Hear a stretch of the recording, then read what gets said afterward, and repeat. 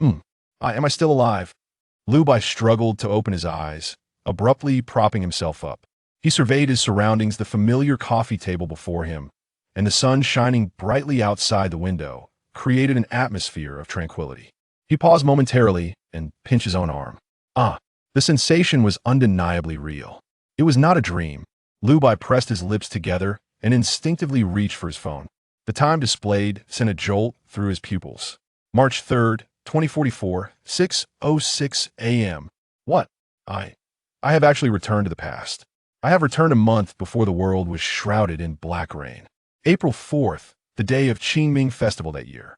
In recent years, the intensifying greenhouse effect had made the temperature comparable to early summer despite it still being April. People had been debating the previous night whether Blue Star would experience winter again and pondering whether to travel. Yet, at 4:44 a.m. that very day, a sudden cold wave erupted from Antarctica.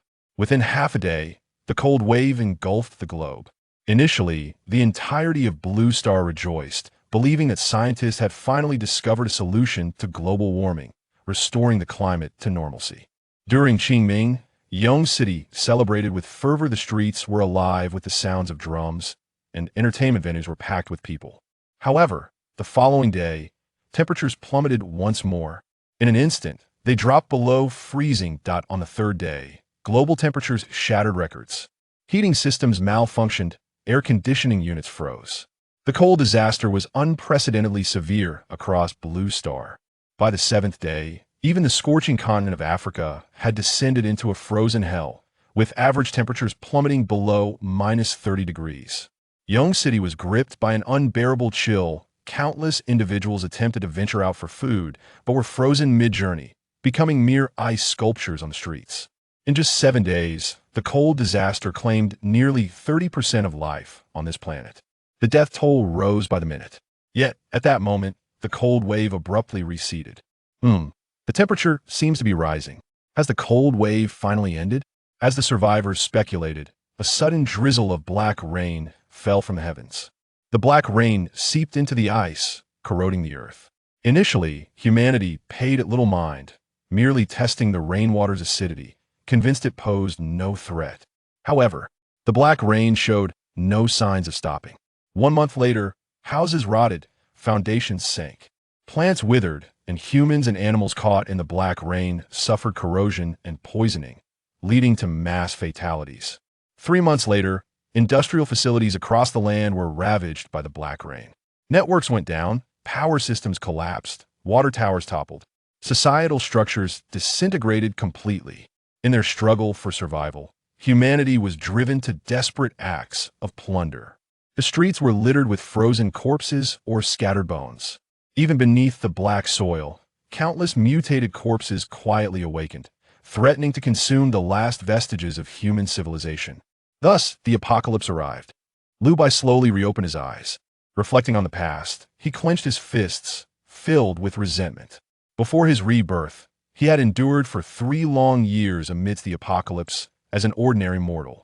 Lu Bai still recalled how Yongqing City had been nearly submerged in black water at that time. The water level was not deep in most places, it barely reached knee height. However, once a person was corroded by the black water, amputation was the only choice for survival. At that time, Lu Bai served as the deputy director of the shelter, leading the survivors of Yongqing City to seek refuge on Yongqing Mountain. But he was betrayed and murdered by his childhood friend, who conspired with others to usurp his position. To ensure their success, his childhood friend even collaborated with a sycophant to throw the barely surviving Lu Bai into the black water. The black water engulfed Lu Bai's remnants, saturating his very being. Amidst the excruciating pain, Lu Bai returned to the past. Bang! Lu Bai slammed his fist down on the coffee table, his face contorted with rage. Scoundrels, and those greedy beasts! I treated you well, yet you repay my kindness with malice.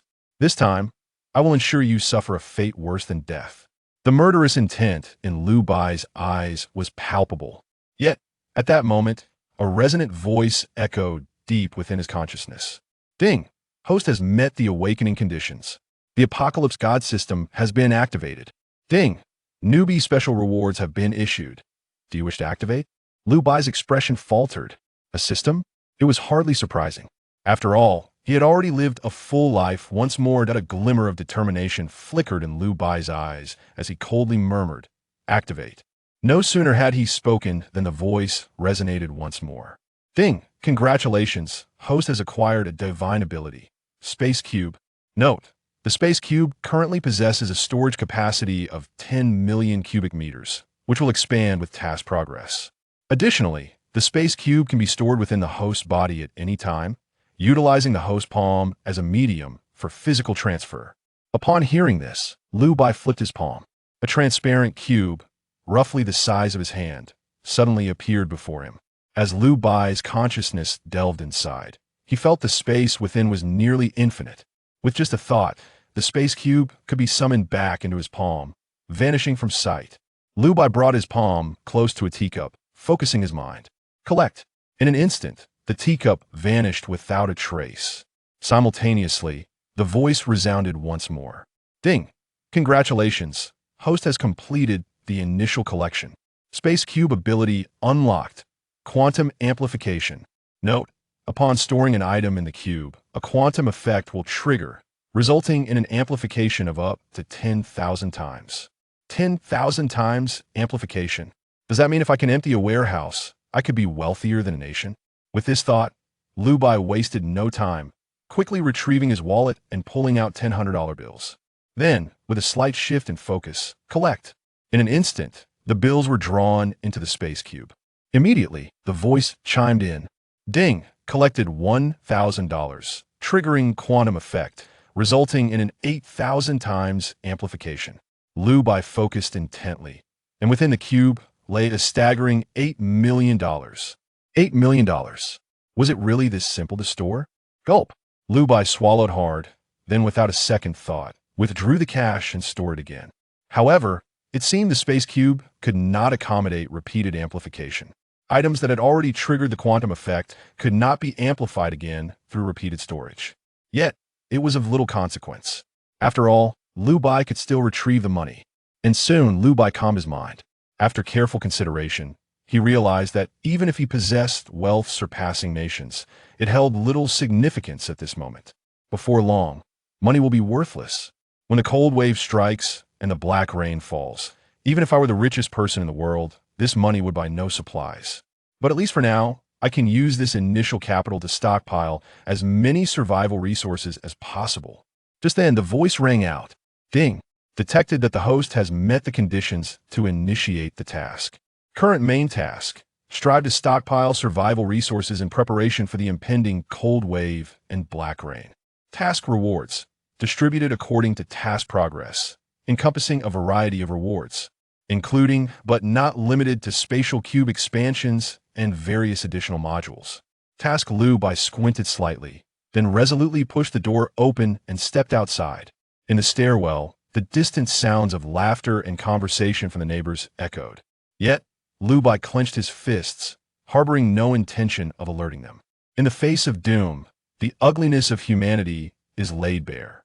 In his previous life, Liu Bai had witnessed the profound depths of darkness.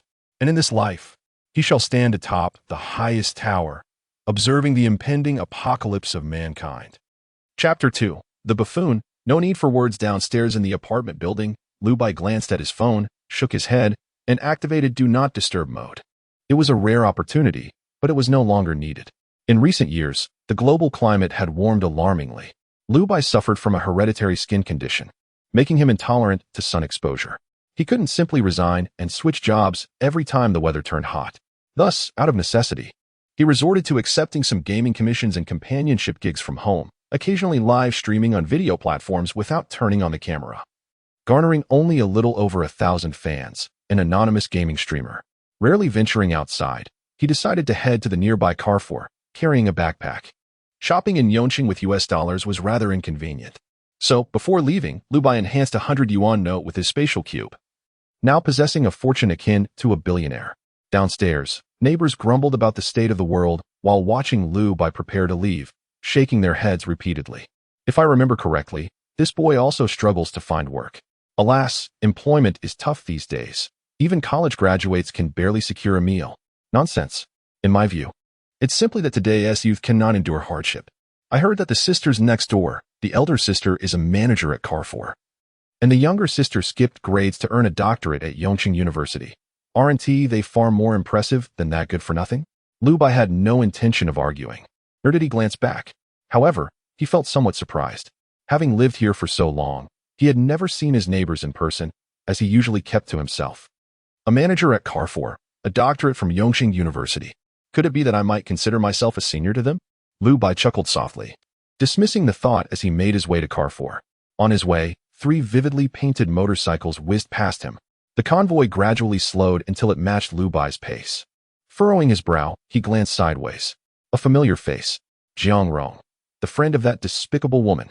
Jiang Rong sat on the back of the lead motorcycle, hugging a wealthy heir in front of her, teasingly saying, "Oh, isn't that Lu Bai?" The heir lifted his visor, scrutinizing Lu Bai with intrigue. "Is this the guy? The sycophant of Miss Fong?" "Yes, Chen Xiao, that's him."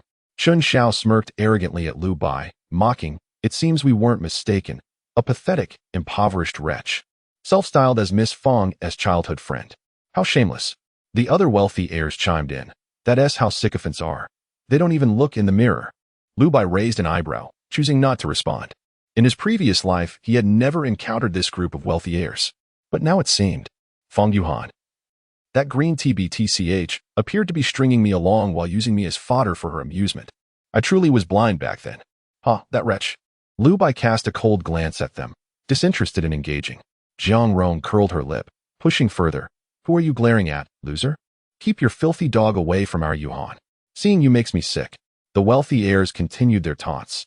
"Did you hear that, you little bastard? Stay away from Miss Bai, and have some self-awareness. Get lost, you filthy dog. If I see you again, I and Amp, Oppos, LL beat you up. Do you understand?" Rather than feeling anger, Lu Bai couldn't help but chuckle softly, smiling slightly. He shot a scornful glance at the group and, without uttering a word, turned away indifferently. They were barking. But he was a man. Regardless, it wouldn't be long before their laughter ceased. Because these 3 wealthy heirs he had not seen since the apocalypse. They were merely a bunch of clowns. The arrogance they displayed now would eventually lead to their despair. As for Jiang Rong, that green TBTCH, she deserved a far more tragic demise. But not now. Shortly after, at the entrance of Carrefour, Lu Bai took a deep breath and dialed a hotline. "Hello, Manager Su? This is Lu Bai from Lu Corporation. I'd like to discuss a business deal." "No, it's just a private transaction, family matters. Not convenient to elaborate on. If possible, could you arrange some delivery trucks for me?" Lu Bai feigned bravado. Before long, Manager Su hadn't arrived. But several security guards from the supermarket came first. They glanced at Lu Bai, gripping their walkie-talkies, frowning. There's indeed someone waiting there. But he doesn't seem to be Mr. Lu. Could he be an imposter? As they approached, the guards suspiciously asked, "Are you Mr. Lu from Lu Corporation?" Lu Bai nodded slightly. "Yes. Do you have a business card?" "I'm traveling privately and didn't bring any." The guards exchanged glances, smirking internally, thinking, indeed. Who would believe a wealthy heir would dress so poorly, without a vehicle, running under the scorching sun to our supermarket? One guard scoffed. He must have some delusion. Not fully awake yet. They glared at Lu Bai, disdain evident on their faces. Lu Bai's expression remained unchanged. He calmly unzipped his backpack. With a snap, a stack of neatly arranged 100 yuan notes tumbled out of the bag.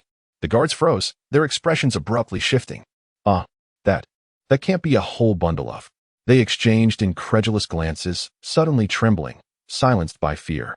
That entire bundle of cash was clearly beyond the means of an average person.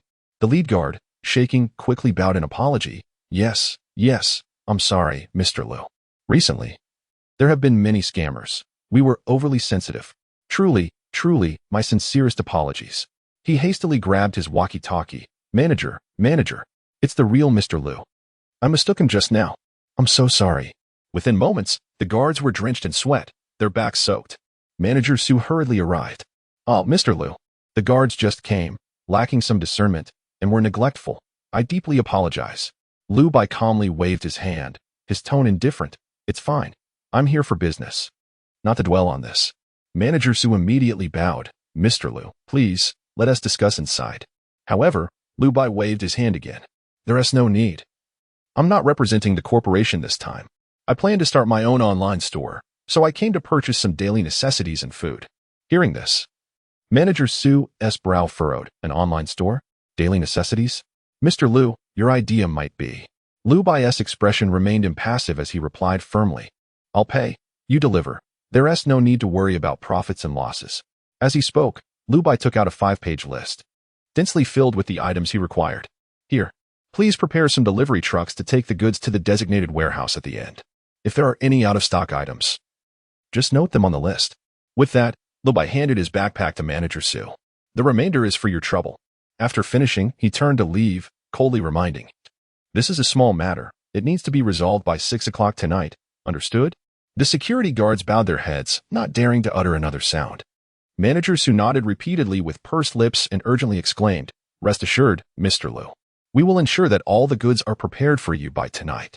You all, immediately notify the warehouse and contact the transportation company. Act swiftly. We must not waste Mr. Liu's time. Hurry. Chapter 3 main line complete. Nanobiomimetic beings ready that evening. At 6:00 and Oppo's clock, Liu Bai arrived at the rented warehouse. A row of 6 warehouses stood, all filled with goods transported from Carrefour. Throughout the afternoon, Liu Bai had not been idle. Although the spatial cube had yet to unlock the function for storing living beings, considering the necessity for preserving meat. Unlocking the freezing compartment was imperative, following the side quests provided by the system. Liu Bai ventured to the slaughterhouse on the outskirts of the city and stockpiled a substantial amount of raw meat. Searching frozen meat inventory. Currently in the spatial cube, frozen chicken breast, 8,000 tons, frozen chicken thighs, 10,000 tons, frozen beef brisket, 30,000 tons, frozen pork. Phew. The freezing function had indeed been unlocked. While the quantity was significant, it still required cooking. In the aftermath of future calamities, culinary conditions would be limited, and cooking would become cumbersome. These supplies could only serve as a backup. At least in the onset of disaster, these frozen meats were unlikely to sustain reliance. Liu Bai, having experienced survival in apocalyptic scenarios, was acutely aware that in the initial months before the establishment of shelters, survivors predominantly relied on instant and frozen meals to endure the crisis. Thus, to ensure a stable passage through the impending cold wave, the instant foods and daily necessities stockpiled at Carrefour were of paramount importance. Upon reaching the warehouse, Liu Bai promptly retrieved the spatial cube and vacated the contents of the warehouse in an instant. Ding! Stored 1,000 kilograms of refined salt, triggering quantum effect. Gaining 9,000-fold amplification. Stored 10,000 rolls of toilet paper, triggering quantum effect, gaining 5,000-fold amplification. Stored cooking oil, instant noodles, ham sausages, self-heating hot pots, triggering quantum effect. Stored batteries, lighters, household gas canisters, triggering quantum effect. Countless items were meticulously stored within the spatial cube. Nowadays, it seems few would contemplate the hardships of life devoid of these essentials. With online shopping at their fingertips, they merely needed to click to have goods delivered. Yet after the cold disaster, even a common lighter would be nearly impossible to procure, despite scouring the entire city. Not to mention toilet paper and salt. Under the black rain, such fragile structures would easily succumb to corrosion. Even if one rummaged through the ruins of the city to find remnants of supplies, those would have long been tainted by the black rain. But now, Liu Bai had no lingering worries. At the very least, the fundamental necessities for survival had been met. However, instant noodles and self-heating pots could only suffice temporarily. What I desire transcends mere survival. Liu Bai and Oppo's gaze sharpened, a glint of cold determination flickering in his eyes. If he aimed to stand atop the tower and observe the apocalypse unfold, how could he be content with such minimal provisions to instill despair in those ungrateful beasts? Fish and shrimp are easily cooked and could be stockpiled. Beef and mutton are also worthwhile, given the spatial cube and Oppo's preservation capabilities. Additionally, various semi-prepared pastries, cakes, and desserts. There was still ample time. Liu Bai and Oppo's mind began to formulate further plans. Moreover, there were the most crucial pharmaceuticals. However, stockpiling them might raise suspicions. So it was not an immediate concern. Liu Bai composed himself and organized the supplies within the spatial cube.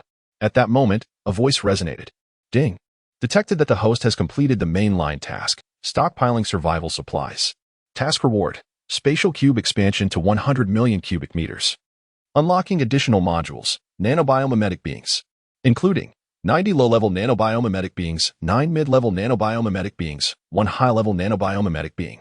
Note: Nanobiomimetic beings possess varying levels of performance and intelligence based on their rank and will never betray the host.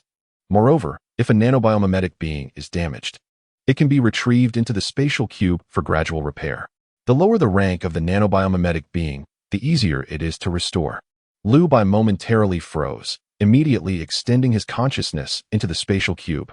He beheld 100 impeccably dressed biomimetic beings standing at attention, awaiting commands within the cube. Such a treasure?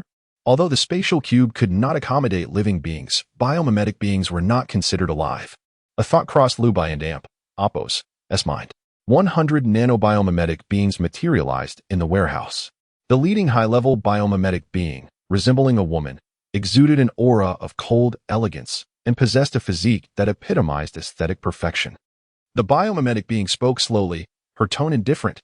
"Please, master, provide a code name." Liu Bai considered this, as they were all biomimetic beings. Distinguishing them by code names was indeed necessary. After a moment of contemplation, he arrived at a conclusion. The 9 mid-level biomimetic beings would be designated with letters, ranging from A0 to I0, while the 90 low-level beings would be numbered from A1 to A9. The singular high-level biomimetic being, whose intelligence surpassed that of an ordinary human, could seamlessly integrate into society and assist Liu Bai. Thus, "Your name shall be Chun'an." Chun'an slightly inclined her head, her black-gloved hand resting on her chest. Her tone calm. "Understood, master." "Wait, do not call me master. Just refer to me as Lu Xiao when outside." Upon hearing this, Chun'an immediately corrected herself. "Understood, Lu Xiao." Liu Bai felt a sense of satisfaction, a smile gracing his lips. With resources in abundance and the assistance of nanobiomimetic beings, the future appeared bright. Liu Bai took a deep breath and stored the remaining nanobiomimetic beings within the spatial cube, leaving only Chun'an. He soon returned to the residential building with Chun'an. Downstairs, an elderly woman was still sitting in the shade, grumbling about the heat. "Goodness, this weather is getting hotter by the day. If March is like this, how will we survive July and August?" Sitting on a park bench, an old radio was broadcasting news from the station. "This March, temperatures across our nation have frequently surpassed historical records. Scientists claim that within a decade, the icebergs at both poles will completely melt, leading to tsunamis that will engulf most land, with over 90% of humanity perishing in the waters." It was said that the U.S. military was already developing a modern-day Noah's Arkansas. Liu Bai couldn't help but smirk. Noah's Ark is merely a refuge for the wealthy. However, while humanity remains oblivious to the impending calamity, the affluent are indeed preparing for the greenhouse effect. Regarding pharmaceuticals, Liu Bai furrowed his brow. He was not lacking in funds to purchase medicine.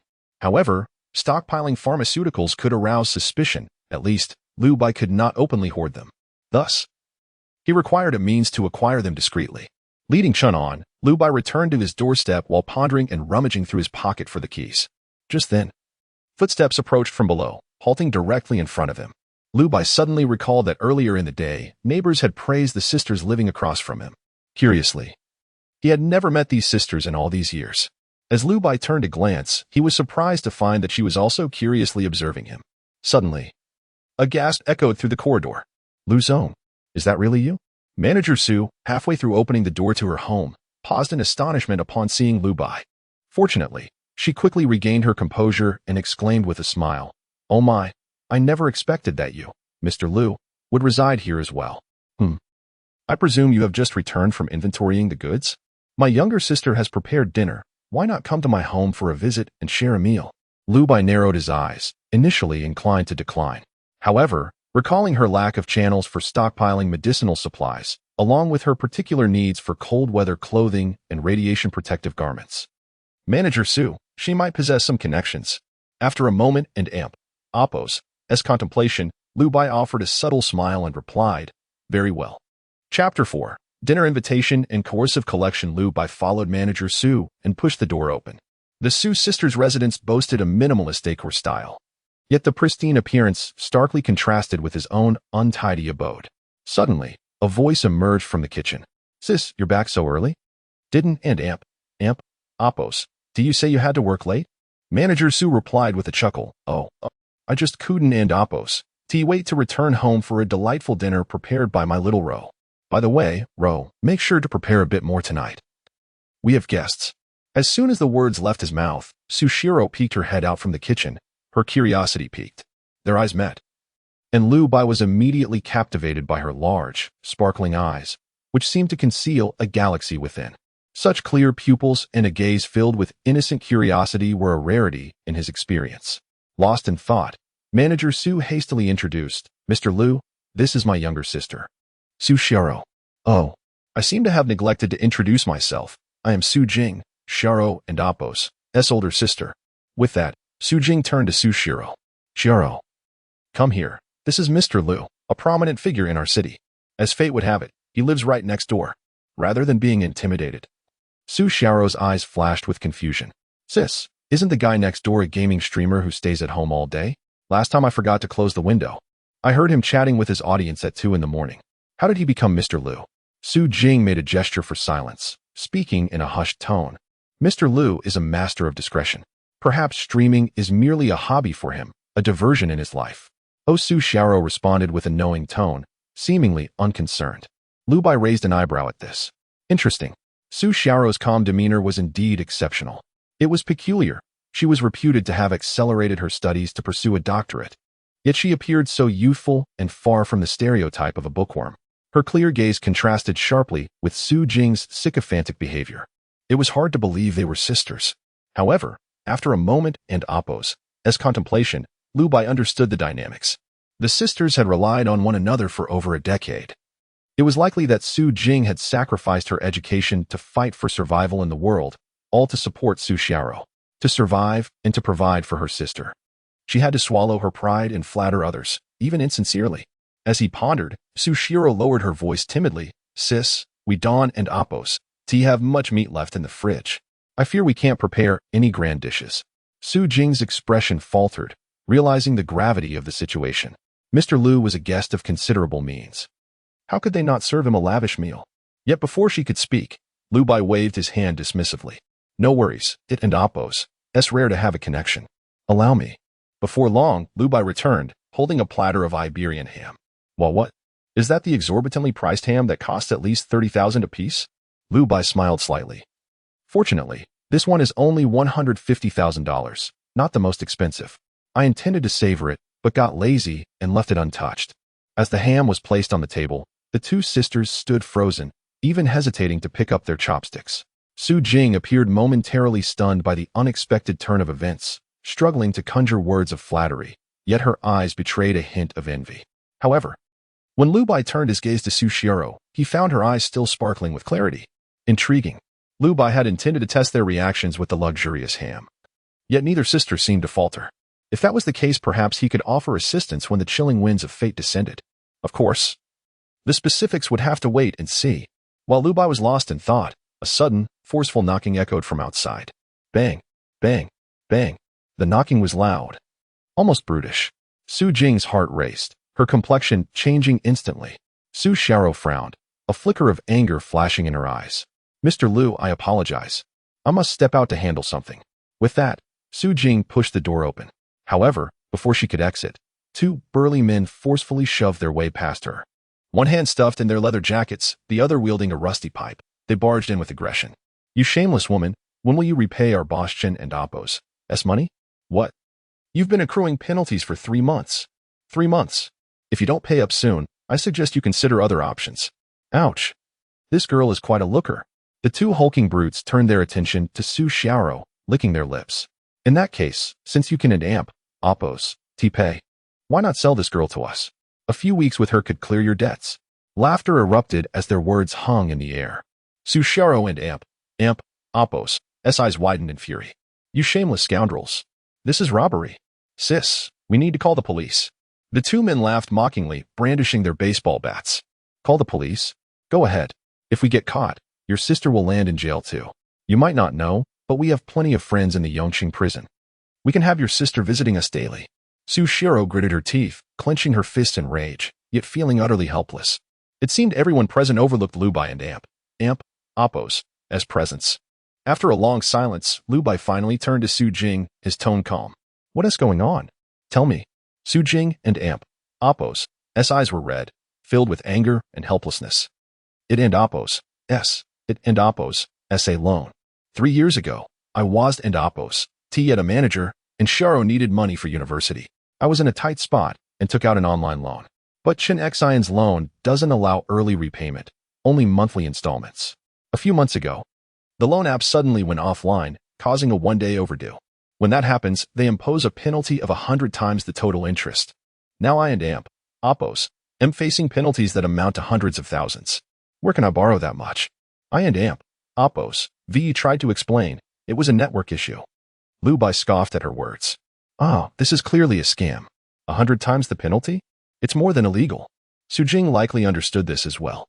However, she must have known that reporting to the police would not only fail to resolve the issue, but would also draw unwanted attention from the shadowy figures behind the scenes, thus inviting disaster.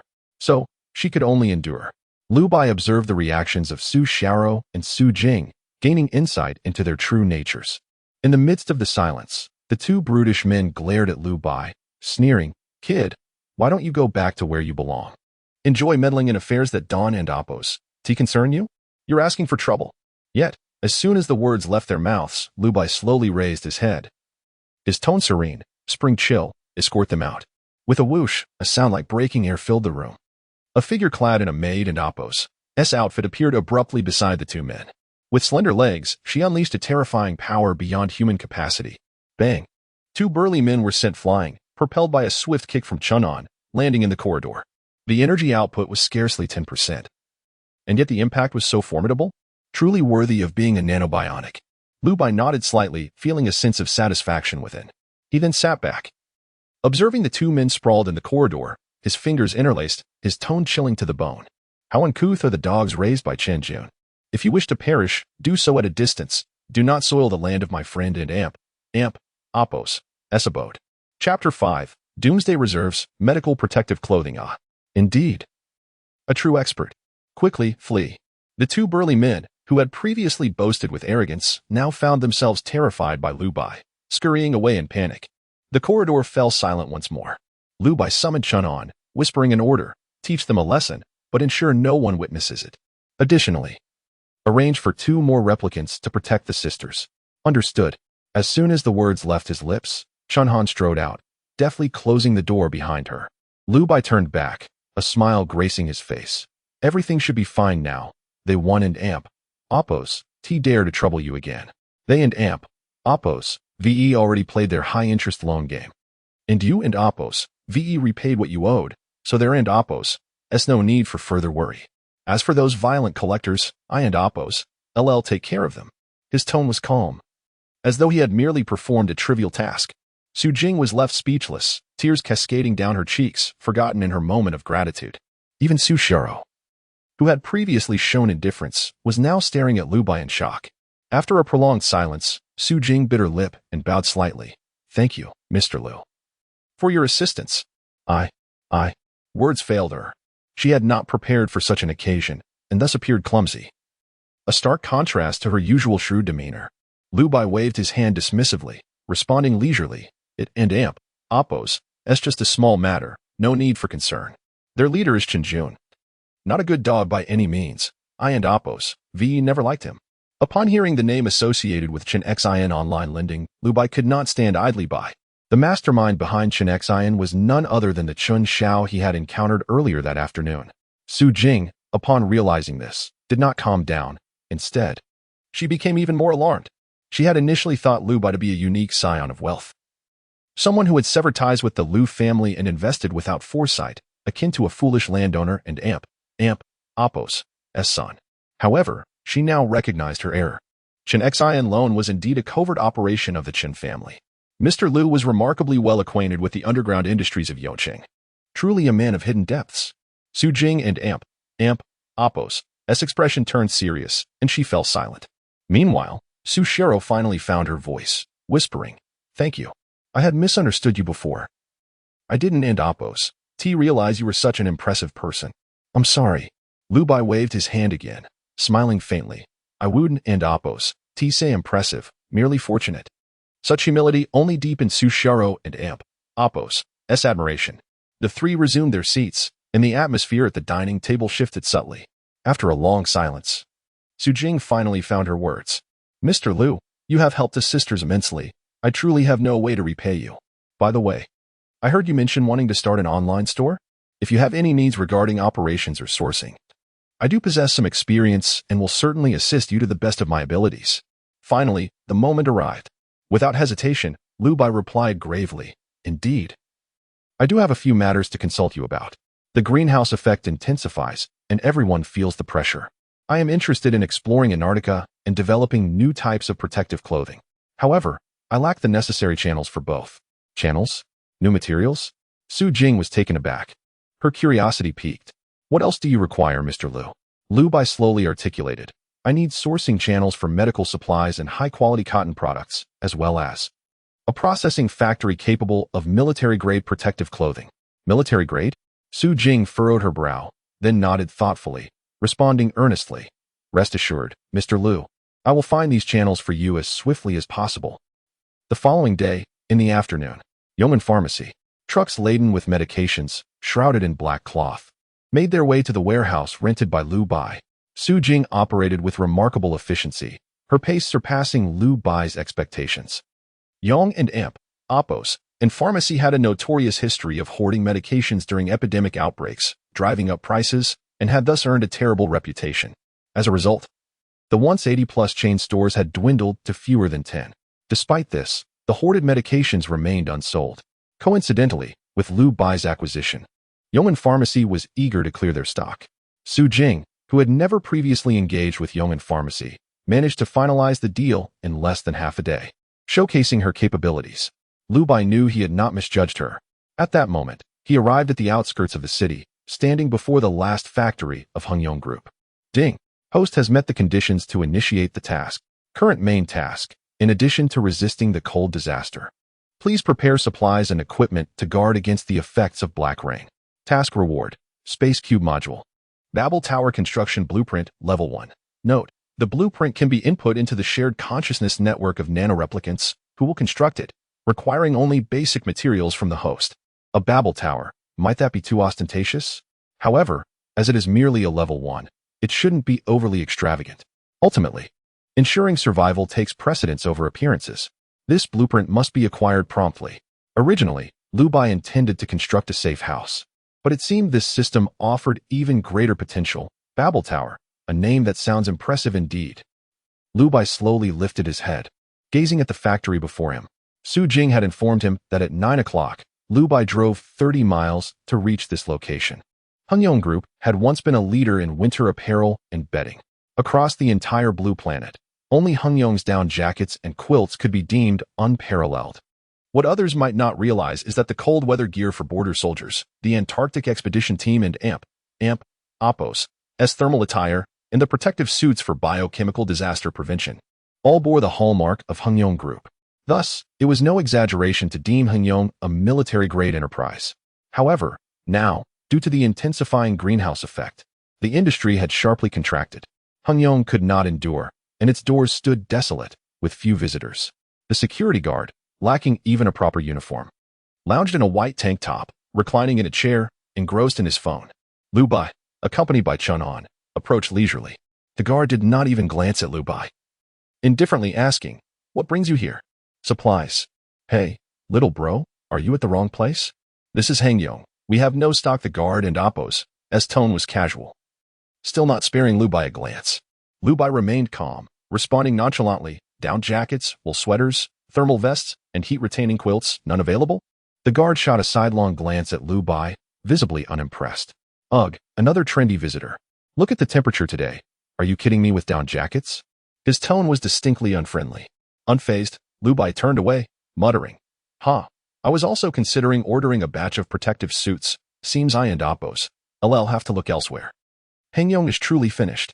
Upon hearing this, the guard and Oppos' expression changed drastically, unable to remain seated. How did he know Hongyong could customize protective suits?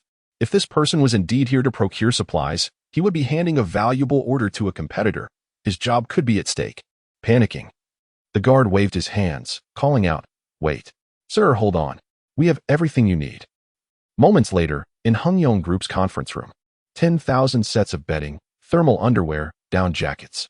Bedding takes precedence, the rest is negotiable. I will take as many as you can produce. And I can consume all that you can deliver. Lu Bai sat calmly before the general manager of Yongqing, his words striking yet his demeanor remarkably composed.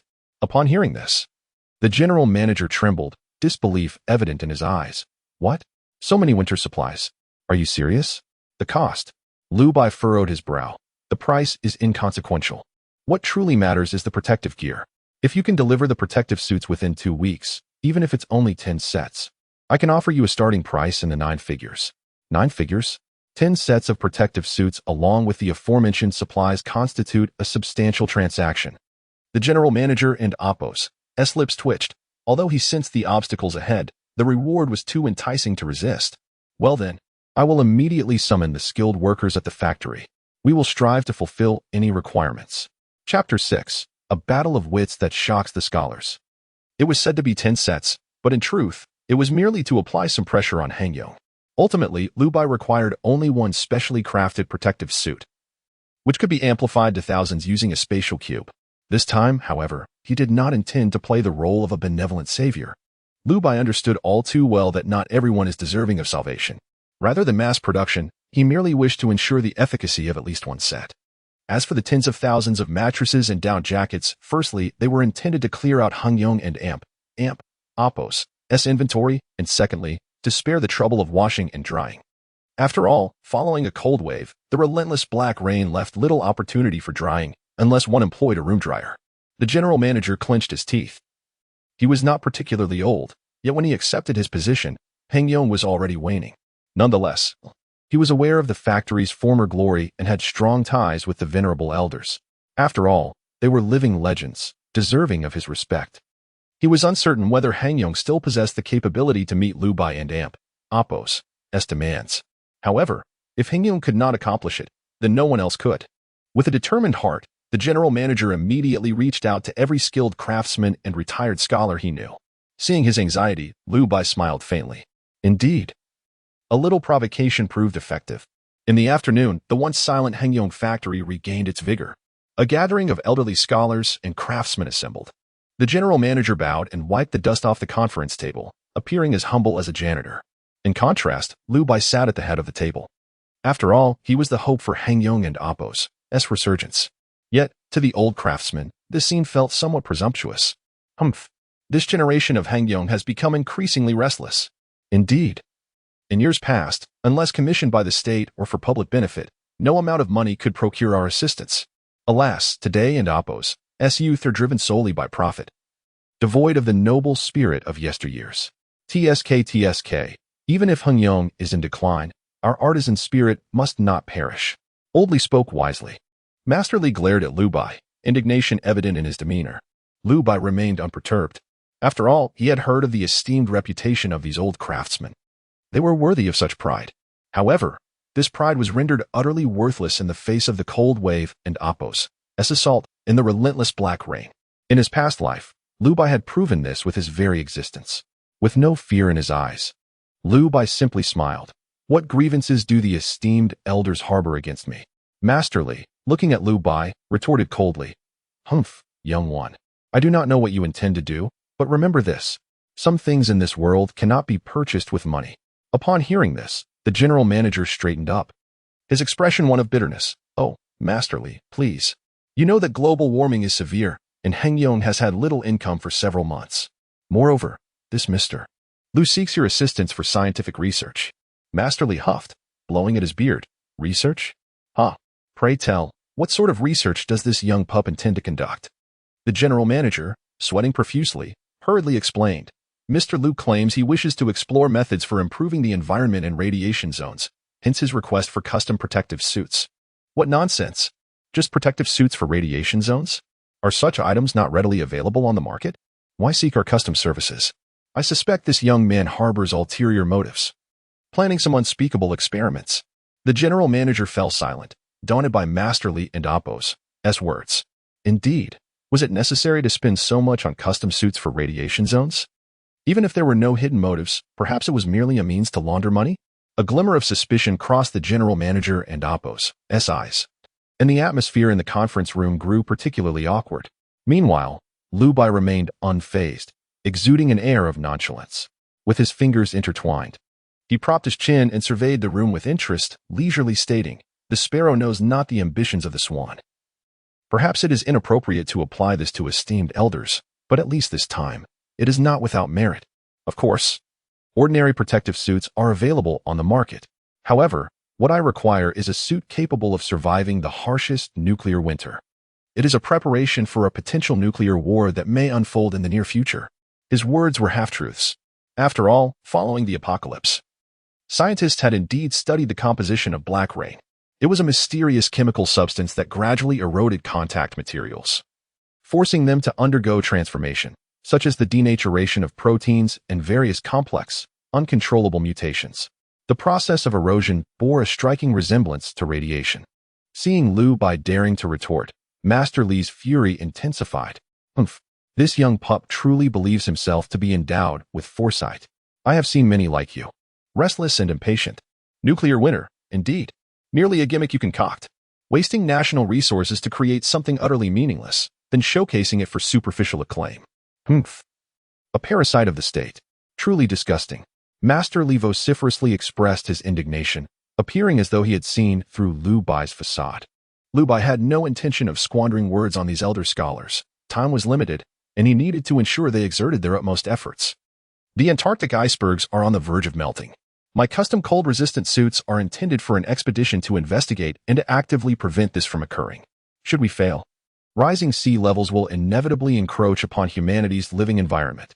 When humanity's survival is threatened, strife, plunder, and even war will ensue." The elderly gentleman appeared to grasp this well. "So do enlighten me. What solutions do you propose to avert this conflict?" "No, you do not have any." Master Li and Apos' lips moved, momentarily at a loss for words. His anger remained unabated, and his pride undiminished, yet he could not articulate a rebuttal. Liu Bai paused, then continued, "Or do you possess a method to mitigate global warming? Or perhaps a way to secure a broader living environment for humanity?" "No, you still do not."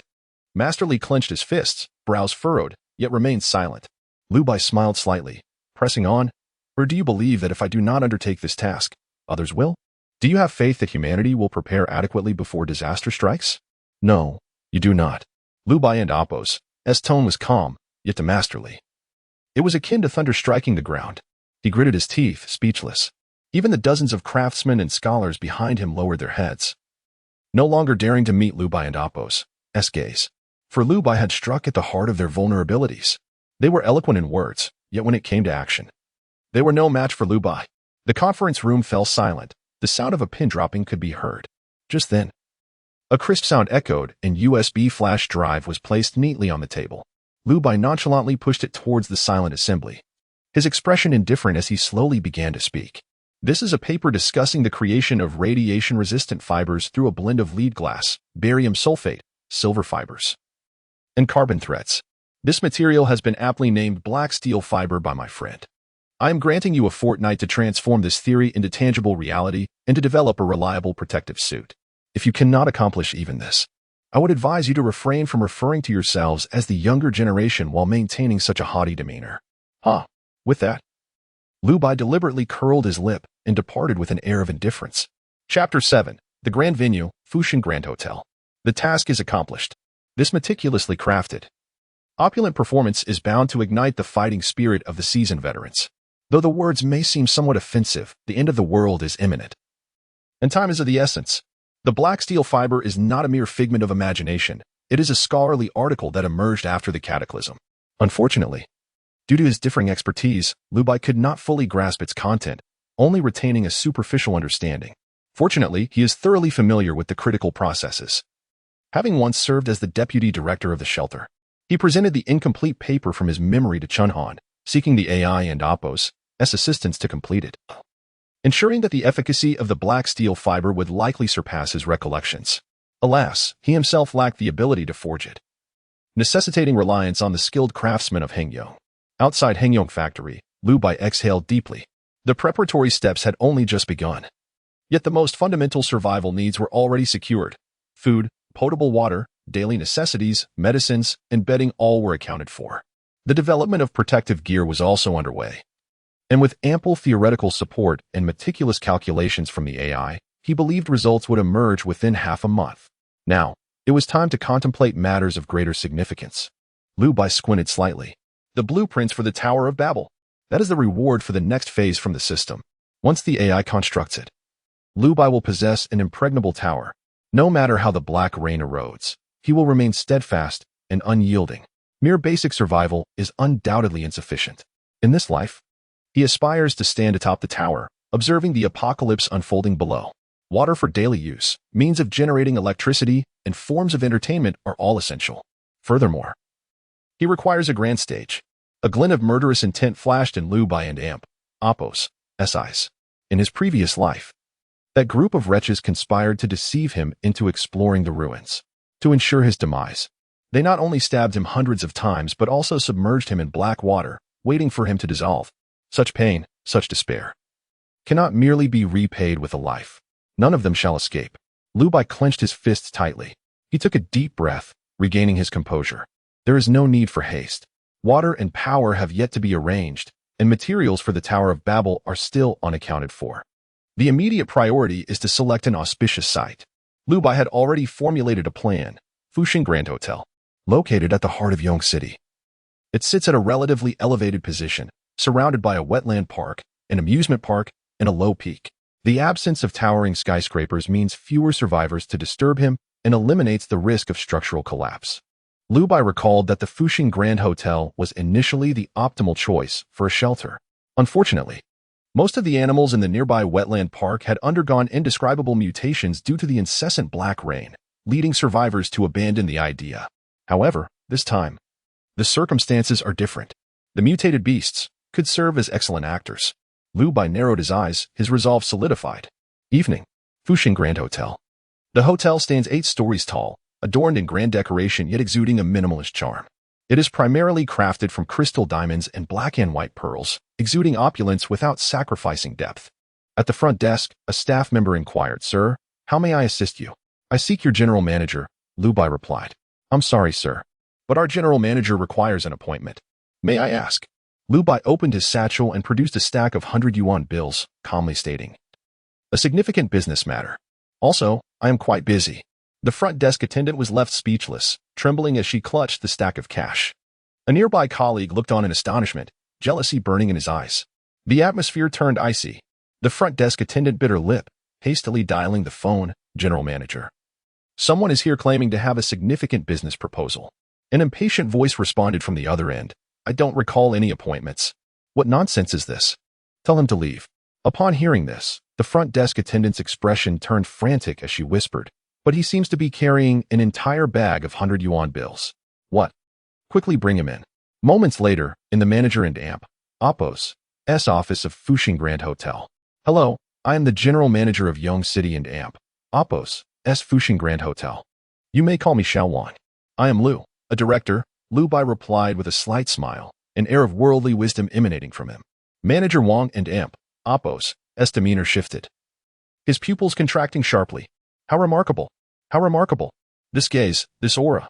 It suggests a detachment from life and death, an understanding of the world beyond mere mortals. Director Lu. Wang suddenly realized his lack of knowledge in the film industry, recognizing he had underestimated this powerful figure. However, having seen countless faces, he knew he had not erred in his judgment. This director Lu must be a preeminent figure in the cinematic realm. Beads of sweat dotted manager Wang and Appos' forehead as he hurriedly prepared tea, presenting it to Lu Bai with utmost respect. Lu Bai was somewhat taken aback. He had not anticipated such ease in gaining manager Wang and Appos' admiration without any effort on his part.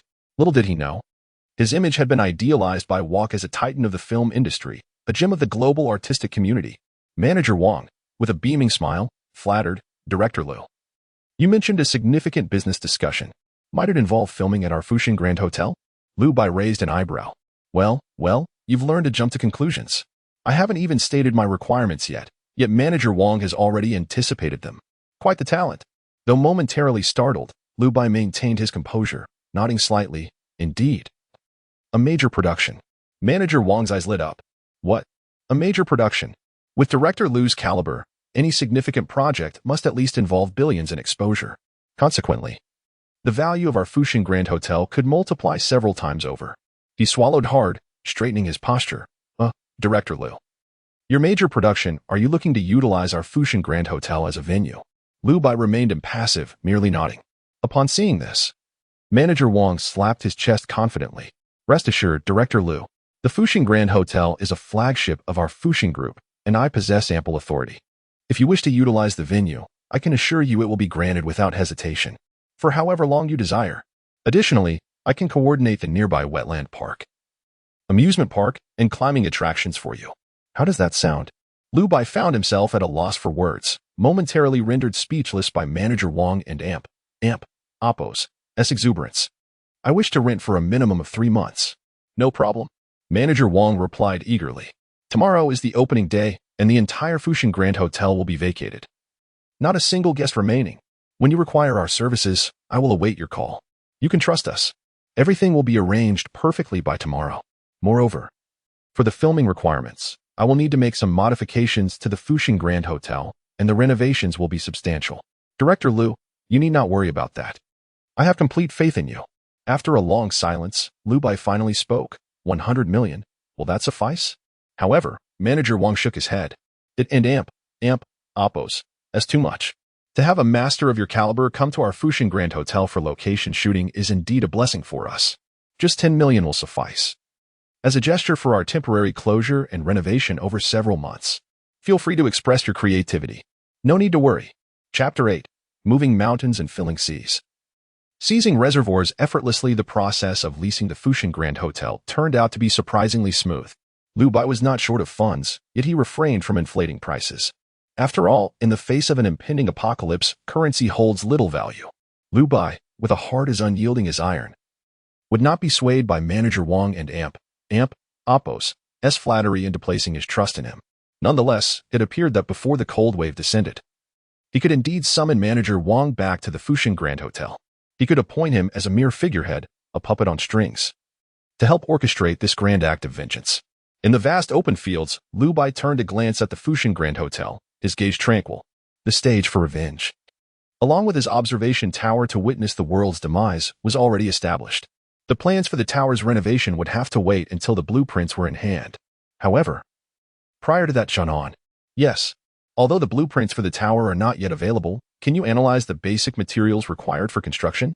Shannon and Oppo's eyes momentarily glazed over, flickering with a myriad of complex strings.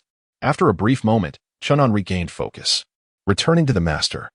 There are no records pertaining to the Tower of Babel within the think tank, but based on your description, it is presumed to require high-strength materials with excellent insulation properties and corrosion resistance. Although it is currently impossible to produce finished products, we can prepare the basic materials in advance. Lu Bai furrowed his brow slightly, and then nodded. Very well. Have someone gather the basic materials and store them in the warehouse on the east side of the city. The protective gear is not yet complete, and I may need to leave the country for a few days, making it inconvenient to take you with me. Before any news arrived from Hong Yong, Lu Bai had new plans. He urgently required 2 resources, water and electricity. Bottled and barreled drinking water was plentiful, thanks to his procurement from Carrefour. Enough to sustain thousands for decades. However, that was merely drinking water. The capacity of the spatial cube had expanded further. To be honest, using it for storage would hardly fill even 1% of its capacity. Yet, such vast capacity surely had its purpose. Lu Bai intended to relocate a reservoir. After the Black Rain, finding natural water sources had become exceedingly difficult across the globe. Over time, even the water in the towers would succumb to corrosion from the Black Rain. It was prudent to prepare ample water supplies in advance, should industrial production demands arise in the future. As for purifying the black water, at least in his previous life, before Lu Bai met his demise among the ruins, he had not heard any pertinent information regarding it. Back then, it was rumored that some individuals who had been exposed to the Black Rain and survived the corrosion had begun to undergo severe mutations, with an exceedingly rare few developing supernatural abilities. Nevertheless, research on the Black Rain and purification of the black water had made no progress. Lu Bai held no hope for it. Therefore, the storage of fresh water was crucial. However, with order prevailing domestically, Lu Bai had no intention of becoming a trader. For reasons of both sentiment and logic, the task of relocating the water tower could not occur within the country. Thus, Lu Bai planned to travel abroad for a few days. Before the catastrophe struck, he would head to America and bring back some souvenirs. As for why it had to be America, the answer was simple. firearms with the spatial cube at his disposal, as long as he could acquire firearms. He could safely transport them back. Such items could still be procured in the United States with a little extra expenditure. Liu Bai squinted, realizing that his spatial cube was now piled high with U.S. dollars, finally finding a practical use for them. However, at that moment, Chunan suddenly spoke up.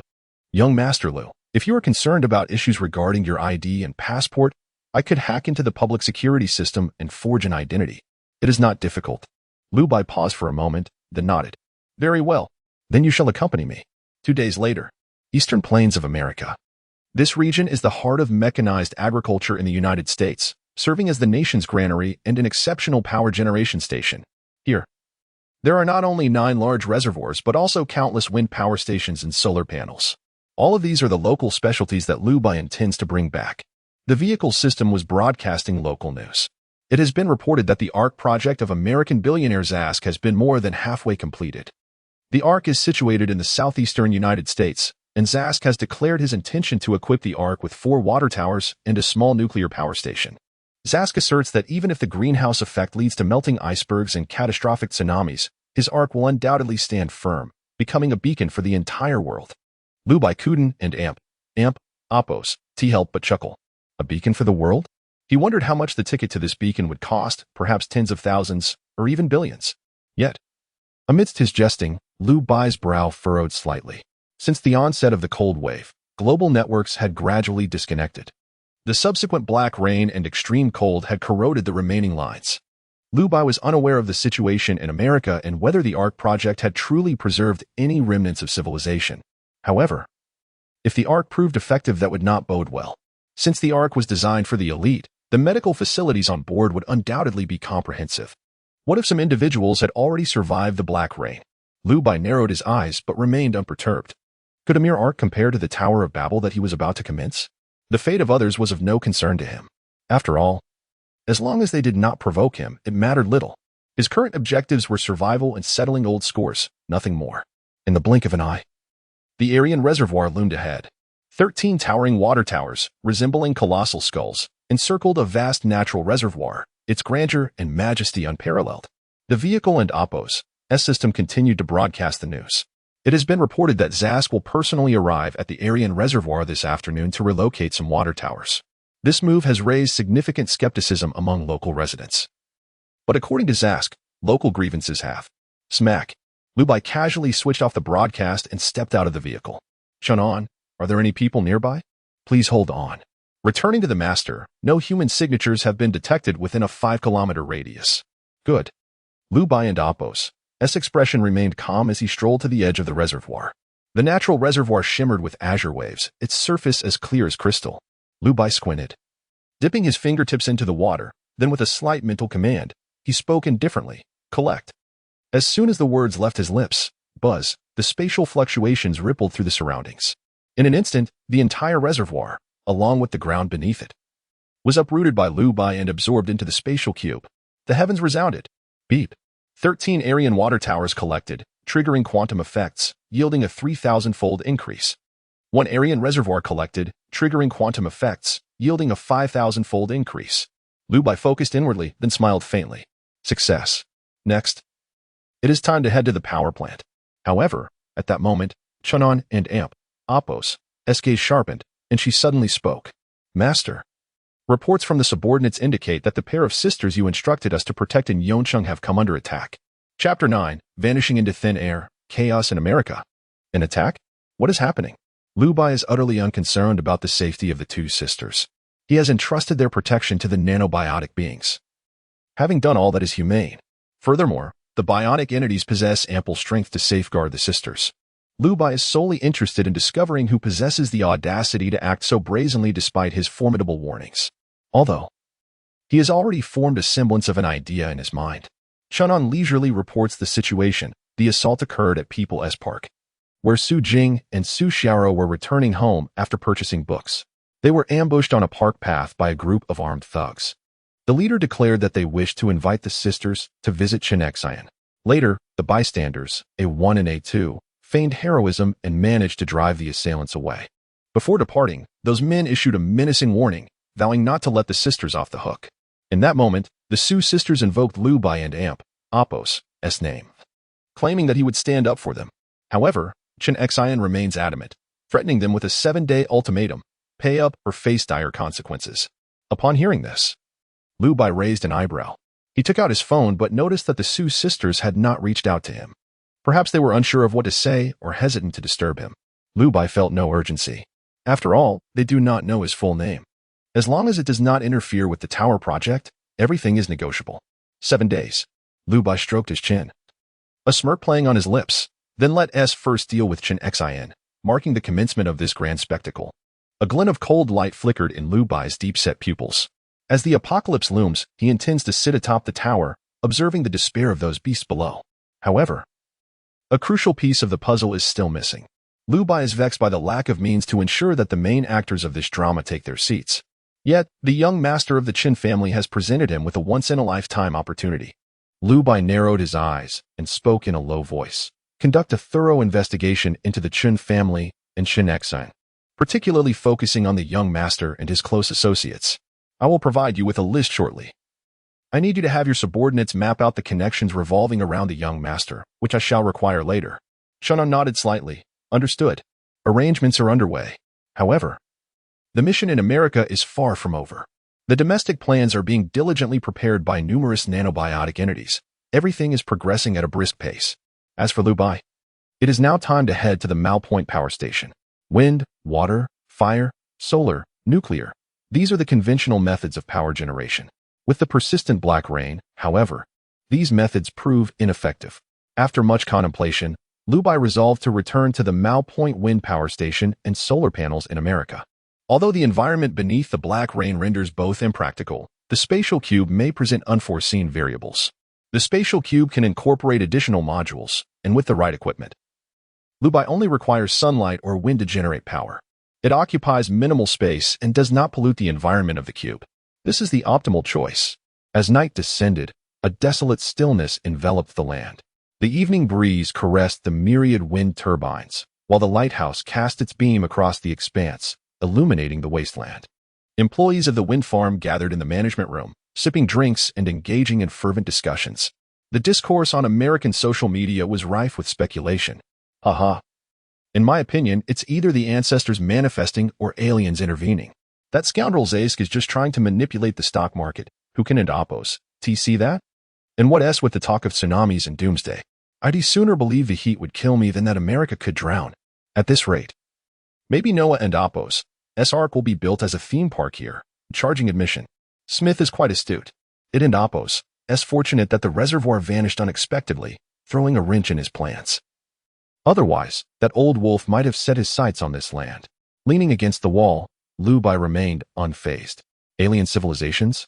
The imagination of the Americans is indeed quite rich. As Lu Bai anticipated, the world's wealthiest man, Zaysk, was currently fuming on his private jet. How could the Aryan reservoir simply vanish? He does not believe in extraterrestrial life, yet such an unfathomable occurrence must have some supernatural or alien explanation. Could it be that the locals were dissatisfied and pulled a switcheroo? But such a massive undertaking. Fuck. The reservoir and water tower couldn't have just disappeared into thin air. Find it. Mobilize everyone. Scour the entire Aryan plain. We must locate it. Fuck. Zaysk seethed with rage. Meanwhile, the wind farm employees continued their jesting. Suddenly, a sharp crack sounded. The lighthouse illuminating the plain abruptly extinguished its light. Even the small lights on the barbed wire ceased to shine. The streetlights lining the main road dimmed one by one. The entire Aryan plain was engulfed in darkness, leaving only the hazy moonlight, which too was soon obscured by clouds. Within the management room, the power plant employees were thrown into disarray, looking around in confusion. Smith. What is happening? I don't know. Why did the power suddenly cut out? Is there a fault in the power grid of the Aryan plain? This darkness. It shouldn't be happening. Wait, aren't we a power station? How could we suddenly lose power?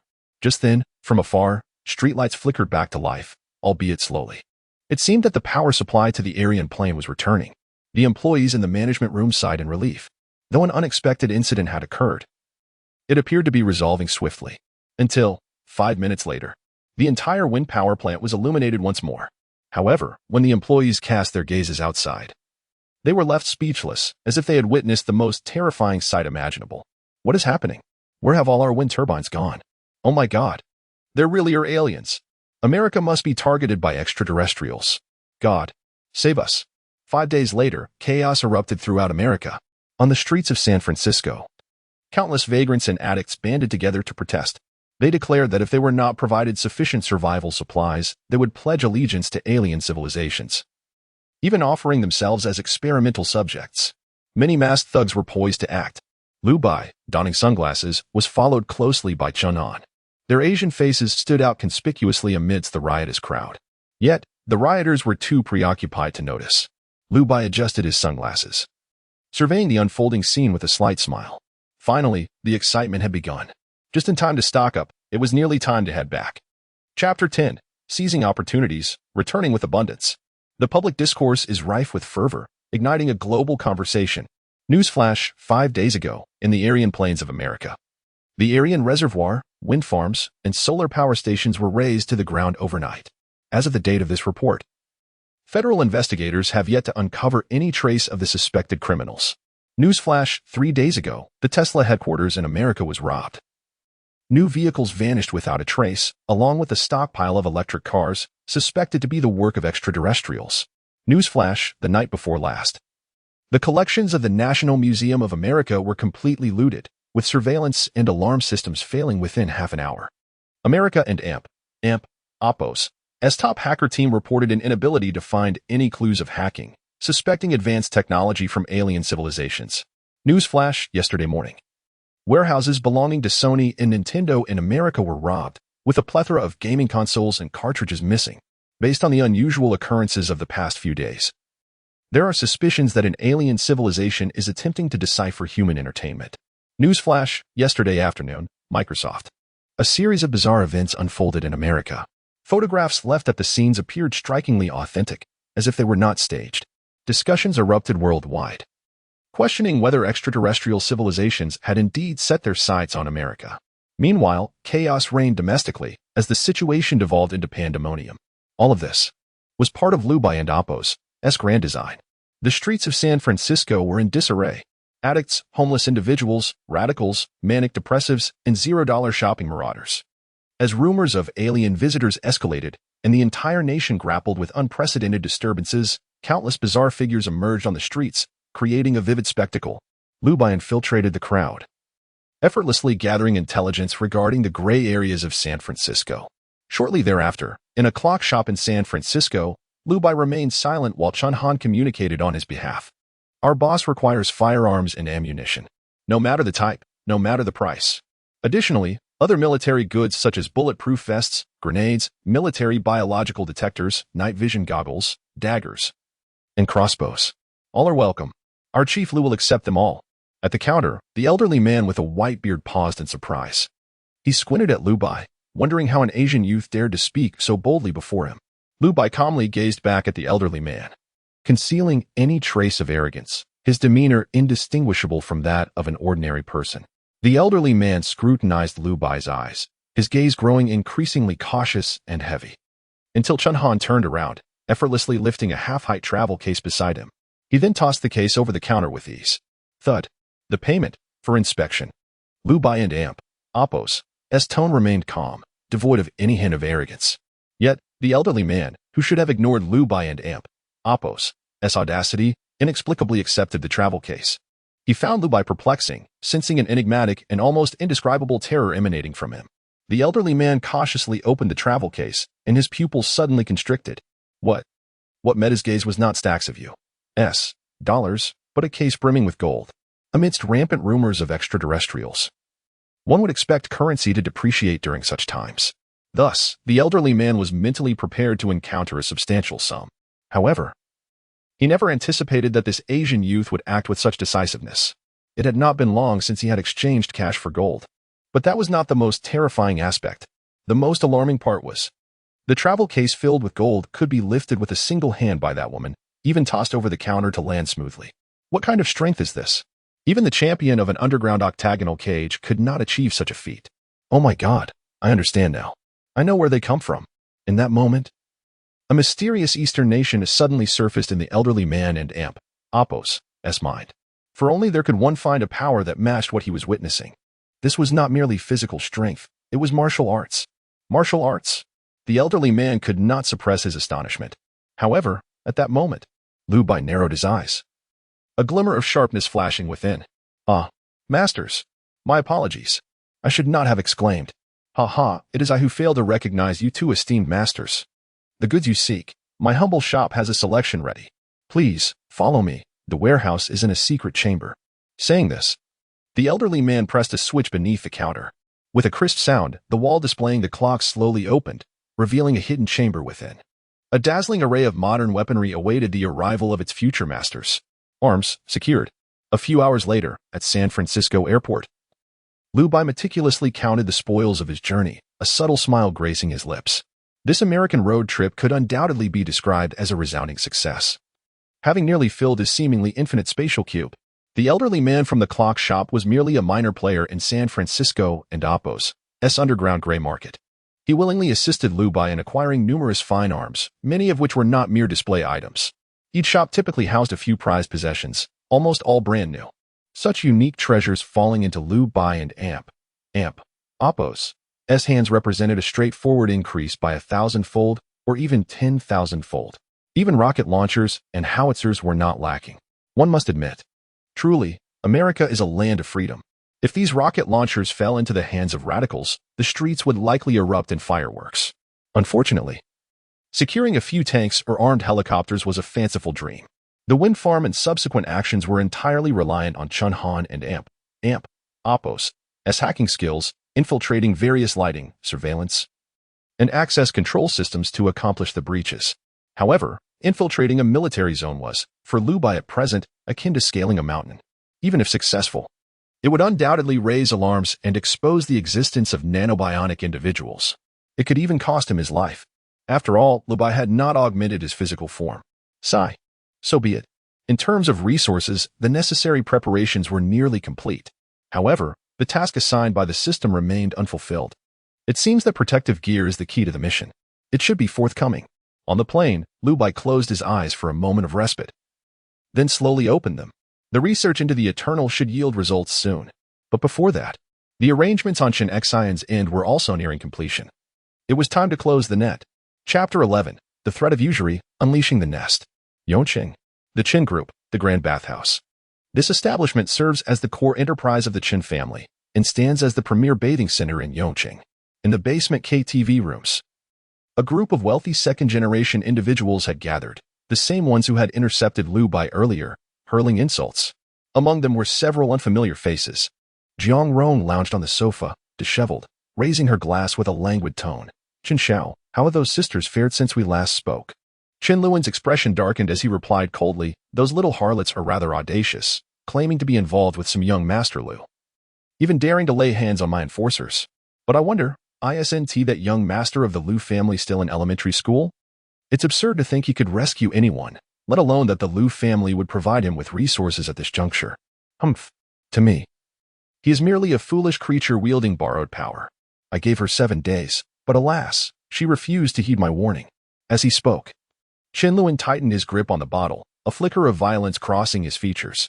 In Yongqing, who was unaware of Chen Xian and Appo's notorious reputation in the loan business? Even if that young Master Lu truly had some connection, surely he should adhere to the rules and pay to redeem his people. What nonsense is this about taking without giving? It is sheer folly to provoke me. Initially, he had heard that the two girls were quite attractive, and had considered keeping them for himself.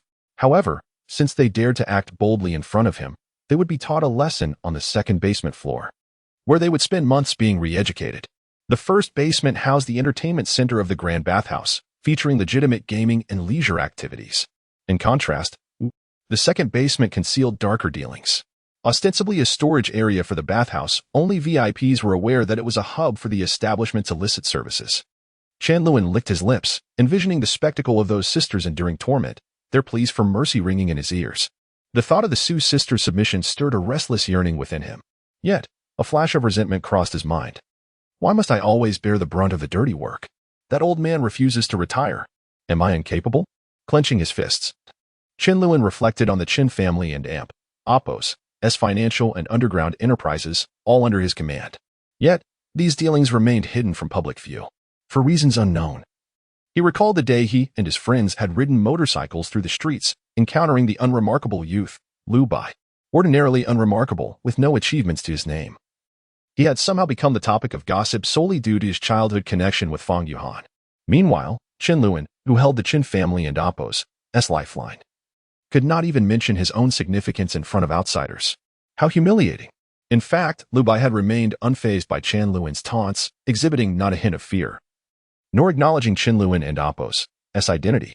Xiaorong, when you return later, please convey a message to the brothers. In about 10 days to 2 weeks, I will host a gathering. Jiang Rong adjusted her shoulder strap, her expression puzzled. A gathering? What kind of gathering and where? Chen Luan frowned, his tone growing irritable. The location is still undecided. But as for the content, of course, it will involve those two ungrateful harlots. Once I've trained them properly, they will be a gift for my brothers to enjoy. They will learn the consequences of crossing Chen Luan. Jiang Rong and Appo's eyes flickered with concern. But what about Mr. Chen? Chen Luan's expression hardened. What does it matter to him? The dogs I train are none of his concern. Humph. His face flushed, whether from intoxication or anger. He raged against those who dared to mention Mr. Chen. I hold the Chen family's lifeline in my hands. Do they truly believe me to be a mere pawn?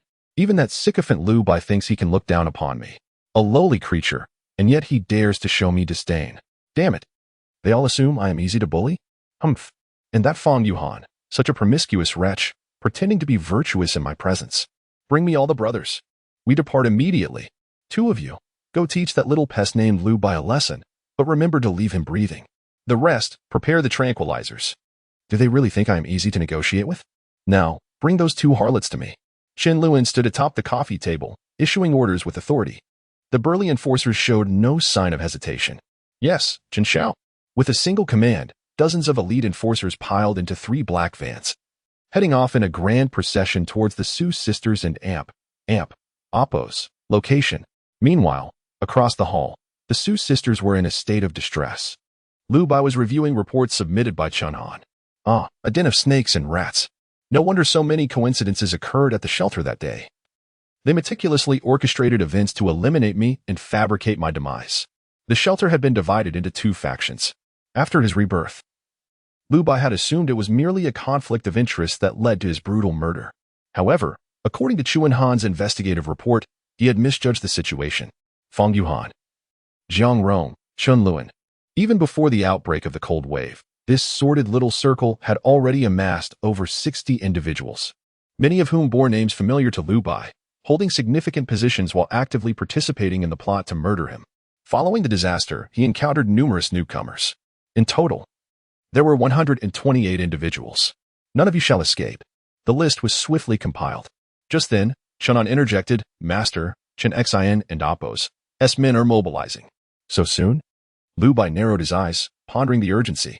Had and Appo's the 7-day period not yet elapsed? However, this was fortuitous. He had no desire to wait idly. At that moment, a series of knocks resounded at the door. It was not Chen Xin and Appo's enforcers, but the Su sisters, realizing they were in dire straits. Had they finally come to seek his help? Lu Bai thought as he instructed Chenan to open the door. As soon as Su Jing entered, her anxious expression betrayed her urgency. Lu Zong, you must leave at once. Lu Bai raised an eyebrow. Why? Su Jing swallowed hard. Speaking in haste, Chen Xion's people are coming. They say not even the heavens can save us.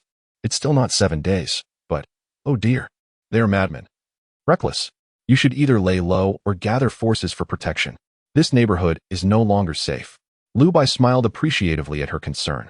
He had not expected the Su sisters to prioritize his escape over seeking assistance. It seemed he had not misjudged them. You need not worry. Lu Bai rose to his feet, gazing into Su Jing's eyes, his tone remarkably serene. They are merely a bunch of insignificant rabble. I shall take care of it. Chapter 12.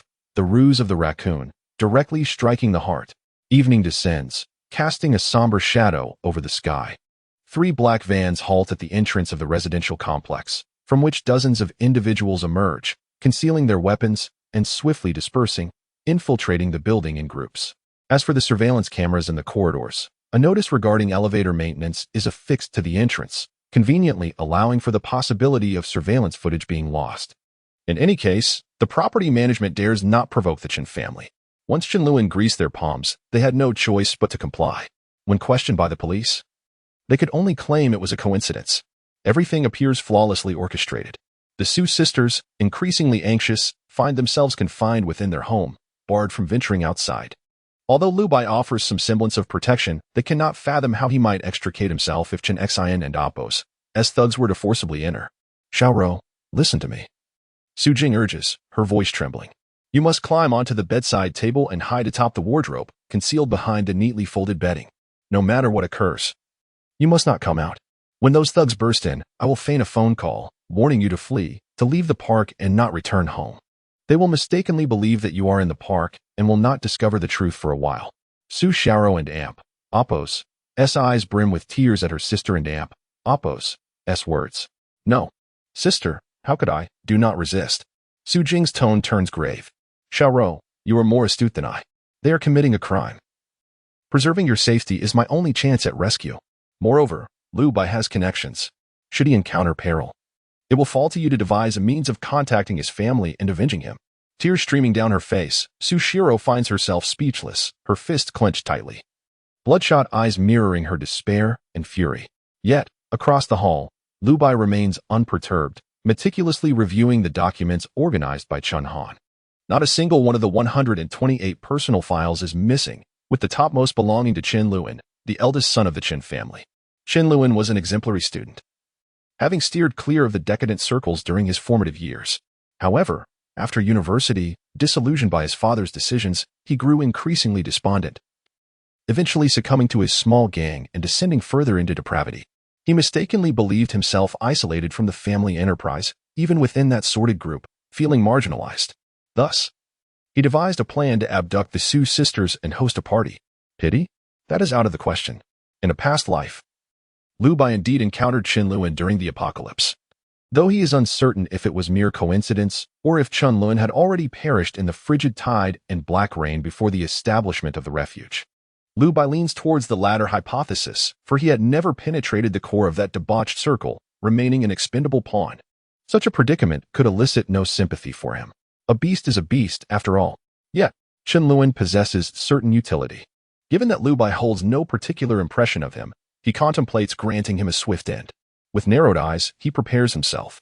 Suddenly, the stairwell reverberates with hurried footsteps and the clattering of metal on the floor. The thugs have arrived.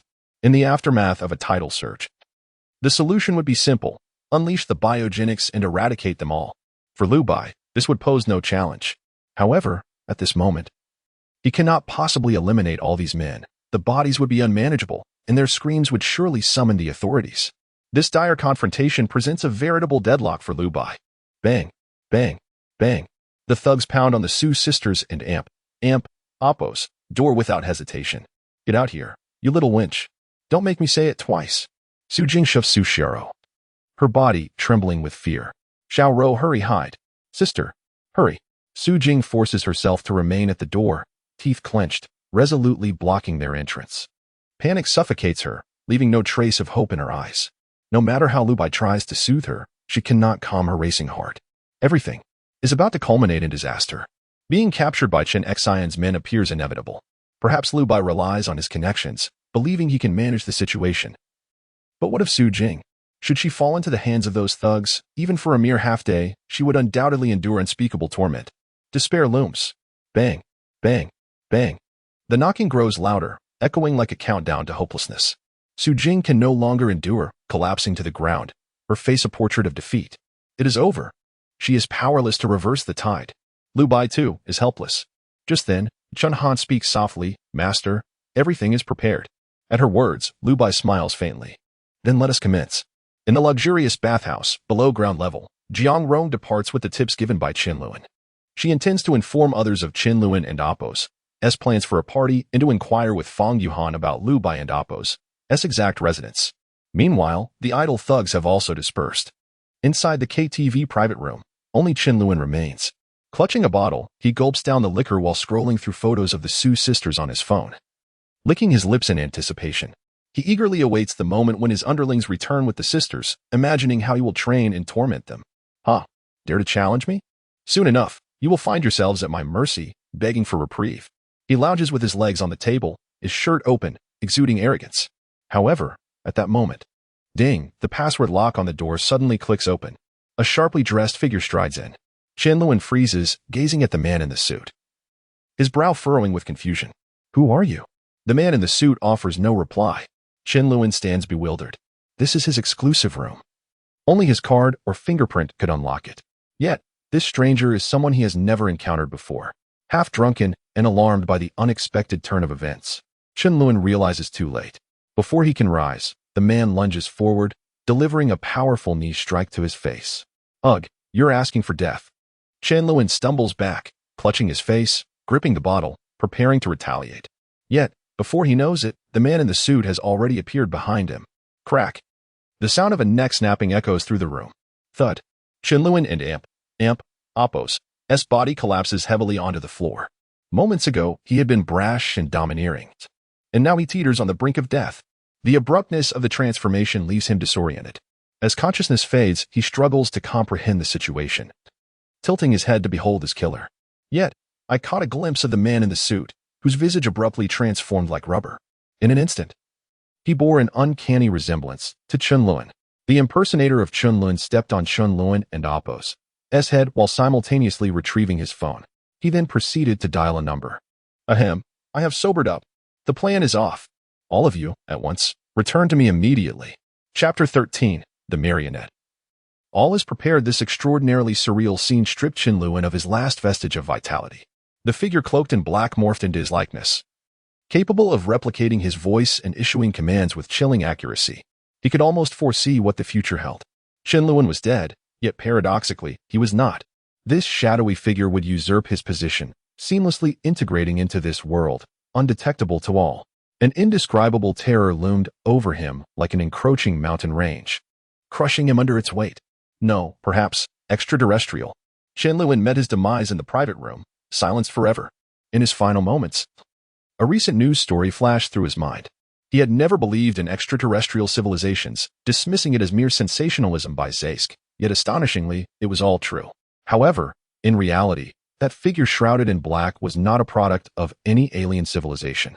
As Chen Luan was supplanted by the figure, news reached Chen Han. Master, Unit A0 has successfully replaced Chen Luan. The group of thugs has also been recalled. Lu Bai smiled faintly. Good. Everything is proceeding according to my plan. Individuals like Chen Luan, on the fringes of society, were the perfect candidates for possession. Advanced replicants could mimic human appearance, voice, and even form. Yet, in everyday interactions, they often revealed subtle flaws. However, for someone like Chen Luan, such concerns did not exist. From the outset, Lu Bai had no intention of entangling himself with the thug group. Eliminating them would be effortless. However, he could not allow any repercussions to be traced back to extraterrestrials. Thus, Lu Bai's choice was to strike directly at the heart of the matter. He would employ the replicant Unit A0 to assume Chen Luan and Appo's identity, becoming his double. Meanwhile, the Su sisters, Lily and Jing, were filled with trepidation. They found themselves with no escape, resigned to their fate. Just as the door was about to be breached, the frenzied knocking ceased abruptly. What followed was the panicked murmurs of the assailants. This is bad. The boss told us to hurry back. He said he was drunk. Too drunk? But we're already here, and the property management. Forget it. Let us act as if nothing happened. We can't risk angering the boss. We'll be the ones to suffer. The thugs hurriedly scattered, their previous bravado evaporating. Su Jing stood in shock, hiding behind the door, feeling as if she had yet to awaken from a dream. They just left? What is happening? Could it be a ruse to lure me out while lying in wait at the door? Or perhaps, did President Lu intervene? Su Jing's expression turned anxious, her palms clammy with sweat. She could not afford to call Su Xiaoro. Instead, she dialed immediately. Hello, Lu. President Lu. It seems the thugs have fled. Was this your doing? Lu Bai and Appo's voice was notably calm. I told you, there's no need to worry. I will handle it. Upon hearing this, the last heavy stone in Su Jing's heart finally lifted. To her astonishment, it truly was Lu Bai's intervention. Su Jing bit her lip, her words tumbling forth in gratitude. Thank you. Thank you for saving me and protecting Xiaoro. I am truly, deeply grateful, President Lu. From now on, whatever you need, I am willing to give my all. This life, I owe to you. Su Jing spoke with utmost sincerity. Yet, Lu Bai brushed it off nonchalantly. It's a trivial matter, no need for such exaggeration. However, If I were to request your assistance, there is indeed something. Take your time. But do come to my office shortly. Before long, the Su sisters visited together. Su Jing, her eyes still glistening with tears, rushed in only to find Lu Bai seated calmly at the table, exuding an air of tranquility that starkly contrasted with the life-and-death crisis moments ago. The composure Lu Bai displayed was almost surreal.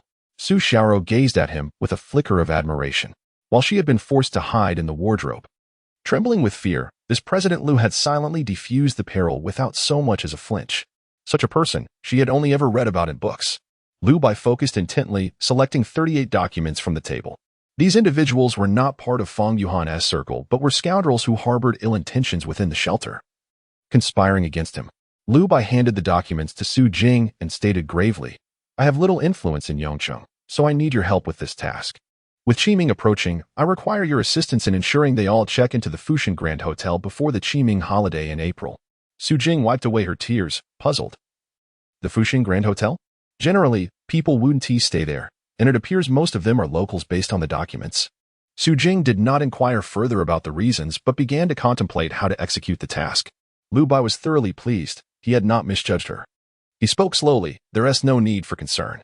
Just say there's maintenance and renovation at the nearby amusement park and wetland park with new projects underway. Additionally, the Fushan Grand Hotel is currently under my ownership. Accommodation fees are waived, whether through vouchers or prizes. Ultimately, I only require results, even if it entails deception. Su Jing's expression turned serious as she discerned the gravity of the situation. This was no trivial matter. It undoubtedly concealed a monumental secret. However, Su Jing refrained from asking further, and Su Xiaoro remained silent. After a moment of contemplation, Su Jing nodded. All right, President Lu, rest assured. I will ensure the task you assigned is completed. Subsequently, the Su sisters expressed their gratitude multiple times before bowing and departing. Once they left, Lu Bai turned to Chen Han. Deploy a few advanced replicants to assist them and provide the necessary materials. Chen Han nodded slightly. Understood. Trust is one matter, caution is another. Having suffered losses before, Lu Bai was not about to delegate full authority to the Su sisters based solely on trustworthiness. Necessary oversight and collaboration were indispensable.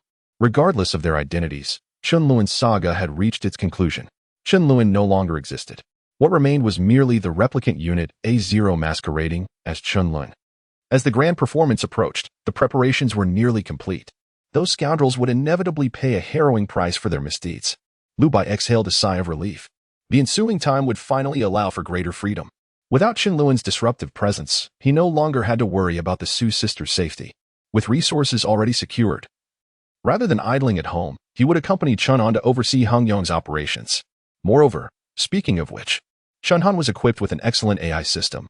On her own, she could only assist with thesis completion but could not swiftly produce protective gear. However, if Hung Yong's skilled craftsmen had made progress or achieved substantial results over these days, delegating the task to Chen Han might significantly expedite the process. With this thought in mind, Lu Bai wasted no time. Let us visit Hung Yong. It is about time to assess the results. Chapter 14. The arrival of the black steel protective suit in the laboratory of Hung Yong Group. Lu Bai, with his hands tucked into his pockets, inquired calmly, have there been any results from the research on black steel fibers? The once arrogant Master Li now hung his head. Appearing despondent, he remained silent, engrossed in calculating data, while other seasoned scholars nearby shook their heads in dismay. It and AMP, Oppos, is not looking promising. The content of the paper is quite advanced, and many details require verification. Furthermore, without recustomizing the machinery, relying solely on the artisans and AMP, Oppos, skills is rather insufficient. We can certainly produce something, but whether it can meet the deadline. A heavy silence enveloped the room. However, Lu Bai's tone was resolute. I will give you 3 more days. If you cannot deliver, then do not proceed. Master Li's expression darkened instantly. Humph. Are you deliberately making things difficult for us?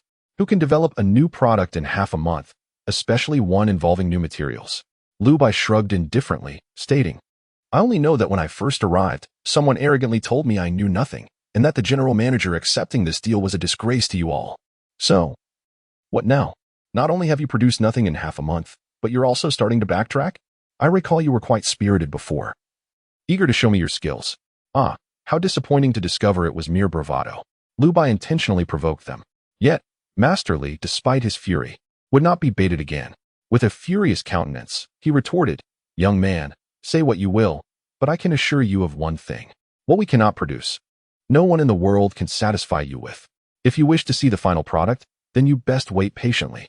Without us old hands, I wonder who you will find to help you." Ah, how arrogant. The elder had his pride, for Hunyong once stood at the pinnacle of the world. Yet, Lu Bai felt no sympathy. Time was of the essence. Unmoved, he replied with a tranquil gaze, "Without you, no one can achieve this. Who instilled such confidence in you? Times have changed, old-timer. Since Hunyong's decline, how long has it been since you truly focused on research? How long since you understood the current era? I could hand you a paper, and you would need to dissect even the most trivial details repeatedly. You have wasted too much time. Chunhan, enlighten them," he commanded. Chunhan nodded slightly. "Yes, young Master Lu." Dressed in a sleek black work outfit, Chunhan proceeded toward the stack of documents on the desk. Master Li and Appo's fury surged upon witnessing this. "Boy, you insult us. To compare us with an ignorant little girl? You are crossing the line." Not only Master Li, but also the other seasoned scholars glared in indignation. If Lu Bai had chosen a young expert, it would have been bearable, but Chunhan was distinctly his secretary. To delegate such a significant responsibility to a mere secretary was a blatant affront to their dignity. The atmosphere in the laboratory was tense, so much so that even the general manager refrained from intervening, fearing to offend either side. The tension thickened until Chunhan picked up a research report, glanced over it casually, and remarked nonchalantly, "This is not the optimal solution. The extraction process is flawed. If the silver fibers were fixed first, there would be no need for the subsequent complex steps. What do you know?" You. Master Li was seething, his finger pointing at Chunhan, his emotions reaching a boiling point. However, upon hearing her words, he suddenly faltered. Gulp. Master Li swallowed hard. The other scholars around him fell silent. For all his indignation, his rational mind conceded that he might indeed be mistaken. Silver fibers, fixed. How could that be? It must be a fluke. Yet, despite his thoughts, his tone was filled with defeat, devoid of any prior bravado. Chunhan continued without hesitation, "This part is also incorrect. The coordination of lead ions contains critical errors, leading to instability in the subsequent structure, making it difficult to shape. And here, the carbon fibers." Each of Chunhan and Appo's statements pierced the pride of the seasoned scholars like a dagger. Their once cherished knowledge was rendered worthless before this mere secretary. Lu Bai observed with a placid gaze. He did not gloat nor seek to exacerbate the scholars and Appo's humiliation. Regardless, his objective had been achieved. Rising slowly, he said with indifference, "Time is limited. Chunhan, assist them. I will be staying here for the next few days." He then turned to Master Li, coldly stating, 3 days remain. Do not disappoint me again." With that, Lu Bai departed. Master Li took a deep breath and gazed skyward, sighing, "Alas, I am getting old." He sighed deeply, ultimately lowering his pride to assist Chunhan. The other scholars followed suit, no longer daring to underestimate the secretary, each providing research materials with newfound respect. 2 days later, with Master Li and Appo's exclamation of surprise, the black steel fiber protective suit finally emerged.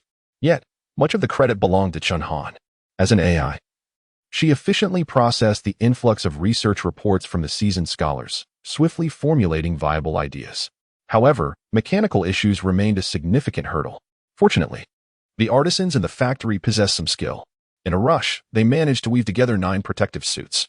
The surplus materials were fashioned into various items as per Lu Bai and Appo's requests: umbrellas, raincoats, gloves, boots. "Mr. Lu, we are out of raw materials. If you require more, we will need to procure a substantial amount." "That will suffice. These are enough," Lu Bai responded, relieved. "Now, I will arrange for the packing. You may take your rest. By the way, just before the Qiming Festival, there will be a technology exhibition at the Fuxing Hotel. Given your impressive performance, a few senior members may bring their families in for free." Lu Bai certainly had no altruistic intentions. He merely aimed to provide these diligent seniors with an opportunity.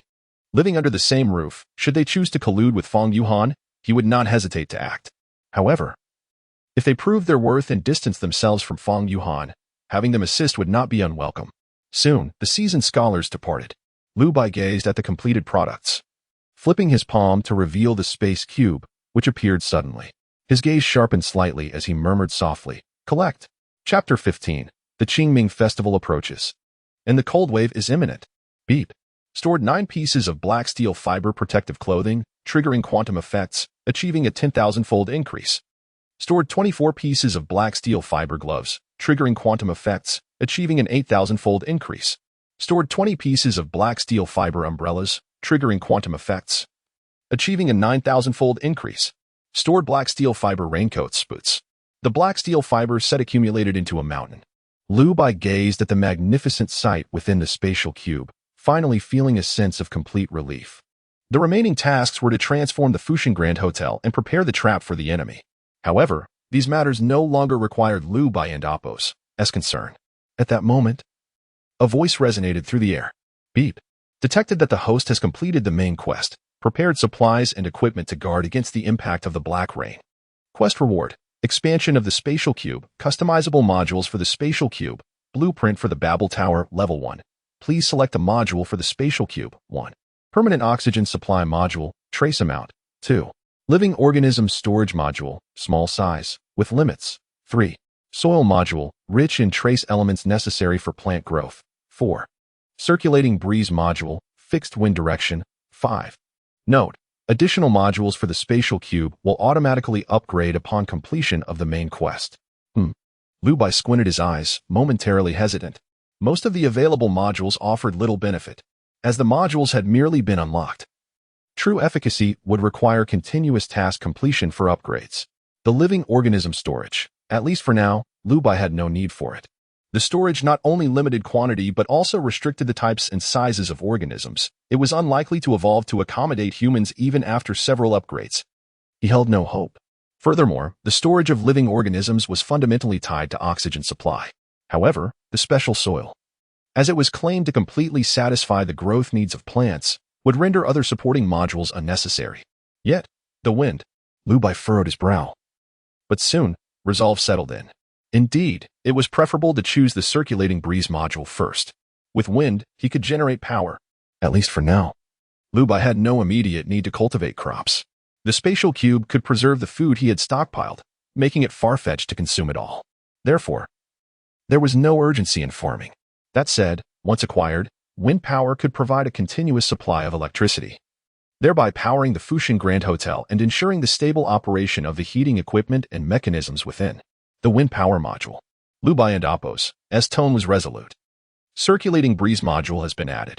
Connecting his consciousness to the spatial cube, Lu Bai soon witnessed the wind turbines springing to life.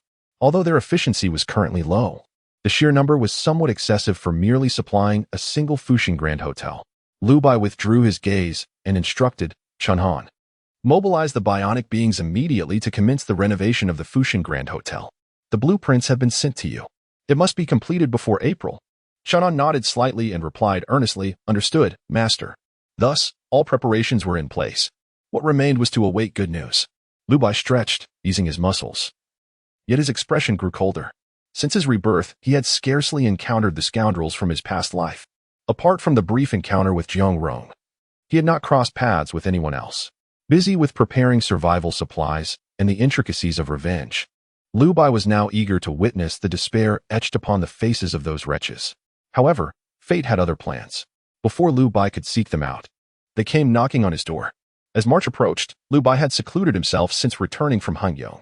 Aside from scouring the internet and bookstores for books, his only other activity was overseeing the work at the Fushan Grand Hotel and Su Jing's side. The books he acquired were, of course, directly delivered to the hotel. There was no need for a 10,000-fold increase. Everything was peaceful until... Ding dong, Lu Bai frowned. At this hour, someone was seeking him? According to past memories, such an occurrence should not transpire before the cold wave struck. He instructed Chun Han to step back temporarily while he approached the peephole. Anger surged within him. Fang Yuhan. Lu Bai clenched his fists, his nails nearly embedding into his flesh. However, his rage quickly subsided. A moment of rashness could ruin grand plans. This performance could not conclude so hastily. Taking a deep breath, Lu Bai opened the door for Fang Yuhan. As soon as the door swung open, she raised an eyebrow in surprise. "Oh, Lu Bai, you're here. I thought you weren't home." Lu Bai maintained his composure, his tone calm. "I've been at home lately, not going out much." "Oh, I see. What brings you here? Is it not permissible to visit without a reason?" Fang Yuhan and Appo's tone was overly intimate, even expressing concern for Lu Bai. "Actually, I came to check on your safety.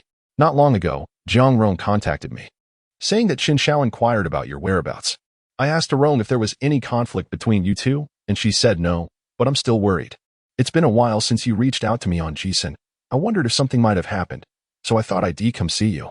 What a lovely white lotus. She had distanced herself from the mess involving Qin Xiao and Jiang Rong, were it not for Lu Bai and Appo's dual existence.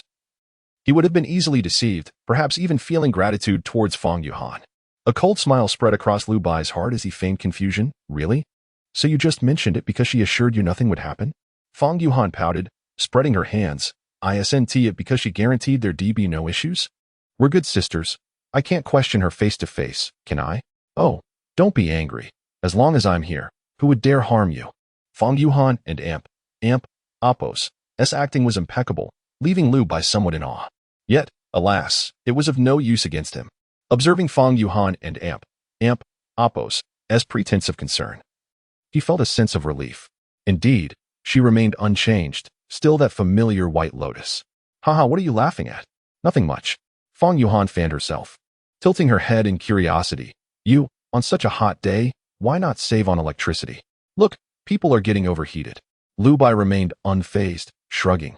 Perhaps it will cool down in a few days? Upon hearing this, Fang Yuhan did not express disgust but chose not to linger any longer. All right then. Since you're fine, I'll take my leave. She lifted her small bag, showing no signs of reluctance, and stepped out the door. Lu Bai stood to see her off, waving his hand at the entrance with a faint smile. Take care, no need to see me out. As he spoke, Lu Bai lowered his voice, muttering to himself indifferently, Qi Ming, until we meet again. No sooner had the words left his lips than a gentle breeze swept through the stairwell, bringing with it a sense of coolness. Lu Bai squinted his eyes and retracted his gaze. The Qi Ming festival was near. The cold wave and the impending black rain loomed ominously, a calamity on the horizon. Chapter 16. The hotel is completed, secluded from the world. In the blink of an eye, it was April 3rd. The renovation of the Fuxing Grand Hotel had been fully completed 3 days prior. The exterior of the tower was crafted from fluid metallic materials, provided as a reward by the system. To the casual observer, the Fuxing Grand Hotel appeared largely unchanged, albeit with expanded dimensions. However, in truth, every door, window, pipe, and even the decorative lamps were products of nanotechnology.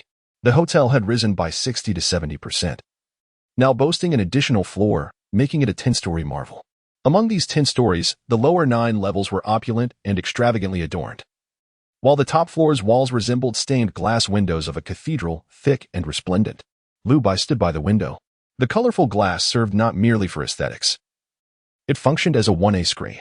Lu Bai could see everything outside, yet the outside world could not glimpse the true visage of the 10th floor.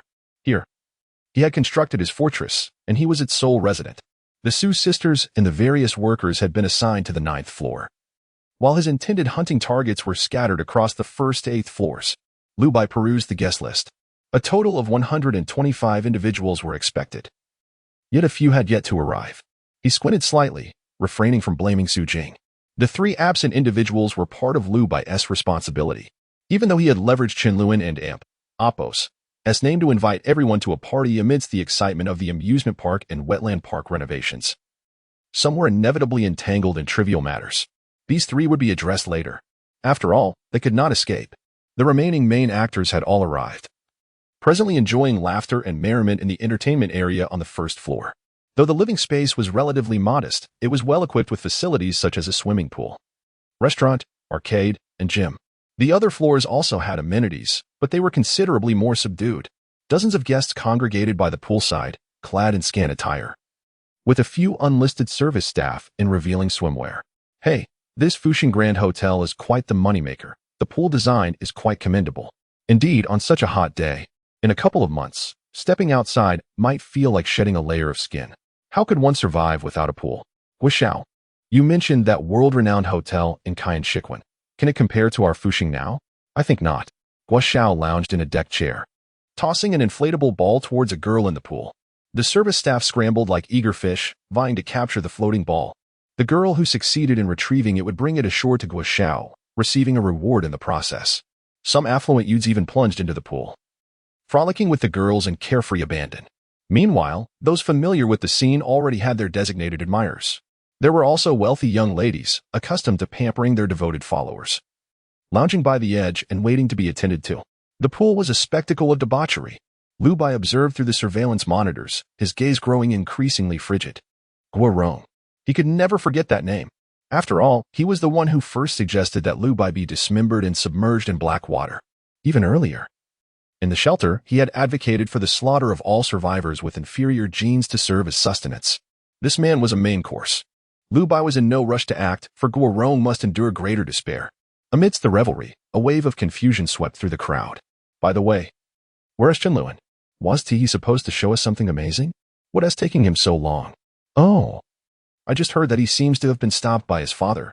He might arrive tonight. Guess we'll have to wait until tomorrow for the party. Laughter erupted, with no one doubting Chenluan and Oppo's absence. After all, this fellow managed to procure early check-in tickets, which was commendable in itself.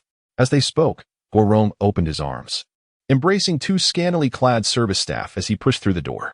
In April, the outdoor temperature soared above 38 degrees Celsius. However, the Fuxing Grand Hotel boasted not only a refreshing pool but also expansive wetlands, creating a pleasant and comfortable environment. Guorong grinned widely, exclaiming, "I propose we buy the Fuxing Grand Hotel and turn it into our summer retreat. Let us gather here whenever we please." Behind him, a wealthy associate laughed heartily. "A summer retreat, you say? Guo Xiao, do you truly see yourself as an emperor?" Guorong turned his head, his tone dripping with disdain. "What? Is that a problem? Compared to those whining fools, aren't we the emperors of this era? Besides, ancient emperors never enjoyed life as we do." At that moment, several skilled workers, stretching their limbs to loosen up, were about to enter when they suddenly overheard Guorong's arrogant remarks. Master Li's face flushed with anger as he coldly retorted, "You uncouth beast! If it weren't for the hard work of us laborers, you wouldn't even be able to feast idly." He could hardly fathom how Guorong's parents and school had raised such a person. Spitting in disdain, Master Li, unable to contain his fury, turned to leave with the other skilled workers. Guorong slowly turned his head. His expression revealed no visible emotion, yet his clenched fist betrayed his ire. He glared at the departing workers and dialed a number. Find out who that old man is. He somehow acquired early check-in privileges at the Fuxing Grand Hotel. I want to know his identity. I will make him and his family pay for his insolence. The atmosphere turned icy. Lu Bai lay leisurely on the sofa, watching the holographic display of the pool scene, unable to suppress a smirk. His intent to involve Master Li and his companions in this grand scheme was not merely to provide them with a refuge, but to make them catalysts for conflict. Just as it was now, Lu Bai swirled his wine glass, murmuring to himself, "Alas, the lackeys under your command will soon be unable to respond to you any longer. Consider this a token of greeting from this apocalyptic calamity. Yet, it is merely the beginning." With that, Lu Bai set down his glass and glanced at the clock. Only 5 hours remained until the cold wave erupted from the Antarctic. The impending cold wave would soon engulf Yongcheng, and it would not take long. Lu Bai closed his eyes, reclining comfortably as he awaited the arrival of the cold tide. Until April 4th, for 44 a.m. Boom! The ferocious cold wave swept through Yongqing like a tempest at sea. The blizzard descended as if the heavens were collapsing. The lights of the entire Fuxing Grand Hotel abruptly extinguished. What is happening? Guorong, entangled in his slumber, jolted awake. He disentangled himself and stumbled to the bedside. However, what met his eyes was a world blanketed in white, with snow falling thickly from the sky. Chapter 17. The cold wave passes, a human icehouse snowstorm raged, enveloping Guorong's vision in a blinding white. Outside the window, the flurry of snowflakes obscured all semblance of the landscape. Guorong gaped, slapping his cheeks, believing he was still caught in the clutches of slumber. Hiss. This isn't a dream? What on earth is happening? Hiss. Someone, quickly, shut all the doors and windows on the first floor. Where is everyone? Are they all dead? Guorong's face twisted in fury as he barked his commands. Yet, no one responded. In the midst of the wind and snow, the servants who would once heed his call were nowhere to be found. However, it was Oppo's tea long before others began to awaken, their faces stricken with disbelief as they gazed out the windows. Is this snow? Surely not. Could it be artificial snowfall? But artificial snow wouldn't create such a spectacle, would it? This is utterly insane. Hiss. So cold. The guests by the window clasped their arms tightly, shivering uncontrollably, retreating back into their rooms. Yet, they soon discovered that the frigid wind seemed to invade every nook and cranny, swiftly penetrating indoors, chilling them to the bone. Eagerly, People pulled out their phones, prepared to assess the situation. Just then, a notification chimed from the Yongqing app. You have been invited to join the group chat. Fushan Grand Hotel. Guorong, bundled in his blankets, stared at the pop-up on his phone, utterly bewildered. A group chat? I don't recall registering my Yongqing account. How did they add me? Guorong's mind raced, furrowing his brow in confusion as he observed the names of the group members, most of whom he recognized, despite the absence of room numbers. Each name bore a note of their respective floor. For instance, he was labeled as 1F Guorong. The meticulousness of this detail made him feel profoundly insulted.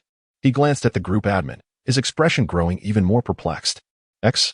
What a peculiar and whimsical ID. There must be something awry with their mind. How strange. Have I truly awakened? The bizarre occurrences continued to sow seeds of self-doubt within Guorong. He inquired of the two individuals sharing his bed, only to find they had not been included in the group chat. This meant that the chat was specifically for those registered guests.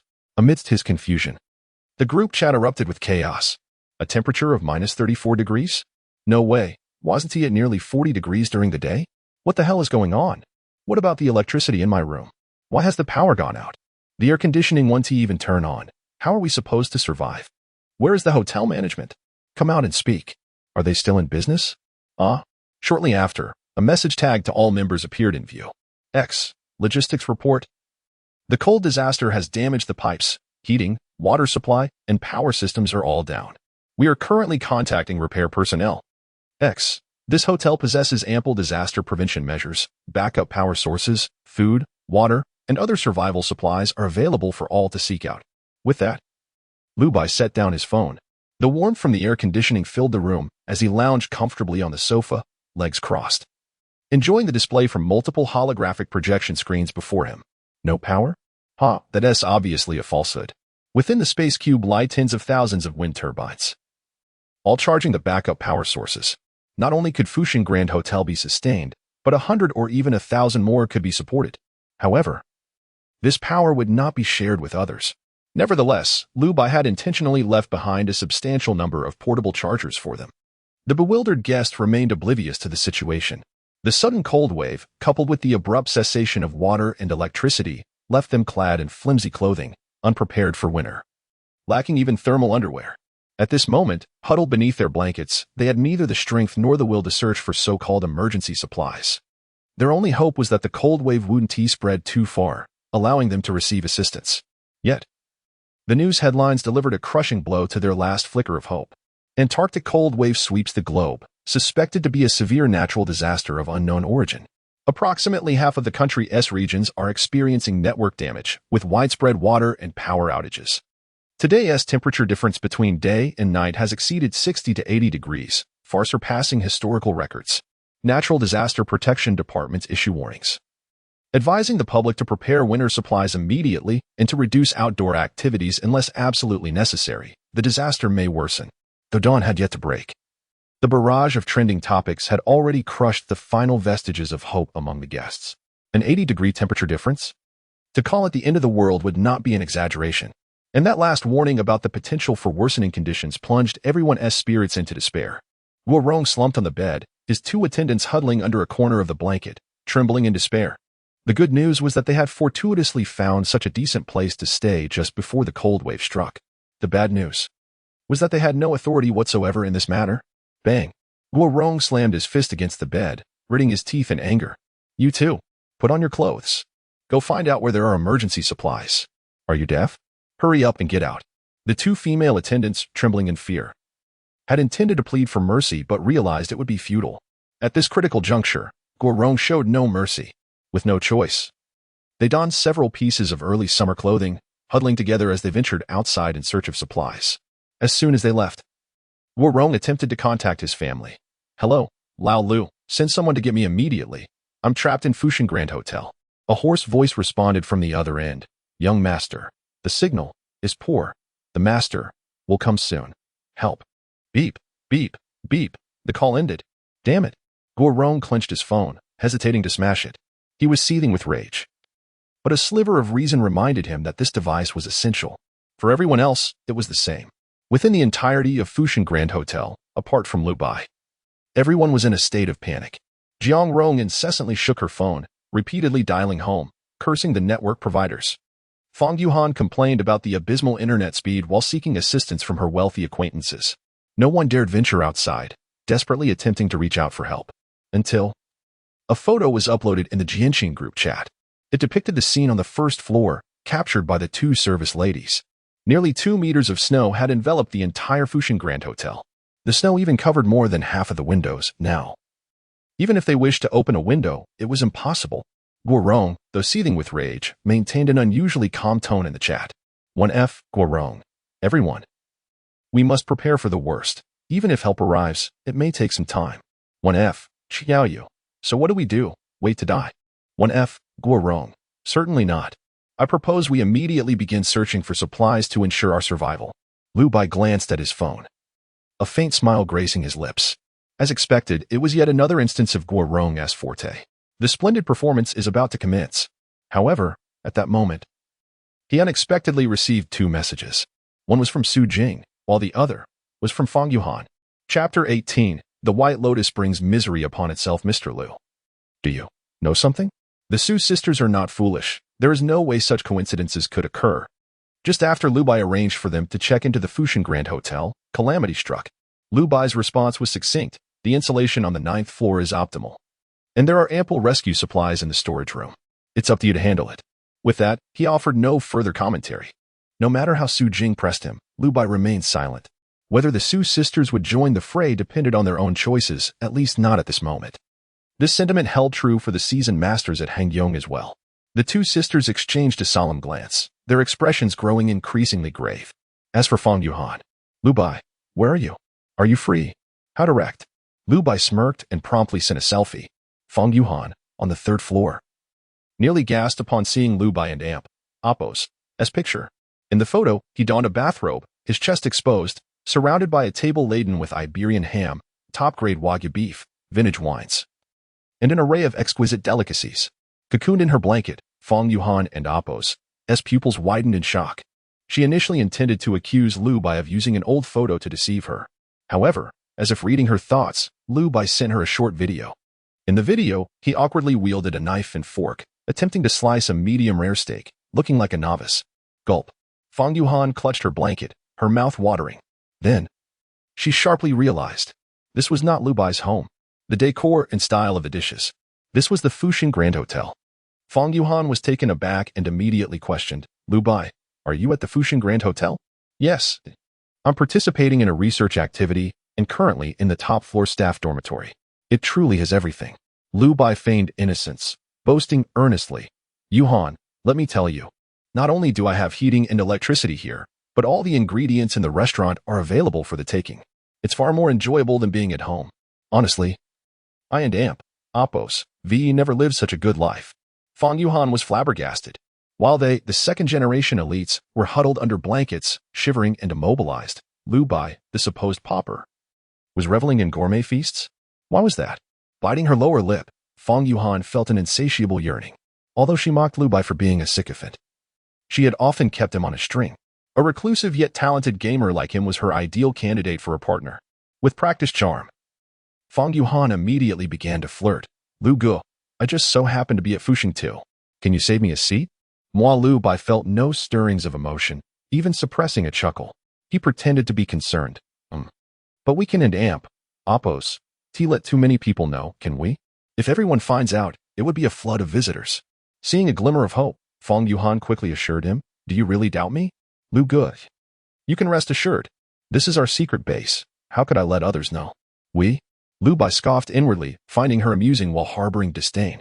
Observing Fong Yuhan and Amp, Appos' grotesque demeanor, he felt not anger but increasing amusement. Feigning hesitation, he remained silent for a long time. Fong Yuhan, tucked under her blanket, grew impatient and quickly sent a voice message, pouting. Lu Gu, you have no idea. In the other rooms, we don't even have food, let alone heating. I'm wearing a crop top, and I'm freezing. My stomach is growling. Oh, Lu Gu, don't you care about me at all? So heartless. Oh, you even look reproachful. Lu Bai laughed heartily and replied, you? Have you been visiting other rooms? Those people in the group seem quite familiar. Do you know them as well? Fong Yuhan and Amp, Appos' body shuddered, her pupils dilating. Oh no.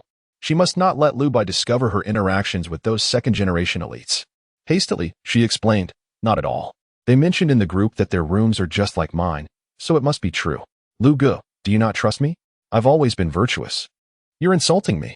Still feigning anger? Her audacity was remarkable. She had underestimated her thickness of skin before. Lu Bai chuckled coldly, teasing, "How could I dare doubt you?" "Fine, my door is open. Come over." A playful smile crept across Lu Bai and Amp Appo's lips as he genuinely acquiesced to Fang Yuhan. Her eyes widened with joy. Finally, salvation was at hand. Fang Yuhan hurriedly got up, wrapping herself in a blanket for warmth. Seizing the opportunity while the corridor was empty and other residents had yet to venture out, she stealthily made her way to the elevator. Ding, yet there was no response. The elevator was out of service. What? The elevator should have backup power. Lu Bai and Appo's staff quarters had electricity. Why not the elevator? Gritting her teeth, Fang Yuhan trembled uncontrollably. She had endured the biting cold to reach the elevator, only to be met with disappointment. Her nails nearly dug into her flesh. But she reminded herself, patience is key for greater plans. Gasping, she pressed on, determined to reach the top floor and await rescue and comfort. Fang Yuhan bit her lip, shivering as she continued onward. The elevator was centrally located, while the stairs lay at either end of the corridor. The frigid temperature was bone-chilling. Ascending from the 3rd to the 10th floor was no small feat. Yet, if she could endure this stretch. With that thought, Fang Yuhan pushed through. Finally reaching the end of the corridor, despair washed over her. For the Fuxing Grand Hotel's stairs were also gated. To her dismay, a metallic sensor door blocked her path. No matter how much she shouted, it remained unyielding. Even her attempts to force it open yielded no results. This door would not budge. How could this be? Fang Yuhan stumbled, collapsing onto the floor.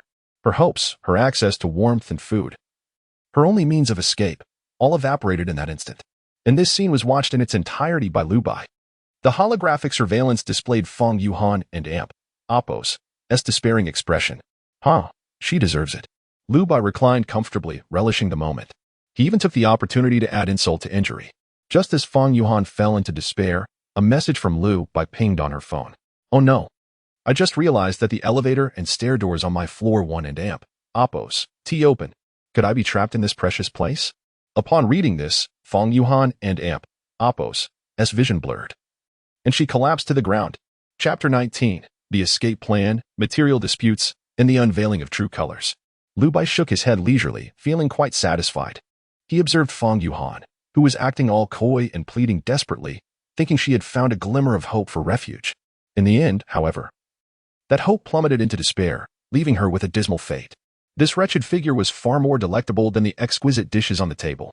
Fang Yuhan, struggling to support her frozen, stiff body, leaned against the wall and staggered back to her room, hastily burrowing into her blanket.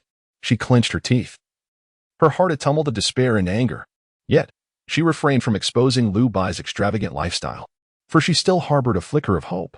What if one day the elevator unexpectedly regained power, or the metallic sensor door in the corridor became operational again?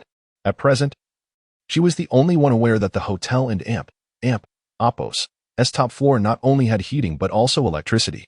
Such a splendid opportunity was one she would not share with anyone else. Lu Bai had long since recognized this fact. He understood Fang Yuhan all too well. Even after posting videos of himself enjoying air conditioning and cutting steak, Fang Yuhan chose to remain silent, divulging nothing about him to anyone. Lu Bai feigned reassurance with a few words, then turned his gaze to the surveillance footage. The show had merely begun. Fang Yuhan's despair was but an appetizer. The time for reaping rewards had not yet arrived. After all, Lu Bai was well aware of the thickness of this White Lotus and Appo's skin. For someone as venomous as Fang Yuhan, Lu Bai had no intention of delivering a swift blow. He preferred to concoct a slow demise, allowing her to wither away in despair, suffering worse than death. Before long, the guest group erupted in chaos. What? The elevator and stairs are both unusable? Are we all cut off from one another? What is the Fuxing Grand Hotel doing? Do they not have a backup power supply? That group leader, if I remember correctly, should be Manager Wang from Fuxing, right? Now is not the time to feign ignorance. Incompetent manager, speak up. However, no one responded. Amidst the silence, Guo Rong spoke again. 1F, Guo Rong, this cannot go on. As he just mentioned, there are emergency supplies on each floor of the hotel. Emergency supplies cannot possibly be in our rooms. They are likely in a storage room or something similar. But now the cold wind has invaded the hotel. We should take turns going out to explore and locate the storage room to gather supplies. Yet, before Guorong could finish, he was roughly interrupted. 1F, Xiaoyu, what the hell are you talking about? Take turns exploring? Who knows if someone will hoard the supplies? What if we find the emergency supplies but someone hides them in their room instead of handing them over? How would we know? Guorong glared at his phone, his expression darkening. The worst-case scenario had occurred. He was unfamiliar with Xiaoyu. This guy was not part of their circle. Xiaoyu was a fitness coach and a well-known influencer on short video platforms, known for his volatile temper and arrogance. He would not heed Guorong's commands like others. The two held steadfast to their views, refusing to yield.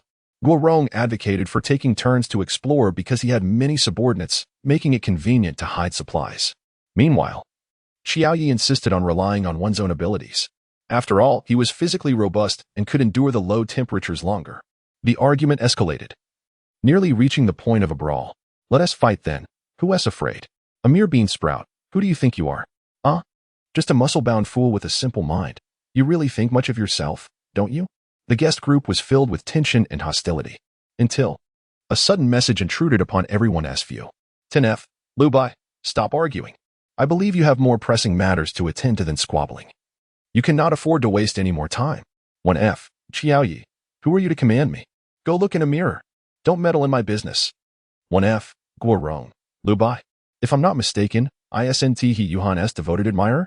You really think too highly of yourself, don't you? Following this, more individuals in the group began to mock Lu Bai's sycophantic identity, sneering remarks flying thick and fast. Lu Bai remained unfazed. The curtain had just risen. How could he reveal his role as the mastermind? At the very least, he had told no lies, nor had he exaggerated. The situation of Xiaoyu and Guorong was indeed perilous. Lu Bai lounged back, casually observing the surveillance from the first floor. He remembered vividly that this brute, Xiaoyu, had pretended to fight with another individual on the same floor before he was harmed, deliberately smashing the storage room door, which led countless survivors to rush in and scramble for canned goods. This act had drawn public ire towards Lu Bai and had become the catalyst for him to venture outside. In truth, Xiaoyu's thoughtless action was also premeditated. Lu Bai inhaled deeply, coldly fixating on the surveillance. He was all too familiar with the personalities of Xiaoyu and Guorong. Within the guest group, people were hurling insults at Lu Bai, yet he remained silent, until the vitriol gradually subsided. 10F, Lu Bai, a kind reminder, the elevator and stairs are inaccessible. If you wish to change floors, your only option is through the windows.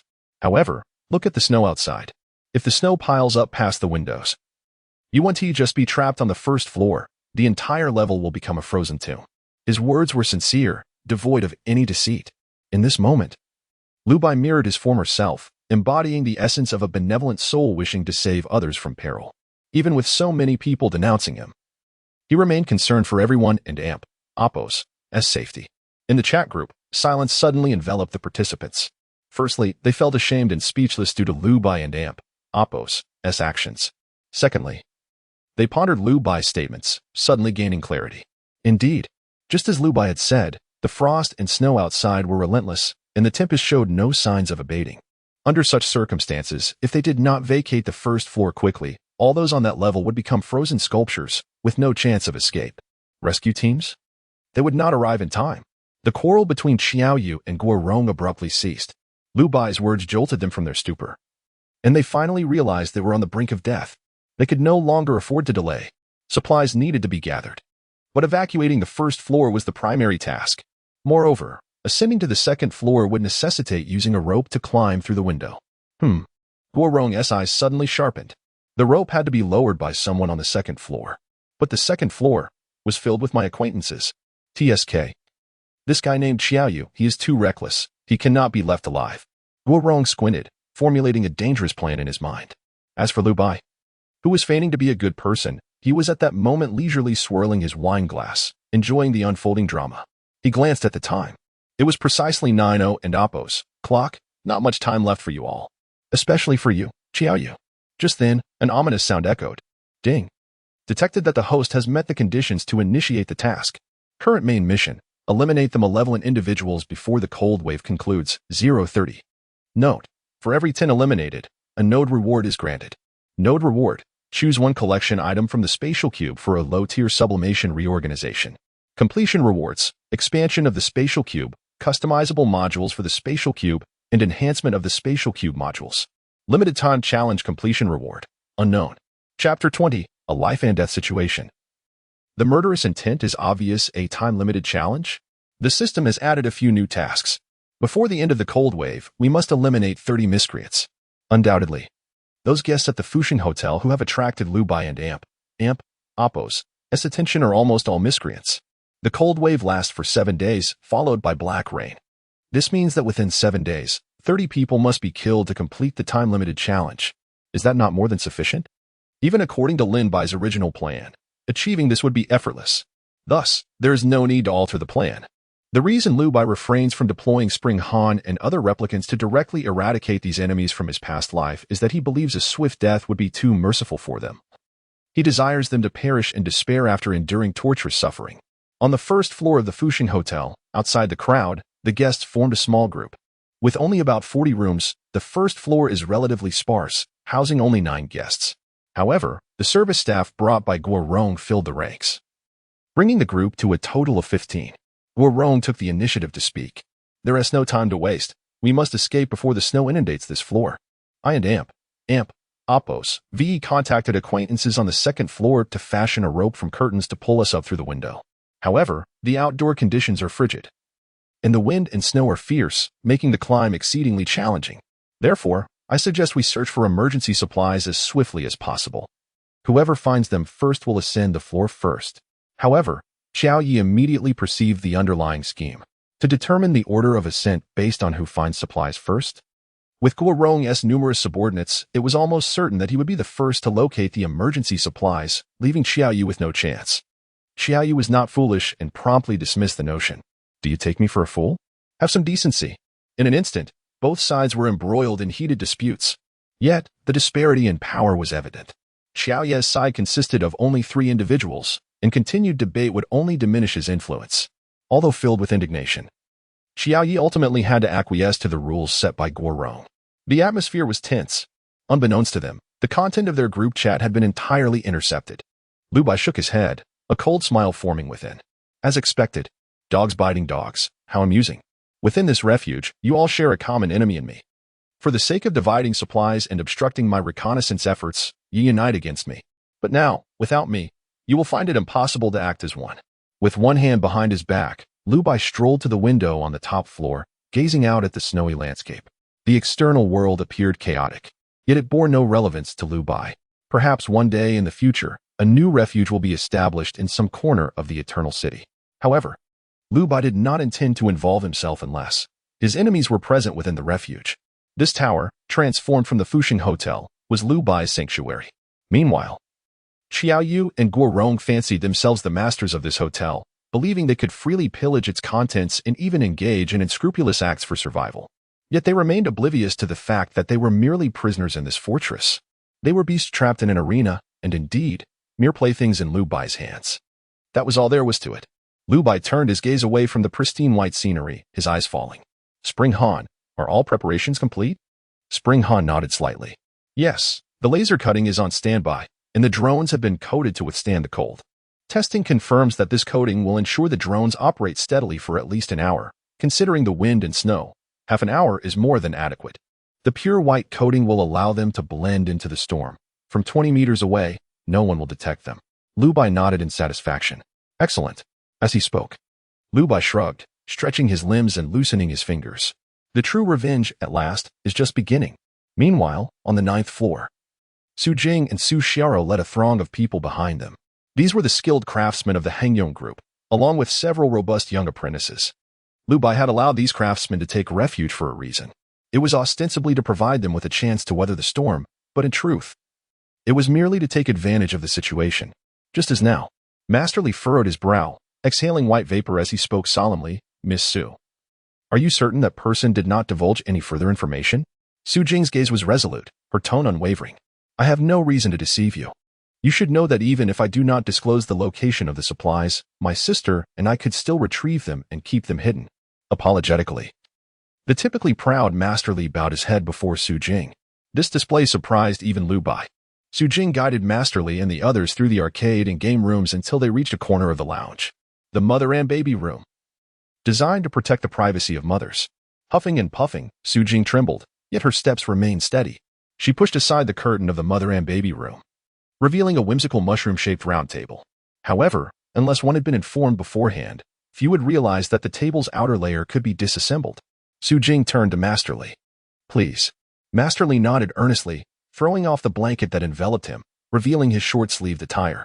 Even as the indoor temperature plummeted below 30 degrees, Masterly stood tall. He flexed his forearm and spun sharply. Crack! The wooden board shifted. Immediately, hidden supplies were revealed. Compressed biscuits, water, chicken jerky, thermal blankets, and several pieces of thermal underwear. Miss Su, I believe you should oversee the distribution of the supplies. A glimmer of delight flashed in Masterly's eyes. Yet he exhibited no attachment to the goods. Even as vague glances of discontent were cast his way, he remained undeterred. Su Jing, somewhat taken aback, did not refuse. Very well, I will distribute the supplies on your behalf. We do not know when the rescue team will arrive. In fact, we may have to wait for the cold wave to pass before attempting to escape ourselves. Therefore, we must conserve food and water. Su Jing paused, her tone suddenly serious. However, I must caution you about one thing. We should keep our acquisition of emergency supplies under wraps. The residents below do not appear to be of good character. Masterly nodded in agreement. I understand, rest assured. He had witnessed the disgraceful behavior of Guo Rong and others, so he would not disclose anything. Time passed swiftly. April. At noon, 1 p.m.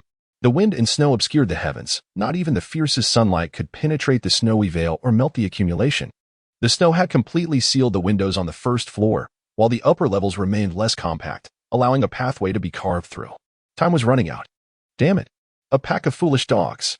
Weren't you just boasting about who would find the supplies first? Where are the supplies, huh? Damn it. A dozen of you searching together, and you find nothing? What have you been eating to grow up? You haven't even been out for 5 minutes and are already eager to return to your rooms for a rest? What are you, crippled? Even in the biting cold.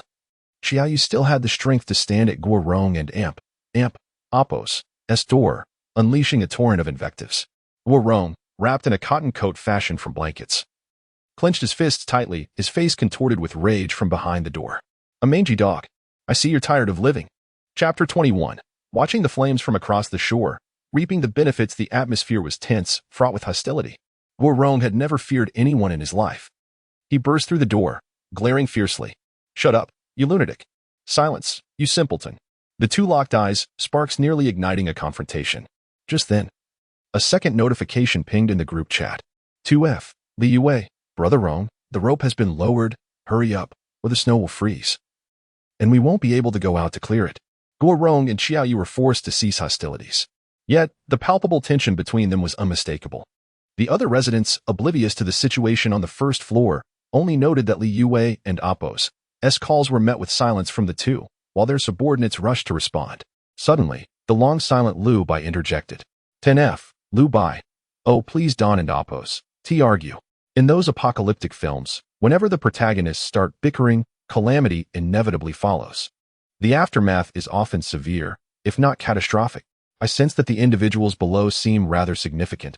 Please, Don and Appo's let trivial disputes escalate. We share a common plight. Let us not turn against each other. Lu Bai's earnest plea appeared genuine. Yet it inadvertently unveiled the delicate state of relations between the two men. The residents of the Fushan Grand Hotel were now acutely aware of the tension. Xiaoyu remained indifferent, but Guo Rong was visibly affected. Words may have been spoken thoughtlessly, but they were certainly received with intention. How foolish of Lu Bai to meddle. Guo Rong gritted his teeth, inhaling deeply, calmed down. With the rift between him and Xiaoyu exposed, he realized he could not act against him. At least for the time being. Damn it, Lu Bai, when I find you, I will make you pay dearly. Guo Rong clenched his fists, suppressing his rage. He fixed a cold gaze on Xiaoyu, his tone devoid of civility. That resident is correct. We are currently in a dire situation. The vicinity of the Fushan Grand Hotel is desolate, and the arrival of rescue teams is uncertain. We cannot afford to continue this conflict. It jeopardizes our survival. Let us both take a step back. If we Haven and Appo's found the supplies, we simply Haven and Appo's we can continue searching on the second floor. But for now, we must unite against our common enemy and cease this antagonism. Come, let us ascend together. However, Xiaoyu scoffed. Oh, so you can be humble after all? How uncharacteristic of you. I will join you, but on my terms. You lead the way, and I will follow, maintaining a respectful distance. Should you attempt any tricks, I will drag you down to the ice cellar with me, and neither of us shall survive." With that, Xiaoyu showcased his brash demeanor. Guorong, indeed, felt intimidated. Very well. Guorong did not protest further, nor did he waste time. He donned a coarse cotton coat, utilizing a robotic floor cleaner as a makeshift snow shovel, clearing the accumulated snow from the window to create a pit about half his height. The rope dangling from the second floor conveniently hung beside the window. A fierce gust of wind rushed through the snow-laden void. Guorong felt as though his face had been sliced by shards of ice, the pain relentless. But then he noticed the surface of the snow, now crystallizing into a dense layer of ice, threatening to freeze solid. Time was of the essence. Guorong hesitated no longer. Despite the biting cold outside, he gritted his teeth and persevered. He trembled, each step a struggle as he ascended the rope. The makeshift rope, fashioned from bed sheets, chafed against his palms, which soon became swollen and red from the cold. The frigid air and terrifying temperature differential were conditions beyond human adaptation. Guorong could only concentrate all his body heat in his limbs, straining to climb. Xiaoyu followed closely behind, no longer boasting. His well-trained body could withstand the indoor temperature fluctuations but faltered against the outdoor chill. His lips turned pale as he gritted his teeth, trailing Guorong. The residents of the second floor, bundled tightly against the cold, gathered by the window, observing the perilous ascent. Predictably, this life-threatening climb was the sole means of reaching higher floors, particularly for those on the second floor. If the snowstorm persisted, it would not be long before they too were buried. After all, there was no one in the vicinity of the hotel to assist with snow removal. Soon, the snow on the ground would freeze, and even if rescue teams arrived, breaking through the ice would be an insurmountable challenge. Surely, they would not send an icebreaker to rescue them. Despair loomed. All could do was silently pray that both men would not lose their footing. Otherwise, they feared they would lack the courage to attempt the ascent again. Just then, Lu Bai stepped to the bedside, grasping the remote control for a drone. Ready for laser cutting, he maneuvered the silver-armored drone, hidden amidst the swirling snow. The afternoon sun and the blizzard rendered the drone nearly invisible. No one noticed the silvery object hovering in the air, nor did they see the beam of light shooting forth from its barrel. As the laser swept across, Guorong was nearing the second-floor window, and Xiaoyu finally felt a sense of relief. Yet, in that fleeting moment, the makeshift rope suddenly snapped. From beneath Guorong and Appo's feet to before Xiaoyu and Appo's hands, the break occurred with chilling precision. In the chaos, neither man had time to react. Guorong felt the rope lighten beneath him, while Xiaoyu remained blissfully unaware of the impending disaster. The onlookers merely witnessed the rope severing, and Xiaoyu, caught off guard, plummeted without a chance to respond. "Ah, no!" Xiaoyu screamed, flailing in midair, attempting to grasp Guorong's ankle. Alas, it was too late. Thud. Xiaoyu fell into the snow, creating a deep impression resembling a human form. Silence enveloped the air. Guorong felt an unsettling dread wash over him as he scrambled awkwardly through the second-floor window, following the gazes of the crowd. He shivered as he glanced back at the spot where he had just been. He then beheld the vast, gaping pit in the snow and the severed rope. Thump, thump, thump. His heart raced. An overwhelming sense of anxiety surged within him. All eyes were glazed over, filled with apprehension. Guorong and Appo's vision blurred with blood as he leaned out the window, shouting furiously. "No, no, no. It was and Appo's, me. I didn't and Appo's, do anything. Xiaoyu, get up. Climb out. Come out. Come out." Yet from the depths of the hollow snow pit, only a faint, barely audible whimper echoed, fading into silence after a mere minute. Chapter 22. Chaos reigns. The swarm lacks a leader. It was 3:28 p.m. on April 4th. Xiaoyu was dead. The relentless snowstorm showed no signs of abating. With the blizzard and Appo's ferocity, the outdoor temperature plummeted far beyond a staggering -40 degrees. The surface layer of snow was soft, but the depths had long since frozen solid. Most present understood the futility of hoping for Xiaoyu's survival. He had plunged from a height into a snow pit, entombed beneath the snow, in close contact with the icy ground beneath. In such extreme temperatures, the ice layer was as unyielding as steel. When Xiaoyu and Appo's warm body made contact with the ice, it would begin to melt, but this melting process would swiftly drain the heat from his body. The water film created would bind him tightly to the ice, soon freezing him in place. Had he been able to struggle initially, perhaps he might have had a sliver of hope. Alas, he could not. The violent descent and the overwhelming sensation of weightlessness combined with his already frozen limbs, sealed his fate. The snow pit, shaped like a human form, was destined to be Qiao Yu and Appo's grave. The atmosphere was suffocating. Wu Rong leaned against the window, his eyes bloodshot, his cheeks ablaze. The biting cold wind slashed at his face, yet it could not penetrate the warmth of his growing panic. He was frightened. Qiao Yu and Appo's demise was not unexpected for Wu Rong, nor did he feel any pity. After all, Qiao Yi, the vicious dog that had dared to snarl at him, was bound to meet his end at Wu Rong and Appo's hands eventually. However, it should not have been now, nor in front of so many witnesses. Wu Rong understood that regardless of whether Qiao Ye's death was accidental, it would not be attributed to him. Yet, others would not see it that way. When he turned back, he found those around him gripped by fear, panic-stricken. A nearby woman recoiled 2 steps in sheer terror. Indeed, to the onlookers, the truth was glaring. Wu Rong had killed. Because of his discord with Qiao Yi, he had deliberately orchestrated Qiao Yu's death. Even Li Yue, the person Wu Rong trusted most, appeared shaken and anxious at that moment. On the 10th floor, Lu Bai retrieved the drone, leaning against the window, his gaze devoid of emotion. What was there to fear? Everyone had blood on their hands. The difference was now simply the shift from indirect to direct murder. Was it truly such a cause for alarm? Lu Bai scoffed inwardly. A group of hypocritical beasts, putting on an act of innocence. But it mattered not. His purpose had been achieved.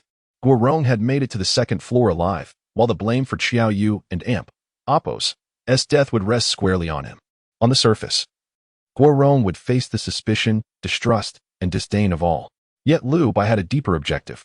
He had sown death amongst these heartless creatures. From the moment Qiao Yu fell into the icy abyss, death ceased to be a taboo topic within the Fuxing Hotel. For there was a cautionary tale to heed. Lu Bai positioned the drone and leisurely returned to the sofa. The black tea remained warm, yet one adversary had already been eliminated. Let the chaos commence. For this spectacle was due for further disarray. At 8 p.m. on April 4th, following Qiao Ye's fatal plunge, the crowd remained in shock for some time. Yet they did not forget the other guests on the 1st floor. Together, they managed to pull the 1st floor residents up.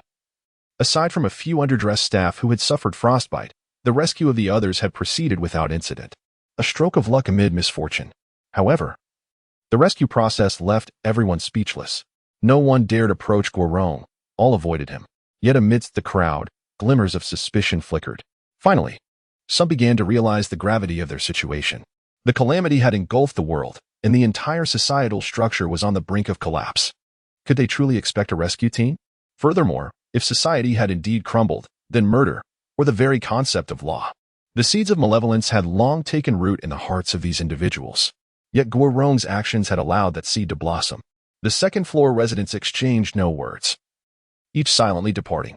Yet the darkness within them spread, gradually enveloping the narrow corridor. This was precisely the outcome Lu Bai desired. None of these beasts would escape unscathed. At precisely 8 p.m., the news continued to broadcast as usual. On their phones, harrowing images of the disaster flooded the screens.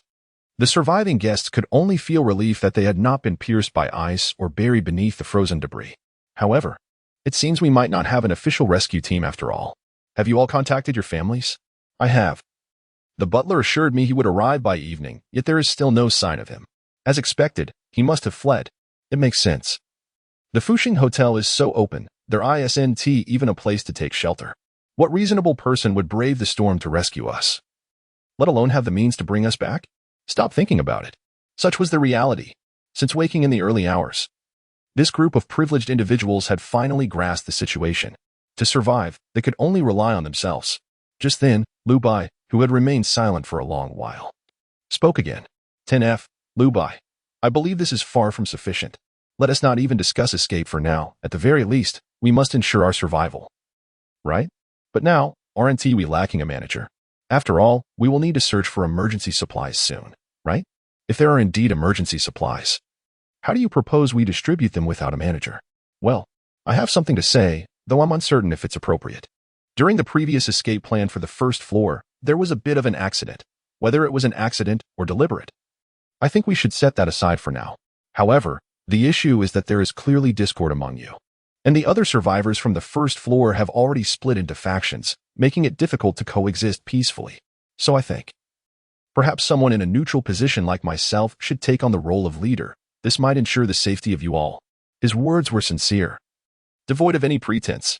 If Lu Bai were to assume the leadership role, he could indeed guarantee the safety of everyone, should he choose to do so.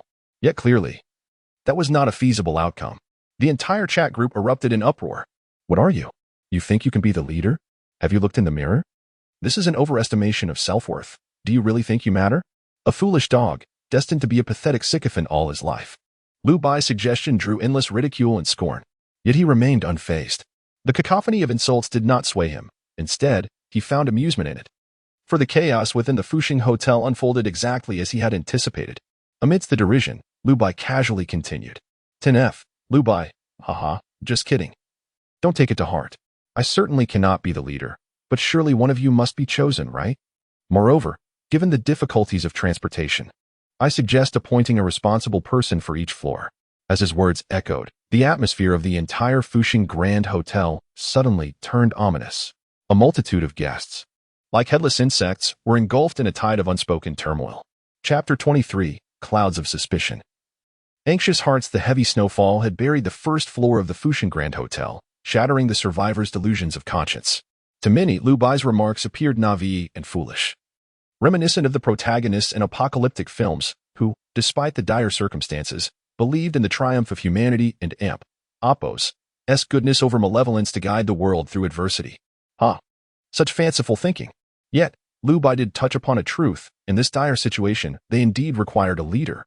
At the very least, a figure who could better chart the course ahead, facilitate the pooling of manpower, and streamline the allocation of resources. The conditions on the other floors were relatively stable. On the 10th floor, Lu Bai claimed that the general manager and Oppos' office seemed to be occupied, yet received no response, thus he assumed the role of interim manager. On the 9th floor, the manager was Su Jing, whose professional experience was well regarded. The 8th floor boasted Long Yiming, the young president of the Long Group, a titan in the real estate sector.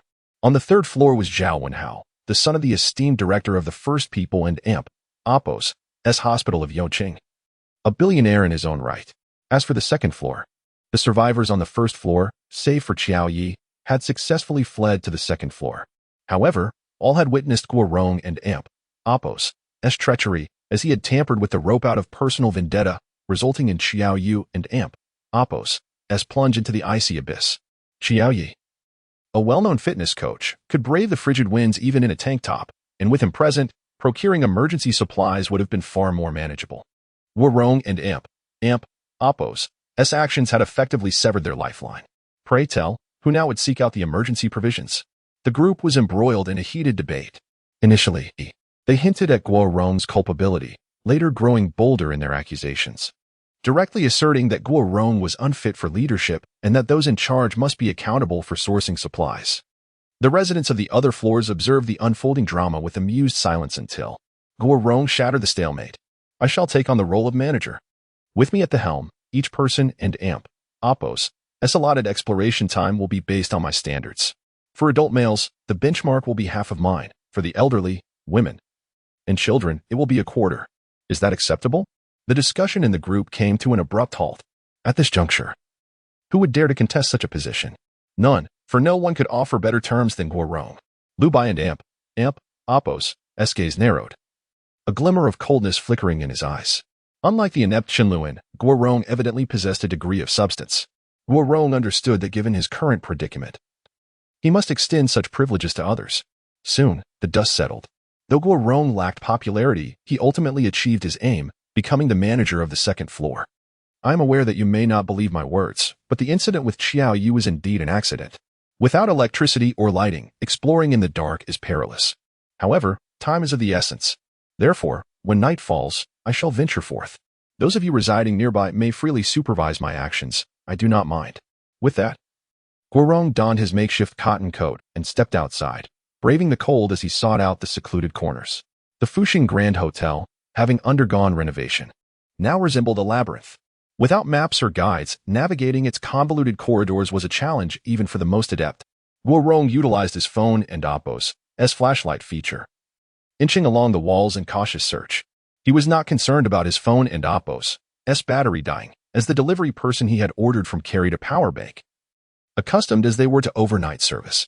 Moreover, Guo Rong had acclimated to the biting winds outside. The prior drop in temperature had taken everyone by surprise. a drastic shift the human body could hardly endure. Yet, a mere minus 40 degrees Celsius, while still life-threatening outdoors, was somewhat bearable indoors. Guorong could endure approximately 10 minutes outside before retreating to warm himself. To accommodate their new manager, the tenants along his path had no choice but to keep their doors ajar. On the top floor, Lu Bai squinted, then turned away with a hint of disinterest. There was something of note, but not much. A smirk played upon his lips as he reclined on the sofa, falling into a peaceful slumber. Everything was within his control. The decision to spare Guorong was not born from an inability to eliminate him, but rather a desire to undermine him, to instill despair, and to make him feel as though life was worse than death. It was merely the first day. There was no need to rush. The following morning, at precisely 6 a.m., the skies began to brighten. 2F, Guorong, last night, I ventured out a total of 16 times, accumulating around 3 hours. I have generally grasped the layout. The long corridor connects the living quarters, while the midsection branches out like a spider and Oppos, S-web towards the periphery. To the northwest lies the dining area, directly north the gaming room and card parlor, and to the northeast appears to be a screening room, yet to be fully explored. As of now, I have not discovered any hidden emergency supplies. The group felt utterly astonished. Who would have thought that Guorong had actually undertaken some responsible actions? Prior to him, scarcely anyone had ventured out to explore, leaving no one to sell information to him. Although there were no overseers during the night, the veracity of his claims was readily apparent. What they did not know was that Guorong had indeed invested considerable effort. To say he was merely putting on a faade would be an understatement.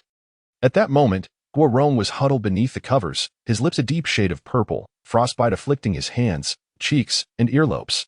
Thankfully, having been raised in affluence and emphasizing self-care after inheriting the family business, his body could withstand the chill. Yet, his actions had indeed stabilized morale, even advancing progress more swiftly than the other floors. As soon as Lu Bai awoke, he noticed the lively discussions within the group. Had public opinion truly shifted overnight?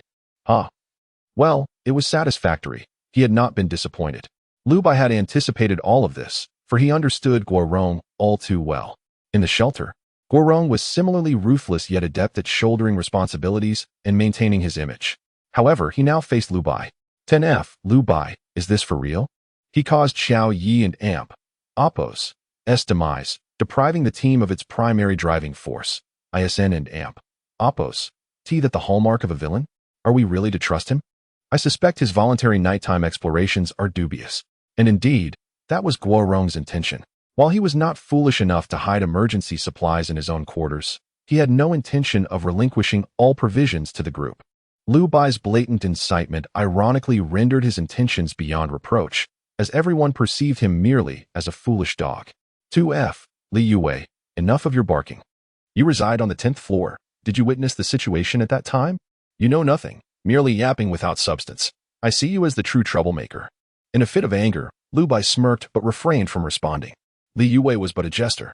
During the Shelter and Oppos' previous trials, he had consistently helped Guorong extricate himself from blame and had even been the one to stab Lu Bai in the back.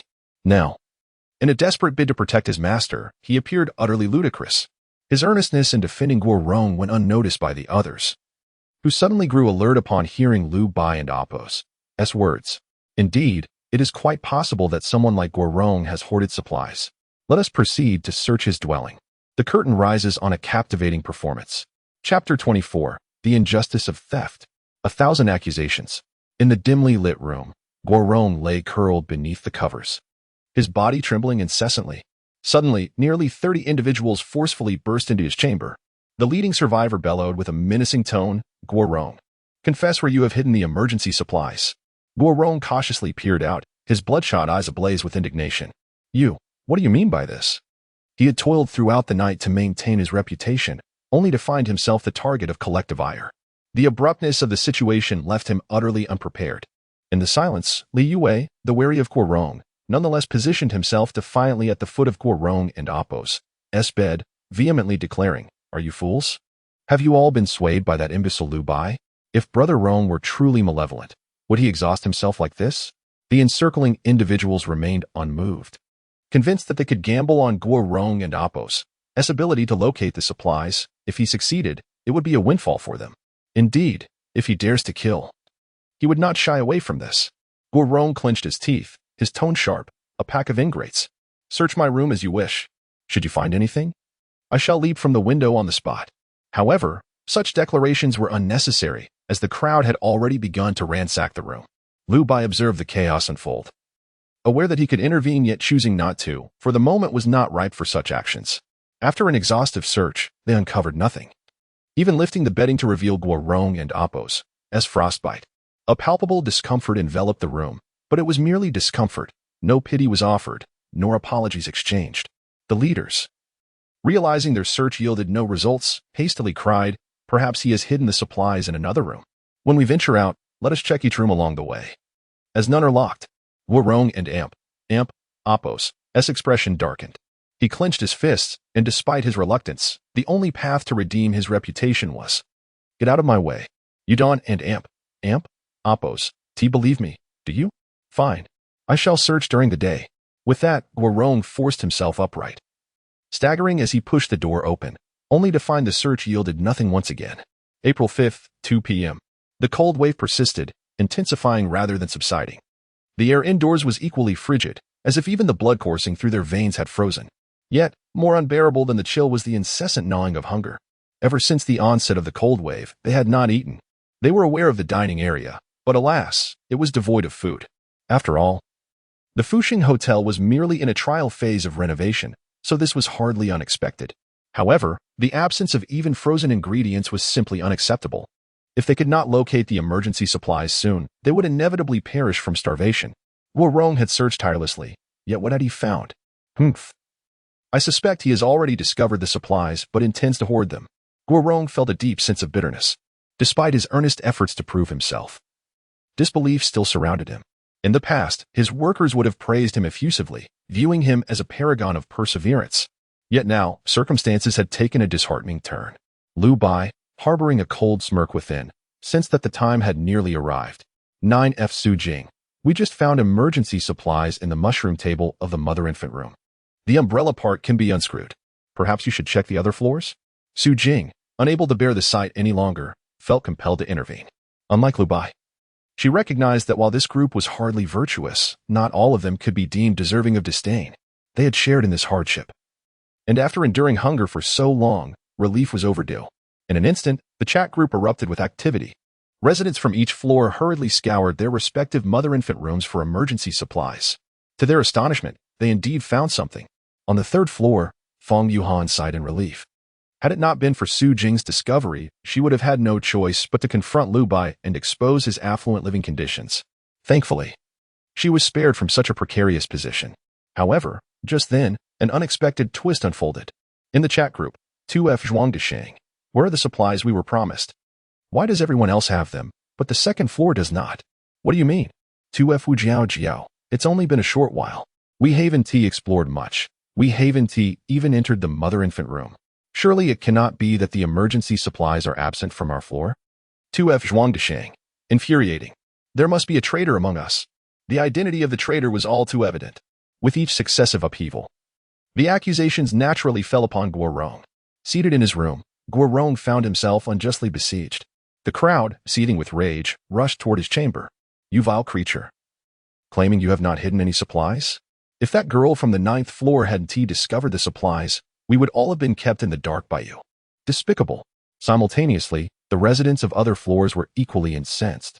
They had not witnessed Guorong's exploration, but from the chat exchanges, it was almost irrefutable that he hoarded supplies. The crowd, filled with righteous indignation, even called for Guorong's demise. You think killing one person is enough? Do you intend to starve us all and emerge as the sole survivor? To be rescued and hailed as a hero in the news? Truly, you are a wretched being unworthy of existence. Guorong, in my view, if Xiao can die, so can you. When the time comes, we'll simply say you fell. After all, your registration was on the 1st floor. You could jump now and die with Xiao Yi, preserving some semblance of dignity. At this juncture, no one feared Guorong and Appos as authority. They clamored for his death, their shouts unceasing. Inside the room, Guorong buried his face in his hands, his nails nearly digging into his flesh. Why, damn it? A pack of beasts. His bloodshot eyes nearly bulged with madness. He could not fathom how circumstances had spiraled to such a dire state. In his daze, he envisioned a throng of individuals storming into his room once more, ransacking it to no avail. In his stupor, he vaguely heard Li Yue arguing with the crowd, desperately attempting to defend himself. He seemed to perceive the masses dispersing, inexplicably departing from his room, for they had discovered hidden supplies in Li Yue's room. Yet, only a meager 3 boxes of compressed biscuits and a case of 24 bottles of water were found. Whether Li Yue or Guo Rong had pilfered them had become inconsequential. After all, they were both in league with one another. The crowd was incensed. Nonetheless, they hesitated to take action. The scant supplies discovered in Li Yue's room were insufficient, and Guo Rong's chamber yielded nothing. They needed to ascertain the whereabouts of the complete emergency supplies. Thus, Li Yue was to be interrogated. As night fell, the residents of the second floor granted Li Yue ample time. Surrender your resources or forfeit your life. Choose one, with a deadline set for dawn the following day. Despair overflows. However, at the same time, at the upper echelons, Liu Baiyin, after completing his workout, draped a white towel around himself and gazed at the chaotic holographic display, a faint smile gracing his lips. After enduring for so long, the atmosphere had finally reached its boiling point. Liu Bai took a deep breath, then turned his palm over. A finely crafted military dagger fell into his hand, gleaming with a dazzling cold light. With narrowed eyes, Liu Bai whispered coldly, "It is time for this farce to witness bloodshed." Chapter 25. A moonless night, a night of reckoning in the dead of night. Guo Rong finally regained his composure. Unlike Chunlun, his path had been forged under the relentless pressure and trials imposed by his father. He possessed not only ambition, but also the capability to realize it. He understood the art of enduring humiliation and carrying burdens, as well as the craft of feigning sincerity to create an impression for himself. Was it not merely a strategy of self-infliction? He was well acquainted with it. Previously, as long as he portrayed himself as a victim in front of his employees, no one would dare criticize him as their superior. Even a slight increase in their meager benefits would elicit their gratitude. However, now he had lost all credibility. No matter his actions, belief in him had evaporated. Every performance met with disdain. He had been metaphorically nailed to the gallows, devoid of any opportunity for defense. Despair overwhelmed him. Yet, as the night deepened, Guo Rong found a flicker of clarity. He began to ponder why he had been driven to such a dire state. Everything seemed like mere coincidence, as if a hidden hand was orchestrating events behind the scenes. Suddenly, he noticed several anomalies. That foolish dog, Liu Bai, had chosen a rather peculiar moment to speak. Perhaps it was not intentional. His underdeveloped mind could hardly accommodate complex schemes. Yet, the group leader who had informed them of the emergency supplies had remained silent ever since. It was difficult not to suspect ulterior motives. However, given the severity of the disaster, anything was possible. At that moment, Guo Rong recalled a crucial piece of information. Wait, the icon of my chat group has changed. 2F. I had no authority to alter it, nor had I touched it. Was it altered automatically? Or was it the group leader who manually changed it? Guo Rong furrowed his brow. If the system of the Fuxing Grand Hotel were truly that intelligent, perhaps this group leader was an AI. Yet, the more plausible scenario was that he was a living person. He had the time to change the icon but not to communicate with the guests about the location of the emergency supplies. Something felt off. He was too silent. In that instant, a terrifying possibility struck Guo Rong. This group leader might not be the malevolent general manager they had imagined, nor some AI assistant, but rather Liu Bai. Guo Rong had always been inclined to view others with the utmost suspicion, for he himself harbored deep-seated cunning. Liu Bai, the group leader. It seemed improbable, yet it made logical sense. According to Yu Huan, the sycophant had grand ideas but lacked worldly experience. If that were the case, for his own survival, he might indeed resort to treachery. This was a monumental revelation, even if it was all mere conjecture on Guo Rong and Appo's part, without any tangible evidence. He felt compelled to voice it, because this could divert attention away from him and potentially save his life. The chill of despair was intense. Yet Guo Rong and Appo's heart burned with a fierce determination. To survive, he must exhaust every resource at his disposal to extricate himself. However, he was unaware. At that moment, in the darkness, the elevator doors on the second floor opened. The display above the elevator showed no numbers. Yet, the doors opened inexplicably. A figure clad in black strolled down the corridor, seemingly impervious to the cold. After all, that was the pinnacle of thermal technology. Moreover, Liu Bai had been diligently exercising these past few days. The shadow glided through the long hallway, soon arriving at Li Yue and Appo's door. He took out his phone and played a recording. Yue, It's me. Hurry. Open the door. Sure. Remember to keep it quiet. That was Guorong's voice. Li Yue, unable to sleep, immediately jumped out of bed upon hearing it. He dared not turn on the flashlight of his phone, instead cautiously feeling his way to open the door, welcoming his guest inside. The door clicked shut, the sound somewhat jarring. Li Yue shivered, but quickly steadied himself, inquiring, Brother Rong, what on earth is going on? Why did I find? However, the response to him was a dagger piercing through his chest, with a sickening squelch.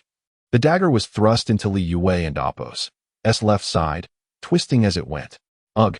Just as Li Yue was about to scream, a large hand swiftly covered his mouth. It also shoved large clumps of cotton into his mouth. Almost immediately, the dagger was withdrawn, pulling forth a torrent of blood. Yet, Lu Bai and Appo's movements did not falter. The memory was too vivid. He could never forget it. Each stab felt akin to a methodical dismemberment, tearing through flesh and churning his innards. In the end, multiple hands pushed him into the dark waters. The one wielding the knife had been Li Yue. The dagger withdrew from Li Yue and Appo's chest, but did not cease its deadly dance. Lu Bai and Appo's expression remained impassive as he continued to plunge the dagger into Li Yue and Appo's body, piercing through his vitals. Blood spilled profusely. Finally, Lu Bai delivered a swift cut across Li Yue and Appo's throat. Thud. In the darkness, a lifeless body fell to the ground with a thud. Lu Bai and Appo's demeanor was devoid of emotion, his breath steady and unperturbed. He wiped the knife and his shoes on Li Yue's clothing. Then, he pushed the door open and walked away, as fluid as water, a seamless execution. Under the cloak of night, the elevator display remained dark. Yet, Lu Bai had already returned to the 10th floor, leaving behind a lifeless corpse and a pool of blood. At last, he had the opportunity to strike. On the 10th floor, Lu Bai exhaled a deep breath of relief. This was merely the beginning. Each name on the list would meet their deserved demise. Only then could Lu Bai repay the despair and agony that had etched itself deep within his soul. With Li Yue dead, Guorong's fate no longer required Lu Bai's concern. A wicked smile crept across Lu Bai's lips. His mood buoyed as he washed up and prepared to rest. Until the following morning, April 6th, at dawn, before 6:00 and Appo's clock. In truth, some had heard the commotion from the previous night, yet no one ventured outside. The chill in the corridor was biting, having finally found sleep. There was no need to investigate merely the sound of a closing door. Guorong's recording went unheard, and Li Yue's cries did not carry. The observant had merely noticed that Li Yue and Appo's door had opened and that someone seemed to be calling him. Who could that caller be? It was undeniable. Who else but Guorong? The two had already been entangled in suspicion. The matter of hoarding supplies had yet to be clarified. And a midnight meeting could hardly signify anything good. With that thought, nearby residents rose early. A few had privately agreed to raid Li Yue and Appo's room for a surprise inspection. However, upon arriving at Li Yue and Appo's door, they were met with a shocking sight. So much blood. What is happening? No, this is bad. The group stared wide-eyed at the pool of blood seeping from the crack beneath the door. It had even begun to freeze. What transpired inside the room was no longer a mystery. Zhuang Deshang and Appo's face was filled with terror as he shouted, "Everyone wake up. Quick. Something terrible has happened. Li Yue has been murdered." Chapter 26. An eye for an eye. Moments later, nearly everyone on the 2nd floor had gathered in Li Yue and Appo's room. A corpse lay frozen. It stayed horrifying. How brutal. The organs are completely destroyed. Such a vicious act. Was there such a deep-seated grudge? A normal person could never commit such a monstrous deed. Indeed, no sane individual could. Thus, every soul present bore the weight of guilt. Lu Bai, still groggy from sleep, was summoned by Chun Han. As the orchestrator of this grim spectacle, he could not afford to miss it. On the 2nd floor, the crowd turned their gazes towards Guorong, who stood frozen in shock. His pupils trembled, his body shook. As if struck by lightning, he was utterly bewildered. Everything had been meticulously planned. Today he was supposed to unveil the suspicions surrounding Lu Bai and the group leader X, diverting the crowd's focus. Yet, before he could utter a word, he found himself embroiled in a murder case. His most loyal subordinate, Li Yue, was dead. And in a most tragic manner. Guorong knew for certain he had not committed the crime. However, no one would believe him. "Guorong, have you lost your mind? Are you addicted to killing? You beast. Do you really think we won and Appo's to act against you? This arrogance will be your downfall." The chat group erupted in chaos. The residents outside the second floor had an even clearer perspective. They had observed the events unfold, and Guorong and Apos' identity as the murderer seemed all but confirmed. The deceased had opened the door willingly, didn't that suggest trust? According to them, he had been gagged with cotton, hardly struggling. It was clearly the work of someone familiar. Only those closest to him could have disarmed his defenses so completely, leading him to his demise so willingly. Indeed, the murderer had to be Guorong. Helplessly, he found himself at a loss for words. Cornered, he racked his brain but could not comprehend. Was it Liu Bai? Impossible. Liu Bai was on the 10th floor, and while he could theoretically descend, returning from the 2nd floor to the 10th under the intensifying cold would be perilous, even for a trained firefighter. Thus, it should not be. Guorong struggled to find a plausible scapegoat, desperately defending himself. No. I didn't do it. First, I have no sharp weapon. I am unarmed. Second, I spent the previous night exploring, and yesterday you forced me out to explore again. My body is nearly frozen, and I've been sleeping since yesterday. Moreover, I had no motive to kill him. Why would I kill him? You all know he was my right-hand man, the only one willing to speak on my behalf. Think, why would I want him dead? It makes no sense. Someone must have harbored a grudge against Yue. Perhaps out of rage over the emergency supplies. Guorong's arguments were coherent, yet none were convinced. After all, no other individual present could have disarmed Li Yue and Apos' defenses as Guorong could. At that moment, familiar faces appeared in the chat group. 10F, Liu Bai, I understand. I and Amp, Apos, VE read plenty of detective novels. Trust me, Guorong is the prime suspect.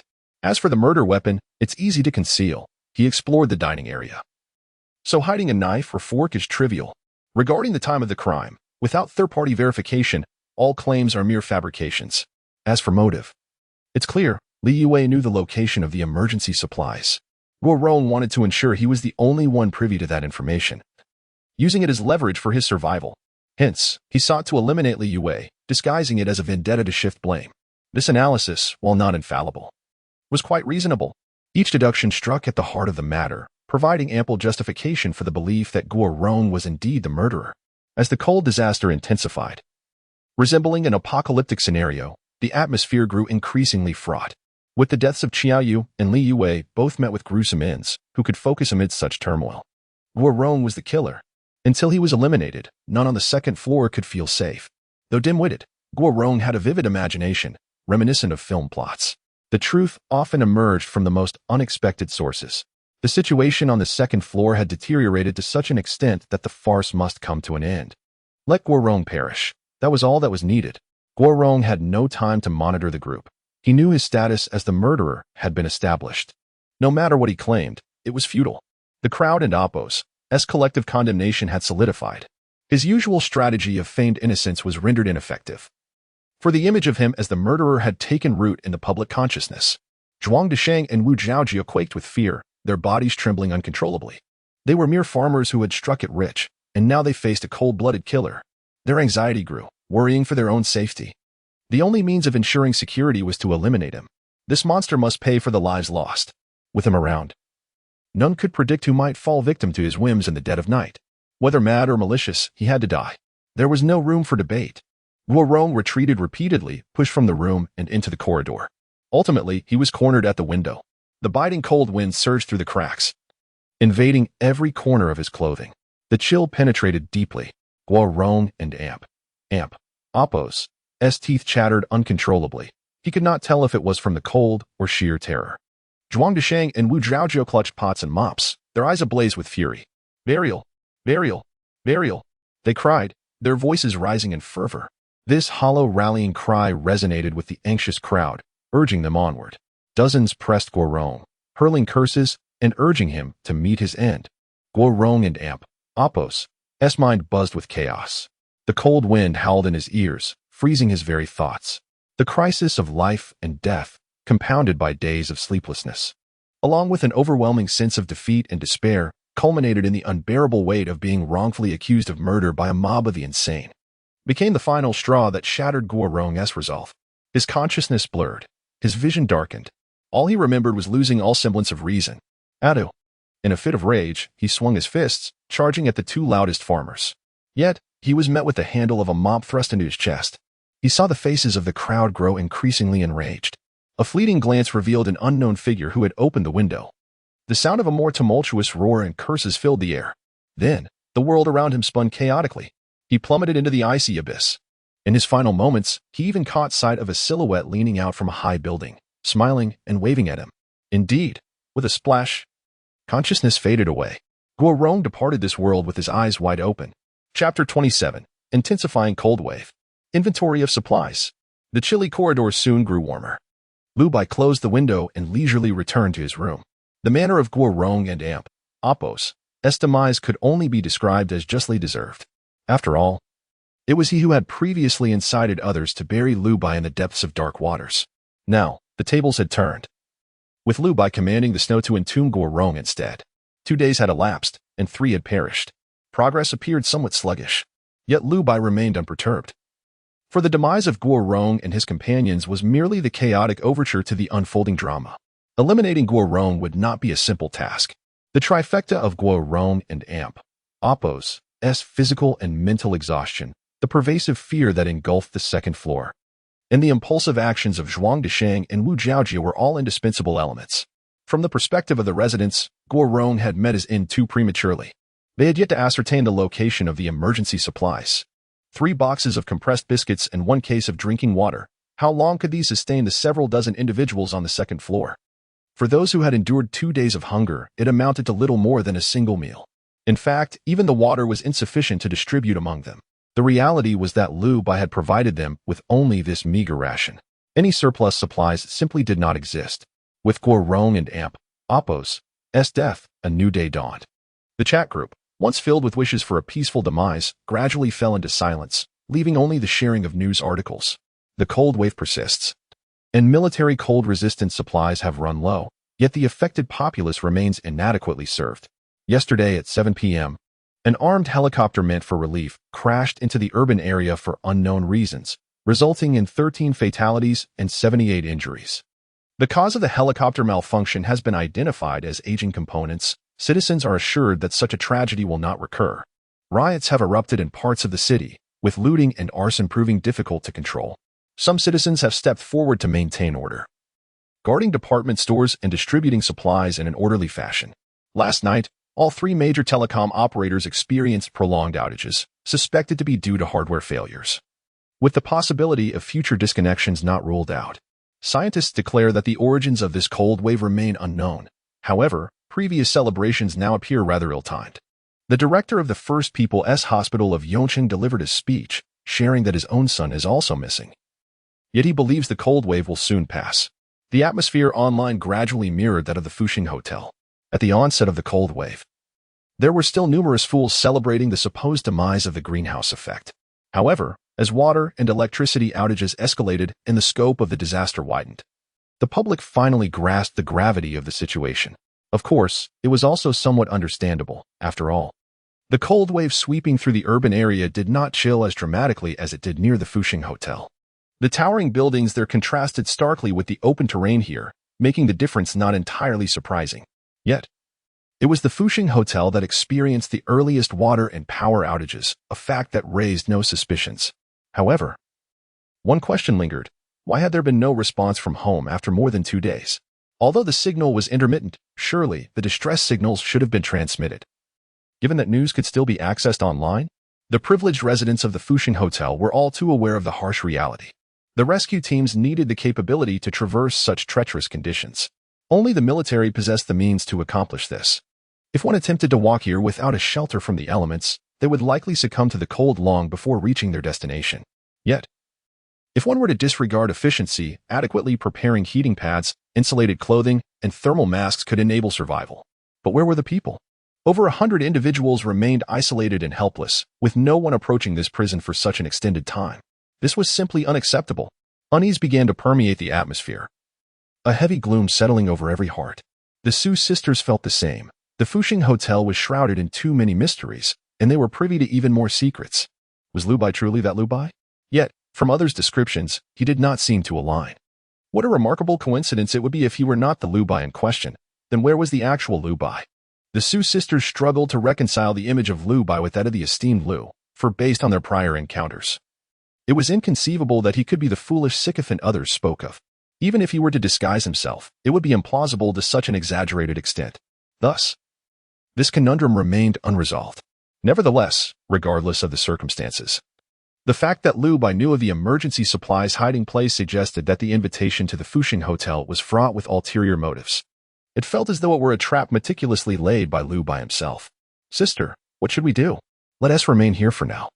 This cold wave has arrived unexpectedly, and Liu Bai seems to have anticipated it. At least, with ample supplies. Our situation within the Fuxing Hotel is far superior to that outside.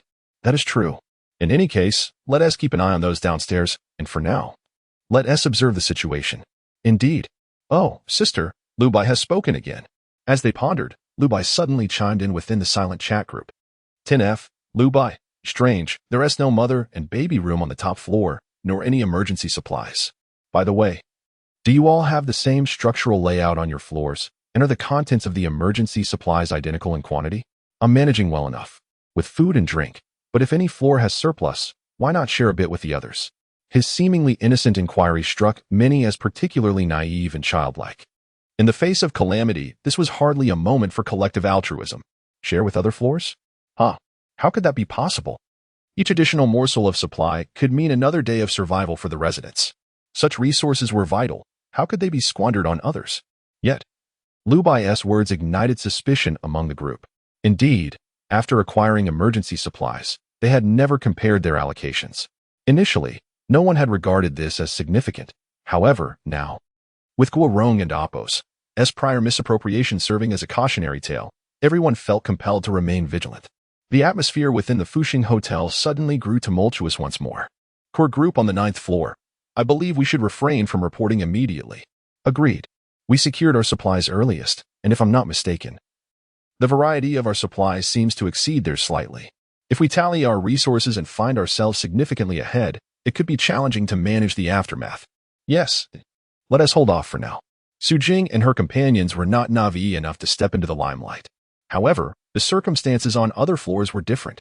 Their supplies were all temporarily stored with the appointed overseer, and they had never personally counted them. They had only taken his word for it. Dividing the supplies evenly among the floors seemed impractical. However, it was imperative to disclose the quantity of emergency supplies available.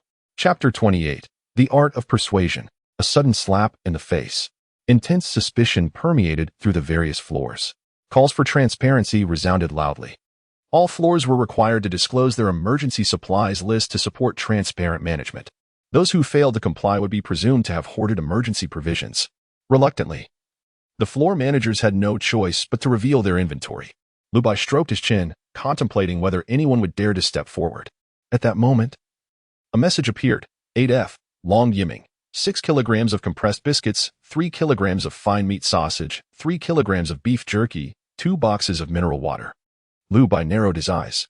Long Yiming was a formidable character, unlike Guorong, who relied on cunning methods to rise. Long Yiming, a prodigy by nature, was not devious but undeniably ruthless. Unlike Fang Yuhan and Guorong, Liu Bai and Long Yiming had once belonged to the same faction in the shelter. They both believed it essential to venture out and uncover the secrets behind the Black Rain, for only then could they confront the ever-mutating monsters. However, Long Yiming adhered to elitism, deeming the inept as mere experimental subjects, which garnered him little support. Consequently, the position of deputy director ultimately fell to Liu Bai. Long Yiming's dissatisfaction led him to agree with Fang Yuhan to delegate the exploration duties to Liu Bai. This was a blatant scheme to usurp power. Liu Bai was well aware of this. Yet he never anticipated that the true threat would not come from Long Yiming or the hidden evils and monsters lurking in the ruins, but rather from those treacherous and ungrateful beings. Long Yiming still held some influence at the time, and dealing with him did not require such convoluted schemes. Yet, Long Yiming was undoubtedly an accomplice in causing Liu Bai and Appos' demise in his previous life. Liu Bai withdrew his gaze, anticipating the forthcoming developments. The emergency supplies across the floors were mostly identical, save for a few exceptions. The 2nd floor had yet to locate its missing emergency provisions.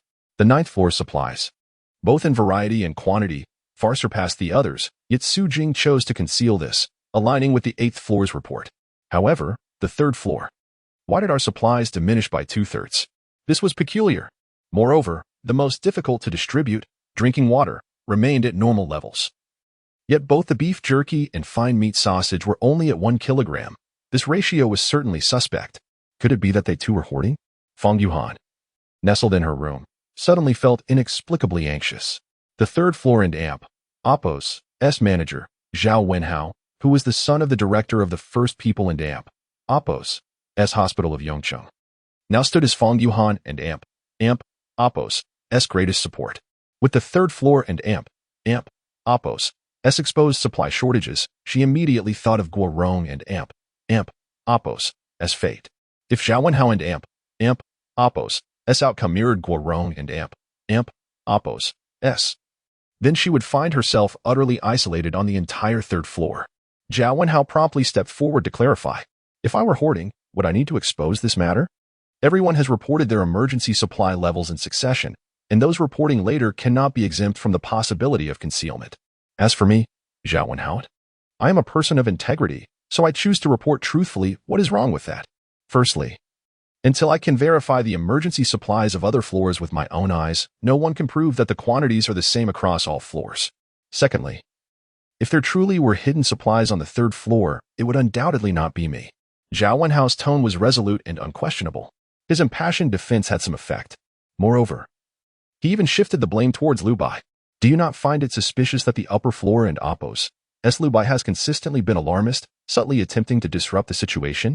Is it possible that you are all being led by him, while the actual quantities of supplies differ across the floors? Lu Bai smiled faintly. Indeed, although others lacked evidence. There was an instinctive awareness. Whenever Lu Bai spoke, he would stir the pot. But what of it? It was merely self-defeating. Lu Bai's fingers danced as he had already devised a countermeasure. 10F, Lu Bai, this is simple. Let the residents of each floor count their supplies together. The eyes of the public are sharp and far more reliable than your slanderous tongue. Lu Bai reclined, watching the situation unfold. Soon, in the afternoon, the remaining survivors gathered at the managers of each floor to personally verify the exact quantities of emergency supplies. The outcome revealed no discrepancies. The veterans on the 9th floor, of course, remained silent.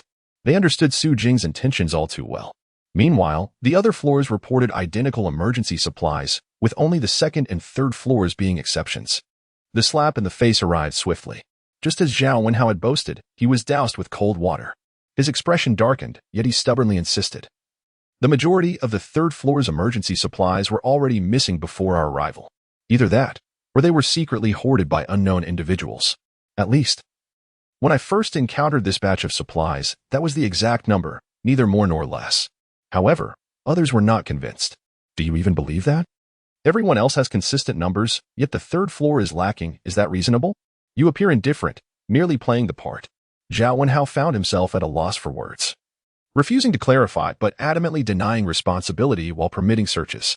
Having dealt with medical disputes before, he knew that lying was futile. Only by presenting an upright demeanor and striving to reassure could he find a resolution. Reluctantly, Zhao Wenhao declared a reduction in his portion to allocate to those in need and expressed his willingness to be supervised at all times. Thus, the situation was momentarily eased, though only temporarily. April 6th, 8 p.m. The group leader remained silent, raising suspicions about whether this was truly an AI. The residents began to test various keywords to trigger the AI, but their efforts proved fruitless. In their leisure time, they also ventured out to explore. Though unsure if any other emergency supplies remained, the deep concealment of the maternal and infant rooms provision suggested that other hidden places might hold treasures as well. At the very least, someone discovered a stash of fully charged power banks in the charging station and Oppo's compartment, alleviating the group and Oppo's concerns about dwindling phone batteries. Yet, this was of little consequence. For outside, the world continued to offer no response to the Fushin Grand Hotel. Nearly 3 days had passed. The survivors were gradually acclimatizing to the temperature fluctuations, primarily due to their self-made warm clothing and the thermal vest from emergency supplies. Indoor activities had become relatively unrestricted. However, venturing outside remained utterly impossible, as the temperature had plummeted below -50 degrees Celsius. The human body and Oppo's adaptability is limited, especially in the face of relentless blizzards. Surrounded by an amusement park and wetland park, the Fushin Grand Hotel was far from any chance of escape to the urban area. As everyone anxiously pondered when they might turn this perilous situation around, a voice suddenly broke through the tension. 2F, Zhuang Desheng. Who among you is hoarding? Whether or not there is hoarding is irrelevant. The issue lies in the fact that the supplies on the second floor have already been exhausted. At this rate, we will not survive more than 2 days. We shall all perish from hunger and cold. I propose that we allocate all emergency supplies evenly based on the number of individuals on each floor. Chapter 29. The Eruption of Conflict. Under current surge, the discord was palpable, stemming from the second floor and Oppo's insatiable demand for supplies. With their numbers vastly exceeding those of the other floors, tensions were on the brink of explosion. You on the second floor lack resources. Did that wretch Guorong pilfer them? One voice accused. If you require emergency supplies, you should confront Guorong directly. You hastily took his life. Now what audacity to flaunt your grievances. Such blatant hypocrisy was revolting. Do you truly believe that merely extending your hand will procure sustenance? Scoffed another, dismissing them as unsophisticated rural folk devoid of understanding. In the midst of this uproar, the other floors united in their disdain for Zhuang Desheng. Not merely for his attempts to claim their rightful emergency supplies, but also for the fact that he was an outsider. An unremarkable peasant who had merely won a vacation to the Fushan Grand Hotel, only to be ensnared in this chaotic upheaval. Lu Bai, lifting weights, observed the chat group and the surveillance feeds with a detached demeanor. Although Zhuang Desheng appeared pitiful, Lu Bai was acutely aware of his true nature. Absent Lu Bai's intervention, events would unfold predictably, leading Zhuang Desheng and Wu Jiao to become valuable assets for Zhao Wenhao.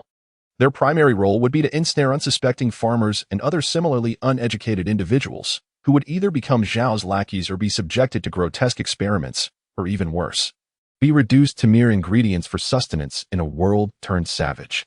Indeed, in those dire times, Zhao Wenhao was a man who resorted to cannibalism, a taboo that was strictly forbidden within the confines of the shelter. Such acts were universally condemned as violations of humanity and Oppo's fundamental principles. Yet, outside the sanctuary, cannibalism had become a grim reality, a routine offense amidst the struggle for survival. Only Zhao Wenhao and his ilk dared to indulge in such depravity within the shelter and Oppo's walls. A pair of deceivers and a madman. They should have been allies. Yet now they stood at odds. Lu Bai refrained from intervening, choosing instead to exercise while awaiting the unfolding of events. Previously, he had neglected his fitness in his quest to hoard supplies. However, for survival in the impending apocalypse, a robust physique was essential. This was precisely why Lu Bai had orchestrated the demise of Qiaoyu. Now, he awaited to see how long the pampered scions could endure. As the arguments among the residents intensified, the second floor, already ostracized due to recent fatalities, found itself further marginalized. The weight of Guorong's death hung heavily over Zhuang Desheng and Wu Jiao, rendering them unable to hold their heads high. The emergency supplies discovered in Li Youwei's room had been completely depleted, leaving the residents without sustenance for an extended period of time. In the face of life and death, Zhuang Desheng's anger swelled, yet he felt increasingly powerless. To him, this was a manifestation of oppression from those in power. His lack of education hindered him from articulating a defense against the vitriol hurled at him, and his resentment towards the privileged elite prevented him from groveling for mercy. A tempest of conflicting emotions churned within him, casting a shadow over his spirit. As Wu Jiao sensed Zhuang Desheng's simmering rage, her own fury intensified. In the silence, the atmosphere on the second floor turned ominous, with nearly all present sensing the palpable tension. They could not comprehend Zhuang Desheng, including the service staff Guorong had summoned. Yet, they found themselves reliant on him to procure much-needed supplies. Thus, the second floor fell into silence, while the third floor grew increasingly radical. The remaining floors ceaselessly mocking and denigrating him. Zhao Wenhao seized this opportunity to divert attention from his own suspicions. You lack supplies? The solution is simple. You too, along with those service girls brought by Guorong, should leap from the window. This way, the second floor can save on resources. Those who only beg for food are better off dead. Despite lingering doubts regarding his own culpability, Zhao Wenhao's words resonated with the crowd, garnering tacit approval. Yet, beneath this bravado, Zhao Wenhao felt a flicker of unease. As the son of the director, he had witnessed his fair share of unruly patients and understood which ones posed the greatest challenge. Zhuang Desheng and Wu Jiao, should they cause a ruckus, would be beyond his capacity to manage. However, with the separation of floors, he felt emboldened, as long as they could not ascend to confront him. He could hurl insults without fear of retribution. Just then, Lu Bai interjected in the chat, suggesting a more equitable distribution of supplies. Let us lend a hand, lest our rescue efforts be tarnished in the headlines, he proposed. Their identities are rather unique. If we bully them, we risk incurring the wrath of the online community. Let us consider this alone. We can always repay them later. Some suggested dispatching capable individuals to assist in uncovering the hidden emergency supplies. Zhao Wenhao remains a suspect. Let him descend, they reasoned.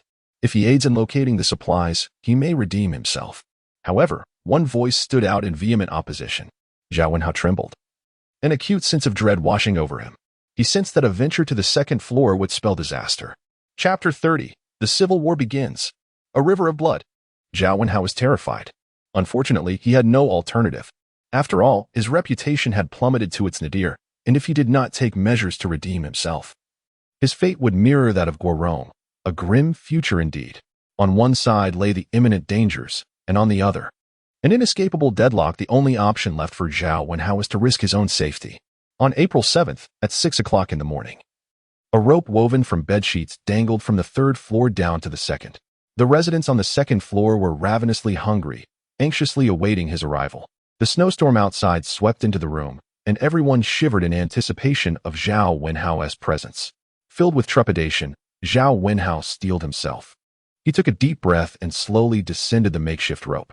Battling against the biting cold, he finally landed safely on the window ledge of the second floor. Zhao Wenhao and Appo's gaze sharpened with hope. If he could just survive this ordeal, regardless of whether he could locate the supplies hidden by Guorong, at the very least, he would avoid being cast into the inferno by those on the third floor. Taking a deep breath, he stepped into the second floor, ready to inquire about the situation. However, the moment he touched down, before he could even close the window, a sudden, violent eruption occurred. Thud. Blood splattered. Two stainless steel chopsticks had struck with deadly precision into Zhao Wenhao's throat. They pierced through him. Ugh! Ugh! The chopsticks were withdrawn, and blood gushed forth. Clutching his neck in agony, Zhao Wenhao gasped hoarsely, ultimately collapsing into a pool of blood. In an instant, chaos erupted. None of the witnesses anticipated such a horrifying turn of events. The corridor of the second floor fell eerily silent, as if a pin drop could be heard. Slowly, everyone turned their heads to face the perpetrator behind Zhao Wenhao and Appo's demise. It was Zhuang Desheng. His eyes were bloodshot, and veins bulged at his temples, gripping the chopsticks. His gaze was ferocious, akin to a wild beast, fixated on the twitching form of Zhao Wenhao, until Zhao Wenhao breathed his last. Ha ha. Ha ha ha, this is the fate you deserve. You devils who feast upon others. Have you ever considered that one day, it might be your turn to be devoured? You reap what you sow. You deserve to die. Zhuang Desheng and Wu Zhaojiao stood beside Zhao Wenhao and Appo's lifeless body, resembling madmen. Their desires were simple, merely to sate their hunger. Yet, the others in the building were unwilling to acquiesce. Zhao Wenhao had even maintained an air of superiority, declaring they might as well perish. Zhuang Desheng's last psychological barrier was shattered. The cold disaster had already plunged them into despair, and within the confines of the Fusheng Hotel, they were isolated. Lacking any trustworthy companions, they had witnessed the demise of vibrant lives as well as the heartlessness of all bystanders. They had even forced Guorong to his death. To say that Zhuang Desheng and Wu Zhaoji were on the brink of collapse would be an understatement. Why, at such a pivotal moment of survival, must they endure the oppression of such beasts? They could bear it no longer. Thus, he struck, without any warning, and without granting Zhao Wenhao even a moment to react. The stainless steel chopsticks pierced through his neck, the severity of the wound compounded by the frigid air, extinguishing his final consciousness. Zhuang Desheng laughed maniacally, though soon enough. His mirth faded. In the corridor of the second floor, the crowd took a step back, horrified as they gazed at Zhuang Desheng and Zhao Wenhao's corpse. How many murders had they witnessed in these past few days? Everyone felt a sense of bewilderment. After all, they were all starving. At that moment, Zhuang Desheng suddenly spoke. Aren't you all hungry? Well then, allow me to provide a demonstration. Since you didn't insult me before, I shall treat you to this meal.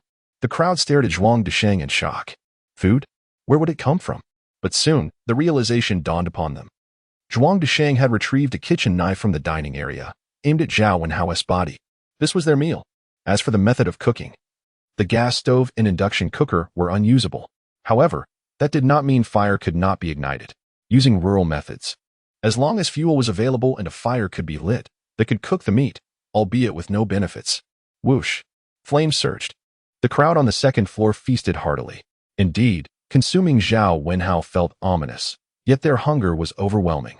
With food before them, Their primal survival instincts overshadowed their repulsion. They swallowed their discomfort and indulged in the grotesque banquet. Yet, there were always one or two who, even at the brink of starvation, refused to partake in cannibalism. They relayed the horrific events that had transpired to their chat group, even knowing that such actions might lead to their own demise.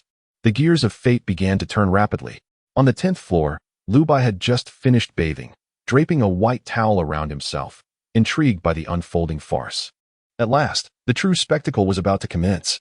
Once upon a time, it was Zhao Wenhao who had astutely assessed their characters, presenting himself as a savior, tricking them into committing atrocities on behalf of countless survivors. But now, you have become the very ingredient in their pot. For you are no longer their savior, but rather the demon that has shattered their lives. Had anyone noticed Lu Bai's intentions prior to this gruesome luncheon and intervened? Perhaps there might have been room for redemption. But now, everything had set into motion. The first phase of Lu Bai's plan had undeniably succeeded. He opened the chat group and cast a calm glance. Madness. It must be madness. Not only murder, but they are cooking the flesh. Is this the act of a human being? Beasts. However, at that moment, the chat exploded with messages. 2F Ningen. Help. That madman knows I leaked information. DS knocking on the door. Come save me. Please. I beg you. Please, please, please. Help. Soon, his voice was silenced. What exactly transpired on the 2nd floor was not difficult to surmise. A mere spark ignited the powder keg of tension. In the name of survival, Zhuang Desheng and Mu Jiaojiao chose slaughter. Such events were commonplace for Lu Bai in the apocalypse. Yet, for those present, this was likely their first encounter. The scent of bloodlust permeated the corridor of the 2nd floor. The chat group erupted. Madness, absolute madness. No, he must be dealt with. Otherwise, we will be next. I don't want to die. Kill him. Killing him now would certainly qualify as self-defense. But the question was, who would do it? Yet, as the crowd deliberated, on the 2nd floor, Zhuang Desheng, armed with the bloodied kitchen knife, slowly approached the window, a fierce expression on his face, addressing the followers behind him. Brothers, we have completely severed ties with those beasts above. If we do not kill them, they will kill us. Do you understand what I mean? The crowd's pupils dilated, their hearts already comprehending the gravity of the situation. There was no turning back for them. For the sake of survival, they must slaughter to the very end. Lu Bai gazed indifferently at the holographic projection, a flicker of thought crossing his mind as the corners of his mouth curled into a chilling smile. The current tally stood at merely 6 individuals. Nonetheless, let me harbor some anticipation. Before the dawn breaks tomorrow, can this pack of vicious beasts turn on one another and help me breach the formidable barrier of 30? Chapter 31. Ascend to the 3rd floor. All is madness. The people have been slain, the flesh consumed. Zhuang Desheng, along with the other residents of the 2nd floor, found themselves with no avenue of escape. While some retained a flicker of conscience, either by informing within the group or privately alerting others, none escaped Zhuang Desheng's notice. The 2nd floor has coalesced into a singular front. Those who betray their comrades face a grim fate. The members of the cannibal club from the refuge of your have reconvened on the 2nd floor of the Fuxing Grand Hotel. New faces have joined. Yet their core leader is gone. Zhao Wenhao has become the very meat they once consumed. Zhuang Desheng is consumed by a bloodlust. In their vicinity, he is well known for his cunning, a man who, along with his wife, is driven solely by profit. Whenever he has spare funds, he invests in the lottery, harboring jealousy towards the privileged 2nd-generation elites, yet dreaming of sudden wealth. When hunger gnaws at him and life hangs by a thread, Zhuang Desheng's thoughts are solely fixated on vengeance. The others on the 2nd floor sense the tension, yet none dare to intervene. After all, they need not dirty their hands with murder. As long as Zhuang Desheng does the killing, they will have sustenance to barely survive. However, when it comes to outright war, hesitation grips them, and they shy away from action, until Zhuang Desheng and Wu Jiaojiao press knives to their throats. Join me in this, or I shall cut you down where you stand. Or do you believe that by slaying me, you can atone to those brutes? If so, you are welcome to try. But do not say I didn't warn you. You all have histories. Should anything go awry in the future, or should their supplies run out, the next to die will be you. Zhuang Desheng may not be wise, yet he understands the binding nature of self-interest. The remaining residents ponder their options, ultimately realizing there is no other choice. Now, it is too late for words. The news spreads rapidly. A great battle is imminent. The inhabitants of the 3rd floor, lost and disoriented without Zhao Wenhao's leadership, failed to immediately shut their windows for protection.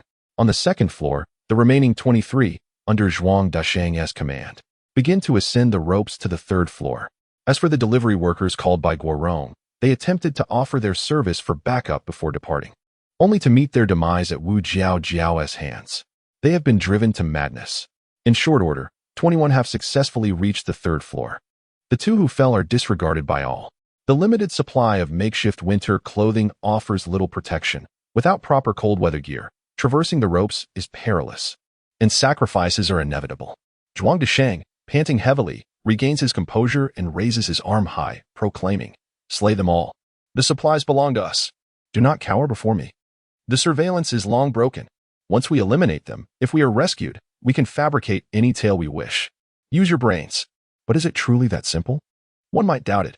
After all, even in the absence of surveillance, fingerprints and DNA will remain. However, apart from Zhuang Desheng and his wife, the others are well aware that they can erase fingerprints later. Silencing these informed individuals is their immediate priority. Thus, Zhuang Desheng and Appos, as proclamation inadvertently reminds them of their predicament, they have no retreat. They must kill to silence. Armed with makeshift kitchen knives, though short, they possess ample lethality. The message spreads swiftly. No one cares about the cold in the corridor. The residents of the third floor scatter in panic, hiding at the slightest sound of footsteps. Lacking weapons and never having taken a life, they do not believe themselves capable of confronting Zhuang Desheng and his crew. A group of pampered youths, even with their fitness routines, pales in comparison to the ruthless resolve of a man like Zhuang Desheng. Fang Yuhan hides in her room, engulfed in panic. It feels as though the sky is collapsing around her. What on earth is happening? The cash cow she relied upon is falling one by one. What began as a refuge from the cold has spiraled into a massacre. Some conspire against others. Some hoard supplies, and others kill to eat. This surreal turn of events, could it truly be reality? This is a society governed by law. Fang Yuhan's eyes redden with desperation. Utterly at a loss, Zhuang Desheng advances relentlessly, and he is impervious to flattery. With Wu Jiao watching closely, Fang Yuhan knows that any attempt to beg for mercy would likely lead to her demise. This brutish villager is a conundrum she cannot navigate. She can only plead for help. 3F, Fang Yuhan. Someone, please help us. The people on the second floor have gone mad. They're climbing up to the third floor, killing everyone in sight. Help. I beg you, save me. I will do anything. Anything. As long as it means saving me, I will agree to anything. The deaths of Guorong and Zhao Wenhao strip Fang Yuhan of her previous facade. The icy demeanor and air of pride vanish. She discards her past reservations, willing to sacrifice everything for help. Yet, at that moment, Lu Bai suddenly speaks up. 10F, Lu Bai, Yuhan, what is wrong? You're not yourself. Didn't you always say you despise those who sell their bodies? You've emphasized that one should be upright, that women must rely on their own strength to carve their paths, never depending on men. So what are you doing now? Please, don't act this way. You seem so foreign now. His words carry genuine emotion, resembling a jester caught in despair. It is not entirely an act, after all, in the past. When Lu Bai first uncovered Fang Yuhan's true nature, he felt this same despair. Meanwhile, the chat group erupts with laughter, treating it as entertainment, each one reveling in the amusement. Haha, look, the love-struck fool is breaking down. This is hilarious. Do you really think Fang Yuhan is an independent modern woman? Haha. She is our little princess, meant to be shared. Though I haven't personally tested the goods, your little princess-s videos are rather informative. Let us not talk about it, or else our little lapdog will burst into tears. In the 10th floor, Lu Bai grins, filled with mockery. Crying? He is far more entertained than this crowd. However, the one truly distressed is on the 3rd floor. Fang Yuhan watches her desperate pleas drown in a sea of mockery. Her fists clench in anger as she repeatedly copies and pastes her cries for help, yet no one responds. The group mocks Lu Bai, continuously digging into his wounds while exposing Fang Yuhan's past bravery. Some even attempt to upload images and videos with their feeble internet connection. They eagerly await the spectacle of the love-struck fool-s breakdown. Yet, it is Fang Yuhan who shatters first. Enough. You have all been deceived by Lu Bai. He's the one who seeks to harm me. Chapter 32, Quantum Sublimation. The Nano-Thermoregulating Vest. In a moment of peril, Fang Yuhan came to a profound realization. Lu Bai and Appos' extravagant demeanor was uncharacteristic of him. Based on our understanding of Lu Bai, even if he were aware of the truth, he would only erupt in silence. Not in the hysterical outburst that he displayed. A strong sense of dissonance filled Fang Yuhan's heart. Suddenly, she recalled that Lu Bai resided on the top floor, where there was water, electricity, and sumptuous meals. Previously, she had not questioned the rationality of this, as she was unfamiliar with the Fuxing Grand Hotel. However, during their subsequent explorations, the group found the dining area devoid of food. Even the pantry was stripped of seasonings. How could Lu Bai feast in such circumstances? These trivial doubts did not seem to indicate anything significant. Yet, once the seed of suspicion took root within her, Fang Yuhan realized that every incident within the Fuxing Grand Hotel had, in fact, been orchestrated by Lu Bai. He had publicly exposed the conflict between Xiao Yu and Guo Rong, which led to Xiao Yu and Appo's untimely demise. Subsequently, Guo Rong was isolated and harassed until he was driven to despair. Moreover, with the inventory checks across the floors, Zhao Wenhao was forced into danger. Every event was entangled with Lu Bai's machinations. Such conspicuous anomalies had previously gone unchallenged, for all were aware that Lu Bai was perceived as a foolish sycophant, incapable of such cunning and strategy. To question Lu Bai would only invite ridicule from others, suggesting that everyone in the group had been blind to his deceit. Their pride would not allow them to entertain such thoughts. In her moment of despair, Fang Yuhan grasped the entirety of the situation. Lu Bai is the one orchestrating everything, she exclaimed. He sent me photos showing the top floor has water, electricity, and gourmet meals. Unlike us, he is not trapped. All his statements are designed to incite discord among us. This scoundrel wants to witness our demise. His sudden appearance is merely a diversion to prevent you from rescuing me. As she spoke, Fang Yuhan shared the photos Lu Bai had sent. However, the others remained skeptical, unwilling to confront Lu Bai directly. The pictures did not prove anything. Perhaps they were not taken recently? Was she not simply using old images to draw attention? Despite her fervent pleas, disbelief persisted among her peers. Leaning against the cabinet, her pupils dilated and her gaze empty, she felt as lifeless as a corpse. Why? Why did no one believe her? Previously, regardless of her assertions, this group of second-generation elites had always echoed her sentiments. Yet now, no matter how hard she bit down on her tongue, the responses she received were merely endless suspicion and mockery. Her facade of purity had crumbled completely. In the eyes of everyone at the Fuxing Grand Hotel, Fang Yuhan had become a shameless white lotus. Her current predicament mirrored Lu Bai and Appo's past. He had always been labeled a foolish sycophant, while the white lotus image would forever stain her reputation. On the 10th floor, Lu Bai sipped his steaming red tea, savoring each sip while keenly observing the unfolding drama. Amidst the chatter in the group, Zhuang Desheng had already burst into the third-floor room, eliminating a few fleeing guests.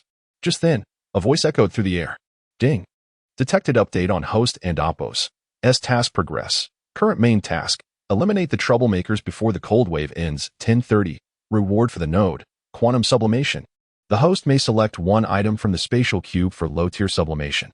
Note: sublimation will consume quantum amplification power, and the replicable quantity will depend on remaining amplification capacity. Please select the sublimation substance. Lu Bai squinted, somewhat perplexed. Quantum amplification power?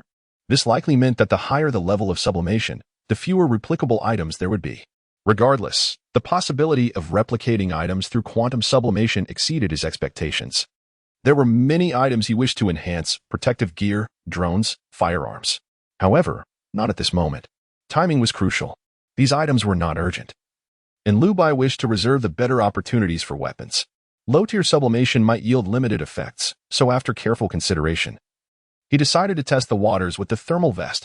He selected the sublimation substance, the everlasting thermoregulating vest, T90 model, XXL, black. As a luxury item of the highest caliber, its sublimation efficacy should be superior. The voice responded, substance selected. Quantum amplification power injected. Ding. Low-tier quantum sublimation completed, commencing quantum amplification. Ding. Congratulations, host, you have obtained nanothermoregulating vest, totaling 580 pieces. Nanothermoregulating vest. When worn, the vest will automatically adjust the temperature to maintain the host and Appo's body heat in harsh environments. Additionally, the host can customize the temperature range via the electronic component on the chest to suit personal preferences. Laboratory data indicates that this vest can function effectively in environments ranging from -63 degrees to 52 degrees. Lu Bai turned his palm, and the nanothermoregulating vest appeared in his hand. The vest, though lightweight, felt substantial in his grasp. Lu Bai and Appo's mouth fell open slightly, astonished by the system and Appo's description. This was merely low-tier quantum sublimation, yet its effects were astonishing. It could easily mitigate a temperature difference of 115 degrees. Moreover, this was only within the optimal range. If temperatures exceeded 52 degrees or dipped below -63 degrees, the vest would still provide some effect, albeit imperfectly. 580 nanothermoregulating vests, while the quantity seemed modest. In Lu Bai and Amp, Oppos, SIs, not even 58 individuals could be found to utilize such extraordinary items. What a remarkable find! The versatility of its application was crucial. Without hesitation, Lu Bai donned the vest. The nanofibers adapted seamlessly, and the vest fit him perfectly. A refreshing coolness emanated from it, previously flushed from the air conditioning. Lu Bai and Oppos' body temperature quickly returned to normal under the vest and Oppos' influence. He shrugged, glancing at his arms with surprise. The warmth radiated from within, providing comfort even to his limbs. If low-tier quantum sublimation offered such effects, what might high-tier sublimation achieve? Taking a deep breath, Lu Bai suppressed his smile. He had achieved considerable gains, yet this was merely the beginning. He still had 2 more opportunities for quantum sublimation in this main task. Given the remarkable efficacy of quantum sublimation, he needed to deliberate carefully about who would receive the remaining chances. Lu Bai squinted, his gaze shifting to the surveillance of the 3rd floor. The carnage was nearing its conclusion. He was eager to witness the downfall of that White Lotus. Chapter 33: The Struggle of the White Lotus. Fuxing Grand Hotel, 3rd floor. What began as a refuge from the calamities of winter has inexplicably transformed into a massacre due to a series of unforeseen events. The tenants on the 3rd floor are unable to comprehend, let alone accept, the grim fate that has befallen them. In a desperate bid for survival, they implore Zhuang Desheng for mercy, believing that aligning themselves with him might ensure their safety. However, they gravely underestimate the madness of the rabble. Get lost. You are but dogs raised by Zhao Wenhao. When Zhao Wenhao barked, who among you stood up? Huh, not a single one. Now that your master is dead, you come to seek me? It's too late. Each of you shall accompany your master to the grave. Lives have already been taken. What I say few more. Zhuang Desheng is, in truth, oblivious to the connections between the tenants on the 3rd floor and Zhao Wenhao. After all, he is merely a rustic villager, unfamiliar with these 2nd-generation elites, knowing nothing of their backgrounds. Fear gnaws at his core. He is terrified that by taking in the residents of the 3rd floor, he may inadvertently shelter one of Zhao Wenhao and Oppos' close allies. What if, one fateful night, he finds himself ambushed in his dreams, his throat slit by one of them? The deeper his fear runs, the more erratic and arrogant his behavior becomes. Just like now, there is nothing to discuss. He refuses to acknowledge any act of surrender. If there is to be killing, let it be total annihilation. In fact, Zhuang Desheng even places a bounty on the heads of the tenants. Whoever kills the most will be promoted to deputy leader. Enjoy better rations, 4 or 5 times more than the others. Such a promise of indulgence fails to entice anyone. Yet, the title of deputy leader holds significant weight. Zhuang Desheng has succumbed to madness. He believes that only a high status can secure his precarious position. Otherwise, who can say whether he might become a sacrificial victim to Zhuang Desheng and Oppos' wrath? Some have even begun contemplating whether to secretly unite with others, seeking a chance to eliminate Zhuang Desheng as well. Must we continue to obey his commands indefinitely? Let us bide our time. If we turn now, the others from different floors 1 and Oppos' let us off easy. From my perspective, Zhuang Desheng will continue to kill. The resources on the 3rd floor are already woefully insufficient for us all. Therefore, we should wait and observe until all the tenants on the 3rd floor are dead. And perhaps a few from our side as well. Or we could simply wait for Zhuang Desheng to storm the 4th floor and let them both suffer mutual destruction. If he seems to falter, we can betray him on the spot and stab him in the back. If he prevails, we can take advantage of his unguarded moments to claim their lives under cover of darkness. This way, we would control the emergency supplies from both the 3rd and 4th floors, and with fewer people to share the spoils, we would certainly endure until the rescue team arrives. By then, we can claim we were coerced by Zhuang Desheng, but never participated in the killings. The residents of the 2nd floor are not fools either. They too are merely yielding to Zhuang Desheng and Oppos' threatening presence. Unlike him, they fear death. The chaos of the situation far exceeds the imagination of the tenants on the other floors. No one wishes to intervene, yet all are consumed by their own anxieties. Starting from the 4th floor, each level decides to assign sentinels for patrols. Given the advent of self-made cotton clothing and the adaptation of their bodies, each floor gradually implements a rotating patrol system every hour. They remain ever vigilant against Zhuang Desheng and Oppos' encroachment.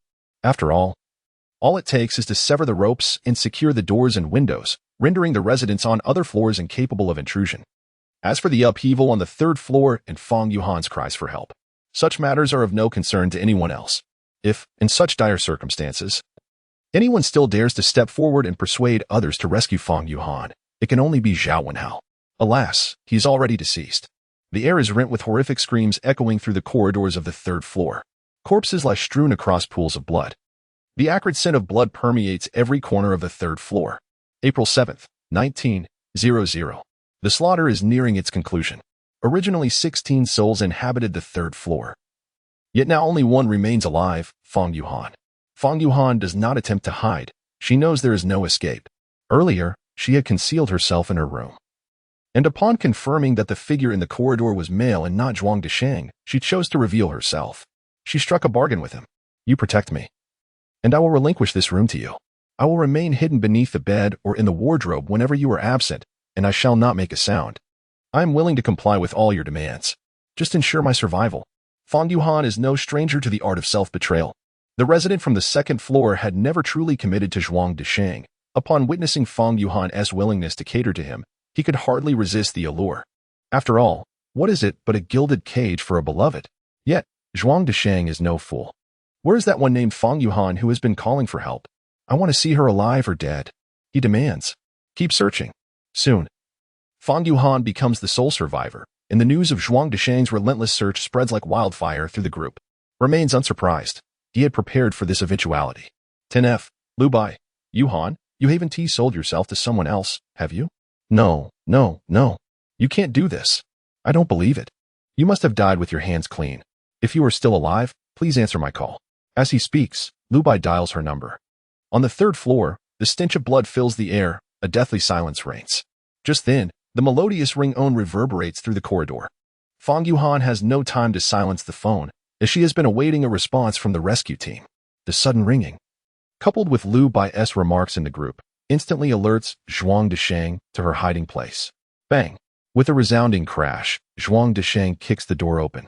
Immediately spotting his anxious subordinate and the bewildered Fang Yuhan clutching her phone. His movements are so swift that the hidden one barely has time to escape before being caught red-handed. Zhuang Desheng grips the bloodied kitchen knife, seething with rage. You dare betray me. Traitor. Die. Zhuang Ge, no, it's not like that. Please, let me explain. The knife falls with a swift motion. Fang Yuhan and Amp. Appo's face pales in terror, nearly losing control of her bowels. She cowers in the corner, with nowhere to flee, paralyzed by fear to the point of silence. Everything has come to an end. However, just then, a ringtone pierces the air. It is not Fang Yuhan's phone, but Zhuang Desheng's, unfazed by the blood on his hands. He frowns as he retrieves his phone. Hello? On the other end, a voice exudes arrogance yet remains calm. 8th floor, Yongqing. Spare Fang Yuhan, and I will offer you 100 million, ensuring your freedom from guilt. Moreover, you need not fear any repercussions, for I assure you, no one will dare to defy my word. You have taken lives, although there are no cameras, DNA and fingerprints will remain. However, as long as I am here, regardless of the evidence you leave behind, I can ensure your preservation. Zhuang Desheng's expression faltered, and a flicker of clarity returned to his eyes. His voice was hoarse as he gravely inquired, why? Yongqing's response was simplicity itself, because I have discovered the true culprit. And both you and Fang Yuhan still hold value. Chapter 34, A Direct Confrontation. Lu Bai goes live. His words are astonishing. What use are Fang Yuhan and Zhuang Desheng now? What purpose do they serve? No one can comprehend. However, the mention of the so-called true culprit sends a shiver of danger through Zhuang Desheng. He feels a stir of emotion, for he has come to believe Yongqing's explanation. Fingerprints, DNA, he has seen these clues in television dramas. Zhuang Desheng realizes that the law and Appo's net is vast, and he cannot escape. Yet he also understands that a tycoon like Yongqing, who can casually promise $1 billion, possesses formidable connections. If Yongqing wishes, he could protect Zhuang Desheng. Zhuang Desheng swallows hard and slowly lowers his knife. Who is the true culprit? It is Lu Bai. Immediately, a flurry of messages shatters the silence of the chat group. 8F, Yongqing. Everyone, cease all actions. The truth is glaringly evident. This is a scheme directed against us. The group leader X. His true identity is Lu Bai. I do not know when Lu Bai learned of this calamity or through what channels. However, Prior to the disaster, I heard rumors that the nearly bankrupt Yongqing group received a tremendous order. At that time, I was puzzled, but could uncover nothing. Now, I understand. These are all Liu Bai and Amp, Oppo's, machinations. Perhaps the disaster truly is the reckless decision of some insane scientists. In any case, Liu Bai was aware beforehand and laid his plans. I cannot fathom what identity you are concealing, but your wrath likely stems from Fang Yuhan and Amp, Oppo's, betrayal and mockery. Thus, you seek to destroy her and all associated with her. You have orchestrated layers of deceit as an outsider, luring us into mutual destruction. It must be said, this is a remarkably sophisticated criminal technique. Even if we were to perish here, you would bear not a shred of guilt. But the prerequisite is that no one sees through your ruse. And now, your plan has collapsed. A thunderous revelation. As Yongqing and Amp, Oppo's, words resonate. The chat group erupts in chaos. Indeed, Fang Yuhan had previously attempted to expose Liu Bai, yet at that time, no one believed her. Everyone feared being made a fool and hesitated to speak of Liu Bai. But now, with Yongqing and Amp, Oppo's, authoritative voice, his words are irrefutable. He is the young president of the Long Group, a titan of the real estate industry. His status and deductions leave no room for doubt. If Yongqing asserts this, then perhaps the truth has truly been unveiled. Indeed, only Liu Bai occupies the 10th floor. It seems utterly suspicious, does it not? I have long harbored doubts. Merely considering that Liu Bai did not appear to be a sane individual, thus refraining from articulating my thoughts. If this is the case, then those on the 1st, 2nd, and 3rd floors must also be victims of Liu Bai's malevolence. What a vile creature. The shift in sentiment is astonishingly swift, bordering on the surreal. Yongqing has even devised a countermeasure. Liu Bai and Amp, Oppo's, intent is glaringly simple. He seeks revenge and desires our lives. However, we can endure. As long as we refrain from infighting and further casualties, his scheme will unravel. Moreover, I know that several residents of the 9th floor are affiliated with Yongqing Group. Coincidentally, upon learning of Yongqing and Amp, Oppo's, resumption of operations, I conducted an investigation. Among the esteemed professors I identified, at least 4 names align with those residing on the 9th floor. This cannot be mere coincidence. This implies that the residents of the 9th floor differ from us. They are not targets of Liu Bai's hunt, but rather his guests seeking refuge. If they are not foes, Liu Bai ought to be applauding such meticulousness. Yongqing has commenced his inquiries remarkably early. He can untangle this convoluted web of invitations through seemingly inconsequential details. Truly, it is frightening, especially the leakage of Master Li's list, which caught Liu Bai off guard. From a broader perspective, since his rebirth, the trajectory of the world has not notably altered. Yet, Yongqing and Amp, Oppo's, revival indeed introduces a variable into the timeline. This is a change Liu Bai could not foresee. But, that is all. He did not anticipate Yongqing and Amp, Oppo's, thoroughness and vigilance. However, regarding the exposure of his identity in a direct confrontation with Yongqing, this was, of course, within Liu Bai and Amp, Oppo's, expectations, just slightly ahead of schedule. On the 10th floor, Liu Bai reclines with his legs crossed, raising an eyebrow. They are 2 days faster than I predicted. This is rather intriguing. In this way, Fang Yuhan has been spared. This is for the best.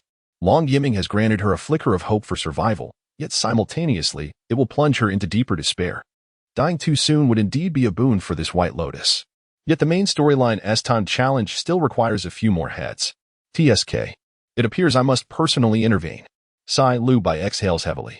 In any case, I have watched enough of this play. Though it is somewhat troublesome to step into the fray personally, this was, after all, part of Liu Bai and Amp, Oppo's, grand design. In the group. As Yongqing unveils Liu Bai and Amp, Oppo's, facade and discloses the truth behind the hotel invitation, Liu Bai falls silent. The once boisterous jester is now rendered voiceless. No explanations. No rebuttals. As if he tacitly admits to his transgressions. On the 3rd floor, Fang Yuhan sits helplessly at the edge of her bed, trembling with trepidation.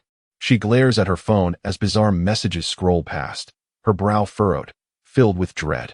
The sycophantic Liu Bai she has always looked down upon is concocting such a terrifying scheme?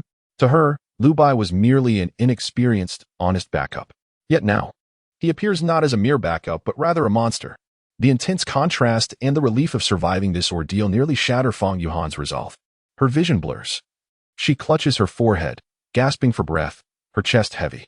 Merely closing her eyes for a moment feels akin to enduring a century. Yet thankfully, she has survived. Moreover, serendipitously, she has found a new benefactor. Is this a stroke of fortune amidst misfortune? It is said that those who survive great calamities are destined for greater blessings. As her emotions stabilize, a smile of happiness graces Fong Yuhan and Appo's lips. Finally, she is safe. However, just then, buzz, an unusual vibration emanates from her hand. Fong Yuhan furrows her brow and glances at her phone. Her pupils suddenly constrict. The notification banner boldly states, residents of Fuxing Hotel Group, 10F, Lu Bai is initiating a video live stream. What? A video live stream? Lu Bai. What does he intend to do now? A wave of intense unease washes over her. Fong Yuhan grits her teeth and clicks on the live stream. Instantly, she is confronted with the most terrifying smile she has ever witnessed. Lu Bai squints his eyes, grinning as he waves to the viewers. Good evening, everyone. Long time no see. I am Lu Bai. How are you all? Chapter 35. The disintegration of alliances and mutual suspicion. Are you all well? Lu Bai and Appo's tone in the live broadcast was laced with amusement and tinged with provocation. Initially, some remained skeptical, but upon witnessing the live footage and hearing his mocking voice, the truth became painfully evident, leaving no room for doubt. Lu Bai was indeed the group leader and the architect of all their misfortunes. Long Yiming and Appo's deductions were entirely correct. In that moment, nearly all survivors found themselves wholeheartedly convinced by Long Yiming. He had unveiled Lu Bai's true nature, and if anyone could navigate the current predicament, it could only be Long Yiming. He was their sole pillar of support, while Lu Bai was clearly their mortal foe. In the live stream, Lu Bai smiled faintly, lifting a massive Australian lobster from the table and deliberately swaying it before the camera. He then indulged in the feast while shaking his head and muttering to himself, "Ah, how miserable." In the past, everyone was affluent, yet now they can't even afford a pack of instant noodles. TSK. In an instant, the crowd erupted with fervor. Such blatant provocation was unbearable for those second-generation elites. The live chat was flooded with an array of insults. Beast. A petty person reveling in success. What a despicable sort. Have you lost your mind? Classist fool.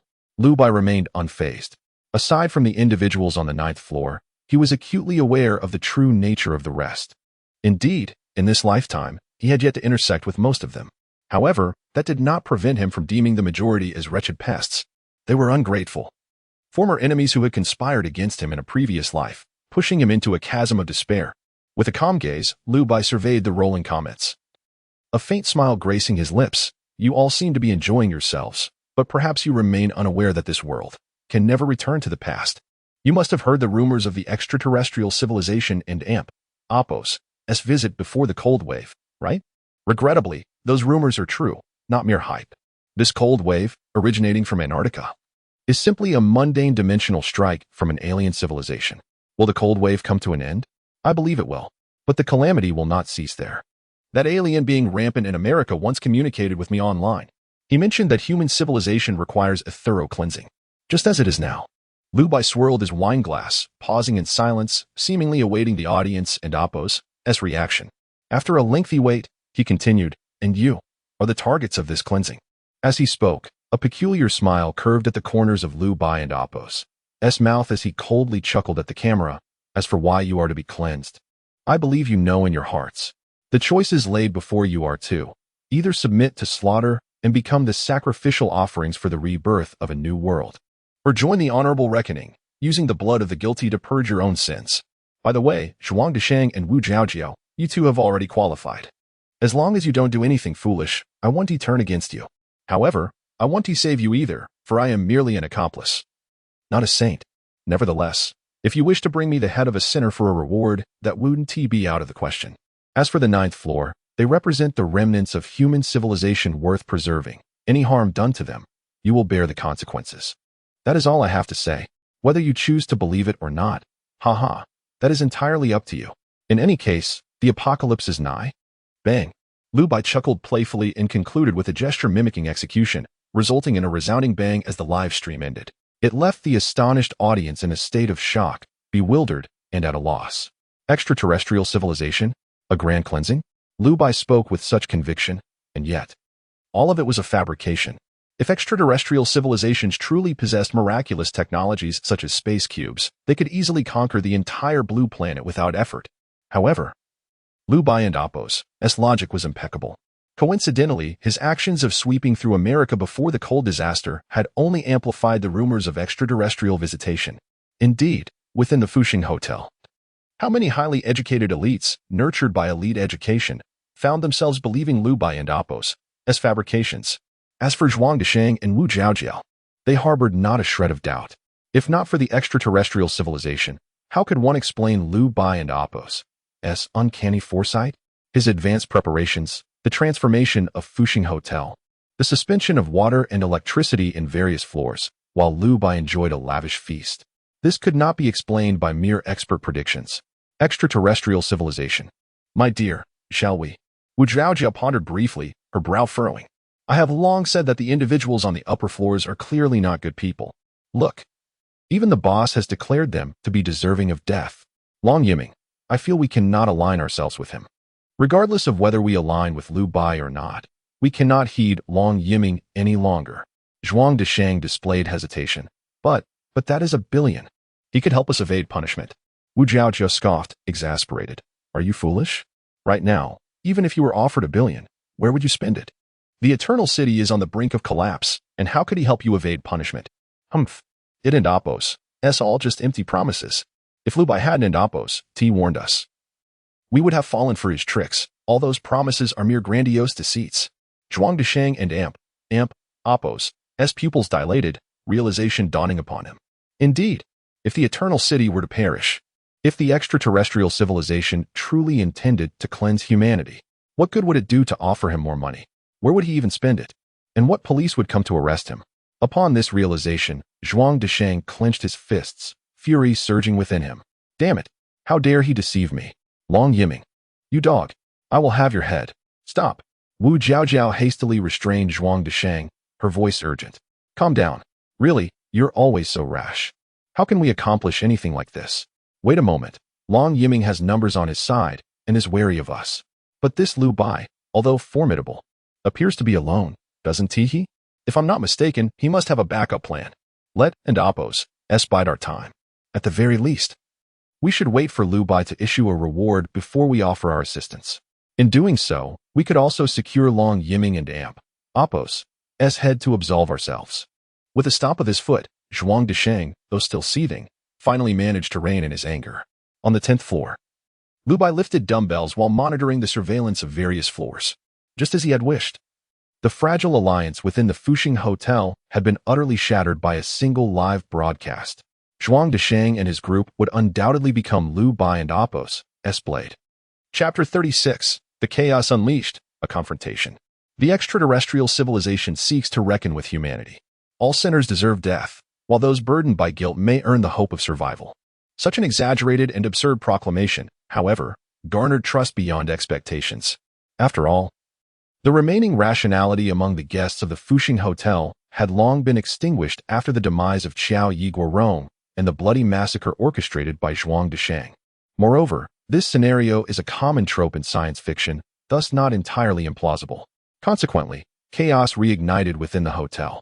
On the 3rd floor, Zhuang Desheng and Wu Zhaojiao held Fang Yuhan captive. The typically ferocious Zhuang Desheng unexpectedly chose to remain still, observing the unfolding events. On the 4th floor, faced with Zhuang Desheng's menacing presence, the guests quickly pledged allegiance to Liu Bai upon realizing that Zhuang Desheng no longer obeyed Long Yiming. We on the 4th floor are all burdened by guilt. Rest assured, Mr. Liu, at your command, we are willing to redeem ourselves by purging the sinners. Whether genuine or not, they had no other choice. For if they intended to unite against Long Yiming, Zhuang Desheng and Wu Zhaojiao would certainly have the justification to slaughter the 4th floor. The horrific scene on the 3rd floor was still fresh in their minds. The bloody images circulated in their group served as the greatest deterrent. Zhuang Desheng, unafraid of repercussions, would yield no favorable outcomes for those who provoked him. Seeing the actions of the 4th floor, the 5th floor swiftly followed suit. They understood the principle of mutual survival. None dared to defy the unspoken rules. Thus, floors 3, 4, and 5 became bound together. Meanwhile, the occupants of floors 6, 7, and 8 contemplated opposing Liu Bai. The rationale was simple. Regardless of the truth behind the extraterrestrial reckoning, one fact remained clear: surrender might not guarantee survival. Only resistance could offer a glimmer of hope. They were all acutely aware of their transgressions. The arrangement of the guests across the various floors was no mere coincidence. The inhabitants of the 6th and 7th floors were predominantly individuals like Chunluan, who had committed heinous acts. They fell into two categories: those like Chunluan, who had engaged in numerous evil doings yet lacked strength, and those like Long Yiming, who possessed formidable talents, running amok, and committing atrocities. Regardless of their differences, they shared a clear self-awareness. Guilt? Redemption? Regrettably, they were unworthy. Thus, opposing Liu Bai was their sole path to survival, setting aside other considerations. If they could eliminate Liu Bai and seize control of the upper floor's resources, they would at least extend their lives for a while longer. In my view, Liu Bai lacked the capacity to eliminate us. Although he had acquired some intelligence in advance and prepared accordingly, at his core, he remained an ordinary person. It was precisely because he was powerless against them that he resorted to sowing discord, attempting to incite internal strife. Thus, if they could devise a means to eliminate Liu Bai, it would resolve everything in one fell swoop. The question was, how could they reach the upper floors? The residents of the 6th and 7th floors formed a small group, discussing how to confront the threat posed by Liu Bai. How to ascend to the top floor had become their most pressing dilemma. Clearly, the interests of the 9th floor were intricately linked to Liu Bai. First, the elevators were inoperable, and the stairway doors were sealed. Although the 10th floor and Oppo's structure differed from the others, windows still existed, didn't they? They could break in through the windows, but the residents of the 9th floor would undoubtedly intercept them midway. Thus, they had to either take down the 9th floor first or find a way to smash the sensor door of the staircase. Furthermore, to reach Liu Bai, they needed to breach the sensor doors between the 10th and 9th floors. Whether they could achieve that was uncertain, but it would undoubtedly alert their adversaries. What to do then? Long Yiming furrowed his brow. Liu Bai and Oppo's live broadcast had thoroughly disrupted the current situation at the Fuxing Hotel. Figuring out how to access the 10th floor had become an unsolvable conundrum for Long Yiming and his associates. However, a shift in perspective was necessary. They could proceed gradually. With their higher vantage point, they possessed a geographical advantage. If the 6th and 7th floors remained united, guarding the windows to prevent Zhuang Deshang's incursion, they would be safe. For now, they could set aside the 10th floor and focus on conquering the 9th floor, thereby eliminating any obstacles. The logic was sound. Yet, at the outset of the plan, many hesitated. How could they turn against the 9th floor, who had initially located and even shared the emergency supplies with them? If not for their assistance, they might have starved by now. To harm them in return seemed rather unjust. Long Yiming's response was succinct: either they die, or we do. If you do not wish to perish for them, then silence your mouth. The crowd fell into silence. They had no other choice. The plan took shape. A glimmer of murderous intent flickered in Long Yiming and Oppo's eyes. Extraterrestrial civilization? Whether to believe or not was irrelevant, since Liu Bai dared to stand above him. Liu Bai must die? Meanwhile, on the 9th floor, Su Jing's pupils constricted as she hurriedly summoned everyone. This is bad. I've been informed that Long Yiming and his group are planning to attack us. What? We informed them of the emergency supplies location, and they intend to kill us instead? These ungrateful wretches. They shall meet a grim fate. Everyone, guard the windows. Do not let them ascend. At that moment, among the crowd, a young figure frowned and spoke coldly. Dad, why must we protect that clown? Trust me, there is no such extraterrestrial civilization. If extraterrestrials truly reached our planet, with our technological level, we wouldn't even know how we died. Why waste time fighting with each other? Let Long Yiming take the lead against Liu Bai. We can pretend to be oblivious and stay behind closed doors. Regardless of the outcome, it won't concern us. The best result would be that they both suffer, and we reap the benefits. Enough. Master Zhou reprimanded angrily, his expression displeased. Stop with your clever tricks. What have I taught you? The most important thing is to be a decent person. I don't care whether the extraterrestrial civilization is real or not. I only know that it was Mr. Liu who discreetly informed us of the location of the emergency supplies. Look at the current situation outside. The entire city, the entire society is paralyzed. How many people have turned into ice sculptures just to find a warm meal? If Mr. Liu Hanti advised us to take refuge in the Fuxing Hotel, we would have faced the same fate as them, frozen to death on the streets. Gratitude and appreciation. Gratitude and appreciation. How many times must I teach you before you understand? Upon hearing this, Zhou Bo pursed his lips, his face darkening, while a dangerous plan brewed within him. Chapter 37. The Traitors' Insurrection, the Ninth Floor Falls. Su Jing could empathize with Zhou Bo's current state of mind. In times of peril, the youth often yearn to showcase their valor, to emerge as heroes and liberate others from suffering. However, the methods he chose were rather irrational and contradicted moral principles, whether the rumors of extraterrestrial civilizations held any truth or not. It was undeniable that Liu Bai had rescued them from the calamity of the coal disaster. The conditions on the 9th floor were starkly different from those on the other 8 floors, while Liu Bai wished for the demise of the occupants on the ladder. He sought to preserve the lives of those on the 9th.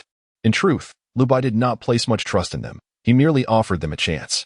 Fortunately, the seasoned experts performed admirably, at least appearing worthy of Liu Bai and Appo's intervention. Yet Zhou Bo, instead of expressing gratitude to Liu Bai, he placed undue trust in the treacherous Yongqing. After all, during these numerous days confined within the room, Zhou Bo had idly engaged in discussions. Hearing of Yongqing and Appo's remarkable deeds from others, and was swayed by his grandiloquent speeches in the group. Zhou Bo believed there was no future with Liu Bai. As for the so-called betrayal by Yongqing, a person of great ambition does not concern themselves with trifles. He was a contemporary hero. Surely he does not care for such minutiae? Moreover, even without us, Long would undoubtedly find the emergency supplies himself. It could be argued that Liu Bai's prior disclosure of the supplies was merely a diversion, using them as tools to incite discord. It was precisely because he revealed the location of the supplies that the ensuing slaughter took place. Zhou Bo, incensed, raised his voice in defiance. His outburst left Master Zhou breathless, nearly triggering a heart attack. Huff, huff, huff. This wretched child. Truly a wretched child. Had they not informed them of the emergency supplies, they would have starved to death long ago. Get out of my sight. A true ingrate. What has his education come to? Dare to step out of this room, and I shall break your legs. Out. The atmosphere on the 9th floor grew tense. Once Zhou Bo was sent back to his room, Master Li patted Master Zhou and Appo's shoulder, shaking his head in resignation. Alas, today's youth are so restless. It is beyond comprehension. What is this obsession with celebrities? I, an old man, fail to understand how they become so entranced. In the midst of crisis. Although Zhou Bo stirred trouble, Master Zhou could not bring himself to reprimand him. Securing a meal was already a daunting task. He feared that if he were to chastise the boy, he might not withstand the pressure. What he did not know was, in Zhou Bo and Appo's room, filled with resentment, he immediately sought out Yongqing. Mr. Long, I can assist you. Let us agree on a time. I will distract my father. And then you can climb up to the window outside room 814. But you must promise me not to harm them. I merely wish to prove that aligning with you is the right choice, and I do not want to cause them any harm. On the 8th floor, Yongqing was surrounded by his followers, exchanging knowing glances and smiles. Mr. Long's foresight was remarkable, having concealed such a plan in advance. By sheer luck, without him, resolving this predicament would have been a gradual endeavor. However, it appeared that with Zhou Bo as a ticking time bomb, capturing the 9th floor would be a trivial matter. April 8th, 9 a.m. Suddenly, the corridor of the 9th floor echoed with the sounds of furniture being smashed. Zhou Bo, in his room, vented his frustrations, shattering porcelain and even threatening self-harm. Let me out. Otherwise, I shall die before your eyes. I, Zhou Bo, stand by my word. Let me out. Su Jing and Su Xiaoro attempted to reason with him, but to no avail. Ultimately, they had no choice but to seek out Master Zhou. Master Zhou, his brow furrowed, felt utterly drained. Taking a deep breath, he clenched his fists, finally resolved to teach his child a lesson. However, shortly after he departed, a noose was tossed high, snagging at the junction of the water pipes by the window. The leader, wielding a sledgehammer, began to ascend step by step. Then, with a crack, the window shattered, glass raining down. The guards on the 9th floor sprang into alertness. Unfortunately, it was too late. Figures surged into the corridor, not rushing to attack, but standing by the window to ensure their allies could arrive safely. In the blink of an eye, over a dozen individuals congregated. Yongqing clapped his hands and smiled slightly. Greetings. Rest assured, I have no intention of clashing with you. That would merely waste our strength. My demands are simple. Hand over Su Jing and Su Xiaoro to me, and I shall refrain from attacking you. As soon as he finished speaking, Master Zhou arrived late. Observing the shattered window and the chaos, he could hardly guess what had transpired. Zhou Bo, what have you done? Zhou Bo, hands in pockets and a smug smile on his face, retorted, Humph, Dad, I told you, you cannot contend with Mr. Long. Not only can you not, but neither can Liu Bai. At these words, Master Zhou felt a surge of blood rush to his head. His face flushed with anger as he raised his hand to strike Zhoubo. However, when the cold wind swept in through the shattered window, the combination of his already fatigued spirit and the overwhelming rage met with this harsh gust. Ugh! Pfft! A mouthful of blood spewed forth. Master Zhou's vision blurred as he collapsed to the ground. Now it was Zhoubo's turn to panic. He stared blankly at his father on the floor, biting his lip. A buzzing sound echoing in his mind, feeling utterly lost. Dad? Dad? Zhoubo's expression was one of confusion. Meanwhile, Long Yiming appeared unconcerned and continued. You have 1 minute to let the Su sisters come over on their own, and I will not make a move. Master Li, half kneeling, hurriedly pressed on Master Zhou's heart. Coldly retorting, Get lost. Ungrateful beast. May you meet a terrible end. Long Yiming chuckled, indifferent as he silently counted down. 10, 9, 8. Zhoubo, in a state of panic, pleaded, Mr. Long, please. Let Uncle Li revive my dad first. Don't. Yet, Long Yiming disregarded him entirely. 5, 4, 3, 2, 1. Attack. As soon as he finished speaking, a dozen individuals armed with kitchen utensils rushed forward. Master Li, unarmed, dared not retreat. He feared that if he let go, Master Zhou would not survive. Zhoubo, feeling lost but believing he had some authority, stepped forward, placing himself in front of the group. You promised me not to harm my dad and the others. You are going back on your word. Yet, the response to him was a cold, indifferent strike from Long Yiming. Thud. Blood sprayed forth. Long Yiming brushed past Zhoubo, his tone dripping with disdain. Fool. Chapter 38. A Path to Self-Destruction. Forced to act. Zhoubo and Amp. Appos. Eyes widened in shock as he beheld the blood trickling down his neck. His consciousness began to fade. And soon, he collapsed onto the ground. Deservedly so. He had invited the wolf into his home, foolishly believing he could coexist with the pack. Yet, his fate was nothing more than to become a lost soul beneath their claws, never earning even a sliver of trust. The Su sisters were in a state of panic, retreating in disarray. But in an instant, they were surrounded by a multitude of enforcers from the 8th floor. Long Yiming did not rush to act. Once they had encircled the people on the 9th floor, he pulled out his phone and initiated a group video call. In the live broadcast, Long Yiming laughed heartily, mocking with abandon. Ha ha ha. Lu Bai, do you see this? Aren't you quite capable? Didn't you claim you would help the alien civilization cleanse me? Can you still speak now? If I am not mistaken, these two individuals seem to have a close connection with you, and they are rather attractive. Speaking of which, after being trapped for so long, I imagine everyone is quite restless, right? Ha. Long Yiming licked his lips, raising his head with an arrogant tone. Lu Bai, I am giving you a choice. Either open the door to the 10th floor and sincerely kneel before me, begging for mercy. If you do so, I might consider sparing your life. But if you wish to resist stubbornly and put on a show, then there is no other option. Those old folks are of no use anyway. They can be dealt with. As for these two women, TSK, let my brothers have some fun, or they might go stir-crazy in this hotel. However, Lu Bai did not respond. Long Yiming was unperturbed. After all, the 9th floor was already in his grasp. The initiative lay with him. He could do as he pleased. Long Yiming mused to himself. Hiss. According to your words, since this alien civilization is going to cleanse us anyway, why bother adhering to the law? How about this? I find this group live streaming feature rather useful. The brothers from other floors cannot join us, and it's quite dull. Why not let these two women entertain the brothers, allowing them to relieve some tension? What do you think? Lu Bai remained silent. Seeing Lu Bai's silence, Long Yiming and Appos' tone grew increasingly arrogant. Now you're scared, playing dead? Ha. Warren and Appos, you quite boastful a moment ago, claiming you wanted us to take our own lives? Where are you now? You were so fierce before, but now you've shrunk back like a turtle? Lu Bai, even if you were lucky and gained some opportunity, it does not change the fact that you are a worthless sycophant. No amount of desperation will change that. A foolish dog remains a foolish dog. Long Yiming and Appos' tone turned cold.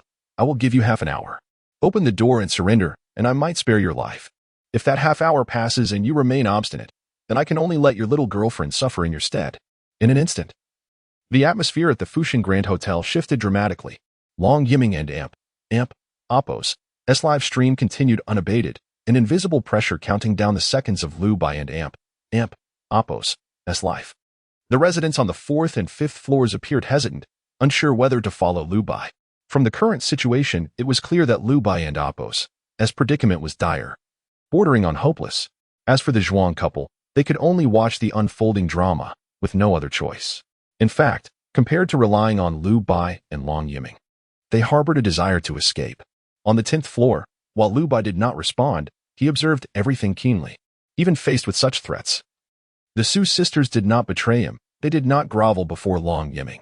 They had passed the test. As for Master Li and the others, their gazes remained resolute, showing no signs of retreat. Quite commendable. It seemed they were worth saving. Liu Bai narrowed his eyes, then flipped his palm. A drone landed in his hand. Without hesitation, he coolly murmured, "Select to elevate the base entity and initiate quantum sublimation." A celestial sound resonated. Base entity selected. Taijiang drone SS model. Quantum amplification force injected. Ding. Quantum sublimation, low tier, completed. Proceeding with quantum amplification. Ding. Congratulations, host. You have obtained an APOS, nano reconnaissance drone, and APOS, totaling 366 units. Nano reconnaissance drone. The host can connect neurons with compatible components and control the reconnaissance drone with thought. The nano reconnaissance drone possesses excellent reconnaissance capabilities, capable of adapting to various harsh environments, insulated, fireproof, and equipped with a chameleon optical camouflage system. There are 2 light pulse guns mounted beneath the nano reconnaissance drone, capable of emitting pulses that paralyze biological entities and disable nearby electronic devices. With vacant weapon racks for additional components. Simply place it in a spatial cube for self-recharging. One charge supports 72 hours of standby in a semi-active state. Quite satisfactory. Unfortunately, its lethality is somewhat lacking. The electronic pulse is useful, but in my current environment, there is no need to disable any electronic devices. Liu Bai contemplated that. In the future, he would likely not engage in warfare against humanity, rendering the function of disabling electronic devices nearly ineffective. However, upon further reflection, it might not be entirely useless. After all, this time around, he was no longer the overly kind-hearted Good Samaritan. Perhaps this function would prove beneficial down the line. The vacant weapon rack, however, was not something he could utilize at present. Liu Bai stroked his chin, then, with a slight thought, 12 nano-drones materialized around him. It was time to bring this farce to a close. Liu Bai called to Chun Han, speaking coldly. Chun Han, you are responsible for rescuing them, while I will handle the distraction. Chun Han nodded slightly, immediately taking her leave. Liu Bai had not intended to end things so soon, as he wished to see the despair on Long Yiming and Apos' face. To witness their hopelessness as they starved in the cold wind, waiting for death. However, regrettably, Long Yiming had chosen a more tragic end. Thus, there was no other option. Meanwhile, on the 3rd floor, Fong Yuhan was imprisoned in a room, her gaze fixed on the live stream, filled with longing. Long Yiming was her last glimmer of hope. Haha. With Long Zong here, Liu Bai's good days are over. No matter how prepared you are, a worthless person remains worthless. Compared to Long Zong, you are utterly insignificant. Beast. Beast. Beast. Fong Yuhan and Apos, eyes filled with blood, obsessively repeating her words. She stared at the live stream, desperately wanting to see the Su sisters being humiliated. Wanting to witness the despair etched on Liu Bai's face. Yet, just then, a piercing sound of electricity suddenly echoed. The live stream momentarily froze. When the broadcast resumed, the guard beside the Su sisters had collapsed to the ground. Chapter 39, Beyond Redemption. At the end of the road. What? Fong Yuhan's expression froze, and she immediately sprang to her feet in shock. She knelt on the bed, clutching her phone, fixated on the live stream, not daring to miss even the slightest clue. Almost instantly, she saw a woman clad in a latex suit suddenly appear beside the Su sisters. It was an unfamiliar face. Chun-On wielded an exquisitely crafted tang knife. Resembling a hero from a historical drama, the blade was stained with blood, and 3 corpses lay in a pool of crimson. This brutal slaughter occurred at the very moment the live stream was interrupted.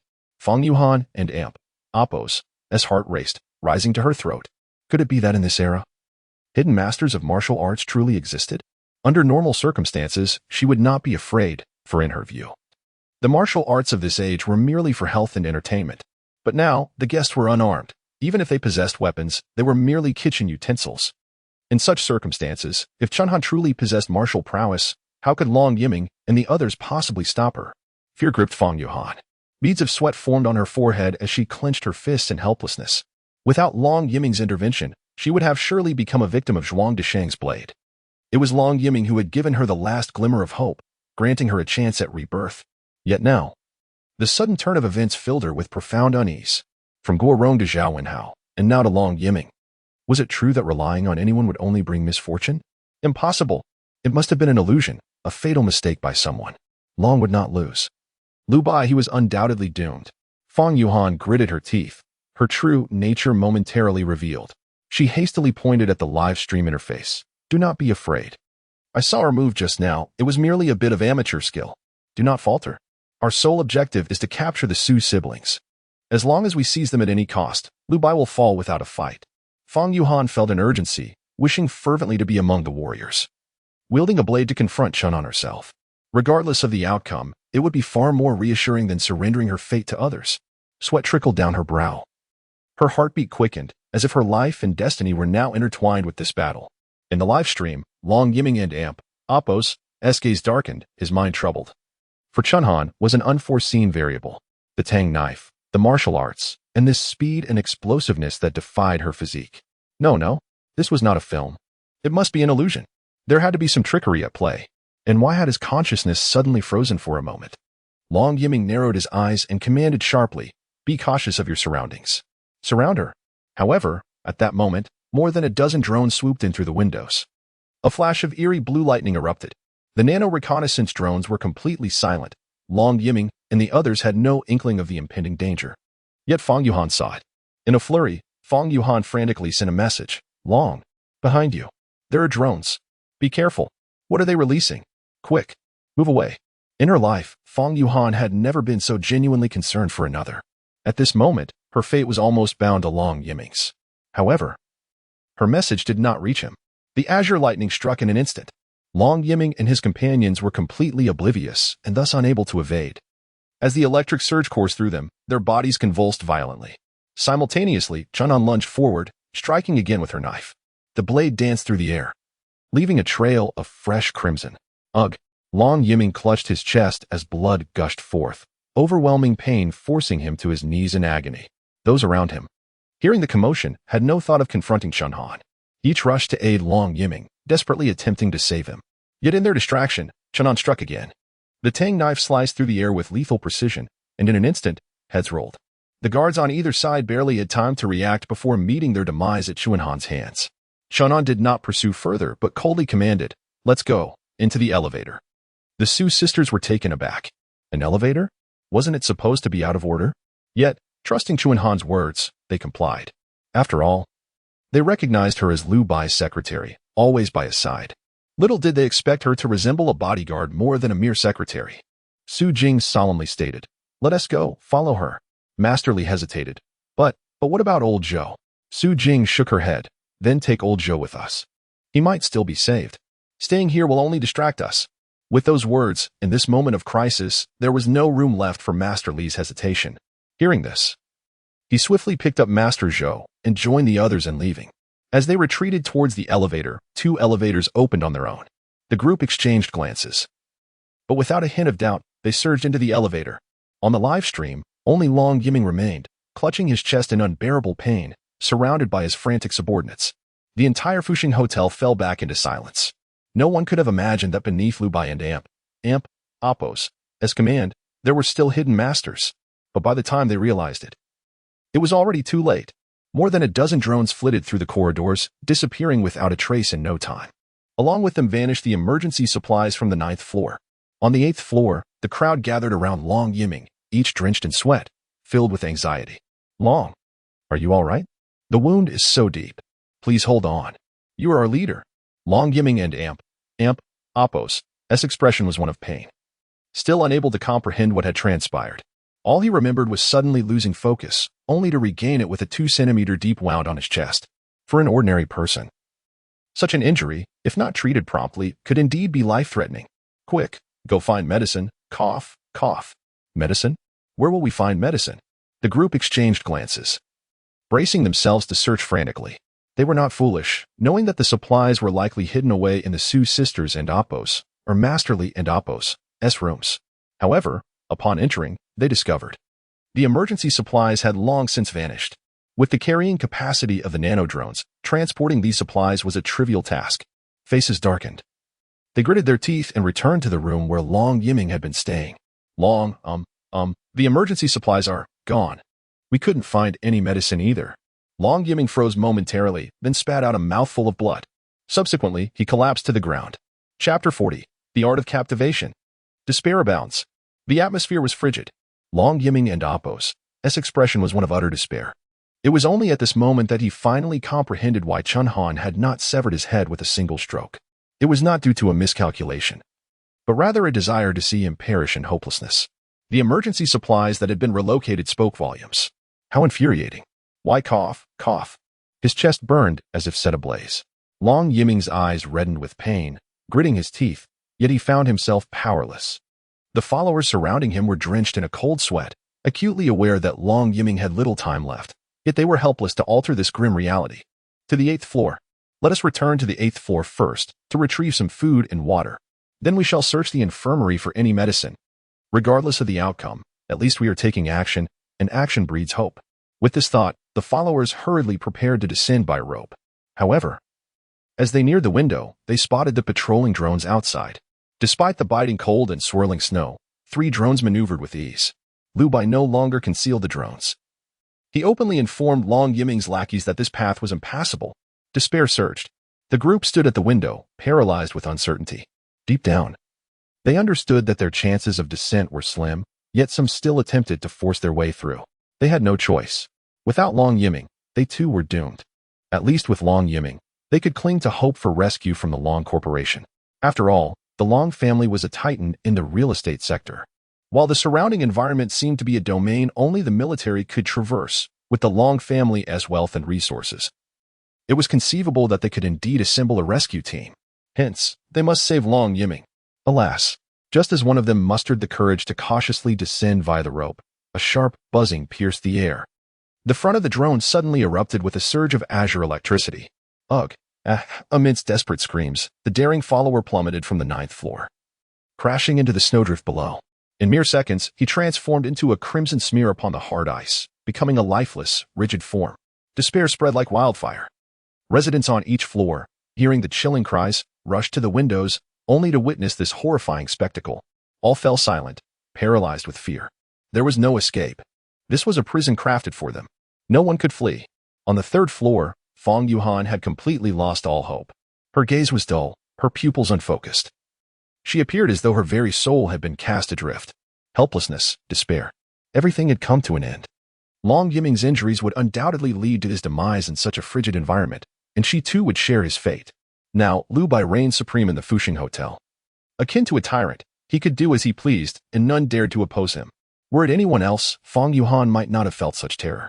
She had long been accustomed to currying favor with the powerful, ingratiating herself with the strong. Yet now, she found herself utterly alone, with no one to rely upon. Lu Bai would never forgive her. The group fell into a profound silence. No one dared to discuss, nor did anyone seek to take advantage of the situation. After a lengthy pause, Long Yiming, having regained consciousness, glanced at his chest wound, and a grim understanding settled within him.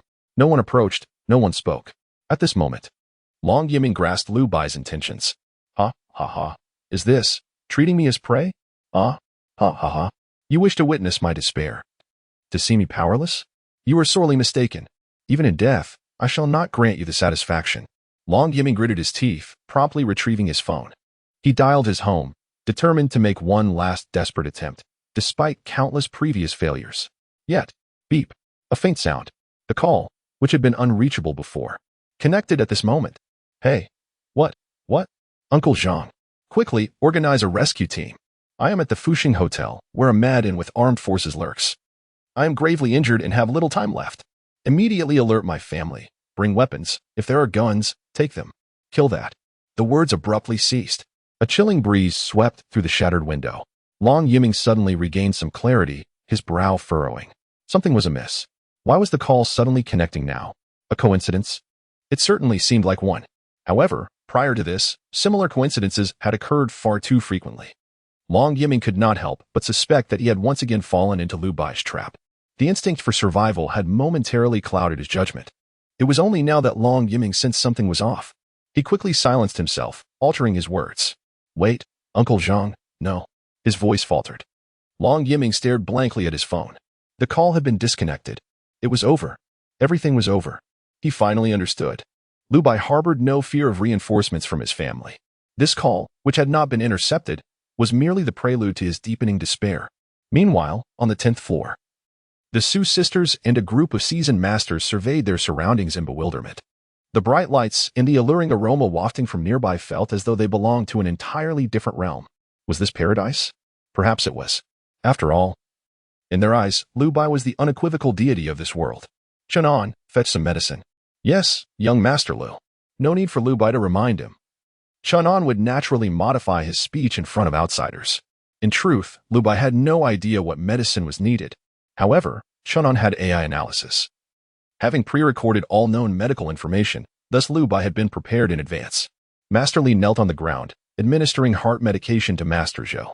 After a lengthy pause, Master Zhou gradually regained consciousness and finally opened his eyes. Yet, his tone was weak. Zhou Bo, that little beast, where is he? Master Li's expression faltered, his face turning pale as he lowered his head and shook it. He would not lie. Master Zhou closed his eyes, breathing heavily. Then, he slowly spoke. Forget it. Sigh, it is my failure as a teacher. Master Li patted old Zhou, shaking his head. You must rest well. At least the good news is that we are safe. Master Li then turned to Lu Bai, his expression serious. Young Master Lu, what do you need us to do? He asked nothing, nor did he intend to. Master Li was acutely aware of his position. Lu Bai maintained a calm demeanor. There is no need. You should focus on healing. There is nothing else to worry about. When I require your assistance, I will seek you out. Although there were nanobiomimetic beings, Master Li and the others were undoubtedly still of value. However, at present, there was no room for their involvement. Soon, everyone departed, with Chunan arranging accommodations. Lu Bai stood by the window, gazing into the distance, cracking his knuckles. The Long Corporation, it was finally time to test the waters. However, prior to this, the main quest released by the system had already been completed. There was no rush to reap the enemies. Lu Bai was more eager to discover what rewards the system would bestow this time. Chapter 41. Nanopills in the Dragon Sniper Rifle, Beep, detected that the host has completed the main task. Eliminate the bad apples before the cold wave ends. 30-30. Note: for every 10 eliminations, 1 node reward is granted. Node reward. Choose 1 collectible from the spatial cube for low-tier sublimation and reorganization. 1 attempt remaining completion reward. Spatial cube tenfold expansion. Spatial cube module enhancement. Wind module allows for precise control of localized wind with an increased wind limit. Please select the new Spatial Cube module. 1. Spatial Cube permanent oxygen supply, trace amount. 2. Spatial Cube living organism storage, small size, with a limit. 3. Spatial Cube organic soil, rich in trace elements necessary for plant growth. 4. Spatial Cube energy amplification, slowly charges various energies and slightly increases the recovery speed of nanomodified individuals. 5.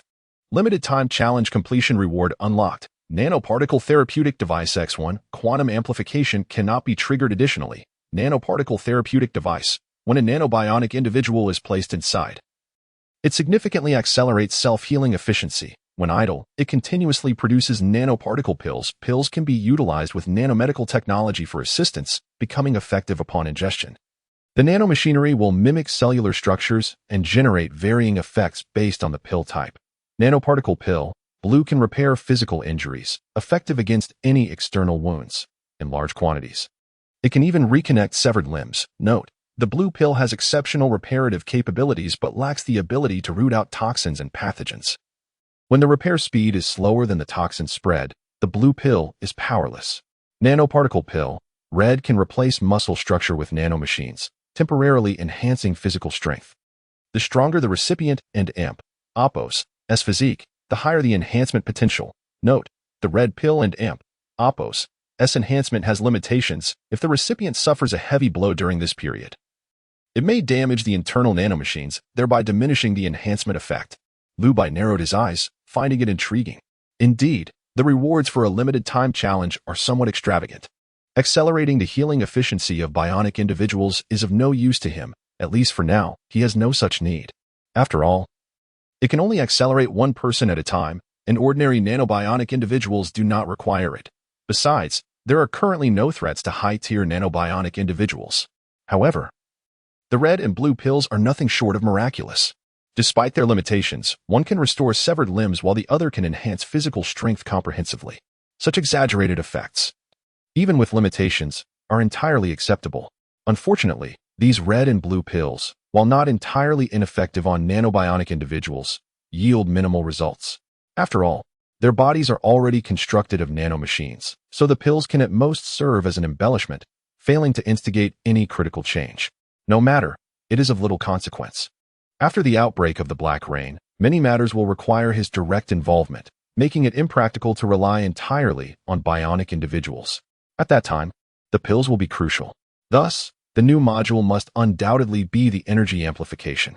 With energy amplification, the production speed of red and blue pills can also be accelerated. After a moment and Oppo's contemplation, Lu Bai made his decision. He selected the spatial cube module for energy amplification. Beep. Energy amplification module has been added, moreover. He chose quantum sublimation for the L-88 sniper rifle. This was his final opportunity for quantum sublimation, and Lu Bai hesitated. He desired protective gear, handguns, shotguns, cold weapons, and sniper rifles, all of them. However, the protective gear was crafted from future technology, which would suffice until his previous life's perilous moments. Thus, Lu Bai was not in a rush.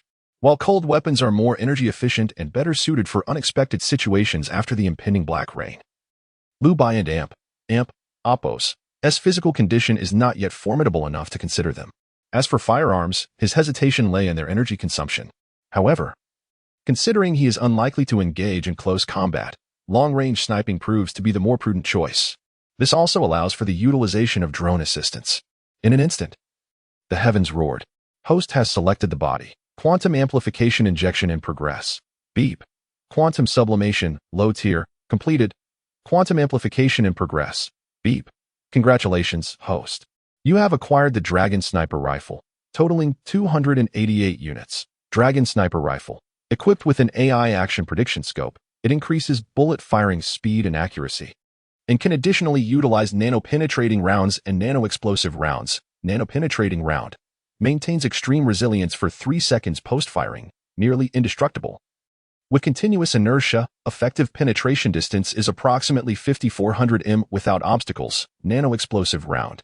Upon hitting a target and experiencing a strong impact, the internal nanomachines of the bullet will explode, with explosive power equivalent to that of a small grenade launcher. Note, the manufacturing time for nano-penetrating and explosive rounds is approximately 1 to 36. And producing multiple dragons simultaneously will significantly reduce efficiency.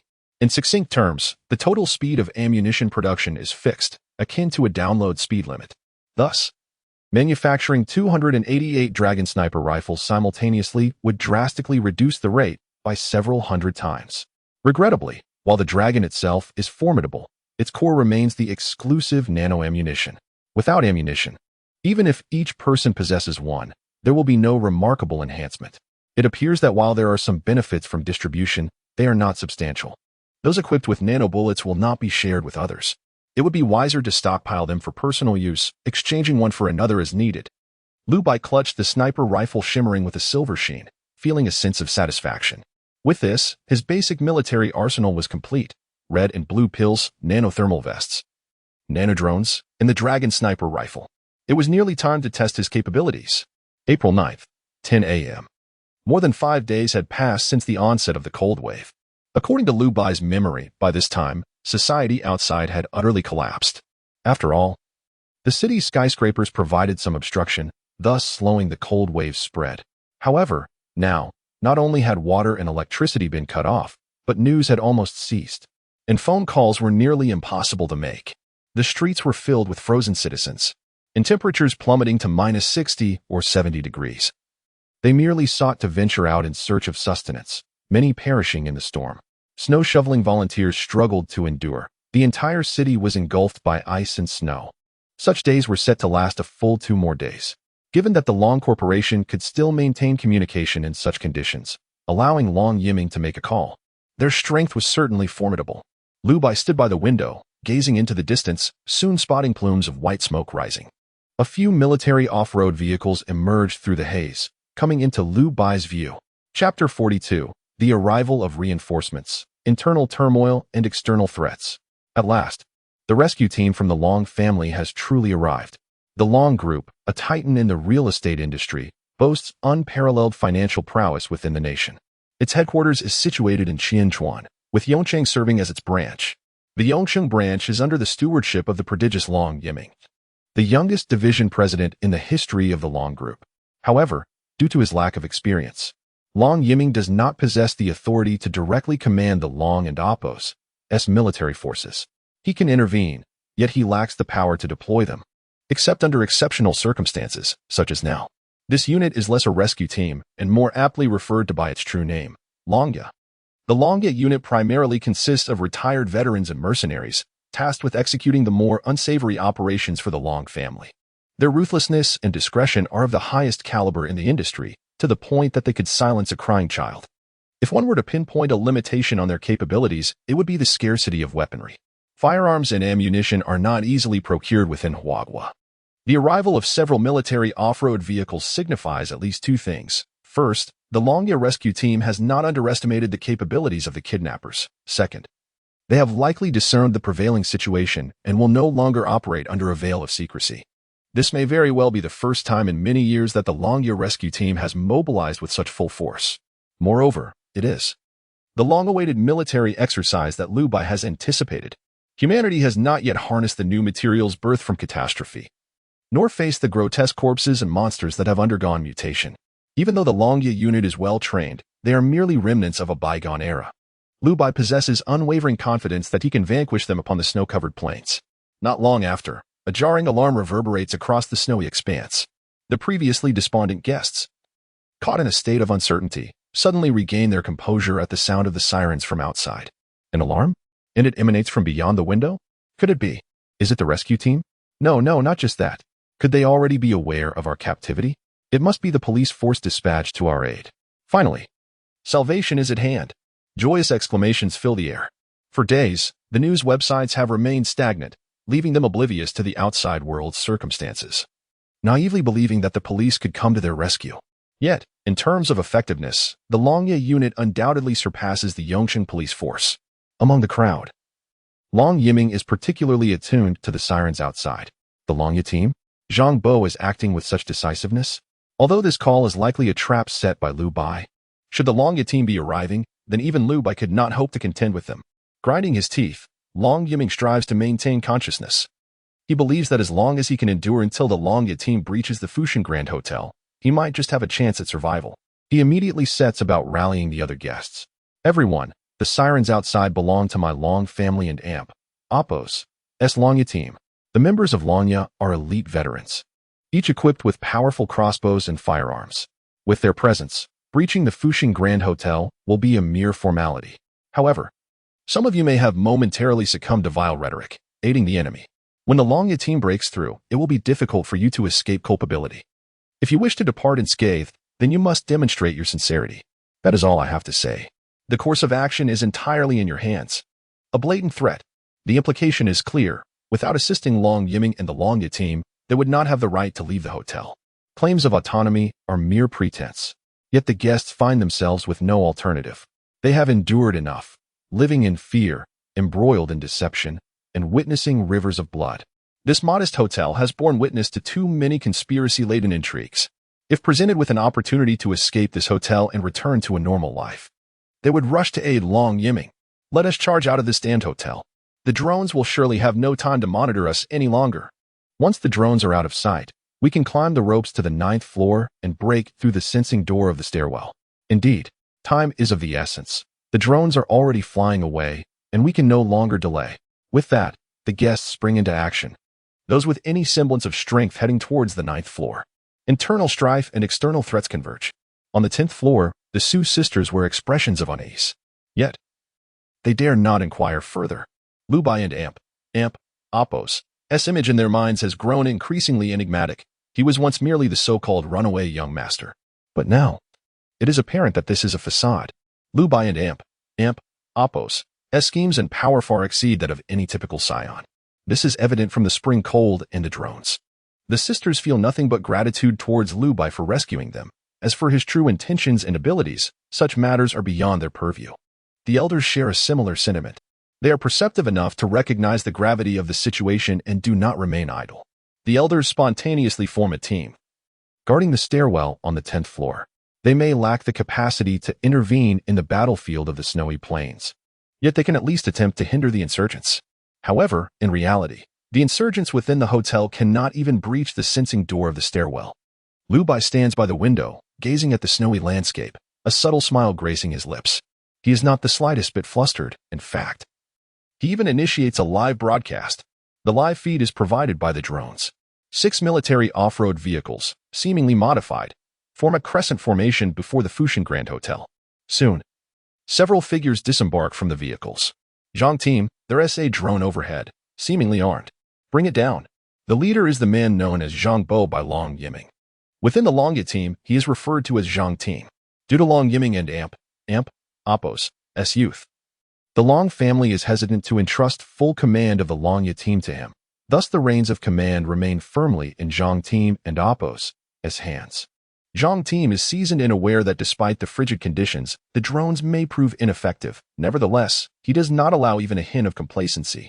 His subordinates receive their orders. A sniper sets up his rifle, attempting to aim at the drone amidst the howling winds and snow. However, the drone swiftly evades capture, navigating the tempestuous blizzard with ease before disappearing into the white haze. Zhang Team, it escaped. I couldn't catch it. TSK. Zhang Team furrows his brow, suddenly sensing something amiss. The drone and Appo's performance appears to far exceed his expectations. Is this the extent of modern technology? Zhang Team is unsure. Perhaps he is simply growing old. Yet, as he contemplates, the radio crackles with further troubling news. Zhang Team, something is off. According to the architectural blueprints of the Fushan Grand Hotel we retrieved, and the 3D layout from the satellite map taken half a month ago, this Fushan Grand Hotel not only does not match but is utterly transformed from its state just 2 weeks prior. Chapter 43, The Dragon Tooth Team, Elite Hunters. Half a month, Captain Zhang was unable to obtain the latest satellite maps. Yet, in his estimation, it was inconceivable that a towering edifice could rise from the ground in such a short span of time, particularly a horrifying murder hotel like the Fushan Grand Hotel. This establishment reeked of trouble. His brow furrowed, and a grave expression settled upon his face. Even in the year 2044, anyone with a modicum of exposure to war films understood that modern warfare was an era dominated by information warfare. Gaining intelligence on the adversary, followed by relentless bombardment with missiles and drones, constituted the most prevalent battlefield strategy, and it was precisely this unscrupulous tactic that had forced Captain Zhang into retirement. However, he now found himself stripped of the advantage of intelligence. The snow-covered plains were entirely visible, yet the Fushan Grand Hotel appeared shrouded in a veil of fog, impenetrable and obscure. Fortunately, it seemed the adversary was not particularly formidable. Liu Bai. His name did not appear on either the Dragon Clan's red or black lists. Could it be that he had meticulously prepared for this day over many years? It was difficult to ascertain. Nevertheless, aside from the renovation of the Fushan Grand Hotel, Liu Bai had not engaged in any actions warranting concern. Captain Zhang resolved not to be intimidated.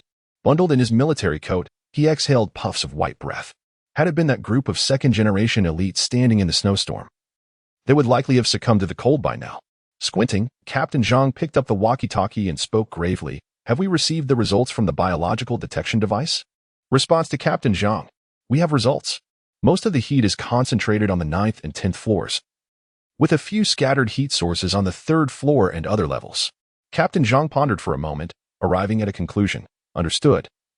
It seems the 10th floor is where Liu Bai is hiding.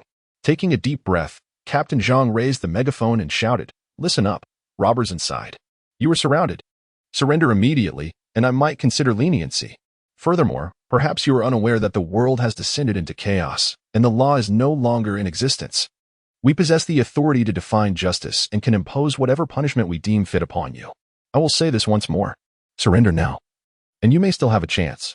Upon hearing his words, chaos erupted within the Fushan Grand Hotel. Had societal order truly collapsed? It had only been a few days without news, and the outside world had transformed into this state? Whether it was Su Jing and her companions or the critically injured Long Yiming, their expressions were filled with dread. They had previously held hope for a rescue team, believing that once the storm passed, their lives would return to normal. Yet now, they learned that everything had come to an end. No one could fathom what the world would resemble without order. It implied that murder would go unpunished, that the plunder of resources would become the primary objective in this wasteland, and that human civilization would regress into barbarism. Long Yiming swallowed hard. suddenly awakening to the gravity of their situation. Everyone, shed any psychological burdens. Since societal order has collapsed, let us unite to eliminate Lu Bai, once and for all. There is nothing to fear. With no legal constraints, the group exerted themselves even more fiercely against the sensing doors, yet their efforts proved futile. Meanwhile, on the third floor, Zhuang Deshang remained still, observing the reckless yet naive actions of his adversaries.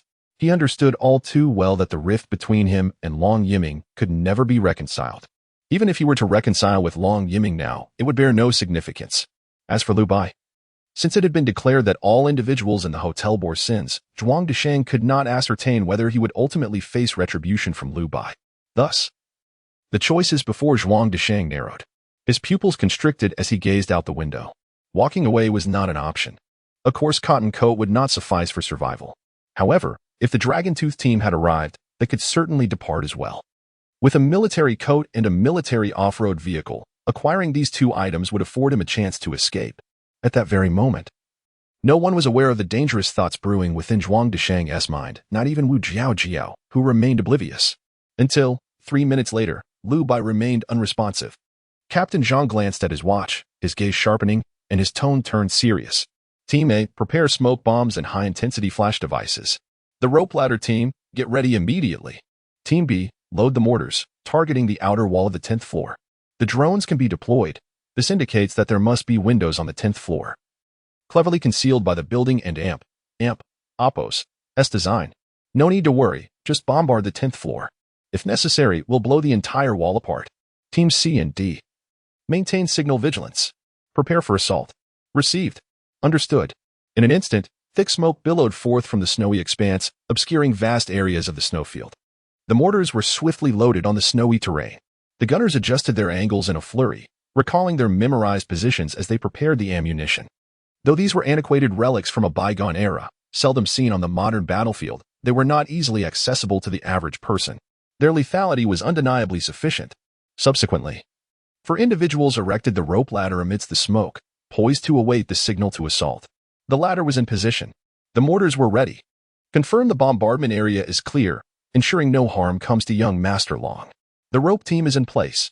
The assault team is prepared. Captain Zhang nodded slightly. Ordinarily, he would issue a final ultimatum to Lu Bai at this juncture. However, for reasons unknown, an unsettling feeling gnawed at him. Lu Bai and the Fuxing Grand Hotel were suffused with an indescribable eeriness. The primal fear inherent in humanity stemmed from the unknown. Captain Zhang clenched his jaw, then abruptly raised his right arm, stating solemnly, commence bombardment first, followed by high-intensity flash devices, then use the opportunity to deploy the rope ladder for immediate infiltration. All personnel, ready. Countdown from 15 seconds. Prepare for action. So meticulously trained, anyone would feel a sense of trepidation.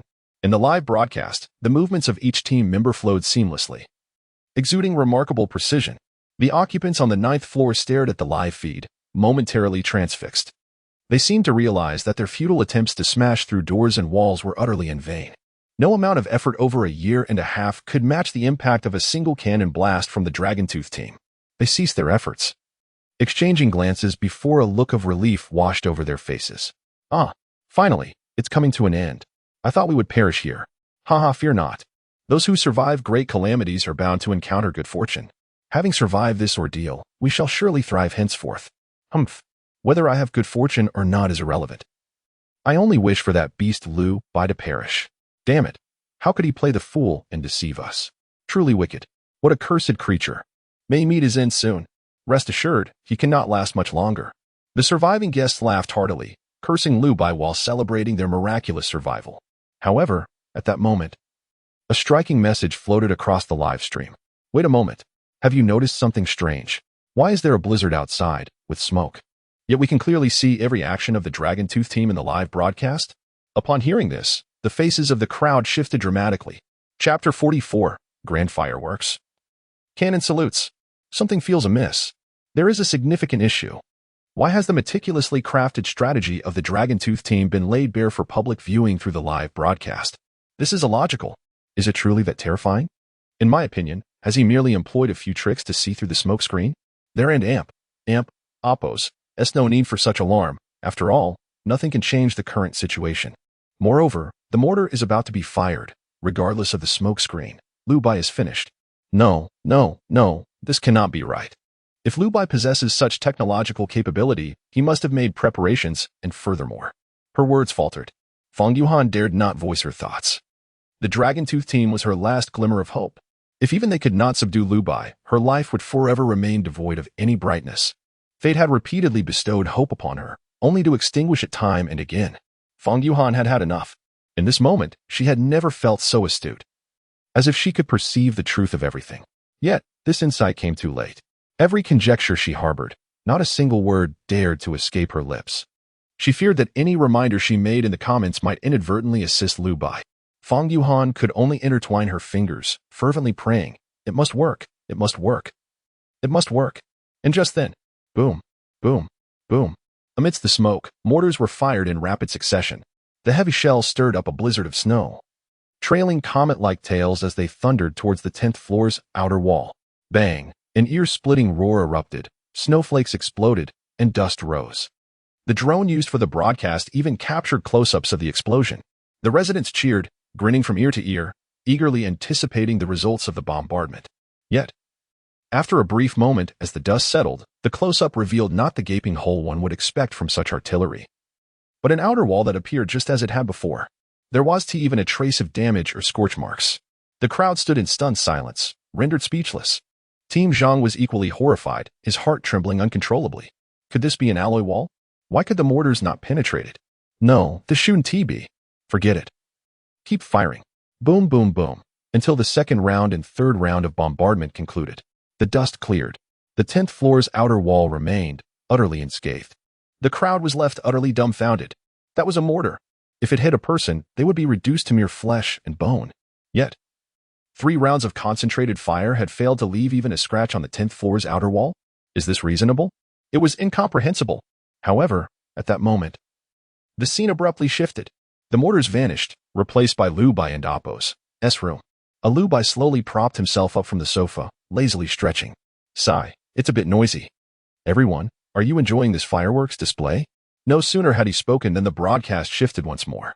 The astonished expressions of the crowd before the 9th floor sensor door appeared on screen, each looking utterly befuddled. The scene returned to the 10th floor. Lu Bai shook his head, teasingly remarking, "Why does everyone look so dazed?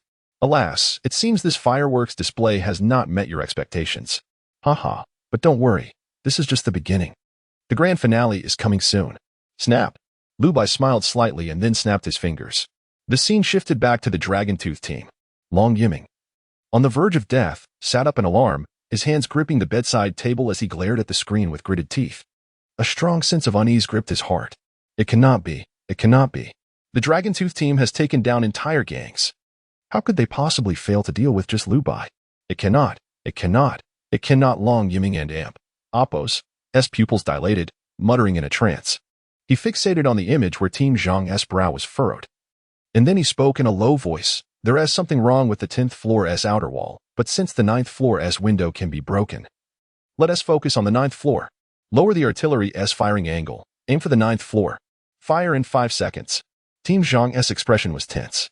The ominous premonition grew increasingly palpable. He gritted his teeth, unwilling to waste time, eager for a swift resolution. The artillery was ready. 3, 2, 1. Fire. However, at that instant, in midair, more than a dozen drones suddenly emerged from the swirling white snow. No one noticed, nor did anyone have time to prepare. Small black pellets, the size of fingertips, rained down from the sky. They even accurately dropped into the barrels of the mortars. Then, boom, a tremendous explosion. Flames leapt into the sky. Lu Bai's voice echoed beyond the explosion. "Everyone, are you satisfied now? This is the fireworks I prepared for you." The fireworks were splendid. Regrettably, they did not explode against the outer wall, but rather upon the Dragon Tooth team. The violent explosion unleashed a colossal shockwave. The live broadcast was filled with a deafening buzz. Thud! The phone slipped from Long Yiming's grasp. His eyes glazed over, lips parted, his jaw trembling uncontrollably. This deafening roar reverberated not only across the snowy expanse but also echoed within his heart. It extinguished the last flicker of warmth in his already flickering life. No. It cannot be. Long Yiming widened his eyes, and in the end, met his demise on the spot. The crowd on the 9th floor was equally horrified. Collapsing to the ground, dazed and disoriented, unsure of what to do. As for Fang Yuhan, she had anticipated this, yet was taken aback by the mercilessness of Liu Bai's actions, since the live broadcast could not only penetrate the smoke, but also provide close-ups of the mortars. It was sufficient proof that the filming drone was very close to the Dragon Tooth team. Moreover, no one from the Dragon Tooth team had noticed it. It could self-destruct. Release pulses. Of course, it could also drop black explosives, just as Liu Bai had done. Fang Yuhan hung her head in despair, slumping beside the bed. The outcome was yet to be clear, but it seemed unnecessary to continue watching.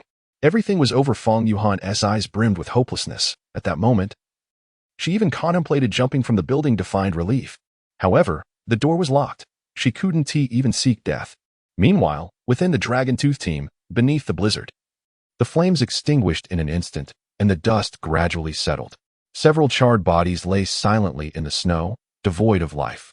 Team Zhang slightly parted his lips, covering his head as he shook it, as if stunned by the sonic blast. His consciousness clouded, unable to accept the grim reality before him. Yet, this was not the end. The 10th floor outer wall, which had withstood 3 rounds of bombardment without a scratch, suddenly opened a window. Liu Bai steadied his aim, silently gazing at Team Zhang. Oh, it's a bit nerve-wracking for my first sniper shot. Since he is the captain of the Dragon Tooth team, his agility should be commendable. Just right to practice my marksmanship. Chapter 45, AI Targeting, the Emergence of the Sharpshooter. The Jinglong is indeed a fine weapon. However, whether Liu Bai is a competent sniper is a question that remains ambiguous at present. After all, it has not been long since Liu Bai and Appo's rebirth in the onset of the Cold Wave. He had practiced shooting in the American plains and had gathered relevant literature, which Chunhan organized for him in advance. Thus, he possesses basic techniques. Yet, his skills are undeniably lacking. Nevertheless, with the Jinglong and Appo's high precision and the assistance of AI in the scope, it should suffice. Shun and Appo's it. Liu Bai steadied his rifle, aiming at team leader Zhang, squinting slightly. Then he pulled the trigger. On the snowy plains, the members of the Dragon Tooth team were in a state of disarray, reeling under the immense sound explosion. They only remembered that as they were loading their weapons, several white dots suddenly zipped through the air. Moments later, the mortar exploded, engulfing the sky in flames. Regardless of their training, it was challenging to react to such an unexpected situation. 6 members of the Dragon Tooth team fell dead on the spot, while the majority were injured, leaving only 4 capable of moving freely. At that moment, bang! The gunfire echoed. A beam of light streaked across the sky. Ugh! Team leader Zhang grunted softly and then noticed a walnut-sized bullet hole in his shoulder, piercing through and through. What? What is this? Quickly! Seek cover! The cold wind swept over the wound. Without the protection of a military-grade winter coat, Zhang and Appo's injury froze in an instant. His right arm was nearly numb. Though it did not pose an immediate life-threatening injury, he understood all too well. This is bad. If not treated promptly, the freezing could cost him his arm, or even his life. Behind the off-road vehicle, Zhang clutched his wounded arm, gritting his teeth. It was only then that he realized the size of his wound did not correspond to any firearm he knew. The bullet had disappeared into the snow, leaving no trace. Yet, judging by the size of the wound and the sensation at the moment of impact, it was clear that the weapon and Appo's energy far exceeded that of any firearm he was familiar with. Zhang gritted his teeth, unwilling to look up, and spoke in a low voice. What is the status of the vehicles? Can we confirm the sniper and Appo's position? Report, Captain. No. The wind and snow are too severe. We can only estimate that the sniper is located on the 9th or 10th floor, but we cannot determine the exact position. Additionally, the earlier mortar explosion caused the snow to shift and the ice to collapse. Although the off-road vehicles can traverse the snow, only one can be driven normally due to the current angle. The others need assistance to be pulled out of the snowdrifts.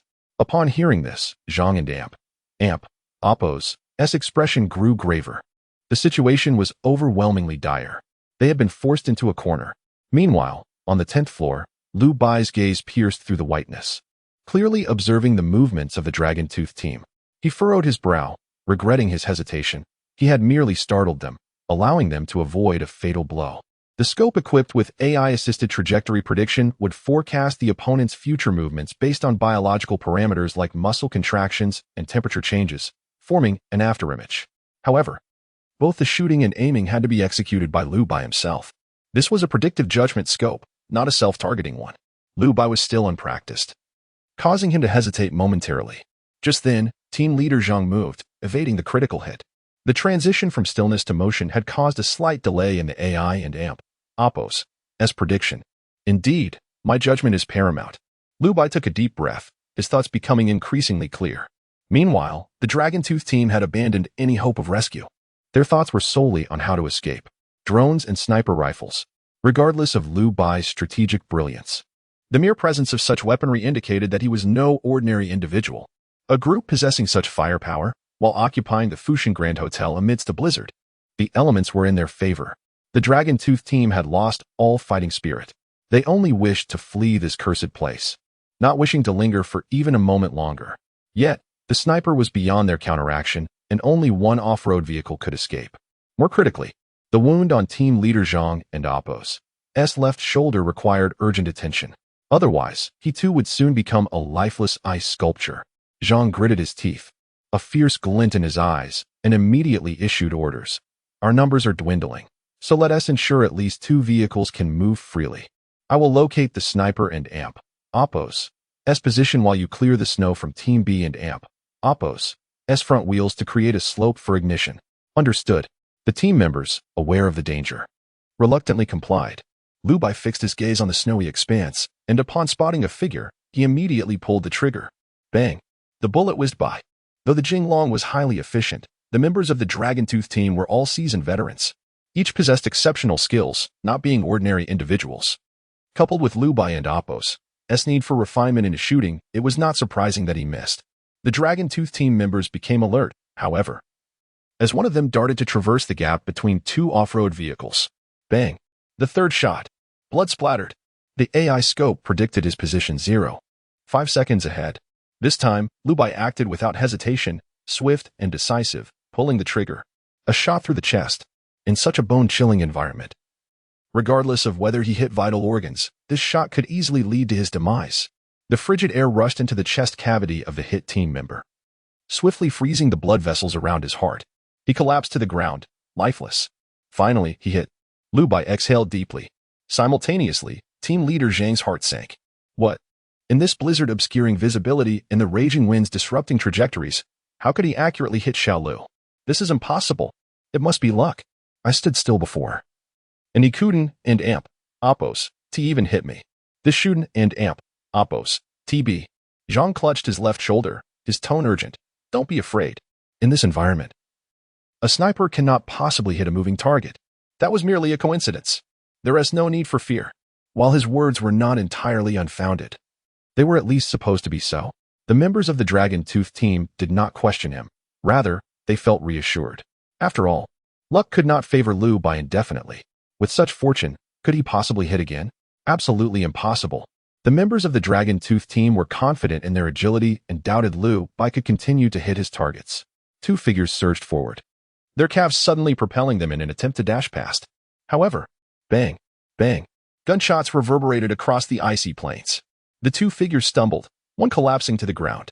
Zhang and AMP, Oppos' lips parted in shock, his eyes wide with horror. The cold wind swept past. He shivered and suddenly realized. This marksmanship. Could it be that he intentionally shot my shoulder, wanting to watch me freeze to death slowly? No, no, no. Despair engulfed him. Chapter 46. One shot. One kill, the demise of Longya. Fushan Grand Hotel. The live stream was abruptly severed. After all, it was a gun training session, and Lu Bai, fearing embarrassment, refrained from broadcasting. Yet, the resounding gunfire echoed through the ears of the surviving guests like the tolling bell of their own execution. Each gunshot, in their perception, marked the death of yet another member of the Longya team. It's over. It's finished. Everything has come to an end. Was the Longya team the elite of the Long family conglomerate? How could they not subdue a single Lu Bai? Gunfire erupted from the 10th floor. Yet not a single shot was heard from below. Why? Why the hesitation? Just one Lu Bai, if they could take him down with a single bullet. It would all be over. He must have opened the window to shoot. They should act. No, if even the Longya team falters, it's impossible, absolutely inconceivable. Despair washed over the crowd, who slumped helplessly beside their beds.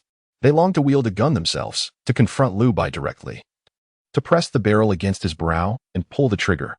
However, they were powerless. The incessant gunfire was a relentless proclamation of their impending doom. On the 10th floor, Lu Bai found his rhythm. Although AI assistance was not infallible, it alleviated 90% of the learning curve. The seasoned sniper's mastery over the environment, distance, wind direction, as well as the enemy's positions and movements, could all be managed by the AI. All Liu Bei needed to do was bring his adversaries into the crosshairs, quickly lock on, and squeeze the trigger. His sole focus was on technique and reaction speed, the sniper's experience being compensated for by the AI.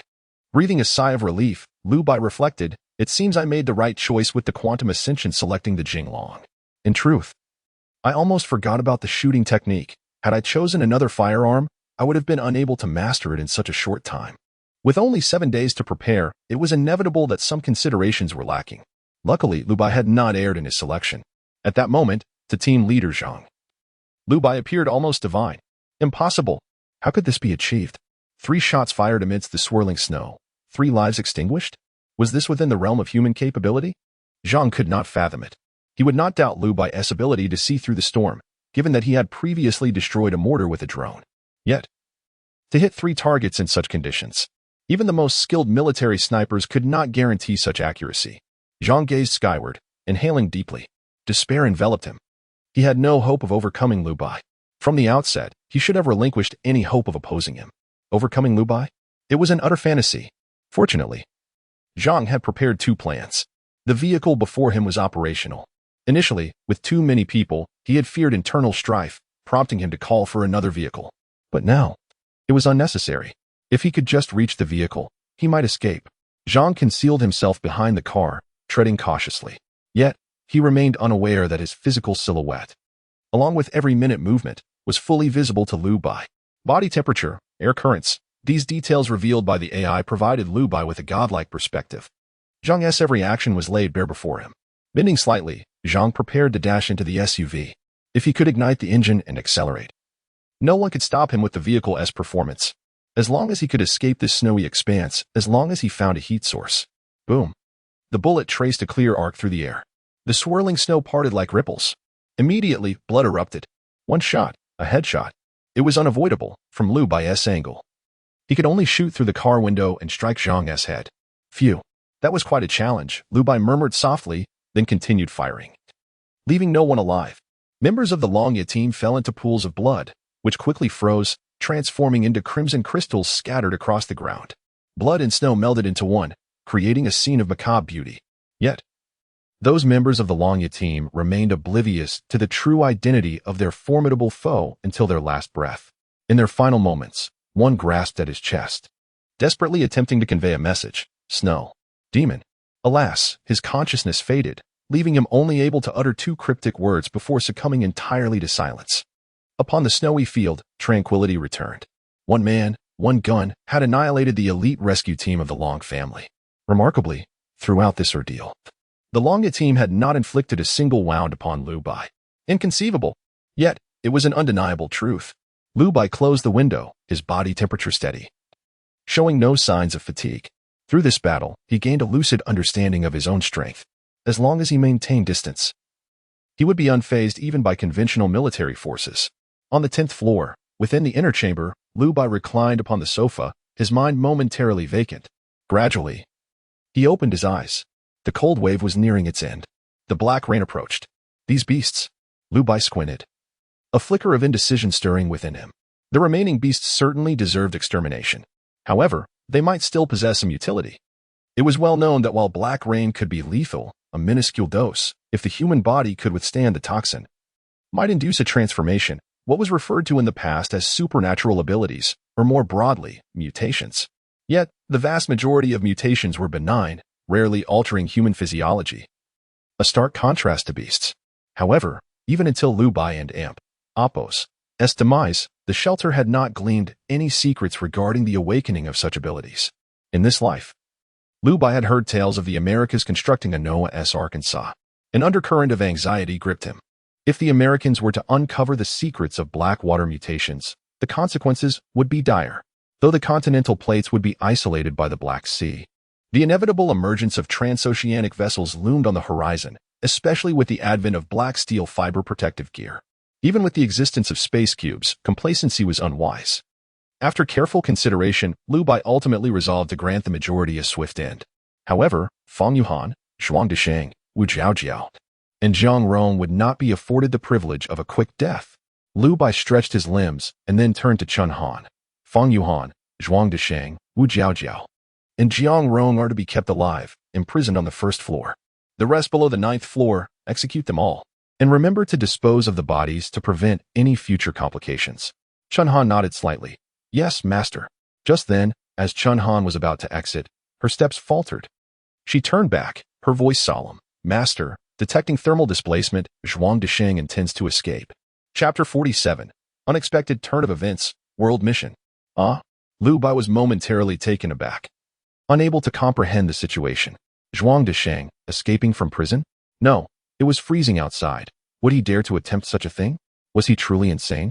Lu Bai remained unperturbed, partly because he did not care. After all, Zhuang Disheng was someone he could eliminate at will.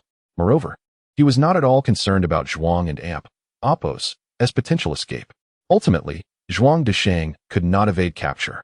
With a calm demeanor, Lu Bai slowly propped himself up. Defeating the Longya team, he could seize their military off-road vehicle. Though it was likely an outdated model from the military, it was still something that an ordinary person could not easily acquire. However, as this thought crossed his mind, Lu Bai suddenly furrowed his brow. Wait, the off-road vehicle. Lu Bai and Appos' pupils constricted, and he promptly pushed the door open and opened the window. To his dismay, he saw Zhuang Disheng clutching a bloodied satchel, swiftly boarding the off-road vehicle. Below the building, several blankets had been arranged as a cushioning layer, which undoubtedly facilitated Zhuang and Appos' safe leap. This is bad. Lu Bai and Appos' gaze turned cold, his teeth clenched. TSK, I was careless. The joy of defeating the Longya team had momentarily caused him to forget about the off-road vehicle. Furthermore, Zhang's corpse was also in the vehicle, providing Zhuang Disheng with ample protection against the cold. Without a moment's hesitation, Lu Bai readied his firearm. Bang! The bullet shot forth. However, it was too late. The off-road vehicle gradually pulled away. Although the range of his firearm was sufficient, the thermal imaging device could not reach such distances. Lu Bai could not discern Zhuang Disheng and Appos' position, nor could he predict the vehicle and Appos' trajectory based on his arm movements. TSK. Lu Bai's expression hardened, impatience etched on his face. Bang! Another shot rang out. This time, it did not target Zhuang Disheng but accurately struck the rear wheel of the off-road vehicle. Hit. Wait, that's not right. Lu Bai and Appos' gaze sharpened as he observed the vehicle and Appos' path. Though slightly skewed, it continued to operate smoothly. After all, it was a military vehicle, designed to withstand such impacts. Lu Bai did not pursue further, for his firearm, lacking armor-piercing ammunition, was insufficient to continue the chase. However, the rear wheel would not endure for long. Lu Bai would never let Zhuang Disheng escape. Coincidentally, there were still several individuals from the list who had not arrived at the Fushan Grand Hotel, particularly Zhang Bo and Appos, and that old dog. Regardless, he would have to venture out sooner or later, so why not now? As the cold wave approached its peak, temperatures became increasingly extreme. A common person venturing outdoors could quickly become a mere ice sculpture. Yet, Lu Bai possessed nanothermal underwear, rendering such harsh conditions beneficial rather than harmful to him. Less than 2 days remained. Not a moment too soon. Even if the black rain erupted, Lu Bai had protective gear to counter it. With this thought, Lu Bai made a decisive resolution. Chun Han, accompany me on this journey. Wu Jiao, Fang Yuhan, Jiang Rong can find them. The rest, let the intermediate bionic squad eliminate. I will leave sufficient supplies to restore heating and electricity at the Fushan Grand Hotel.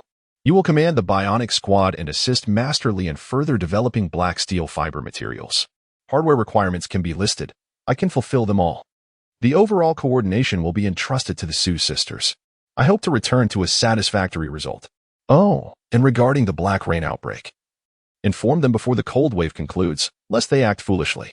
The development of black steel fiber materials remains essential, as quantum sublimation can only occur once. The same item cannot undergo sublimation multiple times, meaning that the better the quality of the material, the more extraordinary the results post-sublimation. Thus, black steel fiber is undoubtedly the most suitable breakthrough material at present. Having arranged everything, Lu Bai was ready to depart. However, Chun Han hesitated. Master, Wu Jiao has already perished. Lu Bai raised an eyebrow. Dead? It can't be. Chun Han nodded slightly. Yes, She is currently in Zhuang Dishang's satchel, still half-cooked. What a beast. Lu Bai and Amp, Oppos, brow furrowed, his resolve to hunt Zhuang Dishang only strengthened. Ding. The elevator reached the second floor. Lu Bai sat by the window, adapting to the cold wind while contemplating calmly.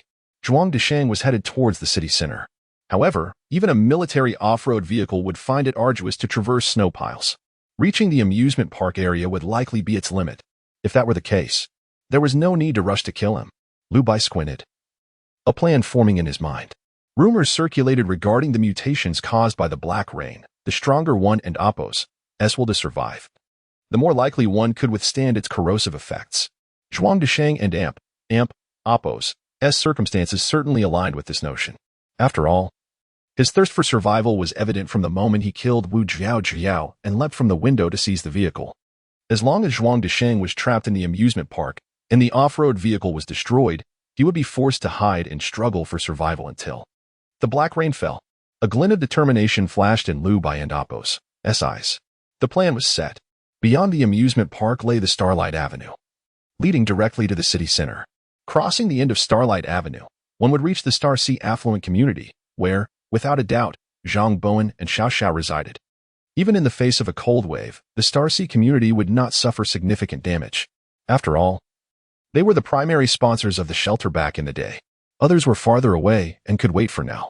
The targets of this expedition were twofold: to confine Zhuang Dishang in the amusement park to await his demise and to eliminate Zhang Bowen and Xiao Xiao. Ideally, he would return within 3 days, allowing him to witness the effects of Zhuang Dishang's mutation firsthand. The plan was comprehensive. With this thought, Lu Bai leaped from the window. The blankets cushioned his landing, and he and Chun-On touched down steadily. However, the moment Lu Bai departed from the Fusheng Grand Hotel, a voice echoed through the air.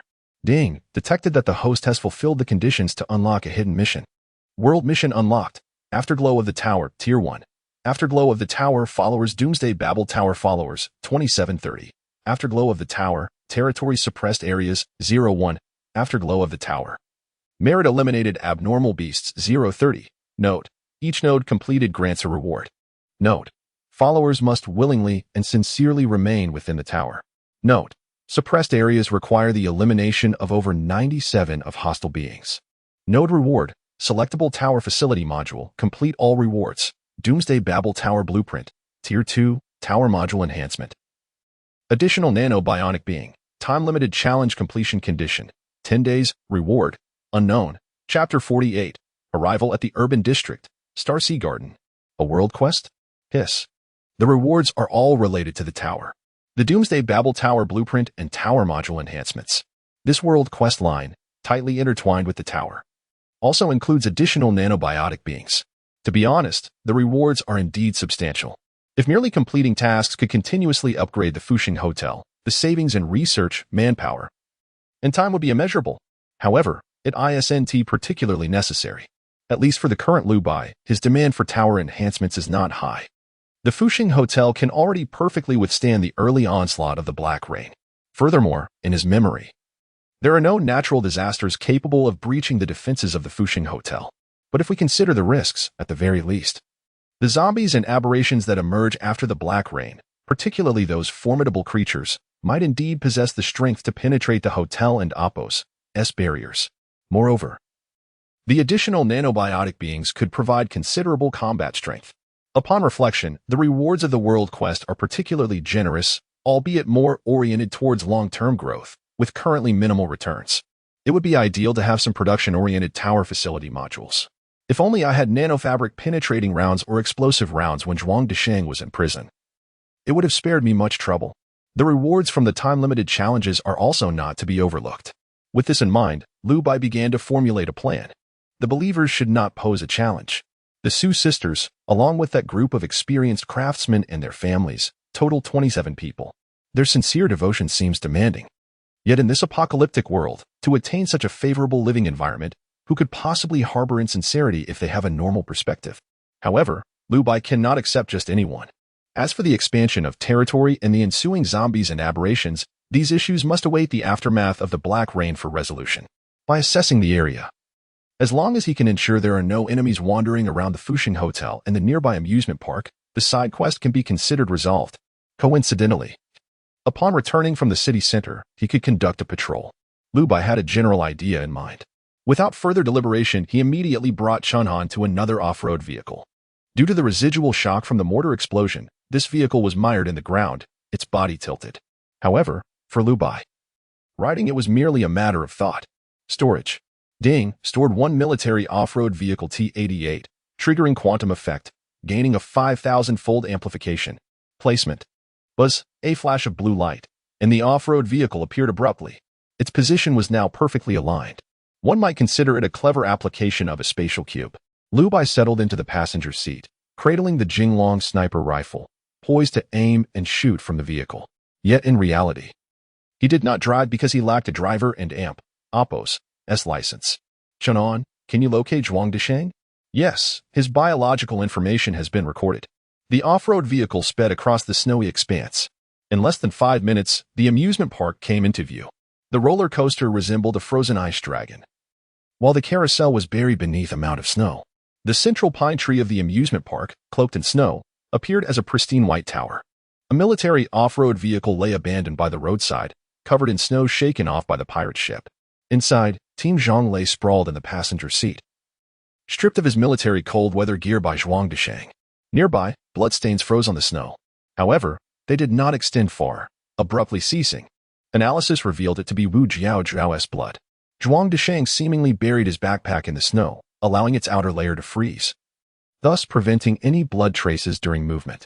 Zhuang Disheng's footprints have been captured. Analyzing, the footprints diverged into 3 paths, 2 of which were mere decoys. According to the biological thermal imager, Zhuang Disheng appeared to have concealed himself within an amusement facility, specifically in the bumper cars. Chunhan swiftly obtained the analysis results. Lu Bai squinted, contemplating how ruthless Zhuang Disheng was towards himself. Hiding in the bumper cars was indeed a clever idea. The snow accumulated within could nearly obscure detection by low-grade thermal imagers. However, for Chunhan, such minor tricks were utterly ineffective. Lu Bai turned back indifferently, firing a shot. Bang! The front tire of the abandoned off-road vehicle was completely penetrated by Lu Bai's shot, rendering it utterly inoperable. Without the military off-road vehicle, Zhuang Disheng could not possibly leave this amusement park. Whether reaching the city center or returning to the Fuxing Hotel, he would no longer be able to do so. Hiding within the bumper cars, Zhuang Disheng felt an icy chill creep into his heart. Each gunshot seemed to herald his demise. Yet, after the gunfire, silence reigned. He was unaware that Lu Bai had already departed. Even more oblivious was he to the lengthy and helpless despair that awaited him. Lu Bai was not in haste to eliminate Zhuang Disheng. He regarded him as a lab rat, hoping that over the next few days, Zhuang Disheng would cultivate a stronger will to survive, thereby assisting him in completing this initial experiment with the Black Ring. Now, Lu Bai and Chunhan were en route to the city center, heading to Star Sea Community, where Lu Bai intended to see Zhang Bowen and Xiao Xiao in person. With their nanothermally insulated vests, Lu Bai and Chunhan had no need for heavy coats against the cold. However, to blend in and avoid drawing suspicion, both donned thick overcoats. The Jinglong was also stored within the spatial cube, replaced by 2 vintage handguns. The cold wave had persisted for 5 days. No one could clear the snow accumulating on the roads. Ordinary vehicles were utterly immobilized. Only high-clearance, all-terrain military off-road vehicles could barely navigate the now-frozen expanse. Even so, Lu Bai spent more than an hour traversing the distance before finally arriving near the city center. Along the way, many eyes peered from high-rise windows. Lu Bai paid them no mind, for he was well acquainted with the scenario. These individuals were half envious, half covetous. A military off-road vehicle was a means to traverse the thick snow. If it were not part of a convoy, it indicated that they saw a chance to plunder it. However, it was already too late for them to descend. Thus, they leaned out of windows, observing Lu Bai's movements, even hoping he would park nearby, giving them an opportunity to kill and seize the vehicle. Alas, Lu Bai drove straight through Starlight Avenue to the Star Sea Community. Though referred to as a community, it resembled a park. Surrounding it were lavish apartment buildings, while the inner circle comprised villa gardens. A dozen villas were arranged in the center of the park. Under the silver-laden scenery, the atmosphere conveyed a sense of solemnity. Lu Bai parked the vehicle by the roadside and approached slowly. However, before he could get close, he heard a warning from a loudspeaker. Unauthorized personnel, halt. This is Star Sea Garden. Entry is prohibited for unrelated individuals. Lu Bai did not draw his weapon. He merely lifted his coat to reveal the holster at his waist. He then adopted a posture of submission, speaking calmly. My supplies are running low. And as I drive in search of provisions, I find myself surrounded by those coveting my belongings on the streets, making it unwise to stop. Therefore, I would like to inquire if you could allow me to rest here and assist in watching over my vehicle. In return, I can offer you certain assistance. In front of the apartment building, the doorman furrowed his brow and promptly consulted his superior via the intercom. After a brief moment, he nodded and spoke in a grave tone. Very well, follow me.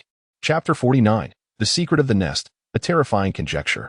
Lu Bai followed the doorman of the apartment building to room 203. Being a luxurious community, although the apartments were more affordable than the villas, the duplex structure and over 200 square meters of space were undeniably splendid. Along the way, the doorman explained that Shanghai Jiayuan had a backup power supply and thermal power equipment capable of continuous power as long as fuel was available. However, to conserve resources, only rooms 201, 202, and 203 in Building 4 were currently supplied with electricity. The situation at Shanghai Jiayuan was rather complex. Due to issues surrounding the distribution of resources and electricity, Mr. Zhang and Mr. Xiao had come to blows. While Mr. Xiao lacked the financial prowess of Mr. Zhang, he had the backing of Director Zhao, which rendered the two sides evenly matched and on edge. A violent clash could erupt at any moment. As the doorman pushed the door open, Lu Bai entered the nearly 300 square meter room, where only a dozen residents were present. The largest room 203 housed the core group. Rooms 201 and 202 had been converted into staff dormitories. Lu Bai scanned the approaching man and found him unfamiliar, at least from his previous life. The young man slightly bowed and smiled, introducing himself as Yongqing, the head of Building 4. Lu Bai responded calmly. Lu Bai, the Snowfield Hunter. Snowfield Hunter? Yongqing furrowed his brow, but Lu Bai offered no further explanation, maintaining an air of mystery, a demeanor he had cultivated from his past experiences to instill a sense of depth and intimidation in others. Not pressing further, Yongqing shifted the conversation, stating that Xiao Li had likely briefed Lu Bai on their situation. Presently, it would not be an exaggeration to say that Shanghai Jiayuan faced both internal and external strife. Mr. Zhang and Appo's position was to pay for survival. The current predicament of Shanghai Jiayuan was dire, and money had become a feudal commodity. Thus, he proposed that each person contribute 20 million to secure their place in Shanghai Jiayuan, with everyone else forcibly expelled. Such demands were, of course, unacceptable. Who could predict whether societal order would be restored after the Cold Wave? Even if it did not, Mr. Zhang's arrogance was excessive. Consequently, those who opposed Mr. Zhang congregated in the southern half of Shanghai Jiayuan, while Mr. Zhang's faction occupied the northern half. Recently, the two sides had frequently clashed, even resulting in occasional gunfire, heightening tensions. Moreover, outsiders and refugees attempted to breach the community to seize their supplies. It was indeed a situation rife with turmoil and peril. Lu Bai narrowed his eyes, realizing he had been unaware of the specific conditions surrounding Shanghai Jiayuan in his past life. He only knew that the consortium led by Mr. Zhang and Mr. Xiao eventually sponsored the construction of the refuge. To his surprise, was it possible that Mr. Xiao and Mr. Zhang had been arch-enemies at the onset of the apocalypse? Pondering this, Lu Bai stroked his chin, forming a hypothesis. Earlier, the doorman Xiao Li had also hinted that Director Zhao supported Mr. Xiao. Director Zhao, the head of the First People's Hospital of Yongqing, was also Zhao Wenhao's father. However, after the construction of the refuge, Lu Bai had not heard any news regarding Director Zhao and Appo's whereabouts. Given the current circumstances, it seemed likely that Shanghai Jiayuan was, in fact, the final resting place of Director Zhao. So, after the Black Rain, did Mr. Xiao and Mr. Zhang come to an uneasy reconciliation and jointly establish the refuge? Lu Bai frowned, suddenly realizing that matters would not be so simple. The sponsorship of Shanghai Jiayuan was not facilitated by Lu Bai but rather orchestrated by the refuge's director. In his previous life, the director had presented himself as an ambitious and benevolent individual. Yet, upon his rebirth, Lu Bai sensed numerous inconsistencies. Why had so many accidents occurred within the refuge, allowing Zhao Wenhao to secretly form a predatory faction while the director appeared oblivious and indifferent? Though the director and Appo's speeches had been filled with righteous fervor and his plans for the refuge were coherent, what actions had he taken thereafter? It seemed he had done little beyond empty slogans and grand speeches, or perhaps he had indeed acted but kept Lu Bai in the dark. Reflecting on these revelations, Lu Bai's pupils constricted. The sponsorship was secured by the director, and Mr. Zhang and Mr. Xiao later reconciled. Meanwhile, Director Zhao had vanished without a trace, Could it be? Lu Bai suddenly connected the dots, realizing this was likely a grand deception. The entire opposing situation at Shanghai Jiayuan might be an intricately woven net. Mr. Xiao and Mr. Zhang, employing both soft and hard tactics, were siphoning resources from both halves of Shanghai Jiayuan. They appeared to be adversaries, yet neither entered the fray directly, instead allowing their subordinates to fight until they perished. Such a nefarious scheme. Their targets extended beyond the mere residents of Shanghai Jiayuan. Even Director Zhao was likely a pawn in their machinations. How ruthless. Was it mere coincidence that the director sought collaboration with Mr. Zhang and Mr. Xiao, only to encounter them after everything had settled? Lu Bai frowned, suddenly comprehending that the secrets hidden behind the refuge were far more outrageous than he had previously imagined. Returning to the present, Lu Bai stroked his chin and slowly spoke. So, if I help you eliminate Mr. Zhang, I will receive the rewards I desire? Yongqiu shrugged, saying, if you can truly accomplish that, we will certainly provide compensation. However, if it's merely food you seek, you only need to ensure your efforts are made. From this tone, it appeared that Yongqiu was unaware of the underlying strife dividing Shanghai Jiayuan. It seemed that everyone, save for Mr. Xiao and Mr. Zhang, was merely a pawn in their game. With this in mind, Lu Bai narrowed his eyes, deep in thought. They sought to profit from the conflict, and both sides would undoubtedly maintain a precarious balance until the black rain fell. But what if I were to disrupt that balance? Lu Bai had no other intentions. He had already resolved to eliminate both Mr. Zhang and Mr. Xiao. Furthermore, if their concealed schemes truly implicated the director as Lu Bai suspected, then he must be compelled to reveal himself. Lu Bai formulated a plan. Rest assured, I shall resolve this matter with this group of inept fools within 2 days. A smirk graced Lu Bai and Appo's lips, his tone brimming with confidence. At that moment, a sound resonated through the air. Ding, detected that the host has met the conditions to initiate a task. Urgent task, suppress Shanghai Jiayuan before the black rain falls and prevent the future emergence of the nest. Task deadline, April 11th. For 44 a.m., failure to complete the task will result in permanent invalidation. Completion reward, mid-tier quantum ascension qualification X1. Chapter 50.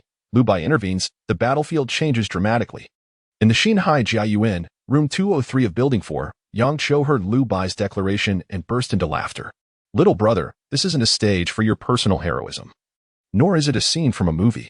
With our superior equipment, including shotguns for deterrence, we can only manage a 50-50 chance against Zhang Bo and Appo's men. You think you can alter the course of the battle all on your own? Huh. Let me give you some advice. Such arrogance could cost you your life. Lu Bai and Appo's gaze remained calm, his tone indifferent. It and Appo's, not one person, but two. With that, Lu Bai stepped outside, accompanied by Chunan, leaving Yongqiu standing in stunned silence. 2. The woman beside him was either Lu Bai's secretary or his lover. Could she even be considered a combat asset? How absurd. Yongqiu's previously favorable impression of Lu Bai was now shattered. So, he was just a pretentious little brat after all. He had thought there was something of substance about him. Yongqiu watched Lu Bai and Appo's retreating figure, a sneer curling his lips as he spat disdainfully.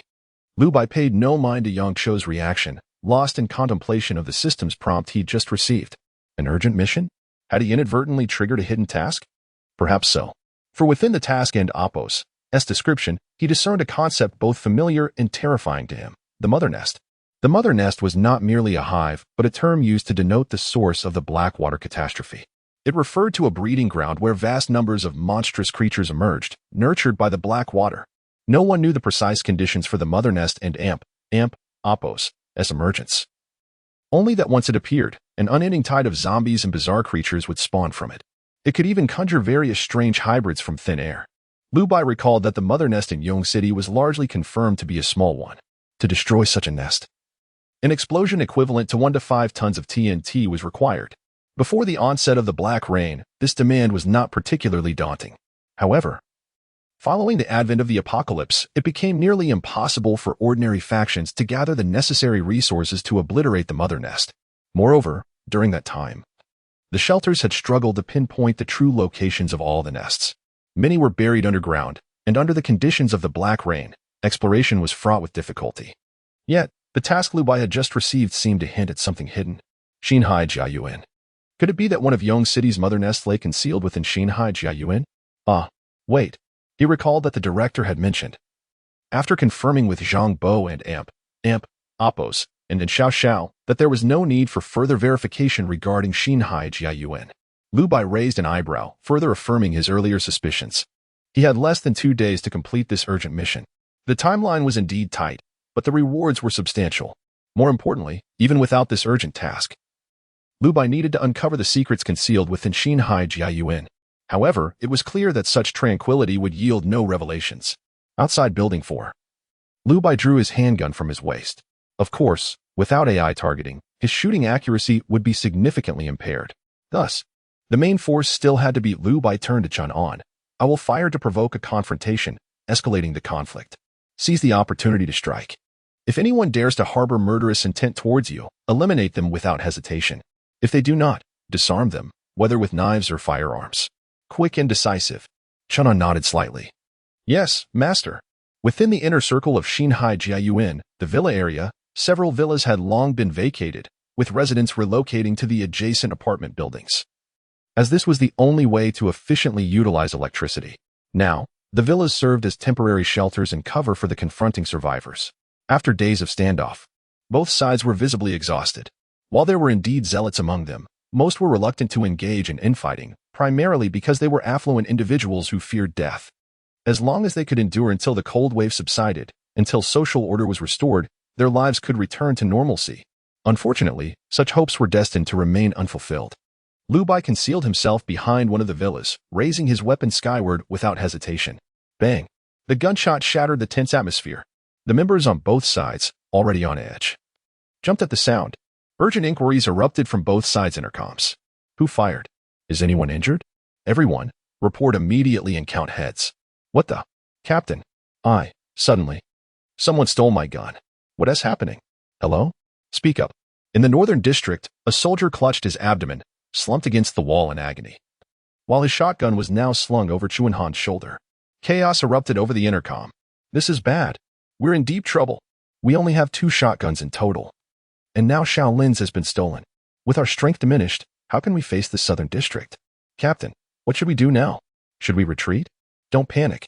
Listen to me. As long as we hold the ground, losing 1 shotgun isn't critical. We want to engage them in a firefight. Above all, ensure we secure the other shotgun with Alang. Alang, you fall back and regroup with us. Alang? Respond. Alang. The captain of the northern district and Apos. S complexion shifted dramatically. The earlier optimism vanished in an instant. What was happening? Just 1 gunshot, and without any warning. Their 2 shotgun operators had gone silent? Not to mention, how did the opposing side know the precise hiding spots of their 2 shotgun operators? Could there be a traitor among them? No, that was irrelevant. What mattered was that if they continued to lose ground, the situation on both sides would be utterly overturned. Everyone, stay alert. We need to capture that infiltrator. If you see them, kill them on sight. You have permission to fire. In an instant, the northern district was thrown into disarray, with tension palpable in the air. Meanwhile, in the southern district, Lu Bai lounged at the entrance of a villa, holding an intercom belonging to one of his companions, speaking nonchalantly. Just watch. As I said, this is all under my control. Yongqiu stood there, gripping the intercom. His eyes glazed over. Huh? This kid is actually serious? Upon hearing the gunshot, he immediately crouched by the window to peer outside, then inquired about the situation through the intercom. Lu Bai and Apos. S response sent Yongqiu into a panic. Stop right now. Don't do anything reckless. Do you realize that with 1 gunshot, both sides will be thrown into chaos? Hey? Speak up. TCH. You need to stop this instant. If you don't, I swear. However, before he could finish, Lu Bai chuckled softly into the intercom. What? You don't believe I can win? Let the flames blaze even brighter. Bang. The gunfire resounds once more. Chapter 51. The tide turns, riding a tiger with no way down. Yongqiu was drenched in sweat. Under normal circumstances, he would have immediately warned Lu Bai against reckless actions. However, at that moment, he only saw Lu Bai alone, accompanied by a woman whom Yongqiu presumed to be either a secretary or a lover, her delicate demeanor hardly suggesting any combat capability. Even Lu Bai himself had only recently begun to exercise, his physique appearing rather unfit. Thus, Yongqiu believed that this so-called middle schooler could not accomplish anything significant. The notion of single-handedly striking at the heart of the enemy was merely Lu Bai and Apos' boastful exaggeration. Consequently, Yongqiu remained indifferent, allowing Lu Bai to act freely. The result of this negligence was the subsequent 2 gunshots. Yongcheng's forehead was beaded with sweat as he anxiously raked his hair. He hastily switched to another walkie-talkie. Eager to report, Xiaozong. This is bad. Yes, it's about the gunshots. It's a guy claiming to be a snowfield hunter. I thought he was just a delusional youth, so I ignored him. But not only does he have a gun, he actually dares to use it. This situation. I'm not sure. He said something about stoking the fire, and then he just shot. Yes. I'm sorry, Xiaozong. I truly didn't know he would. I'm sorry. I'm so sorry. With tears brimming in his eyes, Yongqiu begged for mercy. Yet, his pleas fell on deaf ears for Xiao, who was seething with anger, contemplating how to punish Yongqiu. However, before that, he needed to inform Zhang Bo and Appos, and about the situation. Everything was unfolding precisely as Lu Bai had anticipated. Xiao and Zhang Bo and Appos, and had long been in collusion. And their supposed rivalry was merely a charade for outsiders. Unbeknownst to Yongqiu, he was completely unaware of the gravity of the issue. Xiao, not daring to delay, immediately contacted Zhang Bo and Appos, and, "Old Zhang, we're in big trouble. Yes, indeed, the shooter is someone I unwittingly recruited, and he refuses to follow orders, firing on his own. All right, you go confirm the situation. If it turns into a bloody conflict, we need to prepare accordingly." Huh? Wait, can you repeat that? This. How could it be? No, it's impossible. Xiao's eyes widened in shock as he hurried to the window, peering through binoculars toward the central district of Xinghai Jiayuan.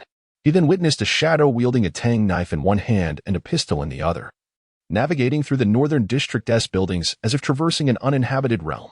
Blood splattered, and gunfire rang incessantly. Anyone who dared to raise a weapon against Chen Han would find themselves shot before they could even chamber a bullet. Those who did not exhibit murderous intent were merely disarmed by Chen Han's blade, their lives spared at least for the moment. However, such cases were few and far between. In a crisis, few retained the clarity of mind to make sound judgments. Lu Bai felt no pity for them, as he was acutely aware that this was a post-apocalyptic world.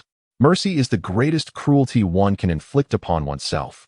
His instructions to Chen Han were a countermeasure against lethal intent. And the fact that he did not command Chen Han to eliminate everyone present was already a tremendous act of leniency in this desolate era. Yet, heads rolled and blood spattered. The armed members of the Northern District stood no chance against the formidable Chen Han, being slaughtered with the ease of cutting vegetables, leaving only a handful remaining. In just half an hour, the situation in Xinghai Jiayuan was entirely transformed. Xiao stood by the window, transfixed by the unfolding chaos. It was over. The sudden turn of events had utterly derailed the long-concocted plans of him and Zhang Bo and Appos, and Xiao's lips parted as he gazed into the distance, lost in despair. Everything had unraveled. On the other end, Zhang Bowen remained silent. The sudden change had caught everyone off guard. Left with no choice, Xiao had to step in personally. Amidst the turmoil, he clutched a megaphone, attempting to call for a ceasefire and restore order. Enough. Let us stop. We're all on the same side. Though we may have differing opinions, there is no need for such an extreme approach. It's already commendable that we hold an advantage. However, before Xiao could finish his words, Lu Bai had already risen, his face contorted with indignation as he exclaimed, "What are you talking about? The people over there were pointing guns at us. If it weren't for our superior skills, we would have been corpses by now. And now you come out saying we should spare them? What kind of beastly talk is that? And who do you think you are? What have you accomplished? I've decimated the Northern District's guards. And you? What have you done to earn any respect? How dare you bark in front of me?" Lu Bai was fully aware of whom he was addressing, which was precisely why he responded so provocatively. Xiao fell silent, just as Lu Bai had pointed out. He had done nothing. Xiao had merely watched from the sidelines while Chen Han dealt with the Northern District's guards. So, what right did he have to pose as a leader now? Xiao's lips twitched, revealing his discomfort, as he gritted his teeth and replied, I am Xiao, the leader of the Southern District. We chose not to engage with the Northern District to avoid excessive casualties. As long as we are stronger than the Northern District, we can negotiate and force them to submit. There is no need for such an extreme approach. Now that the die is cast, it's too late for words. Since it's done, I want to say more.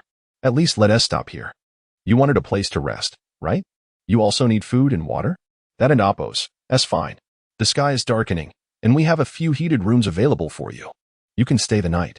Tomorrow, I will prepare more food and water for you. Ah. This fellow seeks to send us away now that the situation has turned against him? What a convenient ploy. A sardonic smile crept onto Lu Bai's lips. He raised an eyebrow and said with feigned seriousness, "So you want to get rid of us, huh? We helped you achieve such a significant victory, and now you're eager to send us off? Isn't that a bit excessive?" Xiao Xiao clenched his fists, momentarily at a loss for words. This was indeed a difficult situation.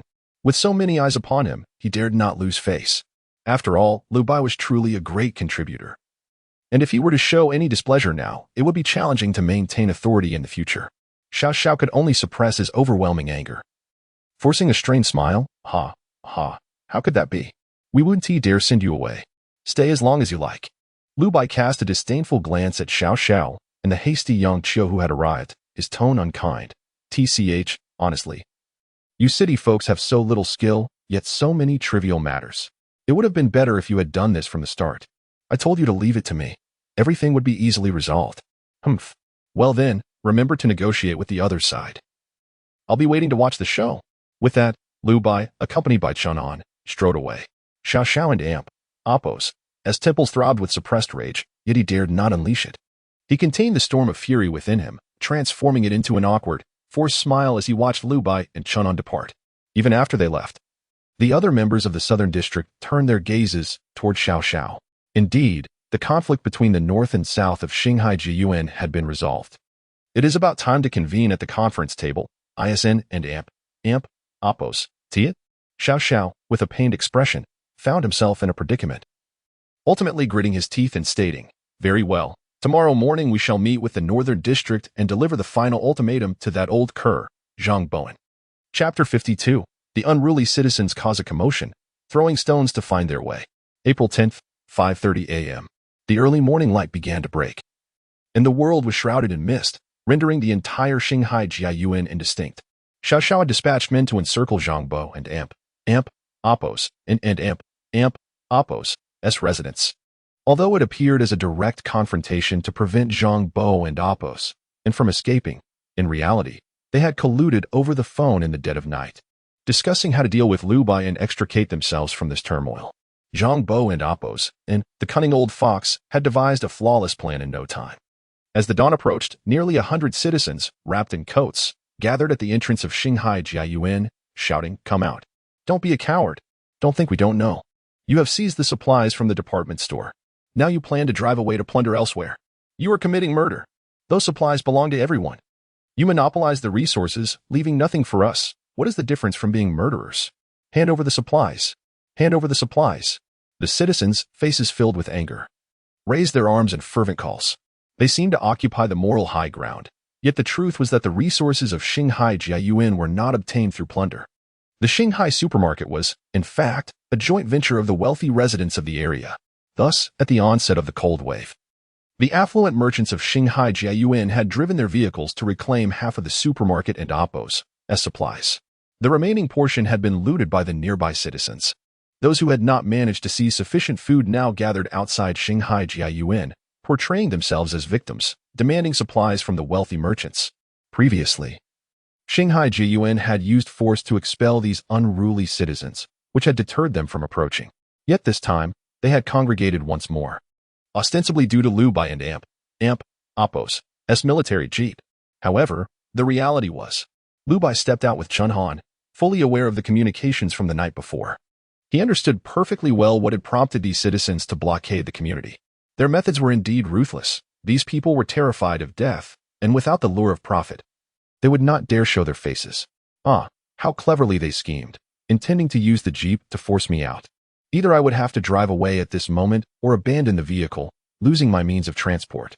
Most would choose the former, allowing them to chase away me and Chun An, thereby continuing with their plans. How naive. Lu Bai and Chun An remained composed, as if they had anticipated all that was about to transpire. He regarded the shouting citizens with indifference and spoke coolly, "To kill the chicken, to scare the monkey." Chun An nodded slightly. "Yes, young Master Lu." Bang! A gunshot rang out. Blood splattered. The fervent cries abruptly ceased. The citizens, who had approached in a frenzy, were left stunned, staring at Lu Bai and Chun Han. They had initially been overjoyed, thinking that by forcing Lu Bai to appear, they would obtain ample food. Yet, they could never have anticipated that the moment they confronted him, he would choose to fire without hesitation. Lu Bai raised his head, his tone calm, regarding the cold wave. If you wish to steal food, I will not stop you. After all, everyone relies on their own abilities. However, do not attempt to morally bind me. How shameless. Seeking your own demise. Upon hearing this, the gathered citizens lost all semblance of bravado. They realized that the two before them were unmistakably harbingers of death. Lu Bai would show no mercy. His contemptuous gaze was akin to surveying a swarm of ants. The citizens scattered in panic. Yet Lu Bai and Chun'an did not lower their weapons. The trigger remained unpulled, but the intangible pressure lingered. The foremost citizens, faces pale with fear, cried out in desperation. It wasn't us. Please, don't kill me. It was all orchestrated by Manager Zhang. He hired us to assist him. He promised us a box of instant noodles and a barrel of drinking water for driving you away. We were deceived by Manager Zhang. As they spoke, the citizens fled in a panic, abandoning all decorum. Lu Bai did not pursue them, but turned to greet Xiao Xiao, offering a slight smile. Mr. Xiao, your timing is quite fortuitous. Xiao Xiao halted momentarily, bewildered. This doesn't seem to align with the script we had planned. He had anticipated that the citizens would create a disturbance, drawing Lu Bai away, allowing him to propose that Lu Bai depart quickly to prevent the citizens from seizing the jeep. But now, not only had the citizens fled, but they had also exposed Zhang Bo and Amp, Appos, and Amp, Appos, as secret dealings in front of Xiao Xiao. This was utterly contrary to their previously agreed-upon plan. Xiao Xiao took a couple of steps back, his gaze evasive, forcing a smile. Ha, Lu Gu, your methods are indeed ruthless. This group of citizens must be terrified for their lives, hence their wild accusations against us. They are certainly not to be trusted. However, as soon as he finished speaking, Lu Bai raised an eyebrow, his expression perplexed. That can't be right. They were clearly hired by Zhang Bowen. Why do you feel the need to defend him? No. That's not it. Xiao Xiao scratched his head, feigning bewilderment. It seems they were referring to that old dog Zhang Bowen. The gunshot earlier left me startled. And I didn't, and Amp, Appos, catch that. Oh, is that so? Lu Bai smiled lightly, teasingly remarking, Mr. Xiao, you certainly possess a timid disposition, haha. Then he shifted the conversation. Very well, if that is the case, you should first ensure that the supplies are ready for me. I will rest for another day or two before departing. So there's no need for you to see me off. Xiao Xiao nodded vigorously, afraid to show any reluctance. He feared that any inadvertent slip could reveal the hidden truths of Xinghai Jiyuan to Lu Bai. With that thought, Xiao Xiao could only bow and scrape, softly assuring, Yes. Lu Gu, please take your time to rest. I guarantee no one will disturb you again. Humph. Lu Bai scoffed coldly, feigning arrogance, and waved his hand dismissively as he and Chun'an departed indifferently. Xiao Xiao remained behind, shivering in the cold wind, suppressing his simmering rage, grinding his teeth in frustration. Moments later, in Building 4, Lu Bai suddenly sought out Yang Qiu, inquiring, by the way, do you know where Director Zhao resides, or where he usually appears? Yang Qiu frowned slightly at the mention of Zhao. Director Zhao is rarely seen. Is there something wrong? Lu Bai, identifying himself as a hunter of the snowy plains, should not be particularly familiar with Director Zhao. This abrupt inquiry seemed a bit suspicious. Yang Qiu's expression grew guarded. Lu Bai, however, made no effort to conceal his intentions. It's nothing, just some personal matters I need to verify with Director Zhao. If you do not know, that is fine. But if possible, could you assist me in asking? Yang Qiu nodded slightly, and once Lu Bai had left, he furrowed his brow and immediately grabbed the intercom to call Xiao Xiao. Yet, he remained unaware. In the distance, a voice reported, Master, we have a signal. It's a call to Xiao Xiao.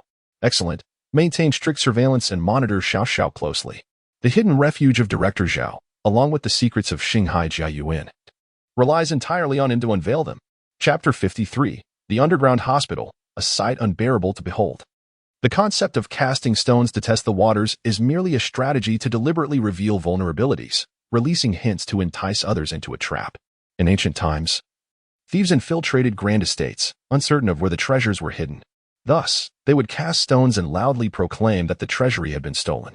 The estate owner, fearing a loss, would rush to inspect the treasury, thereby exposing its true location.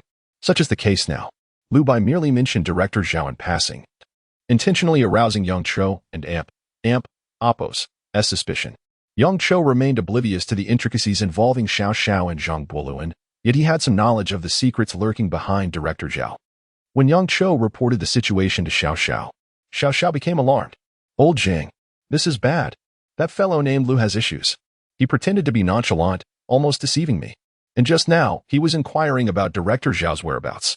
If this guy were truly a snowfield hunter, how would he know about Director Zhao? He certainly couldn't and Oppos. Be aware of Zhao and Oppos' relationship with us and our dealings at Shanghai Jiayuan. If he were genuinely defecting, he wouldn't and amp. Oppos, need to be so convoluted. He could simply approach us directly. Thus, I suspect, this fellow is here to investigate us, or perhaps, to seek revenge. Revenge? Indeed. When Lu Bai overheard Xiao Xiao and amp, Oppos' words, a cold smile crept onto his lips. These individuals were quite vigilant. Yet Lu Bai was certain that the revenge Xiao Xiao spoke of was far removed from his own understanding of it. The revenge Xiao Xiao alluded to likely stemmed from grievances regarding their business at Shanghai Jiayuan. From Xiao Xiao's remarks, Lu Bai had already deduced that Director Zhao indeed engaged in unsavory dealings at Shanghai Jiayuan. However, the name of the director had yet to surface. Yet, Lu Bai was not in a hurry. He had ample time to wait patiently. On the other end of the phone, Zhang Bowen was exasperated. The unfolding reality had diverged severely from their plans. The confrontational situation at Shanghai Jiayuan had been disrupted by Lu Bai, resulting in significant casualties on their side.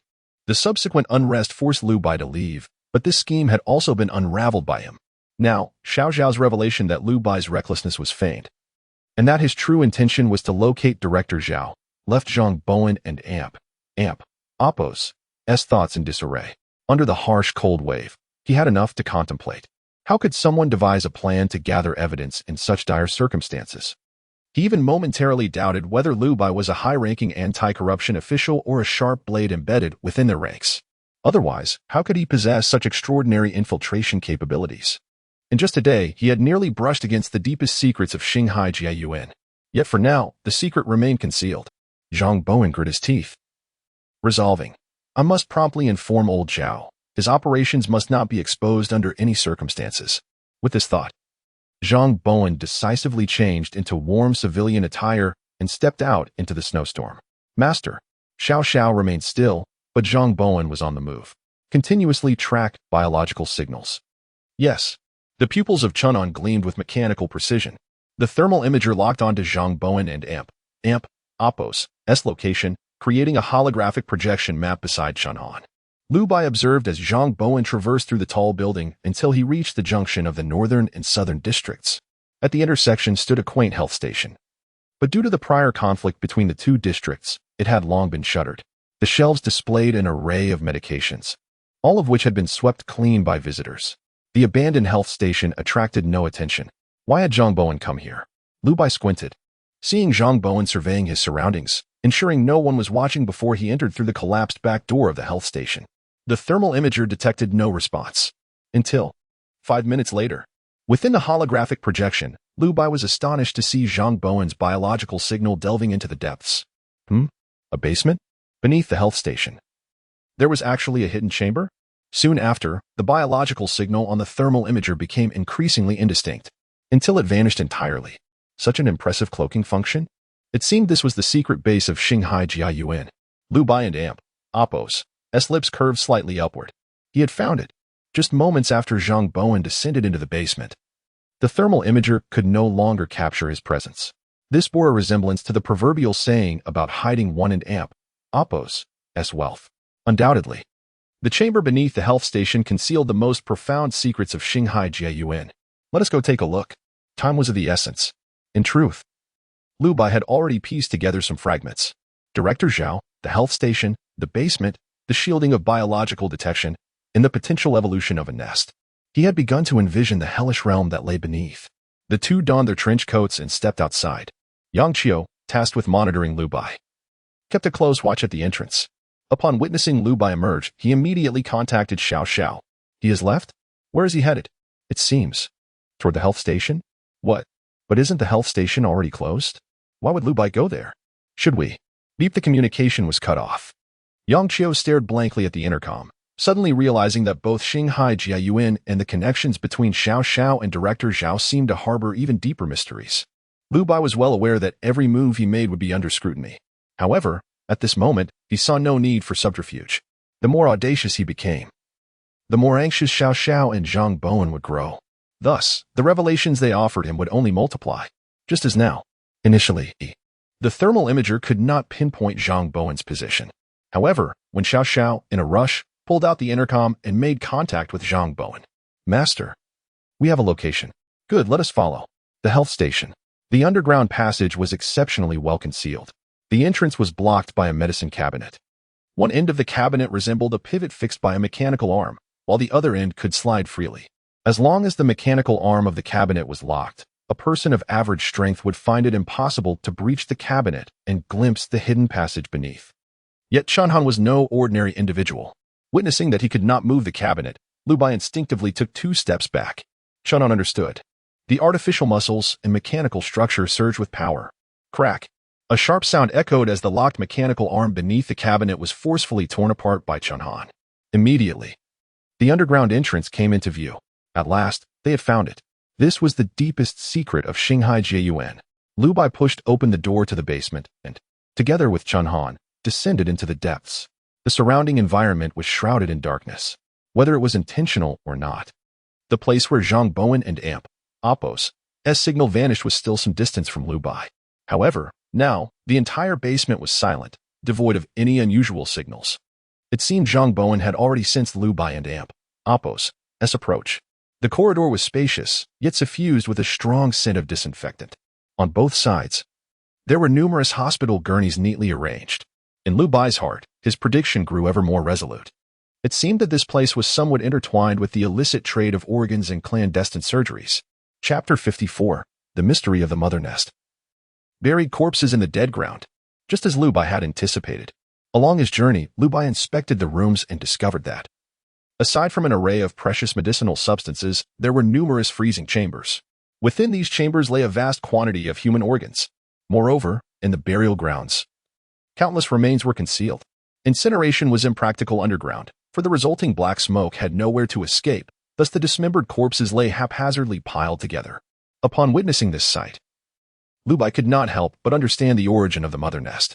It was not merely formed from the accumulation of corpses. Research from later generations suggested that a strong will to survive could potentially enhance the probability of enduring the black rain and mastering extraordinary abilities. Furthermore, intense obsession or hatred could indeed revive the deceased, transforming them into monstrous entities. This underground black hospital, along with the hollowed-out corpses, revealed the terrifying resentment harbored in their hearts before death, a fact that required no further elaboration. Thus, this filthy burial ground was likely the source that nurtured the mother nest. In his past life, they were oblivious to the secrets of Shanghai Jiayuan, making it impossible to suspect this place. Even if there were doubts, they would be dissuaded by Zhang Bowen and Xiao Xiao. After all, there were hardly any individuals in the shelter who had emerged from Shanghai Jiayuan. Those who had were well aware of its hidden truths and understood that the underground black hospital could likely give rise to the mother nest. However, they dared not speak out, nor permit him to investigate. Alas, the knowledge I possessed in my previous life was woefully scant. I devoted myself to seeking a path for their survival. Yet none of them turned out to be virtuous. Ha ha ha. Were there good people in the shelter? Certainly, there were. Yet now it seems that the true powers within those sanctuaries, aside from Lu Bai, are merely a collection of rogues. Guorong, Zhao Wenhao, Long Yiming. Not to mention Xiao Xiao, Zhang Bo and Oppos, and the director. Their only distinction lies in some being overt while others remain covert. The director personally intervened, instructing Lu Bai not to investigate Shanghai Jiayuan. This was not a result of pressure from Zhang Bo and Oppos, but rather because he was already privy to the secrets of Shanghai Jiayuan. After all, the funding for the shelter was secured through him. Could Zhang Bowen and Xiao Xiao truly be so altruistic? Would they invest heavily in constructing the shelter only to relinquish power to others while contentedly remaining in the shadows? Upon re-evaluating the two, Lu Bai recognized that this was utterly impossible. The director's position could only stem from 2 possibilities. Either he was a puppet of the two, obeying their every command, or he possessed greater capabilities, rendering Xiao Xiao and Zhang Bo and Amp, Oppos, and subservient to him. At present, Lu Bai leaned towards the latter belief. For even as he delved deeper into the underground clinic, he had yet to hear a single mention of the director. The director. Let us not dwell on him for now. Ultimately, we do not even know his origins. First, we must deal with the vile Zhang Bo and Amp, Oppos, and then Xiao Xiao. Additionally, We must complete the emergency task mandated by the system. Lu Bai narrowed his eyes, wielding his flashlight as he surveyed his surroundings. The conditions of the urgent mission required suppressing Xinghai Jiayuan and preventing the future emergence of the mother nest. It was known that the birth of the mother nest necessitated a sufficient number of living beings or remains, along with an environment rich in malevolent thoughts, as well as possibly other negative elements. The notion of negativity was merely a stereotype Lu Bai had grown accustomed to. However, perhaps sustenance was not solely derived from malice. After all, in his previous life, he had heard of a thermal power plant near Anping City that had given rise to an intermediate mother nest. And it was even said that it was on the brink of evolving into a high-level mother nest. This prompted Lu Bai to advocate for proactive exploration. For if Anping City were to fall to the mother nest, it would not be long before Yongqing faced the same fate. Regardless, by dismantling this underground black hospital, the emergence of the mother nest might be averted. Not a single remnant could be allowed to remain. Although this was rather unkind to the deceased, in such dire circumstances, one could hardly afford to be considerate. Nonetheless, TSK. Lu Bai surveyed his surroundings, his brow slightly furrowing. The temperature was too low, compounded by the complex underground environment. To completely obliterate this underground hospital would not be a simple task. The most reliable method would be to blow it up. Chunhan, while searching for individuals, also scanned the terrain map. Furthermore, Zhang Bo and Appos, S biological tracking should have recovered somewhat, correct? Chunhan nodded slightly. Yes. Although the cold storage of the morgue interferes, being on the same plane allows for the faint detection of heat sources. However, there are 5 heat sources. Of these, 3 exhibit particularly pronounced heat signatures, indicating that they likely engage in regular exercise. Understood, bodyguards. It appears that Zhang Bo and Appos, and is not entirely unprepared. As for the other heat source, could it be Director Zhao? Lu Bai narrowed his eyes and holstered his firearm. With a flick of his hand, the dragon of surprise appeared. At this juncture, at least underground, there was no need for concealment. After all, those present were all deserving of their fate.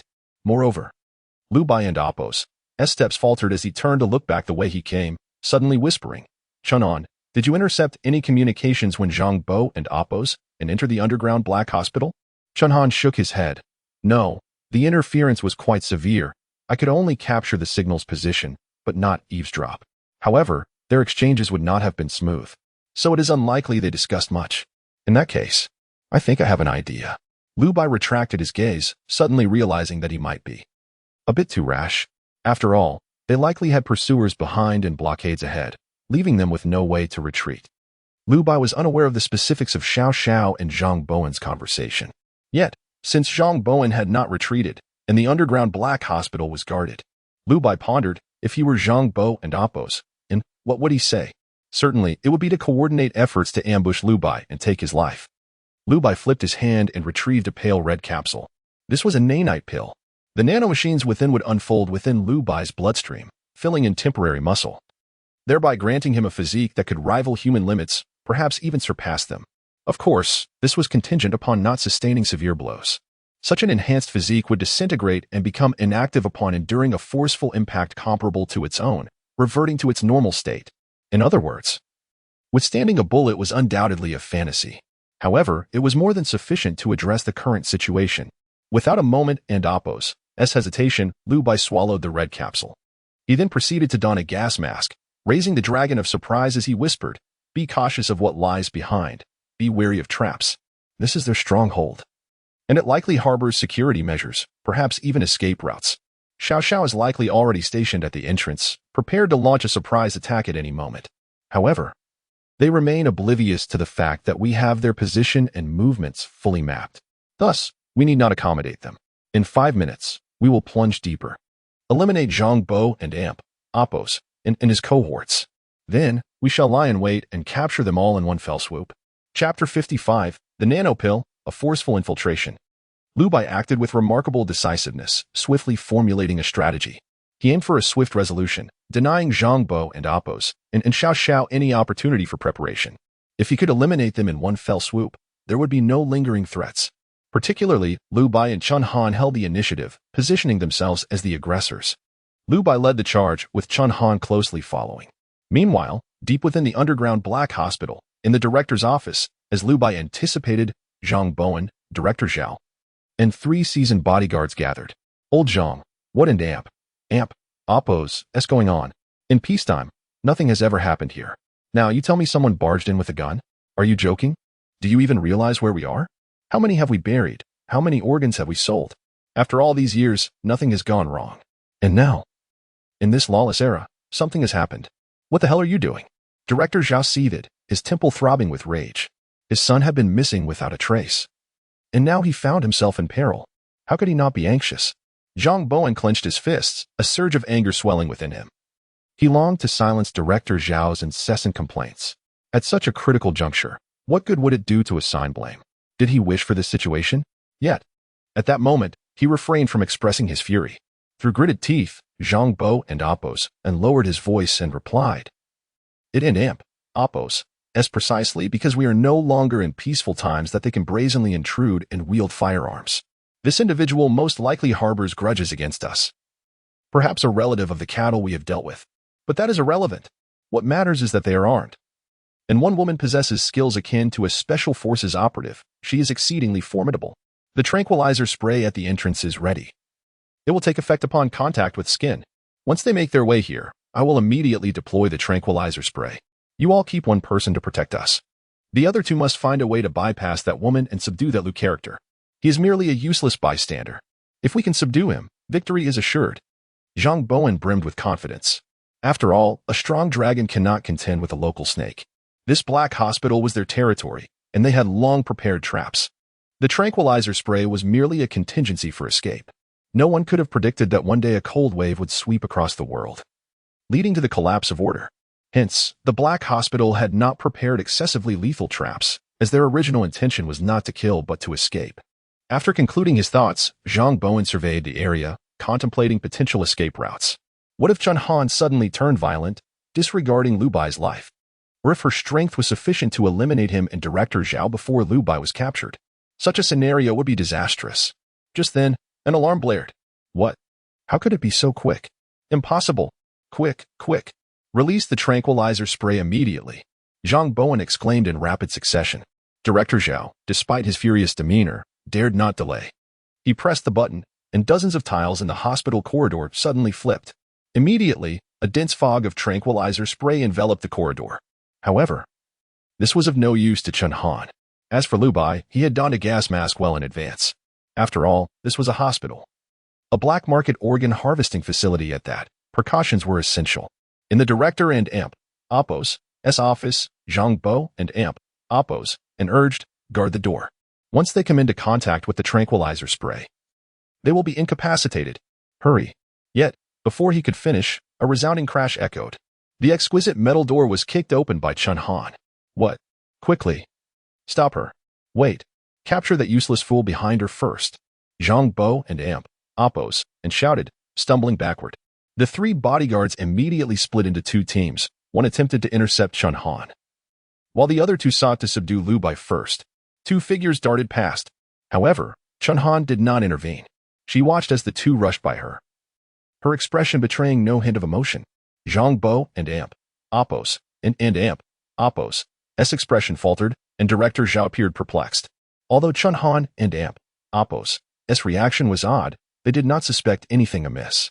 After all, Chun Han seemed obedient to Lu Bai, perhaps merely a cold-blooded assassin who followed orders without question. It was also possible that her loyalty to Lu Bai was insincere. If that were the case, it made sense. With this realization, a smile crept onto Zhang Bo and Amp, Oppos, and Amp, Oppos' lips, and he breathed a sigh of relief. Fortunately, it turned out he had overestimated Lu Bai and his bodyguards. If that were the case, there was nothing to fear. Capturing Lu Bai would absolve Chun Han of any obligation to serve him further. What a baseless worry, indeed. Just as Zhang Bowen straightened up, ready to utter a curse, a sudden gunshot shattered the air. Unbeknownst to them, Lu Bai had raised his weapon. The formidable sniper rifle in his hands appeared almost like a toy. Not only was he incredibly quick, but he handled it with remarkable ease and precision. With a casual flick of his wrist, the bullet pierced through the skull of a bodyguard. The bodyguard, who had just passed by Chun Han, had not even raised his weapon before the force of the bullet sent him crashing to the ground, forever ensconced in a pool of blood. Zhang Bo and Amp, Oppos, and stared in disbelief at the scene before him, his mouth agape in shock. What? A sniper rifle, at such close range. A casual shot like that Piercing the forehead? Do you think this is a movie? Director Zhao turned his head in astonishment, casting a cold gaze at Zhang Bowen. You call him useless? Just a bystander? If he is useless, then what does that make you? Director Zhao was nearly breathless with rage. What on earth was happening? They had been so well hidden, and now trouble had come knocking, pushing them to the brink of death. Fuming with anger, Director Zhao found himself utterly powerless. At that moment, they could not comprehend how Lu Bai had forced them into such a desperate situation. Their only hope rested on the remaining bodyguard. Lu Bai's earlier display of marksmanship felt almost surreal, yet perhaps it was merely a manifestation of human potential unleashed in dire circumstances, an element of sheer luck. As both men closed in, regardless of Lu Bai's extraordinary capabilities, there was no way his sniper rifle could fire again. The other bodyguard had already raised his double-barreled shotgun, aiming directly at Lu Bai and Amp, Oppo's forehead. However, the result was bang. The bullet struck the ceiling and Amp, Oppo's steel plate, and the shotgun was sent flying across the room by a swift kick from Lu Bai. Indeed, Lu Bai had no time to fire a second shot. Yet, in truth, he did not require another shot. With the shotgun disarmed, Lu Bai landed, gripping the shoulder of the bodyguard and swiftly maneuvering behind him. He wrapped his arm around the bodyguard's neck. A sudden crack echoed, his throat was seized, and the bodyguard met his untimely demise. Chapter 56, The Interrogation of Secrets. The truth revealed. Everything transpired in the blink of an eye. From Lu Bai and Oppo's swift advance, to the soaring kick, followed by the swift neck hold, and ultimately the lethal strike. The entire sequence unfolded in less than 3 seconds. The fury in Director Zhao's eyes had yet to dissipate, while Zhang Bowen's lips curled into a sinister grin. They believed Lu Bai was doomed, as the shotgun bullet was poised to pierce his form. However, to their astonishment, Lu Bai effortlessly dismantled the threat with a single kick. This series of actions resembled a cinematic spectacle. Neither the bodyguards nor Zhao and Zhang could possibly fathom that these feats were achievable by a mere human. It undoubtedly transcended the realm of human capability. It was truly unfathomable. In fact, even Lu Bai himself was taken aback. After all, this was the first time he had employed the nanoparticle pill. Following the enhancement of his physical form by the red pill, Lu Bai felt as though he had shed the confines of his own body. It was as if he were maneuvering his character within a virtual reality game. Lu Bai had no prior knowledge of martial arts. However, given his background as a gaming streamer and the recent surge in popularity of VR games, he instinctively grasped the so-called martial arts as he realized he could manipulate his body with the fluidity of a game character. Though it appeared somewhat flamboyant, paired with his extraordinary physical capabilities, it proved to be quite effective. The side effects, however, were unmistakable, while the physical limitations were temporarily lifted. This was not due to Lu Bai's own strength, but rather relied on the nanomechanics. Thus, excessive use of his body would inevitably cause some harm. Particularly after the seamless series of moves he had just executed, he could distinctly feel a strain in his lower back. Yet, thanks to the support of the nanomechanics, it did not impede his movements. However, if he were to exert himself too forcefully and sustain a blow to his back, the consequences could be dire. At that moment, as Lu Bai dispatched the two men, Chun Han swiftly wielded his knife, severing the arm of the bodyguard before him, and with another strike, he decapitated him. 3 elite bodyguards fell within mere instants. Zhang Bo and Oppo's and Director Zhao were left in a state of abject terror, their souls nearly escaping their bodies. What is this? Oh no, it's over, it's over, it's over. Zhang Bowen anxiously scanned his surroundings, fully aware that there was no escape. Yet, he desperately sought a place to hide. However, as he turned his gaze, he found Chun Han already upon him. In the blink of an eye, Chun Han seized Zhang Bo and Oppo's arm. With a sudden, forceful twist, the sound of cracking bones echoed. The anguished wails reverberated through the corridor. Zhang Bo and Oppo's arm contorted at an unnatural angle. Simultaneously, Lu Bai raised his weapon and shot through Director Zhao and Oppo's knee. The excruciating pain caused Zhao to lose his balance, collapsing to the ground. Amidst the cries of agony, Chun Han remained indifferent, silent as a stone. Meanwhile, Lu Bai advanced slowly, his gaze icy as he gripped Zhao and Oppo's hair, coldly stating, "I shall grant you an opportunity to answer my queries. One of you shall die, the other shall live. Whoever dares deceive or conceal the truth shall meet a gruesome end." Lu Bai smiled slightly and continued, "I shall pose my question only once. Where do you typically dispose of corpses? Speak." The mortuary and Oppo's large freezer, the slaughterhouse and Oppo's waste pit, in the deep pit beside the slaughterhouse. Have the bodies been taken elsewhere?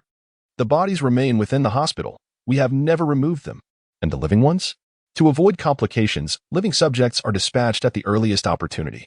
We only purchase, not raise. Who are the individuals seeking to buy organs? All of them are close relatives of the residents of Shanghai Jiayuan. We have a protocol. Anyone undergoing an organ transplant here must purchase a residence in Shanghai Jiayuan and must either live here themselves or have their blood relatives reside here. Furthermore, they are strictly forbidden from disclosing this secret to anyone to ensure the safety of our hospital. Oh, so there exists a mutually beneficial arrangement among you? Yes. Zhang Bowen sells the houses, while Xiao Xiao handles the renovations, and my underground black hospital attracts residents, bundling the sales. How intriguing. The necessity of purchasing a property to undergo organ transplantation. What a diabolical intertwining of industries. It must be said, these three display a certain ingenuity. Yet they are equally deserving of condemnation. Lu Bai narrowed his eyes, his tone turning frigid. Now, for the final question. Tell me, are you the architects of all this? Or is there a mastermind lurking behind you? At this, both men faltered. Without hesitation, Zhao's expression turned grave. Absolutely not. Indeed, there was something amiss. Zhao and Appo's response was oddly singular, failing to address the conspiracy involving the hospital and Shanghai Jiayuan, instead resolutely asserting that they acted independently, as if desperately attempting to prove their isolation from any higher power. Yet, the more fervently he denied, the more suspicious he appeared. Lu Bai squinted, prepared to issue a warning. However, at that moment, Zhang Bowen suddenly interjected. I report. He is concealing something. He is lying. The reason we engaged in this is that someone guided us. Oh, Lu Bai responded with a significant tone, turning to Zhang Bo and Appo's, and provide me with a satisfactory explanation, or I shall consider you a fabricator. Zhang Bo and Appo's eyes bulged, beads of sweat dotting his forehead. Though his voice trembled, his words tumbled out at a rapid pace. Lord Lu, how could I dare deceive you? Well, this plan was indeed orchestrated by us. However, the underground black hospital and the bundled sales were proposed by Brother Ma of the Tengda Group. You may not know, Shanghai Jiayuan is a project invested in by Tengda. And from its inception, Brother Ma approached us directly. He claimed to be the project and Appo's head, believing Shanghai Jiayuan to be promising, and then invited us to dinner, instructing us on collaboration and management. He also taught us how to ensure confidentiality. Everything was, in fact, orchestrated by Ma Onbong. We were merely executors and beneficiaries. But the mastermind behind it all was Ma Onbong. He distanced himself from the risks, yet thanks to this, Shanghai Jiayuan flourished. You could say we are not entirely innocent, but I assure you, I am not the mastermind. This attempt at exoneration was indeed shameless. Nevertheless, Lu Bai gleaned the truth.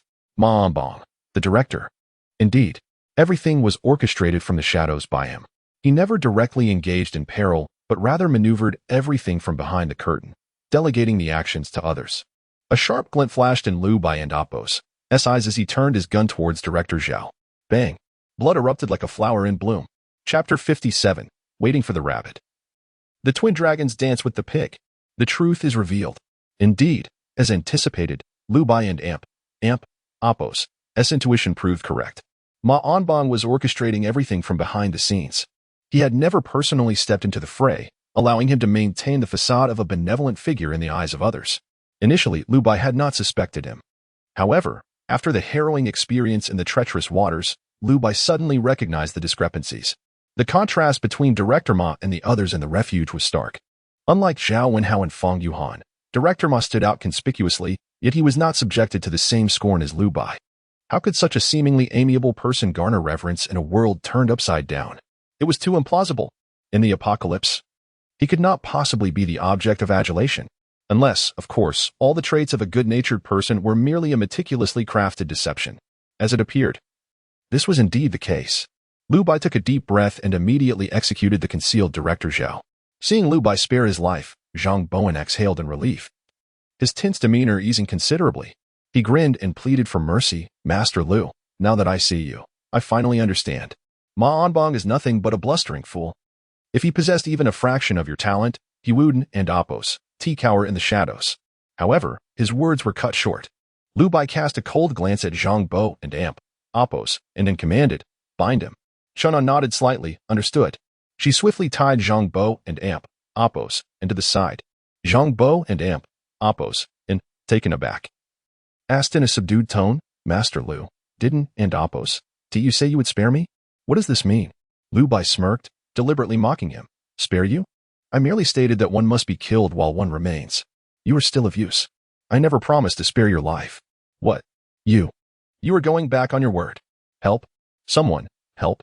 Lu Bai turned away, a faint smile gracing his lips. Enough, that will suffice. Seal his mouth. Upon hearing this, Chunhan promptly retrieved duct tape and completely silenced Zhang Bo and Oppos, and his pupils dilated as he suddenly grasped the situation. Alas, he could articulate no further. His desperate cries for help not only signified his own demise, but also told the death knell for Xiao Xiao. At the end of the corridor, Zhang Bowen's cries echoed through the desolate black hospital. Upon hearing this, Xiao Xiao's expression tightened. This was bad. There were shouts and gunfire. They must have engaged in combat. Move. Quickly. If we delay, the encirclement we painstakingly created will be wasted. Xiao Xiao, filled with urgency, immediately commanded his bodyguards to rush for support. He understood just how terrifying Chunhan's abilities were. Thus, he could not afford to squander this singular opportunity. Yet unbeknownst to him, the battle within the underground director's office had already concluded. At that moment, Lu Bai stood poised with the Jinglong at the corridor's end, waiting for them. Chunhan was equally prepared. There was more than one Jinglong, and although the generation speed of nano-bullets was shared, Lu Bai currently possessed only 3 penetrating rounds, which he was reluctant to expend.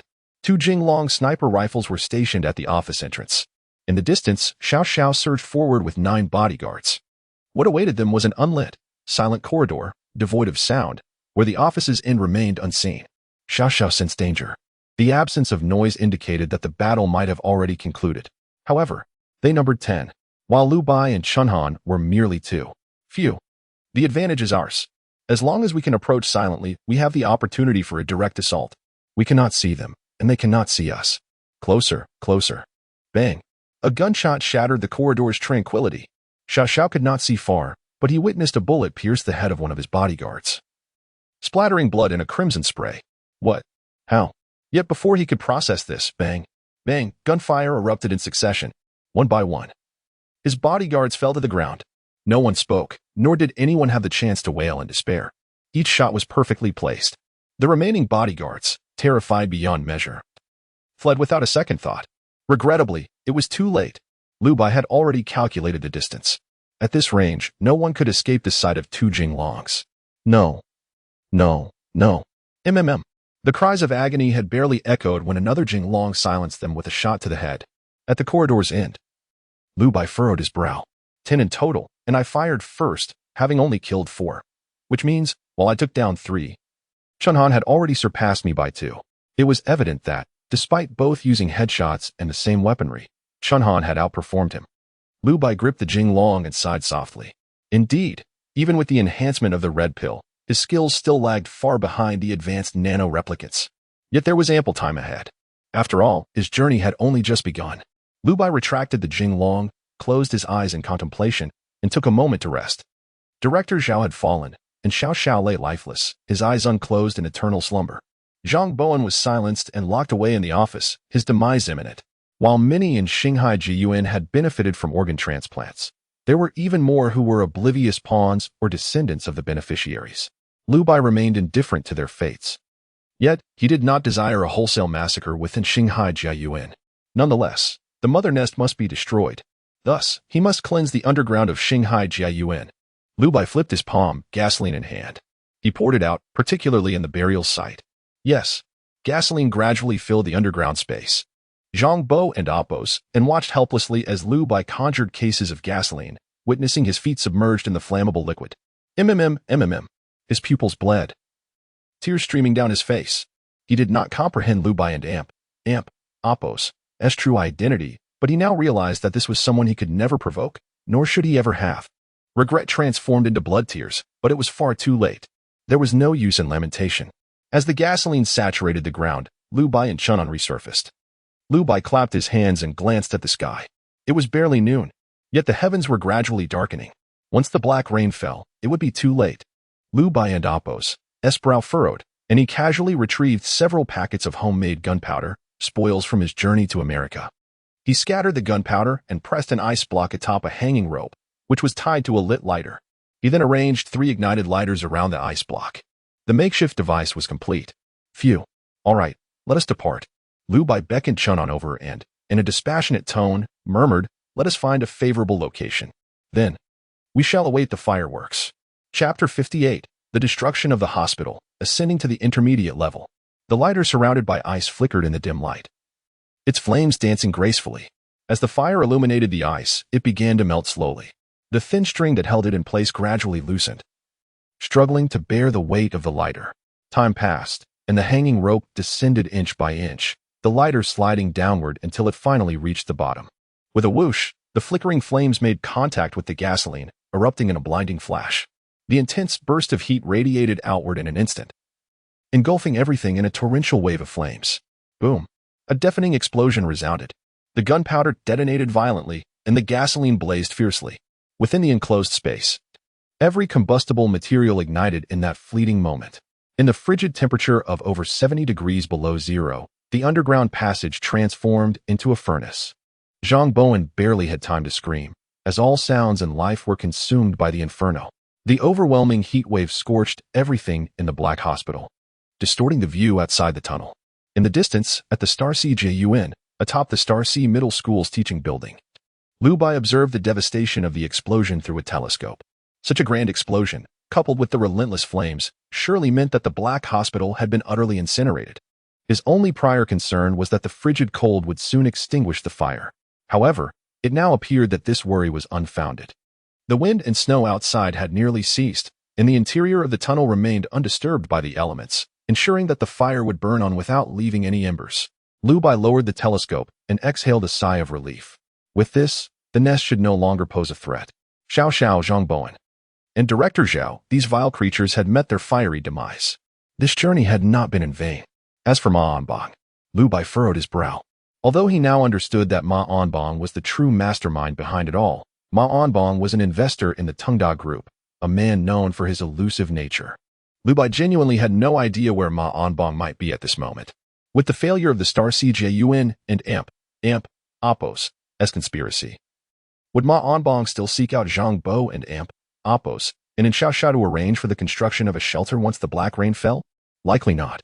After all, both Zhang Bowen and Xiaoxia were now dead. Under such circumstances, would the shelter still be built? Liu Bai pursed his lips, narrowing his eyes slightly. He suddenly realized that after his rebirth, the future's trajectory might witness some alterations. The butterfly effect was beginning to manifest. If this were indeed the case, then his quest for vengeance against Ma Onbong would require considerable effort. Moreover, without a shelter, what would become of the future eternal city? Liu Bai's expression momentarily froze, but he quickly relaxed. In truth, it mattered little. After all, the upper echelons of the shelter were rife with corruption, and there were not many souls worthy of salvation within its walls. Liu Bai vaguely recalled a child who had been tainted by the black water within the shelter, awakening with remarkably distinct signs of supernatural abilities. That child could distort the material before them, transforming any object within their capacity into a spiked shield. The shield possessed not only formidable physical resilience, but also the ability to mitigate impact. Even the powerful blows of the corpse leader could barely be repelled by the spiked shield, though the child and Oppos' abilities did not evolve further. This singular capability was enough to attract considerable attention. Within the shelter, trainers tirelessly trained that child, attempting to expand the range of materials they could distort. The better the raw materials for distortion, the more potent the spiked shield would become, ranging from wood to marble, and ultimately to steel. Yet, no one realized that the black water's corrosion within the child had not healed. Ultimately, under the oppressive weight of the shelter and the coercion of the trainers, that child perished within its confines. This remained an indelible scar on Liu Bai and AMP, Oppos' heart, because that child was the one he had brought back to the shelter. In his previous life, without awakening any powers, he had no authority over the training facility, thus remaining blissfully ignorant of its dark underbelly until that child met their tragic end. The trainer from that time. A glint of murderous intent flickered in Liu Bai's eyes. Luo Wei, he recalled, had fled from Omping City. Without the shelter, killing him would likely prove quite troublesome. Liu Bai frowned slightly. In the invitation he had previously sent out, Luo Wei and AMP, Oppo's name was indeed included. However, perhaps due to the distance, Luo Wei had not arrived at the Fuxing Grand Hotel for the meeting. Thus, he had narrowly escaped retribution. For now, Lu Bai could only take note of this. The immediate priority was to develop himself. It would be impractical to venture to Anping City at this moment. However, before returning to the Fuxing Grand Hotel to investigate the situation with Zhuang Desheng, there was an even more pressing matter at hand. To save lives. Within Star Sea Middle School, there were at least 2 individuals Lu Bai was determined to rescue. This was a lingering regret from his previous life. Su Qiao and Teacher Yi. Although Lu Bai had personally saved Su Qiao in the past, he had also been the one who inadvertently pushed her into the abyss. What truly transpired within the shelter and Oppo's training regime was something Lu Bai only came to understand much later. There was no authoritative evidence to prove that the awakening of supernatural abilities was closely tied to emotions. Yet, at that time, Luo Wei adamantly asserted that the more one oppressed an ability user and Oppo's emotions, the more it would accelerate their awakening, thereby enhancing their powers. Su Qiao had already endured bullying in the past, and within the shelter, she faced relentless torment. Luo Wei even threatened her not to speak of her wounds, which were infected by the black water. For every day she could not shape steel into a shield, Luo Wei would deny her access to a doctor. Under such oppressive conditions, Su Qiao was forced to flee the shelter. In his previous life, she was the sole person Lu Bai felt guilt towards. If Su Qiao and Oppo's past were not fabricated, then she should currently be at Star Sea Middle School. Lu Bai took a deep breath, lowering the telescope and scanning his surroundings. However, he failed to catch sight of Su Qiao. Perhaps he would ask someone shortly. According to Su Qiao, Teacher Yi had been expelled from the dormitory by that group of vile creatures in order to protect her, ultimately succumbing to the black water.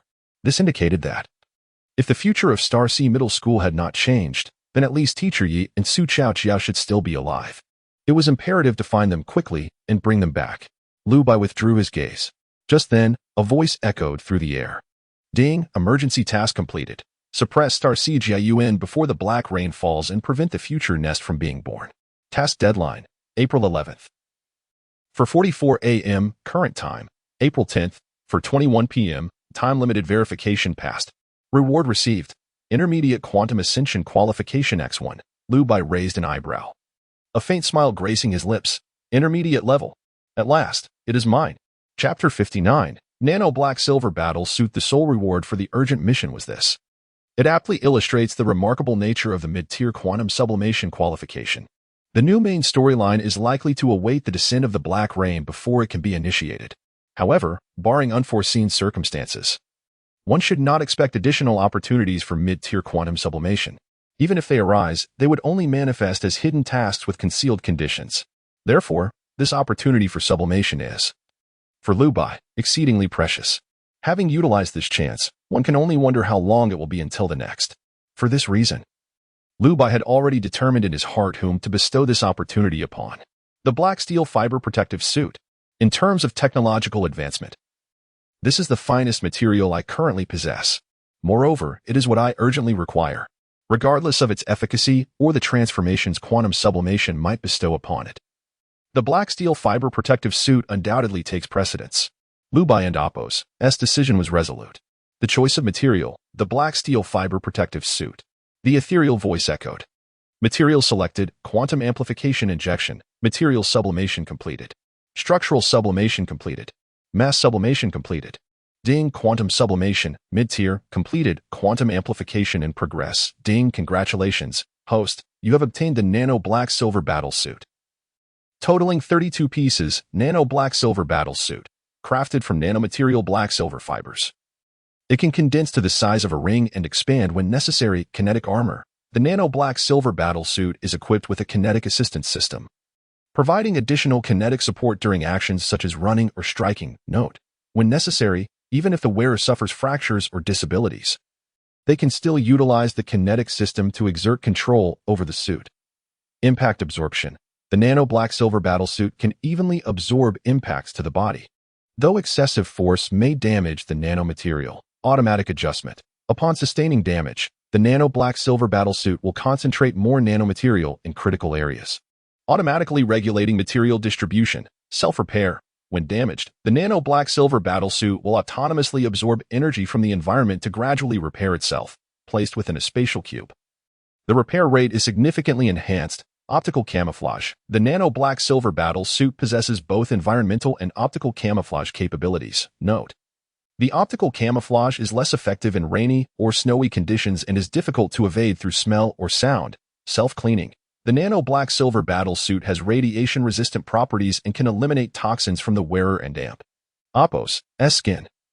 When needed, it can expand the helmet to purify the air. Sonic sensory. The nano-black-silver battlesuit can examine the surrounding environment through sound waves, creating a rough holographic image that can be accessed at any time. Note: if the nano-black-silver battlesuit detects strong kinetic or thermal anomalies, it will issue warnings through a fingertip alarm system. As the ring materialized in his hand, Liu Bai and Oppo's mouth fell slightly agape, leaving him momentarily dizzy. The detailed introduction of this battlesuit alone could fill an entire manual. The multitude of functions was astonishing, and most were undeniably practical. There were no particularly exceptional or extraordinary abilities. All systems and capabilities fell within Liu Bai and Oppo's realm of expectation. Yet, the strength of the nano-black-silver battlesuit lay in its comprehensiveness. Initially, Liu Bai and Oppo's expectations for this quantum sublimation were not particularly high. He merely hoped it would simplify the donning of the suit, enhance its radiation resistance without hindering mobility, and perhaps add a few auxiliary functions. Who would have thought that quantum sublimation would directly yield a nano-combat suit? With such a battle suit at his disposal, even an ordinary person without awakened abilities could thrive in the impending chaos of the Black Ray. It was crucial to note that even in a future where survivors are few, the number of ability users is even scarcer. Those who possess abilities without side effects, capable of surviving mutations, are exceedingly rare. And among them, individuals with the capability to confront aberrations are a mere fraction. It is precisely due to the scarcity of usable combat power that so many had angrily criticized Liu Bai, vehemently opposing their ventures into exploration. Fear gripped them. They cared little for any so-called future, only concerned that the absence of protective strength would jeopardize their lives. However, in this lifetime, Liu Bai need not accommodate anyone's fears. Yet, reflecting on previous research concerning the awakening of abilities, an intriguing observation emerged. The majority of those who awaken abilities are evidently young adults and teenagers, particularly high school and university students, who account for a staggering 80% of the awakened. However, interestingly, within the proportion of high-quality awakened individuals, they comprise less than 30%. In other words, while these high school and university students are evidently more prone to awakening abilities, their overall strength tends to be comparatively lower than that of older individuals. From this perspective, the phenomenon of ability awakening still holds considerable research potential, and there remains a long journey ahead in exploring the pathways and principles of awakening. Research. Liu Bai tucked away the battlesuit ring, furrowing his brow. There exists no formal expertise in the study of abilities. Everyone is self-taught. When it comes to scientific inquiry, I have androids and AI to substitute. Hence, for the role of researcher, perhaps selecting someone with keen observational skills and a greater capacity for empathy would prove more beneficial. Two suitable candidates emerged in Liu Bai and Oppo's mind. One was Su Xiao, and the other was Teacher Yi. In the past, Su Xiao had mentioned her gratitude towards Teacher Yi on numerous occasions while recounting her past to Liu Bai. Teacher Yi had sacrificed herself to protect Su Xiao from bullying. But aside from this debt of gratitude, she was also a meticulous and principled educator. Such a person would be a reassuring choice to lead the research on abilities. With this thought in mind, Liu Bai, accompanied by Chun An, began searching throughout Shanghai High School. As evening approached, the cold wave persisted, though the winds and snow gradually waned. The temperature within the school remained bone-chilling. However, as the winds and snow subsided, the damp cold began to shift towards a dry chill. Outside the dormitory building, a figure stood resolutely amidst the swirling snow. Slightly over 1.50 meters in height, she appeared exceptionally petite for a senior high school student, even among girls. Her attire seemed somewhat insufficient, struggling to withstand the biting cold. It was Su Xiao. At the entrance of the dormitory, a group of burly male students and preening female students blocked the doorway, mocking and ridiculing her. Ah, look at her, already shivering. Oh, the poor wretch. It pains my heart to see. Wherein and Oppo's, to you just boasting that the poor can also produce the noble? Ha ha. In my opinion, the poor produce nothing but useless bookworms like you. Come on, if you're so noble, stop shivering. Ha ha. Upon hearing the commotion, Lu Bai's eyes widened in shock, and his right hand instinctively clenched into a fist. Chapter 60. No More Regrets. Eradicate Evil. Shanghai High School, situated near the affluent Shanghai Jiyuan, predominantly attracts the scions of wealthy families. However, despite its acceptance of favoritism, it remains a public institution, allowing diligent students from humble backgrounds, like Su Qiao, to gain admission through merit. Yet, for students like Su Qiao, studying in such an environment may prove to be a poor decision. As it stands, the privileged students harbor deep-seated resentment towards Su Qiao, frequently subjecting her to bullying. With the collapse of societal order, they no longer fear repercussions or media scrutiny for their actions. Thus, their inner malevolence is now unmasked. Su Qiao finds herself cornered outside, exposed to the harsh elements. She refrains from resisting, knowing she has no alternative and does not wish to implicate others. The times have changed. Now, even calling for help is beyond her reach. Lu Bai clenches his fists, poised to intervene, but someone beats him to it. What are you doing? Why are you bullying your classmate? Teacher Yi rushes in, pushing aside the students blocking the door, and hurries to embrace Su Qiao. A student with blue hair sneers, mind your own business. We hired you to teach, not to meddle. If you love interfering so much, do you want to lose your job? Get lost. Lu Bai's pupils widen. Has he been cooped up at home too long? Or is it because he has never encountered such an environment before? In his past life, he heard Su Qiao and Oppos as accounts, but could not fathom the extent of these beasts and Oppos madness. Now, witnessing their vile behavior firsthand, he feels an overwhelming urge to kill. This is despicable. Lu Bai's fists tighten, a glint of murderous intent flashing in his eyes. Teacher Yi shields Su Qiao, her eyes shut, her chest heaving with suppressed rage. Yet, she maintains her composure, speaking calmly. In times of disaster, we should support one another. At the very least, we should not. Shut up, you filthy whore. The blue-haired student retorts, his tone menacing. Who do you think you are? How dare you instruct me? You and Oppos, read just a lowly teacher. Take a look in the mirror and see what you are. You think you can lecture me? Exactly. Who do you think young Master Yang is? Just a teacher. Our young master will inherit the company. You think you can bark at him? Teacher Yi holds Su Qiao tightly, remaining silent. Lu Bai understands.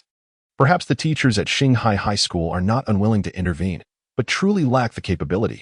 Before the upheaval, they might have had the authority to lecture or contact parents, but now they are utterly incapable of confronting these young beasts. Taking a deep breath, Lu Bai strides towards Teacher Yi and Su Qiao. The sound of crunching snow accompanies his steps. The students glance at him, puzzled and somewhat intimidated, sensing an intense determination radiating from him, reminiscent of soldiers prepared for battle. The blue-haired student falls silent, eyeing Lu Bai warily, hesitant to speak. Ignoring them, Lu Bai approaches Su Qiao, leaning slightly towards her, and inquires coldly, "Why do you not resist?" A foolish question. It is evident to anyone why Su Qiao chooses not to fight back. She hangs her head, silent. Lu Bai presses on. Is it because you lack the ability to resist? Su Qiao and Oppos' eyes redden, and she nods. Lu Bai pauses, then asks, "What if I grant you the power of choice? You may select from 3 paths. First, stay at Shanghai High School, and I will eliminate those bullies for you. Second, I can take you to a safe place where you may live out your days in peace. Third, I can empower you to fight back, but the process will be excruciating and may endanger your life." Suddenly, Su Qiao lifts her gaze. A flicker of hope shines in her otherwise desolate eyes. Yet, she hesitates. Glancing at Teacher Yi, Teacher Yi discreetly observes the gun holster at Lu Bai's side and nods encouragingly at Su Qiao. Trust him, my child. After all, you have already endured much. It cannot get any worse. However, Su Qiao presses her lips together, still undecided. Lu Bai, unperturbed, smiles faintly, pleased with her response. Are you worried about Teacher Yi? Su Qiao finally speaks, her voice barely audible. Yes. Lu Bai chuckles softly then. What if I said I could take Teacher Yi with us? How would you choose? This time, Su Qiao raises her head, her hesitation vanishing entirely. I choose the third option because Teacher Yi has protected me for 3 years. Now, it is my turn to protect her. This slender figure, at this moment, radiates an indescribable brilliance amidst the snow. Lu Bai exhales deeply, relieved. Su Qiao remains the same person he has always known. Very well, come with me, Lu Bai says. Then shifts his gaze to the group of students inside the dormitory, changing the subject. What about them? Do you think they deserve to die? Su Qiao glares at the group, fists clenched, but remains silent. Teacher Yi hesitates, murmuring, perhaps we should let them fend for themselves. We shouldn't. Before she can finish, Su Qiao lowers her voice, resolutely declaring, they deserve to die. Clap, clap, clap. Lu Bai applauds, smiling, excellent. They have treated you this way. They certainly do not deserve mercy. In this apocalypse, that is the bare minimum of courage. Su Qiao nods in agreement, her posture straightening. Lu Bai's lingering guilt from his past life finally dissipates. The so-called danger is not what it seems. The combat suit can mitigate surface erosion. Thus, while Lu Bai cannot guide an awakening, he can ensure the safety of anyone who wishes to awaken through the black water. Therefore, Su Qiao is not in any mortal peril. Yet, Teacher Yi still appears uneasy. This is for the best. Unlike Su Qiao, a resolute warrior, Teacher Yi is better suited for supportive roles, where a lack of aggression is beneficial. Lu Bai turns to Teacher Yi, asking solemnly, on the matter of whether they should be killed, I will not ask you. However, I hope you can tell me who among them is worthy of mercy? Teacher Yi falls silent. She cannot bring herself to condemn anyone to death. Yet, when Lu Bai inquires who can be spared, she realizes that none among them meet the criteria. Seeing her reaction, Lu Bai calls over Chen Han, his tone calm and concise. Eliminate them. Chapter 61. The cold wave subsides. Dark rain falls. Eradicate evil thoroughly. High school is no longer a childish age. Perhaps among them, one or two may change their future, yet this is the apocalypse.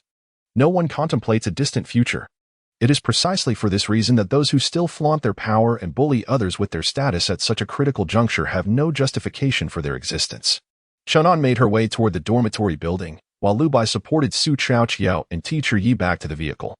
Lu Bai initially intended to linger longer in the city before heading to the amusement park to observe Zhuang Dishang's situation. However, it now seemed prudent to first return Su Qiao and Teacher Yi to the Fushan Grand Hotel. A chilling wail echoed behind them, yet no one showed sympathy or concern. Chenan soon returned, and the four of them got into the car. Lu Bai retrieved some food from within. Considering that Su Qiao and Teacher Yi must be struggling to have a proper meal in such dire conditions. Thank you. What can I do to help? Can I defend our fortress? Is that all? Lu Bai raised an eyebrow and smiled. That is no simple task. Su Qiao shook her head and, after a long time, revealed a faint smile. If it's not simple, then so be it.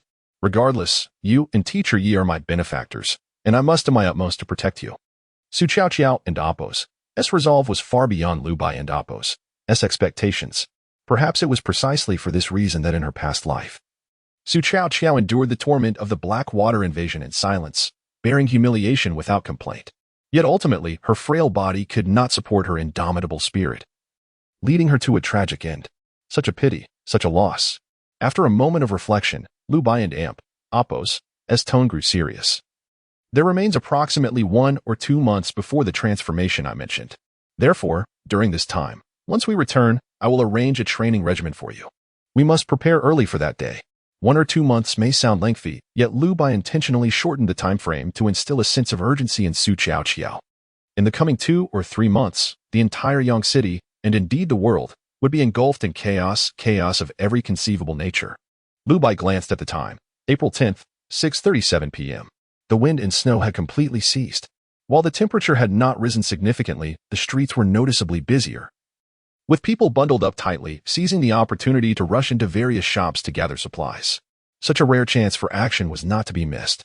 The cold wave had abated, yet the world had irrevocably changed. No one would sing songs of peace, celebrating the end of calamity. What remained was a frenzied revelry. The last indulgence of the apocalypse, much like the present moment. Su Qiao sat quietly beside, observing the scenery outside the window, familiar yet foreign. The desolate city beyond the glass mirrored her own reflection. The vehicle moved slowly, hindered by numerous robbers obstructing the road. In this apocalyptic world, raiding supermarkets had become commonplace. Yet, amidst such despair, more malevolent thoughts were born. The off-road vehicle, owned by someone, was now targeted by a band of thugs. Along the way, they encountered makeshift barricades erected by desperate individuals, blocking Lu Bai's path. But the response to their interference was the crack of gunfire from a hidden dragon. The heads of the thugs exploded like fireworks. Perhaps this was one way to celebrate the end of the cold wave? However, their obstruction delayed the journey. By the time they left the city, it was already midnight. A light, Almost imperceptible rain began to fall from the sky. The raindrops appeared gray and corrosive, occasionally mixed with pitch-black droplets. Lu Bai extended his hand out the window, waiting patiently until he caught a drop. The black rain, upon contact with his skin, felt distinctly burning. Even the hair on the back of his hand singed slightly. Su Chaoqiao, keenly aware of Lu Bai and Appo's exchange, felt a pang of concern and hurriedly asked, are you all right? Lu Bai chuckled. I am Lu Bai. You may address me as you wish. All right, brother Lu. She laughed. I'm fine. Just got splashed by some black rain. This substance can erode the human body, but at this level, simply wiping it off will suffice. However, if not dealt with promptly, it could pose a serious threat to life. As Lu Bai stated, the black rain was not particularly hazardous at this moment. For years to come, the black rain would never cease. Yet its intensity varied, not remaining constant. In the initial 3 months, half of the time was characterized by light rain or drizzle. As long as one bundled up sufficiently, even without protective gear, it was still possible to venture outside. This 3-month period would later be referred to as the buffer period. The framework of the refuge was established during that time. It must be said, despite Ma Onbong being a brute, his investment acumen was remarkably sharp. After 3 months, constructing anything would not be impossible, but attempting to build under the black rain would require exceedingly meticulous preparations and significant time. Lu Bai turned a glance at Yong City. In this life, without Ma Onbong's refuge, it was uncertain whether Yong City would descend into chaos, or perhaps who would replace the refuge's role in the future. Gathering people and adopting what strategies, these remained unknowns. Yet the chaos was destined to unfold. Corpses would rise from their graves, and livestock and beasts would mutate due to the black rain. During these 3 months, as humanity believed they had grasped the patterns of the black rain, they would begin to construct works, restore order, and hunt anomalies for research. Lu Bai vaguely recalled that at the inception of the refuge's construction, people jokingly referred to it as the prelude to human evolution. After the calamity, a new world for humankind would emerge. And indeed, many among humanity awakened extraordinary abilities due to the black rain. Yet as the 3 months passed, the downpour intensified and the corrosiveness of the black rain increased. When the terrifying mother nest began to emerge, the world would come to realize that the so-called new humans and new era were merely their naive delusions. That would be the true beginning of the apocalypse. Nonetheless, Lu Bai was not particularly worried. After all, the Fuxing Grand Hotel currently had an ample supply of electricity and even a local network. At least, for the foreseeable future, the tower would remain unaffected. However, addressing the power plant's mother nest in Anping City now would likely be too late. The primary concern was the multitude of uncertainties in the wilderness, both in terms of environment and the mutated beasts. In his previous life, there was no information indicating when the power plant had begun to devolve into a mother nest. Perhaps it was best to go with the flow and focus on self-development first. 3 months, setting aside the tasks at hand. It was imperative to enhance the tower's construction before the efficacy of the black rain increased and the great mutations began, while also understanding the causes of the awakening of these extraordinary abilities. Lost in thought, the Fuxing Grand Hotel loomed closer. Just then, a gaunt figure slowly emerged from the snow pile outside the hotel. Chapter 62, The Resurrection of Guorong, The Birth of the Corpse Monster. April 11th, 1:37 a.m. The dark rain dripped down the exterior of the Fuxing Hotel.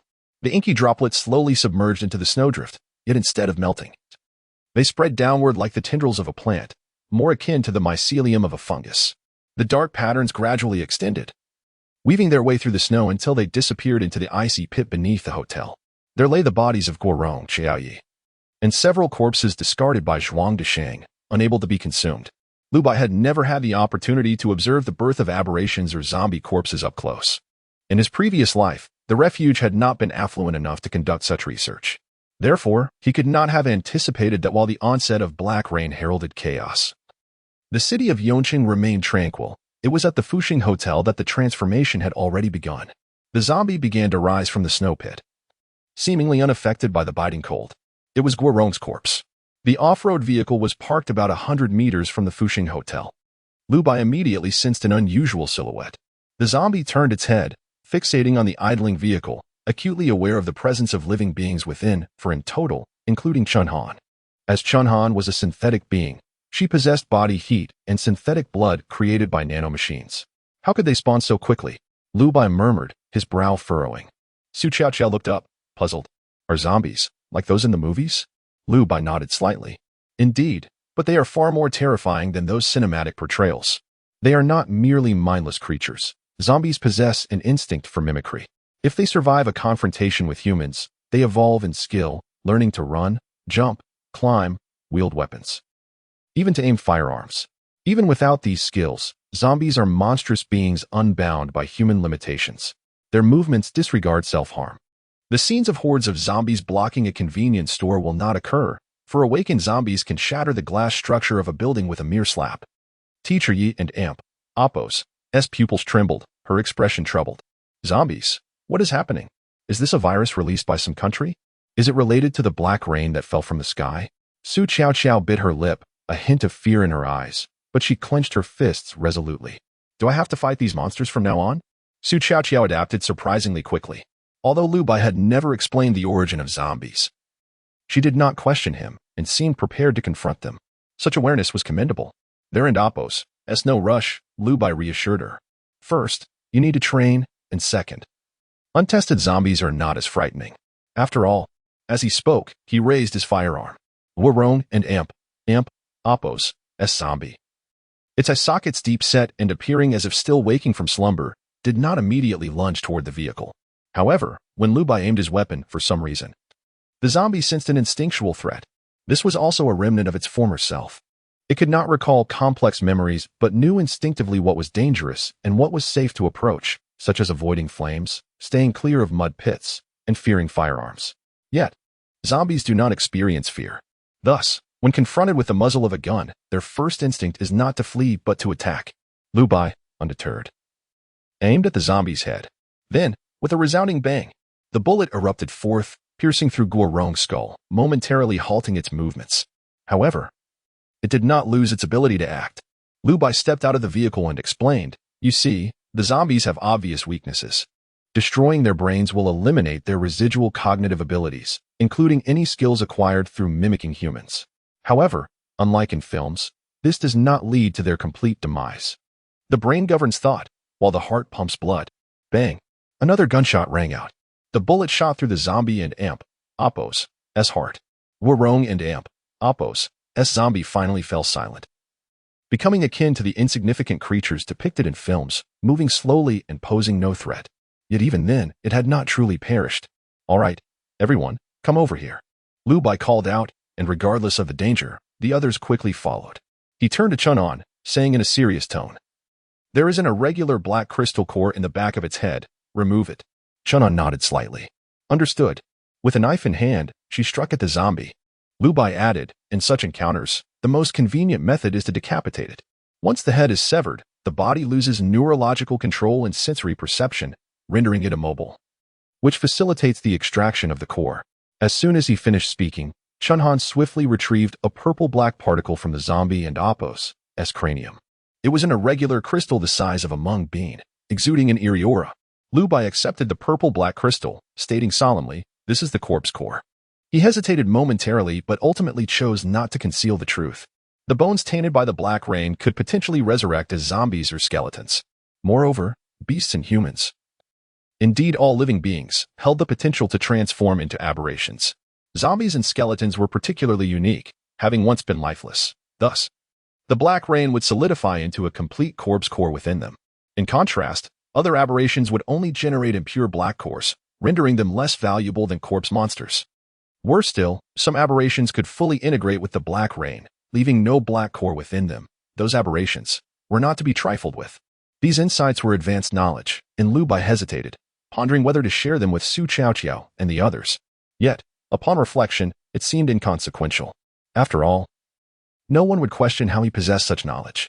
Given the trust the guests at the Fuxing Hotel had in him, as indicated by the system and Appo's tasks, he felt no need to withhold necessary information. Lu Bai accepted the corpse core, delaying the cleansing of the other two bodies. The black rain had only fallen for 2 hours, and it had merely been a drizzle. How could it have spawned zombies? His brow furrowed as he instructed, "You three return to the vehicle and clean off the black rain. I will investigate further." The trio said nothing more and turned to leave. Lu Bai crouched down, examining the area surrounding the burial site, his pupils suddenly narrowing. Those strands of black posed a problem. Chapter 63, The enigma of black rain and the peril of green fields. The black lines spread downwards from the snowdrift like fungal tendrils. These strands intertwined intricately, ultimately converging at the side of the remains. Lu Bai squinted, for this scene was one he had never witnessed in his previous life. In that existence, such scarce black water did not exist. The landscape was littered with terrifying pools of black water, devoid of any sanctity. The black water transported back to the laboratory from the outside world lacked this peculiar quality. As Lu Bai followed the fungal strands, he discovered that their terminus was the recently fallen black rain. The rain adhered to the strands, causing them to shorten gradually, as if they were shifting slowly. What? Lu Bai's pupils dilated. From the onset of the black rain, he suddenly grasped a secret that had eluded him in his past life. The black rain possessed vitality. It was not merely that corpses were submerged in the black rain, transforming them into zombies. Rather, the black rain actively sought out suitable corpses, converting them into the undead. This was a monumental revelation, one rife with further mysteries. For instance, why did the black rain not first invade Xiao Yi or other bodies but chose the mid-ranking Guorong instead? Why did the black rain in the laboratory of his previous life lack this bizarre trait?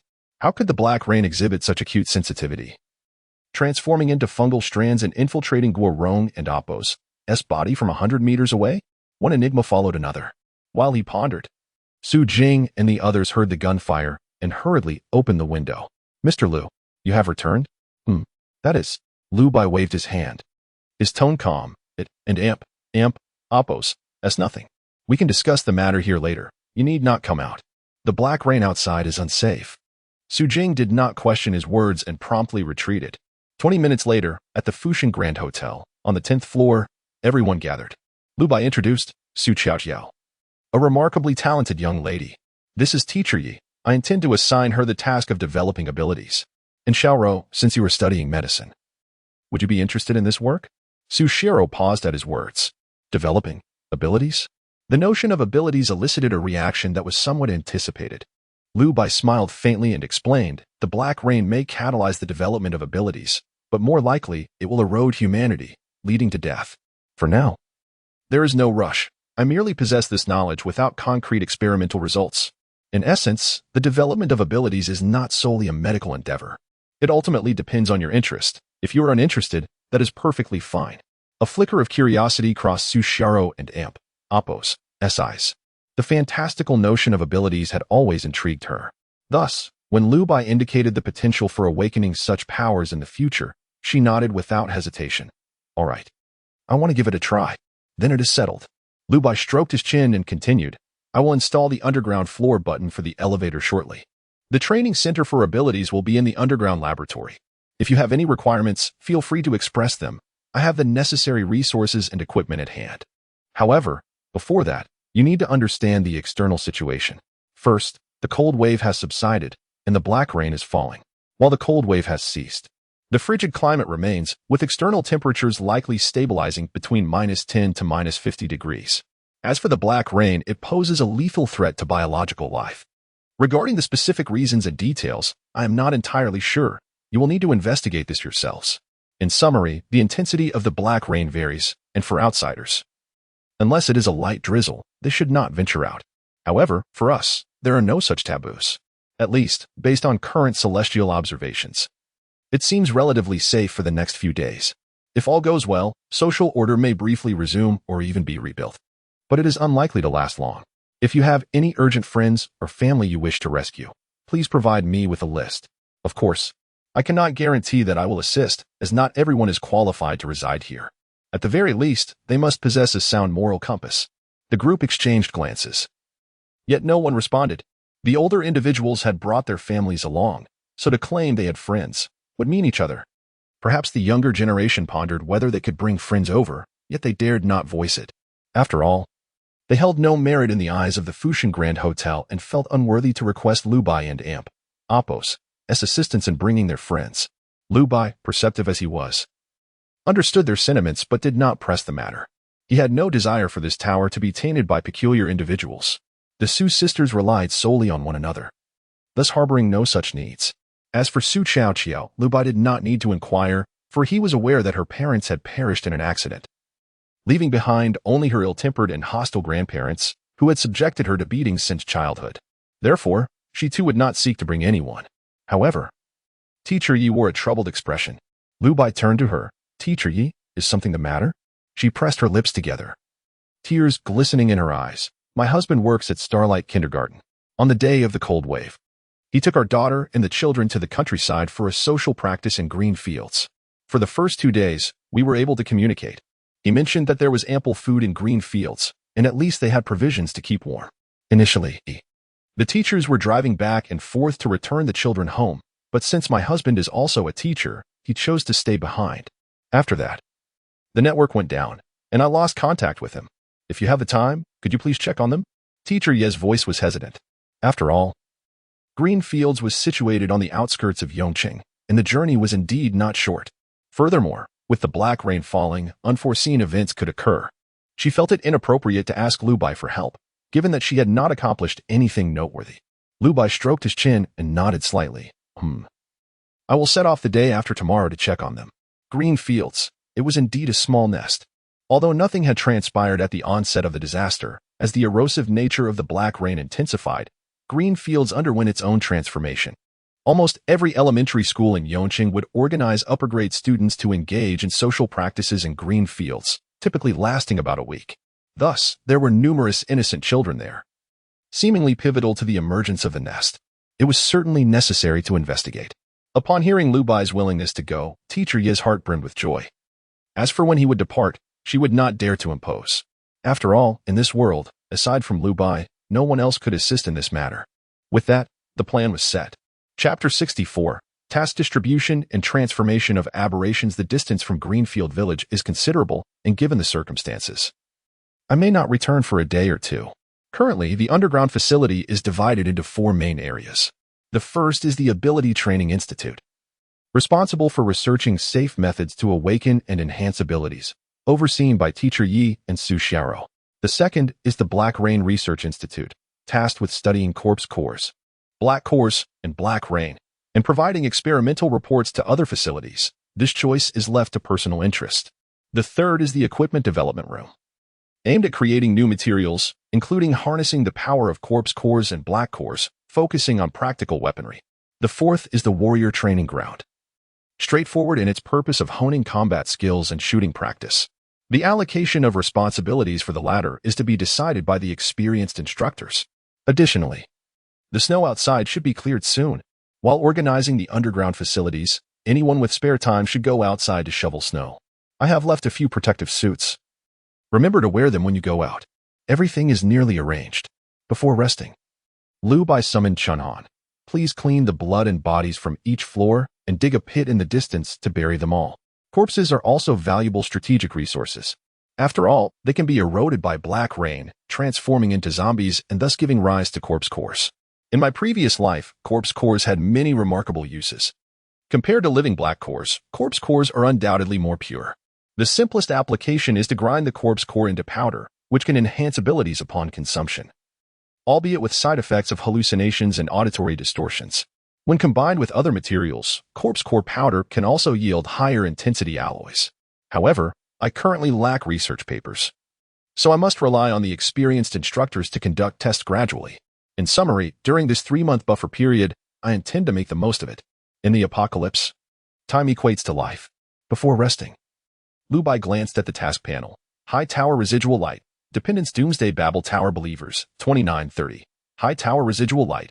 Territory Suppressed Areas, 01. High Tower Residual Light. Merit Exterminated Aberrations, 130. If I can bring someone back from Greenfield Village, it would fulfill a node. However, it appears that Xinghai Jiayuan does not count as a suppressed area, indicating a rather stringent condition. After all, Yongqiu and his group are not exactly benevolent. Perhaps they must be exterminated for any effect. Lu Bai stroked his chin, then dismissed further contemplation. I will take it one step at a time.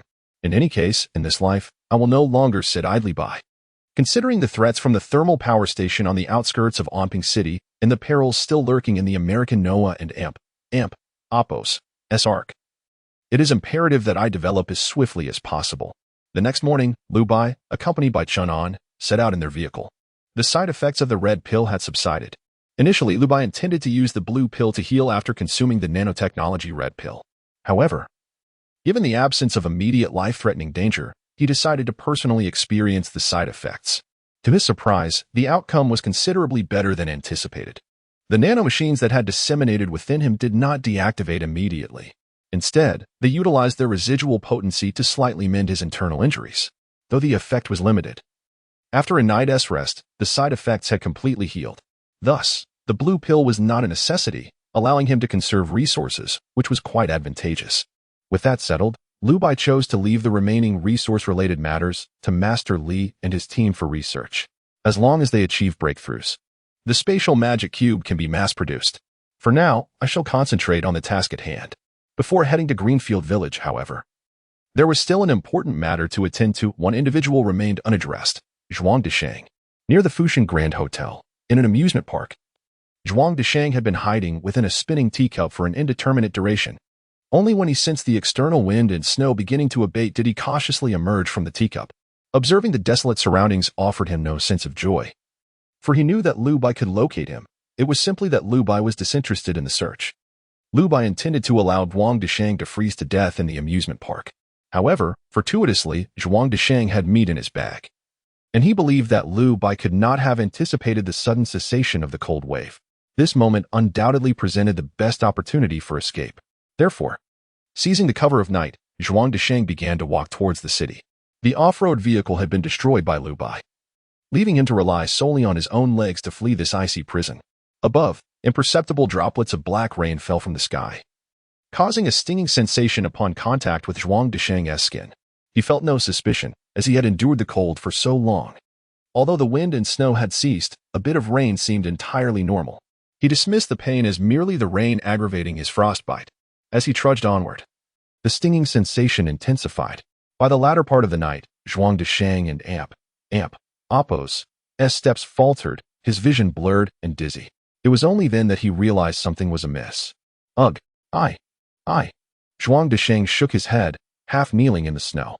It was only when he lay down that he suddenly noticed fine black threads weaving rapidly towards him across the snowfield. What is that? Zhuang Disheng and Appo's pupils quivered as he felt as if flames were enveloping him, an unrelenting pain coursing through his body.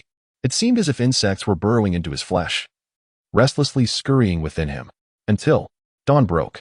With a soft sound, grotesque tendrils erupted from Zhuang Disheng and Appo's forearms like sickles. His eyes glazed over, pupils unfocused. He neither screamed nor roared, nor did he make a sound. He simply accepted his transformation in silence. As the mantis-like sickles formed on the outer sides of his arms, he regained the ability to move, aimlessly heading toward the city. The frigid temperature of -40 degrees seemed no longer a hindrance. In fact, the heavy winter coat he wore had become a burden. He had become an aberration, a creature more bizarre and perilous than zombies or skeletons. In the distance, Shannon trailed silently as Liu Bai pursued in the vehicle. Before approaching, Liu Bai's pupils constricted. Goodness, he truly underwent a transformation? However, Liu Bai squinted slightly, sensing something peculiar. It is commonly understood that to withstand the erosion of black rain, one must possess a certain degree of survival instinct or perhaps an obsession. Yet, whether the outcome would be the awakening of abilities or the descent into aberration remains uncertain. Zhuang Disheng and Appo's survival instinct must have been remarkably strong. He had hidden in the amusement park teacup for 2 days, and in a bid to survive, he had trekked toward the city. Most others would have perished long ago. Despite such a robust will to survive, the final transformation led him to become an aberration. Liu Bai narrowed his eyes, a vague understanding beginning to form within him. Chapter 65, Containment of the Black Core, Purification of Impurities. Having witnessed the aftermath of the anomaly, Liu Bai became increasingly convinced that the notion of a heightened survival instinct correlating with a greater likelihood of awakening supernatural abilities was utterly unfounded, or at best, overly simplistic. The emergence of aberrations and supernatural individuals is shrouded in numerous unknown factors. It cannot be reduced to a mere dichotomy of good and evil.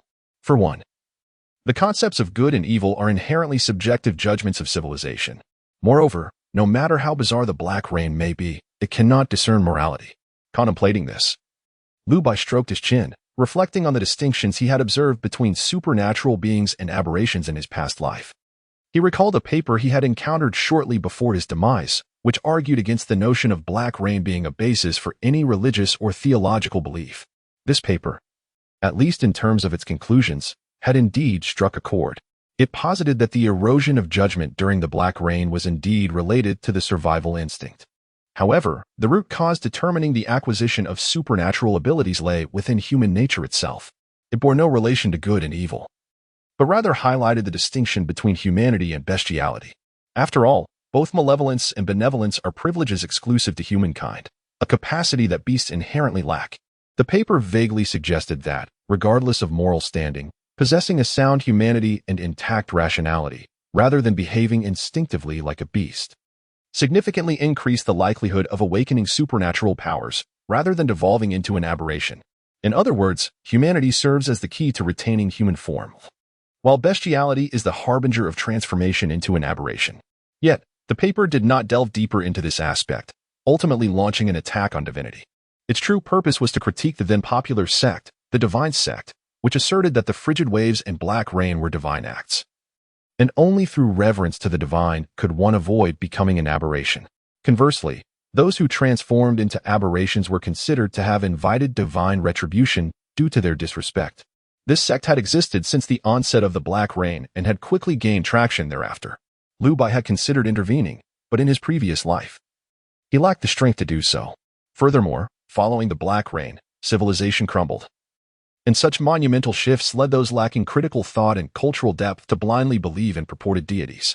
In truth, Liu Bai did not entirely dismiss the notion of divinity. After all, he possessed the extraordinary spatial cube and was tasked by a system. Yet, his conception of the divine was far from the superficiality of the Divine Sect. He would never naively believe that these so-called deities would fulfill the desires of humanity, which they deemed mere ants. The Divine Sect resembled maggots infesting a refuge, and Liu Bai found it impossible to eradicate them entirely. Thus, it was the critique of the Divine Sect in that paper that piqued Liu Bai's interest. However, his primary concern now lay with its exploration of humanity and bestiality. Supernatural individuals, such as Su Qiao, indeed leaned more towards humanity than bestiality. In contrast, aberrations like Zhuang Decheng, lacking agency and possessing fragmented worldviews, acted entirely on instinct. This reflection led Liu Bai to form a preliminary judgment regarding Zhuang Decheng, although he was still hesitant to reach a definitive conclusion.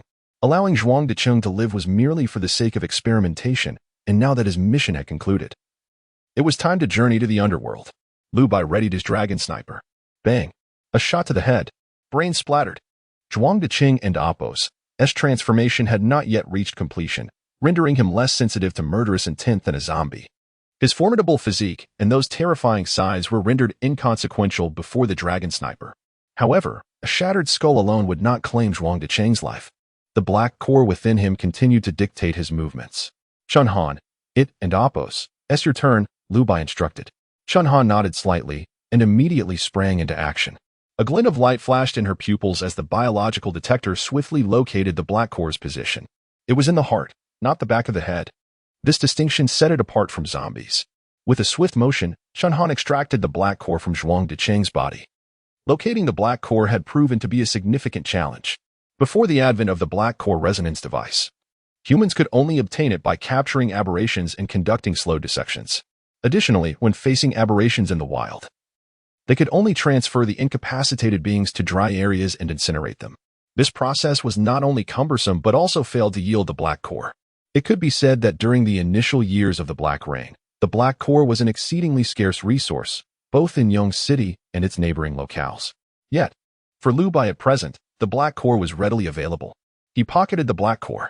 Beep. Detected that the contained object contains excessive impurities and possesses non-replicable spiritual content and residual soul fragments. This anomaly cannot undergo quantum amplification or quantum sublimation. Initiating purification treatment. Black core, level 1. Purification completed.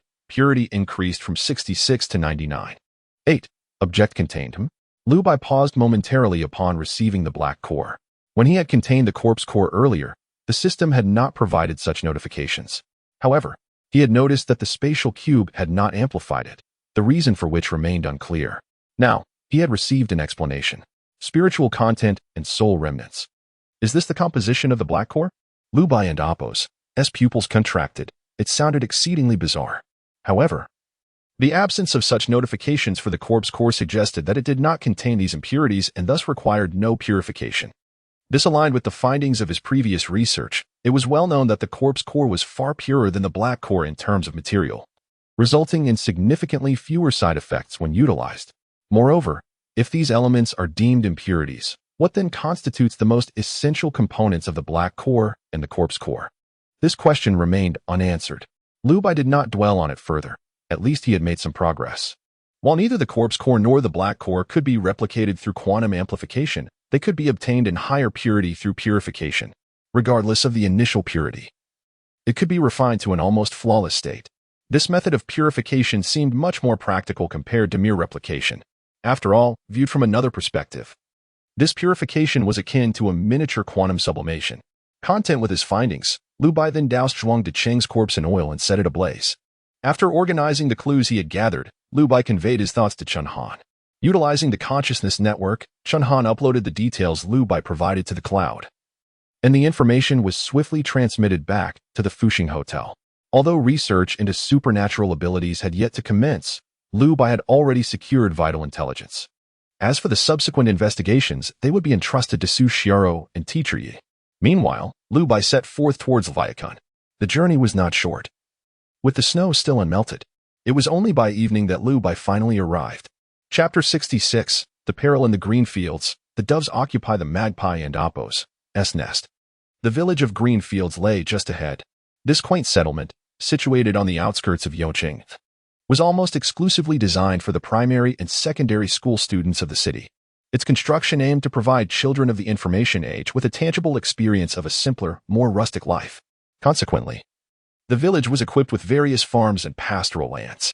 Logically, one would assume that Green Fields could withstand the cold wave without much difficulty. However, after a considerable passage of time, it has sadly devolved into a new stronghold. Though modest in scale and established relatively late, something significant must have transpired. The off-road vehicle halted, its roof bearing signs of corrosion. Washing the car seemed too tedious a task for Liu Bai, who decided against wasting time on it. After all, there were plenty of vehicles in the vicinity. If one broke down, he could easily switch to another. With a swift motion, Liu Bai unfurled the umbrella he held, an improvised rain cover crafted from leftover materials by the skilled craftsmen of Hengyong during the development of protective gear. The latest and most advanced nano-black-silver battle suits would not be displayed unless absolutely necessary, especially since the corrosive black rain had only just fallen and its potency was not yet severe. Accompanied by Chen Han, the two entered the village under the umbrella. The silence in Green Fields was eerily profound. Although such stillness was somewhat unsettling, it was understandable given that the cold wave had only recently subsided. Thermal imaging was affected by the black rain, but it did not compromise the imaging results. Scanning the village revealed a total of 96 individuals, among whom 11 were children and 85 were adults. Notably, 11 children and 14 adults were congregated in the central cafeteria of Green Fields, while the remaining individuals were scattered throughout the village. Liu Bai narrowed his eyes, sensing something amiss. The number and distribution of people did not seem rational. With so few students remaining, were the rest all teachers or perhaps staff of the village? The ratio appeared exaggerated. The black rain and Appo's light intensity meant that the thermal imaging device should not yield any discrepancies. The spring chill could not be mistaken. Thus, it was evident that something was amiss in Green Fields. As anticipated, upon entering the village, Liu Bai was immediately surrounded by a group of burly men. Their crossbows aimed squarely at his forehead. Identity and purpose. You have 30 seconds. Raising an eyebrow, Liu Bai replied calmly, I'm a parent. Here to take my brother-in-law and niece home. And how did you arrive? By car. Good, ha ha ha, splendid. Bring him and those lambs in. Realizing the gravity of the situation, Liu Bai understood that Green Fields had been hijacked by a group of criminals, and this had likely occurred recently. Judging by the number of remaining children, the campus shuttle had managed to evacuate a number of kids, but regrettably, not all had been saved before the thugs took control. Liu Bai chose not to resist. To do so now would risk harming the hostages. After all, these were brutes who would stoop to abducting children. One could only imagine the depths of depravity they might sink to. Until he grasped the full situation, Liu Bai remained calm. The assailants escorted Liu Bai and Chen Han to the cafeteria at the center of Green Fields. The thugs and Appo's gazes wandered over Chen Han, filled with lascivious intent. Well, such a figure. I fear Brother Wang might keep her for himself and not share. Hey, little sister, how about playing with us for a bit? Brother Wang is quite big. You might not be able to handle it. Laughter erupted among them, but they did not act immediately. Inside the cafeteria, the atmosphere was tense. Although the space appeared spacious, a dozen thugs stood guard, leaving the hostages with no means of escape. Teacher, I want to go home. Hush, hush. A child sobbed, their eyes red with tears. The teacher did their utmost to comfort them, attempting to calm their frayed nerves. In one corner of the cafeteria sat a little girl, hugging her knees and bowing her head. Her eyes held no tears, but her gaze was filled with a profound desolation. Upon closer inspection, it became evident that this girl was Yu teacher and Amp, Appo's daughter, Yi Yao. Lu Bai and Amp, Appo's expression grew solemn. He surmised the implication of her despair. Yi Yu. Could it be that Yu teacher's husband? The likelihood was grim, given Yu Yao's hopelessness without anyone to console her. It was clear that her father and Appo's situation was dire. He had likely met his end. With a slight bow of his head, Lu Bai let out a quiet sigh. He then approached Yi Yao, speaking softly, Yi Yao, I am here to rescue you. Your mother is alive and safe. No amount of psychological comfort could surpass the reassurance of a loved one's safety. As Lu Bai had anticipated, Yi Yao slowly lifted her head, a flicker of hope igniting within her eyes.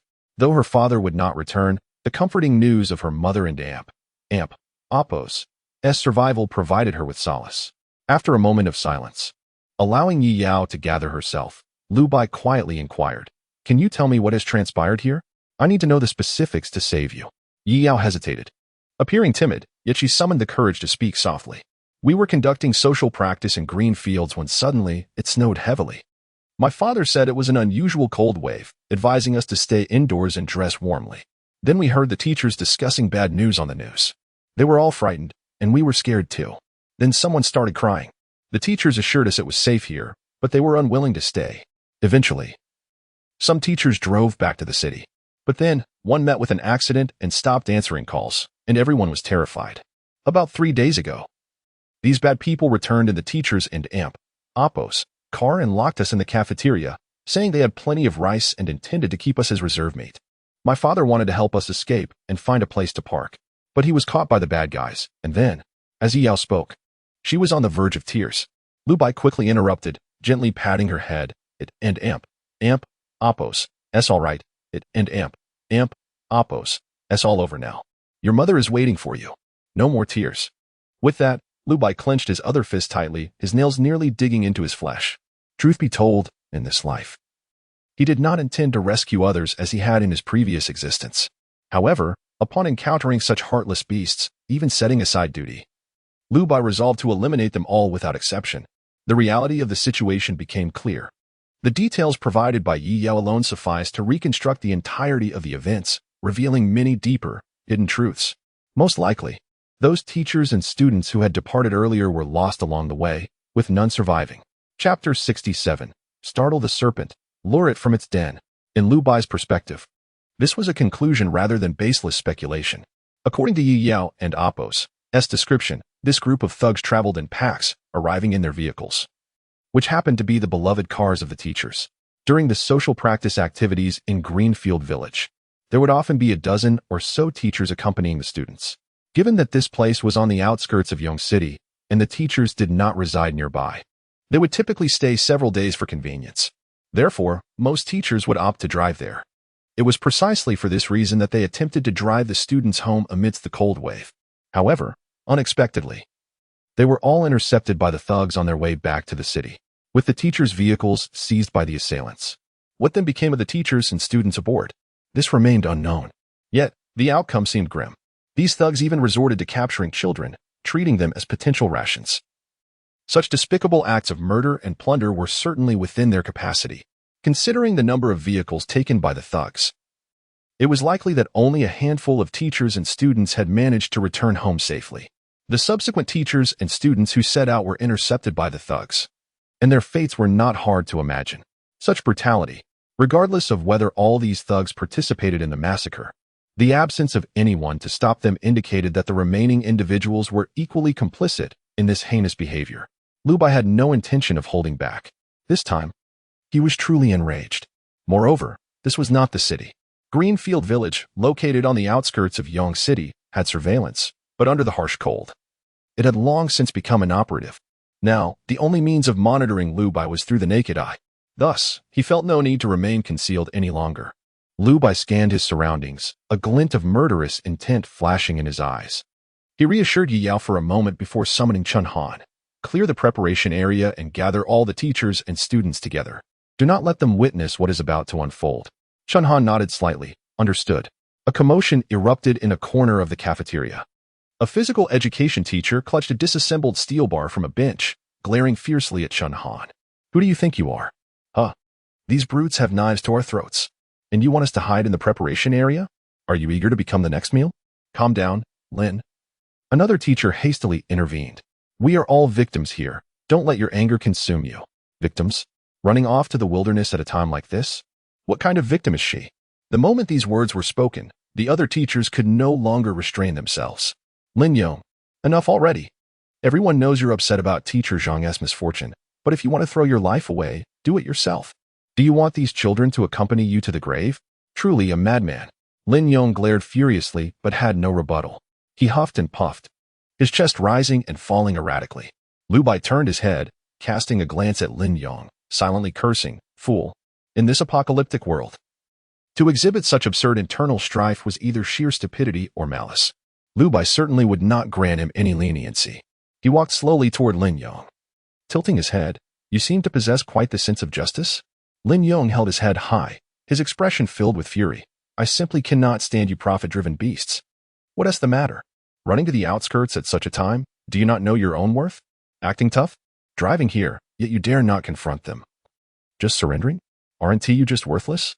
Isn't that so? Lu Bai smiled slightly, not angered, but instead shrugging. Sounds like you have quite the courage. Seeing Lu Bai retort, Lin Yong grew even more enraged, tilting his head and coldly mocking. At least I have more courage than you. Oh, Lu Bai responded meaningfully, then reached into his inner garment, feigning to retrieve a finely crafted handgun. He presented it to Lin Yong, his tone calm. Here, you have courage, right? Go out and blow those thugs away. Show me just how courageous you truly are.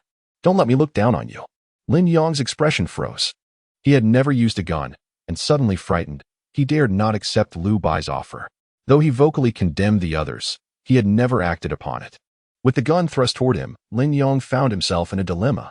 He was merely a master of words. How could he dare confront the thugs head-on? His anger, while not entirely insincere, was certainly tinged with performance. The reason was simple. Lin Yong merely sought to maintain his image of devotion, hence the exaggerated display of rage. But now he had been exposed.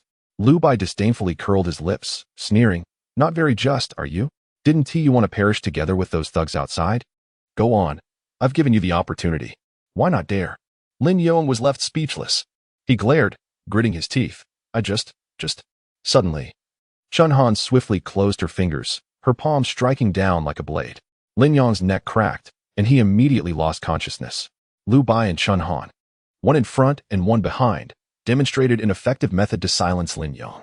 Lu Bai called over another teacher to quickly drag Lin Yong into the preparation room. The gray curtains of the room were drawn down. At this point, the cafeteria fell into a dead silence. An hour passed. The thugs finally confirmed that there were no snipers around and could finally relax.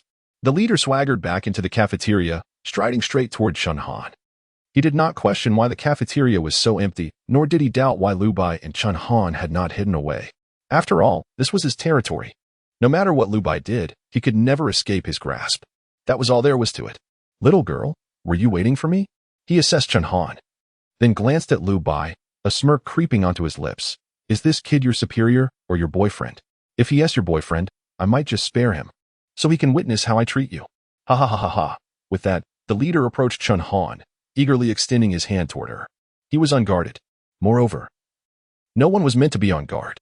After all, such a slender girl could never possibly summon the strength to resist a burly man at this moment. Yet, at that very instant, clang, a flash of cold light. Chun Han drew forth the tang knife hidden beneath the table and struck down fiercely. Ugh. Wah, what? Ah. The leader stared in disbelief at his severed right arm, blood gushing forth like a fountain. His pupils trembled, filled with incredulity. He immediately roared in rage. Someone, kill these two beasts. Chapter 68. The sudden assault of the dragons. Not a single one left. Trap? Conspiracy?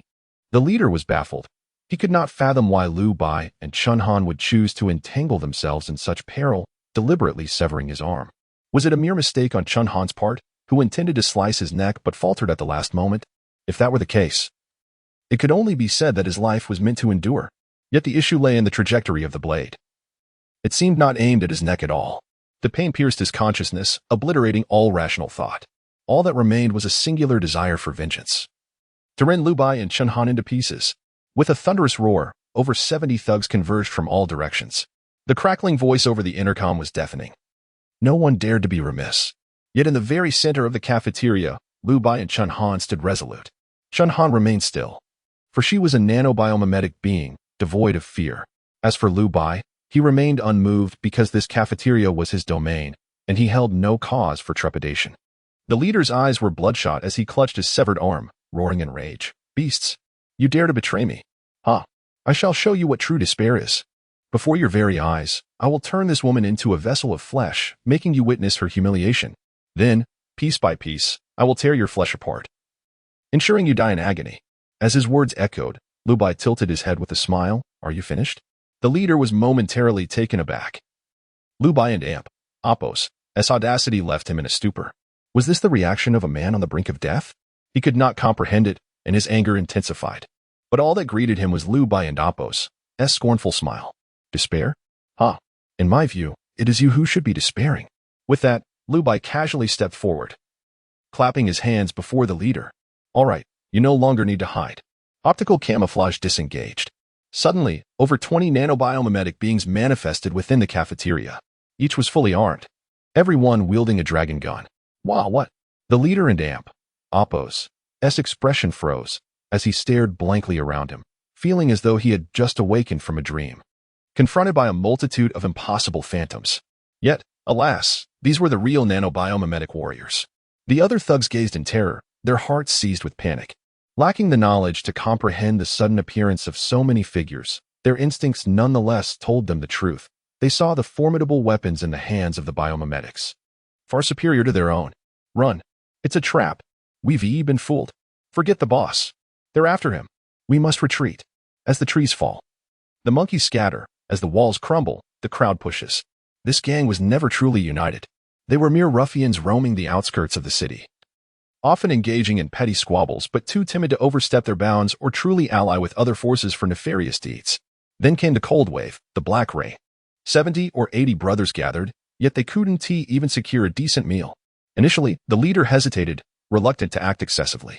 However, upon learning that the water and electricity in Yong's city had fallen, the network severed, and the societal structure collapsed.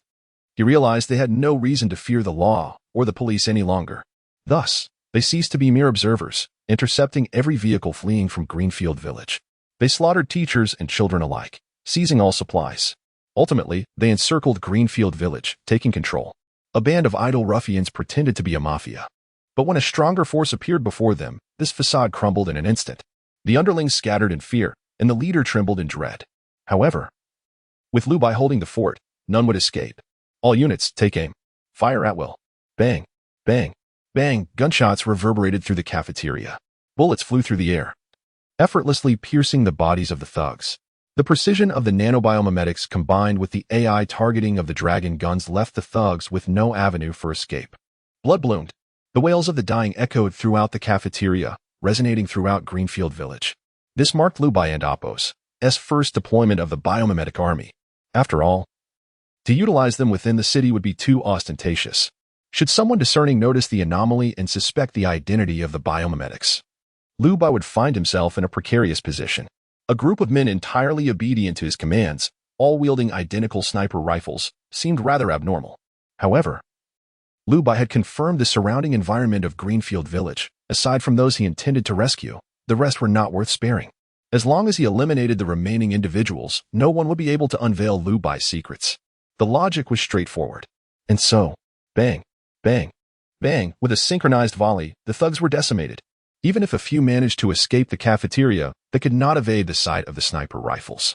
They fled like frightened prey under the ominous muzzles, yet they could not escape even a hair's breadth. The leader gaped in disbelief, staring at the carnage before him. Gasping, his bloodshot eyes wide, he trembled uncontrollably. Even now, he could not comprehend why so many variables had unfolded within this small cafeteria. This shouldn't have. This was impossible. No, no. It was a dream. I haven't awakened. It is a dream. It must be a dream.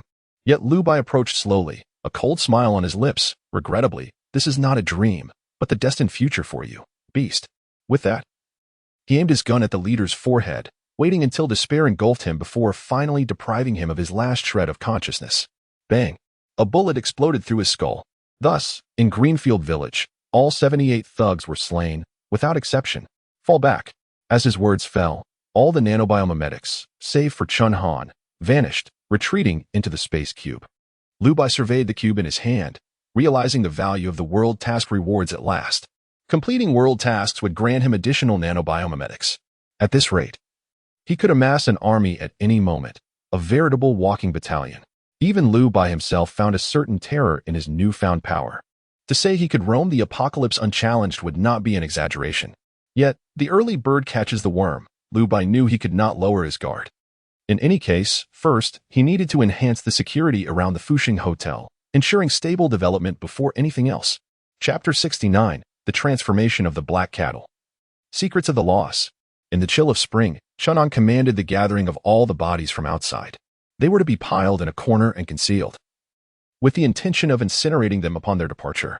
Although all the marauders had been vanquished, Lu Bai remained focused on the matter at hand. The primary objective of this expedition to Green Wild Village was twofold. First, to escort Yi Yao and her daughter back, as Yi Yao's husband had already perished, leaving Lu Bai to ensure the safe passage of Yi Yao alone. Second, to assess the situation in Green Wild Village and devise a strategy to prevent its descent into a mother nest. Pondering with his chin in hand, Lu Bai surveyed his surroundings, a look of perplexity crossing his face. It seemed improbable for Green Wild Village to devolve into a mother nest.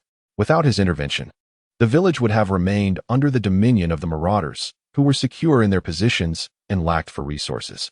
Even if they resorted to murder, it was reasonable to assume they would relocate the corpses indoors, especially given the well-known risks of the black rain transforming bodies into zombies shortly after its onset. Yet, why had Green Wild Village abruptly transformed into a mother nest so long after the black rain had fallen? As Lu Bai furrowed his brow in contemplation, his thoughts were interrupted by Chunan and Appo's sudden stillness. Master, biological detection has identified anomalous data. Lu Bai snapped back to attention, his gaze sharpening. Anomalous data? What is the situation? After a brief silence, Chun Han directed her gaze southward. In the southern pasture, just moments ago, 2 cattle underwent a simultaneous transformation. The process was rapid, and the biological detection device was unable to respond in time. The transformation was complete before it could register. Lu Bai and Appo's pupils constricted. If this were mere coincidence, he would not entertain such a notion. Just after he had eradicated the marauders, a mere few hundred meters away, cattle began to transform. The intensity of the black rain had indeed intensified, yet it was insufficient to cause such rapid biological alteration. The source of the cattle and Appo's mutation was undoubtedly linked to the demise of the marauders. Furrowing his brow in deep thought, Lu Bai mused on the peculiarities surrounding this phenomenon. During the containment of the Black Core, the system had indicated the presence of spiritual contents and remnants of souls. If one were to follow this line of reasoning, the transformation of living beings differed fundamentally from that of the deceased. The transformation of living entities required not only the black rain but also these so-called soul remnants. Or was it perhaps the lingering obsessions of the departed? No, he was overthinking this. It should not be so esoteric. The marauders themselves had no significant obsessions. As Lu Bai sought a rational explanation, he realized he might be complicating matters unnecessarily. There was no need for obsessions. Perhaps it was simply a matter of quantitative change leading to qualitative transformation, especially under the influence of the black rain. Recalling his initial observations of the black rain, he remembered how it seemed almost sentient, intertwining like mycelium, spreading through the snow and infiltrating Guorong and Appo's corpse. Now, Lu Bai donned his nano-black silver battle suit and stepped outside, not rushing to confront the mutated cattle but activating his optical camouflage system to approach stealthily. Upon reaching the vicinity of the pasture, Lu Bai crouched down and excavated the earth. From the spatial cube, he retrieved a large piece of pure white sponge and filled the hole he had dug. Immediately, he observed the black rain descending, tendrils of blackness spreading through the soil towards the pasture. The undulating paths of the black lines became starkly visible against the pristine white sponge. Lu Bai and Appo's mouth fell agape, and his pupils dilated in shock. Why had such a crucial detail gone unnoticed in his previous life? How astounding. He could assert with confidence that once this phenomenon was revealed, anyone, not just himself, would have detected the nuances. Yet, in his past life, no one had mentioned it. It could only be surmised that both Yongcheng and its neighboring cities had missed the optimal period for research. Once the black rain expanded, the entire land would be engulfed, making it nearly impossible to trace the dark tendrils and oppos spread. Moreover, Liu Bai was certain that this root phenomenon was unique to the black rain. If black water were to be returned to the laboratory, replicating this characteristic would be impossible.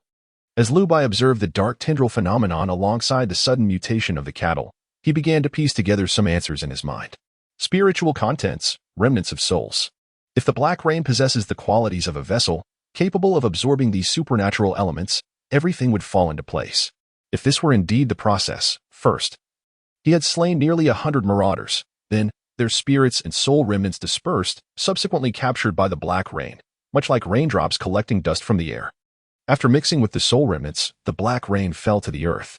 In this process, the black rain had already completed its amalgamation, meaning that the black rain collected in the laboratory, even if it had never touched the ground, was already impure. Once the black rain reached the soil, it transformed into spreading tendrils, directing its course towards the black cattle. The choice of the cattle was likely due to their own contamination by the black rain. As they bore its taint, the principle of similarity drew the tendrils into the bodies of the cattle, catalyzing the mutation. Liu Bai stroked his chin, almost convinced that his deductions were sound.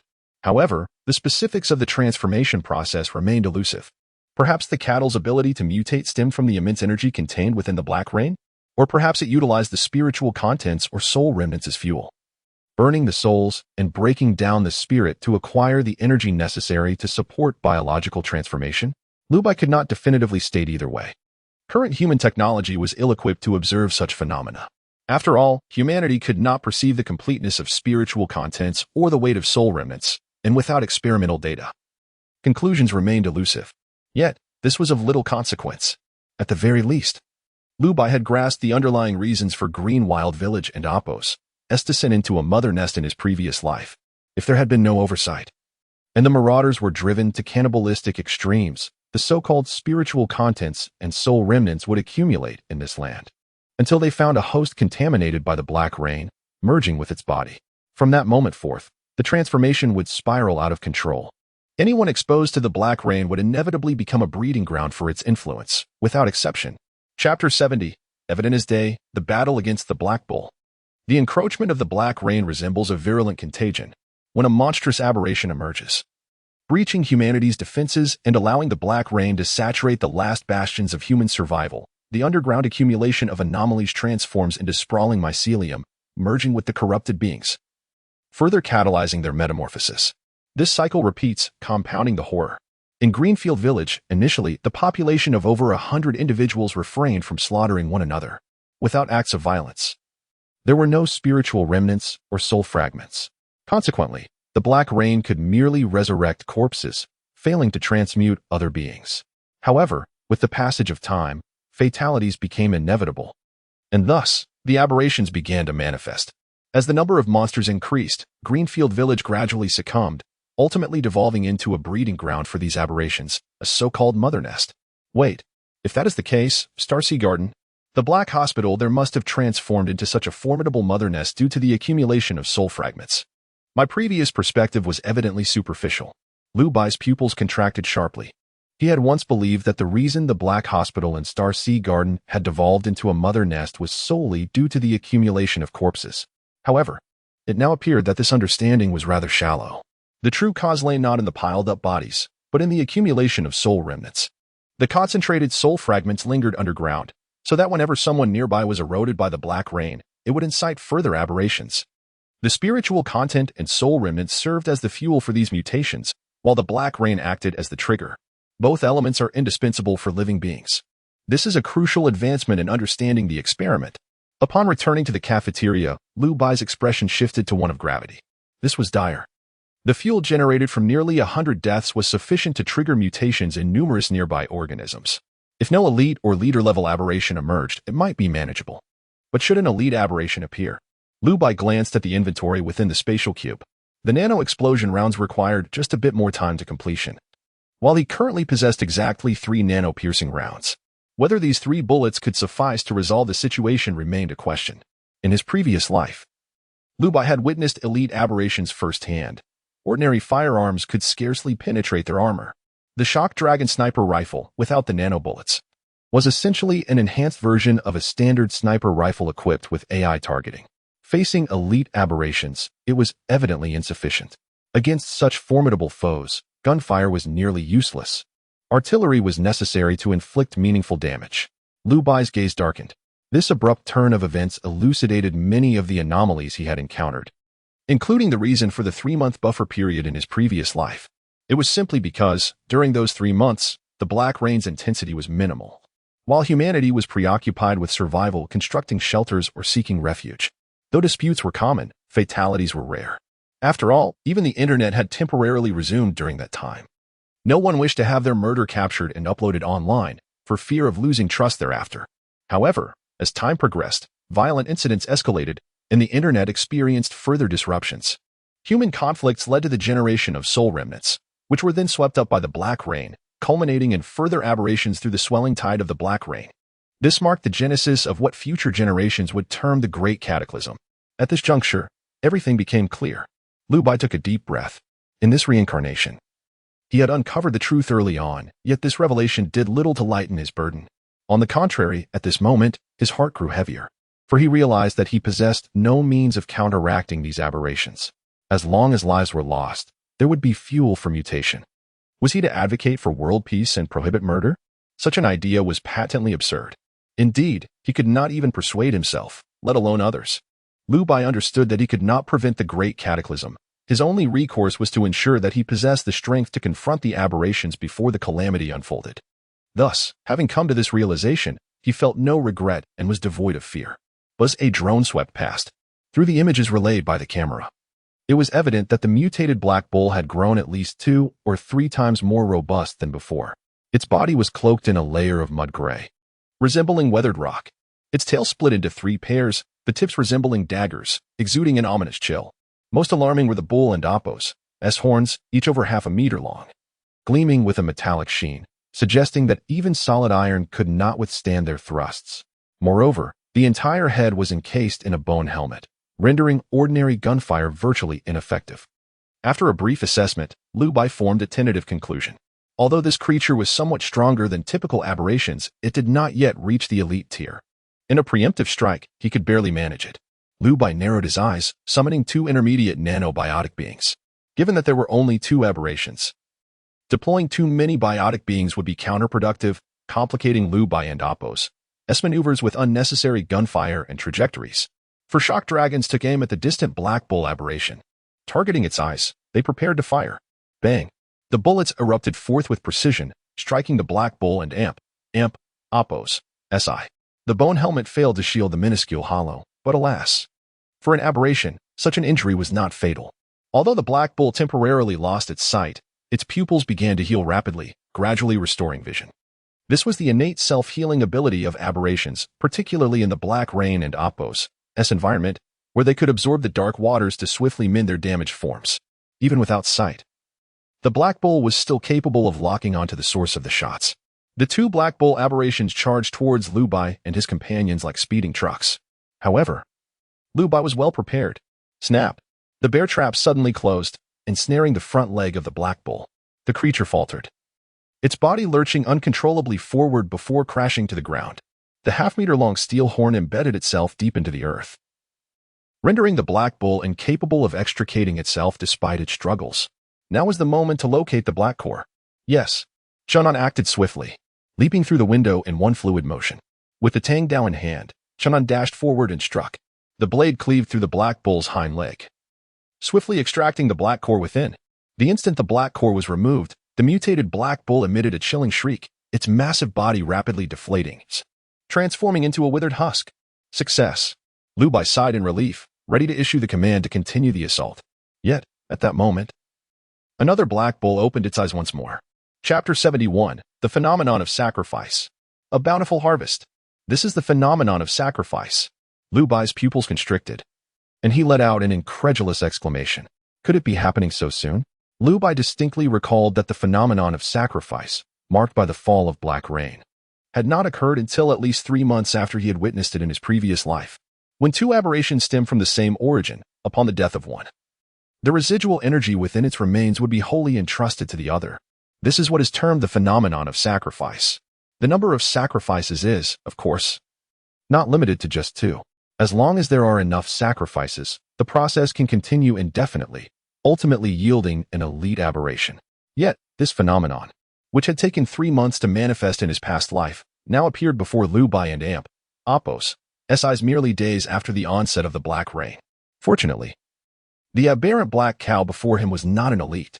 Lu Bai cautioned, "Be careful. This black cow has received a sacrifice and its injuries are nearly healed. A 0B0. Keep firing at its legs to impede its advance. Chun'an, report the location of the black core within it at all times." Yes, as Lu Bai commanded. The aberrant black cow had already extracted its horns from the earth. Lu Bai refrained from immediately targeting the black core within the cow, as his angle was inadequate for a clean shot. When the phenomenon of sacrifice occurs, the position of the black core often shifts. The black cow, aware of the sniper and Appos' presence, instinctively adjusted the location of its black core. Previously, the core had been concealed behind its bony helm. Without hesitation, Lu Bai fired a shot. Bang! The bullet shattered the black cow and Appos' helm, that it failed to reach the core. If only he had a penetrating round. Lu Bai hesitated for but a moment before dismissing the notion. Penetrating rounds were exceedingly valuable and could not be squandered so recklessly. Currently, if he encountered an elite aberration, such rounds would be indispensable. As for the aberrant black cow before him, since ordinary bullets were effective, there was no need to employ a penetrating round. Valuable strategic resources should be conserved whenever possible. Furthermore, the black core within the cow had already shifted. The black cow sensed danger and immediately turned its gaze toward Lu Bai in the distance. In the next instant, it surged forward with all 4 legs, charging recklessly toward Lu Bai. Fire! Bang! Just as the command left his lips, the black cow and Appos' front leg was struck by a surprise shot. The cow lost its balance once more, and as it stumbled, Chun'an suddenly exclaimed, "It's in the back of the neck." Upon hearing this, Lu Bai swiftly adjusted his aim to the indicated area. Bang! The bullet shot forth, striking the black cow's neck with precision. For most creatures, such a shot would suffice to claim their life. However, it did not genuinely harm the aberrant black cow, nor did it injure the black core. In the next moment, Chun'an's voice rang out again. "It's in the calf, within the muscle of its front leg. Then let us sever it." Lu Bai squinted. As soon as the words left his mouth, Chun'an dashed forward, and a flash of steel glimmered. Clang! The black cow's calf fell to the ground, and with it, the black core. Even after being detached from its body, the cow and Appos' calf retained a degree of autonomous vitality. However, such vitality was no match for Lu Bai and Chun'an. Without a moment and Appos' hesitation, Chun'an swiftly extracted the black core from the severed leg. Upon its removal, the other aberrant black cow collapsed, quickly desiccating into a lifeless husk. Phew! That was no easy feat. Lu Bai wiped the fine sweat from his brow. Although he had triumphed in this confrontation with the aberrant black cow, it was ultimately a victory born of cleverness. Without employing the nano-penetrating rounds, Lu Bai's firepower still left something to be desired. Had he prepared the scene in advance and detonated explosives with fire, he might have been able to eliminate the black cow in one fell swoop. This had been the most common method employed at the onset of the black rain. However, that would have resulted in the loss of the black core. Losing the black core would mean delaying the acquisition of resources. In other words, it would have been a fruitless hunt, yielding nothing but a sense of security. Thus, unless absolutely necessary, Lu Bai would never relinquish the black core. Taking a deep breath, he placed the black core into the magic cube. Ding detected that the stored item contains excessive impurities and possesses irreproducible spiritual content and soul remnants. This foreign object cannot undergo quantum amplification or quantum sublimation. Commencing purification process. Black core, Tier 1. Purification completed. Purity increased from 82 to 99. 8. Black core, Tier 2. Purification completed. Purity increased from 11.7 to 99. 8. Item has been contained. Lu Bai was taken aback. He had not expected the second black core to be of Tier 2. Tier 2 does not necessarily indicate it belongs to an elite aberration. Elite or leader-level aberrations have distinctly different black cores compared to ordinary ones. Broadly speaking, they tend to transform into regular polyhedra. However, this distinction was of little consequence. Regardless, the application of the black core still awaited development. Whether Tier 1, Tier 2, or black core crystals, they remained in reserve and had yet to be employed. However, the purification of this Tier 2 black core was indeed extravagant. Liu Bai was now assured that regardless of how low the purity of a black core may be, as long as it passed through his hands, it could attain an almost flawless state. This purification ability was truly remarkable. Liu Bai smiled faintly, but his mirth quickly faded. Chunan, what is the situation around us now? Chunan closed his eyes in concentration and, after a moment, replied, Master, there are still aberrations occurring, but they are merely paltry. The transformation process is rapid, indicating a low degree of aberration, making them easy to handle. Liu Bai squinted, suddenly raising an eyebrow. A low degree of aberration. This implied that it was a profitable opportunity for Liu Bai. For no matter how low the degree of aberration, as long as there were black cores, they would be in an almost immaculate state once they reached Liu Bai's hands. After a brief contemplation, he spoke resolutely, commence the hunt. Leave no aberration or livestock behind. All the cyborgs launched into action. Within Greenfield Village, gunfire erupted incessantly, resembling a battlefield. In less than half an hour, the animals within Greenfield Village were utterly exterminated. Perhaps it was cruel. Yet, Liu Bai had no other choice. Had these creatures remained untainted by the black rain, in a pure state, he might have considered saving them. But now, these livestock were contaminated by the black rain, leaving Liu Bai with no alternative. After all, his own life took precedence over any fleeting sense of compassion. Greenfield Village returned to tranquility. Ding, commencing purification process. Black core, Tier 1. Purification completed. Purity increased from 22 to 99. 8. Black core. Item has been contained. With dozens of black cores secured, this endeavor could be deemed a bountiful harvest. Such a plethora of immaculate black cores should yield satisfactory results for Masterly and the others in their research. Well, it's about time to return. With this thought, Liu Bai lifted the curtain and called the teachers and students back.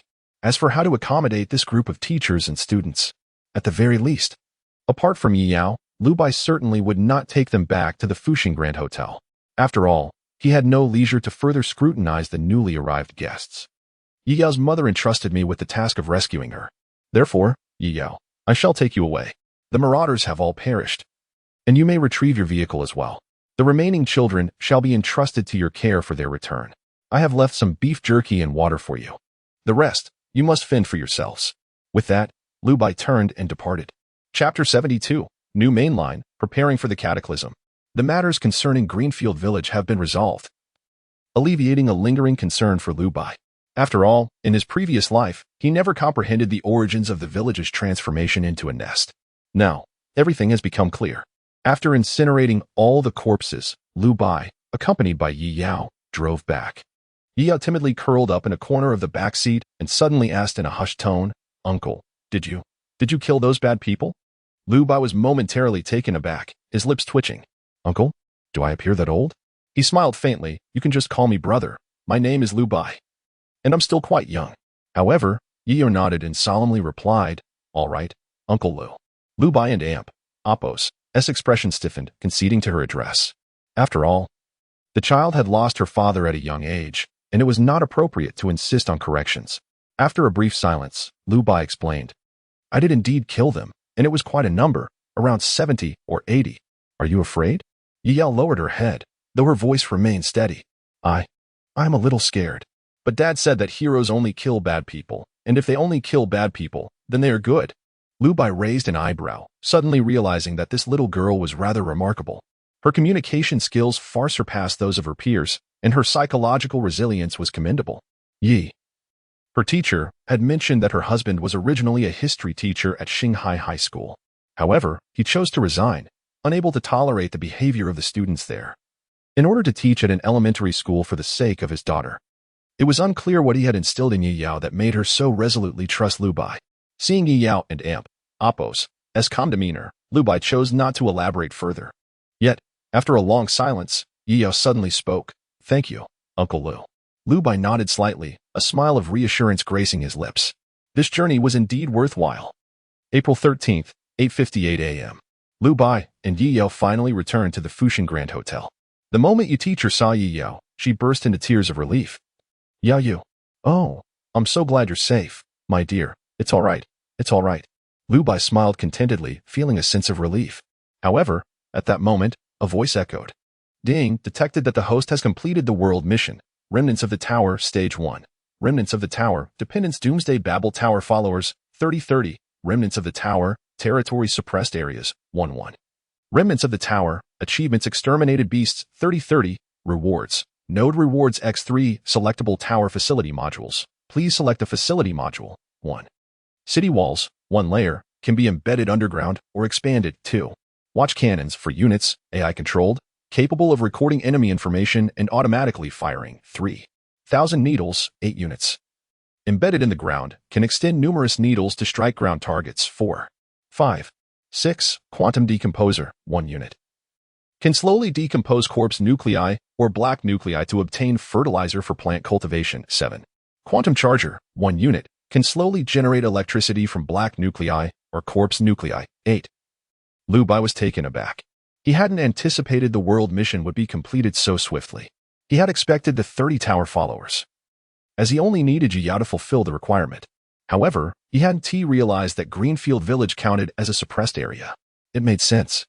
Given the sparse population and the eradication of the marauders and aberrations, the region was considered fully subdued, with the opportunity to select 3 facilities. Lu Bai was eager for all of them. Yet, he understood the necessity of laying a solid foundation first. He chose the city walls, watch cannons, and quantum decomposer. The city walls were of utmost importance for the safety of the tower. The limited number of watch cannons, merely 4, served a minimal role, but would provide some warning. Lu Bai contemplated leaving one for the craftsman to dismantle and replicate, as the items granted by the system appeared directly in the spatial cube and could not be amplified through quantum means. However, if the craftsman constructed them, the outcome would differ. As for the quantum decomposer, it served as a shortcut, saving research costs and offering insights for studying black and corpse nuclei. In a flash, the voice echoed again. Rewards have been issued. City walls, watch cannons, quantum decomposer. Note: the city walls have begun construction automatically, no action required from the host. Lu Bai glanced out the window and indeed saw a new ring of metal plates emerging from the ground, the top of the city walls, which were currently buried deep underground, leaving only the top exposed. While he pondered, the voice continued. All completion rewards acquired. 1. Doomsday Babel Tower Blueprint. Stage 2. Cyborgs can read the blueprint. Construction materials must be prepared by the host. 2. Tower Module Enhancement. All modules slightly enhanced. 3. Additional nanocyborgs, 9 intermediate nanocyborgs, 90 low-level nanocyborgs. Time-limited challenge completion condition. 10 days, verification complete. Host has fulfilled the time-limited challenge for the world mission. Reward: major enhancement of tower modules. Select any one. Without a moment and amp. Oppos. S hesitation, Lu Bai decisively stated, select. Tower module enhancement, quantum decomposer. Ding. Quantum decomposer has been enhanced. 1. Decomposition speed significantly increased. 2. Decomposition effectiveness significantly increased. 3. Decomposition yield significantly increased, concise and to the point. While it might not be the most transformative choice, it was crucial to ensure survival and sustainable development in this apocalyptic world. The value of the quantum decomposer was self-evident. After receiving these rewards, Lu Bai felt a surge of exhilaration. He took a moment to breathe, but before he could settle, the voice returned. A new world mission? It was the main line. Ding detected that the host has met the conditions to unlock the mission. Unlocking mainline mission and associated side missions. Preparing for the cataclysm. Side missions: 1. Slay aberrations, 0-500. 2. Suppressed areas, 1-3. 3. Cultivate abilities, 0-1. 4. Destroy the nest, 0-1. 5. Develop Blackwater Blockade Serum, 0-1. 6. Complete Stage 2 Tower Construction, 0-1. Side rewards: Quantum Sublimation, Beginner, X1. Selectable Spatial Cube Module, X1. Mainline rewards: Quantum Sublimation, Intermediate, X1. Selectable Spatial Cube Module, X1. Full Module Enhancement for Spatial Cube, Spatial Imitation Expansion. Time limit: 3 months. Time completion reward: unknown. Lu Bai's pupils constricted, a sense of urgency gripping him. 3 months to prepare for the cataclysm. Some of these side missions seemed not easily measured by time. This was indeed a significant undertaking. Chapter 73, Future Plans and Rescheduling. The rewards are substantial. Just the main quest alone offers 6 instances of elementary quantum sublimation and 1 instance of intermediate quantum sublimation. Additionally, there are numerous optional modules for the spatial cube. The bounty is not merely generous. For Liu Bai, it is so abundant that he finds it difficult to fathom how to squander it all. Such affluence. Furthermore, there are various other rewards and unknown limited time bonuses. However, this is a span of 3 months. Upon reflection, this is indeed favorable. The pace of development may have slowed, but it is not a regression. Rather, it is an expansion into diverse realms. The construction of the tower, the development of pharmaceuticals, the cultivation of extraordinary individuals, and the destruction of the mother nest. All are tasks that Liu Bai has yet to embark upon. Even with a 3-month time frame, none of these endeavors are straightforward. They appear daunting at first glance. And even Liu Bai might struggle to accomplish them efficiently. Slaying 500 aberrations translates to an average of 5 or 6 per day. Setting aside the challenges of difficulty, one must consider where to seek them. It seems only the mother nest can fulfill such a vast demand. As for cultivating extraordinary individuals and developing the blocking agent, both are research-intensive tasks. Although 3 months may seem ample, Liu Bai cannot confidently assert that this duration will suffice for completion. In summary, every aspect demands diligence. The 6 major side quests include the monster-slaying objective and the destruction of the mother nest, which can be intertwined, allowing for a more measured approach. After all, he is aware of the mother nest's precise location and can address it at any time. The suppressed area. Fortunately, Greenfield Village qualifies. And he could also resolve matters surrounding the Fuxing Grand Hotel and Wetland Park. Since there are no living souls within the amusement park, it is deemed part of the Fuxing Grand Hotel and AMP, Oppos, as territory according to the system and AMP, Oppos, S regional assessment. The occupation of the Fuxing Grand Hotel is deceptively simple. The reason it has yet to be classified as Liu Bai and AMP, Oppos, S domain is due to the corpses he instructed the androids to bury in a large pit before his departure. They await resurrection in the form of zombies. After all, they were recently deceased individuals who had experienced despair. They are ideal candidates for zombification because of their presence. This area has never been classified as suppressed. Upon calculation, aside from the Fuxing Grand Hotel, there is only one more area Liu Bai needs to suppress. Given this, there is no need for excessive worry regarding this side quest. Ultimately, the most critical tasks remain those 3: cultivating extraordinary individuals, developing the black water blocking agent, and constructing the second-tier tower. Chun'an. In reading the blueprints for the second-tier tower, analyzing the requirements for the materials. Yes, Chun'an recorded the blueprints for the second-tier tower and swiftly derived the results. After organizing the information, she spoke softly, "Master, the primary change in the second-tier tower lies in the construction of the tower's walls. Consequently, the Fuxing Grand Hotel will be enveloped within the walls, resulting in a qualitative transformation in appearance."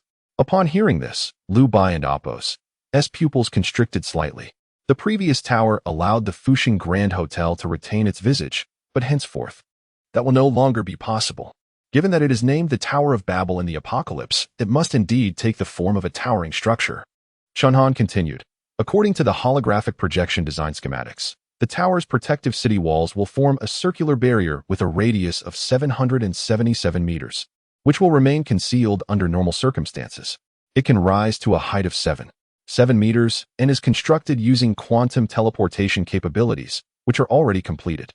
The outer wall of the tower consists of a circular structure with a radius of 333 meters that extends underground, with a current surface height of 6 meters. The wall schematics are complete, but the tower currently lacks quantum teleportation devices, necessitating manual labor for construction. The primary building materials for the outer wall are black steel alloy. Secondary materials include gray stone with gold plating and precision titanium alloy.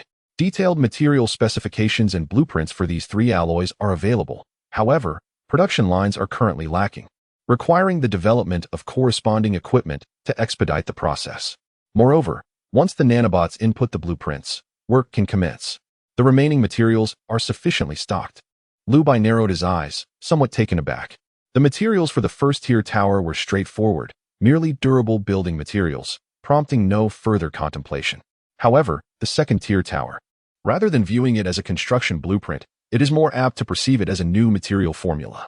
Black steel alloy, gray stone with gold plating. Precision titanium alloy. Undoubtedly, these alloys represent precious future technologies. Their value transcends mere building materials. Lu Bai rubbed his temples. Upon returning home, a cascade of tasks awaited him.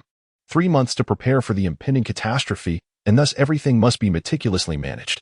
With this thought, Lu Bai promptly convened everyone in the group chat. The Fuxing Grand Hotel will undergo expansion, and additional facilities will be constructed in the vicinity. Firstly, the Fuxing Grand Hotel will remain a residence, but corridors will extend outward, connecting to various facilities. First floor, comprehensive area. Considering geographical factors, it will be designated as a plantation equipped with quantum decomposers. Second floor, pasture. There are currently no plans for livestock cultivation, so this will be put on hold for the time being. Third floor, of utmost importance is the new material research assembly line. I will provide the necessary blueprints, and you all will be responsible for bringing it to fruition. Fourth floor, Blackwater Research Institute, dedicated to studying materials related to Blackwater, in close proximity to the third floor for easy communication and information sharing. Fifth floor, Pharmaceutical Research Institute, as the name suggests, focusing on herbal research, with the current minor objective being the development of the Blackwater blocking agent. Sixth floor, Equipment Development Room, utilizing materials obtained from the previous floors to research new tools and weapons. The remaining floors are currently without direction and can be disregarded for now. The originally planned underground layer has been repurposed into a specialized extraordinary ability development department, responsible for research and training of extraordinary individuals. Personnel allocation, aside from confirming the leader for the extraordinary ability development department. The rest will be determined by the respective masters. Shujing will oversee the coordination. Anyone needing to request supplies should consult Shujing. As for the dispatchers, seek me when I am present. In my absence, approach Chang'an or A0B0. Soon, Lu Bai had effectively coordinated everything. Currently, the combat personnel consists solely of Lu Bai, Chang'an, and a host of nanobots. At least until the development of extraordinary abilities yields results, Lu Bai must act as a one-man army. Before long, most individuals responded. Shujing immediately began to coordinate with great urgency, her movement swift. It seems that in no time, the plantation and new material research facilities will be operational. As for the underground level originally intended for cultivation, it has now been converted into a storage area. After all, Lu Bai will not remain in the tower area indefinitely, so some essential materials can be placed in the warehouse in advance. With everything prepared, Lu Bai wiped the fine sweat from his brow. Within 2 hours, all arrangements were successfully completed. Although it required considerable effort, the time constraint necessitated it. Currently, the manpower for the tower is limited. Yet the actual demand for labor is not excessively high. Lu Bai glanced out the window, muttering to himself, I hope for swift results. However, if possible, I should also contribute to expedite the research process. Chapter 74, Tower Renovation and Suppression Area. Currently, the hotel has a limited workforce, barely sufficient for the task at hand. Lu Bai and Oppos, as expectations from the skilled workers are modest, he does not require mass production, merely a capability to produce a certain volume of materials. The high walls, measuring a radius of 333 meters, delving 1 meters underground, and soaring over 6 meters, must be sealed at both the top and bottom. The materials required are countless. Under normal circumstances, even if there were a few hundred skilled workers, it would be impossible to supply such a vast amount of construction materials within a 3-month time frame, not to mention the time needed for actual construction. Even with the tireless efficiency of Nanobiomimetic workers, a minimum of a month would be necessary for full-scale operations. However, Lu Bai remains unperturbed, thanks to quantum amplification. His assembly line merely needs to generate the materials specified in the blueprints. Since these materials are not produced within the spatial cube, they can be amplified once contained. The issue of quantity is not a concern for Lu Bai. He only requires quality. As long as the quality is sufficiently robust, the rest can be entrusted to quantum amplification, a straightforward endeavor. After some contemplation, Lu Bai casually mentioned this in the group chat. No one questioned him, nor did anyone inquire further. Given the circumstances, most people had their suspicions. From the Fuxing Hotel to Lu Bai's forward-thinking insights, no one doubted his identity. At least from the descriptions provided by Fang Yuhan and Jiang Rong, it was clear that Lu Bai was indeed a native of Blue Star. His past, his background, his motives for killing, all of it was indisputable.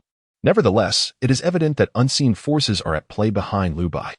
Coupled with the rumors of extraterrestrial intervention just before the onset of the Cold Wave, many pondered whether Liu Bai had genuine support from alien civilizations. Of course, it need not be limited to extraterrestrial beings. It could also be some interference from the future. Regardless, it is clear that Liu Bai possesses methods that transcend common understanding. Currently, within the tower, there are 30 individuals who are devoted followers of Liu Bai, placing complete trust in him, thus raising no doubts.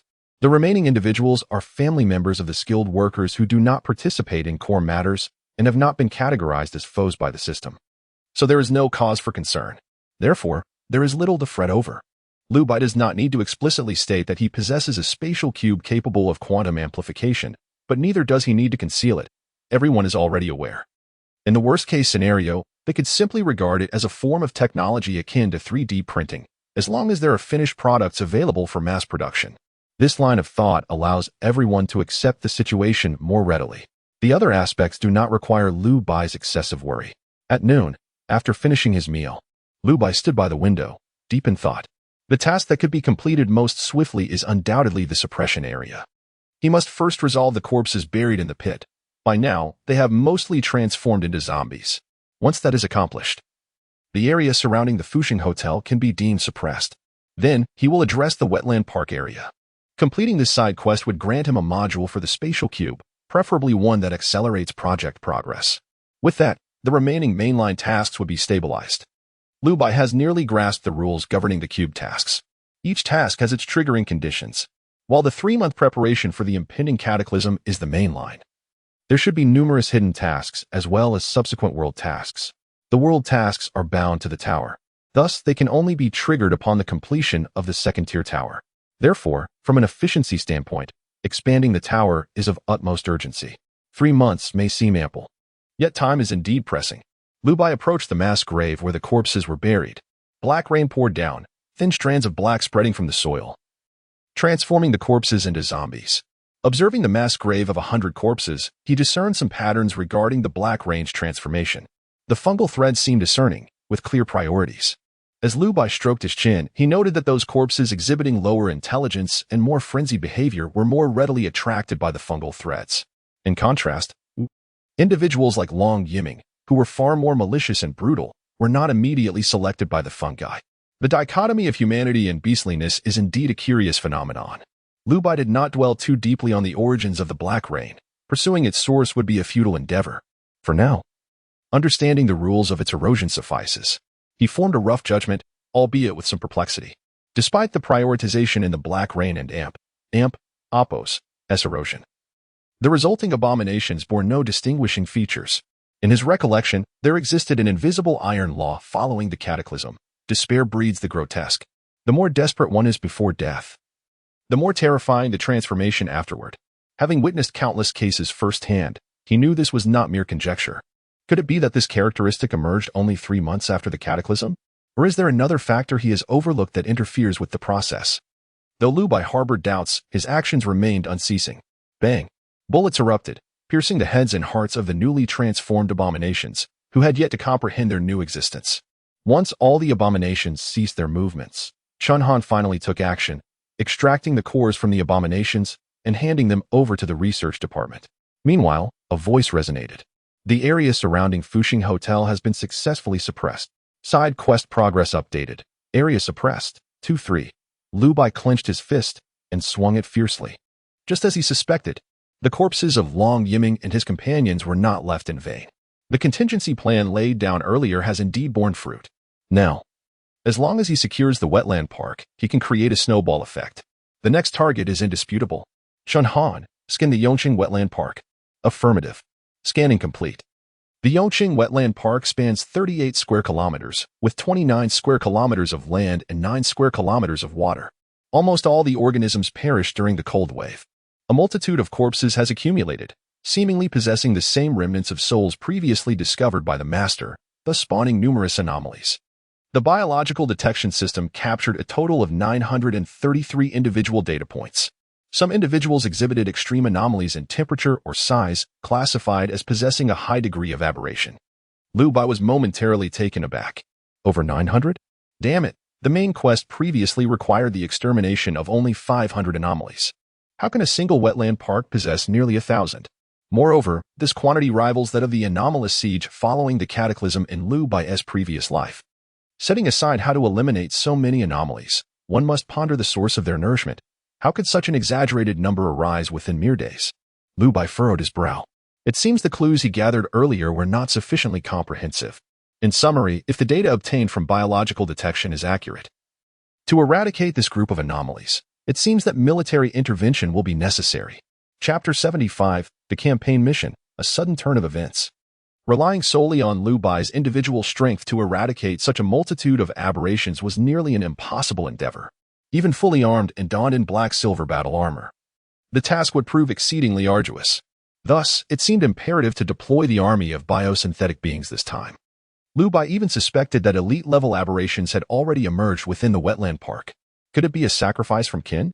However, could beasts that had not yet undergone mutation trigger such a mechanism? Yet, if this were not the case, it would be difficult to explain the sudden appearance of so many aberrations in the wetland park within just a few days.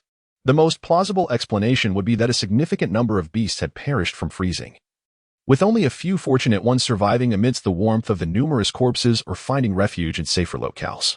Hibernation could also be a factor.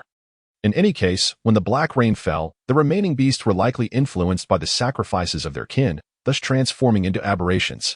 There was yet another possibility: the corpses of aberrations. Beyond the mutated beasts, if the sacrifices from their kin caused them to metamorphose into corpses. Both scenarios were conceivable.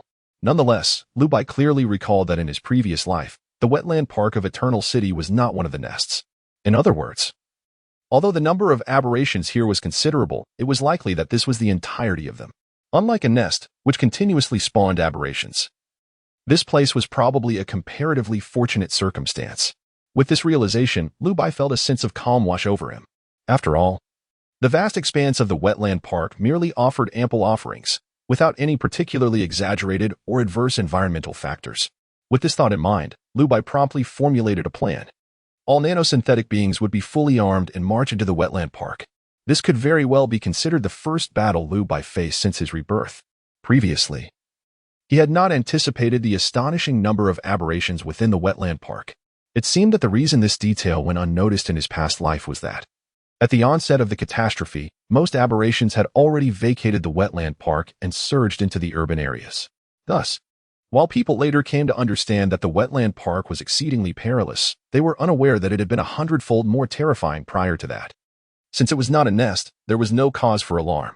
Ultimately, it was all merely a matter of resources. More aberrations meant more black cores.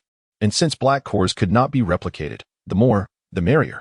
With this thought, Liu Bai led his forces into action. And just as he stepped into the wetland park, a celestial voice resounded. Ding!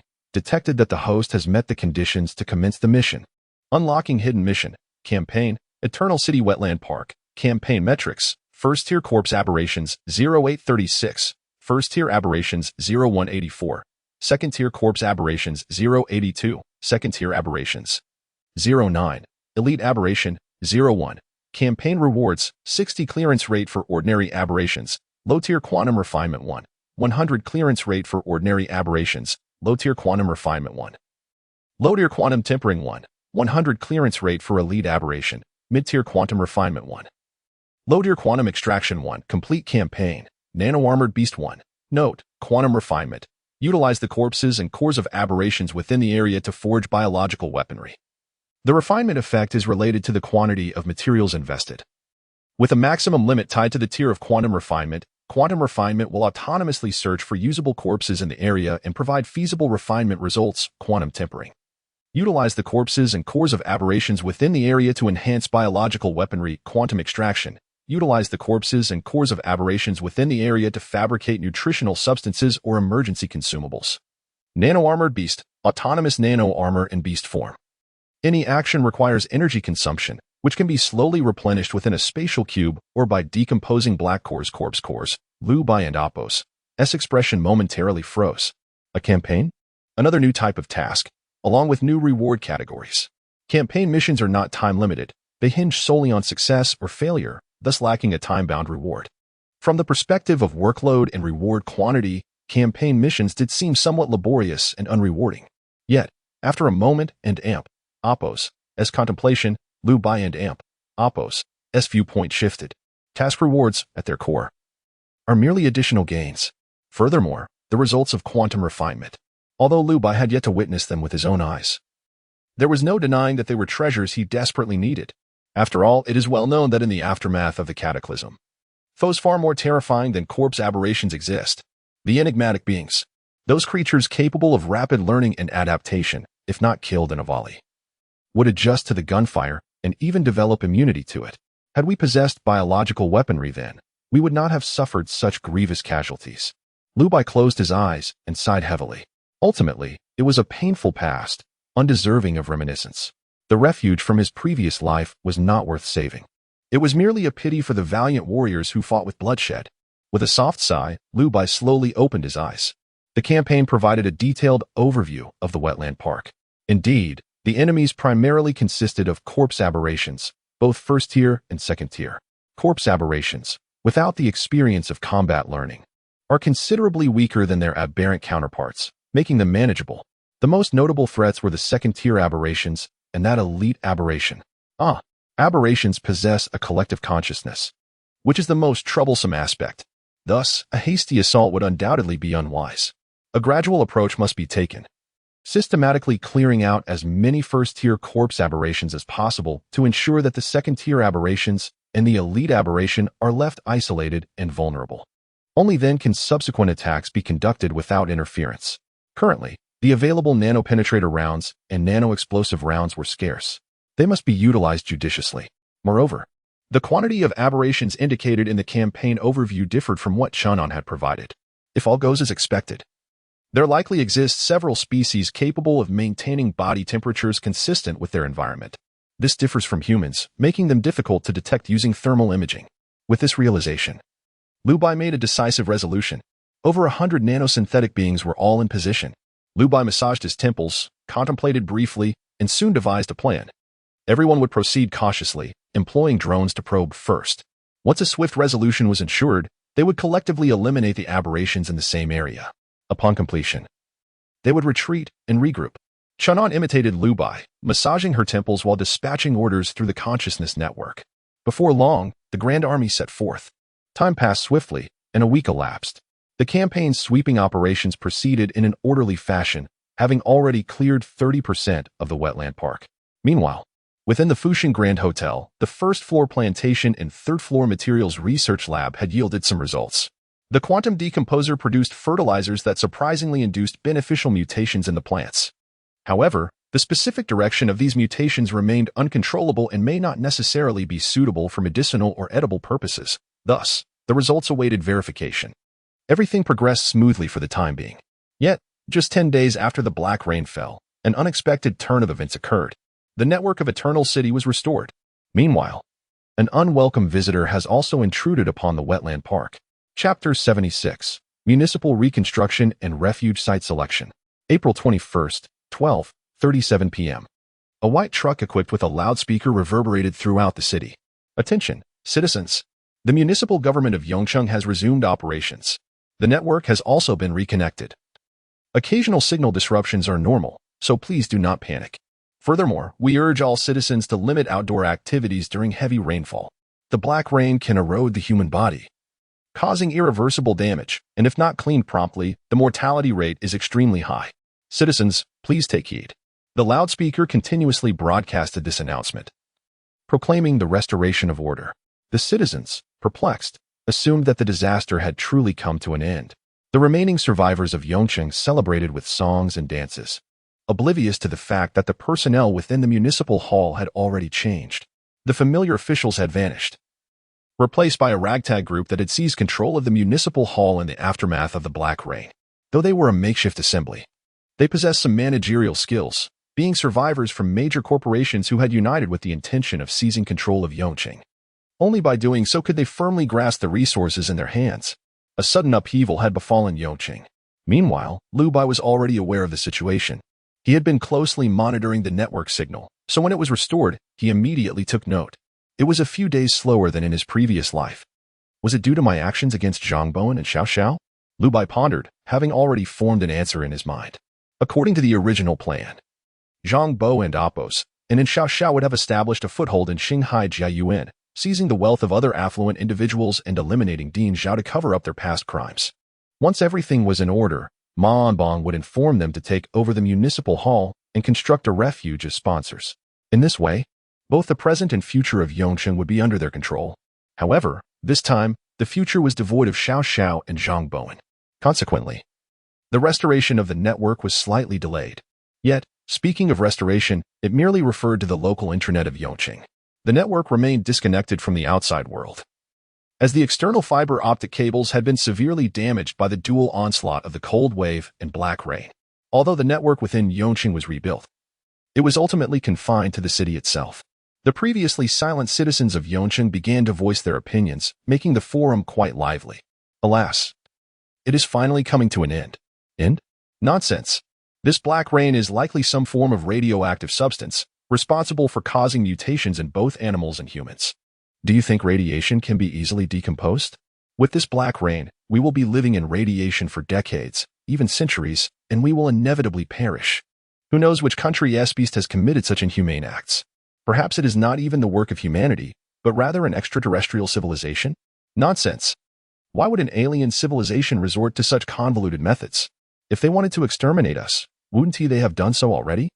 It is clearly the misdeeds of the Americans. They boast about reservoirs disappearing, but it is all a ruse. They must have planned their malice from that moment. They deliberately speak of extraterrestrial civilizations to cover up their crimes. Disgusting. The American dogs deserve to be damned. Enough, let us calm down. Instead of fixating on the Americans, we should consider what to do next. The crux of the matter is whether Yongcheng can still be salvaged. If we do not find a safe place, we will eventually be killed by this black rain. I suggest Qingping Mountain and the Fusheng Hotel would be quite suitable. Why don't we pack up and move there quickly? Lu Bai frowned at this suggestion. He had no desire to intervene.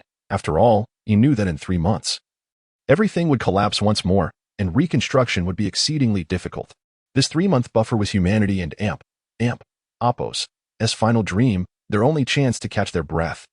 Lu Bai did not intend to save the world this time, so he was unwilling to become too entangled. However, the problem lay in the fact that these fools had set their sights on the Fusheng Hotel. Lu Bai's gaze turned cold. A similar scenario had unfolded in his previous life, so he had anticipated this outcome long ago. In his past life, when Ma Anbang and the survivors discussed the location of the refuge, the Fusheng Hotel was the primary candidate. However, due to the presence of strange creatures in the wetland park, construction became perilous, leading them to abandon the Fusheng Hotel after much deliberation. This time, the situation was different. Without Ma Anbang's counsel, the self-proclaimed leaders in the municipal hall were merely a bunch of incompetent fools. They might not possess Ma Anbang and Apos' sinister cunning, but they also lacked his acumen. At this moment, those in the municipal hall genuinely believed the citizens' discussions and were considering establishing a refuge at the Fusheng Hotel. Lu Bai initially intended to remain silent, but if the tower project were disrupted, it would jeopardize the already tight schedule. Alas, these fools are truly a nuisance. Soon, news spread throughout the city. Regrettably, I have confirmed, there is a wetland park near the Fusheng Hotel, where hundreds of monsters can be seen wandering through the binoculars. If you believe you can suppress the wetland park, then by all means, go ahead. Just don't end up losing both your men and your resources, with all your forces buried in the wetland park. Only to find you cannot seize this land, Lu Bai kindly reminded. Yet, tragically, things did not unfold as he had hoped. How laughable. You say it's dangerous, and yet they cannot discern the truth? He explicitly stated he had confirmed it beforehand. Surely no one would genuinely believe him, using a pair of binoculars for confirmation? Perhaps he had already claimed the Fusheng Hotel for himself. Then upon hearing we were coming, he hastily deceived us about the danger. And hundreds of monsters? Haha. Can't you at least draft a script for your lies? If you're going to fabricate something, make it somewhat believable. Hundreds? Forget about the entire Yongqing. Even if you include Anping City, can there be that many monsters? You can't even spin a good tale and expect to deceive us? Enough is enough. In this apocalypse, there are always those who thrive on chaos. In any case, our municipal hall has made a decision to establish a refuge at the Fusheng Hotel. Tomorrow, a special forces unit will be dispatched for an on-site investigation. Citizens, please remain calm. Our soldiers will undoubtedly meet your expectations. The municipal officials spoke with utmost confidence. But this so-called Special Forces unit was nothing more than ordinary police officers. They lacked the capability to confront the creatures in the Yongcheng wetland park. In fact, not only ordinary police, but even genuine special forces, without a sufficient number of superpowered individuals or heavy weaponry, would find it exceedingly difficult to clear the wetland. Lu Bai endeavored to dissuade them, yet ultimately his efforts were in vain. These fools. On the wetland side, Lu Bai's expression darkened as he contemplated the impending trouble. 2 days later, the sweeping force organized by the Municipal Hall of Yongqing arrived at the wetland park in grand fashion. Chapter 77, Slander and Malice. Live broadcast from the battlefield. In recent days, Lu Bai has not relented but has continuously voiced his objections. He even uploaded 2 high-definition videos, vividly capturing the strange creatures wandering in the wetlands. However, the result was still met with ridicule and scorn from everyone.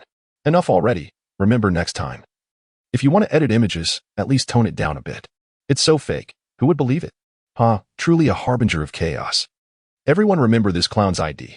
You call yourself X, right? Just wait until tomorrow when the Special Forces return victorious. Let us see how you'll still have the face to bark. Seeking attention. Disgusting creature. Lu Bai withdrew his gaze and turned to the other end of the wetland. Asking indifferently, Chunan, how long until they encounter the enemy for the first time? Chunan's expression tightened slightly before responding. If the biological detection shows no discrepancies, they will likely reach the hippopotamus habitat in about an hour and a half. We have not yet cleared that area. Lu Bai closed his eyes, deep in thought. To be honest, he had no intention of revealing his capabilities in front of the public. From his understanding of them, he knew what he would face: moral coercion, threats, and intimidation. He was acutely aware of the language this group of beasts would employ. You've occupied the Fushan Grand Hotel and turned away the refugees. Do you wish to witness humanity and Oppo's demise? I realize now that the most terrifying aspect of this apocalypse is not the strange creatures, but selfish beasts like you. Traitors. Scoundrels. You deserve an ill fate. Lu Bai's familiarity with this scenario stemmed from his previous life, where he had witnessed and experienced it firsthand. In the early days of the refuge construction, there was not enough space or food to accommodate all the survivors. At that time, many survivors rioted, unwilling to accept health screenings. After receiving the relief food distributed by the refuge, they were not grateful but instead harassed and insulted, desperately trying to break into the refuge. Such disgraceful and frenzied behavior led Lu Bai to his first doubts about humanity. He began to wonder if there were indeed few normal people left in this world. Now, a similar scene was about to unfold before Lu Bai once more. However, he was no longer the kind-hearted, passionate youth of his past life. A chilling glint flashed in Lu Bai's eyes as he flipped his hand. Dozens of nano-reconnaissance drones materialized out of thin air. Turning away, Lu Bai spoke slowly. Let the strange creatures stir. For now, we shall remain inconspicuous. Control the drones and present a grand live broadcast for those fools. Chunhan nodded slightly, understood. Before long, the Nanobiomimetic drones vanished, leaving only Chunhan behind. Lu Bai ceased his assault and, along with Chunhan, returned to the Fushan Grand Hotel, where Chunhan took control of the drones. Meanwhile, on the local network forum of Yongqing, a live broadcast titled Assault, Yongqing Special Forces Battle the Wetland Creatures, suddenly caught everyone's attention. A live broadcast? Is this real? The city hall is that confident, even taking the time to broadcast? Of course. Was there a clown barking just now on the forum? It's to silence those foolish dogs. Otherwise, they would bark endlessly. Exactly. Especially that idiot, who speaks as if he knows everything. Just wait until he sees that he is nothing but a parasitic kingpin at the Fushan Grand Hotel. As the comments flowed, they began to attack Lu Bai. Yet, Lu Bai remained unperturbed as he understood who the true barking party was. Moments later, the special forces had already entered the wetland, reaching the hippopotamus habitat. Though these so-called special forces were primarily local police, they were indeed the elite among law enforcement and well-trained. The captain and Oppo's eyes glimmered with vigilance as he signaled with his hand. In an instant, the group of over 30 split into 3 teams, launching an assault from different directions. The firearms were indeed equipped by the armed police, appearing advanced and relatively new. Lu Bai, not particularly knowledgeable about firearms, noted that the guns purchased from America were somewhat outdated, with few new models circulating. Perhaps if he lingered a bit longer, he might acquire some new weapons. Unfortunately, he did not have the luxury of time for preparation. The firearms were decent, at least the shotguns were both new and aesthetically pleasing, making them better candidates for quantum reinforcement than the second-hand weapons from America. As Lu Bai stroked his chin, thoughts began to form. Considering his current tactical reserves, he lacked explosive means. Nano-penetrating rounds could easily breach the elite creature's armor, but breaking through did not equate to restricting movement or extracting the black core intact. The damage from penetrating rounds was trivial when it came to mere armor penetration. It could even be described as a dimensional strike. However, the cost of forging a single penetrating round did not correspond to its actual benefits. Lu Bai needed a low-cost means of armor penetration, ideally with a manageable learning curve. In that case, shotguns might be a viable option. Tactical scopes also intrigued him. At the very least, they aligned better with his aesthetic than the American counterparts. The leg braces, ARN and AMP, Oppos, those the latest mobility assistance devices? They have already been deployed. Indeed, the things that make the news are all outdated. The encryption of the portable radios surpassed that of the American imports, while the demand for bulletproof vests was not high. The nano-black-silver battle suit was too advanced and typically remained in ring form, making it susceptible to ambushes. He pondered the performance of these items. As Lu Bai contemplated, Su Jing approached, preparing to report recent laboratory results. However, she noticed Lu Bai intently observing through binoculars. Unaware of Chunan and AMP, Oppos' broadcast, she curiously asked, "President Lu, what is happening? Are you worried about the special forces from the city hall?" Lu Bai turned, a hint of disdain playing on his lips. Worried? Not at all. They will simply alert the enemy, which is why we are taking a short break. Rather than calling them special forces, they are more like delivery personnel feeding the corpse creatures. Lu Bai smirked, then shifted the conversation, by the way. I heard there have been advancements with the plantation and new materials. Do share.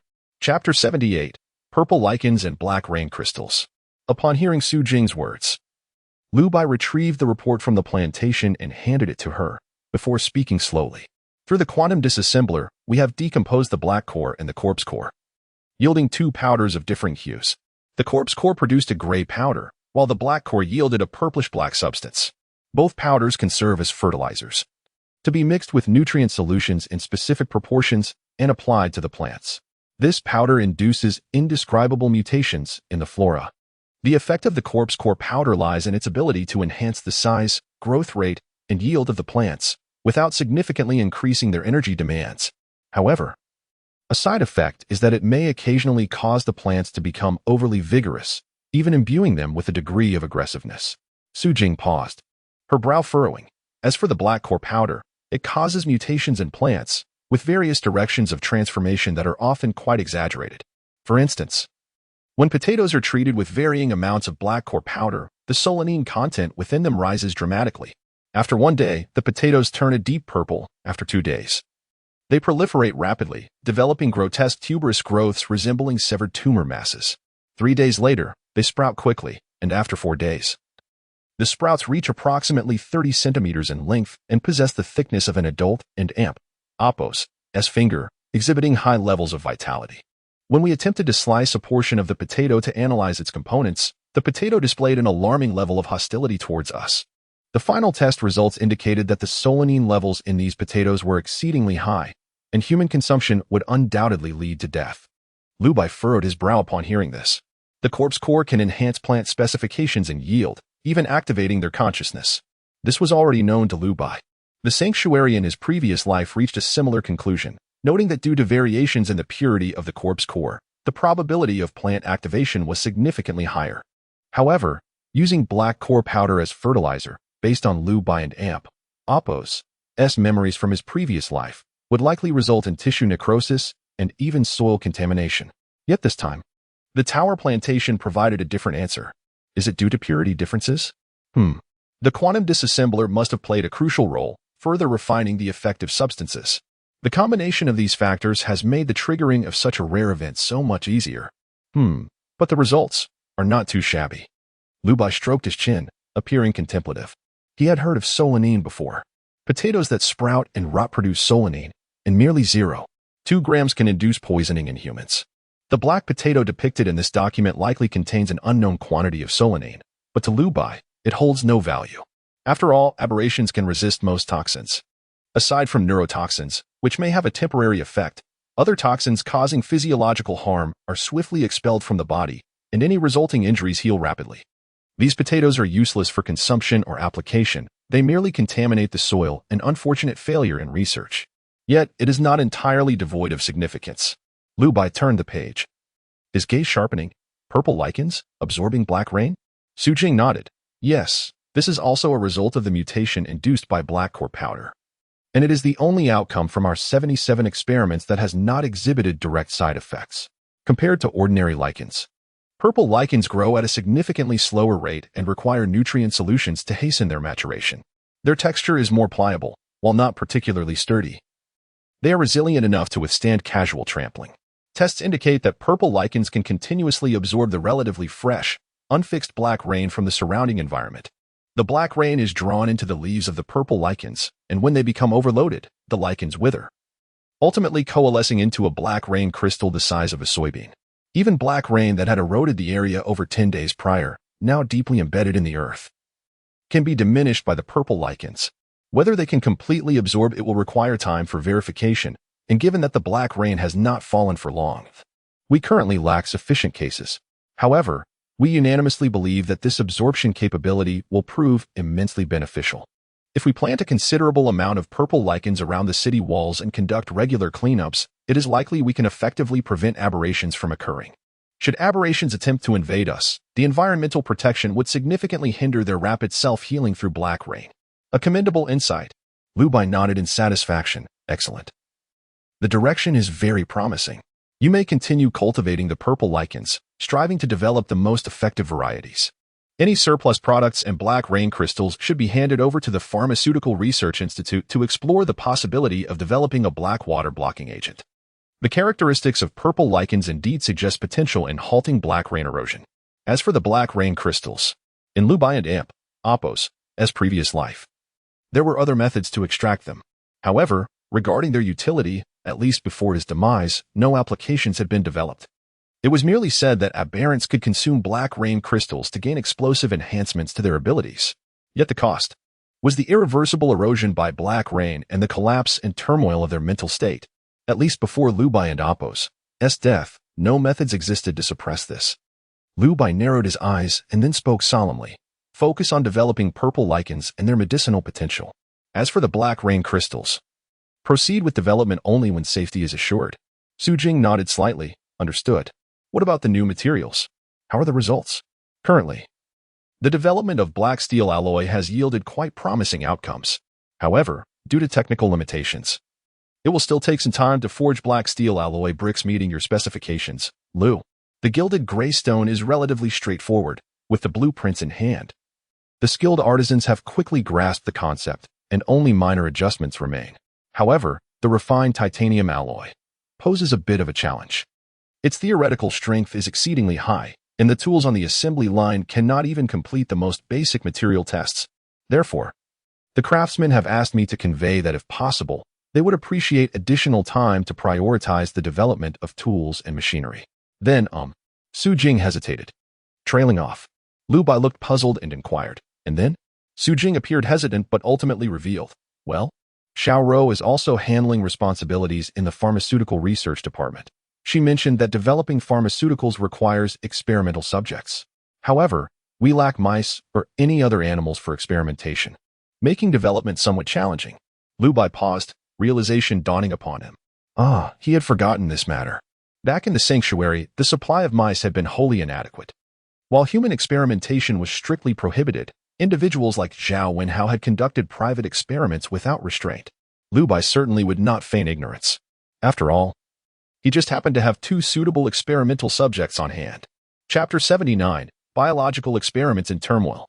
In the face of the apocalypse, what is there left to discuss regarding medical ethics? Simply surviving is a blessing, with the utmost taboo being the preservation of humanity. On this foundation, human experimentation should not be strictly prohibited. Of course, it is unimaginable to slaughter the innocent or resort to cannibalism as Zhao Wenhao did. At the very least, there are wretched souls whose demise could lend greater significance to the experiments. For instance, Fang Yuhan and Jiang Rong. Inform Xiao Rou that Fang Yuhan and Jiang Rong are at her disposal. Their deaths are of little consequence. There is no need for excessive contemplation. As for lab rats, I shall keep an eye out for opportunities in the future, but for now, let us utilize these 2 while being judicious in our usage. The special forces at the Municipal Hall. To be honest, while they may be foolish, at least they have not provoked Liu Bai. Thus, Liu Bai is unlikely to place them on the experimental table. Consequently, the experimental subjects he currently possesses are exceedingly limited. Su Jing pursed her lips. She was well aware of Su Shiro and Appo's capabilities and understood that this was a hurdle she would find difficult to overcome. Yet, it must be surmounted. Liu Bai and Appo's protection had shielded them from the true horrors of the apocalypse. However, the restored network had unveiled the bleak and despairing transformations that had befallen this city. And indeed the world. Certain truths must never be forsaken. Yet, at present, conducting experiments on the wicked does not constitute a taboo. Sighing softly, Su Jing nodded. Rest assured. Director Liu, I shall take care of Xiaoro. Liu Bai smiled faintly. With your assurance, I feel at ease. It seemed that the research at the tower had indeed made commendable progress. However, the greatest challenges at present were merely twofold: tools and experimental subjects. Whether for equipment development or the research of new materials, suitable tools are an indispensable requirement. As for the experimental subjects, not only are clinical trials necessary for pharmaceuticals, but the plantation experiments also demand a plethora of plants as experimental specimens. After all, only a minuscule number of plants can endure the transformations brought about by the black core powder, and current technological levels are incapable of discerning any patterns, necessitating exhaustive testing of each specimen. However, following the cold wave, where could one find so many well-preserved plants? Liu Bai, however, possessed a considerable number of plant seeds. He had prudently prepared many in advance. Yet, those were merely fruit and vegetable seeds, and the variety was rather limited. Had he foreseen today, Liu Bai would undoubtedly have raided the global seed bank for every conceivable plant seed. Alas, he could only lament the missed opportunity. As he pondered, a battle erupted at the wetland park of Yongqing City. The special forces split into 3 teams, infiltrating the hippopotamus habitat. Tactical goggles provided results within the muddy terrain. There were 2 mutated hippos. The captain signaled for encirclement without uttering a word. It was not until the 3 teams closed in on the small mud pool that Liu Bai sensed something amiss. Holding up his binoculars, Liu Bai furrowed his brow. 2 mutated hippos? This presents a problem.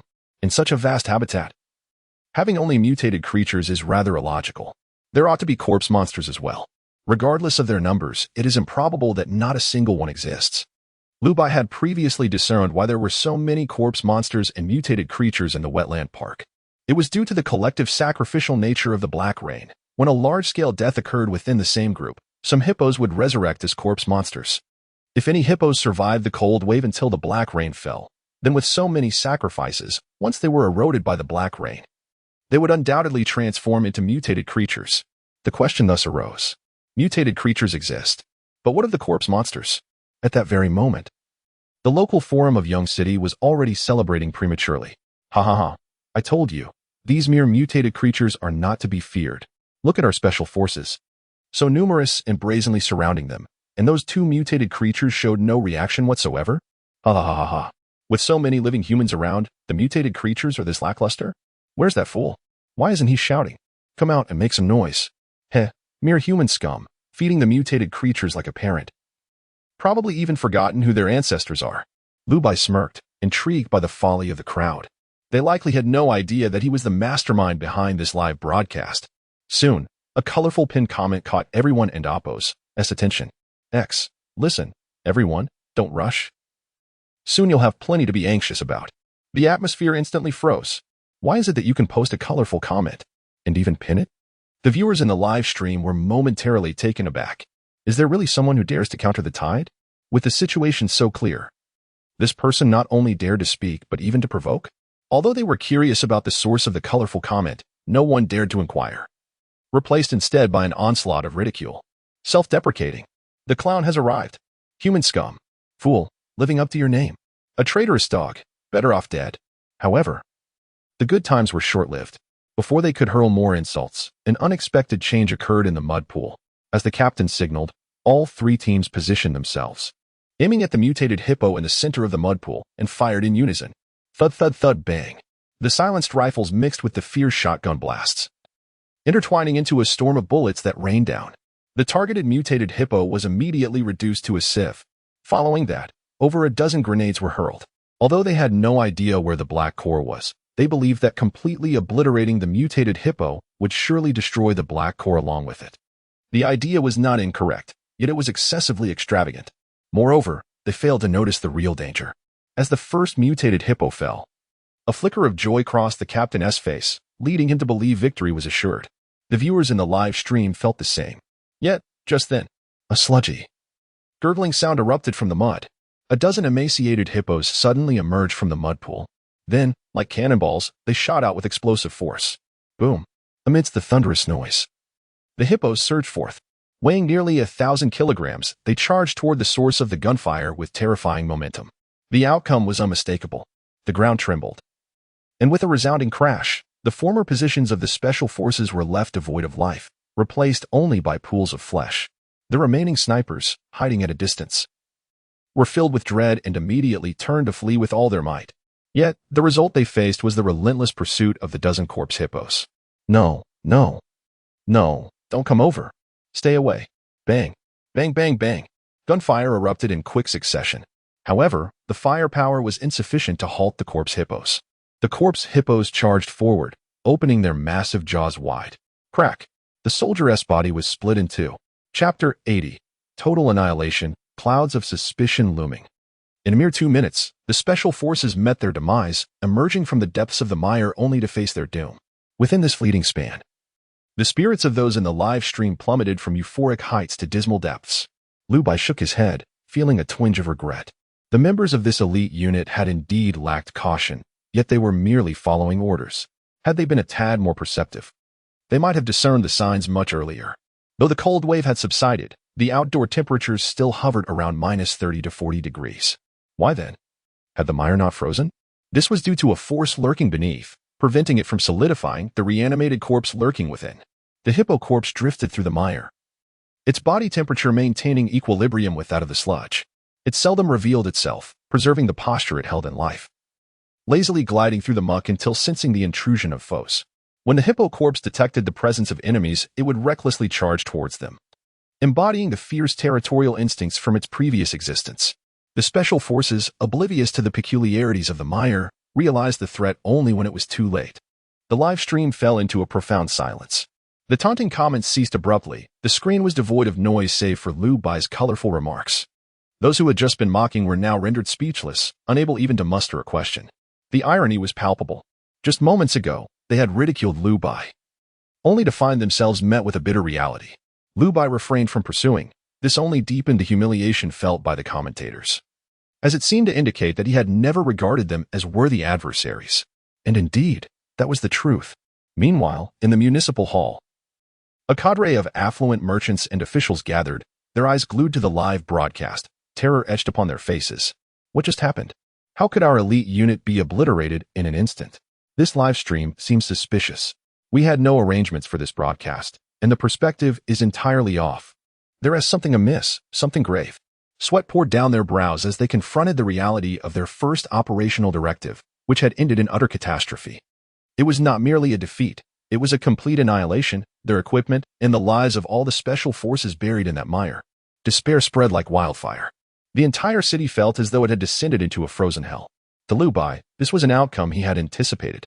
He silently scoffed, muttering to himself, "I offered you sound advice, yet you insisted on courting disaster. You brought this upon yourselves." He could only hope that the failure of this mission would impart some wisdom to these foolish individuals. The Fuxing Grand Hotel was a realm they were neither qualified nor capable of infiltrating. Liu Bai closed his eyes for a brief respite before summoning Chun Han. "It's time to go. The rest day is nearly over. We must retrieve the equipment from the mire before it sinks completely." "Oh, and the live stream can be terminated." Chun Han nodded slightly. "Understood." The final scene of the live stream featured drones swooping down, followed by a blackout. The audience remained silent, unsure if Liu Bai still lingered in the stream, fearing that speaking might invite ridicule upon themselves. In their shame, they migrated to the forum, where discussions commenced quietly, blaming the special forces for their failures and attributing all responsibility to the deceased. Equipped with such advanced gear, how could they be so careless against a few monsters? Truly a bunch of spineless fools. They perished, leaving their equipment in the wetlands.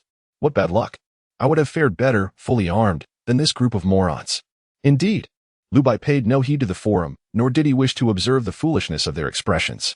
From the moment the municipal hall issued orders, he had anticipated such reactions. After all, the blame would fall on others while they merely flapped their lips. A familiar scene played out. Yet within the municipal hall, the old foxes sweated profusely, trembling with fear. You all saw that, didn't you? The fleeting glimpse, was that a drone? It couldn't and oppose, have been ours. I tested it during the cold wave, and it barely lasted 5 minutes outdoors. This drone maintained a live feed, suggesting its operator was not nearby. Does that imply it can withstand temperatures of -40 degrees for extended periods? That seemed implausible. Such military hardware should not exist in our humble city of Yongqing. Perhaps not. The Shanghai Jiayuan does have some globally renowned figures. They're already dead. The speaker was Yongqiu.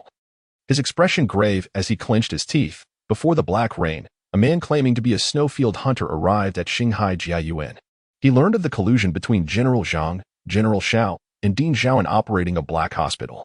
Shortly after arriving, he eliminated them all. Moreover, he somehow destroyed the entire underground black hospital. Coincidentally, his vehicle was a military off-road one. So, combining these elements, I suspect the individual behind the live stream, even if not him, is likely not benign. Yongqiu's eyes brimmed with wariness, his tone almost venomous. However, the other officials and merchants shook their heads. It's merely a military vehicle. It doesn't prove anything. The urgent task is to identify the owner of that live stream and the one who spouted nonsense in the forum. Everything else is trivial. Very well. Let us investigate the details of that live stream. What is that? The IP address, right? Find it for me. I refuse to believe we can't track it down.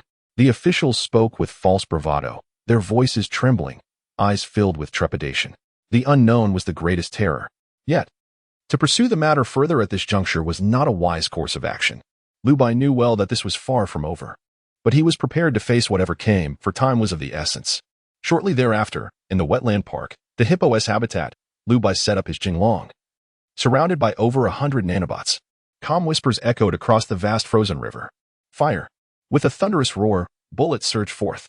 The sound of wind howled as the projectiles easily pierced the hippo's flesh. The creature faltered, poised to absorb the mire and Appo's dark rain to heal its wounds. But just then, the blade of Tang Dao struck down. Flesh was cleaved asunder, revealing the core of the corpse. With a sigh, Liu Bai retracted his Jinglong and slowly rose, murmuring to himself, once this habitat is neutralized, our battle progress should be sufficient. Let us hope for a practical reward. Chapter 81. The Suspicion of the City Hall, April 24th, 8:00 a.m., City Hall. It has been nearly 3 days since the complete annihilation of the Special Forces. Within the City Hall, the expressions of the old foxes are far from pleasant. So, have you discovered anything? We have found a little, but not much. Tracing the signal is challenging, yet we can identify a general direction. Based on the signal and Appo's trajectory, its source appears to be near the Fuxing Hotel. Most likely the hotel itself. Aside from the hotel, the only other locations are an amusement park and a wetland park. There are no other habitable structures in that direction. What? The Fuxing Hotel. Inside the office, a profound silence envelopes the group. Although this outcome is somewhat unexpected, if it is indeed the case, everything might make sense. After all, that X had boldly asserted before the Special Forces departed that the wetland was teeming with anomalies, rendering the Special Forces incapable of contention. At the time, no one on the forum believed it. They thought Liu Bai was merely fabricating tales to incite fear. Yet now, the old foxes of the City Hall have sensed something amiss. The signal emanating from the Fuxing Hotel, along with knowledge about the wetland and Appo's conditions, could it be that someone has already occupied the hotel? The secretary of the officials pondered briefly before responding. There is also the open fields near the amusement park to the west, but the terrain is expansive and heavily snow-laden. If no one has cleared the snow and ice in advance, traversing that path would be quite arduous. Mayor Song, do you think we should send someone to clear it? Mayor Song furrowed his brow, suddenly recalling something. He spoke in a grave tone. Wait. Do you think it is possible that this path has already been cleared for us? A chill descended upon the atmosphere. All the officials and businessmen raised their eyes toward Mayor Song, a flicker of confusion crossing their faces. They understood the implication of Mayor Song and Appo's words. After a moment of silence, Mayor Song continued, send someone to investigate the path near the amusement park. If all goes well, there must be a complete route. Yes. Shortly thereafter, at the police academy and Appo's training ground adjacent to the City Hall, over 1,000 armed personnel gathered, standing in perfect formation before Mayor Song. Their identities varied: armed police, civil police, firefighters, bodyguards, and police academy students. Mayor Song assembled them to train as the guardians of Yongqing City. Although the so-called special forces were not as formidable as they claimed, they indeed represented the elite among this group of soldiers. The officials naively believed they could cultivate a team of elite warriors akin to those depicted in films, capable of taking on hundreds single-handedly. However, reality proved otherwise. Yet, this was of little consequence. Despite the wailing on the forum, how could the netizens know that Mayor Song possessed such a vast army? With narrowed eyes, a glint of malevolence flickered within Mayor Song. So, you wish to see me humiliated on a live broadcast? I shall see what courage you possess. What capital do you have to dare challenge me? They spoke eloquently and maintained a poised demeanor, yet Mayor Song was acutely aware of the underlying truth. The so-called societal structure had already collapsed the moment the cold wave erupted. This vast Yongqing city now belonged solely to this group of old foxes. And the city hall was their regal abode. Here, all the resources of Yongqing City converged, making it impossible for anyone to oppose Mayor Song and Oppo's future decisions regarding the palace and Oppo's location, including Liu Bai. A crisis loomed. At this very moment, around the Fuxing Hotel. In the Yongqing City Wetland Park, Liu Bai leisurely swept through the wetland, dispatching anomalies without a hint of worry or urgency. He understood all too well that the special forces were merely the beginning. After all, he was someone who had died once and was keenly aware that in this apocalyptic world, power struggles often resulted in a fight to the bitter end. The sunk costs of conflict were far too high. Liu Bai understood the old foxes of the city hall very well. After painstakingly training a special forces unit, to see it vanish without a trace would be unacceptable, especially since they had yet to reap any rewards. For those old foxes, the death of a soldier must not be in vain. Thus, once the changes at the Fuxing Hotel were confirmed, they would undoubtedly attempt to launch an assault to seize it. Hey, Liu Bai, unfazed, chuckled coldly, devoid of fear. Presently, the Fuxing Hotel, at a glance, appeared harmless. Compared to its previous state, it had only slightly expanded its facilities. As the second-tier tower had a roof, the area outside the Fuxing Hotel was still considered outdoors. The black rain disturbed the outdoors, making the facilities particularly exquisite. Such a Fuxing Hotel posed no discernible threat. The most crucial reason was that the city walls could remain concealed underground. Liu Bai contemplated and glanced back toward the Fuxing Hotel. The actual strength of the city walls had yet to be tested. If the old foxes from the city hall did indeed attack, it could serve as an opportunity to evaluate the city walls and Oppo's resilience. No, wait. Liu Bai suddenly frowned, realizing it would be pointless to use them as a test subject. After all, these individuals couldn't and Oppo's to even breach a modest hippopotamus habitat. Even if the city walls could withstand their assault, it would not prove that they could endure an attack from the anomalies. Liu Bai shook his head. This line of thought left him feeling disheartened. If the city hall truly sent people over, it would be akin to swatting bothersome mosquitoes. Striking them would yield little value, while ignoring them would only lead to annoyance. This so-called special forces had likely equipped themselves with the finest gear Yongqing City had to offer. Therefore, even if the city hall dispatched additional personnel with better equipment, it was unlikely to surpass the previous wave, even if they managed to defeat the adversaries. The gains would be minimal. Sighing softly, Liu Bai then glanced at the task panel. Battle metrics: first-tier corpse monsters, 508, 836. Second-tier corpse monsters, 92, 184. General anomaly elimination rate, 57. Side quests, 1. Slay anomalies, 448, 500. Several tasks on both panels were nearing completion, and at this rate, progress should be forthcoming in due time. However, there were also some peculiar discrepancies. Clearly, Liu Bai had slain over 500 corpse monsters or anomalies. Yet the side quest panel indicated less than 450. If the corpse monsters were not counted among the anomalies for the side quest, then the number could not possibly exceed 400. Thus, regardless of how one viewed it, the data on the panel seemed somewhat contradictory. The system should not exhibit such a rudimentary deviation. Consequently, Liu Bai could only conclude that there remained secrets and potential dangers within the wetland that he had yet to perceive. Some rule or factor must have disrupted the system's judgment. Liu Bai did not dwell on this further. Instead, he promptly issued an order. Bring forth some first-tier anomalies and corpse monsters. I wish to test the strength of the city walls. Chapter 82, Progress in Pharmaceuticals. The Rising Walls. 4 hours had elapsed. It was afternoon at the Grand Fuxing Hotel, 5th floor. Su Jing and Su Xiero leaned against the window. The atmosphere weighed down by a sense of gravity. Is it that we cannot overcome this mental barrier? Well, It is somewhat reassuring that I know human experimentation is no longer a taboo. Yet I cannot shake off the feeling of guilt that accompanies taking matters into my own hands. Sigh, having such feelings is a good sign. Su Jing gently patted Su Xiaoro and Amp, Apos, shoulder, offering a faint smile. This indicates that your true essence remains untainted by this apocalyptic world. Your humanity has not succumbed. And that is truly commendable. Moreover, those two individuals are inherently wicked, are they not? Su Xiaoro nodded. Yes, indeed. Su Jing chuckled. Then inquired, how is the drug development progressing? Su Xiaoro responded, well, we have used black water to corrode Jiang Rong's arm, and subsequently applied a solution of purple lichen extract to her arm. The purple lichen solution forms a membrane that continuously absorbs the elements of the black rain. Preliminary tests show that the absorption capacity of the purple membrane is quite good, but whether it can completely eradicate the black rain lurking deep within remains to be seen.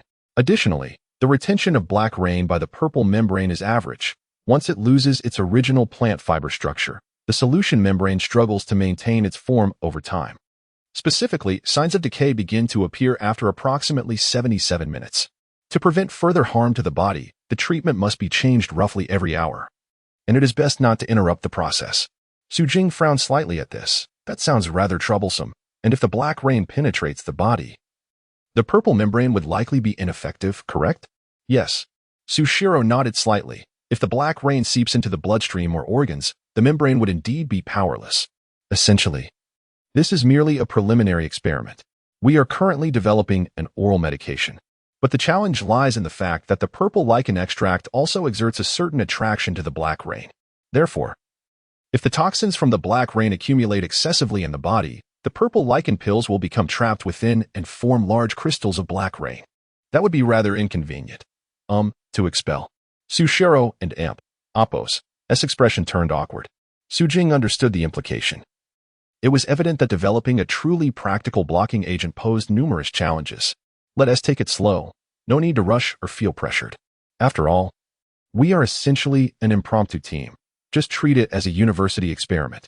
Su Xiaoro nodded. Yes, understood. The two gazed into the distance.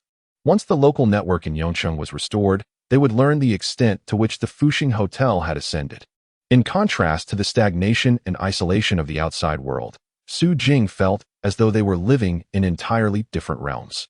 Thus, to claim there was no pressure would be a fallacy. Su Jing was acutely aware that, although she had not personally experienced Lu Bai's past, she understood that the Fuxing Hotel would undoubtedly become a target. Once the hotel's research capabilities and resource reserves were exposed, it would inevitably attract external covetousness. An assault was also a foreseeable outcome. Standing by the window, Su Jing sighed softly, her expression growing more somber. Just then, at the edge of her vision, a cloud of icy dust suddenly rose. That is, oh no. Su Jing and Amp, Apos, pupils constricted, and Su Xiaoro and Amp, Apos, face turned pale. They looked out the window to see a horde of grotesque corpses surging toward the Fuxing Hotel. Without a moment's hesitation, Su Jing frantically tagged all members in their group chat. Attention everyone. A large number of aberrations are heading toward the hotel. All personnel stationed at the peripheral facilities, please return to the main building immediately. Please respond. Everyone, please reply. 1. The staff acted swiftly, promptly responding to Su Jing. After 3 minutes, Su Jing surveyed the replies, confirming who had not yet responded, then called each one to instruct them to retreat to the main building as quickly as possible. In a matter of moments, the message was confirmed and relayed to all. Lu Bai, who was hastily returning, glanced at the scene with a hint of surprise. Quite impressive. Their response time is rather quick. Before long, on the 5th floor, Lu Bai appeared behind Su Jing, smiling as he asked, "What is this? Have you practiced beforehand?" Su Jing, fully absorbed in her task, initially failed to notice Lu Bai's arrival, only becoming aware when he drew near. "Director Lu." "Yes, Director. While you were out, we conducted a drill to prepare for emergencies."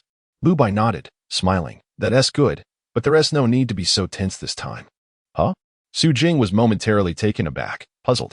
Lu Bai, unhurried and calm, replied, "I deliberately lured these aberrations back to test the strength of the city wall." What?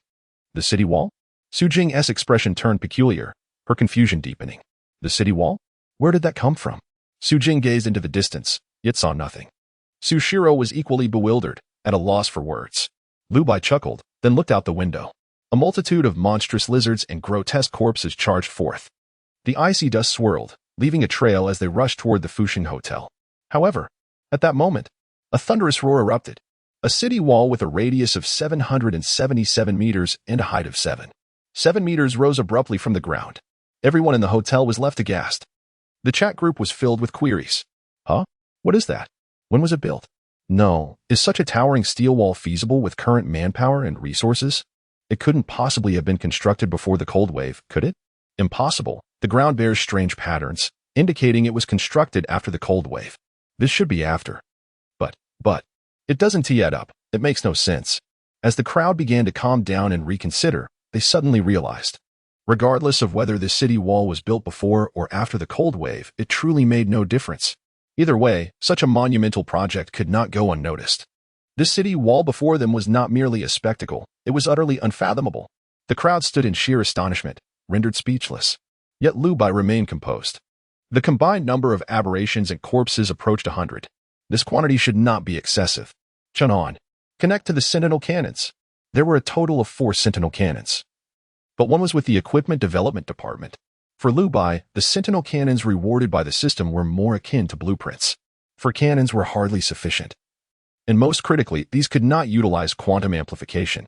However, if the seasoned craftsmen achieved breakthroughs in their research and developed new sentinel cannons, they could enhance them through quantum amplification and sublimation. For now, he could only await good news. As Lu Bai contemplated, the sentinel cannons were already linked with Chun'an. Although the sentinel cannons possessed an AI automatic system, using them for the first time in the face of an aberration siege left Lu Bai feeling uneasy about relying solely on AI. Having Chun'an, a high-level biosynthetic being, in command was undoubtedly a more reliable choice. As the ominous tide of the peculiar approached, it was nearing the wetland. Lu Bai's gaze turned icy as he coldly commanded, aim at the frozen mire and fire. Boom. Shells cascaded forth. The roar of artillery echoed. Chapter 83. A deluge of firepower, quantum enrichment. The nano-filling device within the Sentry cannon possesses the remarkable ability to continuously produce nano-grenades, provided there is sufficient energy. Although this phenomenon is difficult to replicate and cannot be duplicated through quantum amplification, the production efficiency of the nano-filling device is astonishingly rapid. Once the seasoned craftsmen develop their own Sentry cannons, the nano-filling devices from the 4 existing cannons can be disassembled for uninterrupted production of grenades. After all, Lu Bai is currently not lacking in electricity. Thus, he has no concerns in this regard. 3 grenades were launched in rapid succession, crashing down upon the frozen mire at the wetland's edge. Boom. In an instant, flames soared skyward. A seething wave of heat erupted, awakening the frozen mire into a ravenous beast. The aberrations along the path fell into the depths. However, this did little to impede the advance of the horde. Numerous aberrant corpses trampled over one another, swiftly surmounting the mire and charging towards the towering walls. Continue firing. The primary objective is to obstruct their advance.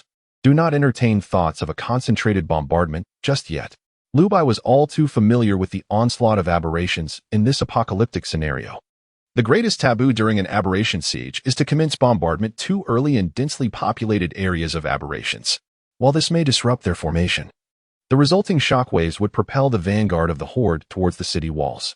After all, aberrant corpses are undaunted by death, possessing formidable regenerative abilities. Should the horde gather beneath the city walls and even begin to climb, targeting them with artillery would become exceedingly difficult, leaving only gunfire as an option, yet proving to be of little effect. At that point, adjusting the angle of bombardment would not only become challenging, but could also result in catastrophic misfires, harming 800 enemies while inflicting 1,000 on oneself. Thus, the foremost principle in countering an aberration siege is to prioritize the obstruction of their advancement, curtailing their momentum. Regrettably, with only 3 Sentry cannons, the coverage area is undeniably insufficient. Lu Bai and Oppos, SK sharpened as he commanded, deploy the bioengineered soldiers. Prioritize targeting the aberrations and those with high mobility, without any prior learning. The corpses are weaker than the aberrations. Hence, they pose little threat at present. With Lu Bai's command, over 100 bioengineered soldiers ascended the city walls, positioning their weapons to aim at the encroaching aberrations. Bang, bang. The gunfire rang out incessantly. The bioengineered soldiers remained undeterred. Thus, regardless of how formidable the enemy appeared, They maintained their composure and clarity of judgment. Bullets tore through the aberration's skulls and hearts, yet failed to extinguish their lives. This is precisely what makes the aberrations and corpses so terrifying. Beside him, Su Jing and Amp, Appo's expression froze as she asked, "Mr. Liu, who are they?" Liu Bai replied calmly, "They are nanobio-engineered soldiers, my subordinates. If you have any engineering needs, or if experiments pose risks that prevent you from handling them personally, you can approach me or Chun Han for assistance with bioengineered soldiers." Su Jing and Su Xiao stared in astonishment, appearing as if they had seen a ghost. Nanobioengineered soldiers? Is this not something reserved for science fiction? As the situation escalated beyond comprehension, they began to realize the logic behind it. After all, they had long suspected that Liu Bai possessed extraordinary powers. No one dared to inquire further, for the more open Liu Bai was, the less they felt emboldened to speculate. This was the aura of a leader. Ignoring their shock, Liu Bai continued to command, "There is no need to recover this batch of black cores and corpse cores. While we have a moment of fire coverage, let us douse them in oil and burn them." The firepower was still insufficient. The issues presented by this aberration siege were glaringly apparent. The firepower of the sentry cannons was not weak. Rather, the quantity was simply too few. With merely 3 cannons, the coverage area remained limited. No matter how potent the firepower, if the corpses were not obliterated to the point of immobility or disintegration, they would inevitably rise again. Only by destroying or extracting the corpse cores or black cores could one extinguish the life force of the corpses completely. However, in the face of the aberration horde, Liu Bai lacked such luxury. Burning the black cores was indeed a pity. The flames would not reduce the black cores or corpse cores to ashes. Yet, they would sufficiently render them inactive, transforming them into mere toxins. Perhaps there were methods to purify them, but in reality, no one would undertake such a task. In his past life, when firepower was unleashed to incinerate corpses, the defending troops eagerly wished to burn them thoroughly, leaving no trace behind. Who would dare abandon their posts to retrieve remnants of black cores from the sea of corpses? Such an idea would be akin to a fantasy. Soon, gasoline was poured, and flames erupted into the sky.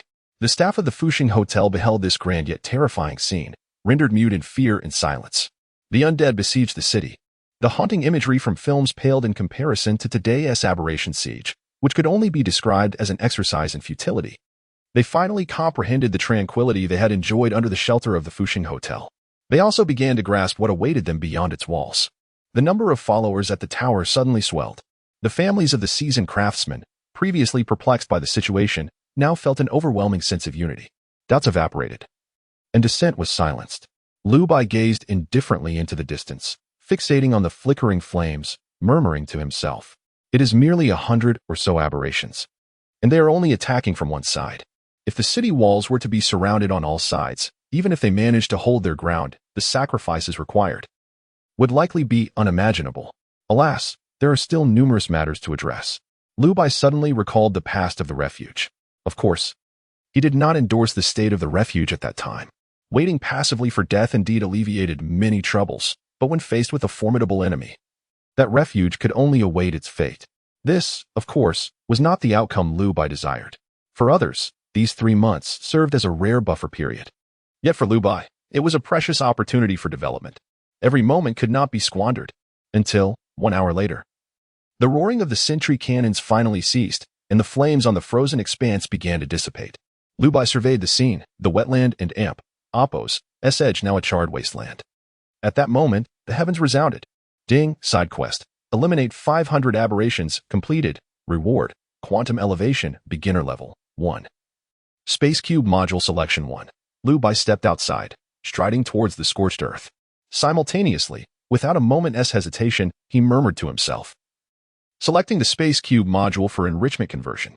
Space Cube module, enrichment conversion, has been installed. Enrichment conversion allows for the use of excess materials and abundant energy to enhance the efficiency of instruments. Note: the acceleration multiplier and consumption of materials energy increase exponentially. Thus, producing ammunition pills at double speed requires double the raw materials and double the energy. Producing at triple speed requires 4 times the raw materials and 4 times the energy for times speed. Requires 8 times the raw materials and energy, 5 times speed. Requires 16 times the raw materials and energy. Note: even if the original production formula requires no energy, using the enrichment conversion module will still consume thermal energy, electric energy, nuclear energy. The results are excellent, but the costs are equally staggering. An 11-fold speed means a consumption of 10-24 times the raw materials. Even Lu Bai cannot bear such a burden, revealing just how terrifying this function truly is. However, if it were merely 3 to 5 times the speed, the current Lu Bai could indeed accept it. Lu Bai uttered without a moment's hesitation. His voice indifferent. Enrichment transformation, activate. Chapter 84, the Skynet Goggles and the Ember Dagger. Please select the Enrichment and Transformation Application module. Enrichment and Transformation, Nanoparticle Treatment Device. Enrichment and Transformation, Dragon's Fury Nanobullets. Enrichment and Transformation, Custom Shells for the Patrol Cannon. Application speed, nanopills and nanobullets at 5 times the speed. Custom shells at 3 times the speed. Ding, Enrichment and Transformation function has been activated. Lu Bai let out a sigh of relief. Nanopills and nanobullets required no raw materials. They could be produced solely with energy. Thus, even at 5 times the speed, requiring 16 times the raw materials was merely a matter of increasing the energy consumption by 16-fold, which was inconsequential. Lu Bai and Appo's family was affluent, and the wind power station within his spatial cube stretched infinitely. Naturally, he could bear this additional energy load, while higher energy demands were feasible. The current power supply of the hotel could not withstand such a load without improvements. For now, maintaining a 5-fold speed was acceptable. Once he had an ample supply of nanobullets and custom shells, he could reduce the speed. Currently, it was a time for stockpiling, and a little extra pressure was tolerable. As for the custom patrol cannon shells, their demand was not particularly high, as the patrol cannon was rarely deployed, and these shells were not overly advanced in technology. So a modest amount would suffice. Consequently, at least the red and blue pills and Dragon and Appo's Fury bullets would be adequately supplied. Regarding the choice of quantum sublimation, Lu Bai had already devised a plan. Quantum sublimation, tactical helmet. The voice of the heavens responded. Base form selected. Quantum amplification force injected. Ding.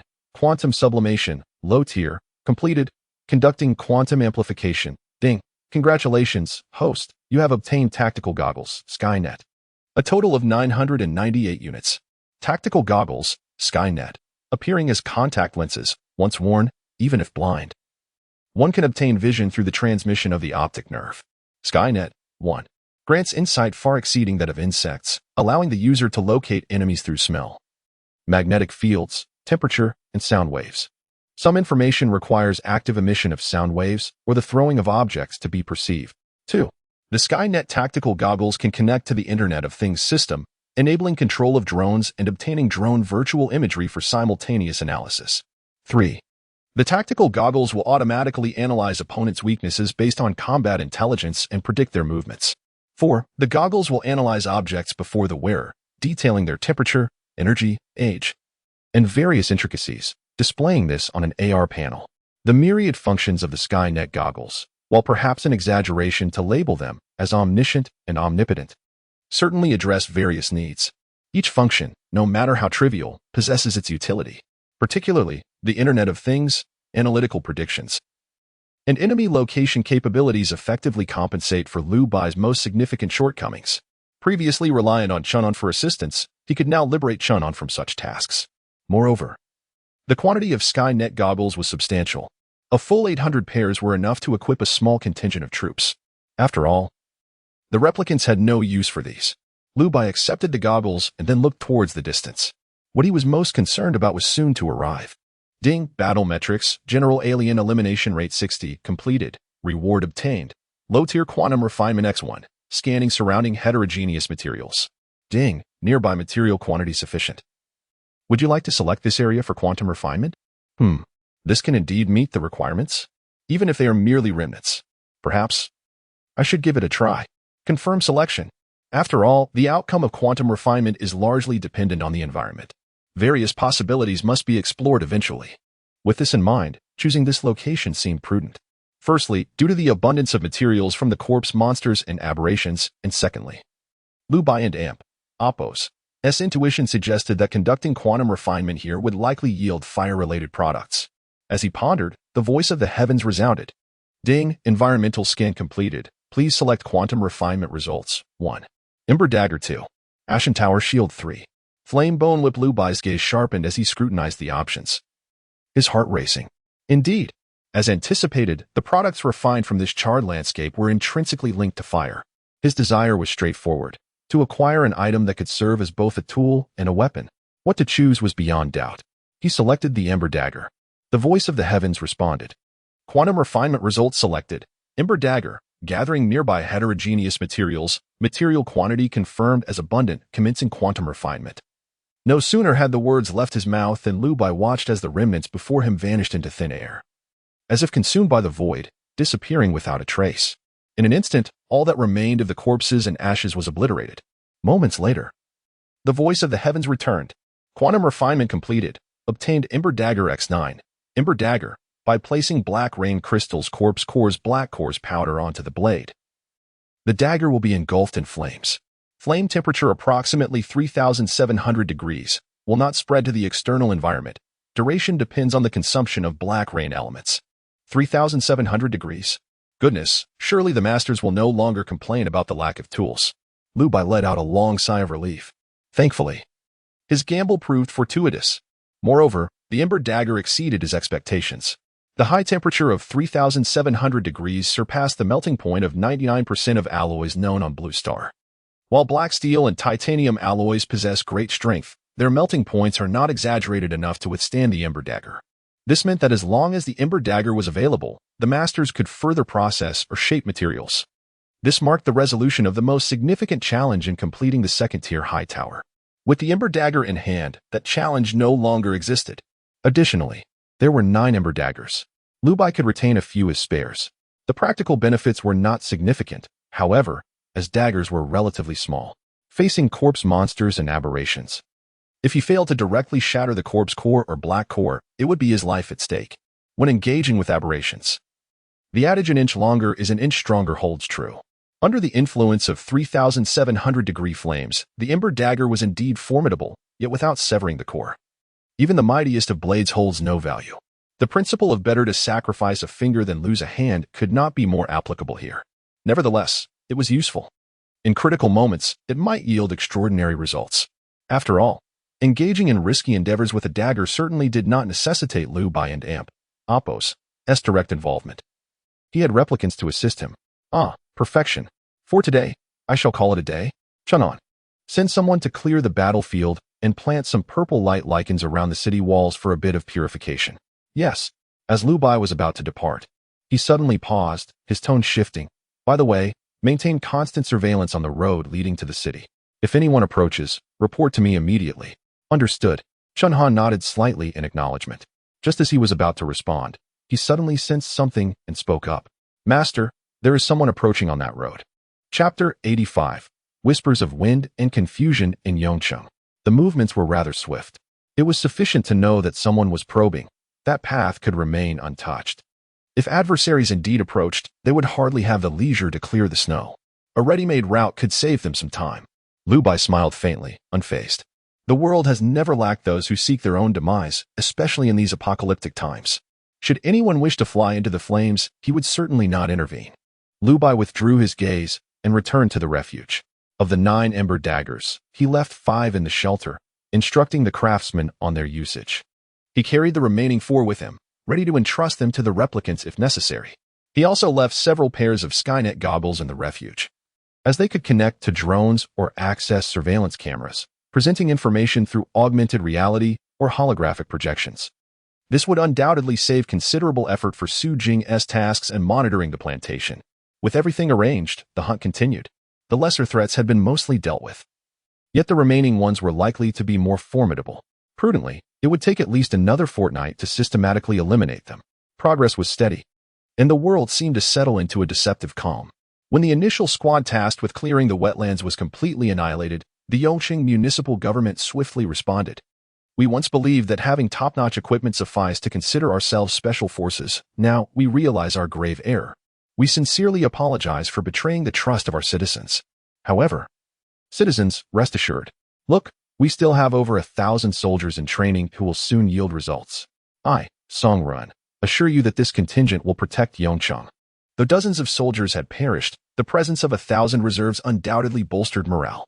The noise in the city gradually subsided, soon replaced by an unfounded rumor. Those within the municipal hall claimed they had no part in the live broadcast, asserting that the signal originated from the direction of the Fuxing Hotel. Is that true? Could it be that some had already occupied the Fuxing Hotel? Yet, it seemed illogical. Had the optical cables in that area been repaired?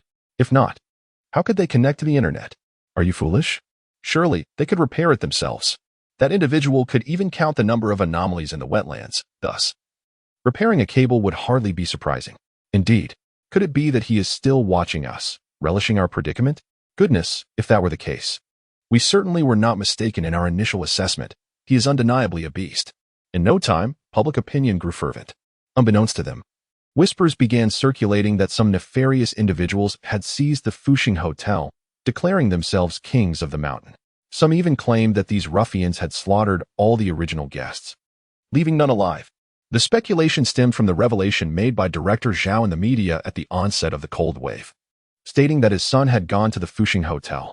Yet now, both father and son had vanished without a trace.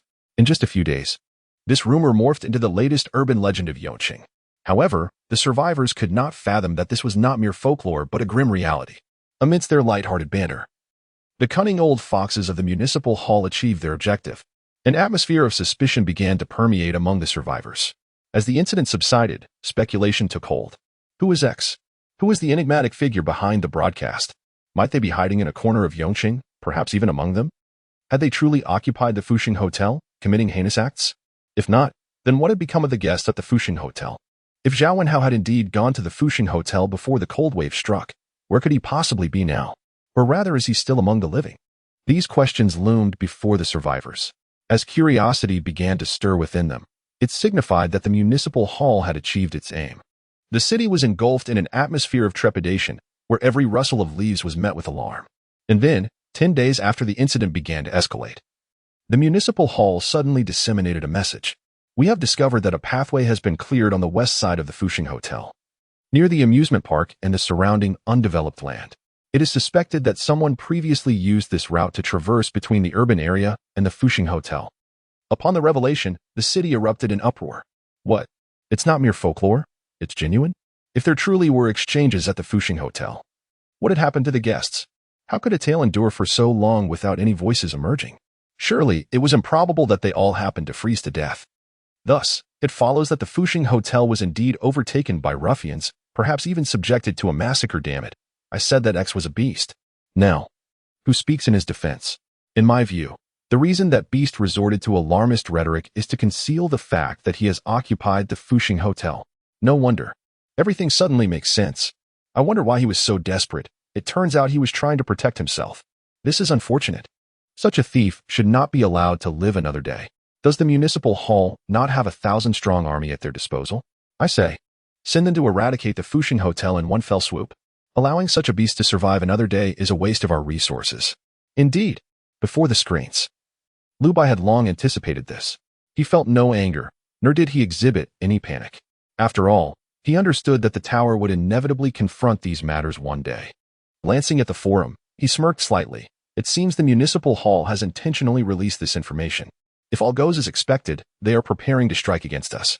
Or sigh, they must endure some hardship, lest they remain oblivious. It is unthinkable to bury over 1,000 people. With this in mind, Lu Bai felt somewhat troubled. If the municipal hall truly dared to invade, he would, of course, not hold back. Yet, upon reflection, these so-called soldiers were merely following orders. They were not to be blamed for their naivety. To eliminate them silently would be a challenge for Lu Bai's conscience. They were merely a group of self-important fools. Lu Bai not only felt no fear, but also found himself preoccupied with how to dissuade them. It was exhausting. However, amidst his thoughts, good news arrived from various floors of the Fuxing Hotel. A notification chimed in the neural communication system of the Skynet goggles, indicating that Su Jing was requesting a call. Accept. Beep, what is it? Mr. Liu, just a moment ago, the New Materials Research Department reported that the 3 major alloys have been successfully developed. The first batch of results is not yet mature, so there are slight imperfections, but we anticipate providing you with a satisfactory response tonight or tomorrow. Furthermore, the Blackwater blockade agent and progress has also been made in the development of supernatural abilities. Chapter 86. The Emergence of the Divine Drug and Progress in Extraordinary Abilities. Ah, what splendid news this is. Upon hearing the announcement, Lu Bai felt a surge of vitality. The successful production of the three major alloys was undoubtedly a commendable achievement. However, these developments were anticipated. Ever since acquiring the Ember Short Dagger, Liu Bai understood that the refining of these alloys faced no technical barriers. What remained was merely the passage of time. Thus, the news bore no element of surprise. What did catch Liu Bai off guard, however, was the early report regarding the black water blockage drug and the advancement in extraordinary abilities. Without a moment's hesitation, Liu Bai sprang to his feet and headed towards the Medical Research Institute on the 5th floor. As he approached, he was met with anguished cries from within the isolation chamber. "No, don't come closer. Don't kill me. Liu Bai? General Liu. Master Liu. From this day forth, I, Jiang Rong, shall be your loyal servant. Whatever you command, I shall obey. Please, spare me. Do not strike me again, I implore you." Suddenly, Jiang Rong and Amp, Appo's plea was interrupted by incessant barking. Liu Bai paused, glancing at Su Xiao, who was sweating profusely, and Kuden and Amp, Appo's helped but chuckle. "What is happening here?" Su Xiao, avoiding eye contact and appearing flustered, stammered, "Well, during the initial experiments, there was a slight mishap. Although the research results were reported by her personally, she never anticipated Liu Bai and Amp, Appo's swift arrival." Su Xiao composed herself and provided a lengthy explanation. "In the early experiments, I aimed to ascertain whether the purple light lichen solution could absorb the black rain elements lurking deep beneath the skin. Thus, I allowed the black water to remain in her system for 2 additional days. After 2 days, it was confirmed that the purple light lichen was ineffective in treating the stubborn black stains, but the black rain did affect her mental state, inducing some symptoms of insanity. Realizing this seemed somewhat unethical, akin to mistreating the test subject, I sought methods for treatment. Concurrently, I collaborated with the botanical garden to research new medicinal plants. It was then discovered that the mutated red umbrella flower possessed the ability to cleanse impurities from the blood." Su Xiao continued her elaborate discourse until she finally handed the paper to Liu Bai, who at last grasped the concept. The combination of the red umbrella flower and the purple light lichen solution could purify the blood vessels, absorbing the black rain elements centered around the vessels. Subsequently, based on the properties of the red umbrella flower solution, impurities would be encapsulated into clusters and accumulated in the intestines, ultimately expelled from the body. Does this imply that the drug must be complemented with some intestinal lubricants? Su Xiao, looking somewhat embarrassed, nodded affirmatively. Yes. To prevent the black rain residue from damaging the intestines, it is prudent to use a lubricant to assist in the treatment. Furthermore, based on empirical data, after 15 days of exposure to the black water, the red-purple solution can still absorb all the black water elements within the patient's body and expel them. From the experimental data, it can be inferred that, barring any unforeseen circumstances, the red-purple solution can cure patients afflicted within approximately a month. However, it is crucial to note that the red-purple solution must not be taken in excess at once, as severe cases may block blood vessels, posing life-threatening risks. Therefore, if multiple areas of the body are affected by the black rain, extensive treatment and repeated dosages are necessary to gradually suppress the condition until normal medication can be resumed. As she spoke, Su Xiao cast a nervous glance at Liu Bai. However, Liu Bai seemed unconcerned and instead praised her, saying, "Well done. This research efficiency has exceeded my expectations. Moreover, my initial request for you was precisely to develop the black water blockage drug. The intent was to obstruct, not necessarily to cure. You have accomplished an additional task, and I commend you for it. There is no need for self-reproach." Upon hearing this, Su Xiao's tense expression finally relaxed. After a moment of silence, Liu Bai shifted the topic with a smile, inquiring, "By the way, you are also responsible for the Underground Extraordinary Ability Development Institute, correct?" Su Xiao hurriedly nodded, somewhat shyly. Yes. The Extraordinary Ability Development Institute is primarily overseen by Teacher Yi, while I provide considerable technical support. However, the children are quite fond of me.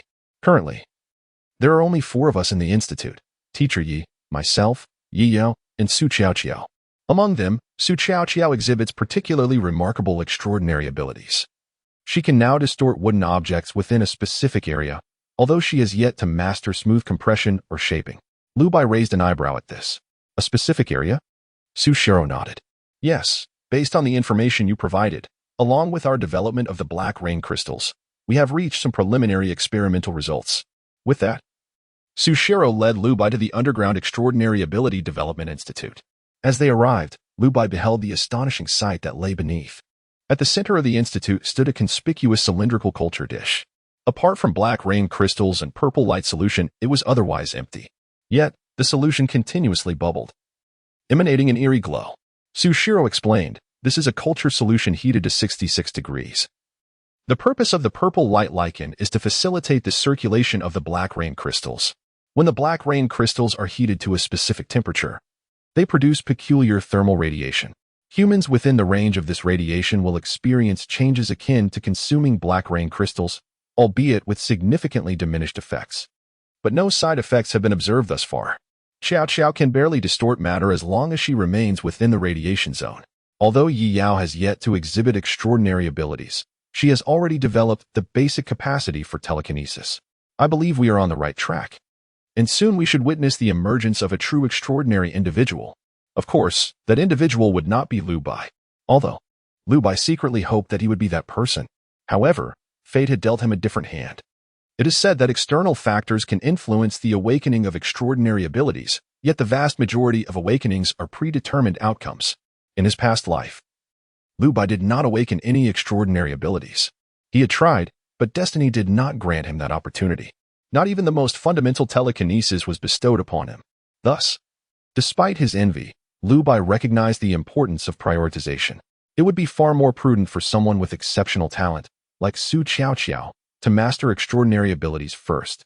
With this thought in mind, Lu Bai patted Yi Yao and Su Qiao on the shoulders and smiled gently. "Keep up the good work. You two possess the greatest talents in the entire hotel.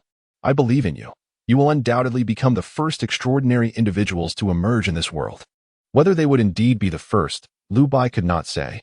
That was merely a fabrication to ignite their fighting spirit and instill a sense of anticipation for their future endeavors. Feeling a sense of relief, Lu Bai exhaled and pushed open the door to exit. Just then, a resounding voice echoed. "Ding, side quest. Develop the black water blockage drug. Completed. Rewards. Quantum sublimation. Beginner. 1. Space Cube Module Selection 1. Please select the substance for sublimation." Chapter 87. Living Organism Storage. Dragon's Breath Shotgun Selection of Space Cube Module. Living Organism Storage. Module added. Space Cube Living Organism Storage. Small size. With limit. Selection of Quantum Sublimation Substance. Tactical Shotgun. Substance selected. Quantum Amplification Force Injection. Ding. Quantum Sublimation. Low level. Completed. Quantum Amplification in progress. Ding. Congratulations, host. You have acquired the Tactical Shotgun. Dragon and Amp. Oppos. S breath. Totaling 455 units. Tactical Shotgun. Dragon and Amp. Oppos. S breath. Possesses the impact akin to a dragon and amp. Oppos. S breath. With bullets igniting upon contact with air, hence the name. Characteristics. 1. Dragon's Breath Incineration. Bullets ignite upon air exposure, reaching instantaneous temperatures exceeding 2,500, though they cool rapidly thereafter. 2. Dragon's Breath Magazine.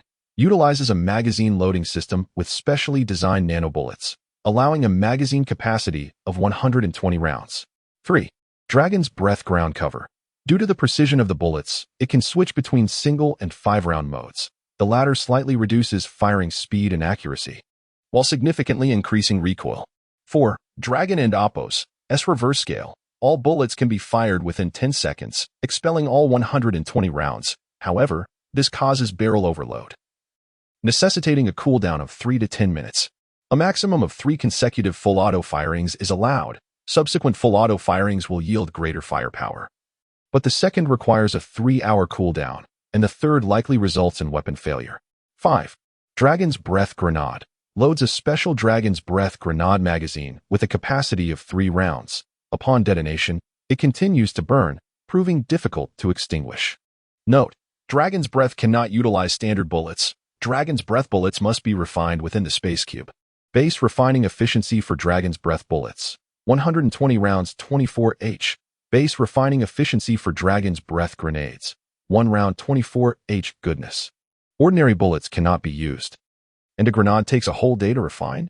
While a daily production of a grenade is somewhat understandable due to its special materials, its ability to burn persistently, even resisting water, suggests that regardless of its actual lethality, deploying a few rounds during a siege against monstrous foes could create a formidable firewall. Its utility justifies its value. However, only being able to refine a single magazine per day. For Lu by himself, it may suffice for now. Yet, should he distribute the dragon's breath ammunition to others, or frequently utilize the reverse scale system for full auto-firing, the ammunition may soon prove insufficient. Engaging quantum enrichment, selecting targets, dragon's breath shotgun, dragon's breath grenade. Enrichment multiplier, 5 times. Quantum enrichment activated. Fortunately, while these are custom munitions, they solely require energy. With Lu Bai's current resources, he can comfortably bear the energy needed for 5-fold enrichment. However, he senses that perhaps he must ascend the technological tree. Solely relying on the wind power generated by the cube may one day become unsustainable. This issue cannot simply be resolved by increasing quantity, for instance. The flow rates of cables and pipes may pose significant future obstacles. Yet, at least for now, these are not pressing concerns. The immediate priority is to complete the campaign and main quest. As for the living organism storage module, it currently serves no purpose, as a singular module is insufficient to provide a viable environment for living beings. Lu Bai and Appo's vision is to construct a self-sustaining ecological garden within the space cube through the collaboration of multiple modules. However, this remains a reluctant choice. Given the limited options available in the current modules, what he truly desires are modules related to energy, manufacturing, and materials. Yet, such options are not yet available to him. It is relatively promising. The instantaneous high temperatures may offer a safe means to penetrate armor. Nevertheless, the rapid cooling of Dragon and Appo's breath bullets may render them ineffective over long distances. Regardless, it is satisfactory, considering it is low-level. The disparity between low and mid-level quantum sublimation is quite significant. Were it otherwise, Lu Bai would not have refrained from wearing the nano-black-silver battle suit. The latter and Appo's high strength is ostentatious, and he wishes to avoid dependency for now. Over the past half-month, Lu Bai has honed his shooting skills against wetland monstrosities, displaying remarkable improvement. The AI-assisted targeting system has played a pivotal role. Although the AI scope does not verbally communicate, in Lu Bai's experience, it feels akin to having a seasoned marksman guiding him through hands-on training. Its precise judgments continually influence Lu Bai's subconscious, allowing him to effortlessly acquire exceptional marksmanship. Phew. Let us continue. The wetlands have been sufficiently cleared, and the true challenges are soon to come. At the very least, he should stockpile more Dragon and Appo's breath shotgun shells for emergencies. It is time to prepare for the difficult battles ahead. Lu Bai squinted his eyes and clenched his fists tightly. Simultaneously, City Hall, the crafty old foxes convene once more. The scouts, with grave expressions, report, "Mayor, we attempted to approach the Fuxing Hotel, but were detected by patrolling drones and had to retreat. They are likely aware of our presence. Based on limited intelligence, they have transformed the Fuxing Hotel, constructing numerous box-like buildings around it, with repeated comings and goings. From their transport activities, it appears they are cultivating special plants. Furthermore, we have observed a significant quantity of lichen-like plants emitting a purple glow near the wetland. If I am not mistaken, these should be a type of successfully cultivated special plant, presumably related to the Black Rain." Songren and Appo's pupils constricted. He was unaware of the specific function of these special plants, nor did he care. After all, the City Hall would inevitably delve into such research sooner or later. However, the issue lies in the City Hall's vast scale, yet its developmental progress has been surpassed by the Fuxing Hotel. What nonsense is this? Songren frowned deeply, his expression grim. Their development is alarmingly rapid. How could so few individuals at the Fuxing Hotel, regardless of their identities, enjoy new research while keeping it concealed from everyone else? Their intentions are nefarious. Such selfish individuals cannot be allowed to persist. The other old foxes nodded in agreement, yet concern flickered in their eyes. Old Song, I believe we need to deliberate on this matter. In chaotic times, one must be wary of human nature. A single misstep could lead to catastrophic consequences. We must take down the Fuxing Hotel. However, for this offensive, we require a semblance of righteousness. Songren pondered for a moment, then nodded. You are right. A reckless assault may backfire. We must first create a favorable atmosphere. 3 days later, a rumor spread like wildfire. Criminals have occupied the Fuxing Hotel and are cultivating dangerous plants, threatening to upend Yongqing City. In an instant, whispers filled the city, and fear gripped the populace. Meanwhile, within the Fuxing Hotel, Lu Bai cast a disinterested glance, a slight smile gracing his lips. How pathetic. Compared to Ma Onbong, and even Zhangbo and Amp, Oppos, and in Xiaoxiao, this mayor's song is utterly inferior. What era is this, still engaging in espionage and spreading rumors? Lu Bai paid no mind, his gaze drifting towards the horizon. It is nearly time. I should test the prowess of the crocodile monstrosity. Chapter 88. Black Gold Titanium Steel. All set. May 15th. It has been nearly a month and a half since the onset of the cold wave. Less than 2 months remain before the great catastrophe. The black steel alloy, gray stone gilded with gold, and refined titanium alloy have been successfully forged. According to your instructions, we have produced 3 types of alloy bricks. Utilizing the existing materials and technology, we have created several blocks of alloy bricks that meet excellent standards, with impurities nearly non-existent. After further smelting and refining, we have obtained the black gold titanium steel blocks that you requested. The final yield is as follows: 12 blocks of black gold titanium steel, each measuring 300,150,200, and dozens of blocks of the 3 types of alloy bricks, each measuring 70-40-30. Additionally, we have sufficient materials for the buffer layers in the city walls and impact-resistant circuit boards. The materials have been stored in the warehouse, awaiting your inspection. Lu Bai glanced at the report and nodded in satisfaction. Well done. He paused, then shifted the subject. You need not worry about constructing the city walls. We will have dedicated laborers for that in due time. However, I urge you to focus on developing weapons with the new materials, including the imitation sentry cannon. The next 2 months are crucial. If we miss this window or fail to establish a solid foundation within these 2 months, subsequent progress will be exceedingly challenging. The seasoned craftsmen nodded in agreement, their expressions reflecting understanding. They did not question or express doubts, nor did they challenge Lu Bai and Amp, Oppos, as assertions. After all, they were seasoned veterans, pragmatic by nature, and fully recognized the validity of his points. Before departing, Lu Bai distributed several blue pills to the craftsmen. These blue nanoparticle pills, while not a universal remedy, could effectively alleviate superficial injuries or ailments of the internal organs. It served as a form of employee benefit. Since the expansion of the Fushan Grand Hotel, Lu Bai had casually mentioned the need for a unified terminology. Lu Bai reflected that he had not come with any messianic intentions. In this life, he merely sought to ensure his own survival through the apocalypse and to choose which beings he wished to preserve, quietly observing the world's decline. Thus, the term shelter felt somewhat misleading. He was disinterested in devising an organizational name. In the face of the apocalypse, elaborate titles seemed utterly devoid of significance. Ultimately, he decided to name his organization the Tower Group, a succinct and straightforward title. The survivors within the group were simply employees. Such simplicity in nomenclature and relationships was precisely the organizational structure Lu Bai desired, without unnecessary complexities. As Lu Bai conducted inspections, Su Jing reported the achievements of other floors through the Skynet eyepiece. The Black Rain blockade capsules had been successfully produced. Each box contained 6 sheets, with 12 capsules per sheet.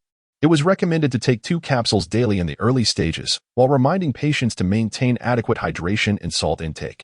If remnants of black rain had infiltrated the internal organs, it was advised to take 1 capsule at intervals to manage the erosion.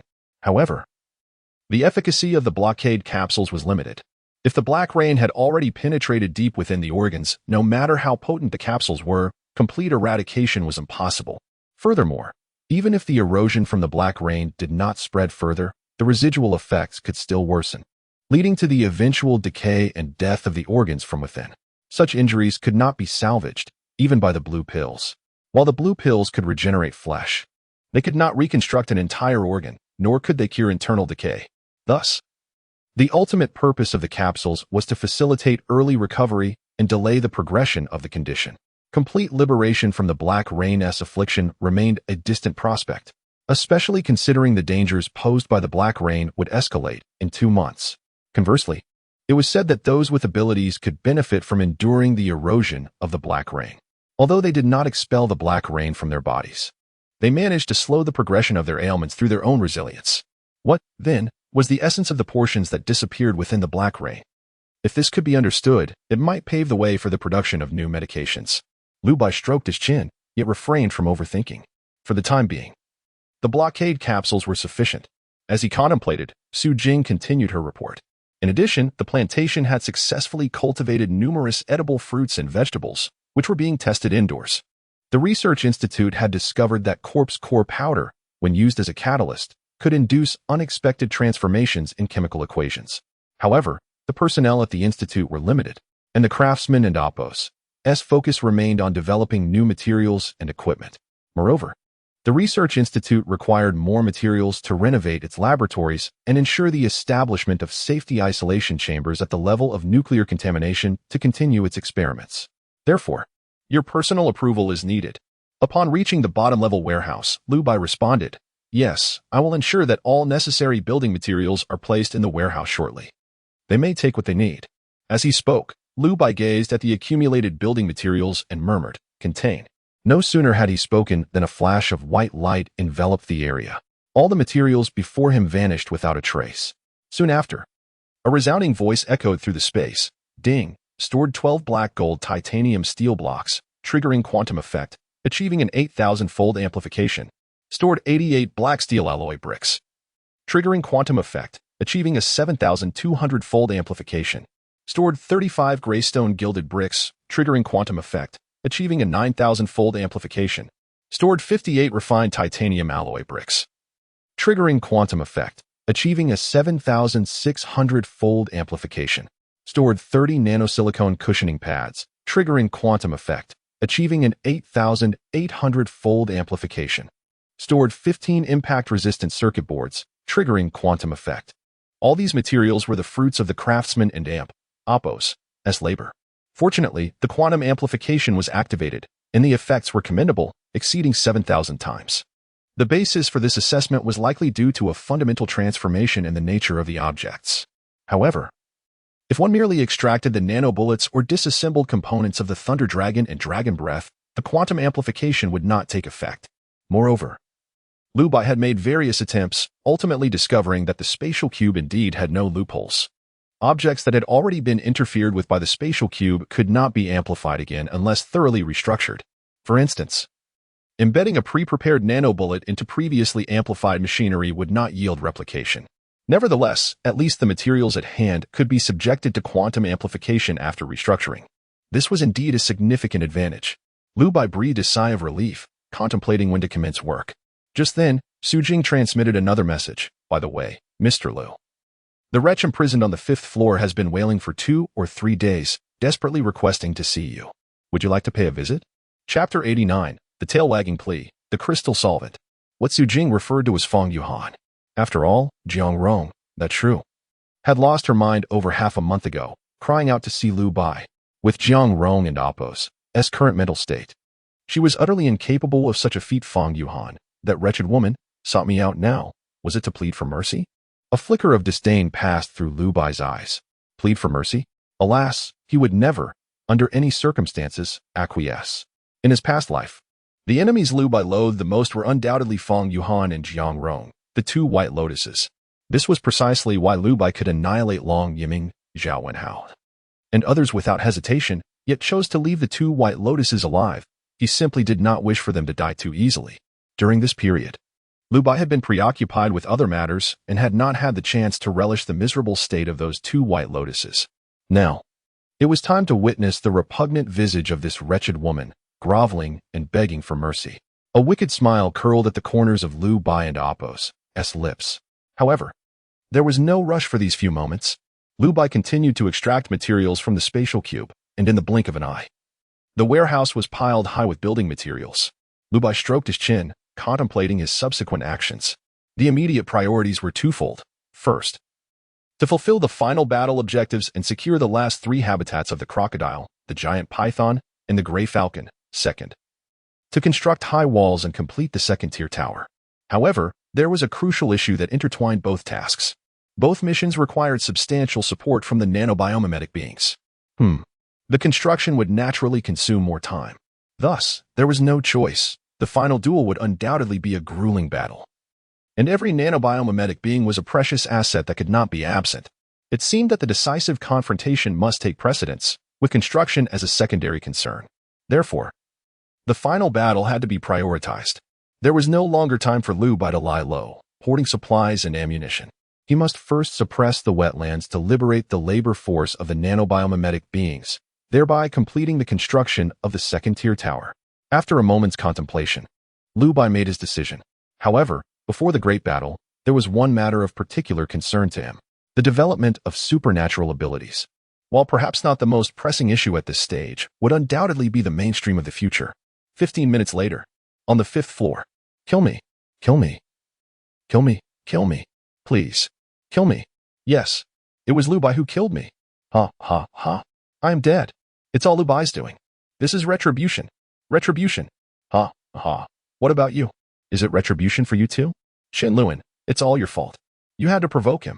And Zhao Wenhao. Long Yiming. You all deserve to die. Come, accompany me in death. Ha, ha. Yes, yes, yes. And you, Fang Yuhan. It's all your fault.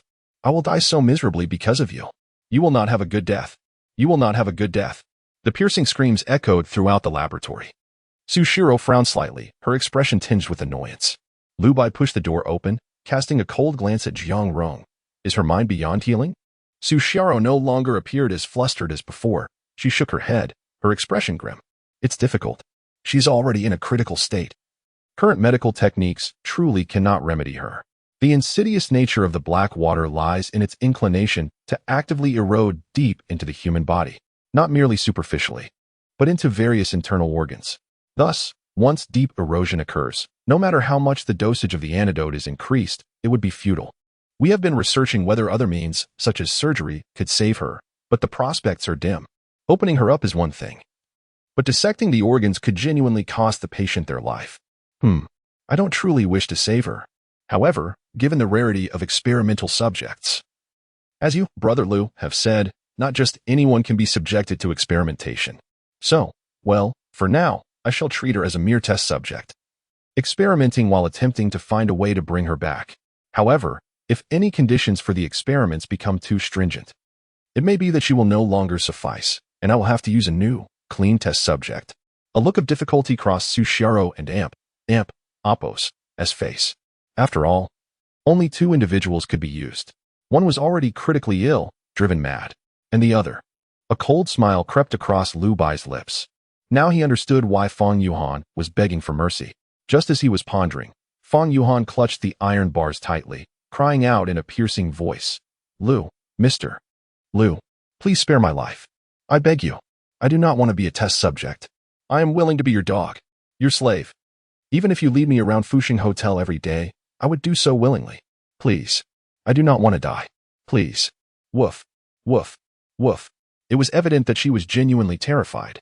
Yet unfortunately, no matter how much she wagged her tail in supplication, Lu Bai would never acquiesce. Lu Bai shrugged, his expression indifferent. Not only did he not respond to Fang Yuhan, but he also turned to Sushiro.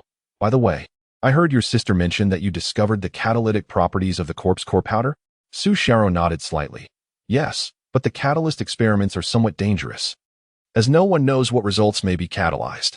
Lu Bai smiled slightly. Then, I will give you a highly probable safe formula. See if you can concoct it. I happen to have an experiment in mind. You will mix capsaicin, melatonin, and growth hormone in a ratio of 1:3:2. Then sequentially add black rain crystal powder, corpse core powder, and purple lichen powder, finally blending it with glucose saline to form a solution. Sushiro listened, her expression slightly perplexed, yet she did not question it. After all, the materials were all available, and since Lu Bai had instructed her, she would naturally comply. After a short while, the experiment succeeded. The solution in Sushiro and Appos' test tube transformed into a viscous purple substance akin to quicksand. Lu Bai scrutinized the peculiar reagent, his gaze sharpening. The crystal solvent. Compared to before, the formula had merely added purple lichen, as long as it could suppress the self-detonation of the supernatural ability crystals. There might be a glimmer of hope to allow non-supernatural beings to awaken smoothly. The side effects had been predicted in the papers. However, Lu Bai did not intend to mass-produce it. He merely planned to use this legendary crystal solvent as a stepping stone to dominate supernatural abilities. Lu Bai narrowed his eyes. Speaking solemnly, administer an intravenous injection to Fang Yuhan. As soon as the words left his lips, Fang Yuhan and Appos' pupils dilated suddenly, blood vessels rapidly crawling up. What? This disgusting purple liquid was to be injected into her body? This was still a test drug? This was clearly a torture 1,000 times more brutal than Jiang Rong's. A deadly poison. Fang Yuhan was terrified beyond reason, hastily pleading, I realize my mistakes. Mr. Lu, Brother Lu, I beg you. I was blind to follow those beasts. It was my folly to mock Mr. Liu before those brutes. I am a wretch. I am truly not human. My values are corrupt. I am shameless. I deserve to die 1,000 times. I am just a wretched dog. Slap, slap, slap. Fang Yuhan's eyes were bloodshot as she forcefully slapped her own cheeks. Even the slap left her lips stained with blood. With blood in her mouth, she wept bitterly. Pleading in anguish, I am but a wretched dog. Your dog. I beseech you. Allow me to do anything. Just spare me from the experiments. Just let me live. I am willing to do anything. I swear. I shall be your most loyal dog. No matter what happens, I will not.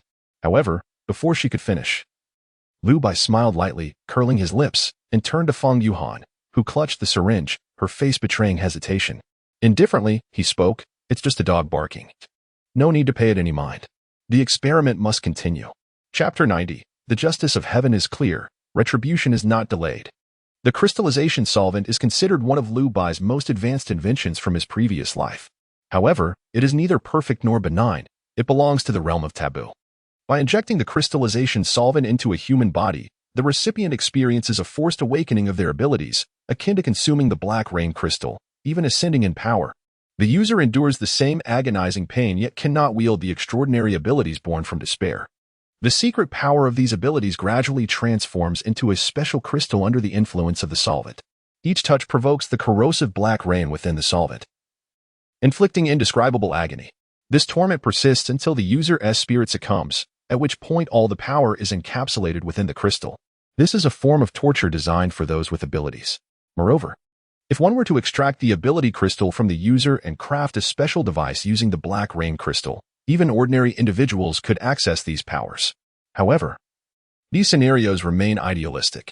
In reality, exposure of the ability crystal to air leads to a catastrophic explosion, endangering those nearby. The single successful experiment conducted in the refuge yielded disappointingly feeble results. Even after a single use, the ability crystal would shatter. Thus, the theoretically reusable ability crystal proves nearly impractical. Yet, should the purple glow of the clothing serve as a coating for the ability crystal, following Liu Bai and Appo's vision, it could at least ensure initial stability. As for its potential reuse, that remains to be seen through practical application. This experimentation is undoubtedly inhumane. For each ability crystal signifies excruciating torment endured by an individual. Hence, precious experimental material must not be squandered. Regrettably, given Jiang Rong and Appo's current mental state, she may not withstand the stimulation of the crystallization solvent. Su Xiaoro gazed at the strange-colored liquid in her hand, her delicate brows furrowing as she confirmed, "Do we really have to inject it?" In the adjacent cage, Fang Yuhan was overwhelmed with terror. She knelt, repeatedly bowing her head before Liu Bai. Thud, thud, thud. The iron cage resonated with metallic clinks. Fang Yuhan cried out in heart-wrenching desperation, "Please, don't. I don't want to die. Liu Gu, I beg you." Her words were abruptly silenced by the injection of the sedative. Fang Yuhan fell to the ground in despair. Her pupils were bloodshot. Her lips quivered. Yet she could no longer muster a scream. No, no, no. She appeared almost possessed, drooling at the corners of her mouth. Her eyes filled with despair. But her feeble voice could not halt the injection of the crystallization solvent, nor could it even stir the dust around her. The needle pierced her vein. The purple viscous fluid slowly entered her bloodstream. Immediately, deep purple veins began to creep up Fang Yuhan and Appo's arm, spreading gradually. No. Fang Yuhan writhed as if insane, her body convulsing uncontrollably. In despair, she repetitively murmured incomprehensible words, her hands weakly gripping the iron bars. Her face pressed against them, yet she lacked the strength to push away. The echoes of her anguished groans reverberated within the cage. Despair overflowed. Liu Bai exhibited no sympathy. He did not even cast a glance at Fang Yuhan. He turned to Su Xiaoro, his tone calm. Report her condition daily. Especially if any purplish-red scabs appear on her skin, make sure to document that. Su Xiaoro pursed her lips and nodded slightly. Understood, Lu Zong. As Liu Bai prepared to leave, he suddenly recalled something, turning back to say, "Do not attempt to preserve her life. Further doses of the sedative are unnecessary. Excess medication may affect the experimental results." Su Xiaoro was momentarily taken aback, but refrained from speaking further. The unfortunate reality was that Liu Bai appeared exceptionally indifferent at that moment. Su Xiaoro, still unaccustomed to the decaying civilization of the apocalypse, felt as though Liu Bai and Appo's His demeanor had transformed from that of a neighborly older brother to someone entirely different.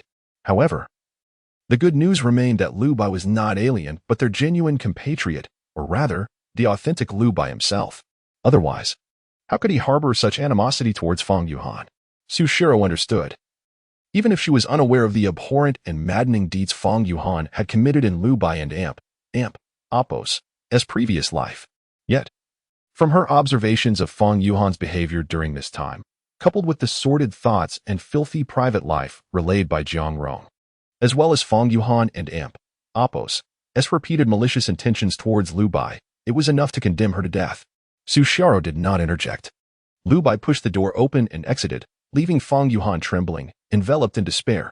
The pain penetrated her bones, coursing through her limbs, intensifying rather than alleviating.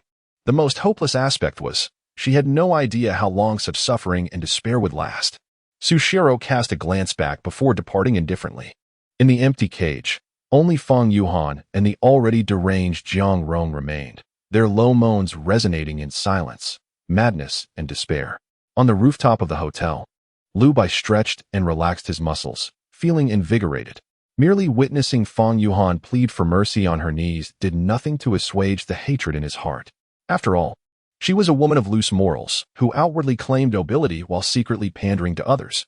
In his previous life, had it not been for Fang Yuhan, Liu Bai would not have met such a tragic end.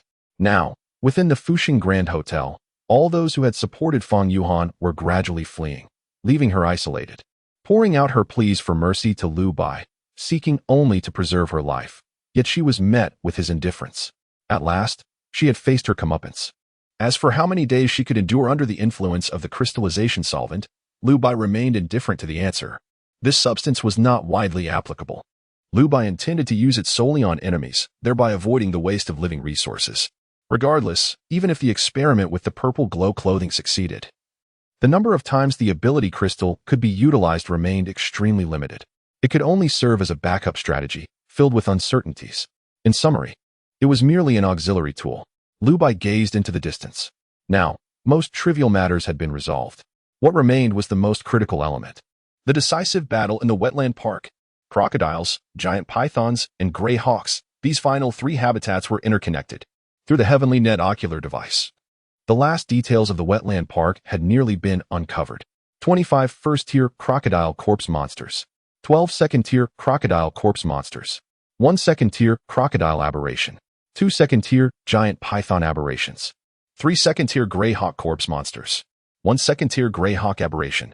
Among these, one of the aberrations or corpse monsters was of elite level, yet at this stage, the ocular device could not discern which it might be. Liu Bai fixed his gaze on the holographic image before him, his expression growing serious. Which one was the elite aberration? The heavenly net ocular device could not provide an answer. On the surface, there appeared to be discrepancies between the quantities of aberrations in the main quest and the battle task. This suggested that there were some discrepancies in the numbers of the corpse monsters, or more accurately, the aberrations. Thus, it could be inferred that the special ability elite aberration was likely one of the second-tier crocodile corpse monsters. However, the clearer the truth appeared, the more Liu Bai became suspicious. After all, he could not confirm anything with absolute certainty. Caution is imperative, especially with elite aberrations.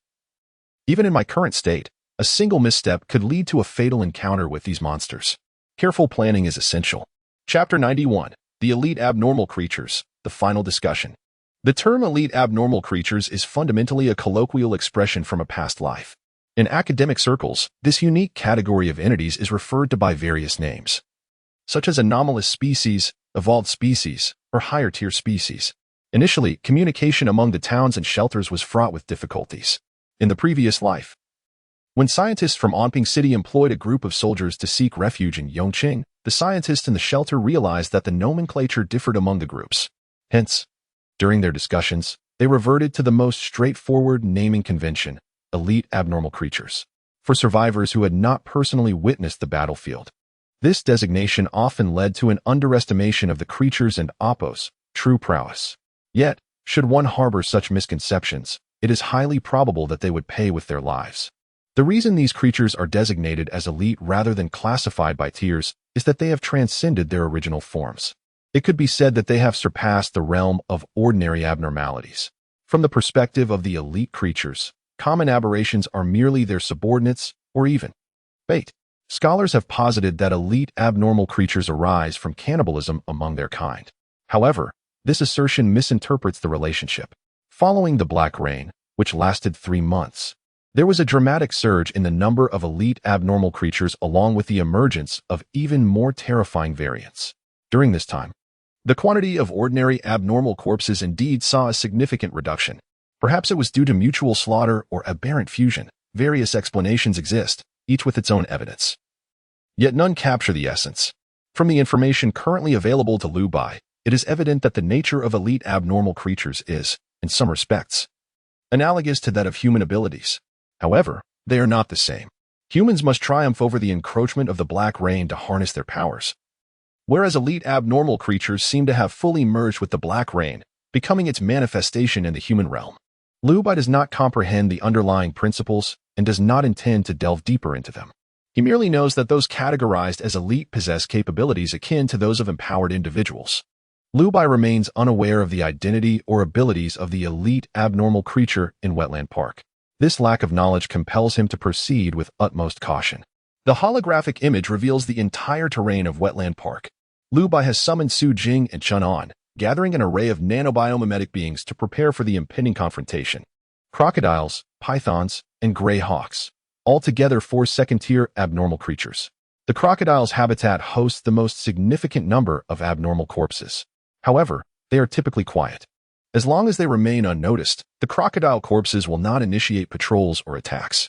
The python habitat contains only 2 creatures, both second-tier and exceedingly perilous. Although theoretically the most challenging to breach, Liu Bai believes they may serve as the most suitable point of entry. The pythons are highly alert, should they be lured out. There would be no concern about being ambushed by the crocodile creatures. Conversely, if they engage the crocodiles first, the pythons would undoubtedly take notice. As for the gray hawks, although few in number, being aerial creatures complicates matters.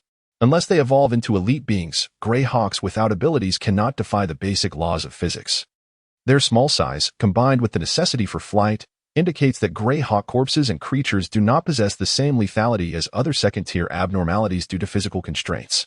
However, their aerial perspective is expansive. If allowed to attack unimpeded, they could pose a significant threat. An atmosphere of silence enveloped the group. Su Jing, not wishing to disappoint Liu Bai, promptly grasped the purpose of his summoning. "Mr. Liu, shall I attempt to draw away those gray hawks?" she suggested. Biting her lip and meeting his gaze, Liu Bai smiled faintly, his tone composed. "I will provide you with 10 biomimetic beings, along with the authority to raise the city walls and control the sentry cannons. Your task is to restrain those 4 gray hawks for at least 1 hour. Can you manage this?" Su Jing felt a shiver run through her, clenching her teeth. "Rest assured, Mr. Liu."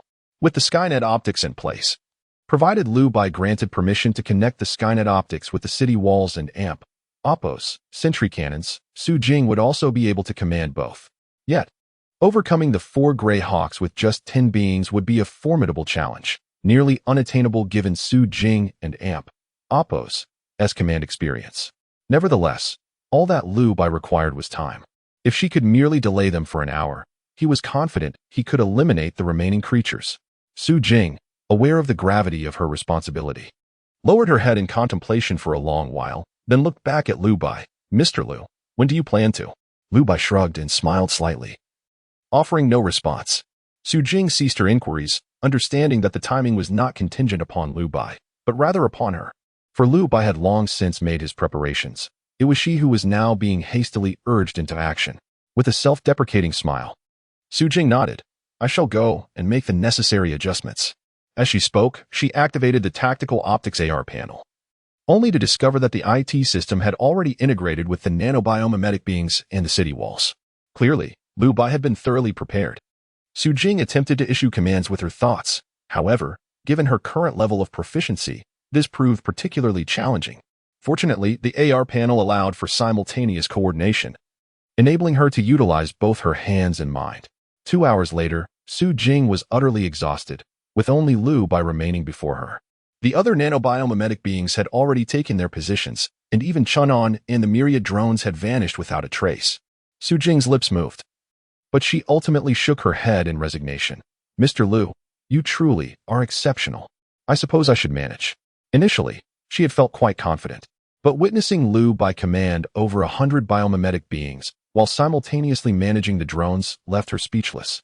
The disparity was stark. Unbeknownst to her, these beings and drones were not entirely under Lu Bai and Appo's control. He had a more skilled puppeteer, Chunhan. Lu Bai directed Chunhan to oversee the remaining biomimetic beings, achieving twice the result with half the effort. Su Jing was unaware of this, nor did Lu Bai intend to disclose it. After all, Chunhan had integrated well with the others, and maintaining this rapport would facilitate the transmission of commands. Lu Bai smiled gently. You and Appo's VE managed to grasp things quite swiftly. Well done. He produced a blue pill and handed it to Su Jing. Take this to repair your neurons. It is time to prepare for action. Su Jing accepted the pill without hesitation and swallowed it immediately. The fatigue that had weighed upon her dissipated rapidly, the effect akin to a restorative 3-day slumber. With her spirits lifted, she took a deep breath and nodded resolutely. Yes, Mr. Lu, I am ready. Lu Bai gazed toward the distant sky. His tone tranquil. Let us depart. Chapter 92. A suffocating offensive, flawless. In the wetland park of Yongqing City, far from the habitat of the giant pythons, Lu Bai and a group of biomimetic beings were scattered among the frozen, withered woods. 2 monstrous pythons coiled within an icy cavern, their bodies encrusted with frost, exhaling cold mist. The creatures vigilantly surveyed their surroundings, leaving no trace unnoticed. Rarely do aberrations retain intelligence, yet most inherit the instincts and habits of their former lives. The pythons, naturally alert, grew increasingly vigilant as gunfire echoed daily, and the aberrations and undead in the wetland park gradually vanished. Any rustle or movement would draw their attention. However, they remained oblivious to the skies above. Drones soared overhead, carrying freshly thawed meat. Infused with black rain crystals, an infamous bait known to attract aberrations in Lu Bai's previous life. Both the undead and aberrations could not resist the allure of the black rain crystal-infused flesh. For gray falcons, without hesitation, dove towards the drone at the moment they sensed the bait's aroma. The gray falcons, swift as shadows, surged through the air, fixating on the tantalizing bait. Yet, the drone and Appo's maneuverability far surpassed that of the falcons. A holographic image revealed the aerial scene. Su Jing bit her lip, her eyes a blend of tension and excitement.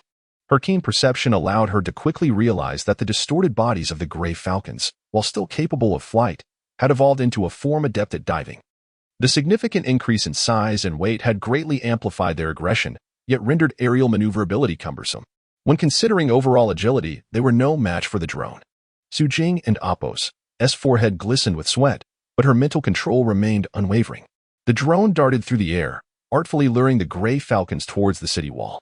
Neither the crocodile aberrations nor the giant pythons sensed the commotion above. Even when the falcons drifted away, they paid it little mind, for this was instinct. The inherited instincts from their former lives led them to unconsciously disregard changes in the skies. After all, they were cold-blooded creatures. This was also a common understanding in the apocalypse. Those beings that could endure the bitter cold and mutate possessed innate abilities to withstand frigid temperatures. Typically, such creatures were either tough-skinned or had hibernation capabilities, like crocodiles and pythons. Their vigilance was confined to their territory, as they were, after all, cold-blooded creatures. A quarter of an hour later, the 4 gray falcons had vanished from sight. The undead led the way, followed by the aberrations, disappearing like migratory birds. Once Lu Bai confirmed safety, he contemplated, split into 30, using purple light cloaks mixed with bait to lure the 2 giant pythons. Once they approached, scatter and regroup. As soon as he finished speaking, the biomimetic beings sprang into action.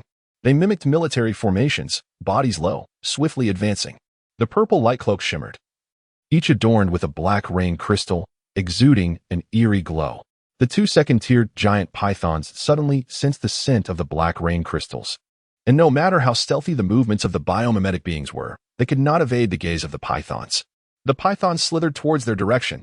Yet, they abruptly noticed that the aroma of the black rain crystals was not singular. Numerous biomimetic beings bore the bait, their scents intertwining. They weaved in and out, continuously evading. In mere moments, they had lured the giant pythons far from their habitat. This was also Lu Bai's experience from his previous life. Lower-tier aberrations possessed a fatal flaw. They lacked comprehensive intelligence and adhered more closely to their former instincts. It was precisely for this reason that the black rain crystal bait could entice lower-tier aberrations. Thus, When multiple similarly scented targets circulated before them, lower-tier aberrations found it challenging to discern a single target. Confused, the giant pythons followed the biomimetic beings further away. Until, crack, a deafening sound shattered the ice. The two giant pythons lost control, crashing down. The icy lake was biting cold. Yet the frost crystals covering the pythons were sufficient to withstand the chill. However, the frost crystals hampered the pythons' agility, rendering their movements in the water sluggish. And at that moment, a barrage, bang, bang, bang, over 100 gunshots erupted simultaneously, reverberating throughout the wetland park. The aberrations in the crocodile's habitat emerged from the black mire, cautiously gazing into the distance. Yet ultimately, they did not move. The scent of the black rain crystals failed to reach the crocodile aberrations. They, too, inherited the habits of their former lives and would not stray far from their territory. Thus, no support arrived. In the icy lake, bullets splashed violently. No matter how fearless the pythons were of the cold, they had to surface for air. But Lu Bai would not grant them that opportunity. The relentless gunfire barely penetrated the scales of the giant pythons, failing to reach their flesh. Yet the two pythons had no chance to raise their heads. In their eyes, the group of armed humans appeared as insignificant as ants, yet they overwhelmed them to the point of suffocation. Rage erupted. The massive jaws of the python opened wide, and terrifying frost crystals transformed into piercing icicles, suddenly shooting forth. Lu Bai narrowed his eyes, having anticipated this. Everyone, down. Over 100 biomimetic beings immediately dropped to the ground, resembling a well-trained army. The ice shard shot out but failed to hit a single target. The terrain difference was stark. The two pythons were trapped beneath the icy lake, unable to raise their heads for breath, nor could they strike the prone biomimetic beings above. They were impatient yet powerless. Even beneath the ice, they found it difficult to hiss in anger. Lu Bai was unafraid of exhausting the giant pythons. The source of the aberration's self-healing lay in the eerie power of the black rain. However, in this icy lake region, Lu Bai had already cleared the area with the purple light cloaks. The reason for delaying action until now was to ensure thorough preparation. The dark red blood stained the icy lake. After a total of 54 rounds of concentrated fire, the giant pythons fell silent. The two pythons sank to the bottom of the icy lake, but they would soon be retrieved by the spring chill. Lu Bai understood aberrations all too well. After all, in the years he spent in the shelter, he commanded troops without powers, relying solely on his knowledge of aberrations. A dignified second-tier aberration far surpassed the undead in existence.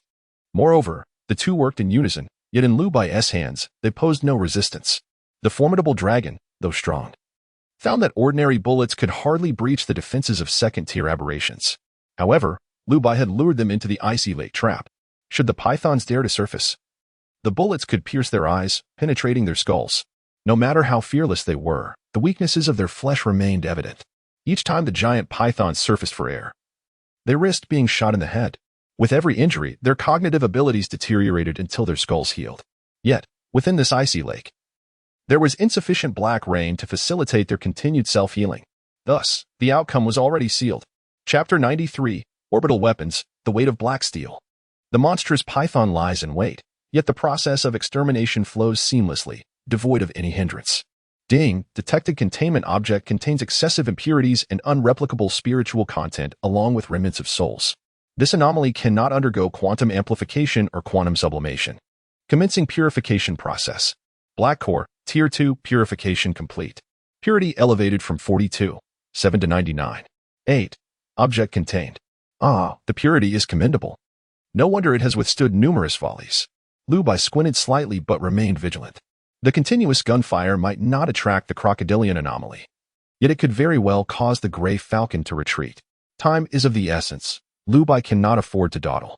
Without hesitation, he rallied his troops for another advance. The crocodile and Apo's habitat is considerably more troublesome than the python and Apo's. It is not that the python is weak, on the contrary. Without prior preparation, engaging the monstrous python would undoubtedly prove far more challenging than dealing with the crocodilian anomalies. However, the weaknesses of the crocodilian anomalies are far less apparent, and their numbers are significantly greater. Drones captured images revealing the crocodilian anomalies cloaked in thick, dark green armor. Even without first-hand experience, Lu Bai could ascertain that the regular bullets from the Jinglong rifle would be utterly incapable of penetrating the crocodilian anomalies and Apo's scales. This is the gravest news. Moreover, the crocodilian anomalies are fiercely protective of their territory, No amount of baiting will lure them far from their domain. This is both a blessing and a curse. In any case, the sole solution to the crocodile and Dapos as habitat is a full frontal assault. There are no alternatives. All personnel, assemble. No need for encirclement. Everyone.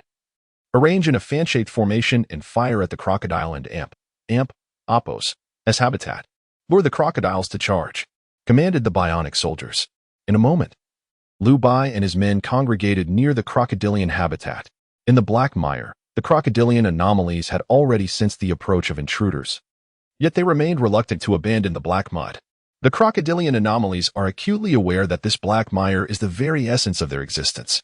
It is due to this black mud that they can continuously heal and endure over time. Thus, they would never dream of leaving it behind. Master. After comparing materials and assessing firepower, the Jinglong sniper rifle requires specially crafted nanorounds to penetrate the crocodilian anomalies. Additionally, the dragon breath shotgun shells are excessively perilous.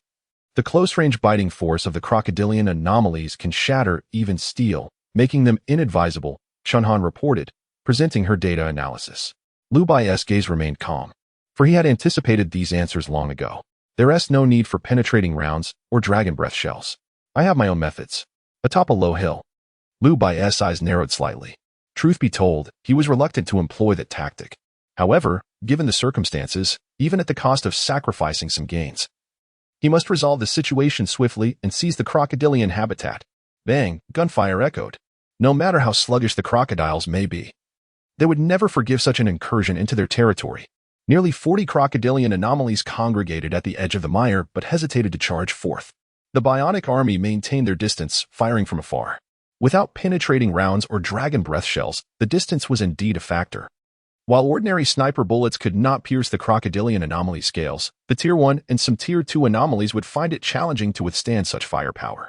Finally, the gathered crocodilian anomalies could no longer endure and began to emerge from the water. A torrent of black mud erupted from beneath their skin, transforming the ground into a mire of darkness. A rather practical ability indeed, had the monstrous python possessed such a skill. Liu Bai would have undoubtedly faced a far more arduous task. Liu Bai's gaze sharpened, his tone unwavering. Continue, retreat, and fire in unison. The moment he finished speaking, over 100 bionic soldiers began to retreat while simultaneously firing, until a low growl, not quite resembling that of a crocodile, reverberated through the mire. More than 30 crocodilian anomalies suddenly surged forth. Each one gathered strength, charging towards the bionic soldiers. Yet, what awaited them was, boom, an echoing thud. As a massive block of black alloy materialized out of thin air, crashing down with tremendous force. The crocodilian anomalies below had no time to react, being instantaneously reduced to a pulp by the colossal alloy block. Victory was assured. This maneuver had long been conceived by Liu Bai. Unfortunately, he had never had the opportunity to put it into practice. Space magic allows for the free retrieval of items, even summoning them within a certain vicinity. Given the short distance, should Liu Bai find himself in close quarters with the anomalies, he would certainly lack the time to retrieve his items. However, this time, the situation was different. The crocodilian anomalies were particularly sluggish, and their movements were not swift. Liu Bai even had the luxury of preparing further. The convergence of favorable circumstances resulted in the satellite cannon-like strike. The black alloy block, measuring 300 by 150 by 200 centimeters, a 3-meter-long dense alloy chunk, fell like rain. Such a terrifying impact. How could the group of crocodilian anomalies possibly withstand it? Liu Bai's complexion turned pale, panting heavily, and he activated the Skynet ocular device. Ah, such precision. Have they all perished? Through the lens of the Skynet, every crocodilian anomaly lay lifeless without exception. Chunan stood nearby, her expression one of confusion. The AI was analyzing tactics, yet she could glean no tangible results. After all, the spatial cube was an extraordinary force. Yet, this power was not without its costs.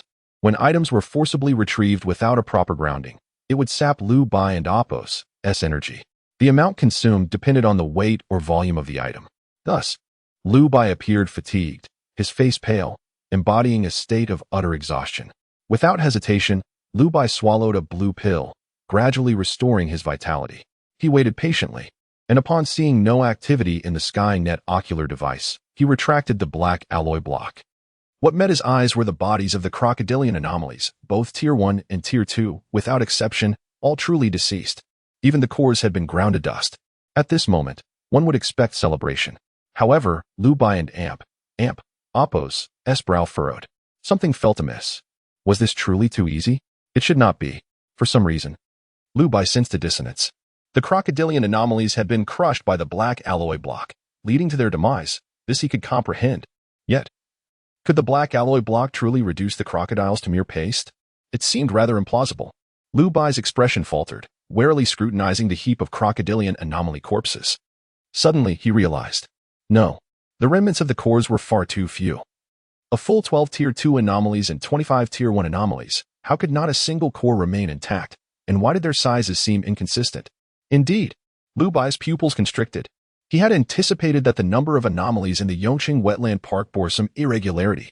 The mismatch between the main storyline and the battle count was not merely a miscalculation by the system, but rather, some external force was interfering with the task panelist's judgment. All clues pointed towards the leader of the crocodilian anomalies. Yet now, Lu Bai understood that this assumption was flawed. The true master behind the control of the crocodile corpse monster lies with another individual. Chapter 94, The Puppet Master. The Flesh Puzzle. Only the gray falcon remains. In the wetland park, the last remaining elite anomaly is not a crocodile, but a gray falcon. This is troubling. Lu Bai's gaze sharpened as he immediately thought of Su Jing. Su Jing is still unaware of the gray falcon's true nature. If she were to falter. Just then, a communication came through. Captain Lu, the situation is somewhat amiss. That last gray falcon anomaly suddenly turned around. The other 3 gray falcon corpses seemed to respond to its command, following suit. Lu Bai's pupils contracted sharply, and he quickly looked to the distant sky. At the horizon, a dark shape emerged. Without hesitation, Lu Bai commanded, split into 2 formations. The Shock Dragon team and the Dragon Breath team, take your positions. Steadily retreat towards the ice field. As his words fell, the biorobots divided into 2 teams, taking their positions in front and behind. A group of them withdrew from the black sludge area. Without a second thought, Lu Bai loaded a nano-penetrating round, aligning the scope towards the distant sky. He saw a shadow streaking through the air like a bolt of lightning. In an instant, it was within Lu Bai's sight. This speed was utterly different from when it departed. This creature can conceal its true speed? How fascinating. The level of intelligence displayed far exceeded Lu Bai and Appo's expectations. Gritting his teeth, Lu Bai remained cautious yet slightly taken aback. The shadow seemed to sense Lu Bai and Appo's aim, twisting and turning in the air with an uncanny grace. The AI-assisted targeting struggled to lock on, primarily due to Lu Bai's own limitations. After more than a month of rapid AI training, he had indeed acquired exceptional marksmanship. However, given the gray falcon's flight speed, striking it with the shock dragon was akin to attempting to shoot down a fighter jet. It was not that the AI targeting could not keep up with the gray falcon, but rather that Lu Bai and Appo's hand could not stabilize in time. With such velocity, could it be evolving towards aerial specialization? This presents quite a challenge. The current tower lacks efficient anti-air capabilities. Lu Bai's expression darkened slightly. Yet he maintained his composure throughout. Aerial specialization is meaningless. The anomaly and Appo's evolution must be closely related to its own attributes or its environment. In the wetland park, the avian species posed no significant threat to the gray falcon, allowing it to soar freely in the skies. If that is the case, it is not the environment, but the creature's innate ability. Realizing this, Lu Bai's pupils dilated. He lowered the shock dragon and directed his gaze afar. He was soon met with a sight that sent shivers down his spine. The remains of the crocodile corpse had begun to reassemble from the flesh and muck. Its indistinguishable eyes dangled in the rotting sockets, resembling a genuine zombie from a cinematic horror. The crocodile corpse had come back to life? No, that is not correct. The core within the corpse was essentially a composite creation. The crocodile corpse was not resurrected, but was nearly immortal from the start. These crocodile corpses could reconstitute themselves. Lu Bai finally understood. The crocodile corpses were mere puppets of this elite gray falcon, crafted to serve as targets, as long as that extraordinary elite gray falcon remains alive. The crocodile corpses can endlessly reform, resolving any challenges it faces. Moreover, the reassembled crocodile corpses had become cleverer, knowing to split up and encircle Lu Bai. Consequently, Lu Bai found himself without sufficient stamina to repeatedly extract the black steel alloy pieces to assault these crocodile corpses. This is the true terror of the elite gray falcon. It can learn, yet it remains unaware that Lu Bai, with past experience, had not revealed all of his cards. Lu Bai furrowed his brow, gritting his teeth. For the Gray Falcon, this was nearly a signal to attack. The weaker the opponent, the more ferociously it would strike. However, it does not realize that Liu Bai and Appo's concern lies not with himself. Instead, it is a sense of urgency regarding future developments. The ability to reassemble flesh and exert control over it, if translated into human abilities, would likely resemble this. Such powers undoubtedly belong to an upper echelon. Looking across the entire shelter, if Su Qiao had not been slain by that group of beasts, her powers could at least compare. How could such a monster appear after such a short time? In Liu Bai's eyes, this elite Gray Falcon is almost the chosen one among anomalies. The potential for its ability to evolve is immeasurable. For this reason, Liu Bai must ensure it meets its demise here. To allow it to survive would be disastrous. However, what if every elite anomaly possessed such strength? The tower may not withstand it. From Liu Bai's memories, the elite anomalies he encountered in his past life were all during siege events. At that time, various explosives and heavy firepower swept through, leaving no chance for the elite anomalies to escape. But that was solely due to having sufficient firepower. If the anomalies were even slightly stronger, mere conventional weaponry could not save the shelter. It seems I have underestimated the elite anomalies. Liu Bai gazed skyward, yet he lowered his weapon. Dragon breath, grenade loaded. As his words fell, the shock dragon was retracted, and dragon breath was in hand. The specialized grenade magazine was already loaded. In truth, this had been Liu Bai and Appo's original offensive strategy. However, overly relying on firepower does not seem prudent in a future world dominated by anomalies. Thus, Liu Bai had previously held back. But now, there was no need for restraint. Boom! A tremendous roar erupted, flames engulfing the scene. The dragon breath grenades were unleashed, detonating amidst the crocodile corpses. The exploding firelight resembled a mighty dragon, instantly consuming everything around it. Subsequently, the flickering flames lingered over the black sludge, leaving a prominent scorch mark on the ground, akin to the breath of a dragon. The residual fire continued to burn. The elite Gray Falcon attempted to reconstitute the blood and flesh of the crocodile corpses once more. Yet it was in vain. A heart-wrenching shriek echoed through the air. It was the fury of the elite Gray Falcon. Liu Bai and Appo's expression returned to calm. There was no point in fretting. Indeed, perhaps such a degree of anomaly might be beyond the current capabilities of the tower group to handle. However, that is merely the tower itself. Just because the tower cannot accomplish something does not mean Liu Bai cannot. Liu Bai lifted his gaze towards the elite Gray Falcon in the sky. Murmuring to himself, Nano Black Silver Battle Suit, deploy. As his words fell, the ring on Liu Bai and Appo's hand suddenly expanded. A metallic quicksand swiftly enveloped Liu Bai and Appo's entire being, ultimately transforming into a snug battle suit. Liu Bai clenched his fist and then gazed skyward, his consciousness directing. Dozens of drones suddenly surrounded the elite Gray Falcon, darting past in a flurry. As the drones passed the elite Gray Falcon, they intentionally leaned forward, dumping a copious amount of gray-black liquid from the cargo baskets below. When the elite Gray Falcon and Appo's wings became coated in the viscous substance, it quickly clumped together. Not only could it no longer maintain balance, but even flapping its wings became a challenge. A fierce roar erupted from the elite Gray Falcon. Its body wavered in midair, its speed diminishing, and it nearly lost control. At that moment, Liu Bai withdrew Dragon Breath and switched back to Shock Dragon. Click. The nano-penetrating round was loaded. Liu Bai steadied the Shock Dragon, aiming at the horizon. Immediately following. Boom. Chapter 95. Pursuing Victory, the Gray Falcon and Black Jade. The cacophony of gunfire intertwined with the cries of the Gray Falcon, blooming into a dark red flower of blood in the air. The elite Gray Falcon had half of its wing shattered by a bullet, its very organs forced to reconfigure. Liu Bai had prepared meticulously. He had long contemplated how to confront this elite Gray Falcon, since the elite Gray Falcon had yet to escape the domain of avian creatures. Its wings, while an advantage for soaring through the world, were also its greatest weakness. When the newly developed powerful gray stone glue cascaded from above, the elite Gray Falcon's wings were glued together. It tried to break free, and indeed had the capability to do so. However, during this interval, its flying speed diminished. Seizing the opportunity, Liu Bai shot through its wing. In the distance, on the outer wall of the tower, Su Jing was drenched in cold sweat, anxiously gazing into the far sky. The task entrusted to her by Liu Bai remained unfulfilled. Although Su Jing was not foolish, she recognized that the Gray Falcon lingering behind was evidently abnormal. It might very well be the elite aberration Liu Bai sought. If that were the case, releasing the Gray Falcon could not be held against her.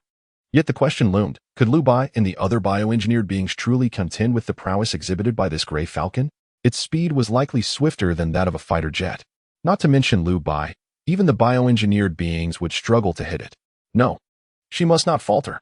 Su Jing clenched her teeth. All she could do now was pray. Suddenly, she noticed the distant black dot in the sky abruptly decelerate. Then, a gunshot rang out. Bang! The gray falcon plummeted from the sky. But this was not the end. As the elite gray falcon descended, it spewed forth various chunks of flesh. The flesh was already eroded by the black rain, indistinguishable in species or texture.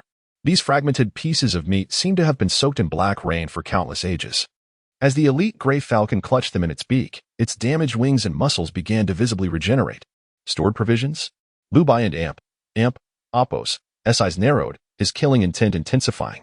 This intelligence was indistinguishable from that of normal avian creatures, perhaps even superior. Remarkable. Nano-explosive rounds, loaded. As the words left his lips, the magazine was replaced. The power of the nano-explosive rounds was akin to that of the dragon's breath grenades. The latter leaned towards incineration while the former was more about shrapnel. Although, in general, the strength of the nano-explosive rounds was slightly inferior, they at least had an impressive range. The elite gray falcon was still mending its wings. But at that moment, boom, a colossal explosion. The sky turned a brilliant crimson, as if illuminated by the glow of evening clouds. The gray falcon and Appo's tainted blood mingled with the rain of exploding shrapnel. As the grand display of fireworks finally faded, the elite gray falcon's corpse plummeted from the sky. Yet Lu Bai remained vigilant, not relaxing his guard. The kinetic assist system activated. Action assist system engaged, current mode, all-encompassing enhancement. Lu Bai's gaze remained calm as he coolly commanded, switch to enhancement mode, legs. As soon as he spoke, he felt his steps grow remarkably lighter. In the next instant, he dashed toward the direction in which the elite gray falcon had fallen. Not to hastily collect a corpse, but to find a better angle to aim and utterly annihilate the foe. Lu Bai did not believe that this elite gray falcon would meet its demise so easily. Boom, another thunderous sound. The nano-explosive rounds from the Jing Long exploded one after another in midair. The corpse of the elite gray falcon, falling from the sky, was ravaged countless times, rendering its form nearly unrecognizable. Finally, it crashed onto the icy plains, reduced to a mere skeleton, surrounded by a mire of blood. Lu Bai, utilizing the high performance of the nano-black silver battle suit, arrived almost simultaneously with the falling corpse of the elite gray falcon. Upon seeing the skeletal remains, he surmised the cause of the gray falcon and Appo's mutation. Within its abdomen lay the blood and flesh of many other deceased beasts. Thus, it had survived the cold wave by relying on these provisions. However, how could the skeleton withstand such repeated bombardments and a high-altitude fall? A smirk crept across Lu Bai and Appo's lips as he coldly regarded the remaining skeleton. A strong sense of dissonance stirred within him, even if merely out of caution. He could not afford to overlook this. Without hesitation, Lu Bai retrieved the ember dagger and the black rain crystal. The black rain crystal was swiftly absorbed by the ember dagger, which then ignited with an almost imperceptible flame. Though seemingly weak, it possessed a temperature of thousands of degrees. Lu Bai looked at the skeleton, unwavering, as he swung the dagger downward. The once impenetrable skeletal structure melted under the searing heat of the ember dagger. The surrounding flesh began to writhe violently, attempting to merge with the gray falcon and Appo's bones. But alas, those writhing masses of flesh could not surpass Lu Bai and Appo's vigilance. The ember dagger mercilessly incinerated the fragmented flesh, and in the next moment, it sliced through the remain's chest cavity. On the brink of death, it still sought to struggle. It was only then that the bioengineered beings arrived, lagging behind. As the others at the tower continued their prayers from afar, Lu Bai had already extracted a blue-black gem from the gray falcon's abdomen. This dark core had been hidden among the masses of flesh. No wonder it had survived so many explosions without being obliterated. However, this was fortuitous, as it preserved a unique species dark core. The dark core of this unique species was indeed markedly different from an ordinary one. Lu Bai examined the gem in his hand, murmuring to himself, "Containment." Ding detected that the contained object possesses some impurities, as well as unreplicable spiritual content and remnants of souls. This foreign object cannot undergo quantum amplification or quantum sublimation, commencing purification treatment. Black jade, gray falcon, flesh reconstruction. Purification completed. Purity increased from 55.7 to 99.9. Item contained, black jade? Is this the designation defined by the spatial cube? Lu Bai furrowed his brow. He had never encountered such a term before. However, it was reasonable, as ordinary individuals seldom came across the dark cores of elite aberrations. Even when faced with elite aberrations, they were often overwhelmed by firepower, rarely leaving behind a dark core.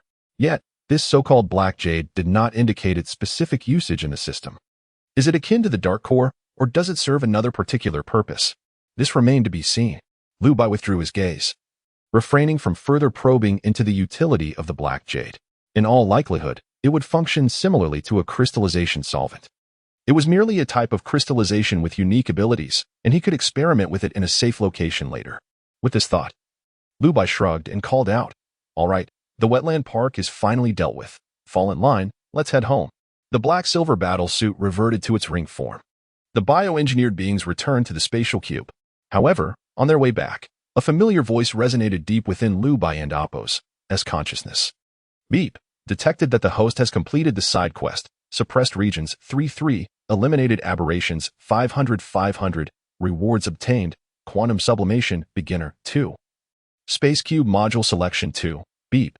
Detected that the host has fulfilled all campaign metrics. Common aberration elimination rate 100, low-tier quantum refinement 1.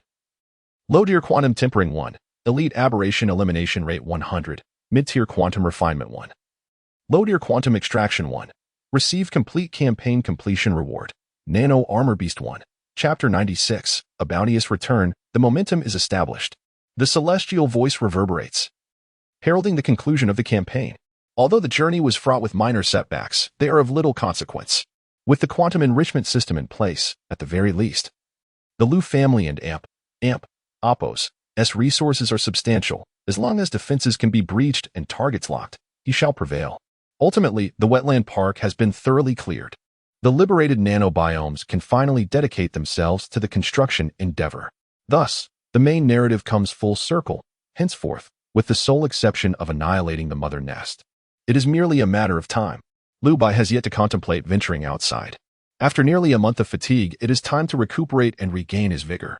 With a focused gaze, Liu Bai murmurs to himself, selecting the spatial cube module, which provides a constant supply of oxygen and enriched soil. Ding, spatial cube module installed. Constant oxygen supply, trace continuous but somewhat sparse. Enriched soil, rich in trace elements necessary for various plant growth, significantly accelerates plant growth and enhances quality. These modules are relatively inconsequential. Coupled with the previous living storage, the trifecta should suffice to construct a small-scale ecological garden. However, not at this moment. The module and Appo's S-tier remains insufficient, and moreover, the plants within the spatial cube cannot undergo quantum amplification, thus cultivation is primarily aimed at quality. Currently, Liu Bai has no need for the enriched soil to cultivate mutated plants. Hence, this ecological garden system serves merely as a precaution for future exigencies. Yet, Liu Bai did not anticipate that unlocking this ecological garden would bring forth unexpected delights. Ding, spatial cube module system detected as complete. Spatial cube module form expanded. New module options unlocked. 1. Expanded range for spatial cube increases from 1M to 3M, with each enhancement adding 1M. 2. Spatial cube ammunition printer produces ammunition through material energy. Each enhancement adds 1 printer, requires prior modules. 3. Spatial cube quantum crusher decomposes valuable structural materials such as minerals, metals, plants into material energy for use by other modules. 4. Spatial cube quantum power source converts material energy into electrical energy reserves, with each enhancement increasing conversion rates, nearly infinite storage. 5. Spatial cube quantum prosthetics automatically manages spatial cube-related tasks at set intervals, allows for pre-programmed commands. 6. Spatial cube nanopharmaceutical factory produces medications primarily consisting of potent health supplements, unlocking more formulas with enhancements. 7. Liu Bai and Appo's fingertips glided across the panel, and his pupils abruptly constricted. The disparity is quite remarkable. The new modules are of an entirely different caliber compared to the old. Each of these functions embodies capabilities I have long coveted. It seems that unlocking modules is akin to a skill tree. One must fulfill prerequisite requirements to achieve further unlocks. To my surprise, there are more functionalities than I had anticipated. The previous module list was incomplete. However, it appears that the spatial cube module holds great potential. The ammunition printer, With this, the concern of the Jinglong being unable to penetrate the scales of second-tier aberrations is alleviated. The plans for an ammunition factory can be shelved. Lu Bai exhaled a long breath. However, at this moment, there are no further enhancements to be made. Moreover, this ammunition printer requires the so-called material energy. Firstly, there is the prerequisite module requirement, and secondly, the pricing is unspecified. Who knows if it is exorbitant? Nonetheless, since it is labeled as an ammunition printer, the printing speed must be commendable. With this in mind, it is certainly acceptable. However, it seems that these developments will have to wait until Lu Bai embarks on another journey to eradicate the mother nest to witness the results firsthand. Lu Bai withdrew his gaze, tempering his aspirations for the future. After all, in a post-apocalyptic world, focusing on the present is paramount. Thus, he looked down and softly murmured, "Mid-tier quantum refinement. Select the current area. Ding, environmental scan completed. Please select quantum refinement result. 1. Crocodile bone snake whip can extend up to 12 meters, with interlocking crocodile teeth capable of generating bite force comparable to a first-tier crocodile corpse. If coiled more than 5 times, it can unleash force rivaling a second-tier crocodile corpse. 2. Falcon wing poison needle, 365 gray feathers, laced with paralyzing snake venom. With penetration slightly superior to that of a sniper rifle, capable of full rapid fire in 10 seconds. Reloading black rain crystals takes over 15 minutes. 3. Crocodile tooth armored gauntlet, a gauntlet modeled after a crocodile, with blood toxin embedded in the teeth, bite force comparable to a second-tier crocodile corpse, the mid-tier quantum refinement. Amalgamating various aberrant materials and abilities, slightly disappointed Lu Bai, as the unique abilities of the peculiar gray falcon were not incorporated into the quantum refinement. Is it because I removed the black jade? Perhaps not. I shall attempt again when the opportunity arises. The crocodile tooth armored gauntlet boasts straightforward strength but necessitates close combat, and its design is not conducive for firearm use. The falcon wing poison needle is virtually an upgrade of the Jinglong, with penetration nearing that of a piercing round. Exhibiting immense power, yet it entails a cooldown period. Well, it overlaps in function, thus unnecessary. So what to choose is without question. Selecting the crocodile bone snake whip. The celestial voice responds. Quantum refinement result selected. Crocodile bone snake whip. Gathering nearby aberrant materials. Material quantity detected as abundant. Commencing quantum refinement. No sooner had the words left his mouth than the remains of the crocodile aberration and the giant python aberration vanished without a trace. As if devoured by the void, they melded into the cube. In mere moments, the celestial voice returned. Quantum refinement completed. Obtained crocodile bone snake whip 2. With such copious materials, only 2 crocodile bone snake whips could be crafted. It appears that the instance with the ember dagger was an anomaly, likely due to its minimal resource requirement. A pity. Lu Bai retrieved one of the crocodile bone snake whips, murmuring indifferently, quantum tempering, select the target, crocodile bone snake whip. The celestial voice responds. Quantum tempering target selected, crocodile bone snake whip. Searching for aberrant materials in the area. Ding. Quantum tempering completed. Tempering result. Crocodile bone snake whip, type 2, 1. Maximum length of the crocodile bone snake whip increased to 30 m2. The front end of the crocodile bone snake whip can transform into a dual-bladed bullhorn spear at will. 3. Further enhancements to the whip's flexibility, strength, and bite force. The extent of enhancement through quantum tempering is significant, and devoid of superfluous embellishments. It solely augments performance. A maximum length of 30 m for the whip sounds extravagant, yet the essence of the crocodile bone snake whip is not to strike but to ensnare, making the length indeed necessary. Quite commendable as a reliable means to breach defenses. At this stage, there should be no aberration I cannot vanquish. Chapter 97, Quantum Extraction. Peregrine Falcon Armor. The Type 2 Crocodile Bone Serpent Whip, capable of wrapping around 7 times to instantaneously unleash the biting force of a third-tier crocodile corpse monster. Were it not for the crocodile corpse monster and Oppo's inability to bite down, such a force could easily shatter the walls of a tower. Ideally, this represents Lu Bai's most formidable single-target firepower. It would be no exaggeration to describe it as invincible. However, while the crocodile bone serpent whip extends 30 meters, its surface is not particularly smooth, making it rather unrealistic to wrap it around larger aberrations 7 times. That said, wrapping it around specific parts, such as the neck or limbs, should prove manageable. Lu Bai's mind began to formulate a plan. He subsequently entrusted the prototype crocodile bone serpent whip to Chun Han, reserving the Type 2 for himself. Yet, the crocodile bone serpent whip would seldom see use in everyday circumstances. To wield it effectively, one must don the nano black silver battle suit. Otherwise, it would be impossible to maneuver. The crocodile bone serpent whip was stored away, and there remained one opportunity for low-tier quantum refinement. However, Liu Bai had no intention of utilizing it. The higher-tier aberrations and corpse remnants in this vicinity had already been depleted. Wasting a chance for quantum refinement here would likely yield nothing of value. Furthermore, it is critical to note that, apart from combat missions, Liu Bai had yet to encounter other opportunities for quantum refinement. If such opportunities were indeed exclusive to battle campaigns, Liu Bai would certainly refrain from using them frivolously, given that regions capable of fulfilling combat mission criteria are few and far between. The thermal power station in the outskirts of Yongqing City would undoubtedly qualify, but venturing there now, I should be capable of handling it. Yet our overall troop strength remains insufficient. The apocalypse is no time for individual heroism.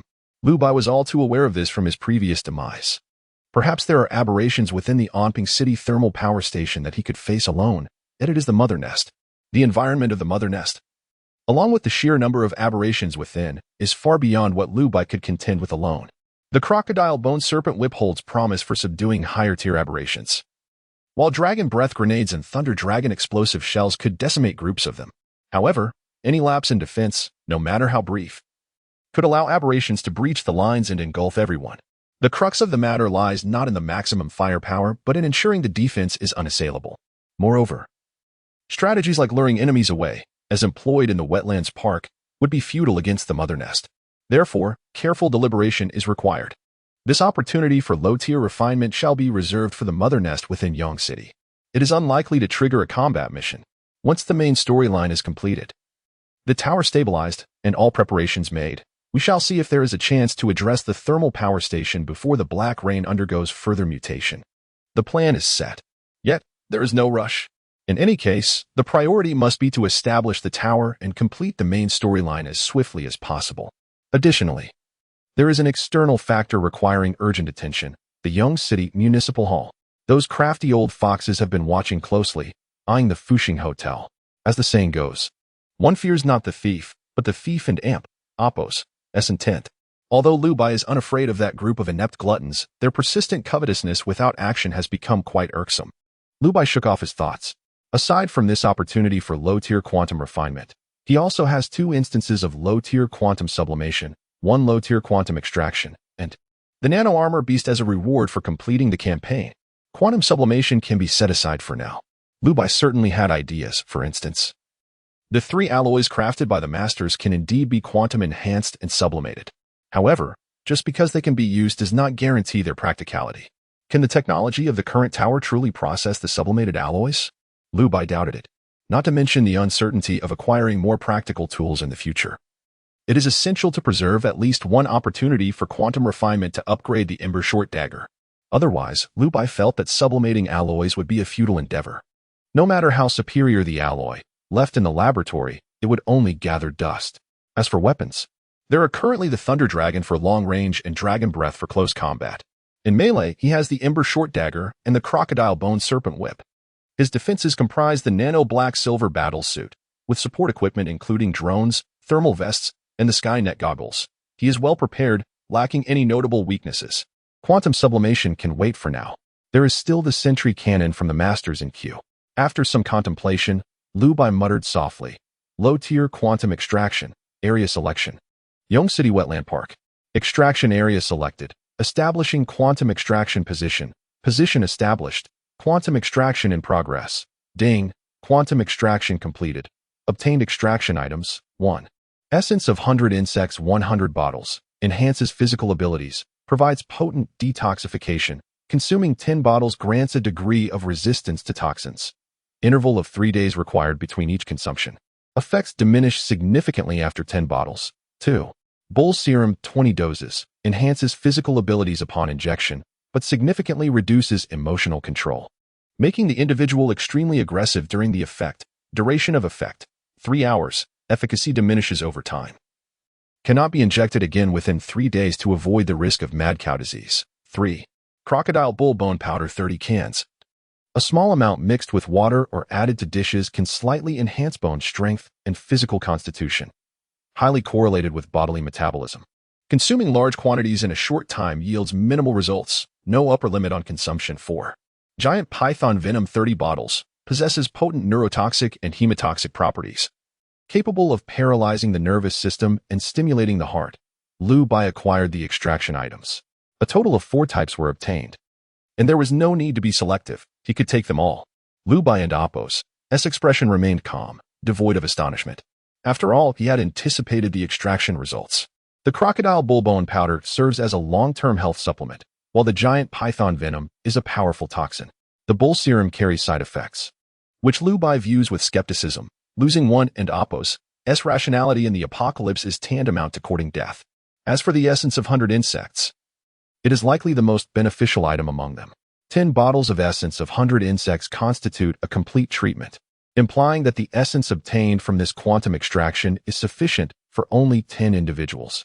Liu Bai stroked his chin, then shook his head. No need to think so far ahead. I will need to use it myself. The remainder can be distributed based on merit. With this thought, Liu Bai did not dwell further but turned his attention to the final reward. The nano armor beast claim it. As soon as the words left his lips, the space before Liu Bai suddenly distorted. An unusual wave of spatial energy rippled outward. Following that, the space collapsed, and a flash of white light erupted. In the blink of an eye, the quantum transmission completed, and everything returned to normal.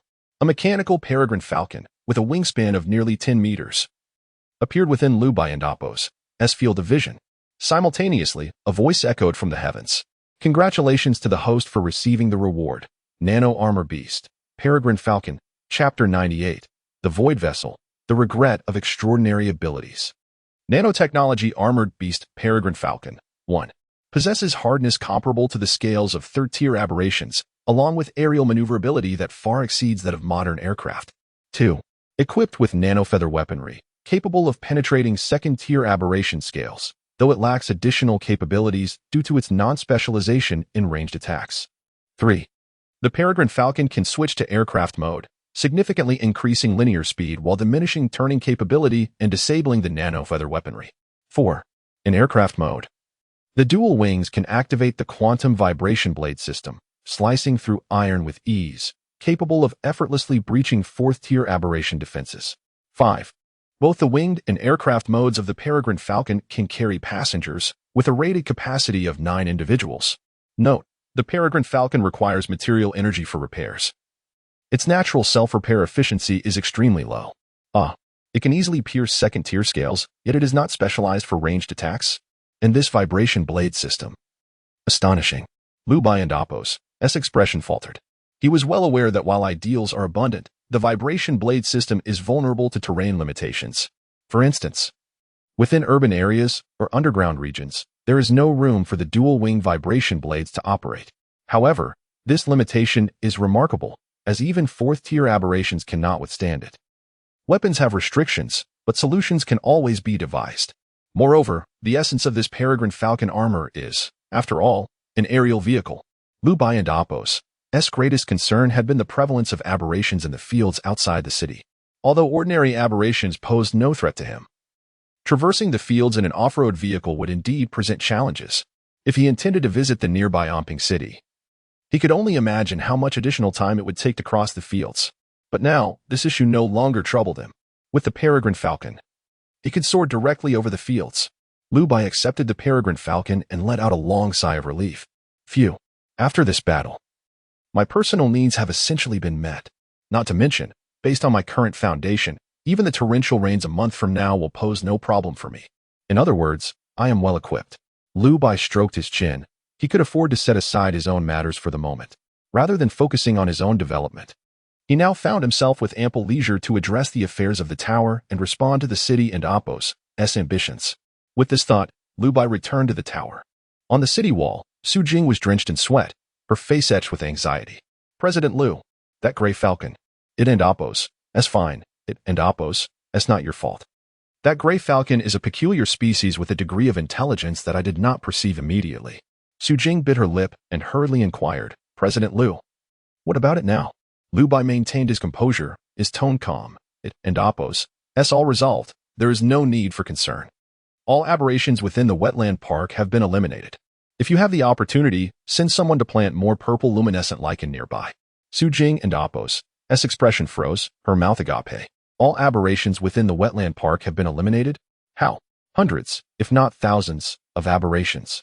Su Jing could hardly fathom how Lu Bai had managed this.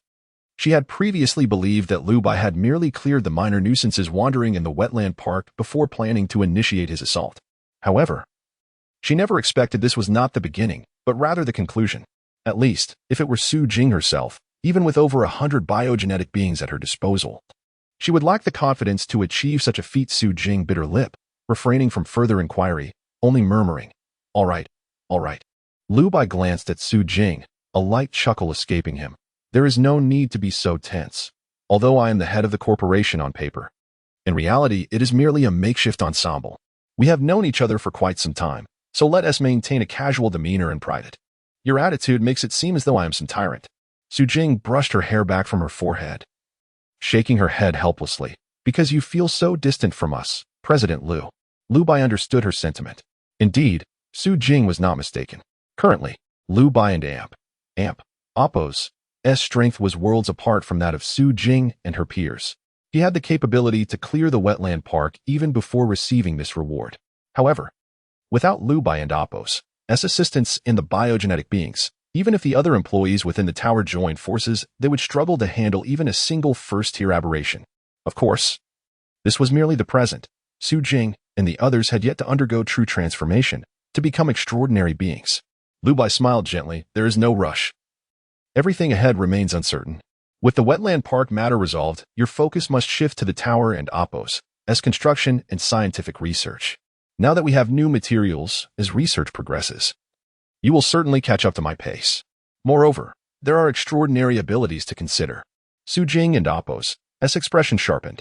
Yes, extraordinary abilities. When she first heard that Lu Bai intended to establish an extraordinary abilities research facility, she thought it was a fanciful notion, likely a mere figment of Lu Bai and Appos' imagination, and would yield little satisfactory result. Yet now, it was evident that she had underestimated the situation, for she had witnessed firsthand how those two children in the extraordinary abilities training facility could already harness their powers within the irradiated area. If this ability could spread, allowing more individuals to possess it. Su Jing was lost in thought for a long while before slowly raising her head. A glimmer of excitement in her eyes. So everyone can master extraordinary abilities? Lu Bai shook his head. How could that be? It would be a rare occurrence. Perhaps 1 in 100. However, the higher our research level in this area, the more individuals we can expect to awaken their latent abilities. Of course, if one lacks talent in this regard, they may not only fail to awaken but could also undergo mutations, becoming aberrations. Upon hearing this, Su Jing and Appos' pupils contracted, leaving her speechless. Lu Bai shrugged, smiling. There is no need for concern. Knowing this in advance, everyone can at least give it a try. If any unforeseen incidents arise, we can halt the process midway. There is nothing to fear. Upon hearing Lu Bai and Appos' words, Su Jing finally let out a long breath, feeling relieved. However, the mention of this matter inadvertently left Lu Bai pondering. If the paper discussing the relationship between humanity, beastliness, divinity, and extraordinary abilities was accurate, then Lu Bai should also be able to awaken extraordinary abilities. In his previous life, Lu Bai had always harbored the desire to awaken. Unfortunately, as the deputy director of the shelter, he was burdened with responsibilities that often exceeded those of the director. He could hardly find the time, nor would he dare to place himself in peril, so he never attempted it. The only time he was engulfed by the black rain was when Fang Yuhan and that group of beasts had pushed him into the black water pool. Thus, Lu Bai felt a tinge of curiosity, wondering if he could awaken in this life, and if so, what abilities he would possess. Yet, to say he felt pressure would be an exaggeration, even without extraordinary abilities. With the support of the system, Lu Bai had no concerns regarding his strength. It could only be said that mastering extraordinary abilities had long been Lu Bai and Appos' aspiration, but it was by no means an absolute necessity. Having them would of course be excellent. If not, so be it. That is all. Let us set aside the matter of extraordinary abilities for now. The pressing task at hand is to complete the construction of the second-tier tower. Chapter 99. The tower commences construction. The town hall prepares for war. All nanobiomimetic beings are temporarily under your command. The architectural blueprints for the tower have been recorded in the Biomimetic database. There is no need for concern in this regard. They will manage everything autonomously. Should the master craftsmen or other researchers require the assistance of the biomimetics, you shall coordinate their deployment. Liu Bai spoke in a calm tone, outlining the forthcoming tasks for the tower. Su Jing paused momentarily before inquiring, Mr. Liu, are you planning to travel far? Liu Bai shook his head, not at the moment. I merely intend to rest for a while. During this period, I will focus on observing the abilities research laboratory and sketching the surrounding maps. If there are any advancements in development during this time, simply inform me. Su Jing nodded slightly. Understood, Mr. Liu. The weight of managing the tower's affairs now rested upon Su Jing's shoulders. However, she did not feel fatigued. Rather, she experienced a sense of relief. At last, she felt a greater sense of involvement. Although she had participated in the previous wetland park battle, she felt that her contribution had been minimal. At the very least, she must fulfill her responsibilities during this interim period. Days later, May 25th, a month and a half had passed since the descent of the Black Rain. Perhaps due to the terror of the Black Rain and the grim aftermath of the cold wave, the memories of those events were gradually fading among the survivors. In comparison to other corners of the world, the current state of Yong City was markedly more tranquil. For in this life, there were no myriad beasts escaping from the wetland park. The encroachment of the black tide acted like a chain reaction. When the aberrations unleashed carnage within the city, desperate humanity, mingled with the pervasive black rain mycelium and the countless corpses, ultimately gave rise to new aberrations and corpse monsters. Thus, with the absence of those myriad creatures in this life, the entirety of Yong City became significantly more peaceful. It was so much so that, at this point, the town hall had yet to prioritize the construction of a shelter. They had set their sights on the Fuxing Hotel. Mayor Song, after analyzing photographs taken by drones, concluded that the Fuxing Hotel had weak defenses, primarily relying on its advantageous terrain. Although they had developed plants capable of slowing the Black Rain's encroachment, that was the extent of their progress. In other words, the vicinity of the Fuxing Hotel should be relatively devoid of aberrations or corpse monsters, but concerning their defenses, we could easily breach them. Songren scrutinized the documents in his hands, narrowing his eyes. When were these photographs taken? An official promptly replied, almost 10 days ago. Songren furrowed his brow, a flicker of unease crossing his gaze. 10 days ago? What if there have been new developments since then? Unlikely. They are not divine beings, and without a construction team, how could they possibly have made swift changes? Moreover, our scouts reported no signs of construction during their observations. The official shook his head, his tone resolute. Rest assured, Mayor, there is no need for concern in this regard. Nevertheless, Song Ren remained vigilant. After a moment of contemplation, he stated solemnly, every 3 days, send someone to investigate. I require continuous monitoring. The official hesitated, shaking his head. Uncle Song, it and amp, oppos. It's not that I don and amp, oppos. T want to, but it and amp, oppos. S simply unfeasible. For the past few days, dozens of drones have been patrolling the area around the Fuxing Hotel, making it impossible for our scouts to approach. Since the cold wave, there are even no bushes to hide in. They are all locked onto by the drones. Oh dear, Uncle Song, you can rest easy. No one can erect a tall building from the ground up in just a few days. It and amp, oppos, S simply improbable.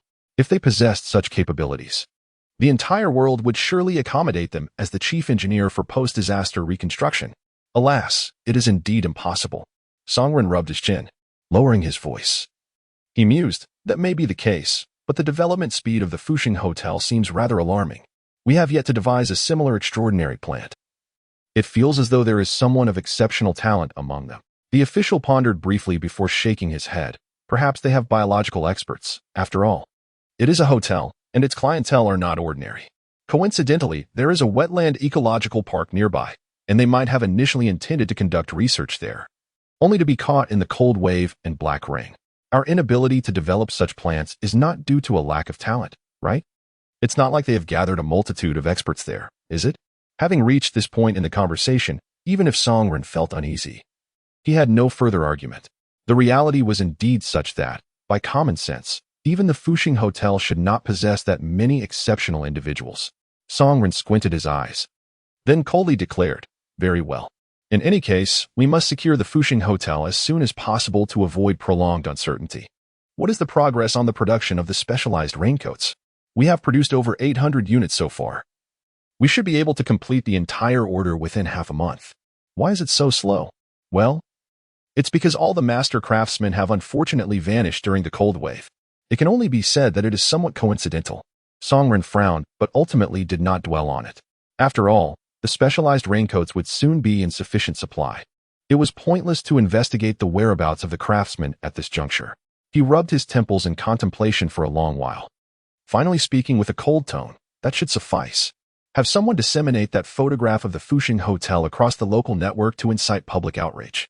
Furthermore, expedite military training. We must capture the Fuxing Hotel before June 15th. The official tilted his head, a look of confusion on his face. Should we not wait a while longer? After all, they are short-handed, and with the threat of the wetland park nearby, it seems. Before he could finish, he was abruptly interrupted by Songren. This normally calm old fox appeared particularly anxious this time. We cannot afford any further delays. They may even employ drones to prevent us from gathering intelligence. The unknown is the most terrifying. We must consider the worst-case scenario. Perhaps, we know nothing about the current state of the Fuxing Hotel, and they may very well be using drones to discern our weaknesses. If this continues, our situation is perilously precarious. The Fuxing Hotel cannot remain, at least in this regard. Songren was correct. However, he still underestimated the Fuxing Hotel and Liu Bai. He had no knowledge of what the Fuxing Hotel currently resembled. Even less could he fathom that Liu Bai's vision extended far beyond Yongqing City, encompassing all corners of the world. At this very moment, within the Fuxing Hotel, the sky was dimming and high walls loomed tall. Nearly 200 nanobiomimetic beings were tirelessly engaged in construction, day and night. In just a few days, the inner walls of the tower had already surpassed the height of the Fuxing Hotel. Chapter 100. Mapping and the development of abilities. The inner wall of the tower stands at a radius of 333 meters and a height of 6 meters. Constructed from 2 layers of black steel alloy with a substantial buffer layer and circuit boards interspersed within. Remarkably, in just a few days, the height of the inner wall has already reached 30 meters, much to Liu Bai and Appo's surprise. 200 nanobionic beings not only possess physiques far superior to ordinary humans, but are also capable of working tirelessly around the clock. Coupled with their absolute obedience to the commands of the consciousness network, this has resulted in an astonishing level of efficiency. A month's worth of labor could equate to a year's work for others, if not more. The construction of the tower is proceeding in an orderly manner, and research across various levels is advancing steadily. As for Liu Bai, at this moment, he wears a pained expression, grimacing at the taste of a concoction. It is said that good medicine tastes bitter, yet this essence of 100 insects is far more unpleasant than dishwashing liquid, with a blend of sour bitterness that leaves a peculiar astringency in his mouth. However, despite its taste, the essence proves effective. Upon ingestion, the medicinal properties swiftly permeate through his limbs, invigorating his blood vessels and activating his meridians, while his muscles also feel considerably firmer. The essence causes his body to heat up intensely, compelling even his temperature-regulating vest to switch to cooling mode. Liu Bai can only endure the bitterness of the potion and the strange sensations within his body, closing his eyes to gather his thoughts. After a time, his consciousness returns.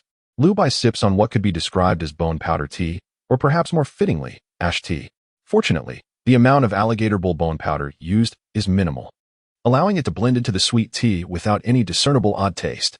He savors the tea, exhaling a breath of stale air. Life feels as though it is devoted to wellness, yet in truth, he is certainly not idle. With a breath, he commands a drone fleet, designated Team C, to input mapping intelligence and generate a holographic projection. As his words resonate, a vast map materializes in the AR projection of the Skynet ocular device. Upon issuing a command, additional details appear along the map and Appo's edge, the result of drone reconnaissance. Centered around Yongqing, the nearby urban areas include Anping City and Chaoan City, as well as the provincial capital of Nanjing City, which ranks among the foremost cities in the nation. In his previous life, Yongcheng was besieged by monstrous creatures, rendering exploration nearly impossible. Hence, the only information available regarding the outside world pertained to the tragedies in Anping City. While Chaoan City had seen refugees arrive earlier, no further news had emerged, leaving its condition uncertain. As for Nanjing City, Liu Bai knew from his past that their refuge frequently received supplies delivered by helicopters. However, Aside from that, Yongcheng City had never sent reinforcements, leaving Liu Bai unaware of its development progress or military reserves. In this life, he possesses ample opportunity to gather intelligence. Yongqing's situation appears significantly improved compared to his previous existence. However, this holds little significance since the municipal hall is controlled by a group of old tyrants. Lacking external threats, they may turn their efforts against him with even greater fervor. As for Confronting City, the creatures within the thermal power station have yet to launch an offensive. If he can manage the power station before the impending catastrophe, perhaps he could spare Confronting City from disaster. Nevertheless, he resolves to leave it to fate. Their survival is of no concern to him, and saving them would merely be a matter of convenience. Conversely, Yongcheng City, while reluctant to engage in extensive communication during their supply deliveries every 4 to 5 days, has not ceased their airlift of provisions. This suggests that the rulers of Yongcheng City may be somewhat reasonable, presenting a potential for dialogue. Liu Bai strokes his chin, contemplating the circumstances surrounding Yongcheng. Although his thoughts are promising, numerous challenges persist. The route from Yongcheng to Confronting City traverses fields, which could be managed with the assistance of the peregrine falcon armored beast. The journey from Yongcheng to Chaoyan City is relatively close, with no natural barriers. Yet an industrial park lies in between, housing a sizable chemical plant and a dangerous low-tier mother nest. While the peregrine falcon could bypass the nest, Liu Bai distinctly recalls the presence of numerous bat-like monsters lurking in that area. Moreover, if the peregrine falcon were to pass over the nest, it would undoubtedly provoke a response, leading to a rapid increase in the monster population. This would complicate future attempts to suppress them. And should the burgeoning creatures exceed the nest's control, they could launch assaults on nearby towns. Although Liu Bai does not aspire to be a saint, he also does not wish to be labeled a harbinger of destruction. Thus, it seems imperative for him to visit the industrial park soon, treating it as an opportunity to fulfill his primary quest. As for the crucial Yongcheng City, it lies across a long river, which, although not initially turbulent, transforms into a perilous abyss when tainted by the black rain. Crossing this river necessitates reliance on the Longha Bridge, built before the catastrophe. However, based on his memories from the previous life, while Yongcheng City did not destroy the Longha Bridge, it strictly forbids individuals from other cities from crossing. The prohibition against accepting survivors is a steadfast rule that cannot be transgressed. In his past life, Liu Bai was indifferent to this decree, often scoffing at it. Yet now, he finds himself in agreement with Yongcheng City's stance. In times of apocalypse, certain decisions must be made with decisiveness, otherwise, one risks inviting calamity. However, this realization complicates matters for Liu Bai, as he cannot simply fly unimpeded into Yongcheng. Such an approach would likely hinder any chance of amicable dialogue. Should he take a detour, or confront the situation directly? Liu Bai has no clear answers, and has not pondered extensively. In any case, the industrial park and thermal power station must be addressed promptly before the impending catastrophe, while if time permits, he might also visit Confronting City and Chaoyan City. Not for any particular reason, but merely to explore the possibility of triggering additional side quests. After all, any advantage gained before the calamity is valuable, for the environment for undertaking tasks will not remain so tranquil post-catastrophe. As for Yongcheng City, he decides to leave matters to fate. Regarding the Longha, he dismisses it entirely. The river flows west to east, and even if Liu Bai were to cast millions of purple glow flora into it, it would yield no results, at least for now. The prospect of purifying the river seems utterly unattainable. Yongcheng City and the Longha, those matters can be addressed later. For now, he must focus on the present. With these thoughts in mind, Liu Bai rises slowly, intending to visit the Pharmaceutical Research Institute to observe the efficacy of the crystallization solvent. However, at that moment, an urgent report from Su Jing interrupts him. President Liu, we have made new advancements in the research of ability development. Su Qiaoqiao and Yi Yao can now utilize their abilities outside the irradiated zones. Although the success rate is not high, Xiaro has brought them upstairs for testing, and they have achieved satisfactory results. Liu Bai's pupils constrict, and he immediately stands. I shall come at once. Chapter 101, The Shield of Immortality. The emergence of extraordinary abilities. Outside the hotel, the black rain continued to fall in a gentle drizzle. It is said that consuming the crystals of black rain can momentarily enhance the powers of those with extraordinary abilities. However, in the environment of black rain, the outcome is quite the opposite. Perhaps it is due to the impurities contained within the black rain, or maybe the rain subtly siphons away some of their strength. or perhaps it interferes with their mental faculties. In any case, exposure to the black rain environment results in a considerable drop in the intensity of their abilities, even when clad in protective gear. For this reason, in this apocalyptic world, humanity is forced to adopt a defensive stance, rendering exploration nearly impossible. Lu Bai, accompanied by Yi Yao and Su Chaoqiao, stepped outside the hotel. The high walls had yet to be completed, and the black rain cascaded from the sky. Teacher Yi stood at the entrance, nervously clenching her fists. Lu, they still cannot control their powers, and the black rain is so perilous, perhaps we should. Her words trailed off. Lu Bai shook his head, coldly interrupting. It is precisely because they struggle with control that they need to attempt this in the black rain environment. Lu Bai offered no further explanation. This was a pressure test from his past life. Only by being able to wield their extraordinary abilities freely amidst the black rain could they truly claim mastery over them. Beneath the curtain of rain, wooden planks of various sizes lay arranged on a table. Su Chaoqiao and Appos' ability was identical to what Lu Bai had witnessed in his previous life. She could reconstruct the materials before her into the form of a spiked shield. Initially, it was merely a transformation of shape, but later she could even forge it, enhancing both the structure and performance of the shield while reconstructing it. As for any higher-level evolutions, alas, Su Chaoqiao did not survive long enough to reach that stage. However, the circumstances were different now. The despicable individuals who had coerced Su Chaoqiao into concealing her condition were not present at the Fuxing Hotel. Nevertheless, Lu Bai knew that those people were likely still alive. The leader, Luo Wei, was in Anping City, which explained his absence from the meeting at Fuxing Hotel. He likely remained within the city limits. It was uncertain whether Luo Wei had managed to escape Anping this time. If he had, he might be at the Eternal City Hall during this period. If he had not escaped, then a visit to Anping City would be unavoidable. Lu Bai withdrew his thoughts and turned to the two girls. He recalled the tone of the psychological counselor from his past life and solemnly declared, "Believe in yourselves. This black rain is akin to the ocean, and you are but a solitary vessel. The stronger the rain, the mightier the waves. What you must do is stabilize that lone vessel amidst the storm. If you can maintain your steadiness, you will have truly mastered your extraordinary abilities." The two girls appeared anxious but offered no resistance, nor did they show any signs of fear. From the moment they arrived at the Fuxing Hotel, they had resolved themselves. Standing beneath the rain curtain, Su Chaoqiao's tailored protective suit remained untouched by the fine droplets. She nervously raised her hand and took a deep breath, her heart fluttering. Suddenly, a large wooden block quivered violently, yet no further movement followed. Lu Bai remained silent, merely inching closer to Su Chaoqiao, silently conveying his presence and exerting an invisible pressure. This journey was one he could not assist with. Upon returning to the ability development room, Teacher Yi would naturally help adjust their mindsets. But for now, success or failure hinged entirely upon Su Chaoqiao herself. Feeling the breath of urgency behind her, Su Chaoqiao grew even more anxious. Especially when the wooden block's movement abruptly ceased, panic surged within her, but she quickly calmed herself. Steady your heart. This was the most practiced training within the Fuxing Hotel. Su Chaoqiao soon settled her mind, fixing her gaze upon the wooden block, murmuring to herself, "Concentrate, concentrate, concentrate. Clear your mind, then focus. Eliminate distractions and concentrate on your abilities. Focus." Veins began to surface on her slender arms. At that moment, crack! An unusual sound emanated from the wooden block before her.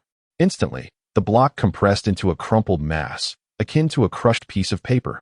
Not only did its shape change, but even the structure of the material was suddenly compressed under the influence of her extraordinary ability. Lu Bai's expression faltered, his pupils narrowing. Su Chaoqiao has just begun to master her abilities, and she can compress structures already? No, that's not right. He recalled that she had initially only been capable of shape transformation, although she was still young at the time. She had earned the title of the Shield of Immortality in the shelter, as she could continuously reconstruct her shield. As long as the material did not vanish or the thick shield wall was not breached in an instant, her shield would remain unbroken. The ability to improve the shield and Appos' defensive capabilities through structural compression came only shortly before her untimely demise. Yet in this life, the circumstances appeared to be different. Su Chaoqiao had just acquired her extraordinary abilities and could already compress structures. However, this was limited to the wooden block. Lu Bai's understanding of extraordinary abilities was not extensive, yet he realized that the intensity and rank of these abilities were not synonymous. In his previous life, Su Qiaoqiao could twist steel but had not mastered the ability to compress material structures. Yet now, despite her apparent weakness, Su Qiaoqiao had already begun to form the rudiments of structural compression. Isn't this a natural control group? Controlling variables suggests that the difference between Su Qiaoqiao and her past self lies solely in her mindset and health. In her previous life, she was coerced by the shelter into combat with no alternative. Furthermore, she endured the corrosive effects of the black rain in silence. Logically, black rain entering the body could indeed enhance extraordinary abilities. Thus, it was possible that her ability to twist steel was aided by the rain's erosion. It's hard to say. However, the reason for her delayed acquisition of structural compression capabilities seems to fall into three possibilities. Either it was her mindset, leaning more towards human nature, which is difficult to scientifically ascertain. Let us set that aside for now. Another factor is that she did not suffer the corrosive torment of the black rain. That is one point. Additionally, the method of her awakening in this life was inherently different. Lu Bai's pupils narrowed. At this moment, he suddenly realized the significant variable that could not be ignored, the method of awakening. In his previous life, the awakening of extraordinary abilities required either active or passive exposure to the black rain. After enduring the black rain's erosion, only a select few could awaken their powers. However, in this life, Su Qiaoqiao's awakening method was distinct. The ability development room, based on the knowledge provided by Lu Bai, had developed a new possibility, placing large chunks of black rain crystals in a cylindrical container filled with a solution of purple light. The solvent was then heated to 66 degrees, allowing the power contained within the black rain crystals to circulate within the cylinder, ultimately radiating outward in the form of thermal radiation. This was the method by which Su Qiaoqiao and Yi Yao awakened their extraordinary abilities, though slightly less efficient. It was safer and could enhance the rank of the awakened powers. Is that so? Lu Bai stroked his chin, still uncertain. As he pondered, Su Qiaoqiao had already shaped the wooden block into the form of a small round shield. Beads of sweat formed on her forehead, and she breathed a sigh of relief before raising her gaze to Lu Bai. Lu Bai smiled faintly. Well done, but that is merely passing. Su Qiaoqiao was momentarily taken aback, about to inquire further when suddenly, Lu Bai picked up a wooden block and casually tossed it into the curtain of rain. Chapter 102. Amplification of kinetic energy, transformation of abilities. Compared to the onset of the black rain, the current downpour is indeed much more intense. It resembles the misty rain of Jiangnan, lacking in grandeur, yet still capable of splashing myriad silver droplets. A wooden block was casually tossed by Lu Bai into the muddy ground, only to be engulfed by the black rain in an instant. Tendrils of the black rain clung to the wooden piece, not immediately corroding it. Lu Bai turned his gaze towards Su Qiaoqiao, his tone calm. Ability is not merely ornamental. Its essence lies in practicality. Our future battlefield will not be beneath the rain curtain, but within the black rain itself. Thus, you must harness your abilities amidst the black rain to truly master them. Su Qiaoqiao paused for a moment, but soon regained her composure. For a young girl, such a reaction is indeed remarkable. After all, the scenes described by Lu Bai were not entirely unfamiliar to her. She had envisioned a future where she would stand within the black rain, wielding her abilities to protect the tower. She fully understood the weight of the burden upon her shoulders and the terror of the enemies lurking within the black rain. Hence, she neither resisted nor harbored any doubts. Clad in a tailored protective suit, she resolutely stepped into the rain curtain. The black rain poured down relentlessly. Su Qiaoqiao raised her hand, attempting to once again manifest her abilities as before. However, the wooden block remained utterly still. This was her first attempt in an environment shrouded by black rain. Upon witnessing the wooden piece and Oppos' complete lack of response, a flicker of panic crossed her mind. Lu Bai stood behind her, aware of the high expectations placed upon her. She could not afford to fail. Gritting her teeth, Su Qiaoqiao persevered in her attempts, yet felt as though the torrential downpour formed a heavy wall, obstructing her path. Her abilities could not penetrate the rain curtain, nor could her protective suit withstand it. She struggled to adapt to the sensation of a medium existing between her powers and her target, let alone the fact that it was black rain. Yet, Su Qiaoqiao refused to yield. Nearby, Yi Yao watched her, instinctively clenching her fists, her face etched with anxiety. Teacher Lu, Su Jiez. Before she could finish, Lu Bai turned to Yi Yao. Shu, your examination is not yet over. You are still young, so your assessment only requires completion beneath the rain canopy. However, The test Xiao Qiao is currently undertaking is one you will inevitably face as well. Yi Yao and Appo's expression froze, her lips pressed together, unsure of what to say. She did not comprehend the intricacies of such reasoning. All she knew was that, looking up at the tower, Su Qiao, Teacher Yi, and Su Xiao were her dearest companions. Currently, Su Qiao was fraught with anxiety over her examination, while Yu Yao felt she could not keep up with her pace. They had begun practicing their abilities simultaneously. If this continued, would it not mean she would be left far behind by Su Jia? No. With determination, Yi Yao declared, "What my sister can accomplish, I can as well." As she spoke, she lowered her head slightly, her thoughts igniting, and exerted herself vigorously. Even her neck and cheeks strained with effort, trembling in the process. Suddenly, a slender wooden stick before her floated into the air. It began to spin, and, in an instant, shot forward with a whoosh. The wooden stick pierced through the rain curtain, tearing through space, vanishing into the distance. Lu Bai raised an eyebrow. His interest piqued as he regarded Yi Yao. "What is this ability of yours?" Teacher Yi hurried over, explaining, "Mr. Lu, she is still young and does not fully understand. I heard from Xiaoro that Yao Yao's ability seems to amplify kinetic energy. Initially, she could barely control objects with telekinesis but was not yet proficient. Eventually, it was discovered that this child could amplify kinetic energy in a single direction, just like she did with the wooden stick. Amplification of kinetic energy? ISN and AMP. Oppos. See that akin to hand-rolling bullets? If this ability continues to develop, Yi Yao could forego firearms altogether. With a mere snap of her fingers, she could unleash a hail of bullets. However, having firearms would certainly be advantageous.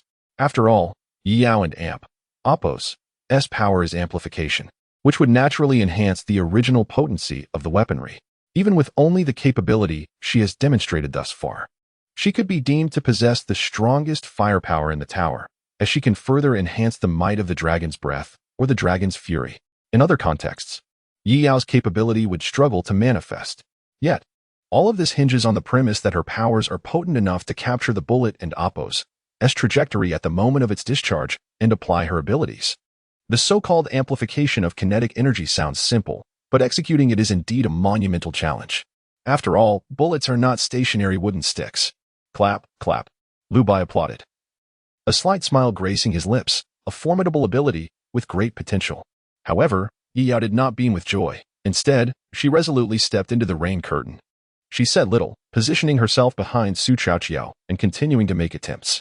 Since Su Jia was undergoing her examination, she could not fall behind. Lu Bai observed them with a sense of satisfaction. Quite well.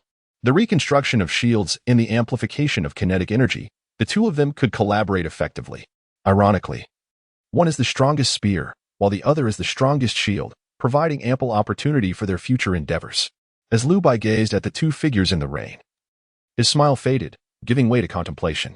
The true trials were, of course, not limited to these two aspects. Lu Bai possessed the black rain neutralizer, which meant that even if he were to be eroded by the black rain, as long as he had the antidote on hand and could take it in time, he could be saved. Thus, the genuine test of abilities consisted of 3 phases: indoor assessments, evaluation of protective gear, and the rain experiment, without protective gear, exposed to the black rain, and demonstrating one's abilities.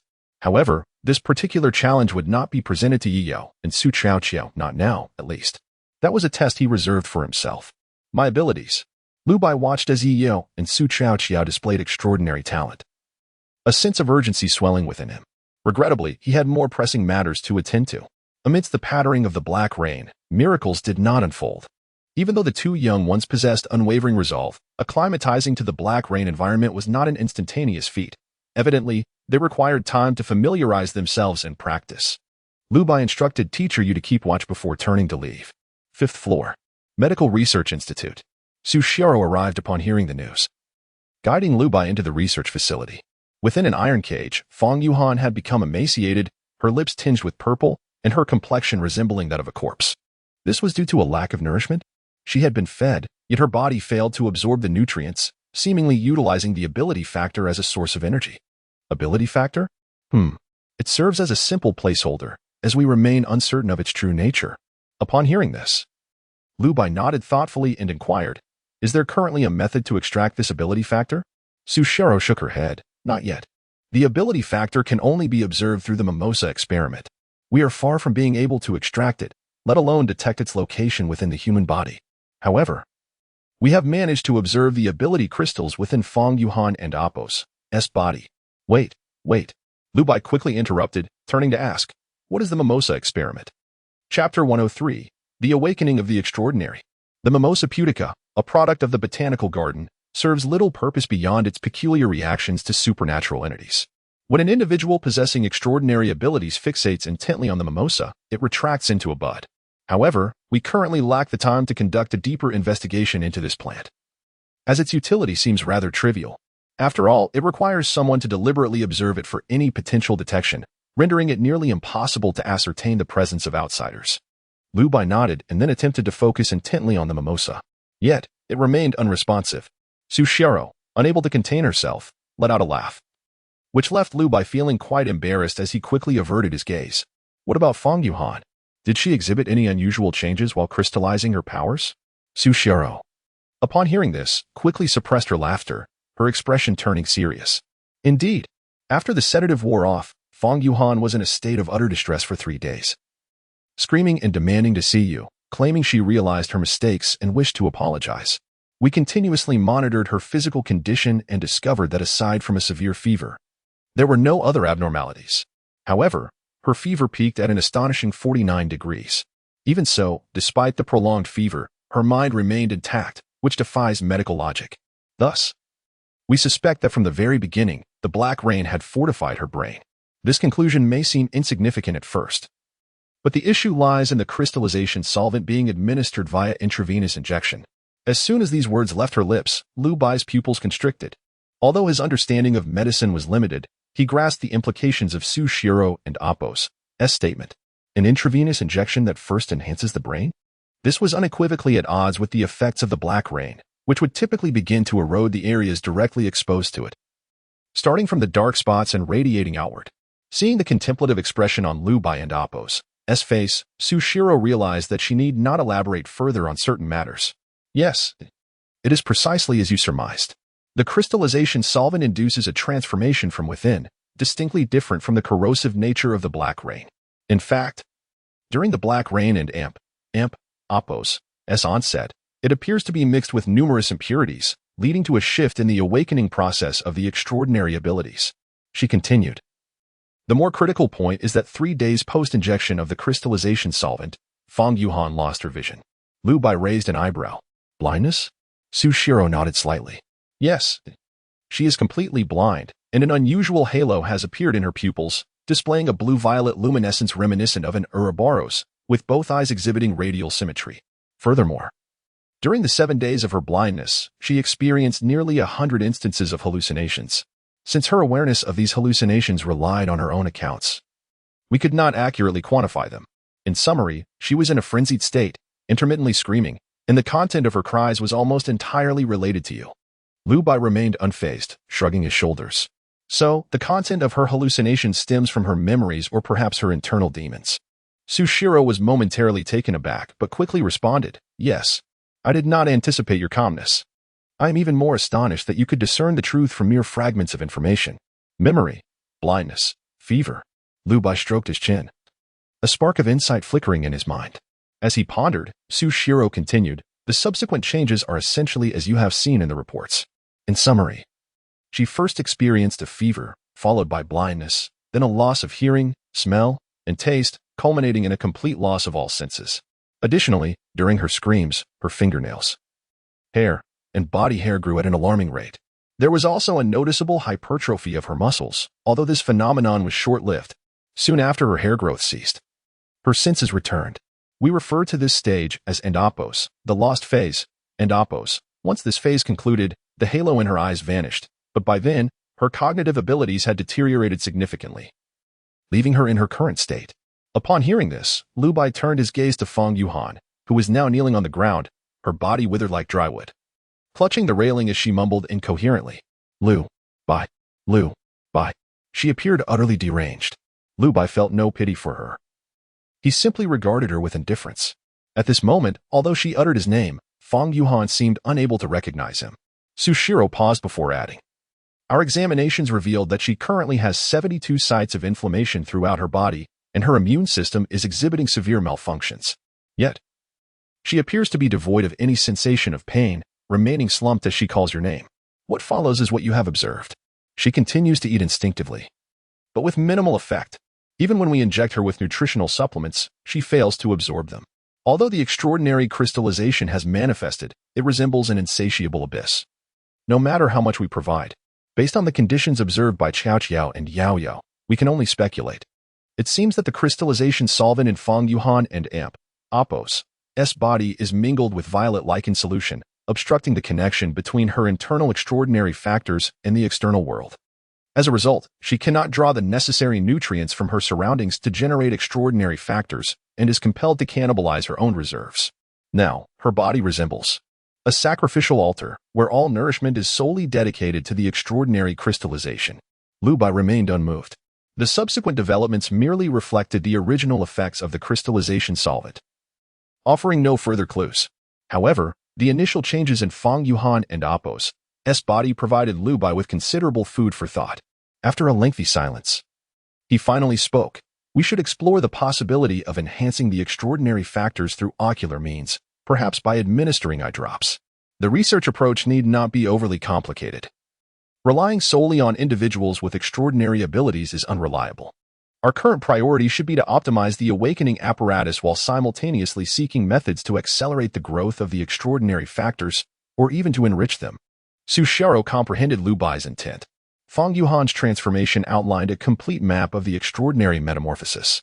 Her current state resulted from an insufficient internal energy reserved for the absorption of extraordinary factors.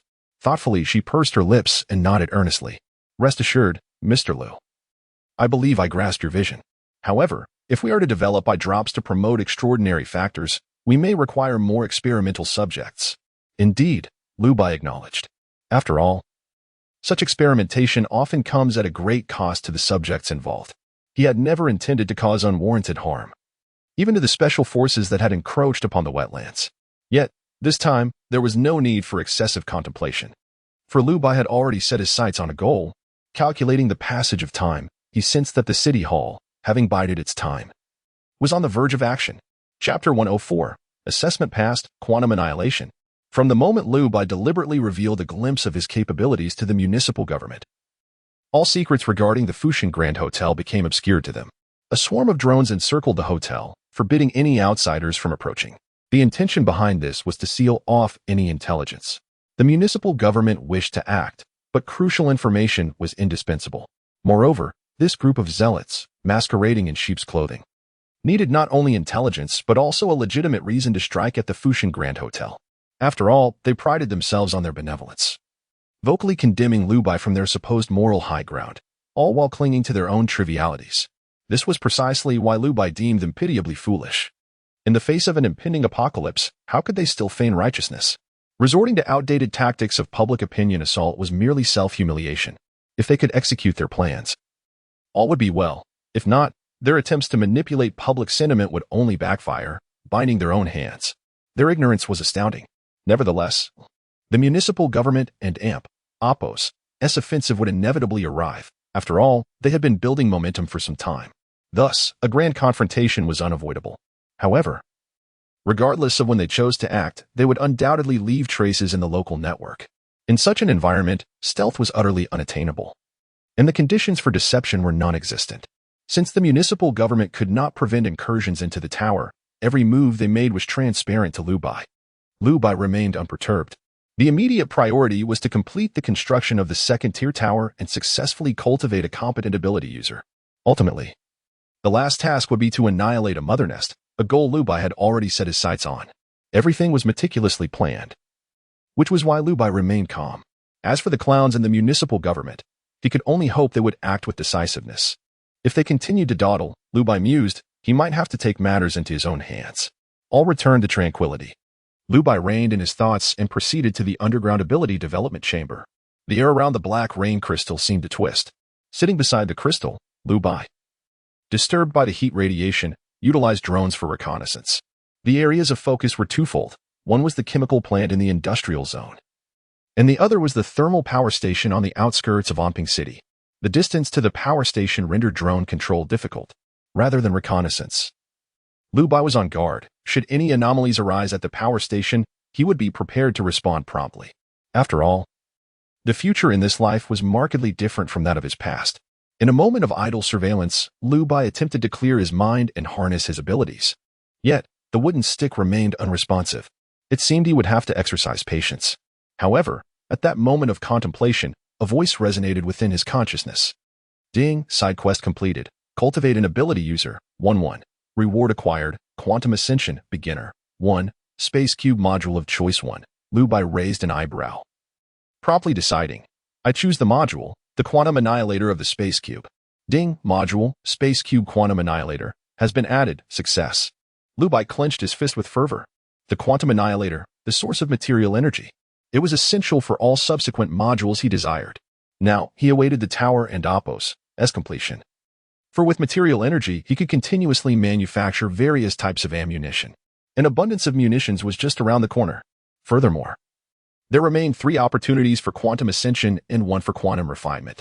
Lu Bai was in no rush to utilize them. More pressing matters demanded his attention. He retrieved his phone and called Su Jing. Was there news of who had passed the assessment in the rain? Ah, Mr. Liu. I was just about to report to you. Xiao persevered for over 4 hours and finally succeeded. However, Yao, she and Appos, still young. Currently only able to sporadically tap into her telekinesis in the black rain, she will need a bit more time. No miracles were to be expected. Lu Bai was not surprised. Such was the nature of the apocalypse. Survivors often harbored fantasies of fortunate coincidences, yet outcomes invariably diverged from their hopes.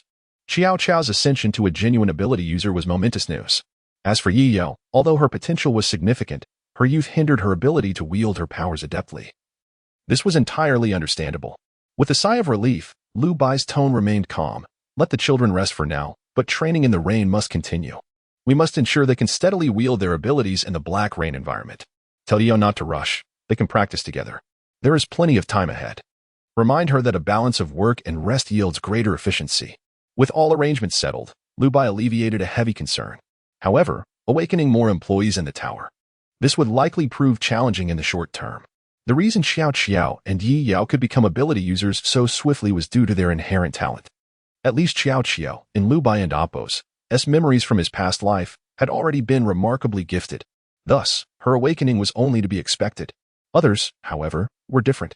Even if the black rain crystal and Appos' heat radiation could stabilize the awakening process, usable abilities remained exceedingly rare. Moreover, even with awakening through black rain crystal radiation, the principle still held. The younger one was, the easier the awakening, yet the quality of abilities varied. Conversely, the older one was, the more challenging the awakening. But the average quality tended to be superior. The age disparity among the tower's employees was immense. While Xiao and Yi Yao's talents were commendable, what of the seasoned veterans? In the absence of more reliable methods, the possibility of awakening was slim, and they might even suffer radiation damage. That was a scenario Lu Bai wished to avoid at all costs. In the subsequent days, all returned to normalcy. Apart from Lu Bai, no one else ventured to the black rain crystal radiation lamp to attempt awakening their abilities. Although news of ability users had spread throughout the hotel, most individuals within the hotel speculated about the awakening requirements and did not believe they could achieve it. Meanwhile, Lu Bai, after several days, remained empty-handed. The only exception was a slight movement of the wooden stick he had made in a daze the day before. However, when he abruptly awakened, that sensation of tapping into his abilities had vanished without a trace. Despite his efforts to replicate it afterward, he was met with failure. Lu Bai felt helpless. Continuing to force the issue was not a solution. With ability users established and the source of material energy secured, the second tier of the tower under construction, and the municipal government still hesitating to act, Lu Bai gritted his teeth, suddenly finding the situation rather tedious. These 3 months were invaluable. And being confined to the ability development chamber was undeniably dull and a waste of time.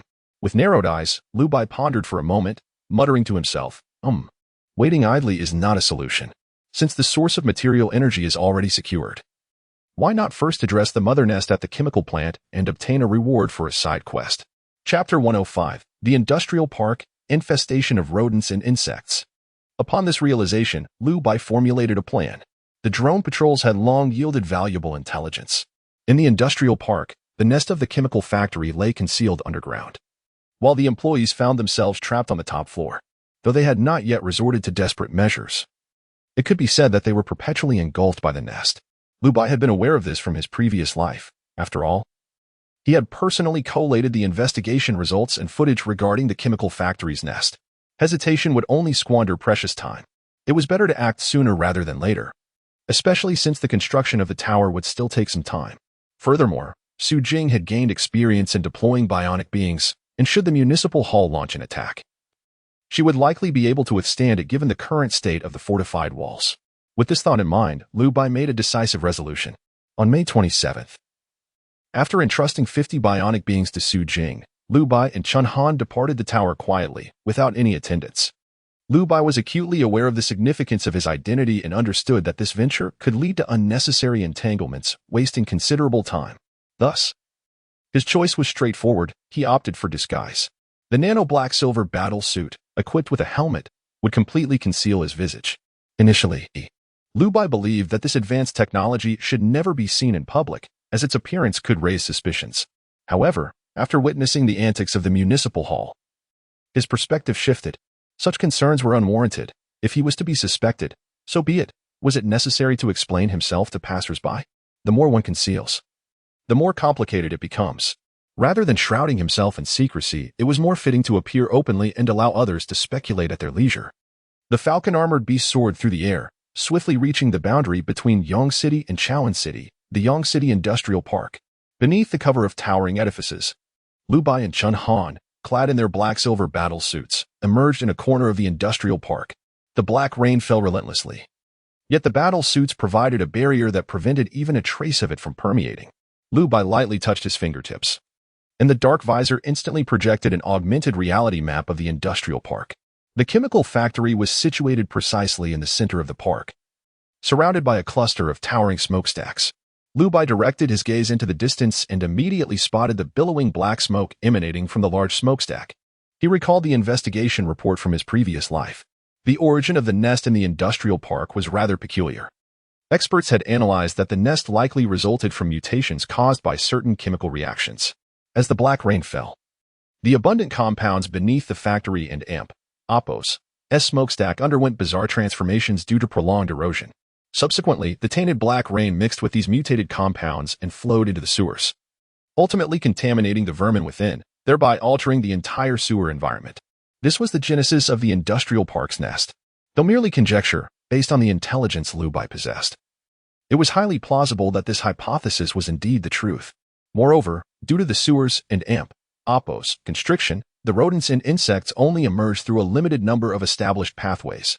Inheriting their instincts from their past lives, they primarily traversed hidden routes rather than brazenly overturning manhole covers. Lu Bai stroked his chin and, utilizing the Skynet visor, scanned the area. His expression stiffened. How many? Over 8,000? Are you jesting with me? Lu Bai was no fool. He understood that among these 8,000 red dots, only a fraction would be classified as mutated entities by the system. The remainder were merely proliferated products, akin to the corpse monsters formed from reassembled cadavers in the Yong City Wetland Park. Although they were undoubtedly corpse monsters, they were, strictly speaking, manifestations of the Gray Falcon's anomalous abilities. In any case, these 8,000 red dots were not to be taken lightly. While most were mere proliferations, they would nonetheless pose a significant hindrance.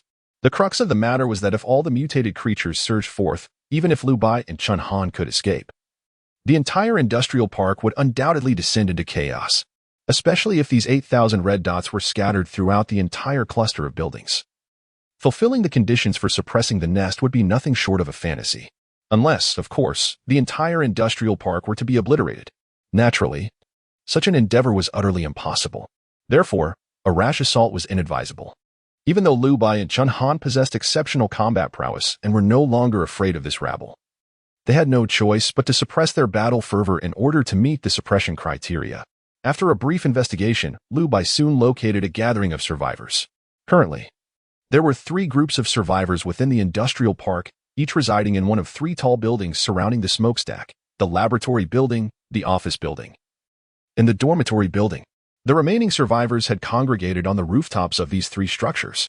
This was due to the frequent emergence of mutated creatures from the ditches surrounding the industrial park, leaving them unable to escape or even approach the vicinity. The rodents and insects possessed acute senses of smell and hearing, and all present had witnessed their friends being swiftly overwhelmed by the tide of vermin, leaving not even their skeletal remains. Such terror surpassed that of the anomalies found in the wetland park. Thus, they chose to ascend to the rooftops, where rodents and insects were rarely encountered. Moreover, the mutated creatures from below were primarily concentrated in the outer ditches. As long as they remained on the rooftops, they could barely sustain their existence. However, this was contingent upon having sufficient supplies, at least in Lu Bai's recollection.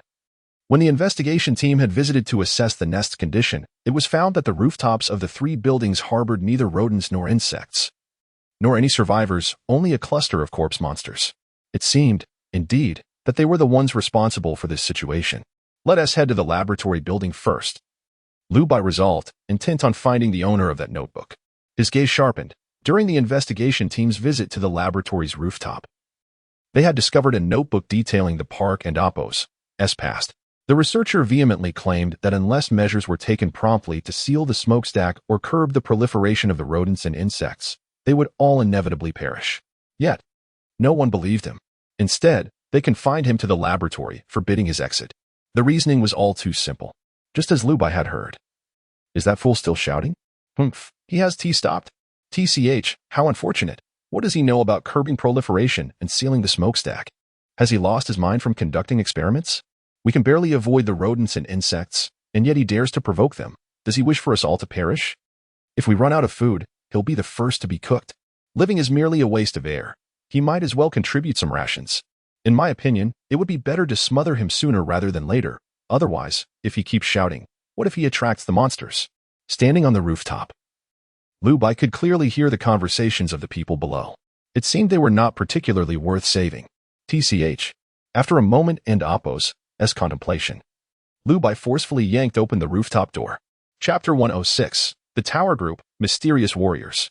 A sharp clang resonated through the pitch-black curtain of rain, jarring the survivors within the experimental building.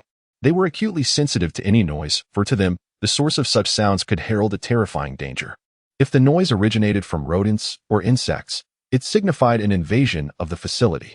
Conversely, an abrupt sound could just as easily attract nearby pests.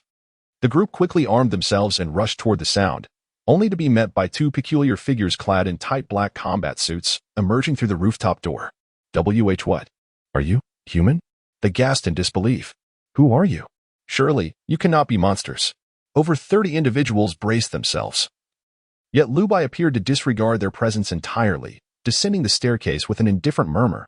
Combat Division of the Tower Group, White 6. The Tower Group? Combat Division? Such baffling titles aside, the irony of a figure in black being dubbed and Amp, Oppos, White 6 and Amp, Oppos, was not lost on them. Wooden and Amp, Oppos, T and Amp, Oppos, Black 6 and Amp, Oppos, be far more fitting? Was naming even this unprofessional nowadays? A glimmer of suspicion flickered in the survivors' eyes as they eyed Lu Bai's extraordinary attire, yet none dared to act. Lu Bai's expression remained unchanged as he coldly stated, "My mission is to suppress the industrial park's nest. If you wish to survive, you will willingly provide information regarding the nest." His tone was frigid, laced with an undertone of menace. There was no reason for him to engage in pleasantries with them. The rooftop survivors exchanged glances, their expressions darkening. Yet none dared to voice their discontent. The sight of Lu Bai and his companion and Amp, Oppos' battle gear alone suggested they were not to be trifled with. In the back, one individual exchanged glances with others before speaking up in a hushed tone. "If we share information, can you ensure our safety?" "That is not within my purview," Lu Bai replied calmly. He then raised his weapon, Dragon Breath, aiming it directly at the forehead of the speaker, its ominous glow reminiscent of flames. Lu Bai's demeanor remained unflinching as he slowly articulated, "Tell me the details of the situation here, or I shall regard it as interference with my mission." He had grown weary of playing the hero. The survivor trembled, rendered speechless by fear. He had once naively believed that Lu Bai might serve as their protector, albeit with a fiery temperament. But the reality was starkly different. In Lu Bai's eyes, they were nothing. This place. Under duress. The survivors reluctantly divulged what little they knew. Unfortunately, their knowledge was scant. Most of them were merely assistants, sanitation workers, or bureaucratic officials. Lu Bai was already aware of the chemical plant's corruption, or perhaps it was more accurate to say stagnation. The facility's leadership had been replaced largely by the relatives of superiors. They had no ambition to develop new products, and thus, the laboratory's research needs dwindled, permitting such replacements. What about the chemical substances accumulating beneath the chimneys? I don't and Oppos, Tino. Were there any passages leading to the sewers? I don't know. What raw materials and products does your chemical plant produce? I don't know. Incredibly, they were not only ignorant, but also unaware of the basic materials used in their own chemical plant. Liu Bai and Oppos' gaze turned icy as he surveyed the crowd, finding that the dozens present could not provide a shred of useful information. His voice chilled the air. You do not know? Then what worth do you have remaining? The survivors quaked at his words, and finally, one spoke up. Why, yes. Someone knows. Please, don't be hasty. I will fetch him. With that, the survivor stumbled forth, hastily opening the laboratory door. The researcher, disheveled and bloodshot, leaned against the doorframe, roused by the sudden gust of wind. Startled, he sprang to his feet, only to find the very door that had confined him now ajar. The researcher stepped out of his makeshift prison, surveying his surroundings, and his eyes landed on the oddly dressed Liu Bai and Chun Han. He paused momentarily, then realization dawned upon him. Are you here to rescue us? Liu Bai shook his head. No. The researcher faltered, then asked, Then, are you here because of the upheaval at the chemical plant? Liu Bai raised an eyebrow. Yes. The researcher, quick on the uptake, discerned the implication. Unlike the other survivors, he recognized that the presence of someone in such attire could not be mere happenstance. Liu Bai and Oppos' arrival must be tied to a significant secret lurking within the chemical facility. With the truth now apparent, the researcher inhaled deeply, his tone grave. I possess knowledge. I am the only one familiar with the internal structure of the chemical plant. I can offer you any assistance within my power. Oh.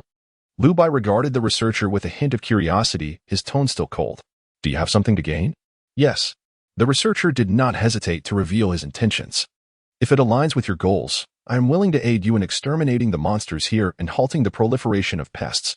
Liu Bai remained unfazed. And how do you propose to deal with these individuals? A flicker of bitterness crossed the researcher's eyes, but it quickly subsided. He sighed, shaking his head in resignation. Forget it. It would be a waste of your time to concern yourself with them. Let them fend for themselves. However, he hesitated before adding, I have a request. Liu Bai remained silent, likely surmising the researcher and Oppos' intent. Whether he would acquiesce depended on the value of the researcher himself. Seeing Liu Bai and Oppos' lack of inquiry, the researcher bit his lip and steeled himself to speak. If possible, I would like to join you. You? Liu Bai chuckled lightly, feigning a posture of disdain. Not everyone is qualified to join the group. You are merely an ordinary researcher from the chemical plant. What makes you think you possess the capability to join the tower group? The researcher pressed his lips together, refraining from retorting. Indeed, by all accounts, he was just a common researcher. The technology embodied in Liu Bai's attire far exceeded his grasp. Yet, he continued, I can surmise the external situation. The world's order has collapsed, and scientific findings will surely be rewritten. I may not be able to bring you groundbreaking research, but I seek only the pursuit of knowledge and will not disrupt your plans. Even if it means remaining merely as a lowly researcher, I implore you to allow me to join. Chapter 107. Voluntary Request for Inclusion, the Abnormal Maternal Entity. The researcher spoke with earnestness, leaving no room for critique. Yet, this bore little significance to Liu Bai. Armed with the memories of a past life, Liu Bai was not one to easily allow anyone into the tower. Furthermore, sincerity cannot merely be proclaimed. It must be demonstrated through tangible actions. With a cold smile, Liu Bai adopted a deliberately frigid demeanor, dismissing empty words that revealed no genuine understanding. Moreover, joining the organization necessitated rigorous evaluations. If one truly possessed such resolve, then we would lead you, unarmed, into the chimney to confront the threat. Should you withstand the corrosive black rain, complete the task, and return alive, only then would you have passed the internship assessment and earned the right to join the tower group. Do you still wish to join? The researcher swallowed hard, his steps faltering slightly. The ominous specter of death loomed before him. As merely a researcher, he had never truly contemplated the prospect of dying. Such audacity was far beyond him. To venture into the chimney and endure the black rain was tantamount to seeking one and Oppos' own demise. Yet, after much deliberation, the researcher ultimately made his choice. He could remain in the chemical plant, imprisoned by these mindless fools until he perished from hunger, or he could take a desperate gamble for a chance at survival. He chose the latter. I, Zhou Yang, voluntarily wish to join the tower group. I am willing to accept the organization's evaluation, facing even the brink of death without any grievances. There was little to ponder. Death was inevitable. Would he rather be reduced to another meal or die gloriously for the pursuit of science? Zhou Yang did not need to contemplate extensively. He would undoubtedly choose the latter. This was not a reckless folly. In a fleeting moment, Zhou Yang even speculated whether the tower group might enslave all researchers to prevent the leakage of secrets, confining them within cramped laboratories for incessant experiments. Such a scenario was not beyond the realm of possibility for Lu Bai and Amp. Apos' indifference instilled a certain fear within him. If that were the case, should he choose death or seek refuge in the tower? After much reflection, Zhou Yang still opted for the latter, for he simply did not wish to meet an unclear end. Though he had never considered himself a scientist, his yearning for science remained unwavering. As the cold wave enveloped the world and the black rain fell, the reasons remained a mystery. No one could even propose a scientific hypothesis to explain it. Zhou Yang pondered extensively, yet none of his thoughts could provide clarity. Thus, even in death, he wished to be an enlightened spirit. A dignified scientist should not be vanquished by such inexplicable celestial transformations. That would indeed be too pitiful. Lu Bai observed and found himself slightly convinced. However, his stance remained unchanged. Enlightenment was not merely spoken. In a tranquil tone, Lu Bai remarked, "In that case, let us examine your research findings. Time is of the essence, and we cannot afford further delays." Zhou Yang nodded earnestly. Very well. Soon, within the laboratory, Zhou Yang presented Lu Bai with his analyses of the chimney's anomalies. Based on my observations, the mutated rodents must have been contaminated by the black rain. If it were solely the black rain, then countless insects would be present throughout the world. Why have they not mutated similarly? Moreover, the black rain was preceded by a cold wave. Such terrifyingly low temperatures are unbearable even for us humans clad in cotton clothing. How could mere rats possibly survive in the sewers under such conditions? Thus, my hypothesis is that the source of these mutated rodents lies within the sewage pipeline of Line 3. The sulfide waste from Line 3 must first be cooled before it can be discharged, coupled with the reactions in that chamber, which are highly related to combustion. The temperature within the factory remains stable during the cold wave, preventing mechanical failures. Therefore, the conclusion is rather evident. The sewage pipeline of Line 3 is in close proximity to the sewer. As the scorching sulfides flowed through the pipeline towards the cooling pool, they provided ample warmth to that section of the pipe. There are numerous possibilities regarding the process. Perhaps the rodents instinctively moved towards safety and fear of death, thus damaging the gaps in the two pipes. Alternatively, the uneven temperatures on either side of the pipes may have caused them to crack. In any case, a small portion of sulfides seeped through the cracks into the sewer, not only offering the rodents a habitable temperature, but also enabling their mutation after the black rain fell. Subsequently, the mutated rodents proliferated fearlessly in the sewers, ultimately evolving into their current form. The analysis was quite reasonable, leaving little room for Lu Bai to doubt. However, there were several critical aspects that Zhou Yang remained unaware of and could not explain. The mutation of the maternal entity was not solely caused by the rodents. Rather, following the black rain, the environment itself had become enriched with a plethora of nutrients required by the maternal entity, subsequently altering the surrounding environment into a breeding ground for aberrations. As for this so-called nutrient or the conditions that shaped the maternal entity, Lu Bai had already gained knowledge of it during his time at Shanghai Jiayuan. The reason the Black Hospital became a maternal entity was due to the accumulation of countless evils, whether they were the corpses of those reduced to commodities or waste, or the wealthy engaging in clandestine transactions. Greed, cruelty, and resentment were all pivotal in the creation of the maternal entity. What made the chemical plant deserving of such a fate? Was it merely the sheer number of aberrations that led it to become a maternal entity? That could not be the case. If that were true, maternal entities would be ubiquitous. The only remaining possibility is that within this chemical plant's maternal entity exists a unique individual capable of shaping an entire maternal ground, an aberrant maternal entity. Broadly speaking, the gray falcon in the Evercity Wetland Park is an aberrant maternal entity. However, its efficiency in breeding aberrations and creating corpse monsters is rather low. The situation in the chemical plant is starkly different. With nearly 10,000 red dots within the plant, it is inconceivable that they are merely rodents that survived the cold wave. Lu Bai and Apos' gaze sharpened. If Zhou Yang and Apos' analysis holds true, then he likely comprehended the situation within the chemical plant.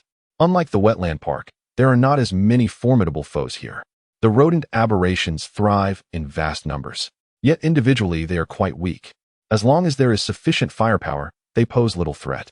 However, at the source of this aberration proliferation, there must exist an aberrant maternal entity. To qualify as a maternal entity implies that it is, at the very least, an elite aberration, possibly a special breed. There is even the potential that it could be a dominator species, commonly referred to as a king-level aberration in Liu Bai's past life. The aberration occupying the maternal entity of the power station was indeed a king-level entity. At this juncture, it should not have reached the king level yet. At least, in my previous life, until the moment of my demise, that entity had likely not yet evolved to king level. However, it cannot be ruled out that this aberration had been conserving its strength underground, awaiting the moment to reveal its true power. Regardless, time is of the essence. Liu Bai pondered rapidly within his mind. Chapter 108. A terrifying scene, undercurrents afoot. Continue. Liu Bai spoke with a calm demeanor. Zhou Yang, not allowing himself to bask in the satisfaction of his analysis, continued. From this, we can infer that the source of the monsters lies beneath the sewage pipe of Line 3, at the junction with the sewers. I have participated in the renovation of the chemical plant's production line. Thus, although I currently lack blueprints, I can ascertain the specific location. The sulfides in the sewage pipe are still being produced, so unless something unforeseen occurs, this toxicity should not harm the monsters. However, since they have evolved to withstand the cold, they may not fear high temperatures, but they should not be able to resist fire. My thought is this: we can halt the production on Line 3 and replace the contents of the pipe with strong acids or other flammable and explosive materials. Simultaneously, we should seal all the entrances to the sewer. Ultimately, we will capture all the monsters within the sewer. However, those that have escaped from underground may require your assistance. Before he could finish, Liu Bai interjected, his tone composed. No need to worry. What I seek is merely the progenitor. The remaining stragglers are not difficult to handle. Zhou Yang was momentarily taken aback. This was the first time Liu Bai had directly responded to him, or rather, stood on an equal footing for discussion. Zhou Yang steadied his breath, refusing to appear arrogant before Liu Bai. Instead, he adopted a more humble posture. Without needing Liu Bai to prompt him, he volunteered, I can lead you. I am not afraid. Liu Bai raised an eyebrow. Truly unafraid? Surely that was a facade. How could he not fear the black rain and the relentless tide of rodents and insects? It would be more accurate to say that Zhou Yang was suppressing his terror, willing to wager his life on this gamble. If he could return alive, he could gain the group's trust and thus join them. If he were to perish, at least he would have struggled before his end. Should Zhou Yang truly possess such resolve, the tower might grant him a place. And this thought began to form a plan in Liu Bai and Appo's mind. He spoke calmly. Chunhan will take you for an on-site inspection. Upon your return, I expect a detailed plan before dawn tomorrow. By the way, there is no room for regret now. Regardless of what you encounter, retreat is not an option. Upon hearing this, Zhou Yang clenched his fists and gritted his teeth. Understood. Thus, an agreement was reached. Chunhan led Zhou Yang away from the rooftop. As for Zhou Yang and Appo's protection, it amounted to little more than a makeshift raincoat. After all, the real event was to unfold tomorrow. If Zhou Yang were to be engulfed by the black rain now, even if the downpour were minimal, his condition for tomorrow would likely be untenable. Therefore, today's objective was merely to allow him to come into contact with some black rain, ensuring it remained within a manageable threshold, in order to test Zhou Yang's determination. Chunhan carried Zhou Yang swiftly between the tall buildings, and in no time, they arrived above the great chimney. Immediately, Zhou Yang was confronted with a scene that would haunt him for a lifetime. Dense sulfides mingling with the black rain had formed grotesque, deep purple vesicles. These vesicles seemed to absorb the black rain, expanding until they burst. With a splat, the black sludge splattered, seeping through the gaps between the vesicles and sliding into the pipe. Yet, this was not the crux of the horror. Ugh, gag. Zhou Yang and Appo's pupils trembled. He saw that at the base of the great chimney, amidst the clustered vesicles, there lay a narrow pathway leading deep underground. The passage was lengthy. At a glance, it extended at least 10 meters, its walls lined with grotesque tumors and densely interwoven mandibles. The tumors and mandibles writhed incessantly, interlaced with blood vessels and foul, viscous slime. At the bottom of the tumor passage, Countless insect eggs and young rodents could be seen desperately maneuvering amidst the grotesque formations. This horrifying spectacle was far more nauseating than the black hospital beneath Shanghai Jiyuan. Even with Zhou Yang's mental fortitude, he could not suppress several bouts of dry heaving. Meanwhile, within the laboratory, Lu Bai, sharing Chunhan and Apos' perspective, beheld this horrifying tableau. His brow furrowed slightly, yet he remained largely unmoved. He had witnessed countless horrifying scenes in his past life. After all, it was 3 months into the deluge of black rain that the true apocalypse began. Nevertheless, this scene was indeed repulsive. If all went as expected, this passageway was likely not the structure of the mother nest, but rather the feeding channel for the progenitor anomaly. Through the chemical reactions in the plant, the sulfides had mutated into these bizarre vesicles, enabling them to absorb the black rain. The accumulated black rain coalesced into sludge, causing the vesicles to rupture and fall into the maw of the progenitor anomaly. This was the process of feeding, and once the feeding concluded, reproduction would commence. Hence, Lu Bai could observe the incessant proliferation of anomalies at the base of the passageway. The bad news was that this progenitor anomaly was indeed extraordinary. The good news was, its vulnerabilities were somewhat conspicuous. In his previous life, he had never encountered this progenitor. At that time, no one had intended to venture into Chian City, and given that this was a chemical plant, the use of firearms could potentially trigger a catastrophic explosion. Thus, no one dared to approach. It seemed inevitable that disaster would eventually strike. Fortunately, it was not too late. Its gaping maw, while it would quickly respond to foreign objects at the entrance, could still be assailed by strong acid directed at its innards, compounded by an explosion. Even if it were indeed a king-level anomaly, it would likely suffer severe injury. A stroke of misfortune turned fortuitous. The situation was more dire than anticipated. However, the original plan could remain unchanged. That was somewhat reassuring. Yet, before considering the variables in the plan, Lu Bai had other matters needing attention. Outside the laboratory, dozens of survivors lurked, their eyes fixed with intent, whispering among themselves. "What do you think? That fool has done us a favor by drawing one away. Now he remains alone, engrossed in the experimental report, ISN and Apos. See this our best opportunity? Is it truly feasible? Let us not forget, that garment he dons appears to possess extraordinary technology. And what of it? You are easily deceived. It is merely a full-body protective suit. It is wrapped so tightly only to prevent contamination from the black rain. If you were in his position, would you not design it similarly? Well, that is true. Do not fear him. Even if his protective suit is woven from some advanced fiber, there must be flaws. The vision required at the eyes must be weak, and the neck and vital points must adjust automatically, sacrificing rigidity for functionality. Otherwise, he would be trapped." The crowd exchanged knowing glances, laughter erupting in realization. Indeed, theoretically, this protective suit is riddled with flaws. It cannot shield Lu Bai. Moreover, without the suit, Lu Bai is merely an armed ordinary man, at best trained. In that case, while he is alone, let us join forces to subdue him. Chapter 109. A Path to Self-Destruction, the Mother Nest and Apos' Stirring. An expected variable. Should one say they were driven mad by hunger, or that they failed to perceive the situation clearly? Lu Bai found it hard to articulate. Nonetheless, he had encountered such individuals far too often. They merely believed that Lu Bai, being solitary, was an easy target. If they could subdue him, they would transform and dominate this apocalyptic world. A gamble worth taking, indeed. Unfortunately, they had not realized that they lacked even the basic stakes to sit at the table.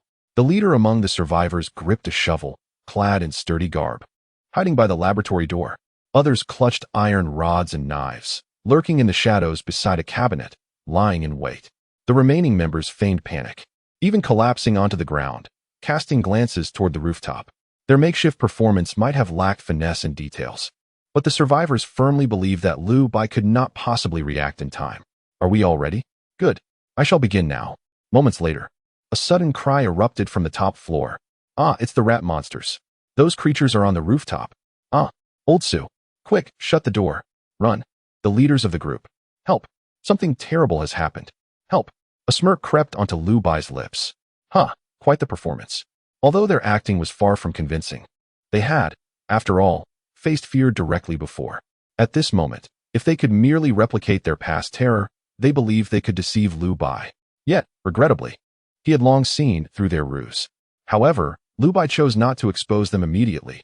Instead, he rose and pushed the door open. Just as he stepped out of the laboratory, a shadow descended upon him swiftly from above. The shovel swung down, brimming with lethal intent. The result, clang. A sharp sound echoed as the shovel struck the helmet of Lu Bai and Apos' black-silver combat suit, producing a metallic clash. The nano-black-silver armor could adjust the density of its nanomaterials in various regions. Therefore, when Lu Bai anticipated the thug's every move, reinforcing his helmet and Apos' defense became a mere formality. Amidst the humming, Lu Bai remained unperturbed, while the shovel-wielding assailant stood frozen in disbelief. His mouth agape. He suddenly felt that everything before him might not be real. Perhaps he was still dreaming? That would explain such a ludicrous performance. Surely, that must be the case? Otherwise, how could the plot unfold so abstractly? They, like clowns, performed passionately before Lu Bai, yet failed to inflict even the slightest harm. Was this not a dream? The thug stood dumbfounded, rendered speechless. However, the response to him was, bang. A gunshot rang out. Lu Bai calmly regarded the thug, observing the gory hole in his forehead, speaking in a tranquil tone, a path to self-destruction. He had no inclination to deal with these foolish assailants. After all, a shred of humanity lingered within him. Indiscriminate slaughter of the innocent was certainly reprehensible. However, should these thugs choose to strike first and court their own demise, that was an entirely different matter. Just like now, he had found the perfect justification to take action. Blood splattered. None of the protagonists in this grim drama would escape. The dragon's breath erupted within the confined space, unleashing dazzling flames. Those wielding weapons cast aside their gear and fled in terror, yet found no escape. The obsidian raindrops descended heavily, enveloping the entire stormy night in a suffocating roar. It was not until only a few survivors remained on that floor that Lu Bai finally ceased his onslaught. A handful hid in the corner of the lounge, locked inside by the thugs. The reason for their confinement was clear.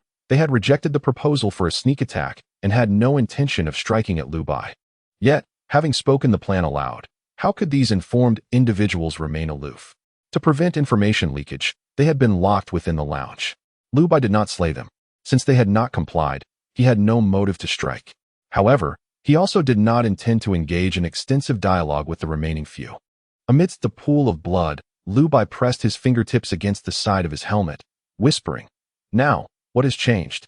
At this moment, atop the chemical factory and Apos' towering chimney, Zhou Yang was filled with dread, glancing back at the direction of the laboratory. Gunfire. Something had gone awry in the laboratory? Zhou Yang had anticipated this outcome. Given his understanding of those fools, he believed a confrontation between the thugs and Lu Bai was inevitable. However, he did not foresee it manifesting in this manner. Zhou Yang cast a glance at Chun Han, who remained utterly still, showing no concern for the gunfire behind him. This was self-evident. It indicated that the outcome was most likely an overwhelming suppression. No conflict ensued, only a gaggle of self-important clowns attempting a sneak attack. Nothing more. Zhou Yang inhaled sharply, pursing his lips, preparing to inquire. Yet, Chun Han abruptly spoke. The flesh tumor passage has trembled a few times, and the breeding rate of the offspring has significantly accelerated, but the mother body itself remains unchanged. Zhou Yang's expression froze. What did this report imply? Could it be that they had anticipated being forced to fire? Therefore, this was also part of their testing process. Ikudan and Apos, TB. Gulp. Zhou Yang swallowed hard, too apprehensive to speak. The atmosphere turned frigid. Yet soon, he pondered another crucial question. The gunfire was far too conspicuous. The rat monsters could not possibly remain oblivious. Zhou Yang turned to look toward the laboratory, only to see Lu Bai strolling leisurely onto the rooftop, dragging a bundle of corpses with a rope. The burlap sack emitted a faint purple glow. Lu Bai suddenly raised his hand and hurled it forcefully. Whoosh! The sack landed amidst the ruins beside the laboratory. Almost instantly, a swarm of rat-like creatures converged upon it, devouring the sack in an instant. Zhou Yang gaped, lost in thought. That was bait for the aberrant creatures? What had been added to it to enrapture them so? The image of the tower group grew ever more mysterious and terrifying in his mind. While Zhou Yang contemplated, Lu Bai paid no heed to the movements below. Silently turning and re-entering the laboratory, Chun Han surveyed the towering chimney and slowly spoke. The reproduction rate of the aberrant creatures has further increased, and it is now evident that the number of tumors proliferating along the flesh passage has significantly diminished. Zhou Yang and Amp, Oppos, S gaze became vacant. He was no longer surprised. Everything transpired within Liu Bai and Amp, Oppos, S scheme. Or rather, it was merely one part of his calculated plan. From the outset, Liu Bai had come to obtain experimental data. Thus, he had disregarded those fools, allowing them to act as they pleased. Now, the movements of the mother nest had become clear. It was time for him to commence his work. Chapter 110. Breaking the Deadlock, Photographic Public Opinion. In the experimental building, Chunhan returned with Zhou Yang. Liu Bai stood amidst a pool of blood, stroking his chin, contemplating the unusual movements of the mother nest. Upon seeing Zhou Yang's return, Liu Bai cast a fleeting glance and spoke in a calm tone. You have heard the report. By tomorrow morning, I require a comprehensive plan.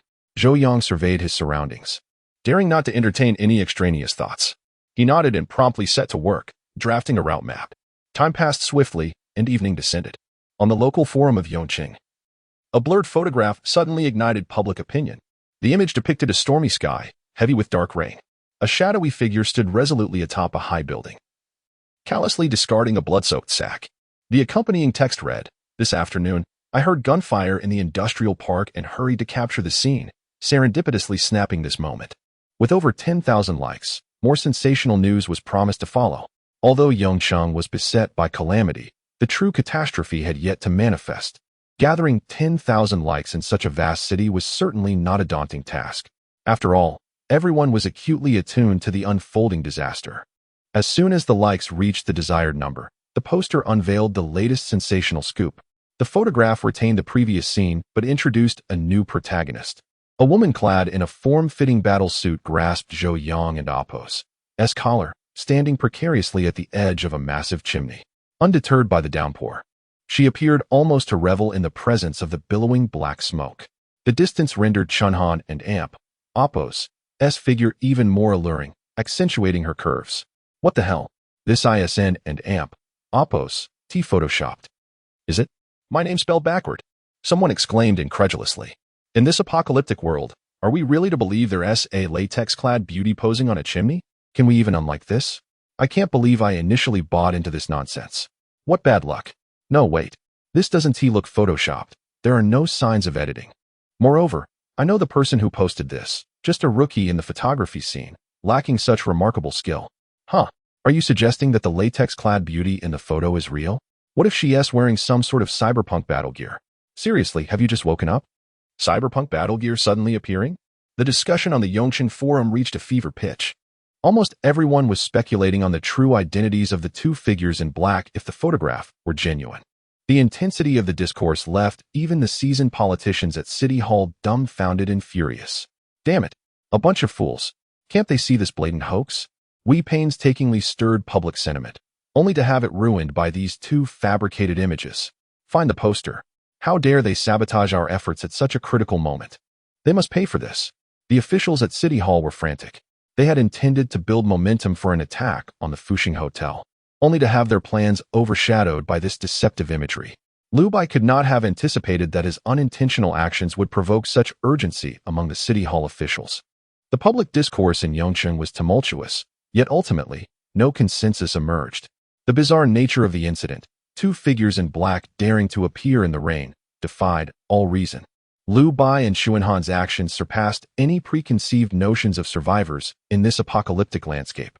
As for Zhou Yang, the distance obscured his face, leaving no one able to recognize the figure beneath the raincoat. At this moment, within the experimental building, Zhou Yang finally presented his detailed plan. Esteemed sirs, I have nearly completed the structural diagram of the entire underground section. All key connection points to the surface are marked on the map.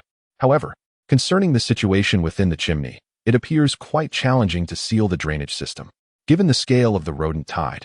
If they were to force their way through the manhole covers, we may not be able to stop them. Liu Bai waved his hand dismissively, his voice low and firm. You need not concern yourself with that. Zhou Yang pressed his lips together, refraining from further comment, and continued outlining the plan. In essence, the objective was to seal all underground connections to the surface. Subsequently, they would pour strong acid or flammable materials into the chimney to incinerate the entire underground area, thereby trapping all the aberrations of the mother nest. While the concept sounded promising, Liu Bai knew that destroying the mother nest would not be a simple task. From his previous experiments, he had gleaned some insights. The aberration was not yet a king-level entity, but was perilously close to achieving that status. With sufficient nutrients, it could complete its transformation. Even at its current stage, its true power likely surpassed that of the Gray Falcon. Nevertheless, Liu Bai's strength had also significantly increased. With access to quantum enrichment, if it were solely for the use of Liu Bai and Chen Han, ammunition would be plentiful. Furthermore, their experience and equipment had greatly improved following the campaign in Wetland Park. Thus, even if the mother entity possessed quasi-king-level strength, Liu Bai was confident in his ability to confront it. Of course, Zhou Yang and Appo's plan was indeed well conceived. In the dead of night, Liu Bai ventured out alone. Zhou Yang was skeptical about sealing the entrances, but for Liu Bai, it was a trivial task. He merely needed to block all manhole covers and drainage systems with black steel alloy blocks. Although the number of rodents and insects was vast, their individual strength was limited. Breaching the barriers of black steel alloy would be no easy feat. Thus, the black steel alloy blocks would effectively cut off all escape routes for the rodents and insects. As for the chimney, Zhou Yang and Appo's guidance was no longer necessary, as Liu Bai and Appo's true plan did not require his involvement. Moreover, Zhou Yang and Appo's assessment had barely passed. Whether he would gain the opportunity to lead research within the organization in the future would depend on his own performance. Under the cloak of night, Liu Bai stood on the rooftop, quietly retrieving a box of concentrated sulfuric acid from the laboratory. Beep! Acquired a box of concentrated sulfuric acid, 5,000 milliliters, triggering quantum effect. Gaining a 9,000-fold amplification. Grasping the concentrated sulfuric acid, all necessary tools were prepared. Quantum sublimation was unnecessary, nor did they require any special weaponry. What was needed was merely a simple chemical reaction. It is well known that concentrated sulfuric acid reacts violently with sulfides. During the reaction, sulfides transition from solid to liquid, simultaneously releasing copious amounts of toxic gas and unleashing tremendous energy.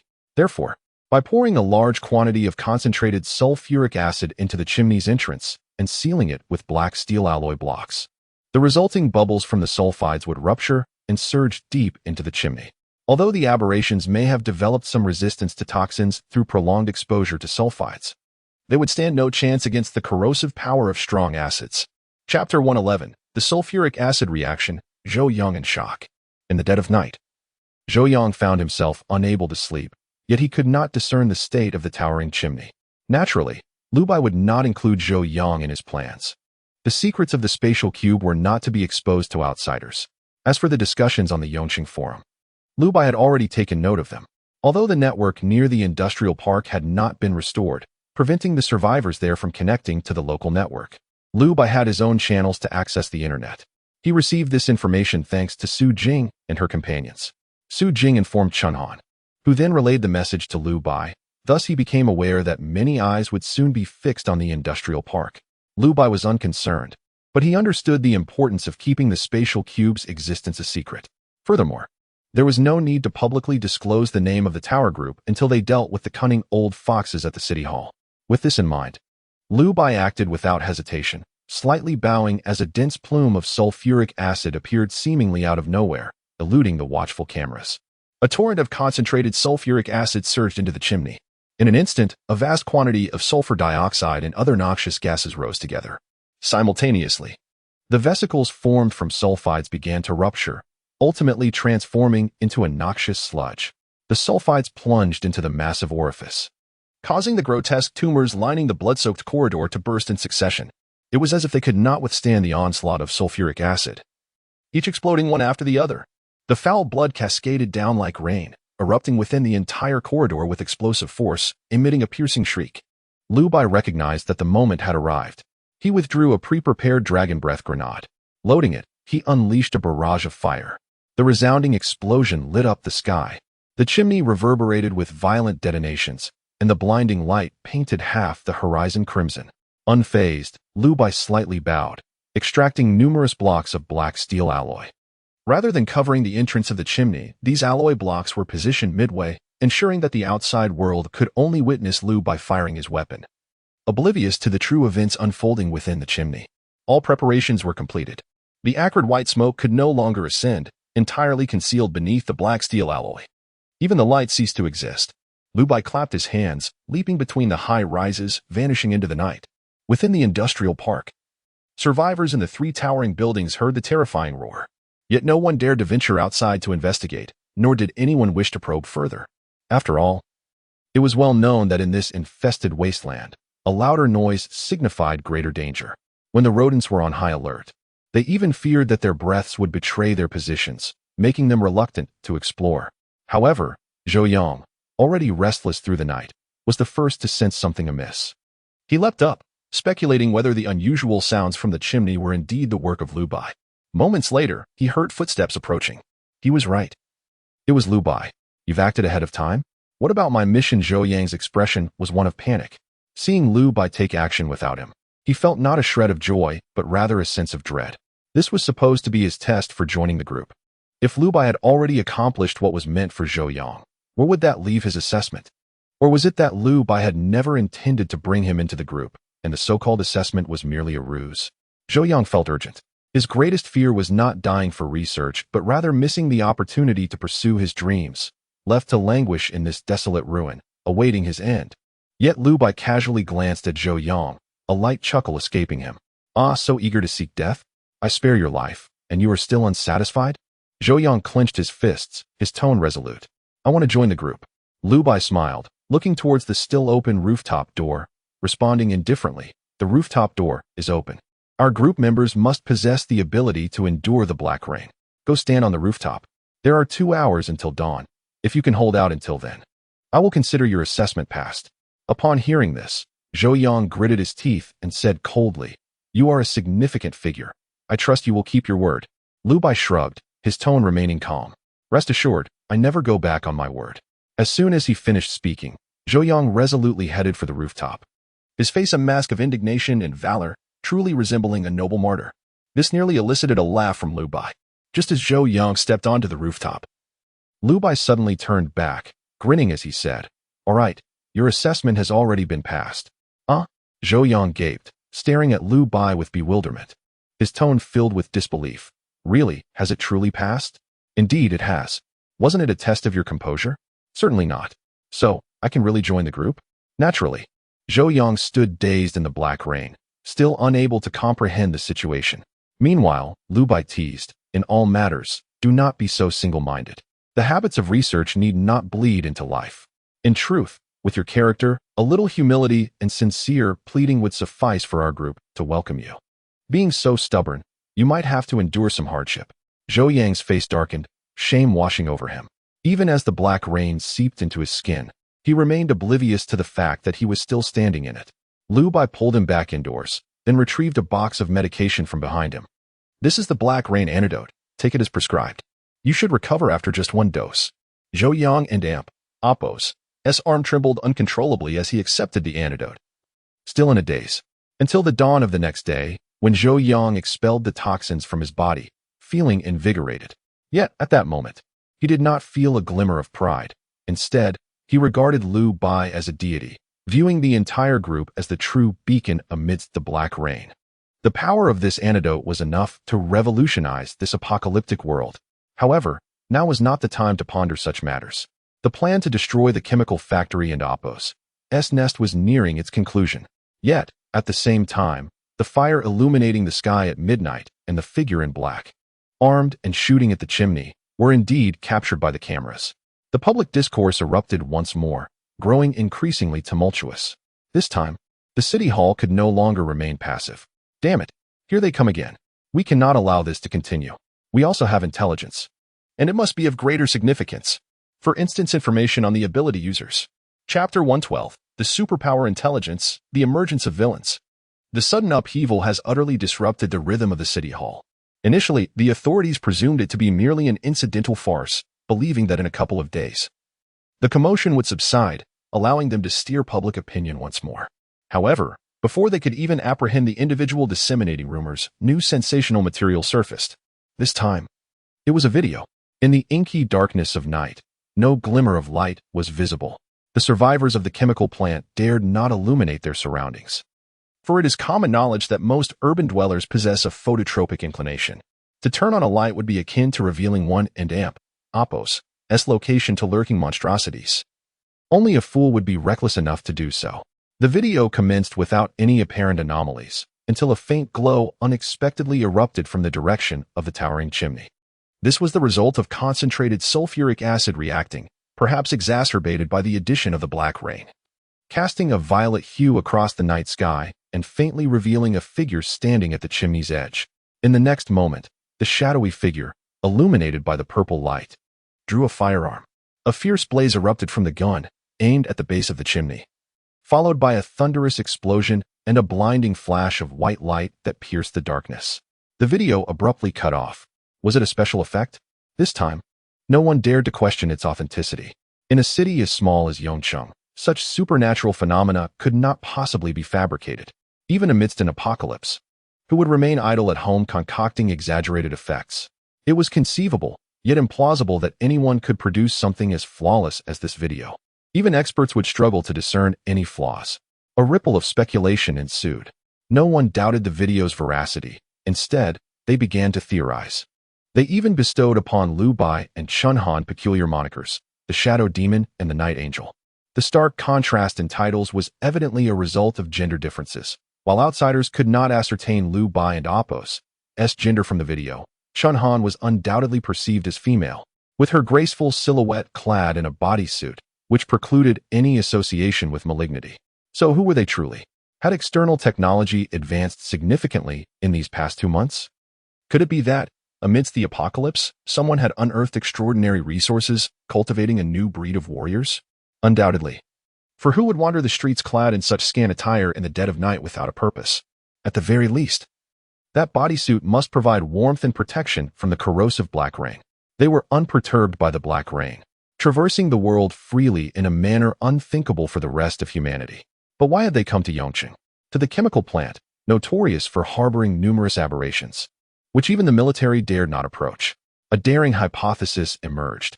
Might their technology be predicated upon these very abominations? In an environment teeming with monsters, what posed a threat to others might present an opportunity for them. Consequently, public discourse erupted, with individuals speculating when Yongcheng might develop such technology and cultivate similar extraordinary warriors. Survivors began to yearn for this possibility, while some foolishly sought to band together, armed with firearms pilfered from the police station, to explore the chemical plant. The righteous guardians condemned these armed survivors, branding them as the city's malignancy and accomplices to the apocalypse. In the midst of this chaos, the city hall could no longer contain itself and released a video titled, "Superhumans Truly Exist." The captivating title sent shockwaves throughout Yongcheng. The footage revealed dozens of doctors in white coats surrounding a young girl. The leading physician adjusted his glasses, his tone gentle, yet laced with an undercurrent of menace. 01. Please demonstrate your abilities to the brothers and sisters. The girl, seated in a wheelchair, trembled slightly. Gray-white strips obscured her vision, but she was acutely aware of the blocks positioned before her. As she raised her hand, her arm quivered uncontrollably, yet simultaneously. The blocks on the distant table began to levitate, attempting to assemble themselves. However, the video abruptly ended before the girl could complete her task. The scene shifted, the camera focusing on the white-coated physician. "Greetings, I am Professor Yang, the head of the neurology department at Yongcheng First People and Appo's hospital. We have discovered, quite by chance, that since the catastrophe struck, a peculiar substance has emerged in the world. We refer to it as a superpower substance. Upon ingestion, there is a probability of awakening superpowers. Remarkably, the younger the individual, the higher the likelihood of awakening. As for adults, we have yet to observe any instances of awakening, which may require further experimentation. Lastly, in light of the strange discourse circulating online, which bears no relevance to our city, we urge citizens to remain vigilant and not be swayed by extraneous information. The City Hall will expedite the research into superpowers to ensure the genuine revival of Yongcheng." The revelation of superhumans reignited fervor in Yongcheng. In comparison to the enigmatic figures of Liu Bai and Chun Han, the superpower information released by the City Hall proved far more tantalizing. Public opinion began to realign. Yet within the laboratory, Liu Bai furrowed his brow upon receiving the report. Superpower substance? Until his death in his previous life, the shelter had never successfully extracted any superpower substance. Now, the City Hall claimed to have discovered it? Undoubtedly, this was a fabrication. They were too afraid to divulge the truth. Liu Bai clenched his fists, realizing the true nature of events within the city hall. Professor Yang was Ro Wei's assistant, who had previously been responsible for superpower-related research. Superpower substances did not exist, thus, the girl in the video awakening her powers was undoubtedly a byproduct of the Black Rain's corruption. The City Hall and Appos' accidental discovery of superpower information likely stemmed from the children affected by the corruption. From there, they had continued to experiment with Black Rain exposure on children, attempting to cultivate new superhumans. This explained the video's content. As for the so-called superpower substance, it served two purposes: obscuring the truth and providing the survivors with a glimmer of hope. They clung to the prospect of acquiring superpower substances, rendering any resistance against the city hall implausible. With narrowed eyes, Lu Bai murmured to himself, "It seems I can no longer stand idly by." Chapter 113. The Collapse of the Mother Nest, the True Form Revealed. A surge of murderous intent coursed through Lu Bai and Appos' heart. However, prior to that, there remained a matter of utmost importance to address: the verification of the results from the Mother Nest destruction plan. The reaction between concentrated sulfuric acid and sulfides had persisted throughout the night within the Mother Nest. Coupled with the continuous combustion characteristics of the Dragon Breath shotgun and Appos' grenades in the ceiling of the large chimney and Appos' exit, alongside the blockade of black steel alloys, the entire nest of anomalies found themselves trapped with no avenue for retreat. Throughout the night, the sewers echoed with the crackling sounds of burning, accompanied by a constant rumble that caused the ground to tremble. This was the noise of the anomalies resisting. Lu Bai lightly touched his fingertip, and the Sky Network goggles immediately provided vague positioning information. The red dots had almost vanished. As expected, the underground and above-ground passages had been nearly completely severed. Therefore, the Sky Network goggles should have struggled to ascertain the precise number of anomalies. Yet, as he surveyed the area, the anomalies seemed to have completely disappeared. This was unexpected. Anomalies were categorized by tiers. At least the second tier one should not be so feeble. Nevertheless, Lu Bai was not surprised by this outcome, for he had anticipated it. The reason for the anomaly's disappearance was that he had discerned the true nature of the mother nest from previous experiments. "Chunhan, utilize your detection system to examine the sewage pool." There was no response. Lu Bai furrowed his brow and murmured to himself, "Chunhan can't detect it. No, it must be there." A glint of cold light flickered in Lu Bai's eyes as he coldly commanded, "Let's go to the sewage pool. I refuse to believe it isn't there." Zhou Yang stood in shock, bewildered. A sewage pool? He could not fathom what Lu Bai had discovered or what he was seeking. Could it be that there was some hidden secret concealed within the sewage pool? To his understanding, the reaction of concentrated sulfuric acid was the extent of what he could comprehend. What Lu Bai was now about to undertake was beyond his grasp. 15 minutes later, at the chemical plant's sewage pool, the cover of the sewage pool had long been corroded by the black rain, though it had not yet developed any holes. Below lay a mixture of chemical waste from complex processing, which would be reapplied in production. Without hesitation, Lu Bai drew his dragon breath and blasted open the cover of the sewage pool. Boom!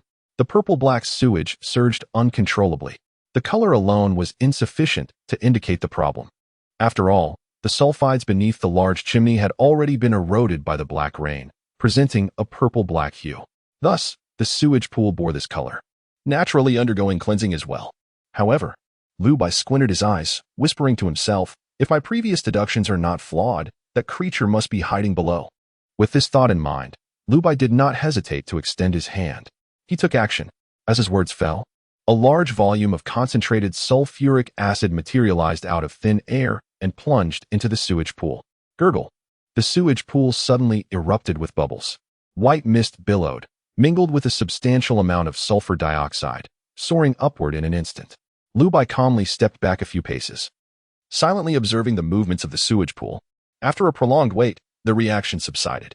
The concentrated sulfuric acid had been entirely consumed, yet beneath the sewage pool, there seemed to be no further motion. Quite resilient. Lu Bai shrugged, still unconvinced. He firmly believed in his judgment, certain it could not be mistaken. Therefore, whoosh, a torrent of concentrated sulfuric acid was once again poured into the sewage pool. Continuously, bubbles roiled, and white mist ascended. The entire sewage pool erupted with a deafening roar. Finally, beneath the sewage pool, an unusual stirring could be heard. Shunhan suddenly looked down and exclaimed, detecting a living organism. Rapid temperature rise. Target is moving. Ascending. Amp. Oppos, S rising. At that moment, Lu Bai remained unfazed. His expression returned to calmness. He squinted his eyes and murmured, "Retreat." As his words fell, both of them swiftly withdrew, immediately vacating the vicinity of the sewage pool. Then, a hairless, grotesque rodent leaped from the depths of the sewage pool. Its sheer size nearly filled the entire pool. Its length resembled not that of a mere rat, but rather that of a horrifying worm. The portion of the worm-like rodent emerging from the sewage pool alone measured a staggering 30 meters. The length beneath the water was immeasurable. Undoubtedly, this worm-like rodent, if not a king-level anomaly, was perilously close to it. Lu Bai's hypothesis had not been erroneous. From the moment he observed the reactions within the fleshly passages, he had surmised the true nature of the mother nest. This maternal anomaly, in essence, was the mother nest itself. Rather than saying the mother nest was breeding anomalies, it was more accurate to assert that all of this had been the handiwork of this worm-like rodent. The fleshly passages beneath the large chimney absorbed the black rain captured in the sulfites. The black rain served as the source for the mother nest propagation of anomalies. In turn, this worm-like rodent became the crucial sustenance for breeding anomalies. Moreover, Lu Bai had comprehended the breeding method of the rodent worm. The flesh tumors along the fleshly passages were part of its body. When these tumors detached, it was akin to a portion of itself falling away, containing material closely related to its genetic information. Once the tumors fell off, they absorbed the black rain elements within the sulfites, rapidly growing into the rodent anomalies that infested the chemical plant. This was the true visage of the mother nest, splitting, proliferating. When the split-off rodent anomalies ventured forth to hunt, they could return with more nutrients for the mother body, thus promoting its evolution. This was an exceptionally efficient method of evolution. In fact, Lu Bai had harbored suspicions long ago. Why was it that a king-level anomaly could manifest in the neighboring Yongqing City's thermal power plant, while Yongcheng had none? Yongqing was lauded as the backyard of Leasing City. Although it was neither a provincial capital nor a first-tier city, its economic standing was not weak. Moreover, it boasted a significant influx of migrant workers and a dense population. Logically, if Yongqing City could host a king-level anomaly, then Yongqing, being stronger, should have one too. However, Lu Bai finally understood now. Yongcheng did not lack anomalies. It was merely that this entity had remained hidden throughout his previous life. 8,000 offspring. A full 8,000 offspring. As Lu Bai had surmised, this maternal anomaly could retrieve all its offspring at any moment, merging back into one. Thus, everything he had witnessed in his previous life was now elucidated. Phew. Indeed, this maternal anomaly had taken residence beneath Yongqing, remaining concealed and relying on the rodent anomalies to stealthily siphon nutrients. By the time I perished, it must have already attained king-level strength, yet it had never merged back. Apparently, it regarded the entirety of Yongcheng as its breeding ground, its backyard, nurturing and gradually eroding, bit by bit, consuming. The thought was chilling. How long had it been since the black rain fell? If it were those anomalies that thrived in optimal environments, it would be one matter. Yet this worm-like rodent was merely a pest, having occupied an unremarkable chemical plant and had grown to such an extent. If it was not eradicated now, the repercussions would be endless. Chapter 114. Determination, a blood battle against a fierce adversary. Lu Bai could scarcely fathom the terrifying situation that would arise if this colossal worm continued to grow. In less than 2 months, it had reached this formidable size. What would 2 years yield? It was truly unimaginable. Suddenly, Lu Bai found himself less troubled by his past life's demise. After all, it had been a death seemingly written in fate. Regrettably, he had perished at the hands of a band of despicable individuals rather than on the battlefield. However, the circumstances were now different. Lu Bai gazed at the worm before him, determined to rectify the regrets of his previous life in this one. Taking a deep breath, he recognized that this would be a grueling battle. Unlike the battle at the wetland park, this confrontation would undoubtedly be a clash of raw power. In the wetlands, Lu Bai had relied on cunning, but against this worm, he had no tricks up his sleeve. He could only depend on sheer strength. Lu Bai felt no fear, nor would he yield in the slightest. With a swift motion, he grasped a nano-red pill and promptly swallowed it. This battle was unlike previous encounters. Previously, due to Chun Han being a nanobiosynth, she possessed superior combat skills and faster reflexes than Lu Bai, leading him to rely heavily on her. However, the current situation demanded more than Chun Han alone could provide. Chun Han's effects from the nano-red pill were minimal, making Lu Bai the strongest combatant in this fight. Or rather, it was Lu Bai who determined the upper limit of their capabilities. Perhaps Lu Bai, without any special modifications, would struggle to match Chun Han in combat skills. Yet, When it came to explosive power, Chun Han could not compete with Lu Bai. Moreover, the second-generation crocodile bone whip was excessively heavy. Even with the red pill's enhancement, Lu Bai could not sustain its use for long. He could only rely on momentum to wield the crocodile bone whip to its fullest extent, and retrieving it would require the spatial cube. Chun Han, with her biosynthetic form, indeed possessed slightly greater strength than Lu Bai, yet she was still insufficiently qualified to wield the second-generation crocodile bone whip. Lu Bai was acutely aware of the immense weight upon his shoulders. His gaze darkened as he retreated, scrutinizing the worm. The worm was remarkably robust, but Lu Bai understood well that it was hollow. From the large chimney, it was clear that the interior of the worm was a vast, empty flesh tunnel. This meant that the worm's black core, more accurately, its black jade, was not within its body but rather situated close to its surface. Lu Bai attempted to scan with the Skynet goggles, yet neither the black core's response nor solid object scans revealed the location of the black jade. Such a large creature being able to conceal itself seemed almost illogical. Despite its massive size, akin to a skyscraper, it possessed the ability to remain undetected. The thought of it growing further sent a chill down Lu Bai's spine. Humanity's primal fear is the fear of the unknown. He did not fear the worm's strength, rather, he was concerned about his inability to discern its true essence. Just as he could now comprehend the worm and Apos' origin and glimpse its potential future, he could not locate the black jade. Without finding the black jade and eradicating or destroying it, the worm would be deemed invincible. After all, this was the mother nest. Although the worm was the very essence of the mother nest, the accumulation of black rain nearby was overwhelming. It possessed near infinite regenerative abilities. As for Lu Bai and Apos' firepower, even if it were sufficient, he had no way of knowing how long he could sustain the confrontation. This was Eternal City, not his territory. Prolonged combat would be detrimental to him and could disrupt his original plans. The situation was indeed precarious. The challenge lay not in the battle itself, but in the multitude of factors Lu Bai had to consider beyond the fight. For instance, the survivors drawn by the commotion and the watchful eyes of the city hall. Yet, at this moment, Lu Bai could no longer afford to ponder. As the worm straightened its form, the blood battle was imminent. A piercing shriek echoed through the air. Suddenly, countless tentacles erupted from the worm and Apos' bloated, elongated body. These thick appendages shot forth instantaneously. Upon closer inspection, they resembled insect antennae. Although the tentacles were soft in texture, they were covered in fine, dense hairs, akin to venomous barbs. Even a mere scratch could inflict significant harm upon the body.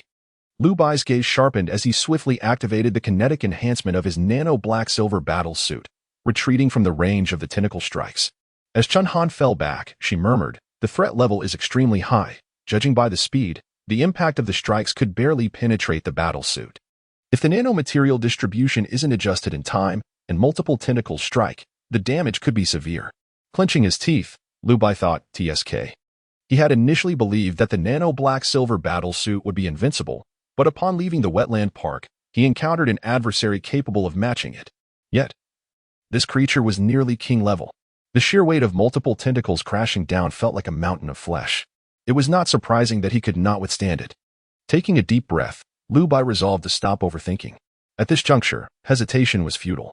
Though he lamented not dying on the battlefield in his past life, he had merely been an ordinary individual with insight and strength. He lacked superpowers, a spatial cube, and the black-silver suit. Dying on the battlefield? He had neither the capability nor the genuine experience of bloodshed. But this time was different. Faced with a nearly king-level worm, Lu Bai was genuinely forced to confront death and a formidable foe. Calm, calm, calm, calm, calm, Lu Bai repeatedly whispered to himself. Soon, his mind returned to tranquility. The dragon breath shotgun was swiftly in hand. As Lu Bai dodged the tentacle strikes, the full firing capability of the dragon breath shotgun was activated. Bang, bang, bang. A total of 120 rounds were fired from the magazine in the span of a mere 10 seconds. While swiftly maneuvering around the sewage pool, Lu Bai aimed at the direction from which the worm was emerging to fire. He had a hypothesis that needed verification. It might not be correct, but he had to try. To validate this hypothesis, he was willing to sacrifice a dragon breath. The dragon's reverse scale, it was a gamble.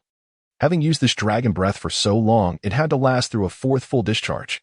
Taking a deep breath, Lu Bai shouted, Chun Han, load the grenade. Prevent its wounds from self-healing. The rest is up to me. Chapter 115, The Dragon's Reverse Scale, Fiery Breath. The Dragon and Apos' reverse scale is an attribute of the dragon breath shotgun. It can unleash 120 rounds within a mere 10 seconds. But this comes at the cost of overloading the barrel, necessitating a cooldown period of 3 to 10 minutes.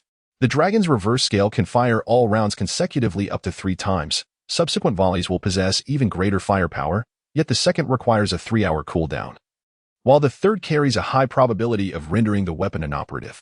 This is a gamble indeed. The system does not specify the exact odds, but it is assuredly not 100%, leaving room for risk. Each all-round discharge significantly amplifies its destructive capability within a short span. Should the all-round discharge persist through a 4th round, the resulting explosive force would likely surpass even that of dragon breath grenades. Lu Bai's thoughts were not convoluted. Given that the body of the worm mouse is hollow, severing it in half would effectively split the creature. However, this notion seemed dubious. After all, the worm mouse possesses the innate ability to divide. The crux of the matter lies in the fact that while the worm mouse can divide, the black jade within it cannot. The core black nucleus is singular. This is an unalterable law. At least, we have never observed multiple instances of black jade within anomalous creatures. Thus, if I can sever it in half, ensuring a complete disconnection, preventing it from self-healing and rejoining, then the black jade shall react. It is a simple deduction. When the worm mouse is divided, where will the black jade go? To the longer side or the shorter side? Or perhaps above or below the sewage pool? It is uncertain, yet there must be a definitive direction. Whichever side possesses the black jade will easily proliferate tendrils, facilitating rapid self-healing. Through this method, I can ascertain the location of the black jade. Consequently, there is no need to obliterate the gargantuan form of the worm mouse entirely. This is the optimal strategy and the sole condition for victory. Lu Bai narrowed his eyes and spoke gravely. Again. Boom, boom, boom. Lu Bai maneuvered to the northern side of the worm mouse, and once more, the dragon breath shotgun erupted. In an astonishing display, 120 rounds were unleashed in the span of 10 seconds. The magazine was emptied, the barrel overloaded. Unlike before, this time the dragon breath shotgun's barrel was exceedingly hot, with white smoke billowing from the muzzle. It was evident that the weapon could no longer withstand the strain of the all-round discharge. Yet, the power unleashed was visibly formidable. The side of the worm mouse was riddled with gaping holes. A terrifying force from 120 rounds left no trace of lingering flesh. Following the all-round discharge, a void spanning a dozen centimeters emerged on one side of its body. Lu Bai's arm trembled, not from the recoil, but because he was about to take a risk. Kinetic augmentation. As his words fell, Lu Bai and Appo's calf surged with power, propelling him into the air, fueled by an overwhelming explosive force. He swiftly circled to the eastern side of the worm mouse. The creature barely had time to react before Lu Bai struck again. Dragon's reverse scale. Give me. Once more. Boom, boom, boom. The rapid gunfire outpaced even firecrackers. The deafening sound resonated as though one were amidst the chaos of a battlefield. Lu Bai was certain that had it been another, without the protective black-silver battle helmet, hearing this triple all-round discharge from close range would likely shatter their eardrums. Amid such a terrifying cacophony, the worm mouse's body exploded, creating a gaping cavity nearly 20 centimeters wide. At this moment, more than half of its form had been obliterated by the all-round discharge of the dragon breath. Its tendrils flailed uselessly in the air, unable to strike Lu Bai, who was empowered by his battle suit. Even if the worm mouse wished to change tactics, it lacked the time to adapt. Lu Bai suppressed his unease, unwilling to let excitement overwhelm his senses. He remained calm, casting a glance at the dragon breath in his hands. The dragon breath had not exploded. It was still operational, although the muzzle was somewhat scorched, and the front section glowed a fierce crimson, as if the barrel were on the verge of melting. It had not deformed or detonated. This indicated that it could still continue. Truly, a steadfast companion through the trials of Wetland Park. It had not betrayed his trust. Lu Bai felt a surge of joy yet remained vigilant. As the worm mouse's form was torn apart by the all-round discharge, it began to shift. Its massive body abruptly toppled. Boom. With a resounding crash, debris scattered. The entire structure of the sewage pool was instantaneously collapsed by the worm mouse. Even the adjacent purification facilities were caught in the terrifying shockwave. The good news was that the two halves of the worm mouse were nearly separated. However, the bad news was, it seemed to sense the impending danger and did not attempt to reconnect its halves. Instead, it created a membrane-like structure within its hollow abdomen, swiftly sealing off the two sides. Simultaneously, a surge of black rain elements, along with flesh formed from black rain energy, flowed toward the remaining connection. It was as if it were attempting to restore a two-dimensional plane back to three-dimensionality. The worm mouse was on the verge of being severed in half, left with only one side of flesh. Now, it resembled a weighty object that had been squashed, like a worm flattened by a weight or a deflated balloon. As long as it could maintain airflow, it could return to its original state. What a formidable instinctive response. TSK. However, since the dragon breath did not detonate, you shall not have this opportunity. A fierce glint flashed in Lu Bai's eyes. Though the dragon breath was his loyal companion through thick and thin, in this dire moment, he had no choice. The fourth all-round discharge. The manual for the dragon breath stated that generally it could fire a maximum of 3 times. Thus, the sheer magnitude of the fourth consecutive all-round discharge remained unknown to Lu Bai, but he would soon find out. You think to heal from this? Dream on. Dragon breath. Blasted to pieces. All-round discharge. Boom, boom, boom. The sound of gunfire transformed.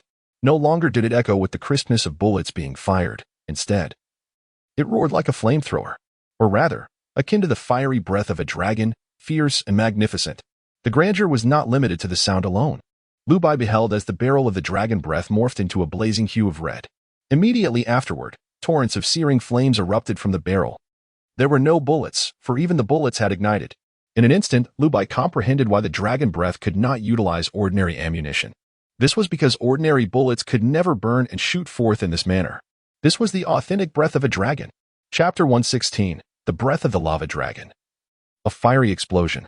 Flashes of fire erupted in brilliant bursts. Even with the enhancement of the black-silver battle suit, Lu Bai could feel the heat emanating from the dragon breath in his hands, akin to holding a freshly baked sweet potato. What an astonishing revelation. So this is how one wields the dragon breath? Lu Bai felt invigorated, as if he had stumbled upon a new world. The dragon breath. A product of low-tier quantum sublimation, would inevitably one day be unable to keep pace with Lu Bai's growth. However, perhaps its lifespan would surpass that of the startling dragon. For the dragon breath could serve not only as a shotgun but also as a consumable. Just like now. It was somewhat of a gamble. Testing how many full rounds the barrel of the dragon breath could withstand. In a fleeting 10 seconds, over 100 fiery orbs shot forth in a dazzling display. Like a fire dragon soaring through the sky, its breath raining down upon the earth. The concentrated flames erupted at the midsection of the worm-like giant rat, instantly shattering the flesh that connected its two halves, rendering it crisp. A peculiar scent of roasted meat wafted through the air, mingled with a hint of acrid odor. That was the scent of sulfur compounds. With the blast, the body of the worm-like giant rat was finally cleaved in twain. Now Chun Han acted swiftly. Though the dragon breath had succeeded unexpectedly, the offensive was far from over. Chun Han was already adequately prepared. Loading a grenade and aiming at the edge of the sewage pool, one half of the worm-like giant rat lay crumpled on the ground, while the other half lurked beneath the water's surface. Chun Han aimed at the junction of the two and unleashed the grenade. Boom! Amidst the deafening roar, flames engulfed the sky. The fierce fire flickered, continuously burning at the intersection, completely thwarting the possibility of the worm-like giant rat rejoining its severed halves. The strategy was flawlessly executed. However, Lu Bai's expression faltered, not due to the worm-like giant rat, but because of the dragon breath. The fourth full round had far exceeded the load limit of the dragon breath. Yet, astonishingly, it had not yet been rendered inoperative. Was this a bond between him and the dragon breath? Such an enigmatic connection eluded Lu Bai's understanding.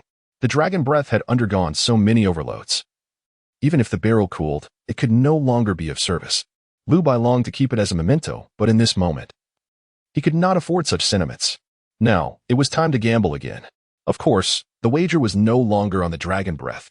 With the dragon breath searing hot like molten lava, Lu Bai would not entertain the fanciful notion that it could endure another full round. But the question remained, on which side should he use it? Where would the black jade be concealed? Within the submerged portion of the sewage pool, or the half that lay limp on the ground?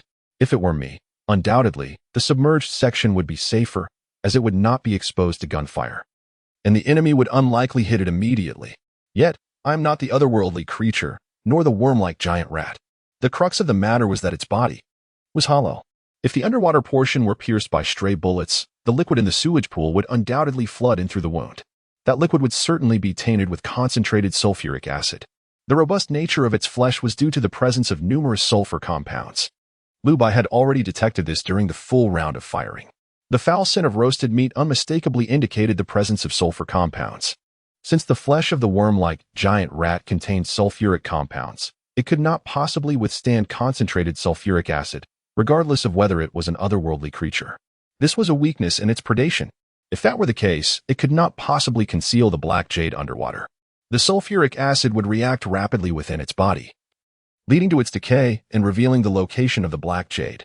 While concentrated sulfuric acid could harm flesh, it could not damage the black jade. But what the worm-like giant rat cared about was whether it could harm the black jade. No.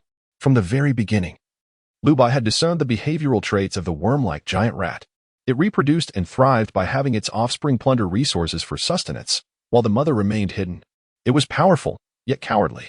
Thus, it excelled in concealment. However, if a substantial amount of concentrated sulfuric acid reacted within its body, then, even if the black jade remained unharmed by the acid, its location would be exposed to the enemy's gaze. This was precisely what the worm-like giant rat feared most. Lu Bai understood this clearly. Within mere seconds, he comprehended the entire truth. Indeed, given the modus operandi of the worm-like giant rat, that black jade could not possibly be hidden within the sewage pool. The reaction of concentrated sulfuric acid was all-encompassing. The black jade had nowhere to conceal itself. However, if it were to hide the black jade within its upper body, even if it faced a barrage of bullets, as long as it could react in time, the black jade would remain undisclosed. In an instant, Lu Bai connected all the dots. Perhaps the half of the worm on the ground was merely a small fragment of the worm-like giant rat. The submerged portion was likely its true body? But at this moment, that was irrelevant. In this instant, Lu Bai firmly believed in his judgment. This was a high-stakes gamble, but in truth, it resembled more a psychological game. Alas, the otherworldly creature possessed no heart. Hence, it could hardly be deemed a game of chance. Lu Bai was indeed speculating, confident that his hypothesis would not falter. With the barrel aimed at the upper half of the worm-like giant rat, Lu Bai hesitated not a moment, swiftly reloaded, and then pulled the trigger. Boom! A thunderous explosion erupted. The bullet shot forth like a blaze, not merely a simple firing. It was akin to true dragon breath, with the remaining bullets presenting a conical shape, burning and spiraling forth. The target was unmistakably the upper half of the worm-like giant rat lying on the ground. The worm-like giant rat quickly reacted, maneuvering its incomplete upper body in an attempt to flee. Yet, how could its speed compare to the burdened dragon breath? The fifth full round of firing transformed the dragon breath into a genuine fire dragon. However, the good fortune was short-lived. Bang, a deafening blast. The source of the sound was not the worm-like giant rat, but rather the gun in Lu Bai and Appo's hands. The front end of the dragon breath's barrel had exploded into a trumpet shape. It appeared as if it were melting, with molten metal oozing and dripping slowly. Lu Bai and Appo's heart tightened as he realized that the dragon breath was about to detonate. Without hesitation, he immediately threw the dragon breath toward the worm-like giant rat. Before the fifth full round of firing was completed, the dragon breath was hurled toward the worm-like giant rat. Then, boom! The roar was earth-shattering, and flames surged skyward in an instant. Beneath the blinding brightness, the overloaded dragon breath erupted violently. A terrifying shockwave unleashed chaos. Dust and debris soared into the air, and the sewage was sent flying, until, at last, the commotion subsided. The vicinity of the sewage pool had been utterly reduced to ruins. The portion of the worm-like giant rat remaining on the surface was also cleaved in two by the explosion. Even the unextinguished embers clung to the two halves of the worm-like giant rat, continuing to burn. Witnessing this, Lu Bai finally let out a sigh of relief. The strategy had succeeded. Chapter 117, Divide and Conquer, Strange Terror. How immense is the size of the worm mouse? The mere exposed parts are akin to a towering skyscraper. Yet now, the worm mouse and Appo's body above ground has been reduced to two segments, one measuring 10 meters and the other 15. Apart from retaining its dense claws, it bears no resemblance to a mouse. In essence, it is transformed entirely into two elongated worms with mouse-like claws. Lu Bai rubbed his hands together. Even through the nano-black silver battle suit, his fingers felt singed by the dragon and Appo's breath. In this perilous moment, he feared that the worm mouse might suddenly go berserk. Thus he dared not lower his guard or shift the nanomaterial to his hands, although this meant sacrificing a measure of dragon and Appo's breath. Lu Bai successfully severed the worm mouse into two parts. A worthy trade. Now the pressing question was, where exactly was the black jade located on the two halves? However, at this juncture, that was no longer a concern. Lu Bai took a deep breath, forcing himself to calm his racing heart, and within moments, his composure was restored. He had mastered the rhythm of battle, able to adjust his breathing with ease. With a focused gaze, Lu Bai commanded, "Chun Han." Proceed according to our plan. As he spoke, he swiftly tossed a crocodile bone snake whip to Chun'an. At that moment, the severed remains of the worm had already regained consciousness. For the worm mouse, both halves could move independently. However, their capabilities differed. Only the segment housing the black jade could exhibit near-king-level power, while the other half could not fully control its body. Determining the location of the black jade was achievable by observing the restoration and movement speed of the two halves. Lu Bai and Appo's eyes remained fixed, watching as countless mouse claws sprouted from the sides of the worms, resembling diminutive centipedes, all racing towards the sewage pool. They were frightened. They realized that Lu Bai was aware that the black jade resided within them. Thus, they could no longer linger in the open. If they could escape back to the sewage pool, even facing a deluge of concentrated sulfuric acid, they might manage to restore the black jade to its original form. This was their foremost priority. But alas, they would not be afforded that opportunity. Lu Bai had already anticipated their intentions. Utilize the second type of crocodile bone snake whip. Lu Bai mentally commanded, and in an instant, the whip manifested. The bone whip extended in segments, descending upon the direction of the worm's movement. The worm could not evade, as its numerous appendages lacked the capability to halt. Consequently, as the crocodile bone snake whip descended with overwhelming inertia, it easily ensnared one of the worm and Appo's bodies. Chun'an did likewise. Lu Bai did not immediately employ the biting function of the whip. Instead, as the whip bound the worm and Appo's remains, he exerted force, pulling the nearly 15-meter-long worm and sprinting away. Energy amplification. Legs, he exclaimed. In an instant, Lu Bai and Appo's calves surged with power, propelling him forth like a cannonball. Within mere seconds, he had dragged the cumbersome worm beyond the boundaries of the sewage pool, arriving in an open parking lot. Chun'an too swiftly took her half of the worm, positioning themselves on opposite sides of the parking area. Thus, they could no longer merge. Where was the black jade hidden among the halves? That was no longer significant. Regardless of its location, Lu Bai possessed the means to uncover it. He was in charge of the 15-meter specimen, while Chun'an managed the 10-meter one. Their roles were distinctly defined, though perhaps a bit extravagant. Lu Bai and Chun'an distanced the two halves from the sewage pool, ensuring they had no opportunity for reassembly. Without a second thought, Lu Bai pressed the trigger-like button on the grip. In an instant, crack, the crocodile and Appo's bite engaged. There was no thunderous roar of dragon and Appo's breath, nor the sound of a full volley of gunfire. Yet, the terrifying biting force instantaneously cleaved the worm and Appo's body in two. Lu Bai had refrained from using this technique earlier, not out of fear of losing control over the crocodile bone snake whip, but because its biting power, while potent, would not create a sufficiently large wound. The worm mouse's body was hollow, thus it was easier to sever. Conversely, it also healed more rapidly. If the wound was not sizable enough, the two halves would quickly reconnect. Just as now, with a swift motion, Lu Bai drew forth the pristine dragon and Appo's breath. The previous expenditure of dragon and Appo's breath for such an explosive output was indeed costly. However, Lu Bai was not lacking in resources. He loaded a grenade, which swiftly discharged. Boom. Flames surged skyward. The shockwave erupted instantaneously, sweeping the surroundings. The 15-meter-long worm was once again severed by Lu Bai. On Chun'an's side, the same fate befell her worm. The worm mouse was bewildered. If it possessed human-like cognition, it would surely be perplexed. Here it was, a formidable mother nest transformed, wielding power near that of a king-level anomaly. So powerful, why then was it rendered utterly defenseless against two mere ants? This should not be. It still had many means at its disposal, such as acid sprays, parasitic flies, and septic toxins. Yet what had it done?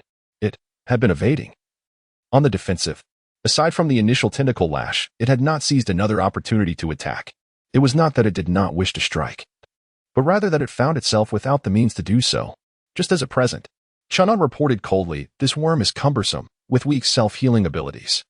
No need for dragon and Appo's breath. It cannot repair the wounds inflicted by the crocodile bone snake whip in time. Thus, it was evident that the creature before Lu Bai was the true mother entity, the concealment of the black jade. The worm mouse could not comprehend human language but understood Chun'an's command to halt. Why did Chun'an stop?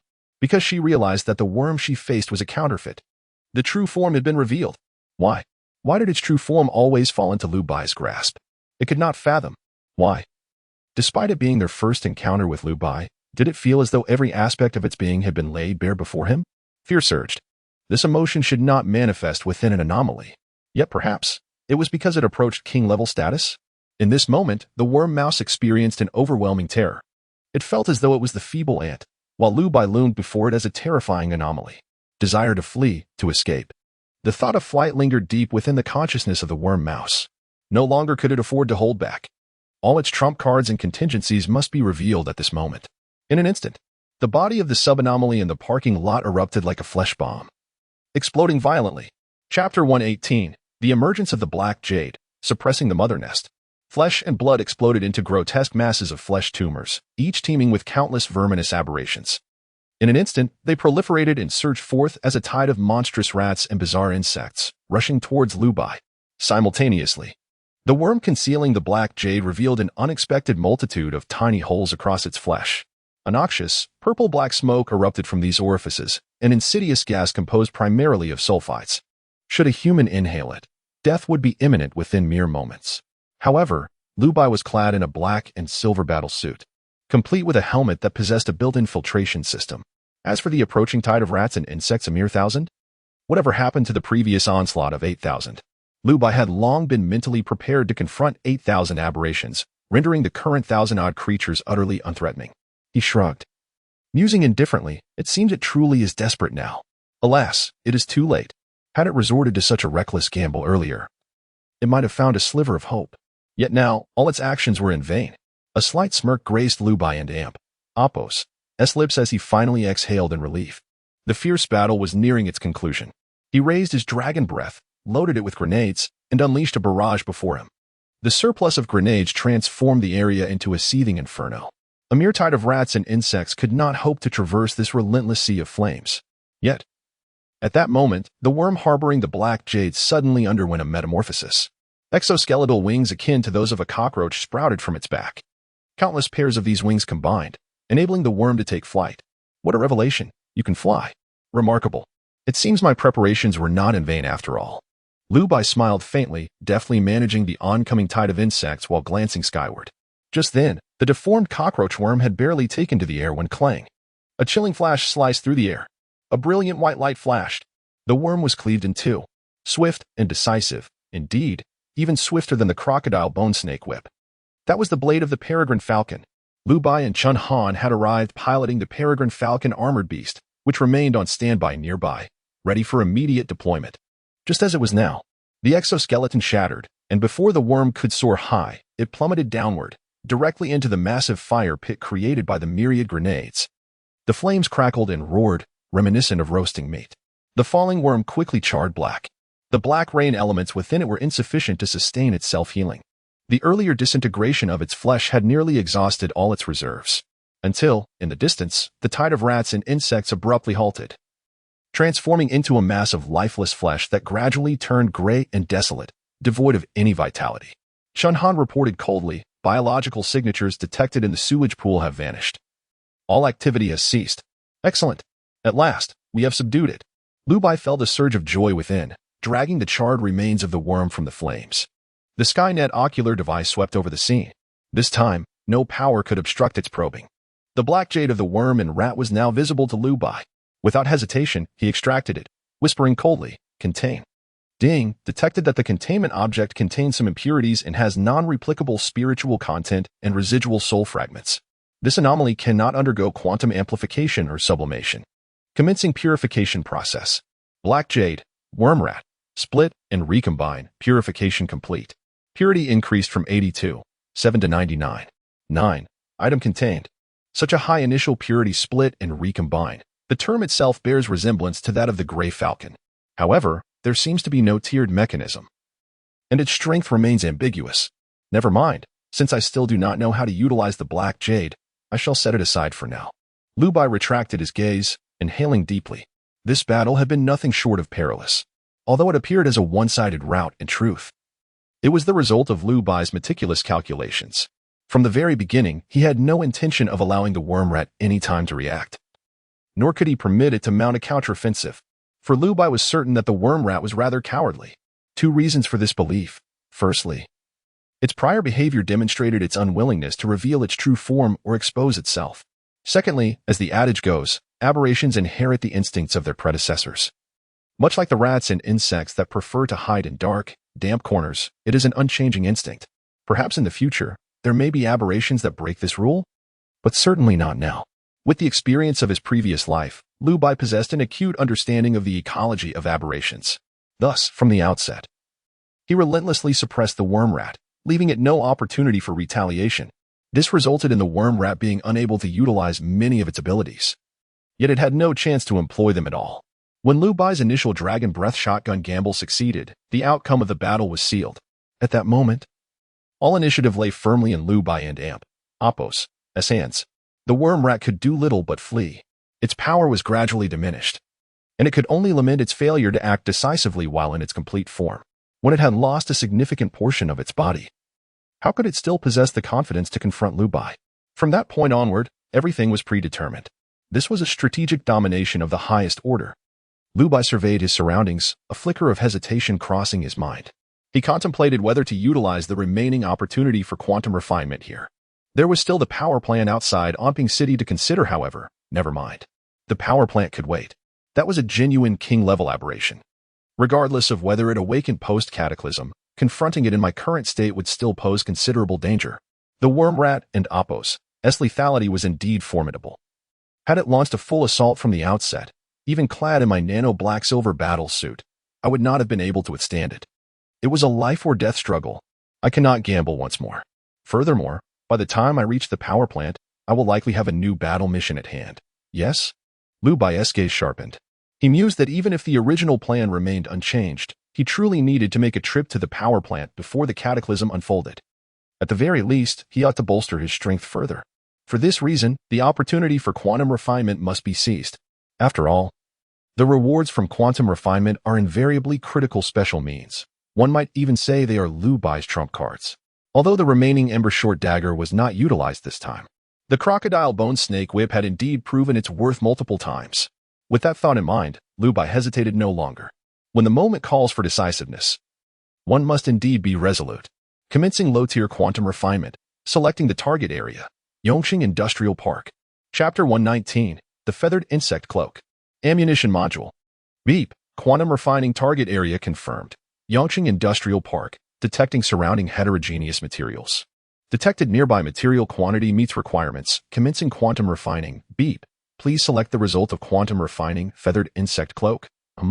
Select. Where is the choice promised? There is nothing to choose from. The quantum refining result yields only one feathered insect cloak. However, upon further reflection, this does seem quite reasonable. After all, this nest is ultimately the product of the reproduction of the wormy rat.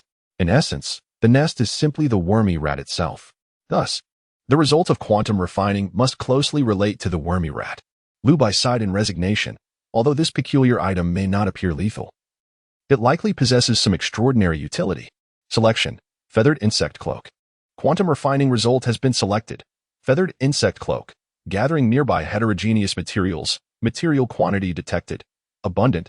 Beginning quantum refining. As soon as he finished speaking, all the remains of the rat insects and the carcasses of the wormy rat around Lu Bai were instantly devoured by the void. Soon after, a thunderous sound resonated. Quantum refining completed. Received feathered insect cloak 12. Feathered insect cloak. A cloak composed of transparent elytra. Although the cicada wings are thin, their strength and resilience far exceed that of ordinary alloys. 1. The cicada wings of the feathered insect cloak can be separated by thought. Intercepting smaller airborne objects. If the wearer possesses special abilities, control over the cicada wings is heightened. 2. The cicada wings can arrange in a unique formation, absorbing surrounding light and refracting it, granting the wearer optical camouflage capabilities. 3. The cicada wings can release scale powder, masking all scents and presences while stationary, even causing weaker anomalies to perceive the wearer as kin.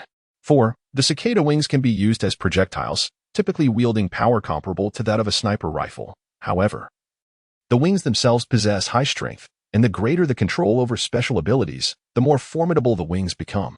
5. The cicada wings can regenerate rapidly, requires the consumption of black rain crystals and related materials. At first glance, it may seem rather ordinary. Yet, the quantity is undeniably extravagant.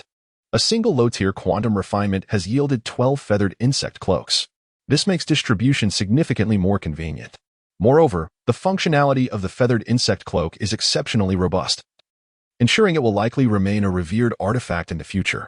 Not only does it offer optical camouflage, but it can also conceal scent and presence, even causing weaker anomalies to mistake it for their own kin. It indeed sounds like a formidable responsibility. However, Lu Bai pondered, does this not imply that in environments similar to the wetland park, if he donned the feathered insect cloak, he could simply glide past the remains of other anomalies and head directly for the gray falcon? This would not only save an enormous amount of time, but also avoid alarming the enemies. As for the other abilities of the feathered insect cloak, Lu Bai narrowed his eyes, murmuring to himself, if the wearer possesses special abilities, the stronger the abilities, the mightier the cicada wings. Goodness. Could this be considered a form of limitless growth? The strength of the cicada wings depends on the wearer's level of special abilities. Lu Bai could already envision that if Yi Yao were to fully master her abilities, then donning the feathered insect cloak would transform those cicada wings into her most lethal weapon. As for Su Chaoqiao, she could simultaneously construct a thorny shield while utilizing the cicada wings to protect other areas, effectively becoming an impregnable fortress. This item truly requires a special abilities user to unleash its full potential. A hint of reluctance flickered in Lu Bai's eyes, but it quickly subsided.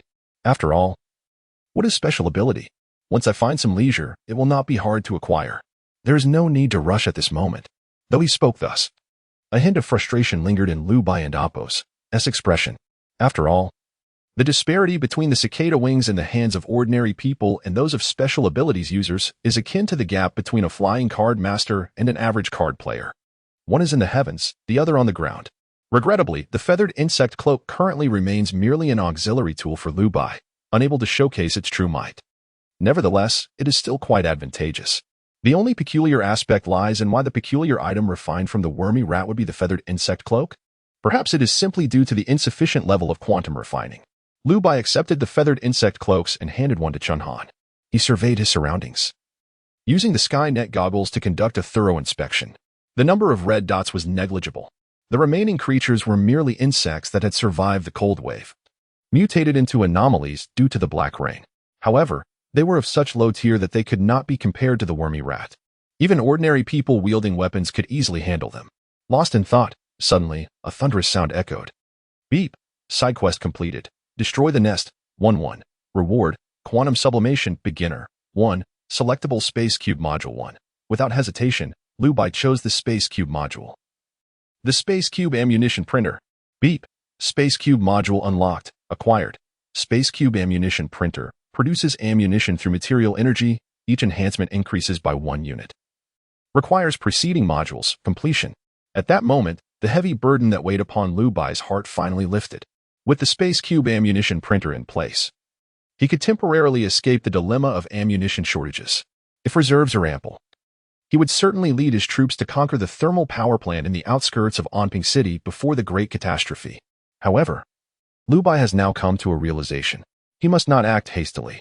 Without guaranteed strength, venturing to the thermal power station is unwise. After all, if those nanobiomimetic individuals were to confront a true king-level anomaly, aside from high-tier biomimetic individuals, the rest would likely be swiftly overwhelmed. They're all precious resources, or rather, invaluable labor. If in the quest to seize the thermal power plant, several or even dozens of biomimetic individuals suffer severe damage and cannot recover, it would be akin to gaining a sesame seed while losing a watermelon. The expedition plan must be observed for a while longer. In any case, the tasks have nearly been completed.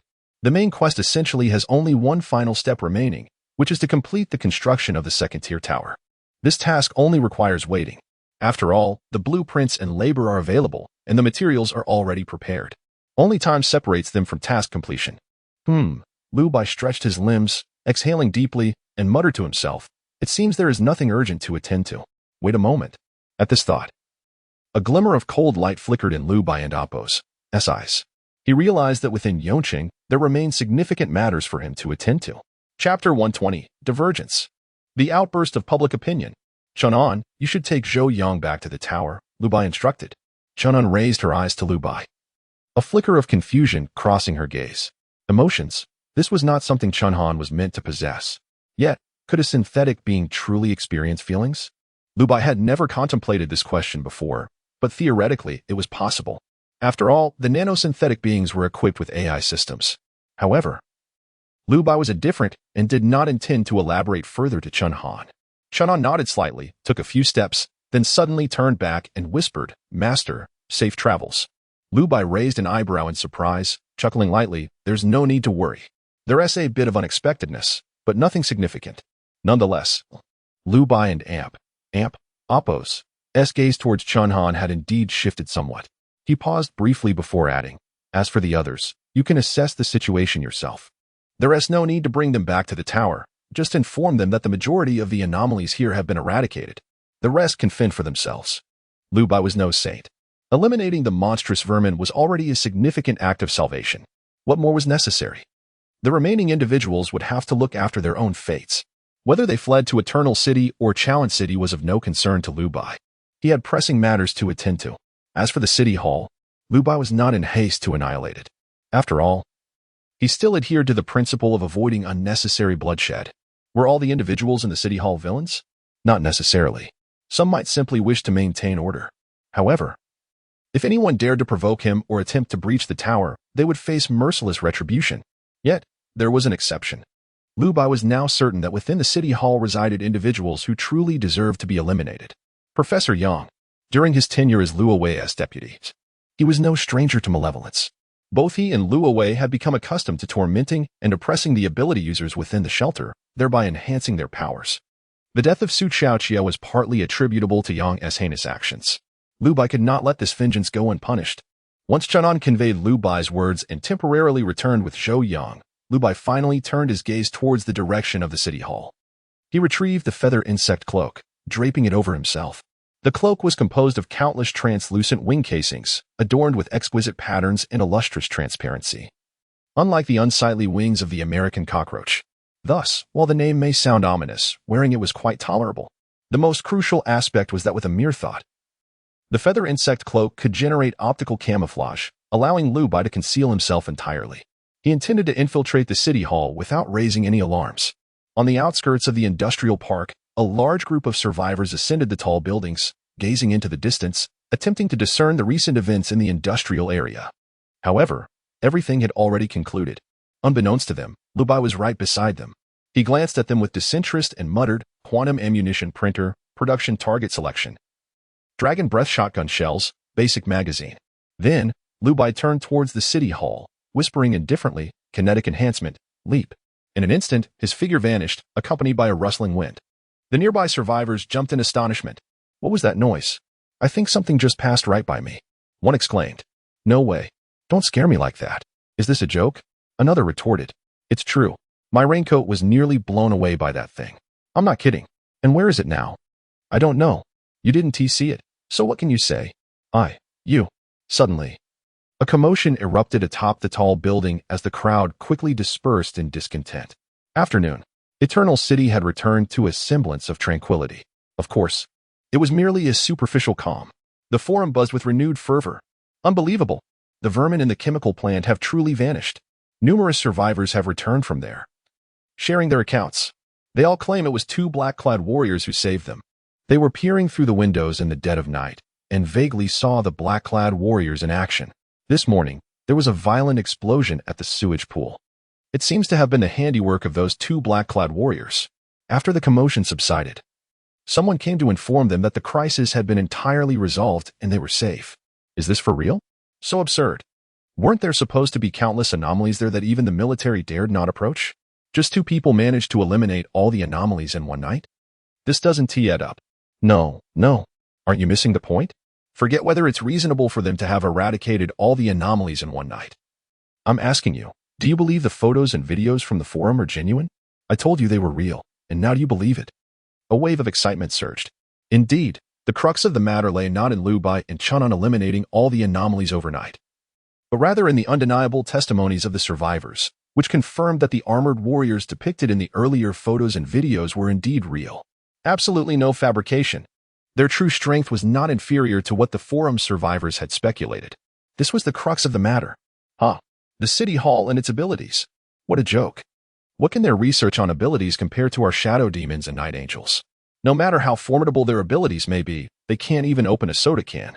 The two great beings we found liberated the entire industrial park overnight. This is a completely different realm of power. Speaking of which, didn't that video from the city hall mention not to trust rumors? In light of this, could there be some hidden agenda? Indeed, that makes sense. The crowd suddenly grasped the implications.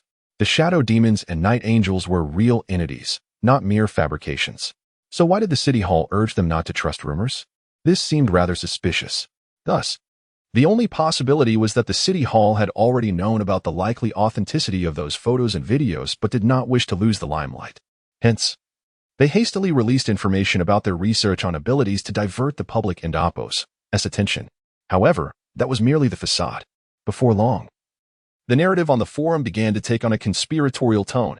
Someone suddenly raised doubts. Did the Eternal City Hall already know the origins of the black-clad warriors?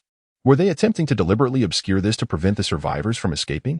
The moment this statement emerged, it ignited an explosion of discussions across the entire Eternal City Forum. And the most troubled party, without a doubt, was still the City Hall. Chapter 121. Targeting Evil Schemes. A group of incompetents. What are they doing? Did they not swear to me that there would be no more unexpected incidents on the forum? Have they forgotten what I said before? If we are to seize the Fushan Grand Hotel, it must be done swiftly. Damn it. How long have we been training our troops? We just need the people to be stirred up. Yet, here we are. The forum is indeed abuzz with fervor, but it is directed not at the Fushan Grand Hotel, but at us. You. Come here. Open your eyes wide and see how these traitorous dogs are cursing me. The officials from the municipal hall dared not oppose and could only stiffly step forward, glancing at the descriptions on the forum. The post's title boldly proclaimed that dog, Songren, is a deceitful villain, guilty of all sorts of evil. The subsequent comments were nothing but insults directed at Songren and the municipal hall. The implication was clear. Songren knew about the existence of the black-clad warriors yet chose to conceal it, even dismissing it as a rumor, undoubtedly with ulterior motives. As for the so-called research on extraordinary abilities, it could only lead to two possibilities. Either it was a fabricated performance, deliberately deceiving all survivors of Yongqing, or it was outdated research findings. In reality, the research on extraordinary abilities had long yielded results, but the municipal hall had deliberately concealed it, or rather, wished to monopolize the final outcomes of the research. Extraordinary abilities would not be shared with other survivors, but would instead serve as tools of tyranny for the municipal hall, enjoyed solely by the officials. This was an evident conspiracy theory. Yet, the municipal hall had no way to refute it. Songren was indeed innocent. He truly did not know the origins of the black-clad warriors. However, to steer public opinion, he could only forcefully divert their gaze. But the cost of such actions was that, should he fail, the public outcry would inevitably turn against him. After all, he had previously elevated his own image to an almost unattainable height. The higher one flies, the harder one falls. Songren was infuriated yet at a loss. The existence of the black-clad warriors had become an undeniable fact, no longer open to doubt. Moreover, the formidable power displayed by the black-clad warriors exceeded Songren's imagination, far surpassing their expectations of the research on extraordinary abilities. Desperate and frazzled, he tugged at his hair in frustration. He gritted his teeth, and suddenly his footsteps faltered. Speaking of which, what was the purpose of guiding public opinion? Was it not to seize the Fushan Grand Hotel and acquire a legitimate motive? Perhaps they could slightly sacrifice their legitimacy? For instance, by lowering their stance, feigning pity, or pretending to be innocent. Or fabricating facts, concocting lies. These were precisely the things Songren excelled at. Yes, this is the apocalypse. There is no need to continue this charade of righteousness. Songren's eyes reddened, no longer concealing his vile visage. His thoughts raced, and soon, a perfect blueprint formed in his mind. Since the matter of the black-clad warriors could no longer be hidden, all blame could be shifted onto the Fushan Grand Hotel. The municipal hall had plenty of ammunition. Surrounding the Fushan Grand Hotel were over 100 drones patrolling in the snow. Wasn't this evidence of their hidden cards? Rock-solid proof. The one who could not defend themselves would no longer be the municipal hall, but the Fushan Grand Hotel. Songren's gaze grew cold as he spoke icily. Draft. Write that the Fushan Grand Hotel is the root cause of the bitter cold and black rain. Some among them participated in malicious research that could lead to the end of the world. I merely concealed this for the sake of the citizens. And that is my fault.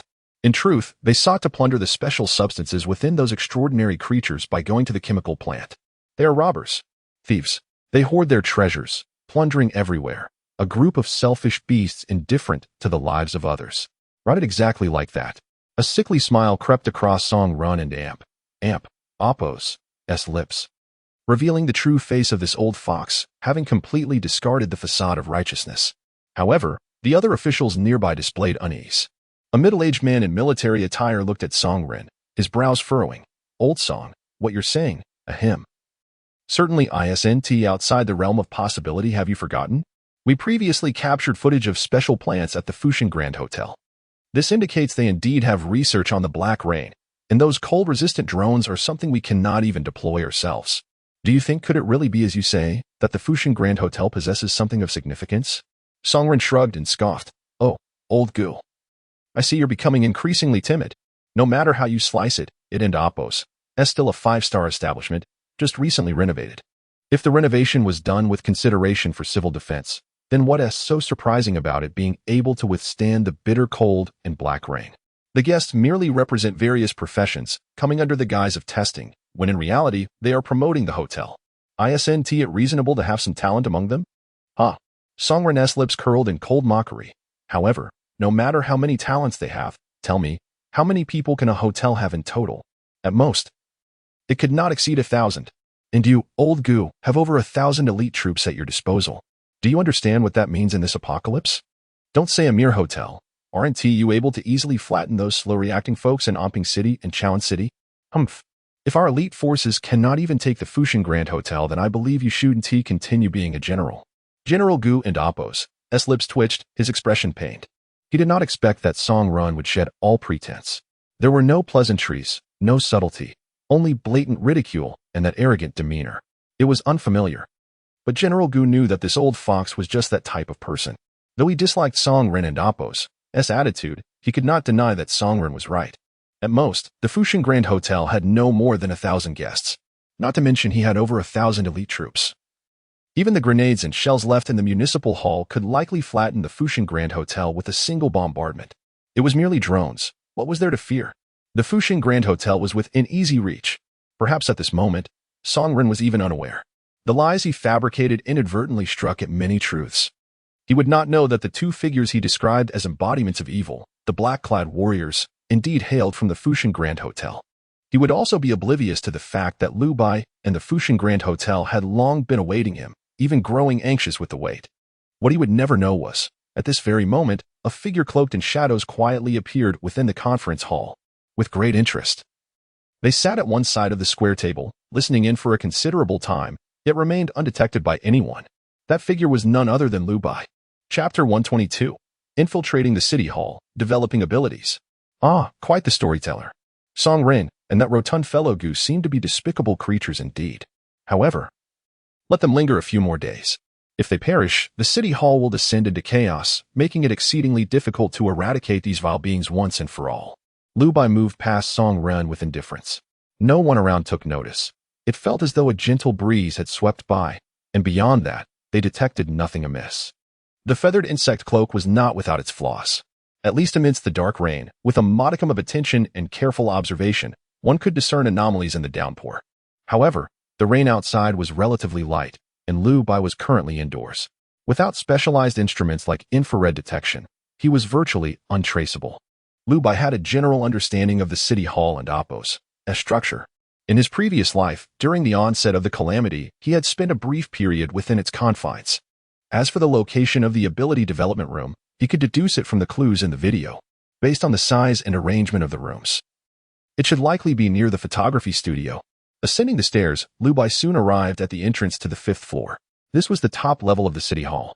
The corridor door on the 5th floor was firmly locked, evidently barring entry to unauthorized personnel. Glancing at the lock, Lu Bai swiftly produced the ember dagger. The crystalline powder of the dark rain fell upon the dagger, which immediately heated up upon contact with the iron chain, severing it with ease. How convenient, Lu Bai mused as he retracted the dagger and quietly stepped onto the 5th floor. However, the moment he entered the corridor, a pungent smell of blood assaulted his senses, mingled with a bizarre, foul odor. It was a familiar sensation, reminiscent of the dark hospital beneath Shanghai Jiayuan. Lu Bai and Oppos' pupils constricted, a flicker of rage igniting within his eyes. Yongqing. Clenching his teeth, Lu Bai discerned the source of the bloodied scent.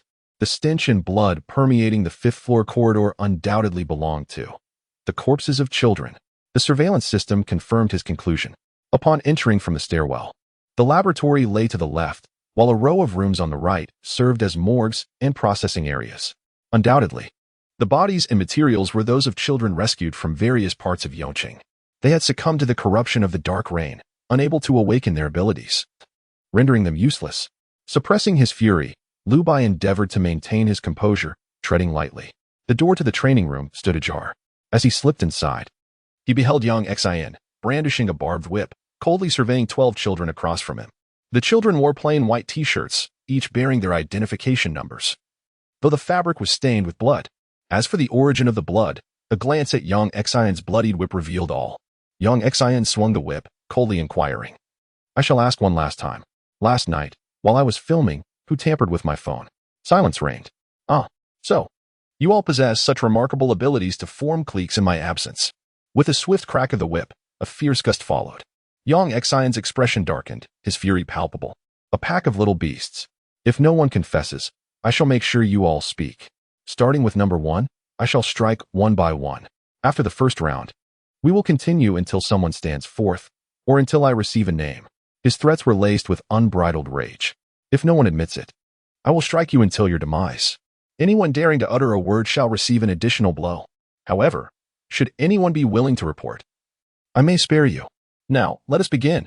With a crack, the barbed whip lashed against number 1's arm, tearing flesh and staining her shirt crimson.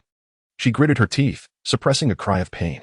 The resolve to remain silent was commendable, yet as the first victim, her refusal to speak was fatal.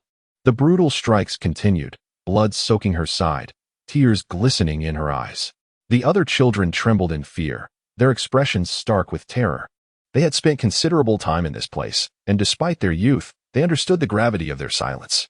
Meeting each other and Oppos, gaze could imply to Yongqing that they held crucial information. Thus, they endured. No cries, no exchanges, and certainly no retaliation. Another crack of the whip. Number 2 shuddered violently, his teeth chattering. Yongqing tightened his grip on number 2 and Oppos' face, even forcing his teeth to pierce his gums. "Tell me, who did it?" Each word dripped with suppressed rage. Trembling, number 2 and Oppos' eyes brimmed with tears of agony. Yet he remained resolute, struggling to respond. "I don't know." Another 3 vicious strikes followed, blood soaking his shirt. Yongqing's fury escalated. "You had your chance. Ignorance will be your downfall. You little beast, seeking death." The whip echoed through the training room, a relentless cycle of punishment and roar. The air thickened with the scent of blood. Each child was soaked in crimson. Yet none cried for mercy. None confessed to the phone incident, for it was a shared endeavor. They had resolved to endure together until rescue, vowing never to betray a comrade. It was not their innocence to blame. Since their capture, they had lost all awareness of the outside world. They believed that a plea for help would lead to salvation. Yet, such hope was utterly futile. Their cries for aid were drowned in the tide of public discourse. Even if someone took notice, no one could rescue them from the clutches of the city hall. In this moment, the children remained hopeful. Interpreting Yongqing and Oppos' fury as a sign that their plan had succeeded in instilling fear. Alas, these so-called hopes were mere illusions, ephemeral as mist. They would never see a rescue team arrive. Time and again, the whip cracked, and the shouts of anger reverberated endlessly, until a barely perceptible voice echoed in number 1 and Oppos' ear. "Do you wish to kill him?" Chapter 123, Malicious Acts, Justice Served. "Do you wish to kill him?" Upon hearing that voice, her pupils constricted abruptly. Initially, she believed it to be the seductive whisper of Yongqing, attempting to discern the children's sincerity.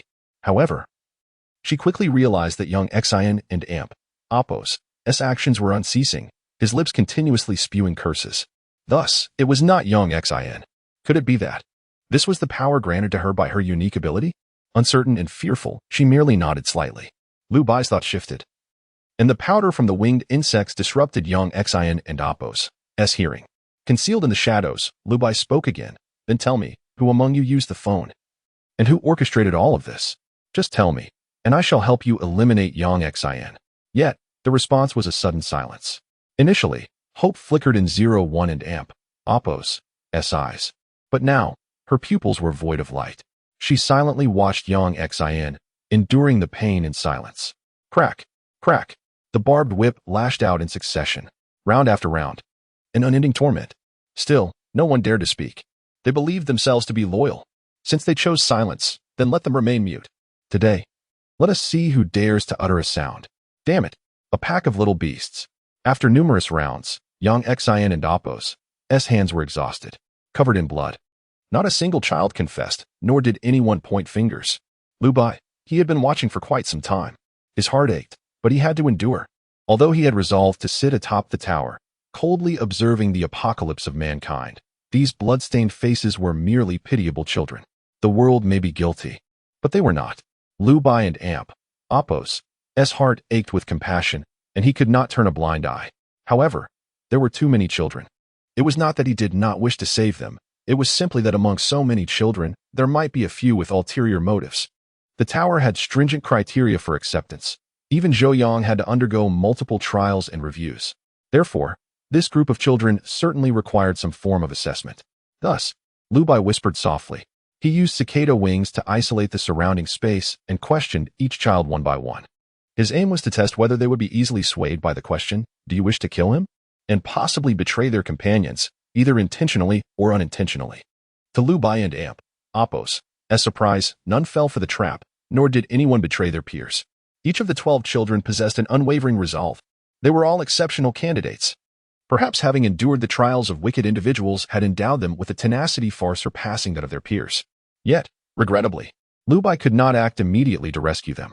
He needed to tread carefully. Yongqing, fearing retaliation from the children, had proven to be cowardly in Lu Bai and Amp, Appo's past experiences. If he killed Yongqing, the entire municipal hall would be alerted. At that moment, Lu Bai, alongside the children, would find it inconvenient to battle the beasts of the municipal hall, and they would be caught on camera. Should the beasts of the municipal hall and Lu Bai engage in a deadly confrontation, even if the cicada wings could deflect bullets, they could not simultaneously protect every child. If any child were to perish, Lu Bai would be overwhelmed with guilt. Moreover, if the scene of his escape with the children were captured by the municipal hall, no matter how they twisted the narrative, he would be left to bear the brunt of scorn, becoming a target of public outrage. Thus, Lu Bai could only endure. He needed a suitable method to swiftly evacuate all 12 children from the 5th floor of the municipal hall. He had to avoid confrontation with the municipal hall and evade any recording devices. What method could satisfy all these conditions? The only solution Lu Bai could conceive was the Falcon. The Falcon has a designated capacity for 9 passengers. However, given the children and Amp, Appo's small stature, they could all fit. Nevertheless, this would expose the Falcon to public view, and never mind. Since the municipal hall intended to frame the tower once the news broke, they would find themselves in a predicament. Even if the Falcon appeared, they would be unlikely to believe it belonged to Fuxing Hotel and would have no retreat. Thus, Lu Bai devised a comprehensive plan. For now, he could only wait. No matter how much it pained him, he had to endure. For the sake of all the children's safe departure, these sufferings were their unavoidable tribulations. Until the Falcon soared towards the clouds. Concealed within the thick mist, it rushed towards the municipal hall from the direction of the chemical factory. Diving from the clouds, it was about to break through the thick fog, revealing itself to the world. Lu Bai clenched his fists tightly. Finally, he would no longer be a mere observer. At that moment, Yongqing gasped for breath, shaking his aching wrist while regaining his strength. Yet suddenly, the whip in his hands vanished without a trace. In its place was a rope binding his hands. From the shadows of the training room, Lu Bai suddenly revealed himself. Silent and unseen, he looked at the astonished, bloodied children who, despite their usual composure, were nearly choked with emotion. "I have come to rescue you. Your assessment has been passed. Now, this whip that has harmed you belongs to you. Children, I believe in your character. Therefore, I shall not interfere with this beast. You may decide how to deal with him." Lu Bai smiled faintly, though the smile was somewhat stiff. His original intention was to personally eliminate Yongqing. However, now, as he endured the pain and guilt, witnessing the suffering inflicted upon the children, he understood that the sins of this beast, Yongqing, should be judged by these children themselves. As for the assessment for joining the tower group, perhaps it was not rigorous enough. Yet, Lu Bai felt that it sufficed. These children were all promising talents. Even in the face of such suffering, they remained true to their hearts. If he could not teach them properly, Lu Bai believed it was not the children's fault. It was his own failing. Lu Bai approached Yongqing, his eyes devoid of emotion. "You, what are you?" No. Dawn and Amp, Appo's, stop. At a crack. Snap. The sound of bone breaking echoed. Lu Bai calmly shattered Yongqing and Amp, Appo's limbs. Amidst the desperate wails, the children finally reacted. They did not know where Lu Bai had come from, nor did they comprehend his true identity.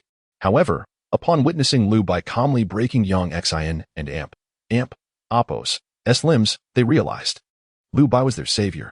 And soon, Yongcheng would meet his end at their hands. Lu Bai stepped through the door.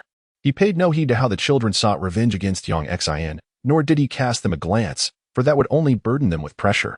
Instead, Lu Bai gazed indifferently into the distant sky, fixated on the quivering light within the thick clouds, hands clasped behind his back, silently calling, "Falcon, come, take the children home."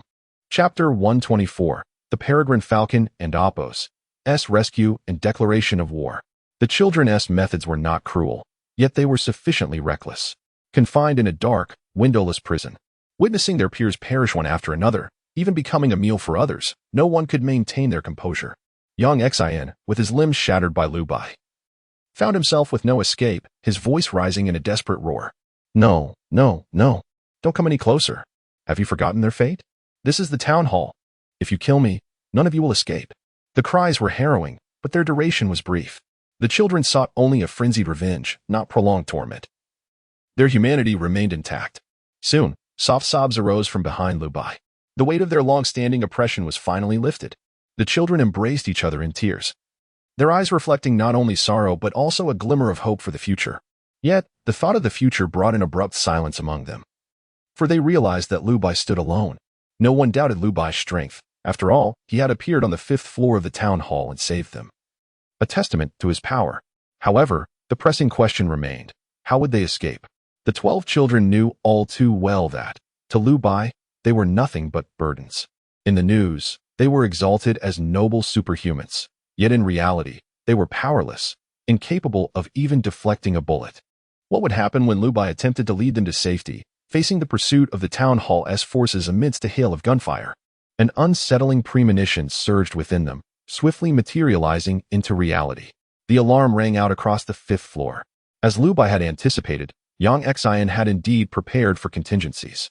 To protect himself from danger, he had set up an alarm system linked to a health bracelet concealed within his sleeve. Should Yongcheng and Appo's life be endangered, the alarm would sound instantly. "Someone and Appo's coming," a child cried, pressing against the wall, attuned to the situation below. "They seem urgent. They're calling for someone. They're coming up. Benefactor. Bad people are coming to catch you. Why don't you? You should leave first." The children gritted their teeth. They longed to flee, yet fear gripped them. To scatter would only complicate Lu Bai's predicament, making it harder for him to escape. Lu Bai was their savior, and they did not wish to burden him. With footsteps drawing nearer, the children grew increasingly anxious. Yet, Lu Bai remained calm, gazing into the distance with indifference. 01. The leader among the children pressed her lips together. She knew she must take the initiative. Turning to Lu Bai, she spoke earnestly, "Benefactor, please rest assured. With Yongcheng dead, we can use his phone to document the scene and share it online. Previously, we lacked evidence, but now we have photos to substantiate our claims. We can urge the town hall into action. They won't dare to harm us again. You can leave in peace. We will take care of ourselves." However, Lu Bai shook his head, finally responding, "I promise to lead you to safety, and I shall keep that promise." The children exchanged glances, their eyes filled with hope, but soon fell into silence. They wished to trust Lu Bai, yet the reality was stark. At least for now, they could not escape. The atmosphere turned tense until, boom, without warning, in an instant, a shadow loomed near the corridor. Suddenly, a dark silhouette tore through the sky, shattering the 5th floor and Appo's outer wall. Shimmering shards of glass reflected the dim light, cascading around Lu Bai like a rain of fallen splendor. A colossal mechanical bird peered into the corridor, its abdomen splitting open to reveal a passageway. With his hands clasped behind his back, Lu Bai tilted his head slightly, a gentle smile gracing his lips. "Let us go home." The children stood in awe, feeling as though they had entered a dream. The dazzling rain of glass and the striking mechanical bird seemed far removed from reality. Wow, is this really not a dream? No, it shouldn't be. Then what about us? The children turned their gaze towards 01, seemingly awaiting her final decision. 01 glanced at Lu Bai, her eyes brimming with tears, and nodded decisively. "All right, we believe in you." With that, 01 led the children without hesitation, boarding the Peregrine Falcon. The cockpit was indeed cramped, yet fortunately, the children's small frames meant they could squeeze in without issue. The thunderous noise undoubtedly roused the old foxes of the town hall. Song Ren's face was a mask of shock as he immediately mobilized his forces toward the 5th floor. The alarm echoed through the corridors. But instead of instilling fear in the children, it felt more like a death knell for the town hall. When Song Ren and his team arrived, they found only chaos and destruction, along with the silhouette of the mechanical bird soaring beyond the shattered wall. What is that? No, it can't be. How could this happen so quickly? What is this unknown technology? Dumbfounded, Song Ren clasped his head, his face reflecting sheer horror. This scene shattered his understanding completely. The mechanical bird ascended, swiftly vanishing into the clouds, leaving no trace behind. In the end, Song Ren could only barely discern the direction it had flown, toward Yongqing City. Leaning against the wall, his pupils trembled in disbelief as he surveyed his surroundings. It was evident Yongqing was most likely dead, and the children from the laboratory had likely been taken by that mechanical bird. Yongqing City? It seemed undeniable. Regardless of the origins of its technology, Song Ren knew one thing for certain. He could not provoke Yongqing City now. His secretary trembled, panicking. Mayor Song. What should we do now? Bang. Song Ren slammed his fist against the wall, his eyes bloodshot. The superpowered children had been taken away, their final voice stripped from them. He had no choice. Damn it. Write a statement immediately, blaming it all on the Fuxing Hotel. On June 15th, the town hall will deploy forces to seize the Fuxing Hotel. Chapter 125, Undercurrents, Completion Approaches. May 30th, Fuxing Grand Hotel. The completion of the second-tier tower is imminent. Recently, Liu Bai has discovered that the peregrine falcons can also assist in construction, particularly during aerial operations. The efficiency of the peregrine falcons surpasses that of an entire team of bionic individuals. However, there are drawbacks. The energy consumption of the peregrine falcons is considerable, limiting their duration of work. Nevertheless, Liu Bai remains unconcerned, as his objective is to expedite the construction process. A slight increase in energy expenditure and inconvenience is of little consequence.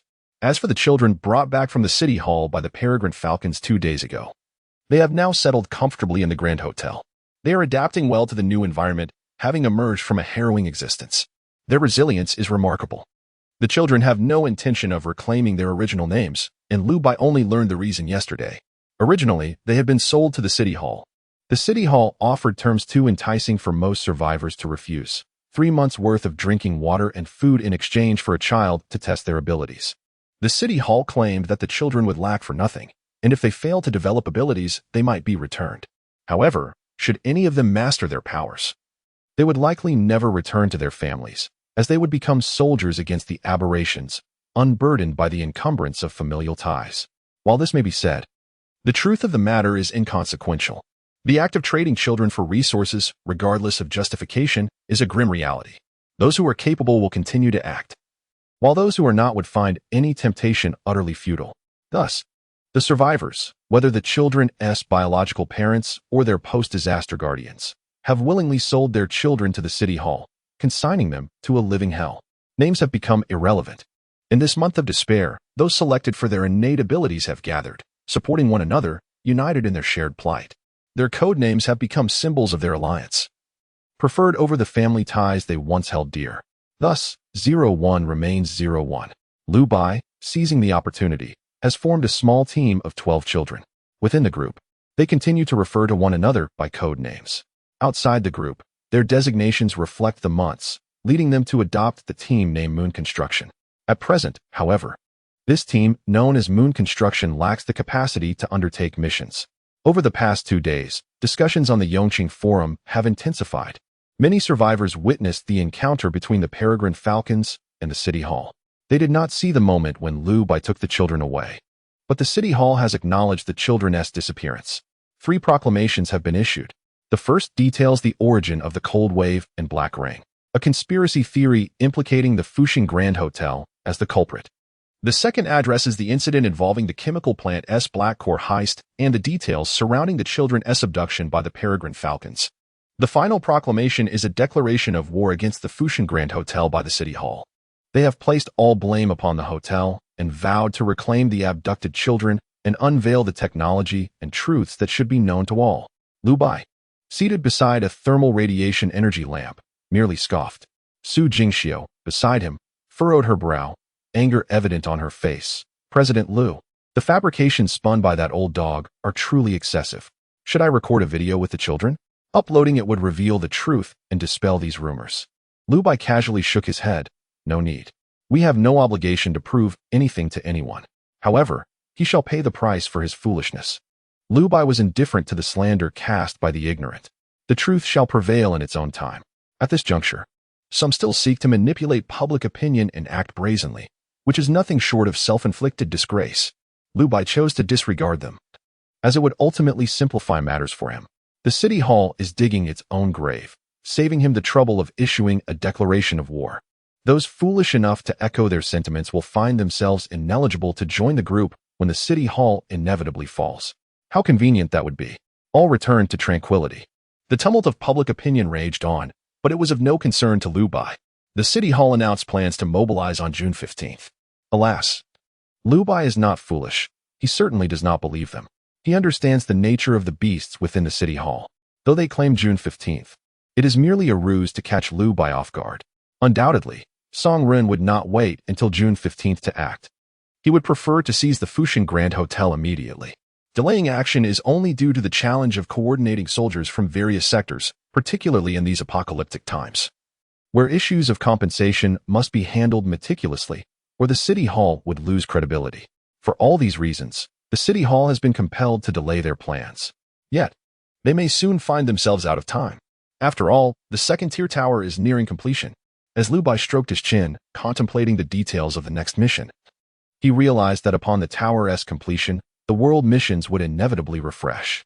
A visit to the Yongqing City Thermal Power Station is essential, but if he could complete it alongside the mission refresh, it would yield significant efficiency. Lost in thought, Liu Bai raised his hand, focusing his mind.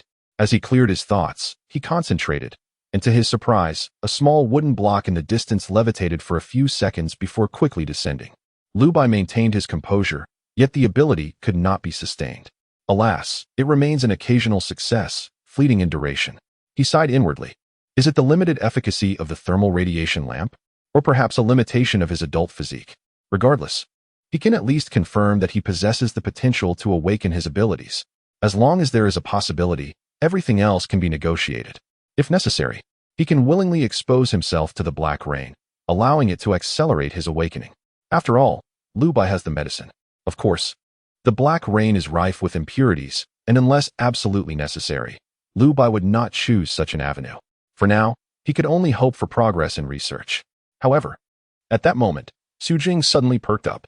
Listening intently to the reports from the surveillance system, she exclaimed, President Liu, the Pharmaceutical Research Institute and the Blackwater Research Institute have both yielded results. At the Blackwater Research Institute, Zhou Yang has developed a special active gel that can rapidly absorb elements from the surrounding black rain. Meanwhile, from the Hospital Research Institute, Xiao Rou reports that the ability crystal has been successfully synthesized. Chapter 126. The Crystal of Abilities, Justice Served. The Crystal of Abilities.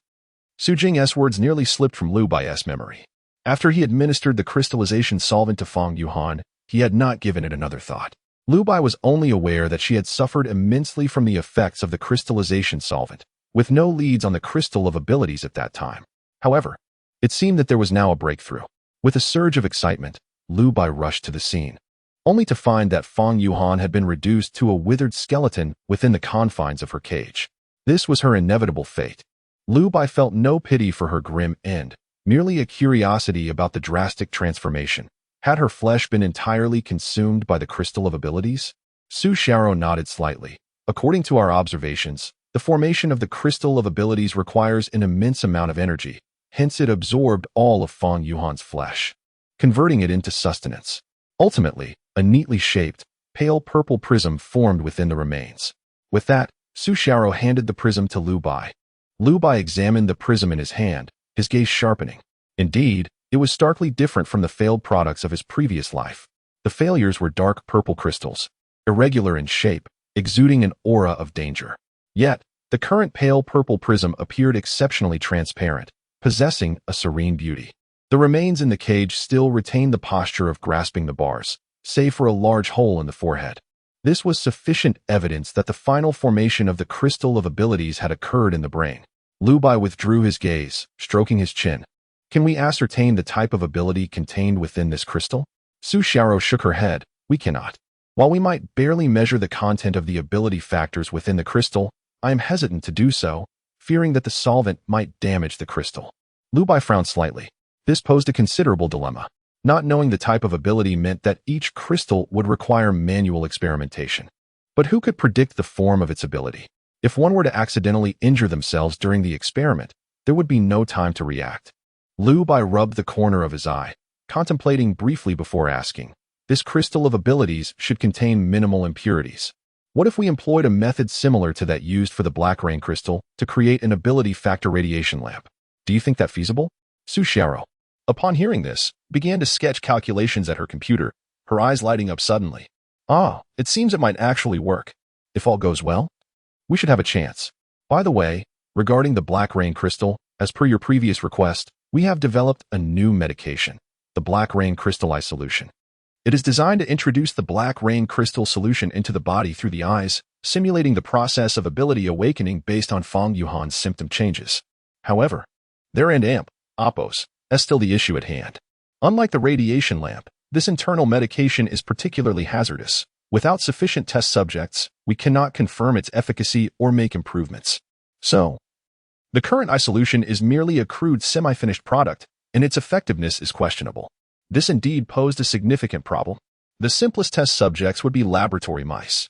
However, following the cold wave, where could one find live laboratory mice? The chemical factory had previously experienced a surge in mice, but those were part of a plague of vermin. Not a single live laboratory mouse could be found. It seemed that the test subjects would have to wait until the municipal hall's invasion group arrived to procure a batch. Lu Bai shook his head helplessly and stated solemnly, "Let us set aside the solution for now. There is no rush. We should focus on developing the ability crystal radiation lamp." He then shifted the topic, by the way. How is the research on the antidote for the deep black rain erosion progressing?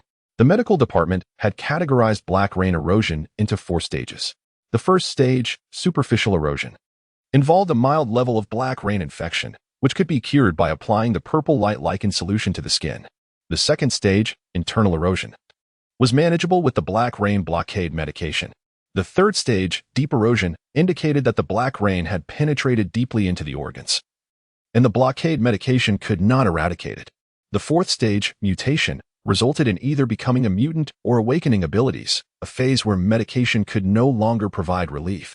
Lu Bai pondered whether there existed a medication that could revert mutants to their original forms. Yet, such thoughts remained mere fantasies. Rather than seeking ways to restore the mutants, it seemed more promising to develop a drug that could temporarily disable their abilities.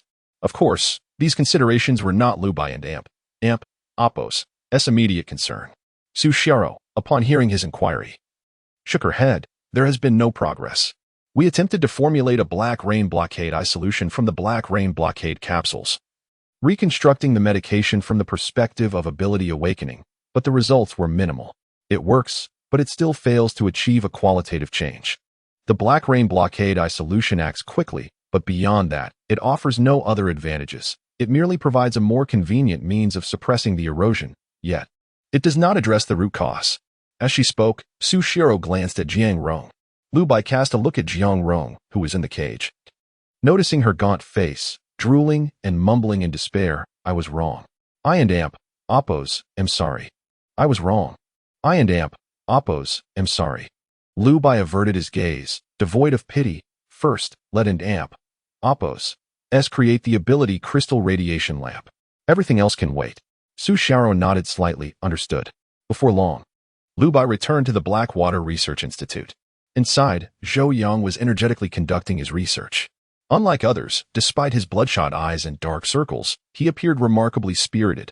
Upon noticing Lu Bai and Oppos' arrival, he continued his work without missing a beat, cheerfully greeting, "Hello, President Liu." Lu Bai waved his hand dismissively.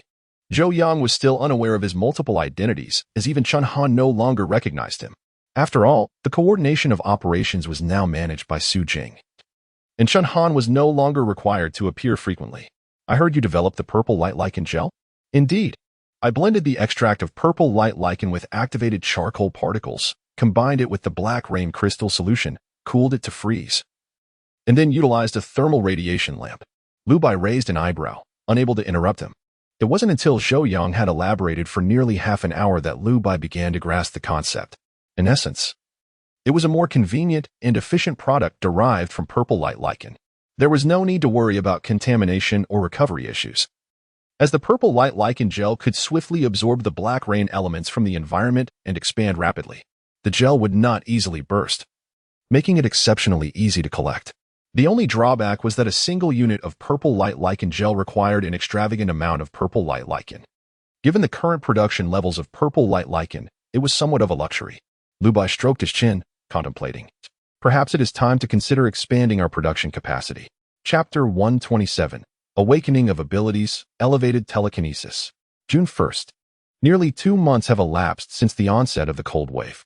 The construction of the second-tier tower is merely one step away from completion. Although this final step is the most intricate and troublesome part of the entire project, with the assistance of the Falcon, the topping-off process is expected to conclude within just a few days.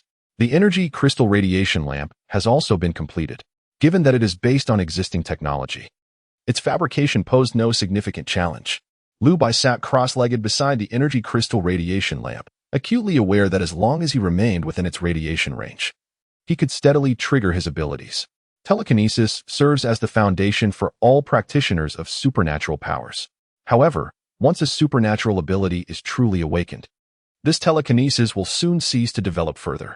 It does not become a fundamental capability possessed by every practitioner. Lu Bai awaited the moment of his own awakening, yearning for the unique ability that belonged solely to him. Yet, he keenly noticed that the energy crystals within the radiation lamp appeared to have diminished significantly. His pupils constricted. This should not be an illusion. In just over half a day, the energy crystals had reduced by a substantial 20%. This was unexpected. Indeed, experiments have demonstrated that the formation of energy crystals requires the consumption of a considerable amount of energy, sufficient to reduce Fong Yuhan, the delicate flower, to mere bones. Thus, it follows that my own process of manifesting abilities might share a similar nature. The energy factors contained within the energy crystals are precisely the energy I desperately require, and their rapid depletion can be attributed to this synergy. With a flicker of insight, Lu Bai understood.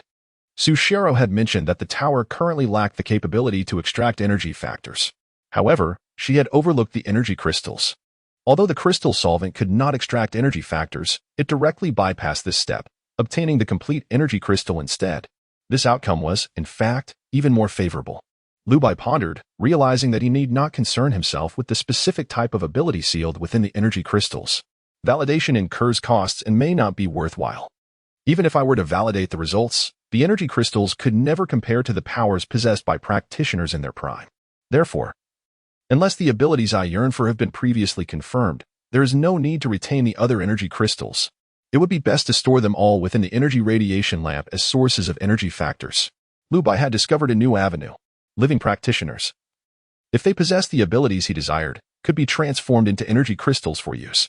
As for others who were talented yet either lacked abilities or possessed unsatisfactory ones, they could serve as fuel for the energy radiation lamp.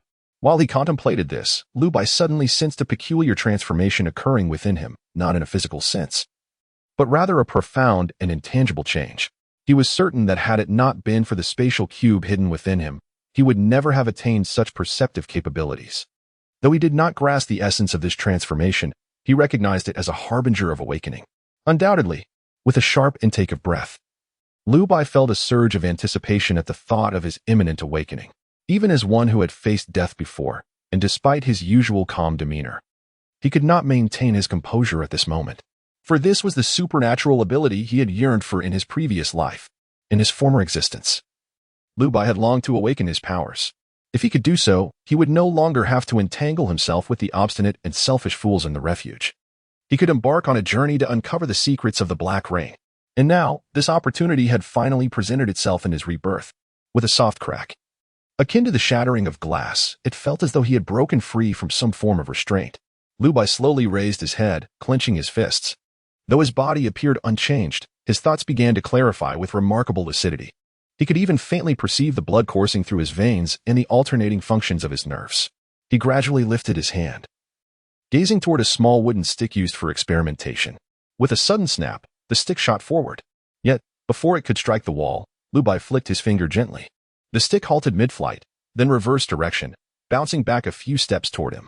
Raising an eyebrow, Lu Bai clenched his palm tightly. The slender wooden stick levitated in midair, faint cracks appearing on its surface, as if it were enduring tremendous pressure. However, it ultimately withstood this force without yielding. Lu Bai remained composed. He was not disappointed.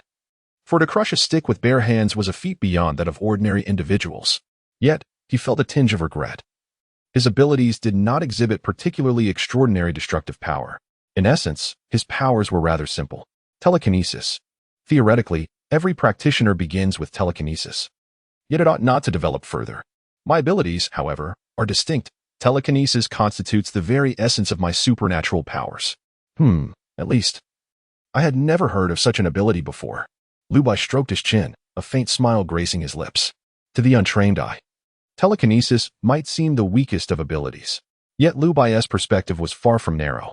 Why was Yao so highly anticipated by him? Because her kinetic enhancement ability, though fundamentally simple, holds great potential for the future. And Lu Bai's elevated telekinesis is, in essence, a more liberated form of kinetic enhancement. Provided Lu Bai and Appos, as control is sufficiently strong, he could similarly apply an increment to a bullet the moment it leaves the chamber, achieving results akin to Yi Yao's abilities. The only distinction lies in the fact that Lu Bai and Appos, as control and the strength of his powers are held to a higher standard. In other words, Lu Bai's abilities could indeed provide greater freedom while demanding a more profound kinetic amplification. Lu Bai was thoroughly satisfied with this outcome. The inherent destructive power of his abilities may not be outstanding, perhaps even inferior to a burst of flame. Yet for Lu Bai, this was the most fitting ability for him, without question. If my telekinesis can continue to amplify, then the astonishing dragon sniper rifle and dragon breath shells stored within the spatial cube would become. At this moment, Lu Bai was convinced that no one was better suited for this elevated telekinesis than he. As long as his telekinesis was potent enough, he could wield dozens of dragon breath weapons simultaneously. If dozens of them were to be fired at once, even overloaded simultaneously, what other ability could rival such power? Moreover, Lu Bai's future equipment could continue to evolve. The astonishing dragon rifle and dragon breath were merely the beginning. Taking a deep breath, Lu Bai quickly composed himself, regaining his tranquility. Regardless of how high the ceiling of elevated telekinesis may rise, for now, his mastery still required enhancement. Ambition without foundation is unwise. Lu Bai resumed his meditative posture, absorbing the energy contained within the energy crystals. However, at that moment, an urgent voice from Su Jing echoed through his eye of the sky. Lu, they are coming. On the northern, western, and southern sides of the group, drones have captured the presence of the municipal hall's military forces.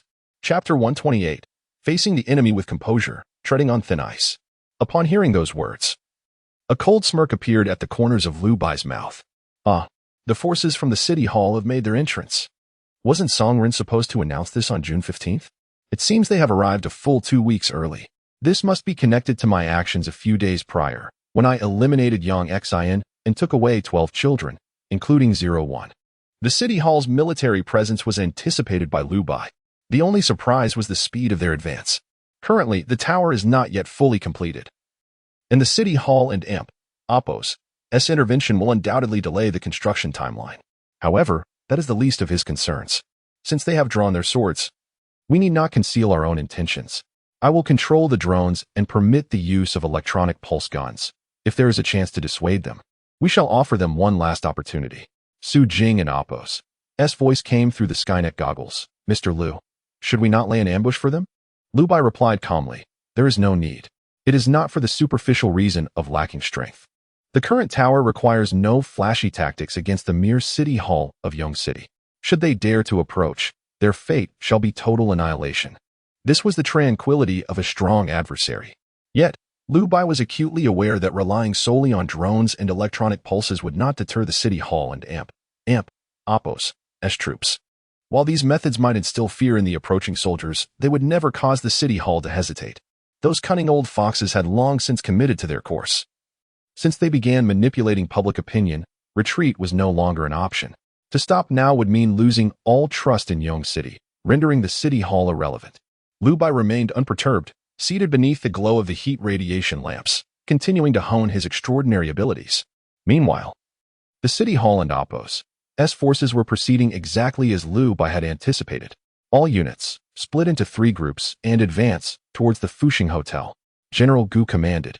Is it wise to disperse our forces in this manner? One of the officers questioned.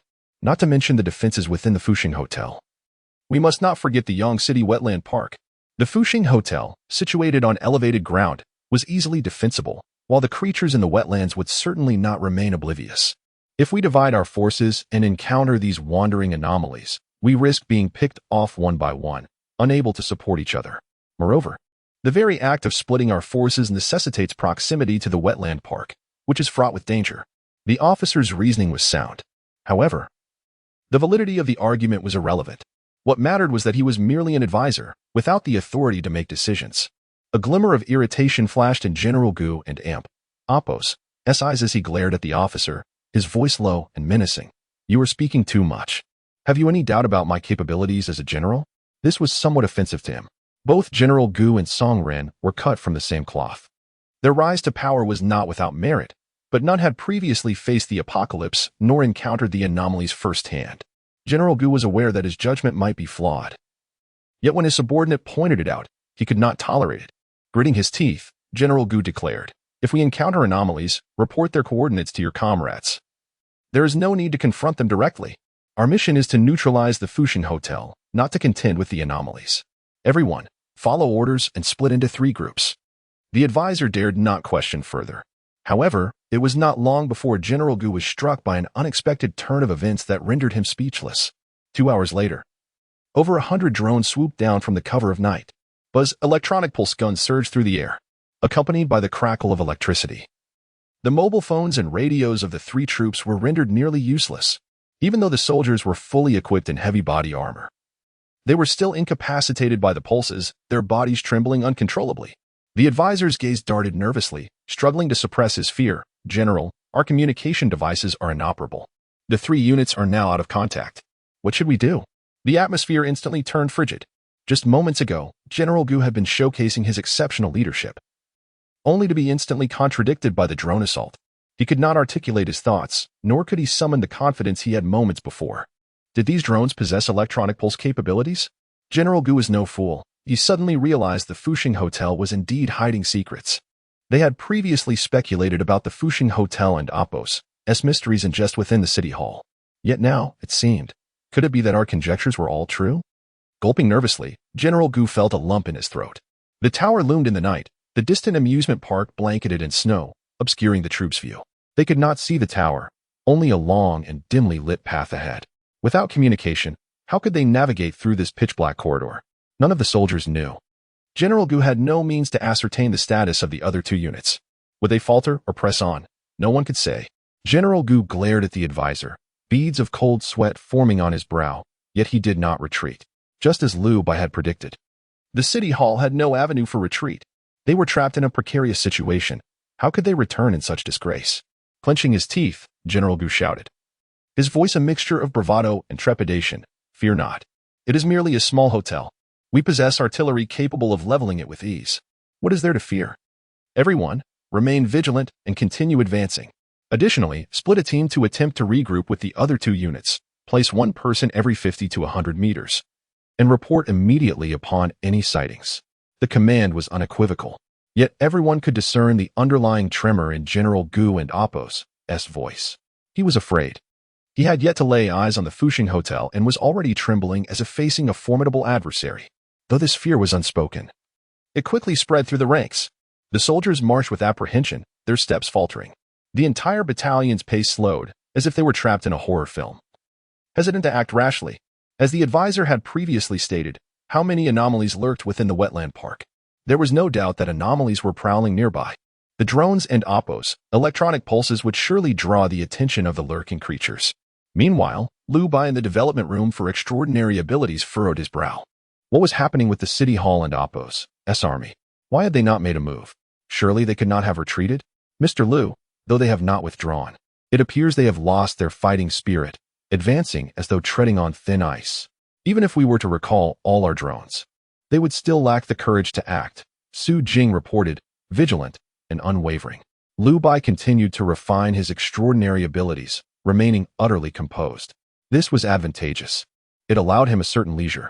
However, before long, a voice echoed through the air. Ding! Detected that the host has met the conditions to initiate the task.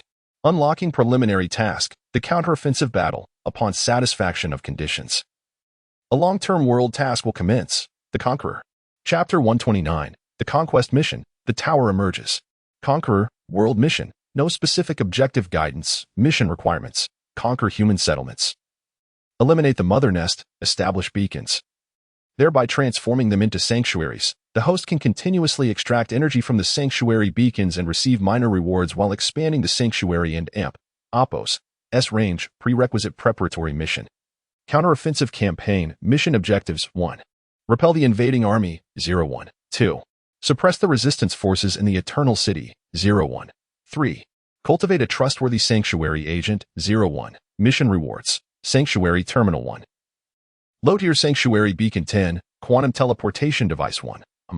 A conquest mission? Are they asking me to besiege and capture?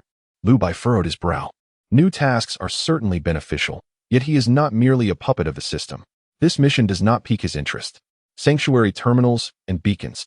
They appear to be quite convenient functions, but the primary source of benefits should stem from the sustained output after conquest. Never mind. There is no need for such complexity. A moderate approach will suffice. If it requires incessant wandering to expand the sanctuary and Oppos' range, it would be an endless endeavor. It would be more pragmatic to tackle other tasks concurrently when the need arises. Lu Bai withdrew his gaze, not overly concerned. After all, this mission is not time-sensitive. So a steady progression is all that matters. One particular mission objective caught Lu Bai and Amp. Oppos' attention, the sanctuary agent. It resembles a franchise model, allowing outsiders to wield the group and Amp. Oppos' name to govern the surrounding areas? This could indeed be a viable option, were it not for the system and Amp. Oppos' reminder. Lu Bai might have nearly overlooked this aspect. Although the tower is Lu Bai and Amp. Oppos' foundation, the outside world cannot lack outposts. Or rather, if Lu Bai liberates the Eternal City, what will become of its survivors? There is no place for them in the tower. Only those who are sufficiently trustworthy survivors are eligible to step into the tower. Lu Bai does not have the leisure to vet each individual. Thus, allowing them to flourish might be a commendable resolution. He need not manage them. Nor does he have to discern the quality of the members. However, it is essential to be able to trust. Lu Bai is no longer the naive version of himself from his past life. Where does trust originate? At the very least, Lu Bai would never impulsively believe in the character of strangers. Regarding outsiders, the only aspects he can trust are obedience and fear. Lu Bai suddenly raised his hand, his fingertips gliding across the AR panel before him, and spoke in a low voice. Prepare for action. I can afford to give this army a few more chances. For I desire a grand spectacle. June 2nd. The sky was just beginning to brighten, although the distance was not far. They ought to have reached the Fuxing Hotel even with a leisurely stroll, yet due to the soldiers' trepidation, they had only just now caught sight of the snow-covered amusement park. The amusement park exuded a sense of peril, as if monstrous ambushes could spring forth at any moment to claim their lives. General Gu gritted his teeth, fear evident in his eyes. Have the other two teams made contact? No. The distance seems a bit too great. TSK. Just then, a powerful surge of electric sound reverberated through the air. The soldiers, wide-eyed in shock, instinctively recoiled, fearing another drone attack. However, their line of sight revealed no trace of drones. Instead, in the distance, they caught sight of a massive shadow. Optical camouflage disengaged. The towering black steel wall, standing at 6 meters, finally came into the soldiers' and Oppos' view. General Gu blinked, staring in astonishment at the distant silhouette. What is that? A wall of pure darkness? Could it be a mirage? No, that cannot be. There is simply no way. Gulp. General Gu swallowed hard. His first reaction was to doubt his own awareness. Perhaps he was dreaming, or perhaps he had encountered an illusion. For instance, that peculiar buzzing sound might be the source of the delusion. However, self-deception cannot last long. As General Gu gazed at the colossal object at the horizon, he felt a nascent desire to retreat. He suddenly realized that, despite his bravado, failing to capture the Fuxing Hotel was perhaps justifiable. Yet, at that moment, a trembling aide inquired, "General, this." Before he could finish, General Gu spoke slowly. "It is an illusion. The Fuxing Hotel is frequently photographed by influencers, so prior to the onset of the Cold Wave, it would have been impossible for it to erect such high walls. Even if you had ample resources and the best construction team from across the Blue Star, could you build such a wall in less than 2 months? Can you? General Gu and Amp. Appo's voice quivered, yet his tone carried a hint of anger. The aide's eyes widened in terror as he replied, "It should be. Impossible." Humph. General Gu snorted coldly and scolded. "Good to know. Holographic projection has already been utilized in commercial fields. Can and Amp. Appo's. Do you discern such fabricated illusions? What purpose do I have in keeping you around?" The aide dared not respond. Yet, the soldiers detected the change in General Gu and Appo's tone. He had already lost the confidence of yesteryears, his words laden with fear. The soldiers no longer trusted General Gu. They were beginning to scout for an escape route. This sentiment resonated with the other two teams as well. The march of the troops slowed considerably, until, by evening, the three teams, treading on thin ice, reached the vicinity of the Fuxing Hotel without evasion. At that moment, the soldiers from all three teams lifted their eyes to gaze upon the tower piercing the heavens, lost in thought. It does not appear fake. I feel the same. Could it be that it is genuine? The soldiers' pupils trembled, no longer receptive to any explanations. General Gu and Appo's lips were parched. Although the three teams successfully convened, he had no intention of giving further commands. He looked upon the Grand Tower, feeling as though his 1,000 elite soldiers resembled ants gazing up at a giant. Any explanation, any argument, became utterly powerless. In fact, they felt no need to even consider an attack. Faced with such a colossal tower, no one would harbor even a hint of offensive or resistant thought. Liu Bai sat calmly in the supernatural development chamber, observing the scene before him. Logically, he should not have allowed this army to approach, as the tower was not yet fully completed. Before the apex was constructed, Liu Bai was disinclined to let the tower be sullied by gunfire and dust. The reason he permitted their approach was his conviction that this army had long since lost the courage to fire. As the crowd stood in astonishment, the main entrance of the tower slowly opened. A figure emerged amidst the gathering of purple light, clad in dark armor, with a graceful form. It was the enigmatic black-clad warrior rumored in the Eternal City. It was Chen Han.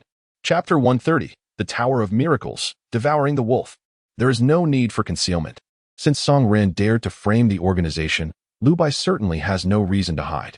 Not only does he intend to refrain from any subterfuge, but he also desires to expose the disgrace of the entire army to the public. 3 drones encircle Chen Han. The live broadcast unfolds. At this moment, the Yongqing Forum is ablaze with activity. Is that the Fuxing Grand Hotel? It must be a hoax. Didn't Mayor Song assert that, regardless of circumstances, it was merely a hotel? It appears that what once was a mere hotel has transformed into an unprecedented fortress. It was not like this 2 months ago. Now, do we truly have a chance to win?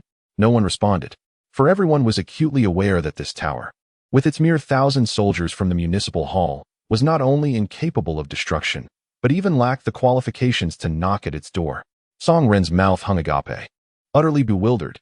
His secretary and a throng of officials crowded around him. Yet Song Ren could not utter a single word.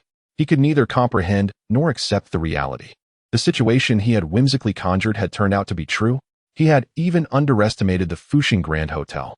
At this moment, there was not an ounce of pleasure in Song Ren and Appo's heart regarding his opponent and Appo's true capabilities. All his arrogance evaporated in an instant. Was the Fuxing Grand Hotel truly the mastermind behind the cold wave and dark rain?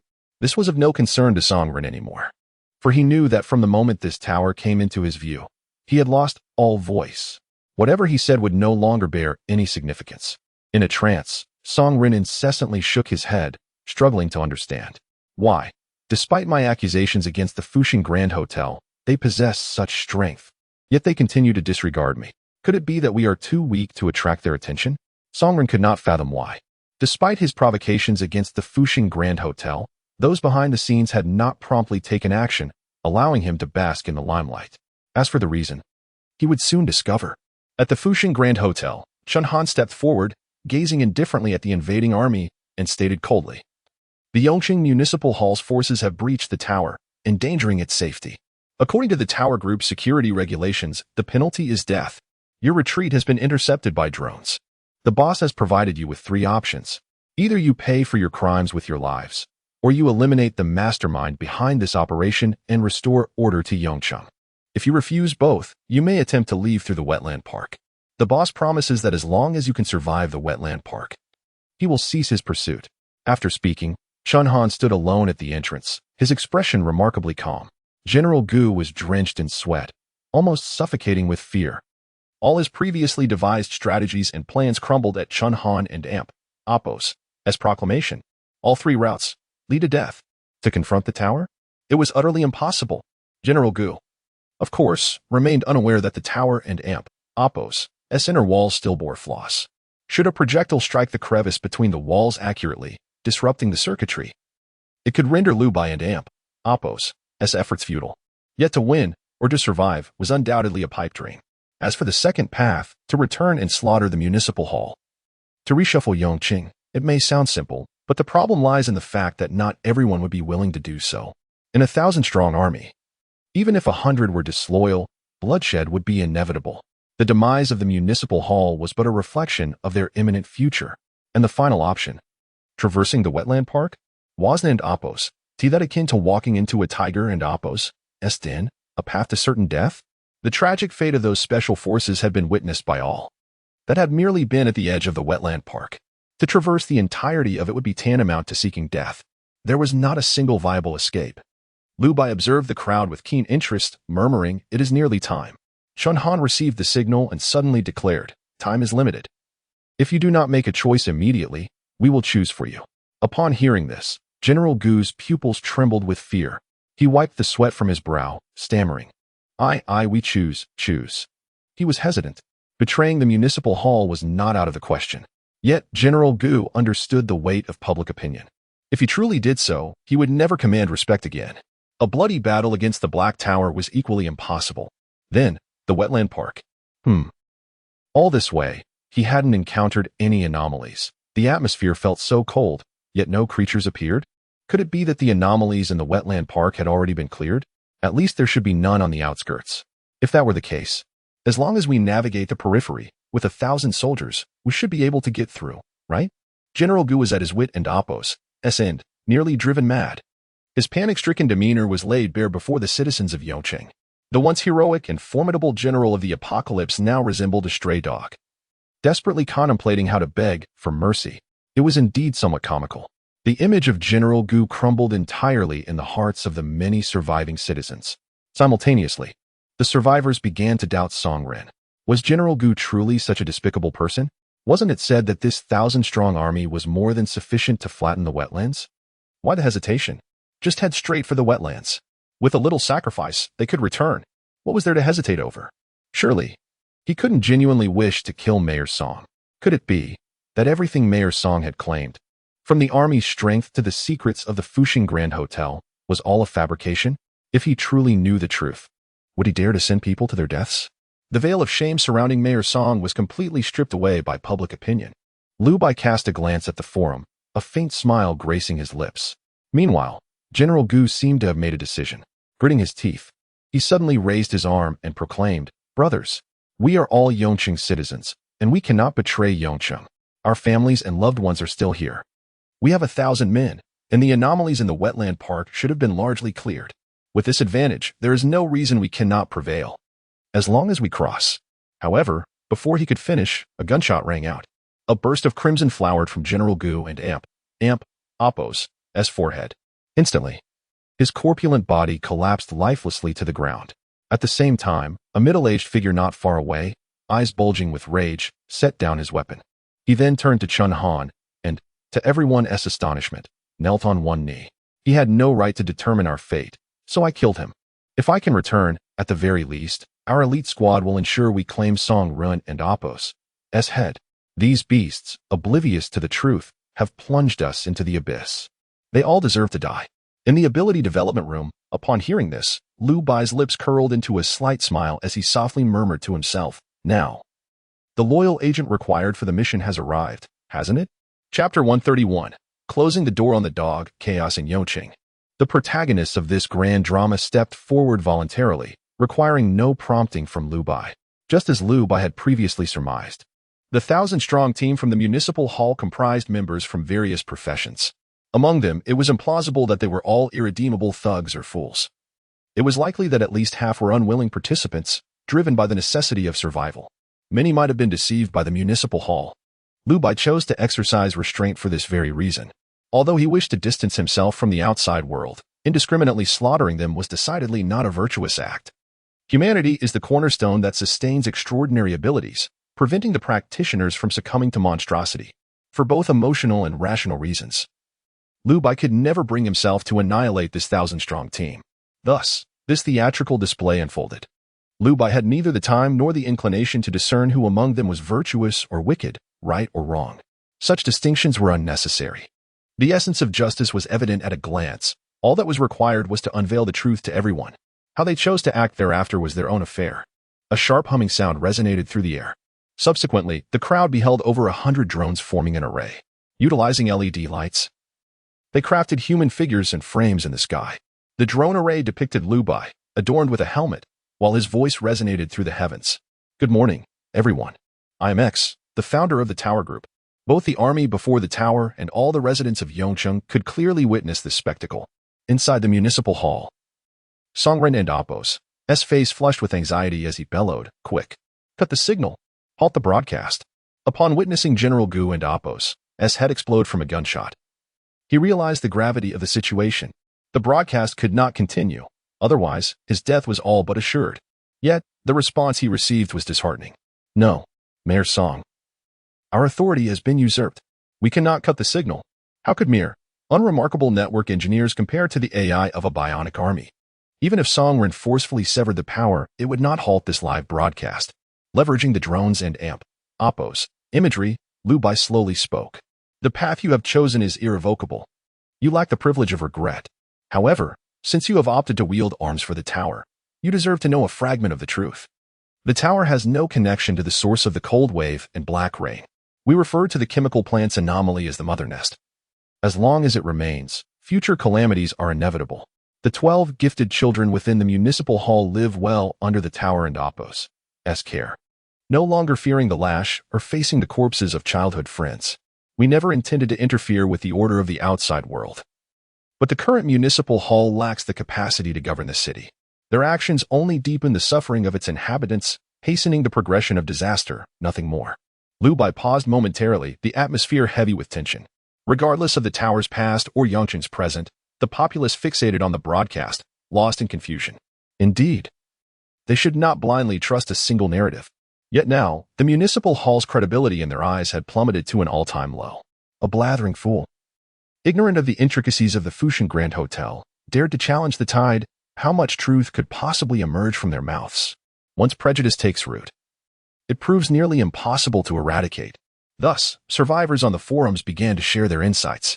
The origins of the children were meant to be confidential, yet in this era, no law is inviolable. Hush money cannot safeguard secrets.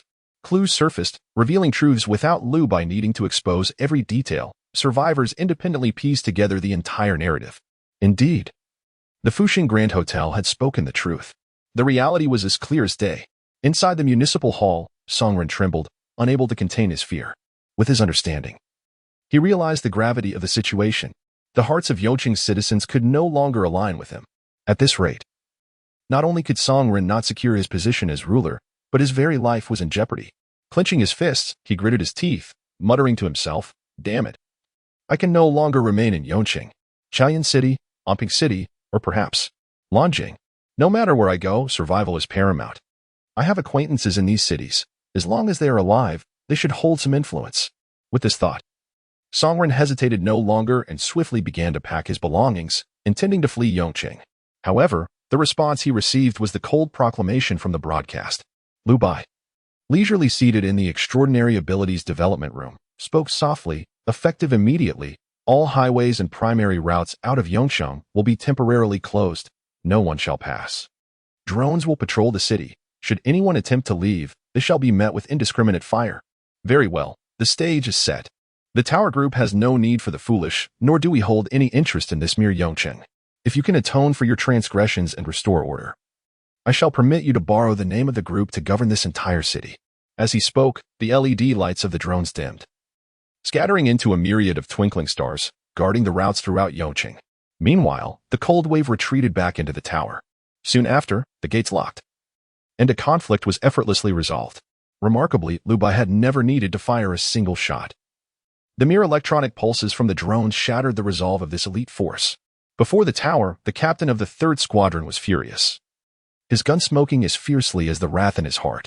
Behind him, familiar soldiers gritted their teeth and murmured, "Captain Wang, this beast has exploited us. We cannot tolerate this. He must pay. We are armed police, the guardians of the people. These brutes have trampled upon the lives of children. We must dispense justice on behalf of the law. They must pay for their lives." Veins bulged on Captain Wang and Amp, Appos, as temples as he growled through clenched teeth. Indeed, they must pay. They had forged bonds before the cold wave struck, a group of armed police who survived and gathered around their old captain. Later seduced by Song Ren and Amp, Appos, as honeyed words and lured to his side. For this group of armed police, such betrayal was a stain upon their lives, one they could never endure. Bang! Captain Wang, gripping his weapon, suddenly fired a shot into the air. "This beast, Song Ren, shall not escape my wrath. I do not know what thoughts linger in your hearts, but if any of you intend to aid Song Ren or the municipal hall, then you are my foes. I shall spare no one. Now, fall into formation. Follow me back to the city and eradicate those scourges." Chapter 132. Following the clue. A visitor from afar. As Wang Yi led his team back to the city, a celestial voice reverberated in Liu Bai's mind. Preliminary task, counterattack campaign, objective completed. Repelled the invading army, 1-1, without expending a single soldier or even a grain of ammunition. The task of guarding the tower was already accomplished. The speed of this resolution was breathtaking, while unleashing artillery fire would have been simpler and less taxing. It would have also raised concerns about mistakenly harming innocents, especially since many soldiers in this army were former special forces. For now, Liu Bai had no cause for concern because others would discern and resolve everything on his behalf. This was the optimal outcome. After all, from a historical perspective. The officials at the town hall bore no animosity towards Liu Bai.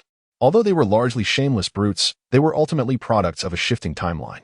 In Liu Bai's past memories, none of them had survived. Furthermore, they would not appear in the future. With a detached gaze, Liu Bai calmly instructed, "Keep a watchful eye on the drones and ensure that no one escapes during this period. The rest will be handled by them. We need not intervene excessively." "Understood." Director Liu. Su Jing, in the monitoring room, nodded, her mouth slightly agape. Liu Bai had once again surpassed her understanding. She recognized the extent of Liu Bai and Appos' power. After all, the shadowy figures of the black-clad warriors had long been captured by the survivors.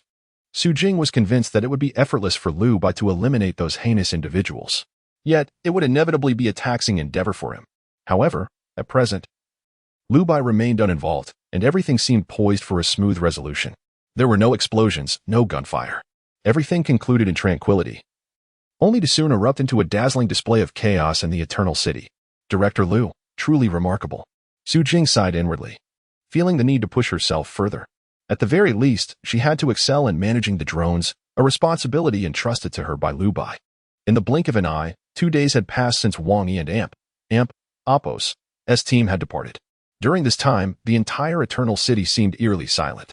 Even in the absence of monstrous entities, no one dared to venture outside. In such a critical moment, no one wished to be the scapegoat. Suspected of being Song Ren and Appos' accomplice. In a bid to demonstrate their integrity, many even took to forums to expose the nefarious deeds of the town hall and Appos' villains, including their identities and appearances. The cold wave and black rain had shattered societal order, claiming over 90% of the world's population, while most survivors had no connections. It was not difficult for the ostentatious officials of the town hall to uncover their identities. The town hall had been abandoned, with nowhere to turn. Song Ren could only return to his home. After all, aside from his own residence, which he had managed, other neglected abodes had long been rendered uninhabitable by the cold wave and black rain. In any case, now that there was only a local network, those individuals would never uncover his whereabouts. He could wait for the storm to pass, allow the drones to lower their guard, and then figure out how to escape. However, at that moment, crack, the villa's window shattered with a resounding crash. Several figures descended from ropes, and with a flying kick, they burst through the window. The dark muzzle of a gun was aimed at Song Ren's forehead. Caught off guard, he had no time to react. Staring in shock at the intruders, he could only tilt his head back and ask blankly, "How did you find me?" Wang Yi stepped forward, his reply succinct. "It was your former neighbor who informed us of your new address. This neighbor mentioned that you had deliberately taken photos with him to appear more approachable, flattering him on numerous occasions. He once framed a newspaper with your picture together, taking pride in it. Now, he has hired us to kill you. Bang. As the words fell, a gunshot rang out. Everything that needed to be said had been said. The reason for the execution was merely a request from that neighbor, who wished for Songren to know who had brought about his demise, nothing more. Wang Yi had no intention of wasting even a single additional word with Songren. With one shot, life was extinguished. In his final moments, Songren and Appo's gaze grew vacant, his pupils unfocused. Hypocrisy and sensationalism had been his passport to power but had now become the epitaph of his doomed existence. It was indeed ironic. As for the other accomplices within the town hall, none would escape. The survivors of the Eternal City would spontaneously report them. For in this apocalyptic world, those who had survived had sacrificed much. The morals cast aside for the sake of survival could now be reclaimed by turning against those thugs. As the reports flowed in, Wang Yi and his team, embodying the skills of the people and Appo's police, showcased exceptional interrogation techniques. From each interrogation, they could unearth a network of accomplices. Thus, the entire Eternal City was engulfed in a bloody haze. Meanwhile, as the orchestrator of it all, Lu Bai, rise, fall, breathe. Good. It seems I've managed to attain a semblance of proficiency. On the rooftop of the Fushan Grand Hotel, Lu Bai manipulated a teacup with his psychic power. Exhaling a long breath of relief, the cup brimmed with Yongqing tea, yet under Lu Bai and Appo's influence, not a single drop spilled. This was Lu Bai and Appo's self-assessment. A rigorously exacting one. However, his high-level psychic ability was not as flamboyant as other powers. Precision in execution was the essence Lu Bai sought. Even without the radiance of the psychic crystal lamp, Lu Bai could ensure the use of his abilities. According to the standards he had set for himself, he had tentatively completed the first phase. Next, he would need to conduct the Black Rain experiment. Having absorbed the psychic crystal, he could not afford to be outdone by the children. Lu Bai shrugged. Strictly speaking, given his age, his talent for training psychic abilities could not compare to Su Chaoqiao or Yi Yao. Yet, this did not imply that his powers were inferior. Strength and weakness were two distinct matters. At the very least, Lu Bai's high-level psychic ability still required training. However, since the changes in the Eternal City did not demand his immediate attention, Lu Bai had ample time to hone his skills. The only regret was that the psychic crystal had long been depleted. He would need to restock. Never mind, for now. He would observe the situation in the Eternal City. The tower would soon be completed, likely within half a day. Later, he would review the tasks for the second-tier tower and decide on future objectives. With this thought, Lu Bai continued his tranquil practice of psychic abilities. Yet, at that moment, an urgent communication suddenly pierced through the surveillance lens. Director Lu, an unexpected development has occurred in the Eternal City. Development? Yes. 3 helicopters have landed near the town hall. They seem to have come from Yongcheng City. Chapter 133, The Etiquette of Hospitality. A cold interrogation. In the city of Yongcheng, the presence of helicopters stirred distant memories within Lu Bai. The true depth of Yongcheng remained a mystery to him throughout their past lives. They had never managed to leave Yongcheng City. The sanctuary's longevity relied solely on the mutated flora. Yet the pure soil and the seeds of these aberrant plants were graciously provided by Yongcheng.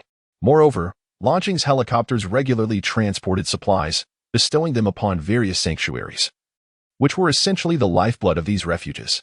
Based solely on this, Lu Bai could neither deem Yongcheng good nor bad. However, it was indisputable that if Yongcheng witnessed the chaos in Yongcheng City, they would likely not turn a blind eye. The swift arrival of Yongcheng was indeed an unexpected variable.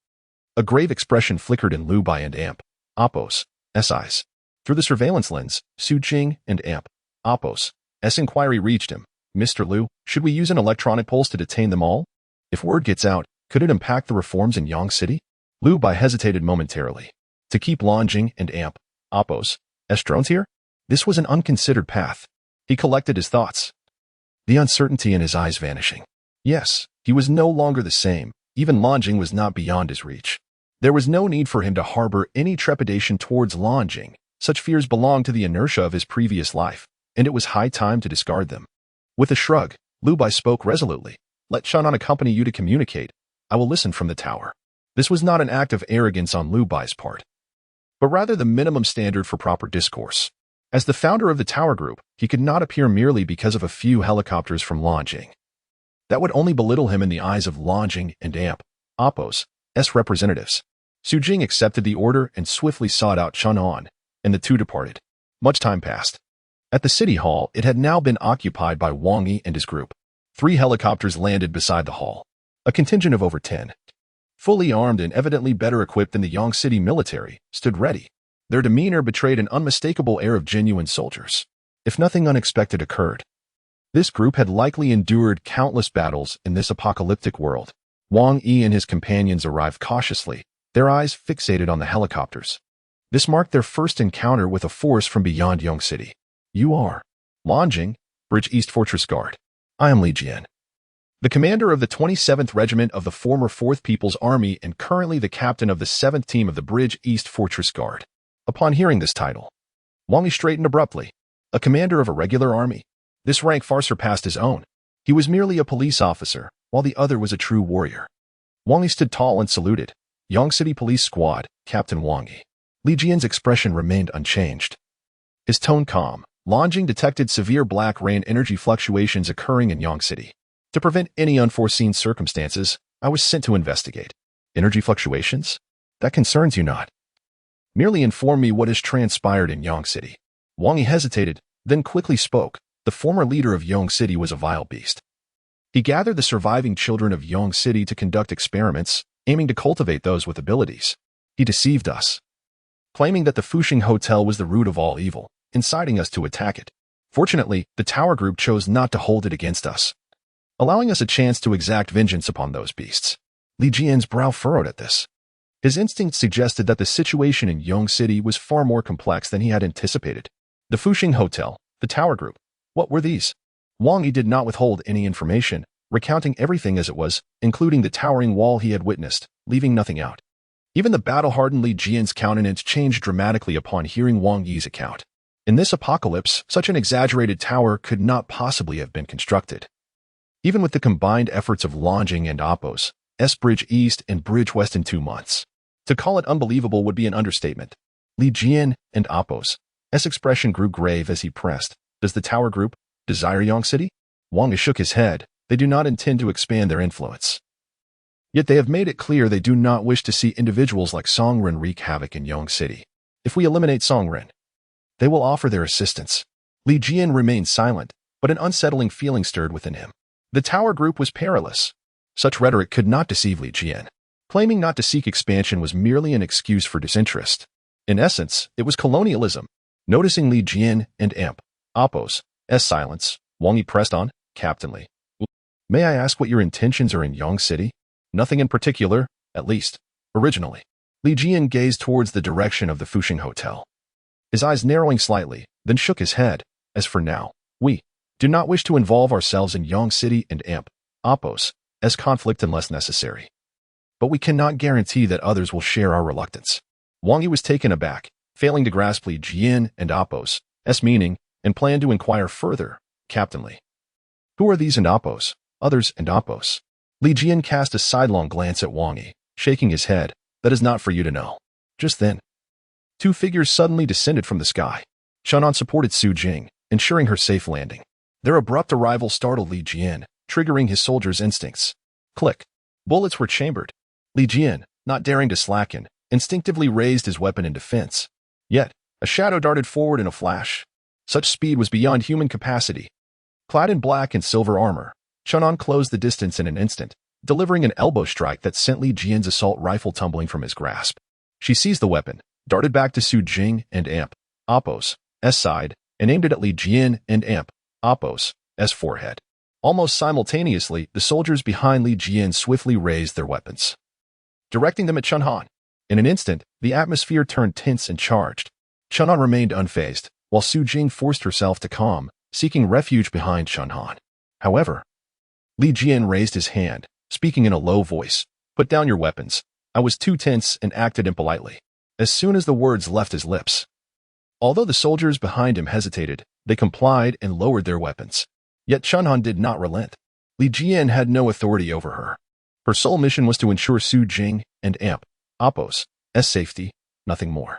In truth, Li Jian and Oppos' assessment was correct.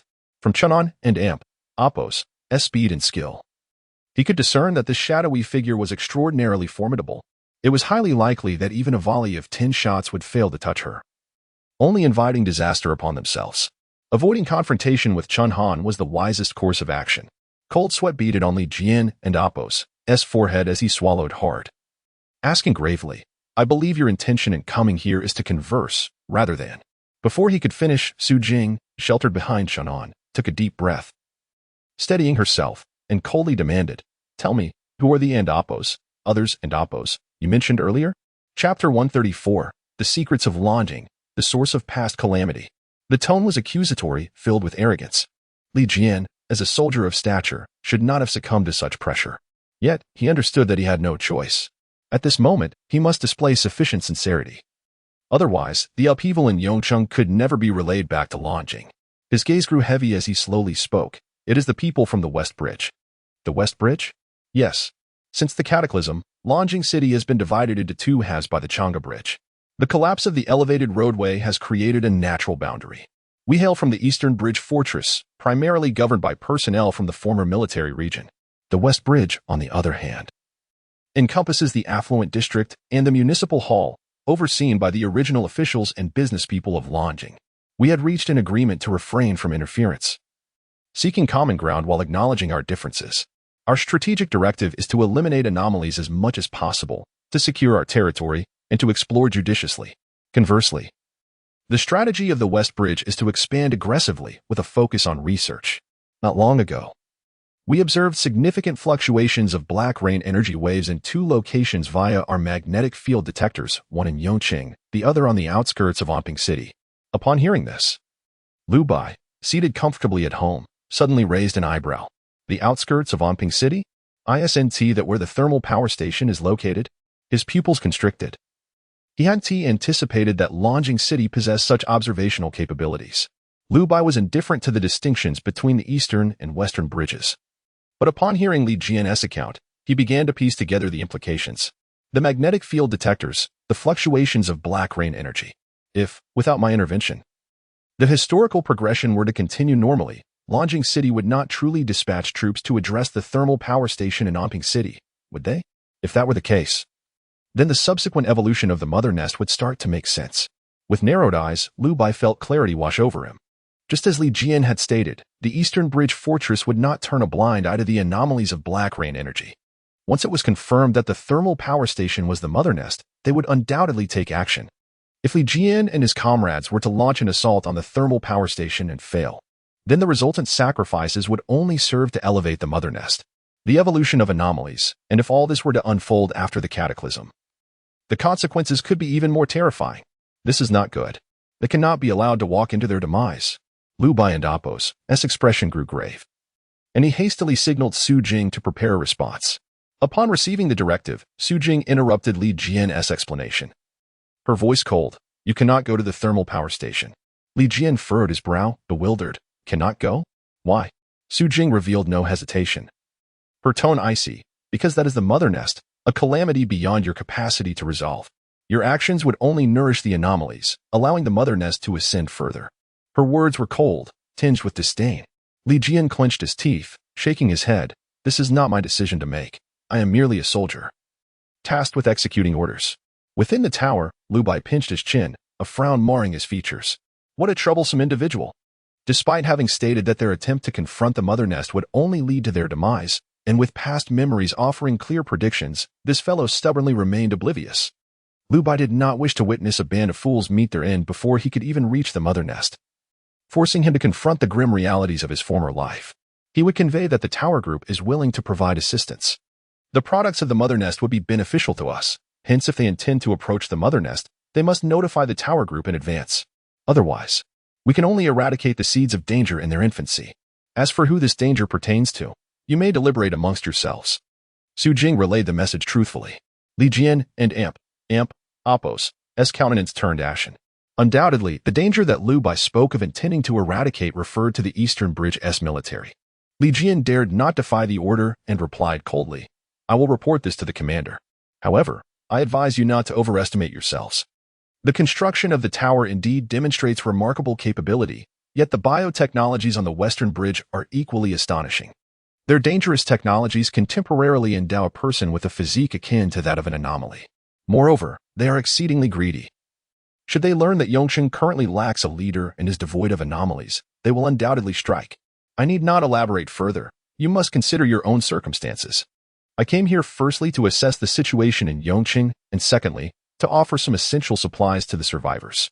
However, it appears you may no longer require them. We shall return, relay your warnings to the commander, and part ways here. Though he spoke thus, Li Jian did not hasten to leave. He fixated on the assault rifle in Chuanhan's grasp, biting his lip, and suddenly inquired, "That, my gun?" Chuanhan remained unmoved, clutching the assault rifle tightly, and replied in a low voice, "This is a trophy." Li Jian gritted his teeth. "You." He found himself at a loss for words. Indeed, it was a trophy, a symbol of his defeat. He could not muster the face to plead further. Instead, he clenched his fists and turned to depart. This journey to Yongcheng had resulted in the loss of his service weapon. For a soldier, this was a profound humiliation. Yet, he was powerless to resist. This confiscation of his weapon was undoubtedly Lu Bai's command, to prevent Li Jian from returning with intentions to conceal the truth. Lu Bai had to issue a subtle warning. Moments later, the helicopter took off, and the Nanjing military departed. Lu Bai, who had known nothing of Nanjing City in his previous life, finally grasped a few clues. Currently, Nanjing City is divided into eastern and western bridges. The West Bridge conducts more research on black rain, possesses perilous biotechnologies, and likely enjoys superior economic conditions and resources. In contrast, the East Bridge is somewhat more righteous, comprised of soldiers dedicated to eradicating anomalies. Although their military strength is significantly greater, perhaps, their technology is somewhat outdated. Otherwise, with the Eastern Bridge and Appos' military force, they should not have perished at the thermal power station, which subsequently precipitated the station and Appos' anomaly. With this thought, Lu Bai rubbed his temples, his brow furrowing. It seems we cannot afford to slacken our vigilance. Prior to the cataclysm, the Western Bridge may indeed take action against Yongcheng, while the Eastern Bridge could assault the thermal power station. This situation is quite challenging to manage, though Yongcheng itself is inconsequential. If it were to fall under the control of the Western Bridge, they would undoubtedly covet the tower, while their strength does not warrant fear. Managing the situation would require considerable effort. It is not the thief we fear, but the thief who remains watchful. Lu Bai's gaze sharpened, and he spoke gravely. Effective immediately, increase drone surveillance. Especially monitor the direction of the Chang'e Bridge. Any military movements, regardless of whether the target is Yongqing or the thermal power station, must be reported immediately. Su Jing acknowledged the command. However, at that moment, in Nanjing City, among the forces of the Western Bridge, an intelligence officer and Appos' pupils constricted, and he exclaimed, "Immediately report to the mayor. We have intercepted an intriguing conversation via the listening device installed on the helicopter from the Eastern Bridge." Chapter 135, The Crisis Approaches, the Tower completed. Soldiers from the East Bridge venture to Eternal City to investigate the unusual disturbances, only to discover that the city is engulfed in internal strife. Rumor has it that the Fushan Grand Hotel has been seized by a band of marauders who have erected a towering stronghold, declaring themselves the Tower Group. The voice on the other end of the communication chuckled with intrigue, teasingly exclaiming, "The Tower? Quite ostentatious, isn't it? I suppose this involves hotel personnel. Considering I recently heard about renovations at the Fushan Grand Hotel. However, with this internal chaos. Just when I was lamenting the lack of opportunity to mobilize and seize Eternal City, it seems fortune has smiled upon us. Relay my orders. Prepare the troops immediately for deployment to Eternal City to quell the turmoil. Danger is imminent." Meanwhile, in Eternal City, there is no sense of impending doom. As 3 helicopters depart, Chuanhan returns to the tower with Su Jing. The hunt for Eternal City resumes, yet Wang Yi and Appos' heart is tumultuous. As a member of the armed police, he has long revered the soldiers of the military district. However, not long ago, the elite soldiers he admired were effortlessly disarmed by Chuanhan, leaving them too intimidated to protest or defy her. The disparity is glaring. Clenching his fists, Wang Yi murmurs, "Phew. The tower is indeed formidable, but at least they possess the capability to protect Eternal City. Alas, moving forward, we must obediently heed the tower. As long as we can safeguard Eternal City, it will suffice. Otherwise, if Li Jian's words ring true, and the West Bridge covets Eternal City, we stand little chance against Nanjing's forces without the tower's support. The Tower Group is our only hope." Simultaneously, within the tower, Lu Bai stroked his chin, deep in thought when suddenly a voice boomed in his ears. "Ding, preliminary tasks completed. Mission objectives 1. Repel invading forces 1-1-2. Suppress resistance in Eternal City 1-1-3. Cultivate a trustworthy Pure Land agent. 1-1. Mission rewards. Pure Land Terminal 1. Low-level Pure Land Beacon 10. Quantum Transmission Device 1. Lu Bai raised an eyebrow. The tasks have been completed? The first two are beyond doubt. But this Pure Land agent. Oh. Could there be unexpected rewards? It seems that Wang Yi and Amp, Oppos, S complete submission was a result of Li Jian and Amp, Oppos, S setbacks. Quite the serendipitous turn of events. A faint smile graced Lu Bai's lips as he soon observed a series of devices materializing within the spatial cube. The Pure Land Terminal is designed to monitor the status of all Pure Land beacons. The quantum transmission device, installed within the tower, can establish a connection with the Pure Land beacons. Although it cannot transport living beings, it can transfer moderately sized objects, albeit at a considerable energy cost. For now, Lu Bai only knows its usefulness but has yet to devise practical applications. As for the Pure Land beacons, they resemble high-end utility poles.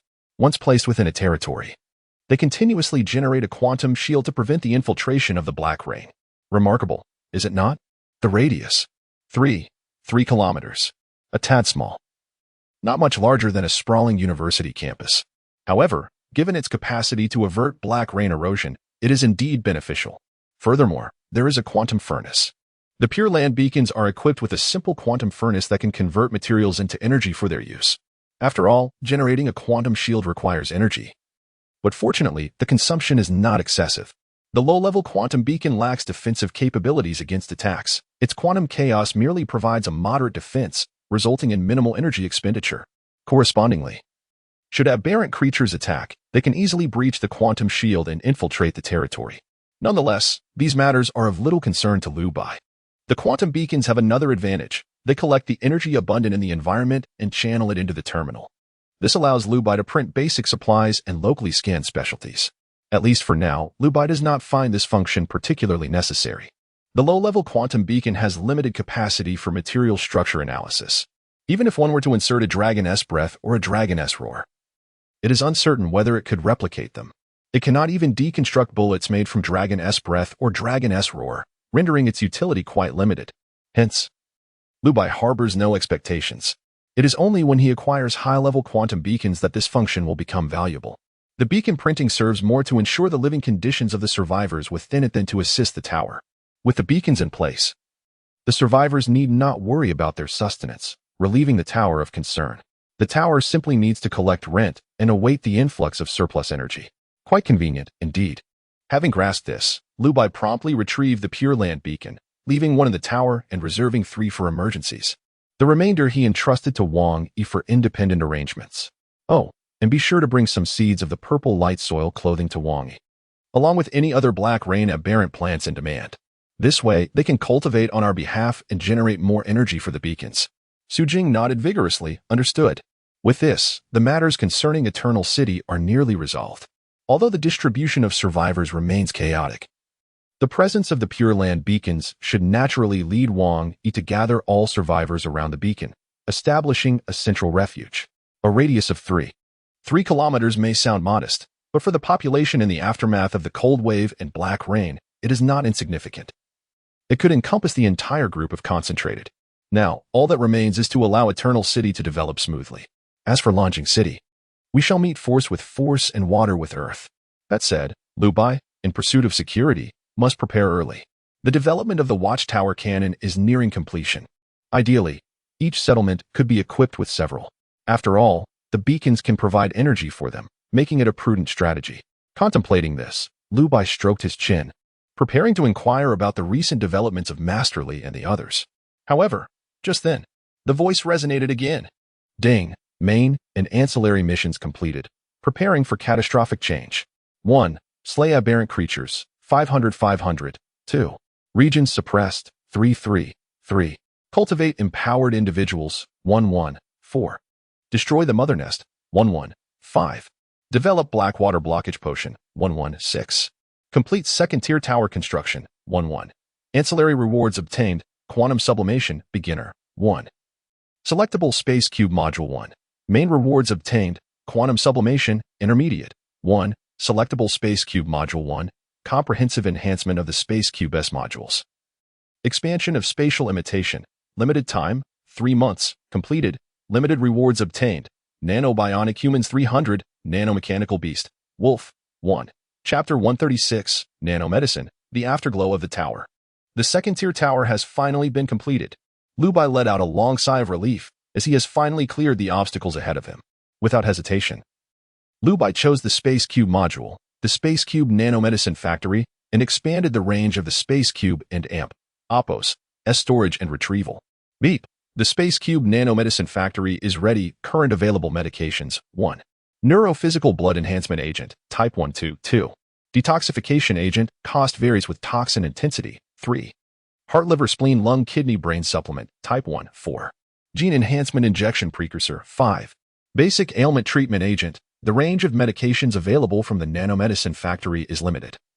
However, Lu Bai is not lacking in basic potions, having stockpiled resources before the calamity. As for the enhancement agents, their efficacy is rather mediocre.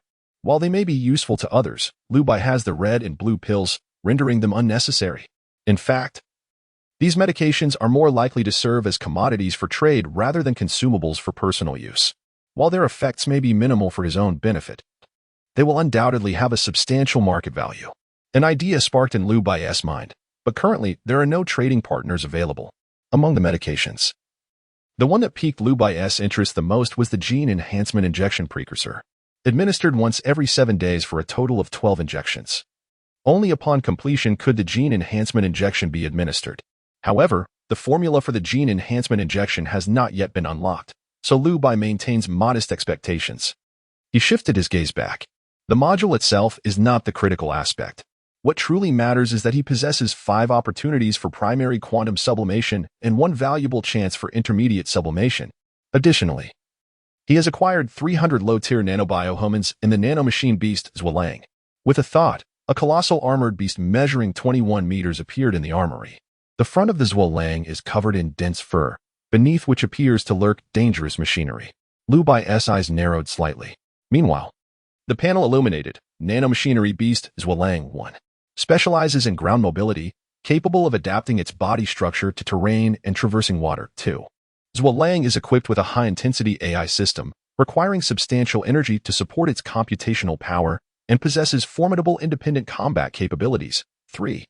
Zhuolang lacks a cockpit and houses 36 different weapons within. Readily accessible, detailed parameters available at the control terminal. Its other parameters are not vastly different from those of the Falcon. Zhuolang's strength is concentrated primarily on combat capabilities, rendering it nearly incapable of carrying personnel, although there is a lever on its back to stabilize its form. The mobility of Zhuolang makes it impractical for an average person to ride. The ability to ride is of little practical use, serving only as a means of hurried travel. Overall, Zhuolang's combat performance far surpasses that of the Falcon. Lu Bai could confidently assert that as long as he becomes sufficiently familiar with Zhuolang, utilizing it to eliminate the worm-like behemoth would not pose a substantial challenge. Content with his gains, Lu Bai stroked his chin, suddenly lost in thought. The methods he currently possesses are fundamentally aggressive in nature. However, when it comes to defense, he may be somewhat lacking. Although defense may not hold great significance, the threat from Yongqing looms large. Moreover, while Lu Bai wishes to avoid an awkward outcome, it is undeniable that extreme situations may arise with considerable probability. What if both the eastern and western fortresses of Yongqing mobilize simultaneously? He cannot allow that group of inept individuals to recklessly venture into the thermal power station and AMP, Oppos, S-nest and meet their demise. But if, while he is en route to the thermal power station, the western fortress seizes the opportunity to attack Yongqing City or even assault the tower? Lu Bai's gaze sharpened. He certainly does not fear an attack from the western fortress, provided he can maintain control over everything. If he must simultaneously address the threat from the thermal power station while ensuring the safety of his territory, he will inevitably find himself overextended. It seems that the research on the watchtower cannon is of utmost urgency. After a brief contemplation, Lu Bai immediately contacted Master Li. Accelerate the research on the watchtower cannon. I wish to see results within 3 days. Understood. No problem at all. Rest assured, Mr. Lu. Master Li responded affirmatively, his tone notably relaxed. Upon hearing this, Lu Bai felt considerably reassured. As long as the watchtower cannon is operational, combined with quantum sublimation, even in Lu Bai and AMP, Oppos, S absence from the tower, it should possess the capability to withstand invading forces. Lu Bai calmed his mind, contemplating future plans. Currently, his primary focus must be on ensuring a more solid foundation. The Tower Group has many avenues for development. The current limit of individual combat power is significantly higher than that of others. However, Liu Bai has yet to conduct collective training for all group employees, nor has he distributed firearms to them. This remains a pressing issue. Experience is difficult to compensate for. Even with a knowledge chip that could instantly enhance experience, Liu Bai cannot casually implant it into the minds of all employees. With a deep breath, Liu Bai acknowledged that managing this tower is far more challenging than overseeing a shelter. As for future plans, apart from addressing the thermal power station and reinforcing city defenses, he must await the assignment of tasks. The completion of the second-tier tower signifies that tasks have entered a new phase. The main storyline may only reveal itself after the Great Calamity. However, world tasks should soon emerge, just as Liu Bai anticipated, not long after. As all the biohumans departed and the scaffolding of the auxiliary structures was dismantled, a celestial sound resonated. Beep detected that the host has met the conditions to unlock hidden tasks. Unlocking world task. Afterglow of the tower, Tier 2. Afterglow of the tower, Dependence Tower of Babel followers, 45-100.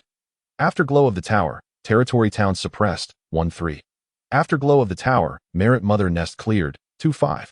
Afterglow of the tower, Exorcism Elite Anomalies eliminated, 2-5. Time limit. None hidden task. Eliminate King Level Anomaly, 0-1. Hidden task reward. Unknown. Node reward. Selectable Tower Facility Module, Expanded Options, Completion. Reward, Doomsday Babel Tower Blueprint, Tier 3. Tower Module Enhancement, Additional Nanobiomimens. Liu Bai stroked his chin, scrutinizing the task information displayed on the panel.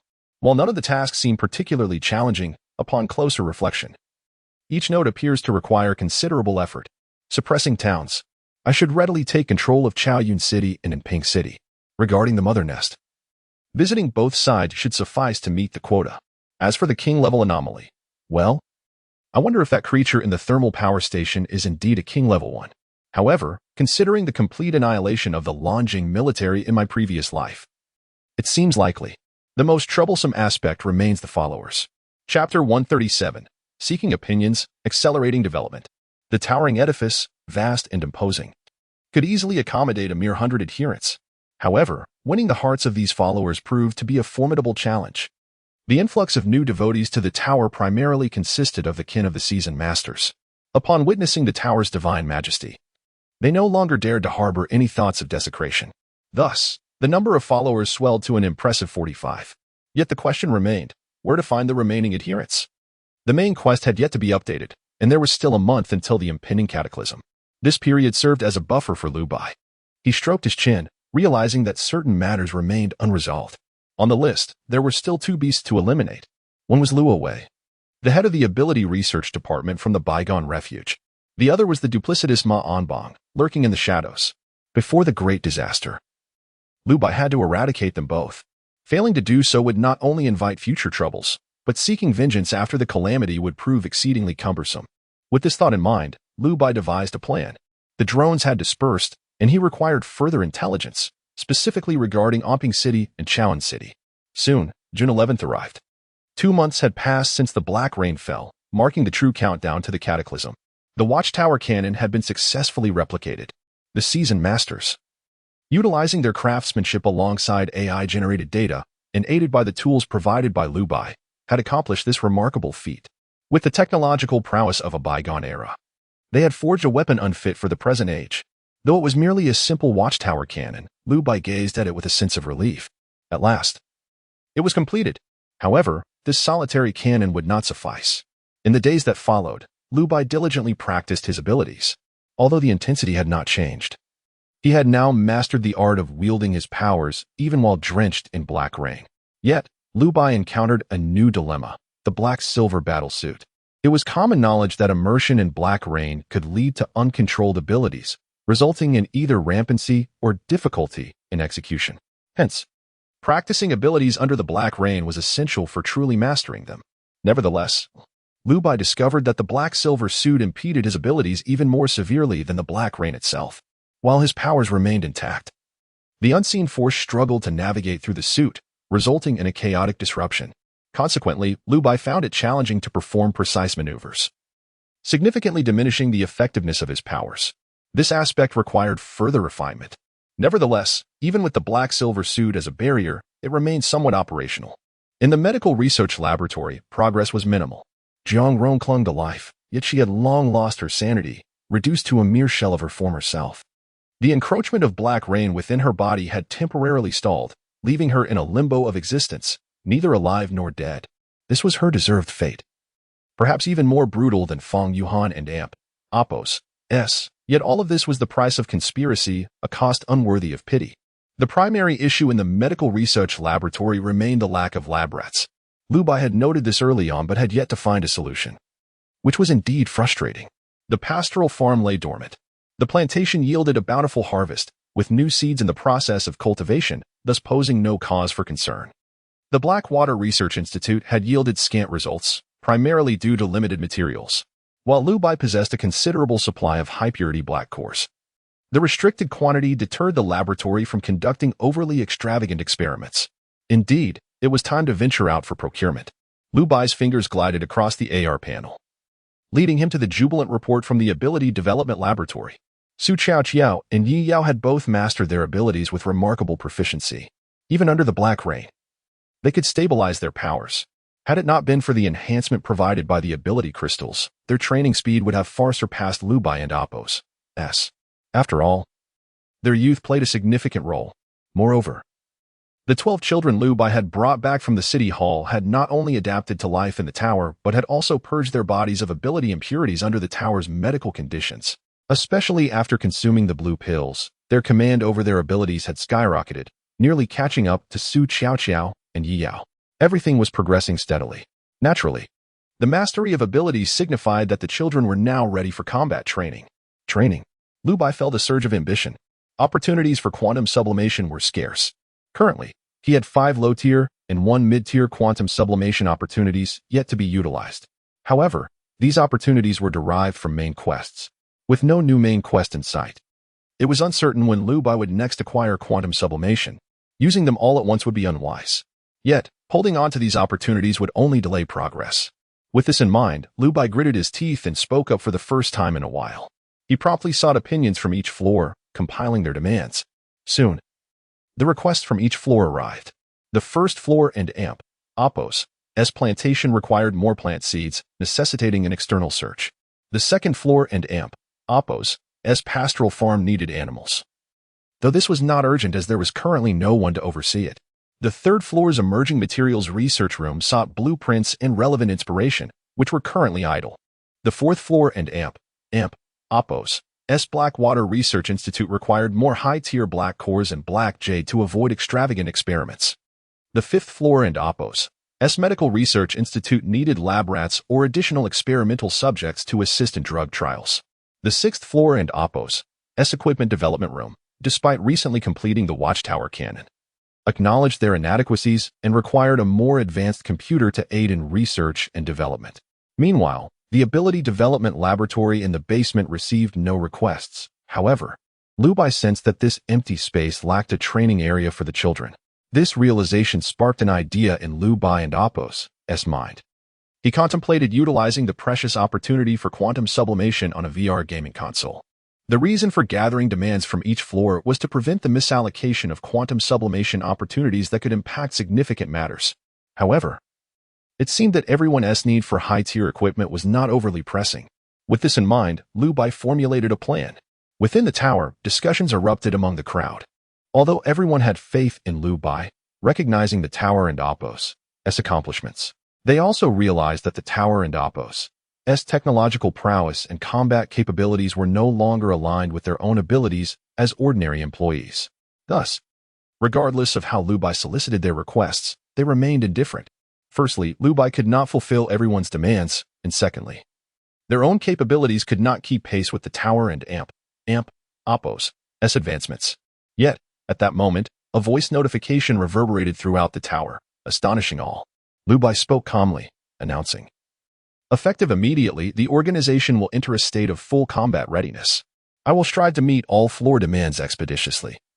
And you must also quickly acquire the strength to face the impending calamity." Chapter 138, A Grand Gamble, A Bountiful Harvest. Upon hearing these words, the employees of the tower group, found themselves utterly bewildered. The ability to confront calamity? Not only was the nature of this calamity unclear, but could such an ability simply be possessed by mere desire? Wasn't it oppose? That an unreasonable expectation? It was not that they did not wish to keep pace with the tower, but rather that they simply lacked the requisite capability. Liu Bai paused momentarily, disregarding their confusion, and continued speaking. From this day forth, all employees of the group willing to join the ranks of battle, regardless of their position, would receive a thermal vest, a basic firearm, and a military tactical jacket. If they passed the initial combat ability assessment, those who succeeded would be awarded a set of neurophysical hematopoietic enhancers and a set of vital organ and brain supplements. Should they pass the intermediate combat ability assessment, they would be granted a nano-reconnaissance drone, a dragon sniper rifle, along with a set of Type 2 neurophysical hematopoietic enhancers. For those who succeeded in the advanced combat ability assessment, additional rewards would include a choice of a high-grade firearm, a Skynet visor, 10 vials of essence of the 100 insects, and a jar of crocodile bone powder. Furthermore, anyone who could simultaneously pass the advanced supernatural ability assessment would earn a nano black silver battle suit. The moment these words were uttered, the entire tower erupted in excitement. What? A nano black silver battle suit? Was it not the very suit discussed in the Yongqing forum? Wasn't it amp? Oppose, it reserved exclusively for the members of the combat division? Hush, are you foolish? When have you seen a combat division within our group? It could only be for Liu Bai himself or his trusted confidants. And now, we too have the chance to don such a suit. Hope gleamed in their eyes, each heart racing with exhilaration. They were not naive. They understood that the so-called combat division was evidently a fabricated entity. The tower was not so vast as to conceal a combat division without everyone noticing. Yet, it was precisely this knowledge that led the employees to recognize the magnitude of the reward. The opportunity to earn a nano black silver battle suit was nothing short of extraordinary. Their doubts were swiftly dispelled. Unable to keep pace with the tower and amp, oppose, as advancements? Nonsense. With a few doses of enhancers and clad in a nano black silver suit, who could not become the next legendary black-clad warrior? The employees were already eager to participate in the so-called combat ability assessments. However, Liu Bai refrained from elaborating further, as he had yet to finalize the criteria for the assessments. After all, the black-silver battle suit was not intended for the average individual. Given the requirement to simultaneously pass the advanced supernatural ability assessment, the only candidates within the tower capable of meeting this criterion were the Yu Jian squad, Su Qiao, and Yi Yao. Nevertheless, regarding the so-called combat ability assessment, it truly was a grand gamble. Strictly speaking, it could hardly be classified as gambling. The VR glasses, a sensation of the gaming era, if subjected to quantum sublimation, would undoubtedly yield results still related to VR. However, would the enhancement focus on the reading performance of the VR glasses or provide players with a superior immersive experience? This aspect, Liu Bai could not predict. Whether it would meet the demands of VR training was a gamble he had to take, with no alternative. As the entire tower group buzzed with anticipation, Liu Bai chose not to speak again. He instructed Chun Han to prepare all necessary items: VR glasses, Tianzhou notebooks, self-developed patrol cannons, and the new assault rifle seized from Li Jian. This was to leverage the technological advancements of Yongcheng City to pave the way for the tower. With a total of 4 quantum sublimation opportunities, Liu Bai hesitated to utilize the intermediate quantum sublimation but ultimately decided against it. This opportunity must be reserved for a more significant purpose. For instance, to have Master Li and his team dismantle 3 high-grade firearms and, with the aid of the enhanced computer to be acquired later, to create a groundbreaking new weapon. Finally, he would seek to elevate it. This constituted Liu Bai's blueprint for the next phase, even if he could not finalize it before reaching the power station's nest. He aimed to complete it before the onset of the Great Catastrophe and the first emergence of supernatural calamities. Taking a deep breath, despite the pangs of hesitation, he ultimately decided to gamble. He opted for low-level quantum sublimation, selecting the targets for quantum sublimation: VR glasses, Tianzhou notebooks, patrol cannons, and the new assault rifle. In an instant, the heavens resounded.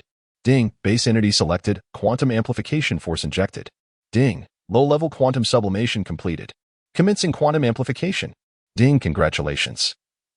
Host, you have obtained VR simulated reality chamber, totaling 22 units, congratulations. Host, you have obtained Tianzhou quantum computer, totaling 5 units, congratulations. Host, you have obtained triple nano patrol cannons, totaling 216 units, congratulations. Host, you have obtained Dragon Assault Rifle.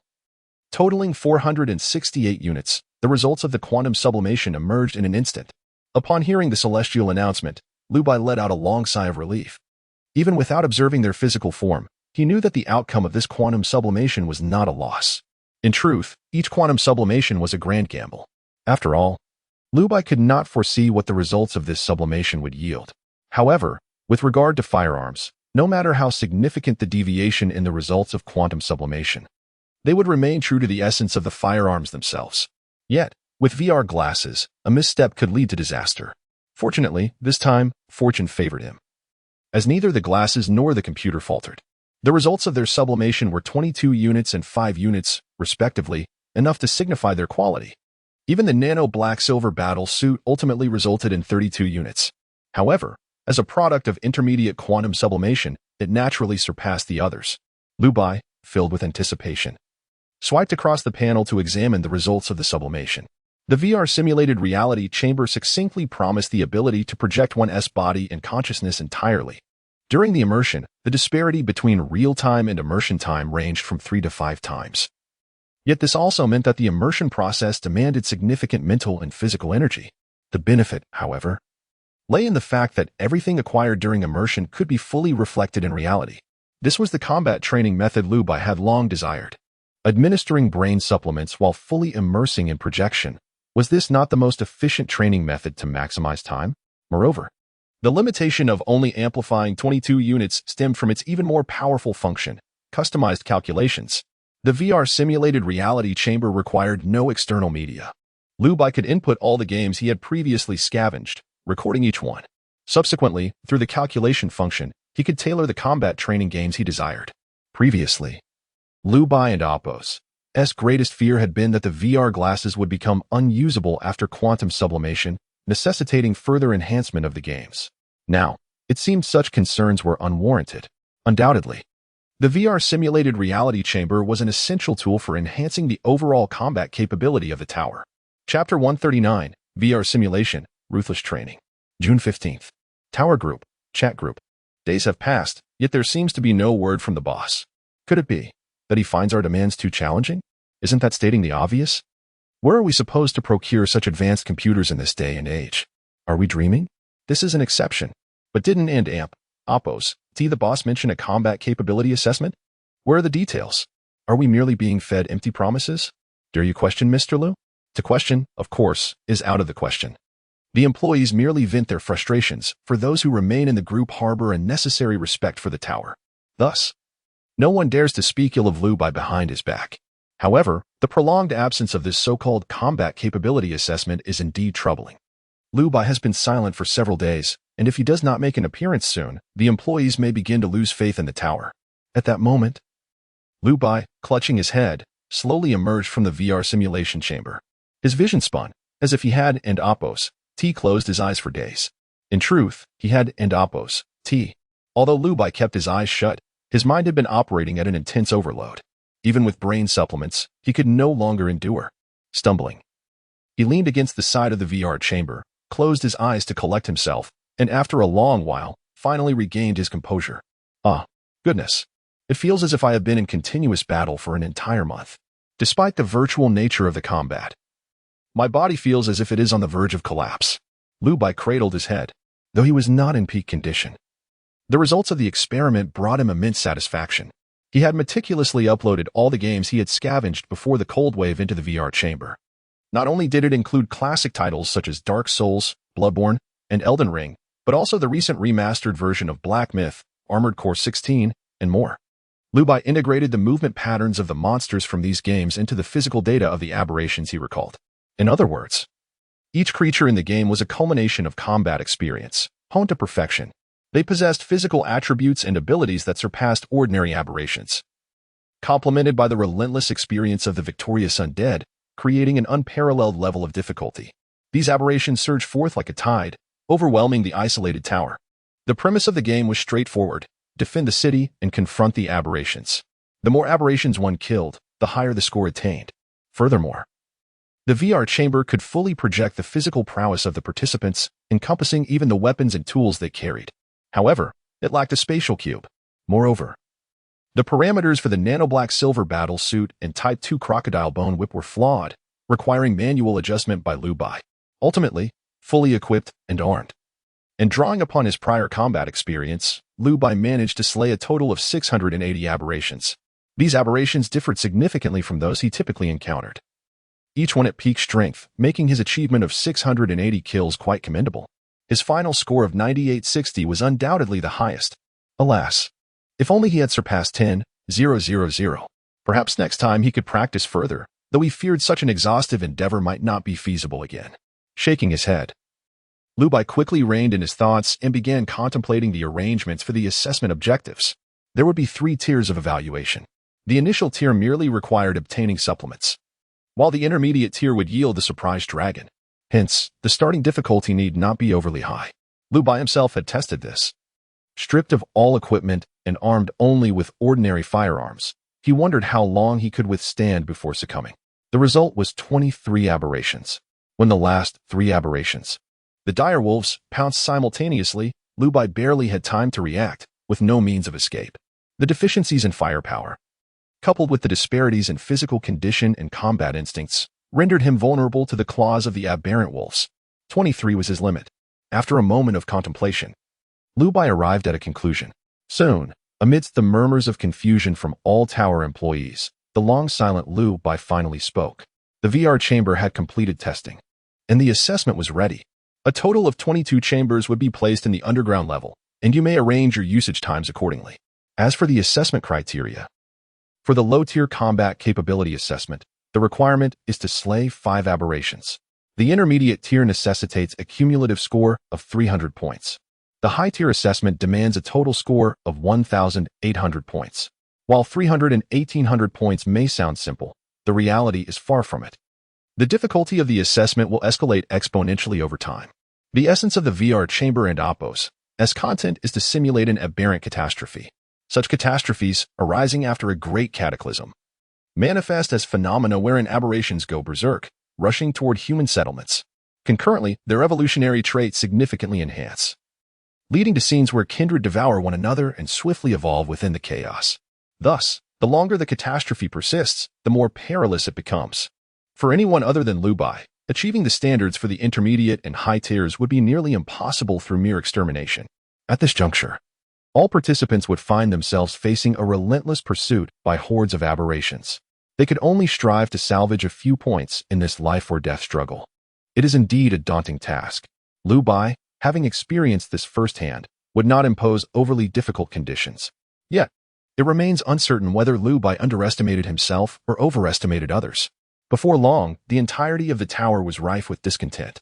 Damn it, is this truly a game? 5 aberrations. What kind of monstrous aberration is this? I exerted all my strength, yet I couldn't end Oppos to even slay a single one. What a joke. Haha. Can anyone actually witness the final score tally? However, no one could, for one must kill at least 1 aberration to see the final score. Yet, half a day passed. Liu Bai and Oppos' mental faculties fully restored, and on the leaderboard, there remained only Liu Bai, isolated and alone. Others had not even qualified to be listed. Liu Bai was taken aback. Is it truly this difficult? Or are the employees simply too weak? Liu Bai now suspected it was more likely the latter. He suddenly realized that the employees were not warriors. There were no armed police, no soldiers, not even firefighters or bodyguards among them. With their untrained physiques, how could they hope to prevail against the significantly enhanced aberrations? In an instant, the tower echoed with lamentations, the group chat filled with cries of despair. Liu Bai slapped his forehead, hesitant about whether to slightly lower the standards. However, at that moment, the leaderboard finally displayed a change. The second place had a name. Though familiar, it was indeed a surprise to Liu Bai, for it was Su Qiao Qiao. Chapter 140, Astonishing Strength and Terrifying Disparity. Rank 1, X, with a score of 9,860. Rank 2, Su Qiao Qiao, with a mere 8 points. The score of 8 signifies that Su Qiao Qiao successfully defeated only 1 low-level corpse monster. Within the VR experimental chamber and Oppos' anomaly simulation, the strength of the corpse monsters is indeed slightly superior to that of the aberrations. Thus, the scores are correspondingly elevated. However, Su Qiao Qiao and Oppos' immediate elimination of a corpse monster, resulting in mutual destruction, genuinely astonished Liu Bai. Her intuition is remarkably sharp. She knows precisely which adversary must be prioritized, the corpse monster. The learning ability of the corpse monsters is exceedingly formidable. If not swiftly eradicated, her strategic movements will inevitably be deciphered by them. Consequently, Su Qiao chose to engage in a fierce battle with the corpse monster, ultimately emerging victorious. Su Qiao did not hasten to announce her good fortune in the group chat. Instead, she sought out Teacher Yi, inquiring, "Teacher Yi, I secured second place, but I did not pass the initial assessment. Is it permissible to disclose this?" Teacher Yi provided a reassuring reply, "Of course, you may. Currently, the group is somewhat shaken. Your announcement could stabilize their morale and demonstrate that the aberrations can indeed be defeated." Upon hearing this, Su Qiao nodded and subsequently shared the leaderboard data in the group. The previously vocal group fell into an eerie silence, the atmosphere thick with tension. Su Qiao had successfully vanquished an aberration, a feat that a mere child had accomplished. One that eluded all others. Unbelievable. Yet, this was not the most terrifying aspect. The most alarming revelation was that the first-place score was an astounding 9,860 points. Is such a score achievable by a mere human? This is madness. While we struggle to slay even a single aberration, this individual seems to be effortlessly reaping victories. Hush, do you not recognize who that is? It is X, unmistakably the alias of our CEO, Lu Bai. Lu Bai's lips twitched. This is bad. His identity may remain cloaked in mystery to the outside world, but within the tower, everyone knows that X is indeed Lu Bai. There is no longer any possibility of concealing this from anyone. However, the crowd soon erupted in admiration and praise for Lu Bai. He withdrew his gaze, shaking his head in resignation. Well, let them have their excitement. Since Qiao has succeeded, there is no need to adjust the difficulty for now. 5 aberrations may indeed be a tad challenging, but it will provide them with ample opportunity for practice. Indeed, it is somewhat unreasonable to expect this group of researchers, who are entirely unfamiliar with combat, to slay aberrations. Yet, if they cannot even muster the resolve to confront 5 aberrations, how shall they respond if the tower is attacked in Lu Bai's absence? This is a necessary trial, and retreat is not an option. Lu Bai dispelled his wandering thoughts, stretched his legs, and exhaled deeply. After a month of relentless battles, his combat skills had improved, and he had gained a clearer understanding of how to effectively utilize all available weapons and resources. Now, he awaited the warriors intent on defending the tower to overcome this challenge themselves. Everything was in readiness at the tower. Quantum computers had been entrusted to the researchers on each floor. With these, whether in material development or the creation of new weaponry, tasks would undoubtedly be executed with greater ease. As for the sentry cannon, Lu Bai promptly had it installed. Although the tri-barrel sentry cannon appeared to be a mass-produced item of questionable intrinsic value, it was, in fact, far from ordinary. The essence of the tri-barrel sentry cannon transcends contemporary technology. Its flashy functions are surprisingly practical: machine guns, swarm mini-missiles, and penetrating lasers, with 3 modes alternating, offering a wide range of applications. Excellent equipment. Lu Bai had no time to test its power, for it was crucial to avoid drawing attention at this moment. He did not wish to be caught in a pincer attack from the rival factions on both sides of the bridge in Yongqing City. In any case, the tri-barrel sentry cannon needed no excessive contemplation. It was to be installed directly. Besides at the tower, a couple of units could also be stationed at the major beacon sanctuaries, though only in Yongqing, as the number of tri-barrel sentry cannons was ultimately limited. The Thunder Dragon, a conventional enhanced rifle, also utilized nanobullets. However, Lu Bai no longer lacked ammunition production capabilities. Since the enhancement of the spatial cube module, he could now print 2 types of nanobullets simultaneously, which was quite a relief. With that, it seemed everything was nearly in order. The Thunder Dragon and Oppo's automatic reloading feature would undoubtedly prove invaluable in the future, ensuring that he would not be caught off guard by an aberration during a magazine change. Reflecting on this gamble, Lu Bai felt a profound sense of satisfaction. Although considerable time had been invested, he deemed it worthwhile. Now, he must contemplate future plans. Anping. Chaoan he must certainly visit Lianzhou City. Yet, Anping City harbors a thermal power station, though an early visit might be prudent. Should he fail or be unable to eliminate the threat, it could spell endless trouble. Given the creature and Oppo's nature, even if he managed to retreat to the tower, it would never relent. As these thoughts churned in Lu Bai's mind, he found himself increasingly conflicted. Should he swiftly eradicate the menace in Anping City, or proceed to Chaoan? However, someone else made the decision for him. The drone detected new leads. As Lu Bai pondered, a voice broke through Chun'an and Oppo's announcement rang in his ears. Return, master. This morning, while the drone patrolled between Chaoan and Anping City, it intercepted unexpected intelligence. Lu Bai raised an eyebrow. Unexpected intelligence? Shunhan calmly replied, Indeed, master. While the drone was eavesdropping within the inner ring of Chaoan City, it overheard a conversation of significant concern. The discussion pertained to workers from outside Chaoan City. Logically, in this era, the concept of leaving one's home to seek work should not exist. Yet, it was recounted faithfully by the survivors of Chaoan City. By employing the drone for further investigation, I unearthed clues. They remarked, and Amp, Oppos, what is there to worry about? Arin and Amp, Oppos, the big shots from Yongcheng City protecting us? Moreover, this method of labor exchange was proposed by our boss Ma. And Oppos, if you do not believe others, how can you doubt our brother Ma? The names Boss Ma and Brother Ma triggered a name long suppressed in Lu Bai and Amp, Oppos' heart, almost surfacing at the tip of his tongue. Ma Onbong. That hypocritical beast had indeed survived. Furthermore, the course of history had shifted dramatically. Now, Ma Onbong had severed ties with Yongqing and was instead involved in the operational planning of Chaoan City.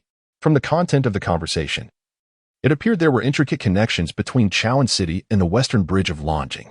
If nothing else, it seemed Chaoan City was on the brink of an unexpected event. Chapter 141. The Trail of a Deadly Enemy, The Peril of Chaoan. Lu Bai's reaction was exceptionally keen.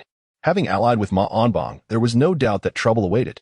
Ma Onbong would only pursue paths that served his own interests.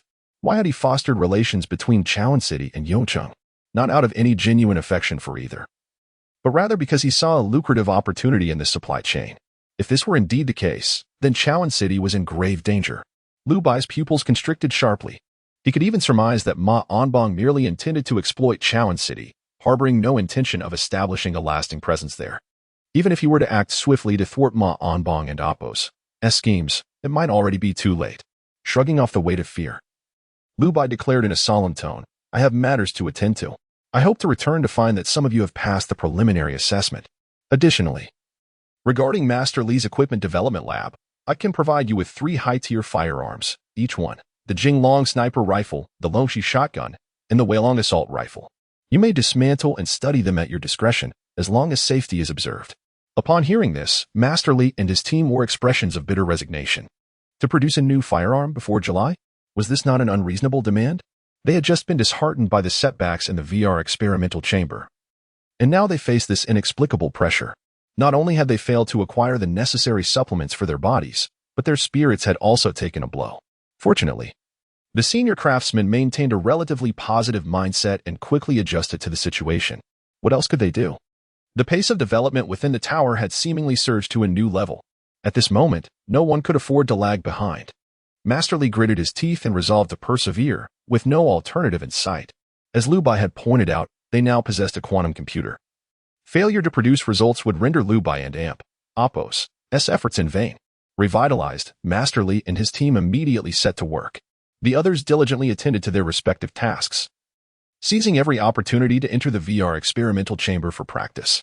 Meanwhile, the members of the December squad, Su Chaoqiao and Yi Yao, exchanged experiences, striving to swiftly surpass the initial combat capability assessment. The tower's development was advancing at an astonishing pace. Meanwhile, Lu Bai finally rose and gazed westward. It was time to set out. Chaoan City.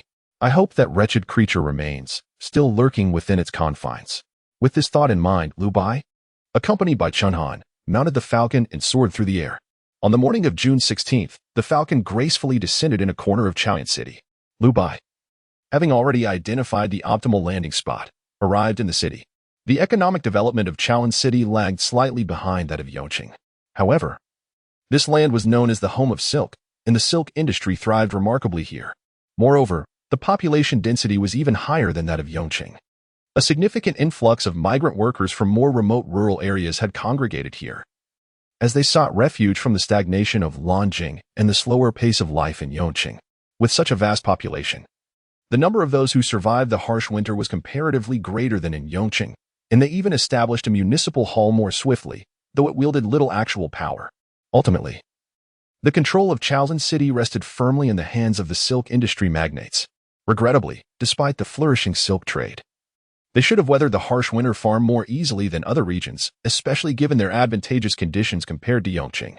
Absent external interference, One would expect Chaoan City to surpass Yongcheng following the deluge of black rain. Yet now, Lu Bai stood atop a building, surveying the surroundings. What he beheld was utter desolation. The remnants of buildings lay in ruins, making it nearly impossible to find a structure still standing intact. It resembled a city that had recently endured a protracted battle. Narrowing his eyes, Lu Bai utilized the Skynet goggles to scan the area but found no sign of a solitary survivor. Something felt amiss. Was the distribution of survivors in Chaoan City truly so dense and intact? Not a single living soul to be seen amidst the desolation of the outer city? However, just then, Lu Bai noticed a red dot suddenly appear on the Skynet goggles. The number of red dots quickly multiplied, and in the blink of an eye, there were dozens. Each red dot was larger than the average second-tier aberration. Lu Bai's pupils constricted. The distribution was rather scattered. This was not good. Could it be that the entire underground of Chaoan City served as a nest? His expression turned grave.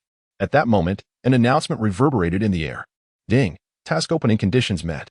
Unlocking derivative subquest. Suppress the city, Chaoan City. Suppression indicators. 1. Eliminate aberrations 0-180. 2. Eliminate elite aberrations 0-2. 3. Restore order to Chaoan City 0-1. Node rewards. Low-tier quantum extraction, quantum refinement, quantum sublimation, suppression rewards. Selectable spatial cube module 1. Low-tier quantum sublimation 1. Time limit. None. The derivative subquest was straightforward, merely to restore order. On one hand, it involved eliminating those who disrupted the peace. And on the other, it entailed exterminating the aberrations that plagued Chaoan. At least it was uncomplicated and seemed like a relatively simple task. Yet Lu Bai suddenly realized. Goodness, the aberrations in Chaoan City appeared rather formidable. Narrowing his eyes, Lu Bai glanced downwards. The number of red dots was considerable, yet not densely clustered. He had initially presumed that the aberrations here might be hiding underground, much like in the chemical plant, reluctant to surface. But now, it seemed he had misjudged. These aberrations were not only bold enough to show themselves, but had even sensed his presence from over 40 meters underground. No wonder there was no one in the outer districts of Chaoan City, Lu Bai now understood. Unfazed, Lu Bai resolved that since the aberrations of Chaoan City were so welcoming, he had no reason to retreat. It was also an opportune moment to assess the strength of these aberrations. As he pondered, a tremendous crash resounded. Lu Bai witnessed a nearby flat-roofed structure collapse with a thunderous roar. Dust and debris erupted, obscuring the view of the scene within the ruins. Raising an eyebrow with a slight smile, Lu Bai remarked, "Impressive, employing tactics, are we? Your dark core must possess quite a quality." With that, he shrugged with interest. Had it been anyone else, they might have fallen for the trickery of the aberration. But alas, he was Lu Bai. The Skynet goggles had already revealed everything. The aberration was not within the swirling dust but rather beneath Lu Bai's feet. Chapter 142. The Side Spider, a sudden shift in attitude. The crimson dot swiftly approached. Yet it moved with eerie silence. It was evident that this strange creature was exceptionally adept at subterranean maneuvers. The swirling dust was merely a ruse it had meticulously crafted. Had one encountered such a creature for the first time without prior caution, they would likely have been on high alert, fixating on the debris-laden ruins, only to fall victim to the lethal threat lurking beneath their feet. A soft sound pierced the air. The obsidian scythe was adorned with irregular barbs and fine hairs. The barbs glistened with an unusual metallic sheen, as if tainted with a venomous toxin that could render one paralyzed or even lifeless with a mere scratch. Approaching silently from underground, the nearly 10-meter-long scythe penetrated the soil, as well as the 3-story self-built villa. However, the two individuals atop the villa had vanished long before the scythe breached the rooftop. Lu Bai and Chun Han deftly sidestepped, scrutinizing the elongated black scythe. It resembled a crab claw or a scorpion, albeit excessively slender. No, from this angle, it was a spider. No sooner had the thought crossed Lu Bai's mind than a tremendous roar erupted from beneath the villa. Boom! The earth collapsed, and the structure crumbled. A dark figure suddenly emerged from the depths of the villa. With 6 legs arranged with geometric precision, its body was diminutive. Yet at the front were a pair of scythes gleaming with metallic luster. Indeed, just as Lu Bai suspected, this was a side spider. In his previous life in Yongqing City, he had encountered it during the cataclysm, when the strange creatures besieged the city. The side spider's most notable characteristic was its ability to curl its body, bringing its 6 legs together like a drill. It could rapidly burrow underground, even penetrating ordinary city walls. It had instilled terror in the hearts of the city's defenders. Yet, Lu Bai did not anticipate that the lair of the scythe spider lay deep beneath Chaoan City. Lost in thought, the scythe spider reacted swiftly. It realized that its customary tactics had failed but displayed no fear. As a creature of the unknown, it would not be disoriented by trivial matters. Its instinct for battle compelled it to curl its body, seemingly intimidated by the two individuals clad in dark armor. However, Lu Bai understood that this was a facade. This creature was adept at deception, and one must not let their guard down. True to Lu Bai and Appo's expectations, the scythe spider curled up not out of fear, but to gather momentum. Its form resembled a spring, and at the pinnacle of its contraction, it suddenly sprang forth. The shadow swept through the air like a bolt of purple lightning. The two black scythes tore through the atmosphere, rapidly closing in on Lu Bai. Yet, what awaited it was merely Lu Bai's nonchalant sidestep and the casual draw of his dragon breath. Bang! A gunshot rang out. The scythe spider's dual blades failed to claim Lu Bai's life. Rather, its own two hind legs were shattered by a single shot of dragon breath. Lu Bai was well aware of the timing. Indeed, it was just right. The creature's legs, while sturdy amongst second-tier anomalies, appeared slender and without the appropriate weaponry. Relying solely on firearms would be futile. Only the dragon breath at close range could swiftly incapacitate its limbs. Lu Bai's gaze sharpened as he observed the scythe spider, now staggering and moving awkwardly after losing its legs. He remained vigilant. The Skynet goggles precisely locked onto the location of the black core. "Chun Han, it's your turn," he declared. Chun Han nodded slightly and swiftly unsheathed her Tang Dao. The shadow surged forth. However, this time, it was not the scythe spider but Chun Han herself. The Tang Dao reflected the light of the heavens, shimmering with a cold brilliance as it cleaved downward. Clang! A sharp sound echoed as the Tang Dao snapped. Chun Han's expression remained unchanged. She calmly retrieved her dragon breath, performed a roll, and darted behind the scythe spider. Bang! Bang! 2 consecutive shots rang out, accurately severing the scythe spider and Appo's remaining legs. Lu Bai and Appo's gaze narrowed as he glanced at the broken Tang Dao lying aside, shaking his head in regret. It was unfortunate that an ordinary blade could not even breach the creature and Appo's hardened shell. However, it was fortunate that the scythe spider and Appo's 6 legs were now nearly all incapacitated. Now, without a doubt, it was Lu Bai and Appo's moment. He grasped the second-tier crocodile bone snake whip without hesitation and tossed it forth. Simultaneously, he unleashed his telekinetic force. The whip adjusted its trajectory mid-air, swiftly coiling around the inconspicuous body of the scythe spider. Then, Lu Bai gently pressed his finger. Crack! Under such terrifying bite force, a mere second-tier anomaly stood no chance of resistance. Moreover, Lu Bai deliberately avoided the black core, ensuring a perfect capture. The remains of the scythe spider lay quietly amidst the flames, swiftly charred to the point of total annihilation. However, before that, Lu Bai retained one of its scythes. Not for display, but as a means of intimidation. The crimson dots underground appeared endless. With such a vast number of anomalies, each one fixated on Lu Bai. A shiver ran down his spine. Fortunately, after the encounter with the scythe spider, the underground became significantly quieter. Lu Bai was able to navigate through the ruins, reaching the city center and Appo's settlement unscathed. This area had once been the sports center of Chaoyan City, adjacent to the airport, but now it served as a refuge for survivors.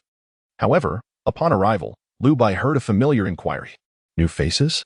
You too. Who are you? To enter the refuge, you must first identify yourselves. Lu Bai shook his head, his tone laced with resignation. We are refugees, having just arrived from Yong City. Alas, there is chaos in Yong City, and I feared that if we did not flee soon, we would inevitably be caught in the turmoil. Thus, we decided to see what Chaoyan City had to offer. The guard appeared momentarily stunned, perplexed. Chaos in Yong City? Refugees? You call this individual dressed in such dark combat armor a refugee? Surely, you jest.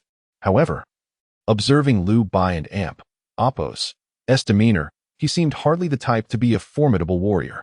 The guard gritted his teeth and, with a forced bravado, asked, You were fortunate not to encounter any anomalies while passing through the outskirts of Chaoyan City. I would advise you to return at once if you wish to avoid becoming victims of the ruins. The roads in Chaoyan City are treacherous.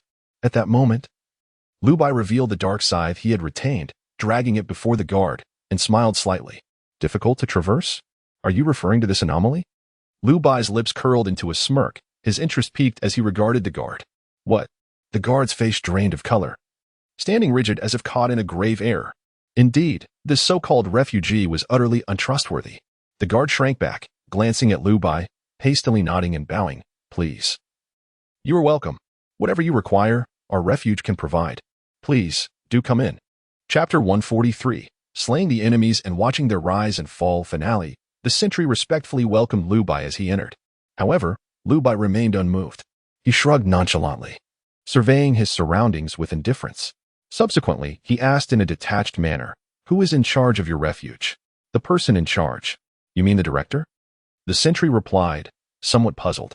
Liu Bai and Appos. His expression was apathetic as he calmly responded, "Regardless of their title, who holds the highest authority, or rather, who commands the greatest respect?" The question seemed peculiar. Liu Bai contemplated that given Ma Onbong and Appos' character, it was uncertain whether he would indeed occupy the director and Appos' position. In his past life, Ma Onbong had indeed been the director of the Yongcheng refuge, yet he had always maintained a low profile, embodying the image of a benevolent spiritual leader. The directorship was merely nominal. Thus, the subsequent incident where Liu Bai found himself in peril and was ambushed by a group of beasts could be attributed to this. Liu Bai surmised that if Ma Onbong were indeed hiding within the refuge, it was quite plausible that he did not hold the position of director. Liu Bai held no grand expectations. After all, the intelligence from the drone had confirmed the connections between the Chaolin City refuge and the Chaoxi district of Longjing City, with Ma Onbong being the one facilitating those links. Therefore, Liu Bai was mentally prepared for the possibility that Ma Onbong might not be in Chaolin City. His gaze sharpened. Liu Bai fixed his eyes on the sentry, a palpable intensity surrounding him. It was as if the aura of a seasoned warrior bore down upon the sentry, nearly suffocating him. The sentry shivered under Liu Bai and Appos' scrutiny, unwilling to exhibit even a hint of negligence. He looked skyward, as if lost in thought. It's hard for me to say. Our refuge has three main figures of authority. One is Director Pang, the former vice mayor of Chaoyan City. The other is Deputy Director Luo, originally from Anping City, but he had been conducting research in Longjing City and was recruited by Mr. Ma. As for the third person, that would be Mr. Ma himself. In my opinion, he wields the greatest prestige. Mr. Ma is the bridge between our Chaoyan City refuge and Longjing City. Thanks to Mr. Ma, we have the supplies we depend on to survive, we can develop our abilities, and we endure amid the monstrous hunts. He even provides us with job opportunities, frequently taking us to Longjing City. Everyone is eager for this opportunity for further education, as long as we can accompany Mr. Ma to Longjing City. We need not live in constant fear anymore. Most importantly, Mr. Ma is remarkably humble. He is a distinguished guest in Longjing City. And despite his ability to enjoy a life of luxury there, he chooses to train with us and protect the refuge. He genuinely cares about our future and the future of humanity. Such a person could rightly be called the savior of this era. The atmosphere suddenly turned icy. Liu Bai chuckled softly.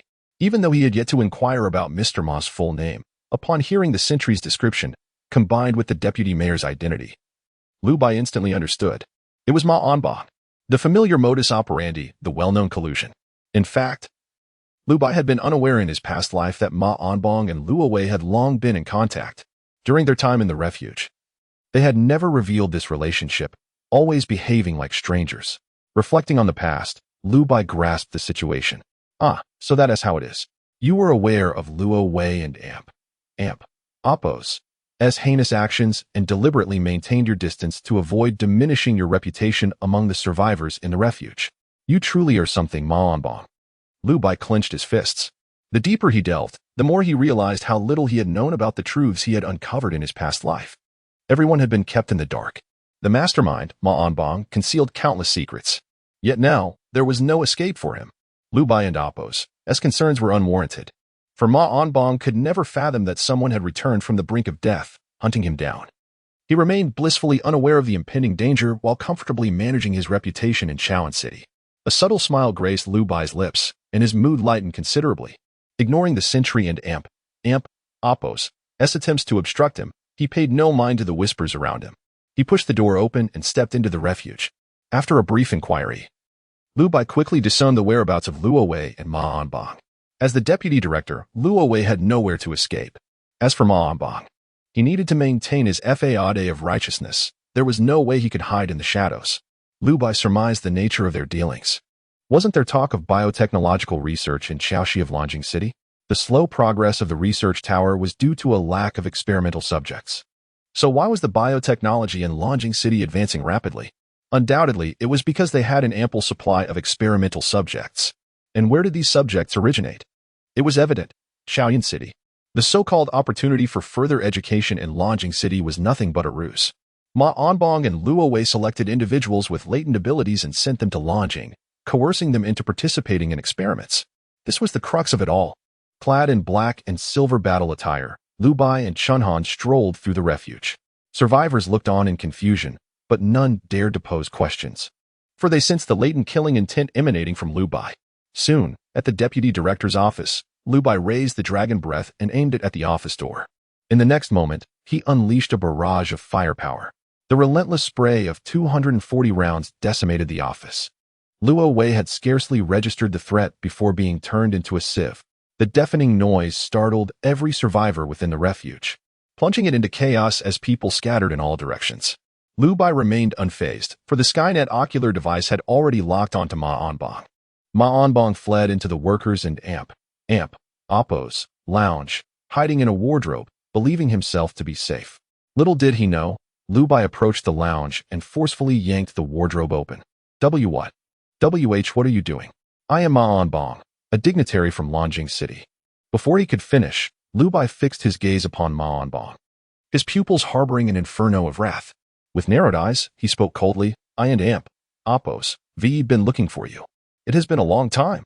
What are you doing? I don't know you. You must have the wrong person. Ma Onbong and Oppo's composure shattered as he frantically protested. However, Lu Bai merely smiled faintly, you may not know me. But it suffices that I know you. With that, Lu Bai raised the dragon breath. It was aimed squarely at Ma Onbong's forehead, and then, boom. The explosion of flames erupted. Brains splattered. With a single shot, Ma Onbong and Oppo's forehead exploded, his neck rendered devoid of life, and his remaining half-body slumped lifelessly to the ground. As Lu Bai surveyed the chaotic ruins before him, his expression remained tranquil as he exhaled a long sigh. Finally, it was over. Both Ma Onbong and Luo Wei were dead. All his sworn enemies had perished. With no more burdens in his heart, Lu Bai could finally traverse the world with a lightness of spirit. The future lay ahead, vast and uncharted. Next, he was finally able to sit upright atop the tall tower, observing the rise and fall of the apocalyptic world. The end, dear brothers and sisters. The performance of this book has not met expectations, and I must conclude it prematurely. I feel immense remorse and extend my sincerest apologies. In October, we shall meet again with a new book.